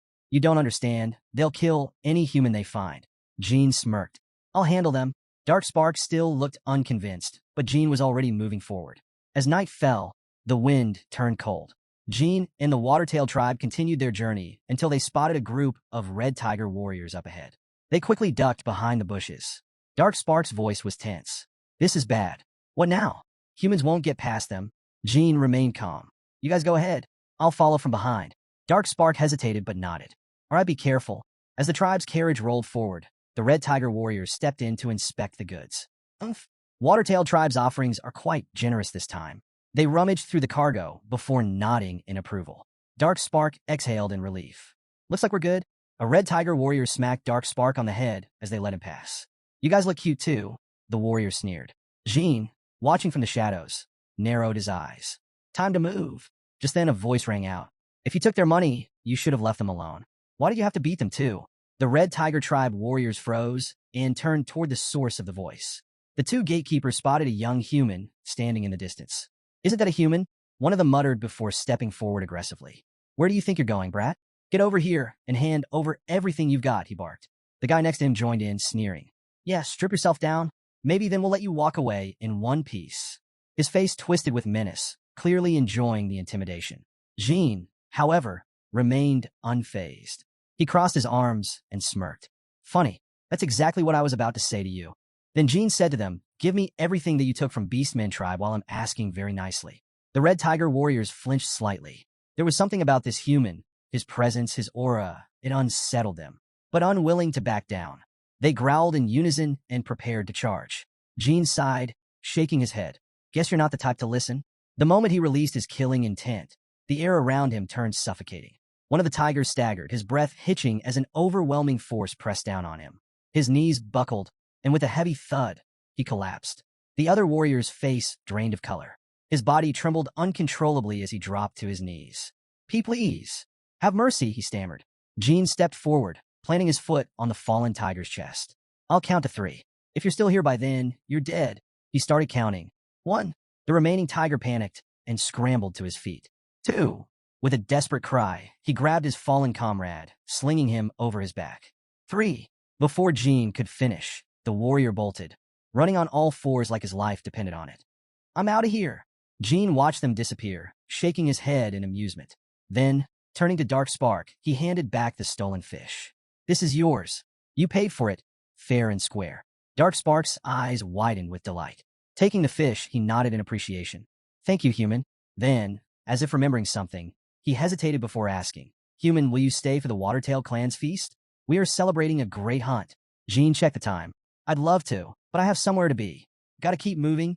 Before leaving, he advised them, "Make sure the stolen goods go back to their rightful owners." The Watertail tribe, eager to show gratitude, hurriedly prepared grilled fish and handed it to him. Jean hesitated for a moment, then accepted. "All right, maybe just a quick bite." And with that, he enjoyed the fresh meal before heading off, leaving behind a grateful crowd. Jean finally gave in to their enthusiasm, flashing a small smile. All right, let's eat. I was getting a little hungry anyway." With that, everyone gathered around the fire, enjoying the grilled fish together. As he ate, Jean casually asked, "By the way, can I buy dye at Yukiuka Market?" Dark Spark raised an eyebrow at the sudden question. "Why do you need dye?" Jean took another bite and replied, "I need a disguise for where I'm going next." Dark Spark chewed thoughtfully. If that's the case, I'd recommend the special makeup technique of the Golden Tribe. It's far superior to any dye." Jean nodded in interest. "Sounds promising. Let's go check it out after we eat." A short while later, Dark Spark led Jean to the Golden Tribe's market stall. There, a robed merchant, a mouse beast man, greeted them with a playful smirk. Well, back from the dead, are we? Lucky you." Then, without missing a beat, he pulled out a menu and grinned. "So, you need a disguise, huh? Let's see. First, take a look at our dyes." He flipped the menu open dramatically. "Now, I know what you're thinking. Seems pricey, right? But listen, our dyes are on a whole different level compared to the cheap stuff from other clans. We use crystals and natural extracts from rare plants and flowers. Not only do we have a variety of colors, but they're also fragrant. Plus, once you dye your hair with this, even your future kids might inherit the color." Dark Spark rolled his eyes. Enough with the sales pitch. Let's cut to the chase. This human just wiped out the Red Tiger tribe. At that, the Watertail tribe members proudly stepped forward, showing off the stolen goods they had reclaimed from the Red Tiger tribe. "Look, we got everything back. Everything those tigers stole from the Beastmen is finally returned." The merchant's playful demeanor vanished, replaced by pure shock. He spun toward Dark Spark, eyes wide. Wait. You mean to tell me something that important, and you let me ramble on about business first? Why didn't you interrupt me sooner?" Dark Spark sighed, exasperated. "I was waiting for you to finish. You were too into it." The merchant threw up his hands in frustration. "Damn it, Dark Spark. Do you know how embarrassing this is? I almost overcharged an actual hero. I look like some greedy merchant with no shame." Jean stood off to the side, watching the dramatic exchange unfold. Something about this situation felt strangely familiar. The mouse wasn't done yet. He wagged a finger at Dark Spark, ranting, "I swear, if I had charged him, I'd have ruined my reputation. A benefactor like this deserves respect, not a price tag." Dark Spark rubbed his temples. All right, I get it. Enough already." Finally, the merchant turned to Jean with a deep bow. "My apologies. I didn't realize you were the one who took down the Red Tiger clan." You've done all the merchants at UQCom Market a huge favor. Straightening up, he gestured grandly toward his shop. Forget the fee. Your disguise is on the house. Come in, Mr. Honest, and let me give you the perfect transformation with the Golden Tribe's finest special makeup technique. It was the final day of May 1979. The air was thick with gloom, the sky shrouded in an oppressive darkness. This was Belladu, a feudal country nestled on the southern island. Down by the harbor, a blond-haired man strolled through the dimly lit streets, his sharp eyes scanning the surroundings. This town hasn't changed a bit, he thought to himself. That man was none other than Gene. With his new disguise, his hair dyed and his outfit altered, he wandered through the familiar streets, taking in the atmosphere. The place was still crawling with mercenaries and vagrants, but more than anything, it was a haven for drug addicts. Most of the people here were lost souls who had bet everything at the Cosmos Arena and walked away with nothing. But across the island, things were different. To the north stood a castle, a luxurious facade that masked the dark underbelly of aristocratic indulgence. Here, the wealthy elite gathered to gamble in secrecy. And tomorrow, that was exactly where the compass would lead. Gene exhaled slowly, slightly uneasy. I wonder if everyone else made it to the island safely. Just then, his attention was drawn to a ragged man in the distance, laughing wildly to himself. His clothes were in tatters, his eyes dull and unfocused. Another victim of the arena, perhaps? But as the man staggered closer, Jin's eyes narrowed in recognition. The man suddenly stopped in front of him, grinning as he slipped a small piece of paper into Jin's hand. "Spare some change for a poor soul, would you?" he asked, his voice hoarse and desperate. Jin's expression darkened. "Jet, what the hell is he doing?" Suppressing his annoyance, he tossed 6 coins to the man. Jet's eyes lit up as he caught them. "Damn it, God bless you," he cackled. Gene studied him silently, his mind racing. His condition is worse than I expected, but in a way, this is perfect. Recruiting him in my past life was the right decision. His story was one of tragedy, but this time, I'll change that. Without a word, he unfolded the paper Jet had handed him. A simple message was scrawled on it. Password, Bird's Beak Motel, room 203. Check under the bed for a nailed-down board. Gene tucked the note away and made his way toward the Bird's Beak Inn. Upon arrival, he was met with a cold reception. The innkeeper, a gruff man with a weathered face, didn't even look up as he grumbled. No rooms left. Find somewhere else. Gene smirked, recalling the code from the note. "How have you been, Bill?" he said casually. The innkeeper's eyes flicked up, surprise flashing across his face. He hesitated for a moment before reaching under the counter, pulling out a key. "Room 203, he muttered, sliding it across the counter. Gene took the key and headed upstairs. And there was room 203, waiting for him. Gene wasted no time. He crouched down, feeling around beneath the bed until his fingers brushed against a wooden board. Just as the note had indicated, it was nailed down. With a swift motion, he pried it loose, revealing a hidden compartment. Inside was a small, well-secured box. He smirked. "Gotta give them credit. They hid this well." Opening the box, he found a letter neatly folded on top of a red ticket. Gene quickly picked up the letter and began reading. "Sir, it's been a while. The others have arrived ahead of you and are stationed across different parts of the island. So far, Kinzello and Zippel haven't caught on to our presence. Here's what I've gathered so far. Kinzello's forces include the Grand Mage of Ans, Chukan told her, along with 5 mages, each estimated to be at least 8-star level. Additionally, there are 3 warriors from the White Wolf clan, all of whom are strong enough to serve as attack team captains. Aside from them, Kinzello has recruited a variety of skilled individuals, including assassins and snipers. As for Zippel's forces, we haven't uncovered much. They've stayed completely under the radar. However, considering their usual tactics, it's highly likely they've already infiltrated the island, blending in with the crowd. We expect them to reveal themselves only when the operation begins. The campaign begins at exactly 10 p.m. on June 1st. The target location is the Northern Mansions Casino. Enclosed in the red box is your entry ticket. Once the mission is complete, retreat to the designated extraction point. The locations of the inns where our teammates are staying are listed on the back of this letter. Additionally, after discussions with Lord Kashmir and Lord Muron, it was decided that Lady Ceres of the Ice Castle will be joining us. Given her expertise in reconnaissance, strategy, and guerrilla warfare, her presence will be invaluable. I will be returning to Tychon shortly after delivering this letter. Please give my greetings to Miss Gilly. Good luck, Jet." Gene leaned back, exhaling slowly. A 9-star mage, 5 8-star mages, and 3 warriors at attack team captain level. Kinzello brought some serious firepower. He tapped his fingers against the letter, deep in thought. And if Zippel's side is equally matched, then this island is about to turn into a war zone. His gaze lifted toward the window. The night sky stretched endlessly above, the stars twinkling against the vast darkness. Tomorrow night, this pirate-infested playground will become a battlefield. The eerie calm of the island would soon be shattered. At the northern mansion, a marble spun across the numbered slots of a roulette table, clicking as it slowed down. The tension in the hall grew until, clack, it landed on 17. A refined young woman covered her mouth in mock surprise. Oh my, what should I do? It seems I won again. The surrounding players sighed, their expressions a mix of disbelief and frustration. Low murmurs filled the air, disappointment evident in every whisper. A middle-aged man sporting an eye patch leaned toward the unfortunate soul across the table. Sir, are you all right? He chuckled, though his tone carried a hint of sympathy. There's still no picture of you here, but you just lost 1,000 gold coins. The unlucky young man in question, none other than Jean. Below, nestled in a dimly lit part of the city, stood an old yet extravagant villa casino, a beacon of wealth and misfortune. Bright, colorful lights flickered against the gloom, promising excitement to those daring enough to enter. Jean pushed open the doors at a leisurely pace, exuding confidence. From the moment he stepped inside, the atmosphere subtly shifted. Eyes followed his every move, especially those of the ladies present. Whoa! One woman whispered, barely hiding her admiration. Another gasped, is this the first time we've had someone this good-looking here? Excited whispers rippled through the casino floor. Who's that? Should I talk to him? Man, I'd love to have a drink with him tonight. Just looking at him makes my day better. Among them, a bespectacled woman laughed boldly. Well, a fresh face. Looks like this dreary old casino just got a little more interesting.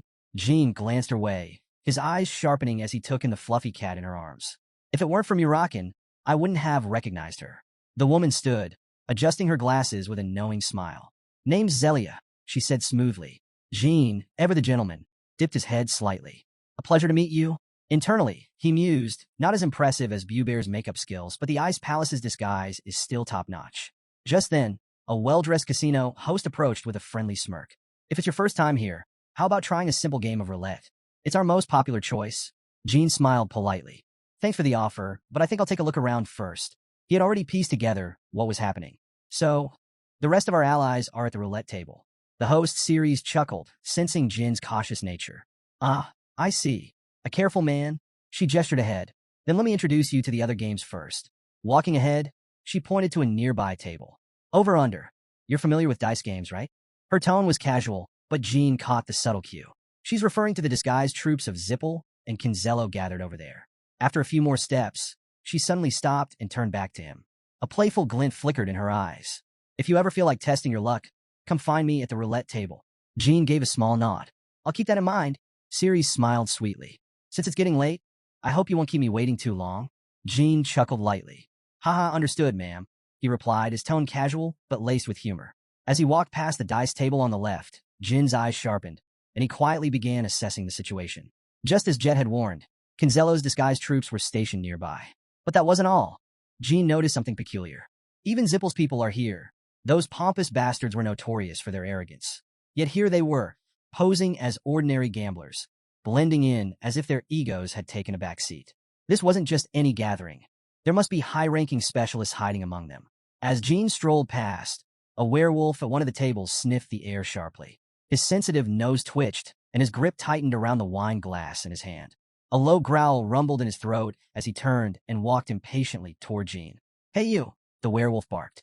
Jean paused and glanced over his shoulder, his eyes quickly registering the source. A werewolf from the White Wolf clan? The creature had a broad, slightly chubby face, and his pale fur gleamed under the low casino lights. He narrowed his sharp eyes and gestured for Jean to come closer. You over here? Jean hesitated for a moment, mildly confused. Did he sense something? My aura should have been hidden well. But then, a flash of excitement crossed his face, and he spun around dramatically, his voice full of exaggerated wonder. Oh my God, a white wolf! I never thought I'd meet one here of all places. He started patting himself down as if searching for something, leaning in closer with fake admiration. Man, the stories were true. The fur really is as white and smooth as they say. The werewolf's expression darkened. His ears twitched in irritation, and he growled lowly, back off. Whoops, Jean thought. Maybe I overdid it. He gave a sheepish smile and raised his hands in surrender. Sorry. I didn't mean to be rude. Then, putting on his best innocent face, he asked, but why did you call me over in the first place? The werewolf gave him a hard stare, then waved him off. Never mind. I must have mistaken you for someone else. Get lost. Jean gave a respectful nod and backed away. Wishing you a pleasant evening, he said politely, but inside he was frowning. This mission hasn't even started, and I'm already running low on patience. I've got to stay sharp, and if things escalate, I may have to take down all the beast folk here. Just as he was debating his next move, a loud cheer erupted nearby. He won again, someone exclaimed. The joy was almost contagious, but Jean barely reacted, until he saw Ceres standing at one of the tables. At the same time, Zelia suddenly stood up from her chair and walked toward him, her face lighting up with excitement. You're here, she beamed. Already thinking about me, hmm? Before Jean could say a word, she leaned in and lightly placed her hand on his cheek, her voice teasing yet oddly sincere. Back when we met, I only told you my name. Now it's your turn, sir. Won't you tell me yours? Jin's eyes narrowed as he glanced down at the sleepy cat nestled in Zelia's arms. Something caught his attention, a tiny piece of paper tucked between the Murakan's teeth. With a lazy stretch, the cat let the paper slip from its mouth just enough for Jean to read. At 10 p.m., goods will be exchanged at the central card table on the second floor. The cat promptly swallowed the paper whole. Damn, now that's a well-trained cat. Feigning charm, Jean took Zelia's hand and brushed a light kiss over it. My name is Bommel, ma'am. Zelia grinned, clearly entertained. Well then, Mr. Bommel, come on. Let's play with everyone here until late. Jean followed her lead, but his mind was already racing. The people gathered here. Are they all wearing the faces of Ice Palace members as disguises? His gaze subtly shifted around the room, analyzing the crowd. The man with the ever-present smile and an eye patch. Kashmir. The girl jotting down numbers, glasses perched on her nose. Miss Enya. One more unidentified. Alicia. Meanwhile, Ceres picked up a chess piece, rolling it between his fingers before making his move. And now, the real game begins. The roulette wheel spun, the marble clattering over numbers until it finally landed. 17. Ceres clapped her hands together, her excitement barely contained. Oh my, what's going on? It seems I've won again. The energy in the room shifted as people crowded around to watch. Kashmir chuckled, resting his chin on his hand. Are you all right? That's another 1,000 gold coins gone, my friend. Jin's eye twitched. What kind of cursed luck am I carrying tonight? His frustration threatened to spill over, but he exhaled, forcing a smirk. If I walk away now, that'd be too embarrassing. One more round. Ceres raised an intrigued brow. Oh, so you're confident enough to try again? Of course. Jean leaned forward, but this time I picked the game. Ceres gestured for him to continue. Go ahead. Jin's lips curled into a confident grin. Let's play cards. Ceres, still basking in her victories, giggled. Cards? You won't be able to beat me at that, sir. Guess we'll find out, Jean replied smoothly. She stood, adjusting her dress. The game is on the second floor. Follow me. Jean laughed, stretching his arms. Well, this just got intense. Can't miss something this exciting. Others murmured amongst themselves, debating whether to join. Kashmir shook his head. We'll stay and enjoy ourselves down here. You go ahead. Suit yourself. Ceres waved a hand as she and Jean made their way upstairs. I'll be back before 10. Make sure you're ready for the next game. Jean caught the subtle undertone in her words. A reminder to be ready by 10. The deal's going down soon.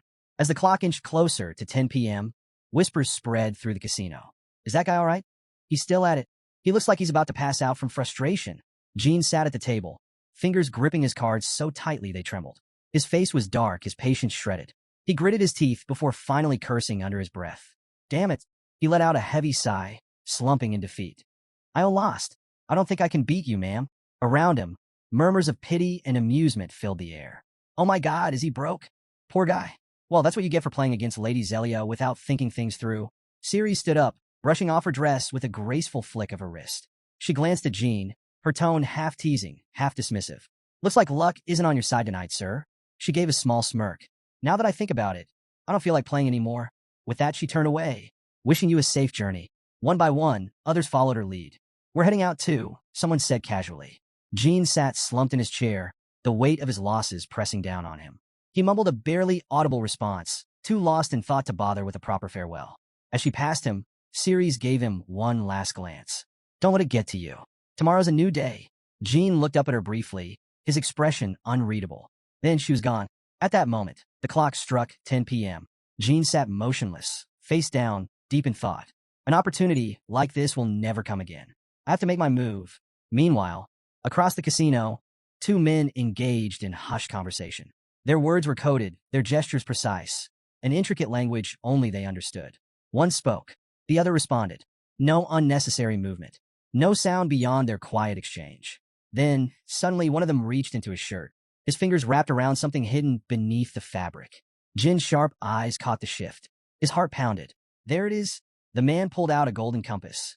Jin's muscles tensed. His body was already moving before his mind could fully register it. Summoning power into his palm, he slammed his foot into the ground, using the momentum to launch himself forward. This is it. We take it now. In one swift motion, he kicked the table over, sending a cascade of cards and chips into the air. The chaos gave him just enough cover. Energy crackled in his palm. The fight for the compass had begun. 10 minutes earlier, a man in an unfamiliar uniform entered the casino, his presence going unnoticed amid the lively chatter and clinking glasses. Across the room, Jin still sat with his head in his hands, sighing as if the weight of the world rested on his shoulders. But in the farthest corner, a white-haired man stood silently waiting. As soon as the newcomer stepped inside, the white-haired man straightened and greeted him. Here you are. Thank you for coming all this way.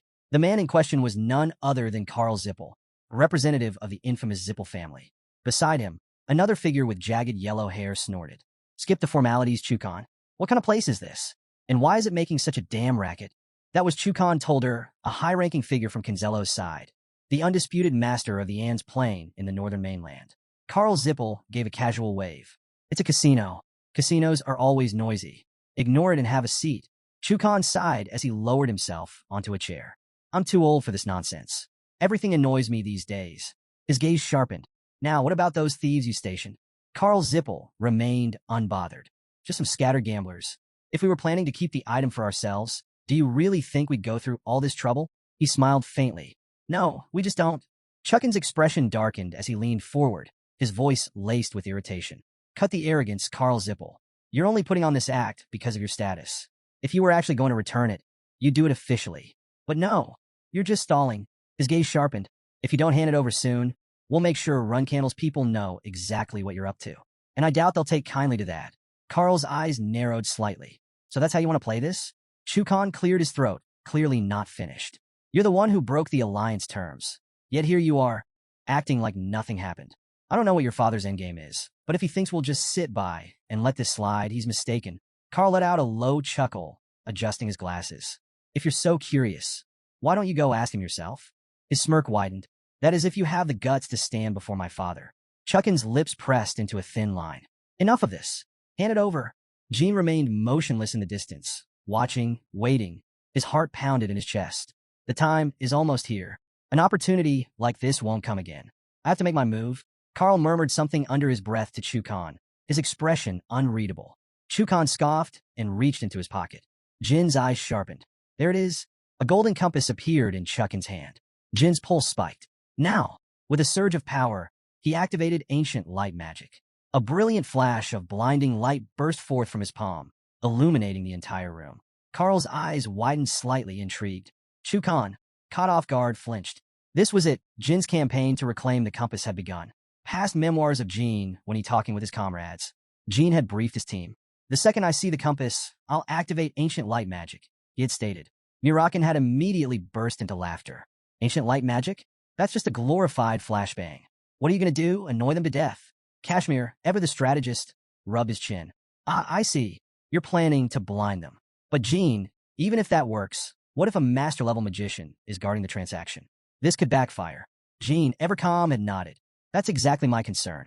We're dealing with 9-star mages here. Their bodies are trained with reactive defense magic. If we launch a direct attack, their magic will activate instinctively and will be countered before we even get close to the compass. His expression had darkened. But they can't counter what they can't see. Silence fell over the room as his plan clicked into place. Jin continued. When the flare explodes, they'll be blinded for 10 seconds.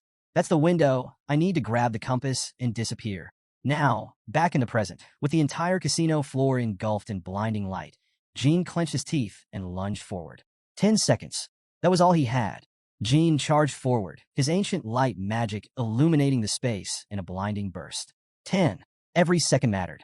He had only moments to complete the mission. All around, people flailed blindly, shouting in confusion. Mr. Chukan, what the hell is going on? Damn it. Chukan roared, his patience snapping. He clenched his fists, assuming foul play. Karl Zippel, you dare pull something like this? For seconds left. Jin pushed forward, his movements razor-sharp. His eyes locked onto the golden compass clutched in Chuckin's hand. 3 seconds. The distance between them closed rapidly. Jin gritted his teeth, scanning the man's grip. Which hand is holding it? 2 seconds. He narrowed his eyes. There! With a final burst of speed, he lunged. An explosion erupted from the upper floor. The impact rocked the entire casino, sending a tremor through the floor. Gasps and screams filled the air. From the chaos, Ceres snapped her head toward the noise. What the hell was that? Without hesitation, she sprinted toward the source. As the dust settled, something shimmered in the air, a faint glow amidst the destruction.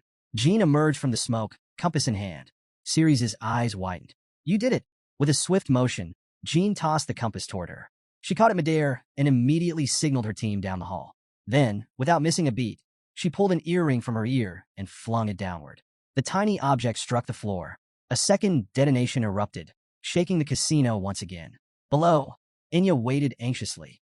As the explosion rang out, a hooded figure dashed toward her and placed something in her hands. The compass. Thick white smoke swallowed the room, obscuring everything. Panic spread like wildfire. A terrorist attack. Run! Security guards rushed in, weapons drawn. Block the exits. Kill anyone suspicious.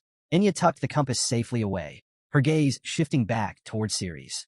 Their eyes met for a brief second, mission complete. Then, she turned and sprinted for the exit. Ceres exhaled sharply. Not exactly part of the plan, but this much chaos should be enough. With a swift motion, she unleashed her power. For Zipple, she shouted.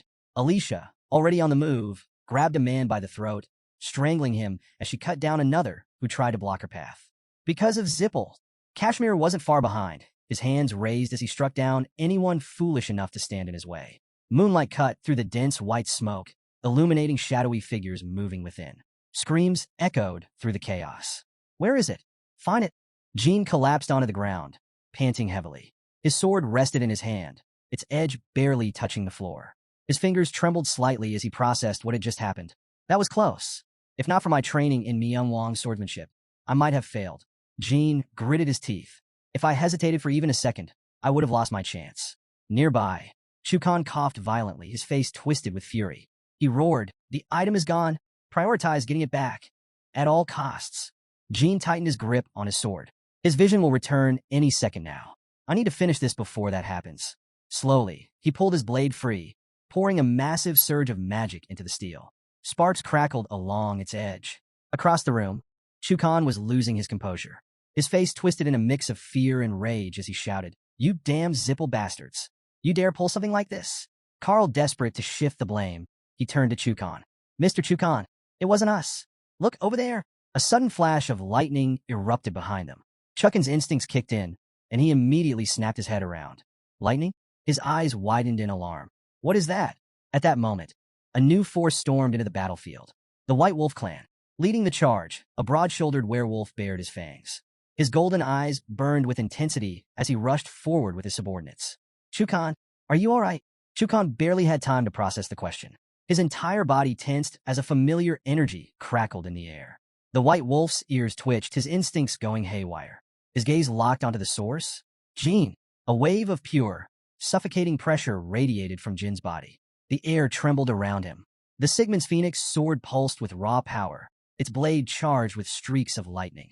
The very ground beneath him cracked as an oppressive, majestic aura filled the air. The White Wolf's eyes widened in shock. That energy, it's him. Jin's expression remained eerily calm as he lifted his sword high. Then, a massive bolt of lightning ripped through the sky. The impact shook the entire area. The once grand, luxurious mansion crumbled under the sheer force, reduced to nothing but shattered debris. Dirt and stone exploded outward, and the sky rumbled with continuous thunderclaps. The White Wolf staggered back, his fury now mixed with disbelief.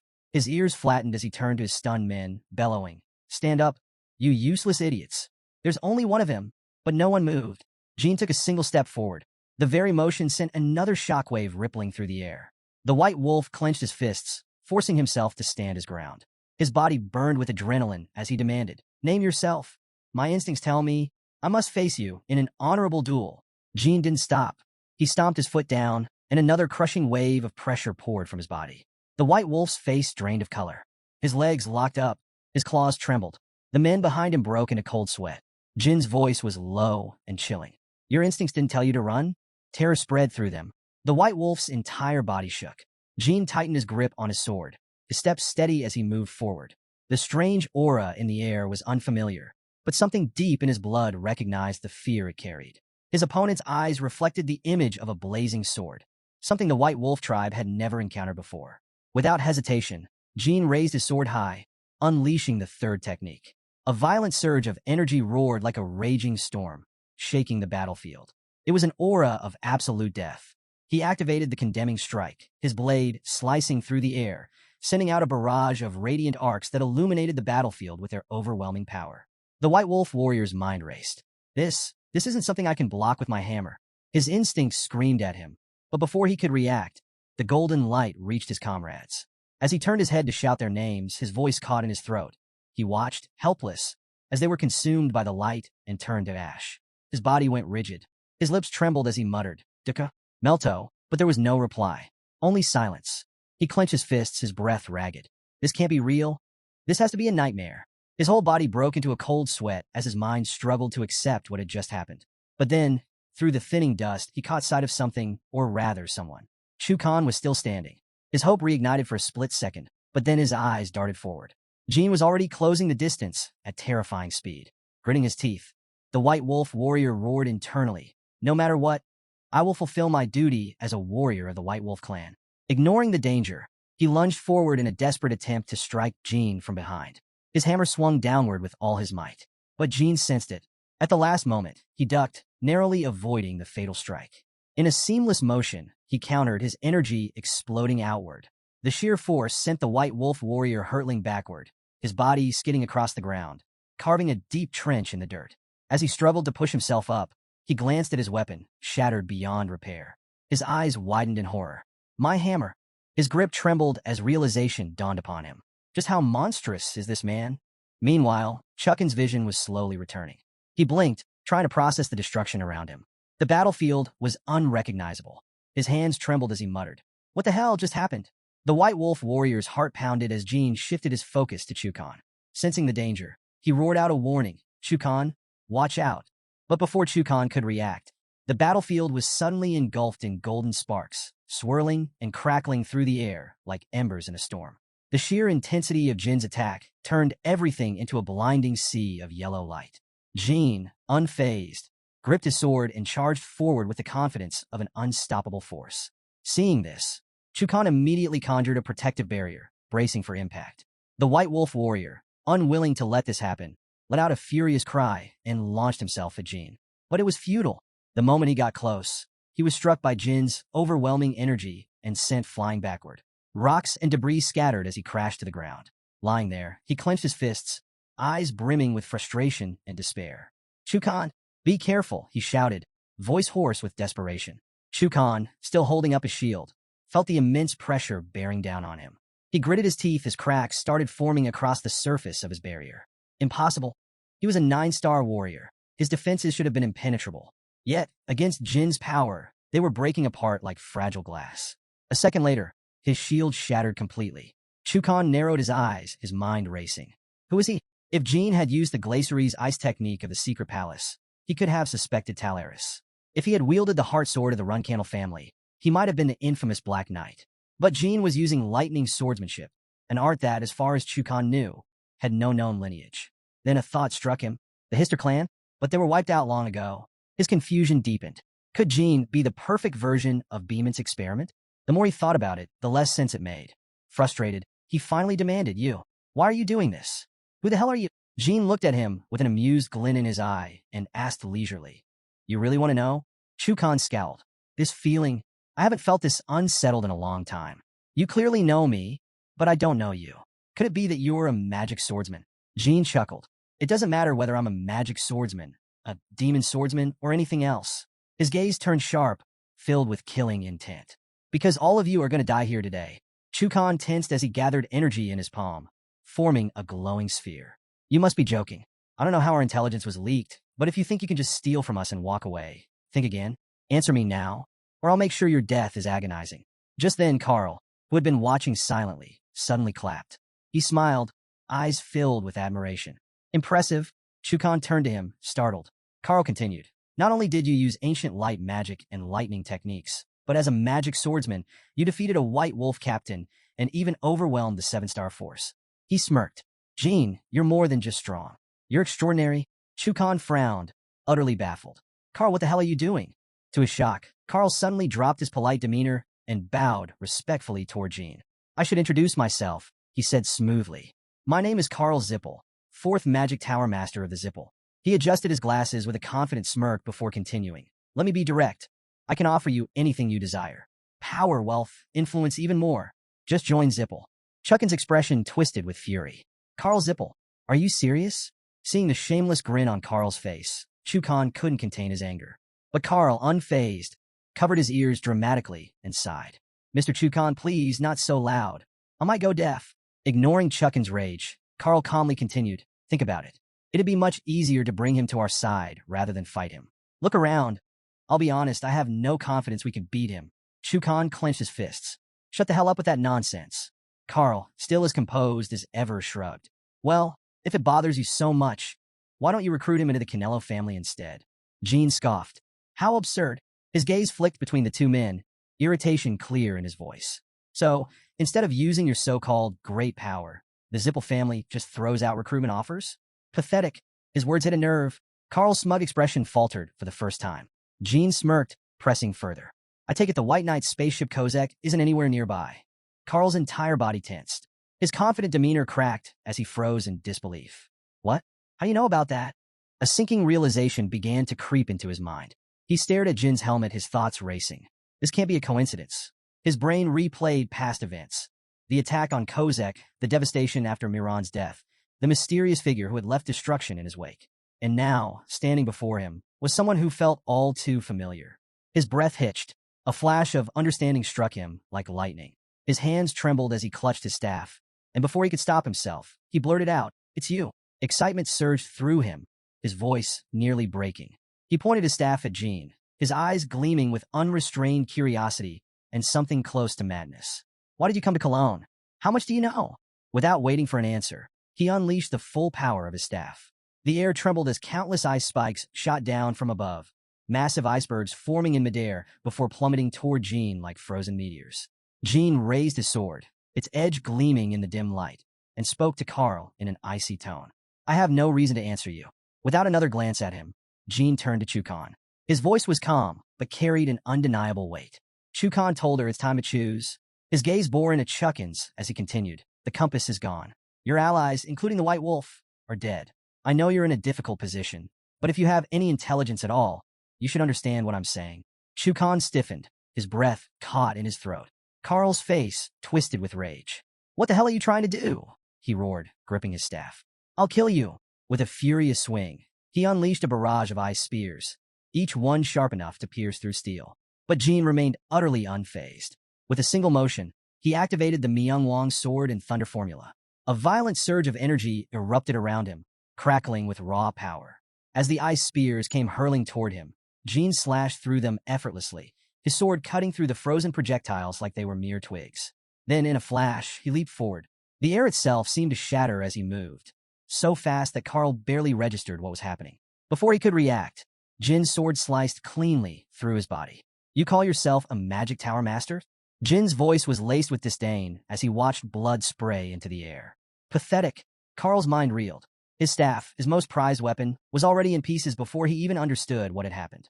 A sharp, searing pain exploded in his chest as crimson stained his robes. He staggered backward, a strangled scream escaping his lips. The broken staff clattered to the ground, shattering further into hundreds of tiny fragments. Chukan stood frozen, beads of sweat rolling down his face. His instincts screamed at him. Jin was no ordinary enemy. Jin took slow, deliberate steps toward him. Don't fall apart now, he murmured. You and Carl are in deep trouble. If you activate the rune, reinforcements from the magic tower will come running, won't they? His voice dipped lower. But Runcandel and Beamint will sense it too. Chuckin's face darkened. He's reading my mind. No emotion flickered across Jin's face as he watched him. Carl, despite his injuries, wasn't done yet. Clutching his bleeding arm, he glared at Jin with unbridled fury. You bastard. His voice was a mix of agony and rage. I'll make you regret this. You dared to lay a hand on me. His words were cut off by a sudden burst of energy. Blue flames surged around his body, twisting and roaring like a living entity. The air warped from the sheer intensity of the heat. Jean narrowed his eyes slightly. Chuckin's body went rigid. Even he hadn't expected this. His eyes darted to the flames as realization struck him. Blue fire, that's... The terrifying thought slammed into him. That's the fire of the true master of the flame world, Tess. A chill ran down his spine. How is this even possible? Who the hell is this guy? Carl, now fully engulfed in the blue inferno, turned to Chukan with a desperate glare. Mr. Chukan, stop standing there and do something, he bellowed. But Chukan remained motionless, staring at the flames with wide, fearful eyes. For the first time, he truly felt powerless. Annoyed by Carl's endless chatter, Chuckin's patience finally snapped. Without hesitation, he struck Carl hard on the left shoulder. Carl barely had time to react before a second blow, infused with the power of a dragon strike, sent him crashing to the ground. He let out a sharp gasp as pain shot through his body. Groaning, he lifted his head, looking at Chukan with disbelief. Don't lie, Mr. Chukan? Chuckin's gaze was ice cold, his voice dripping with murderous intent. You just said the compass is gone, which means our alliance is over. And weren't you just about to stab me in the back? He smirked darkly. I simply returned the favor. Jean, watching from the side, stepped forward and kicked Carl hard, pinning him to the ground. Didn't expect you to be so cooperative, he mused with a sly grin. Carl lay motionless, his body racked with pain. Jean turned his attention back to Chukan. I know the ruler of the Anzus Plains isn't a fool. Chukan slowly lifted Carl's body, hoisting him onto his shoulder. I'm just making use of the situation, he muttered. Jean chuckled. Age is just a number, huh? I'd bet your commander would rather have Carl's Zippel in his grasp than Chase after a lost compass. Chuckin's mind raced. He even knows about the commander. He clenched his jaw. Jin's right. The compass is beyond recovery, and I've already lost 3 White Wolves and entire units, plus an upper 8-star squad. If I want to salvage the situation, capturing Carl's Zippel is my best move. He adjusted Carl's weight on his shoulder and thought to himself, no one could have foreseen today's disaster. But if I bring this news to the commander, he'll understand. If Zippel has truly lost everything. Chukan exhaled and looked at Jean one last time. We're done here, kid. See you next time. Then, without another word, he carried Carl's limp body and walked away, already planning his next move. Just then a voice called out, Kid, I saw everything. A sleek black cat darted toward them at full speed. In an instant, the feline transformed into Murakan. Without warning, he tackled Jean in a tight embrace. You've gotten so damn strong, Murakan cried, squeezing him so hard Jean could barely breathe. I'm so proud. I could cry. If Strawberry Pie saw you, she'd be bawling her eyes out too. Jean chuckled, prying Murakan off him. Murakan, I bet being stuck in cat form wasn't easy. Thanks for all the help. He then asked, what about the compass? Murakan straightened up and declared loudly, your fan took it and left the island. Jin's shoulders relaxed. So my 6 months of hard work finally paid off. Then, his eyes narrowed slightly. Where are Ms. Ceres, Mr. Kashmir, and Ms. Alicia? We were supposed to regroup once this was over. Murakan scratched his head, looking a little sheepish. Yet about that, there were some unexpected complications. Jean frowned. What do you mean? Was anyone hurt? Murakan quickly shook his head. No, nothing like that. But those 3, he sighed. Jean blinked. Wait, what? Murakan pointed toward the harbor. Look for yourself. Jean turned to where Murakan was gesturing, curiosity flickering in his eyes. Jin's eyes widened as he turned toward Murakan, who was grinning. That's Runcandel, Murakan continued. Yes, Beeman's special department, and a warship sent by the Beladu Empire. Jin's expression immediately darkened. What the hell? A man came sprinting into a room, panting. Captain, he shouted, his voice urgent. Inside, the captain was dozing off, seemingly unfazed by the commotion. Seeing no reaction, the man shouted even louder. Captain, something big is happening. The captain jolted awake, clearly annoyed. Why are you making such a racket? He barked. Catching his breath, the man blurted out, the warships of the Beladu Imperial Fleet. They're arriving in groups. The captain's face stiffened, disbelief flashing in his eyes. What? But then, suddenly, he burst into laughter. Finally, the time to execute our plan has arrived. His eyes gleamed with anticipation. The ships carrying the noble's descendants have already set sail, the man added. Hearing this, the captain's grin widened. Good. Now no one leaves this island. The knights have begun moving. One of them barked out orders. We've received intel that illegal forces are gathering on the island. Before Bellato's fleet arrives, we need evidence. A few figures in the shadows murmured amongst themselves. Inside an old house, voices echoed through the dimly lit space. It's Runcandel's night, someone whispered. Another responded grimly. At the speed they're moving, it's obvious the news was leaked. They were waiting nearby, just waiting for chaos at the casino to make their move. Inside the house, Jean and Murakan were eavesdropping on the conversation. Thankfully, Anya secured the compass and retreated safely, Murakan muttered. Now they won't know the details of the transaction. Jean nodded. All that's left is ensuring our people get out without blowing our cover. Meanwhile, on the ship, chaos erupted as orders were shouted. Everyone mobilize! Defend the ship at all costs. There were only 3 Runcandel knights standing between them and the attackers, but their determination was unwavering. The ship is our only way out, one fighter roared. We'd rather die than let them take it. Back at the house, Jean and Murakan peered through the cracks in the wooden walls, observing the escalating battle outside. Jean turned to Murakan. Think they can take on the Runcandel knights? At that moment, the doors suddenly swung open. Ceres stepped inside, accompanied by 2 others. Jean, are you safe? Jean smirked. Ceres, you guys showed up at the perfect time. His face then turned serious as he glanced outside. But looking at this situation, it's clear. Our escape route is completely blocked. Hearing that, Kashmir immediately proposed. It's not like there's no way out we can move to the other port. We need to get there before. But what if military ships surround the island? Someone interrupted. Jean thought for a moment and nodded. That makes sense. We don't have time to waste. Let's move. Chaos had completely taken over. Fires raged across the harbor, engulfing boats in flames. The air was thick with smoke, and the sound of clashing steel rang through the night. People desperately fought against the knights, knowing full well their chances of survival were slim. The docks had turned into a battlefield.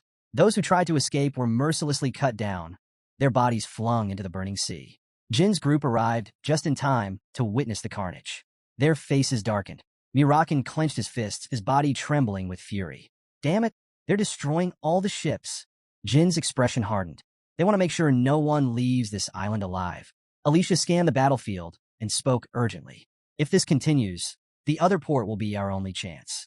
But no matter how fast we move, it'll take at least 30 minutes to get there. By then, the ships might already be gone. Murakan scowled. Then we don't have a choice. We fly. Jean remained calm, shaking his head. If you reveal your true form, you might escape, but the entire world will be after you. Murakan clenched his fists, his voice laced with anger. So what? We have no other option. Before he could act, someone placed a firm hand on his shoulder. Wait. Murakan flinched at the voice. His expression twisted in frustration. What are you talking about? We don't have time for this. Kashmir lowered his voice and pointed toward the sky. Look, above them, a massive array of lights clustered at the peak of the ships, illuminating the entire island. A strange energy pulsed in the air, forming an intricate barrier stretching as far as the eye could see. Murakan's face tightened. What is that? Kashmir's voice was grave. It's the Beeman's Great Link Barrier Formation, a magic system developed specifically to counter dragons and other flying monsters. Alicia nodded in agreement. The moment the barrier detects a flying creature, it'll unleash thousands of red beams. There's no escape. Ceres, standing at the back, crossed his arms. Even if you can survive the barrier, Black Dragon, we can't. Kashmir turned to Jean and advised in a low voice. Young master, we should give up. Jin's fists clenched, his mind racing for another way out. Jean felt a flicker of irritation. Damn it. His sharp eyes caught movement outside, a group of people lurking nearby. Suspicion flickered in his gaze. Pirates? They seemed agitated, as if guarding something. But where was their ship? And why were they here instead? Something was definitely off. Without hesitation, Jean turned to his companions. Everyone follow me. They trailed the pirates for a while, but suddenly, the group disappeared from sight. Murakan frowned. We lost them. Jin's gaze dropped to the deep well below. Kashmir pointed. Looks like they went down there. Without a second thought, Jean made up his mind. Let's go. One by one, they descended into the well. As soon as they hit the bottom, Mir's voice echoed in the dim space. There's a tunnel here. Jean narrowed his eyes. Whatever these pirates are up to, they've definitely got something hidden down here. Let's move. Deeper inside the tunnel, the space widened into a crowded underground hideout. Pirates stood around, engaged in hushed conversation, but their chatter was interrupted by a sharp voice. How many people were there? A few pirates turned their heads, alarmed. Huh. One of them squinted toward the dim passageway. From the shadows, Jean and his group stepped forward. Jean smirked. A pirate gathering, huh? What's the occasion? Plotting some grand escape? The pirates stiffened. One of them scowled. Damn it, we were followed. Another pirate scoffed, crossing his arms. At least there aren't many of them. One of them turned toward a figure standing further back. Captain, what should we do? Before the captain could answer, a loud voice boomed through the hideout. Silence. From the depths of the hideout, a man stepped forward, his expression darkening as he got a clear look at Jean. Jean arched a brow. Well, you must be the captain. The man's face twisted with fury. His voice carried unmistakable rage as he roared. Jean Grey, you bastard. I finally found you. Jean chuckled. I see I've made an impression. The pirate captain, Cosmos, clenched his fists, his face a storm of emotions. Do you think I forget your voice? Thanks to you, I'm still drowning in debt. Murmurs spread through the pirates. One of them gasped. Jean Grey, wait, isn't he last year's champion? The one who ruined the captain? Another pirate winced. Yeah, his odds were 1-3, and Veridin Zippel bet 100,000 gold on him. That devil's been collecting his winnings ever since. Jean couldn't help but chuckle. That'd sound like something he'd do. His amusement faded as he turned serious, locking eyes with Cosmos. Enough small talk. You should already know what's happening outside. Cosmos' expression shifted. The anger drained from his face, replaced by a grim look. Jean continued, voice steady. The fleet of the small country Belladou is surrounding the area and sinking every ship in sight. What's your plan to escape? Cosmos' face twisted with rage as he shouted, Shut up. You think I'll help you? Kill them all. Once they're dead, we'll escape. Before a single pirate could make a move, Jean was already in front of Cosmos. With a swift, decisive punch, he sent the pirate captain sprawling to the ground, coughing up blood. Silence filled the hideout. The pirates froze, staring at their fallen captain in shock. No one dared to utter a word. Sea captain, one of them muttered in fear. Jean crouched down, grabbing Cosmos by the collar. His voice was calm, but firm. Why so aggressive? Who said I was asking for charity? He smirked slightly. This is a deal, Cosmos. Leaning in, he whispered, Help us get out of here, and I'll pay off all your debts, plus a bonus. Not a bad offer, right? Cosmos' eyes narrowed with suspicion. Do you think I'm stupid? What's stopping you from killing us the moment we leave this island? Jean chuckled and met his gaze. I swear on my name and my family's honor. I am Jean Runcandel. When the Runcandel family makes a promise, we keep it. Cosmos' breath hitched in surprise. He stared at Jean, processing the weight of that name. Runcandel, not Paul Mick. Jean nodded. That's right. Paul Mick is actually Dante Hiron. Do you really think it was just a coincidence that Dante and I met in your arena? The realization dawned on Cosmos like a crashing wave. So that's why Zippel was backing Runcandel. If it was to rescue Dante Hiron, it all makes sense now. He exhaled sharply, thinking it over. The Runcandel family had a solid reputation. If Jean gave his word, he'd keep it. A subordinate helped Cosmos to his feet as he hesitated for a moment. Then, with a resigned sigh, he nodded. Fine, I'll take that deal. Follow me. Without wasting time, Cosmos led them deeper into the underground base. Eventually, they arrived at a massive concealed dock. Hidden inside was an enormous ship, gleaming under the dim torchlight. Cosmos grinned and spread his arms. This is our secret weapon, our pride and joy. His voice echoed proudly. This is Order Ship Number 7. We'll be using it to escape. Jean raised an eyebrow. And how exactly do we get this thing out of here? Cosmos rubbed his chin, pretending to think for a moment. Then, without warning, he slammed his hand down on a lever. The ship roared to life, the engines shaking the entire cavern. Water churned violently as the massive vessel surged forward. Jin's eyes widened in alarm. Hey, Cosmos, are you sure this is safe? Cosmos just laughed as he gripped the wheel. Relax. Trust me. Trust him? That was easier said than done.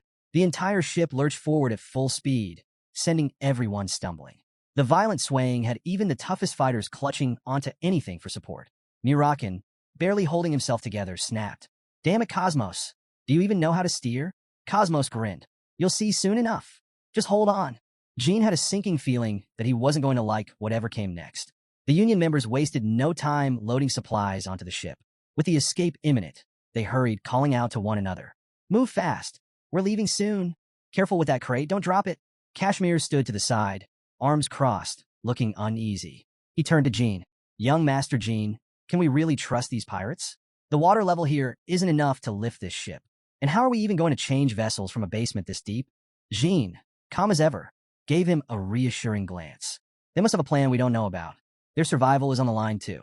For now, just focus on getting everyone on board. At the helm, Cosmos took his position in front of the wheel. A pirate near him shouted, Captain's ready. Cosmos grinned at his crew, clearly enjoying the moment. Very good. Jean stepped onto the deck, giving Cosmos one last skeptical look. You sure this is going to work? Cosmos smirked. Relax. Just watch. Then, without hesitation, he gave the order. Detonate. Above them, a pirate responded, Yes, Captain. Within seconds, a burning rope snaked its way into the depths of the cavern, its flames eating away at the fibers. Jean barely had time to process what was happening before. A massive explosion rocked the underground hideout. The entire space trembled as cracks split through the walls. Dust and debris fell from above. The tension in the air was thick as pirates and Union members alike stared in shock. And then the water came. A deafening roar filled the cavern as an enormous wave burst through the newly opened gap, rushing in like a wild beast set free. Jean turned, his eyes widening at the sheer force of it. What the hell? It was as if a tsunami was barreling straight toward them. The ship jerked forward violently. Cosmos pulled his hat down, gripping the wheel tightly. Hold on. Jean barely had time to react before the ship was swept up by the raging waters. It was chaos. Waves crashed against the hull, sending everyone stumbling. Hey, Cosmos, are you absolutely sure this is okay? Jean shouted, barely holding on to the railing. Cosmos grinned, completely unbothered. Just trust me. Trust. At this speed, they'd either escape or die trying. The crew was a mix of emotions. Pirates cheered, loving the thrill, while Jin's group screamed in terror. Ceres clung to the nearest pole, face pale. I did not sign up for this. Murakan, barely keeping himself from being thrown overboard, shouted, This guy is insane. Meanwhile, Cosmos' crew hooped with excitement. Woohoo! Faster, Captain! Faster! Jean gritted his teeth. The ship surged forward, carried by the powerful current. In the distance, light seeped through an opening, a way out. But standing between them and freedom was a massive cliff.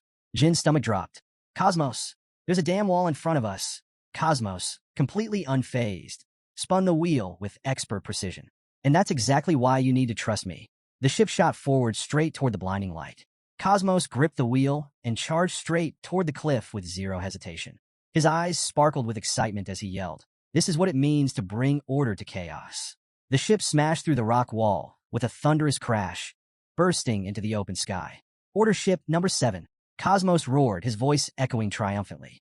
The people below, witnessing the massive vessel soaring through the air, gawked in shock and awe. A murmur spread through the onlookers. Admiration, disbelief, even envy. Some even cheered, amazed by the spectacle of a flying pirate ship. Cosmos grinned smugly, reveling in the attention. He basked in the moment, as if the entire world had stopped just to witness his brilliance. Jean, however, had a different reaction. His eyes bulged as he screamed, We're flying. Cosmos, you lunatic, this is not okay. Cosmos only laughed, waving a hand dismissively. Relax. It's not really flying, so the Empire's magic detection won't pick us up. As if on cue, the ship began its descent. Cosmos cleared his throat and called out to the crew. All right, we're coming down. Hold on tight. Gravity did its thing, and the ship plummeted at high speed. A lookout on a nearby vessel spotted them and immediately shouted, The pirates are escaping. Turn the ship around. Soldiers scrambled to react, but Cosmos just got even more excited. Out at sea. Neither vassals nor the Empire's fleet can catch us. He spun the wheel and yelled, Raise all sails. Let's show them why I'm called the Pirate King. As the ship cut through the waves, fireworks exploded in the sky. A grand display lit up the night, forming an enormous image of Captain Cosmos himself. Jean facepalmed. This guy really had time to prepare fireworks. June 18th, 1797, Free City of Tychon. Jean returned to the capital, and the moment he arrived, 2 familiar figures rushed to greet him. Young master. Gilly's eyes brimmed with tears as she grabbed his arm. Thank goodness you're safe. Jean smiled at her, then turned to Enya. You've worked hard too. What about the compass? Enya, struck by Jin's sunny smile, nearly lost her composure. Damn it. Why does he have to be so handsome? She managed to keep it together and smiled back. Don't worry, I've kept it safe. Come inside. I'll show you. Inside, the room buzzed with discussion. While waiting for Jean, everyone had been trying to figure out how to activate the compass. Anya stepped forward, explaining, It works like other relics. You just need to inject magic power to activate it. Without hesitation, Jean channeled his magic into the compass. The artifact responded instantly, glowing as it projected a large, detailed globe onto the ceiling. Kashmir's eyes widened. Wait, are those red dots all contractors? Jean studied the map carefully. Looks like it. Most of the dots were concentrated in Zippel and Beamit. Murakan crossed his arms, frowning. But why isn't there a red dot in Tychon? Weren't there 3 contractors gathered here? Enya, having already anticipated the question, spoke up. I tested it earlier and discovered something strange. For some reason, the location of the contractors in Tychon is hidden. She then turned to Jean. But here's the weird part. Only you, young master. Your location is hidden even if you're not in Taiken. The room fell silent. Murakan sighed and crossed his arms. That's obvious. Everyone turned to him. He shrugged. Jean signed a contract with the god of darkness. What did you expect? Inya couldn't contain her excitement. This is incredible. The absolute pinnacle of power, she shouted, practically bouncing in place. Even the compass can't detect Master Jean. Jean remained silent, lost in thought. It wasn't just him. Even Inya and Yuria weren't showing up on the compass. That meant there was something different about Taiken. Could it be the magical source in the region? Before he could voice his theory, Murakan cut in. You mean that mirror? Siri stroked her chin. Yeah, the mirror of Taiken. It contains the sealing properties of both Klam and Sadaret, the magic gods. Inya's heart swelled with admiration. Thanks to young Master Jin's presence, Taiken is safe. It's truly a blessing. Kashmir exhaled in relief. At least now we can rest easy. With the compass in our hands, we don't have to worry about being ambushed. Just then, Jet entered the room, holding a book in one hand and a newspaper in the other. Sir, have you seen today's news? You're a celebrity now. He handed out newspapers to everyone. Inya's eyes sparkled as she grabbed hers, flipping it open eagerly. What do we have here? The headline read, Mysterious figure appears on Pirate Island in the Beemit state of Belardo. Inya read aloud, a mysterious man, wearing a black magic helmet, wiped out an entire group of pirates. Witnesses say his name is Bommerl, a young man with golden hair and an unbelievably handsome face. She paused, blinking. Wait, ravishingly beautiful face? That's oddly specific. Jet smirked. Sounds like someone's got a fan club already. Inya continued. This individual wields the power of lightning and is rumored to be the new contractor of the storm god, Fatal. If true, this would mark the first appearance of a storm contractor in 288 years. His next move is being closely watched by forces across the continent. Murakan groaned. Signing a contract with Fatal? What a joke. Kashmir chuckled. You know how the media loves to exaggerate. But honestly, this kind of speculation benefits us. Jean raised an eyebrow. Oh, how so? Kashmir smiled. Disinformation keeps our enemies guessing. If they're busy chasing a fake storm contractor, they won't be focusing on us. Jean let out a small laugh. Huh, guess I really am a rising star. Jet grinned. You should embrace it, boss. Fame suits you. Jean sighed. I expected rumors, but this is ridiculous. Meanwhile, Inya was curled up in a corner, totally absorbed in reading the article, her expression unreadable. Then, out of nowhere, she smiled to herself. Just as Jean was about to question her, his eyes landed on the compass projection again. Something caught his attention. Wait a second, he muttered. Everyone turned toward him. There's another contractor in Hewfester. The room fell silent. Murakan frowned. What? Jean pointed at the floating image. I can't see the exact location, but the compass indicates a contractor somewhere in Hewfester. Meanwhile, at a certain mansion, a dimly lit study, shelves filled with books, maps spread across a polished wooden table. A deep voice broke the silence.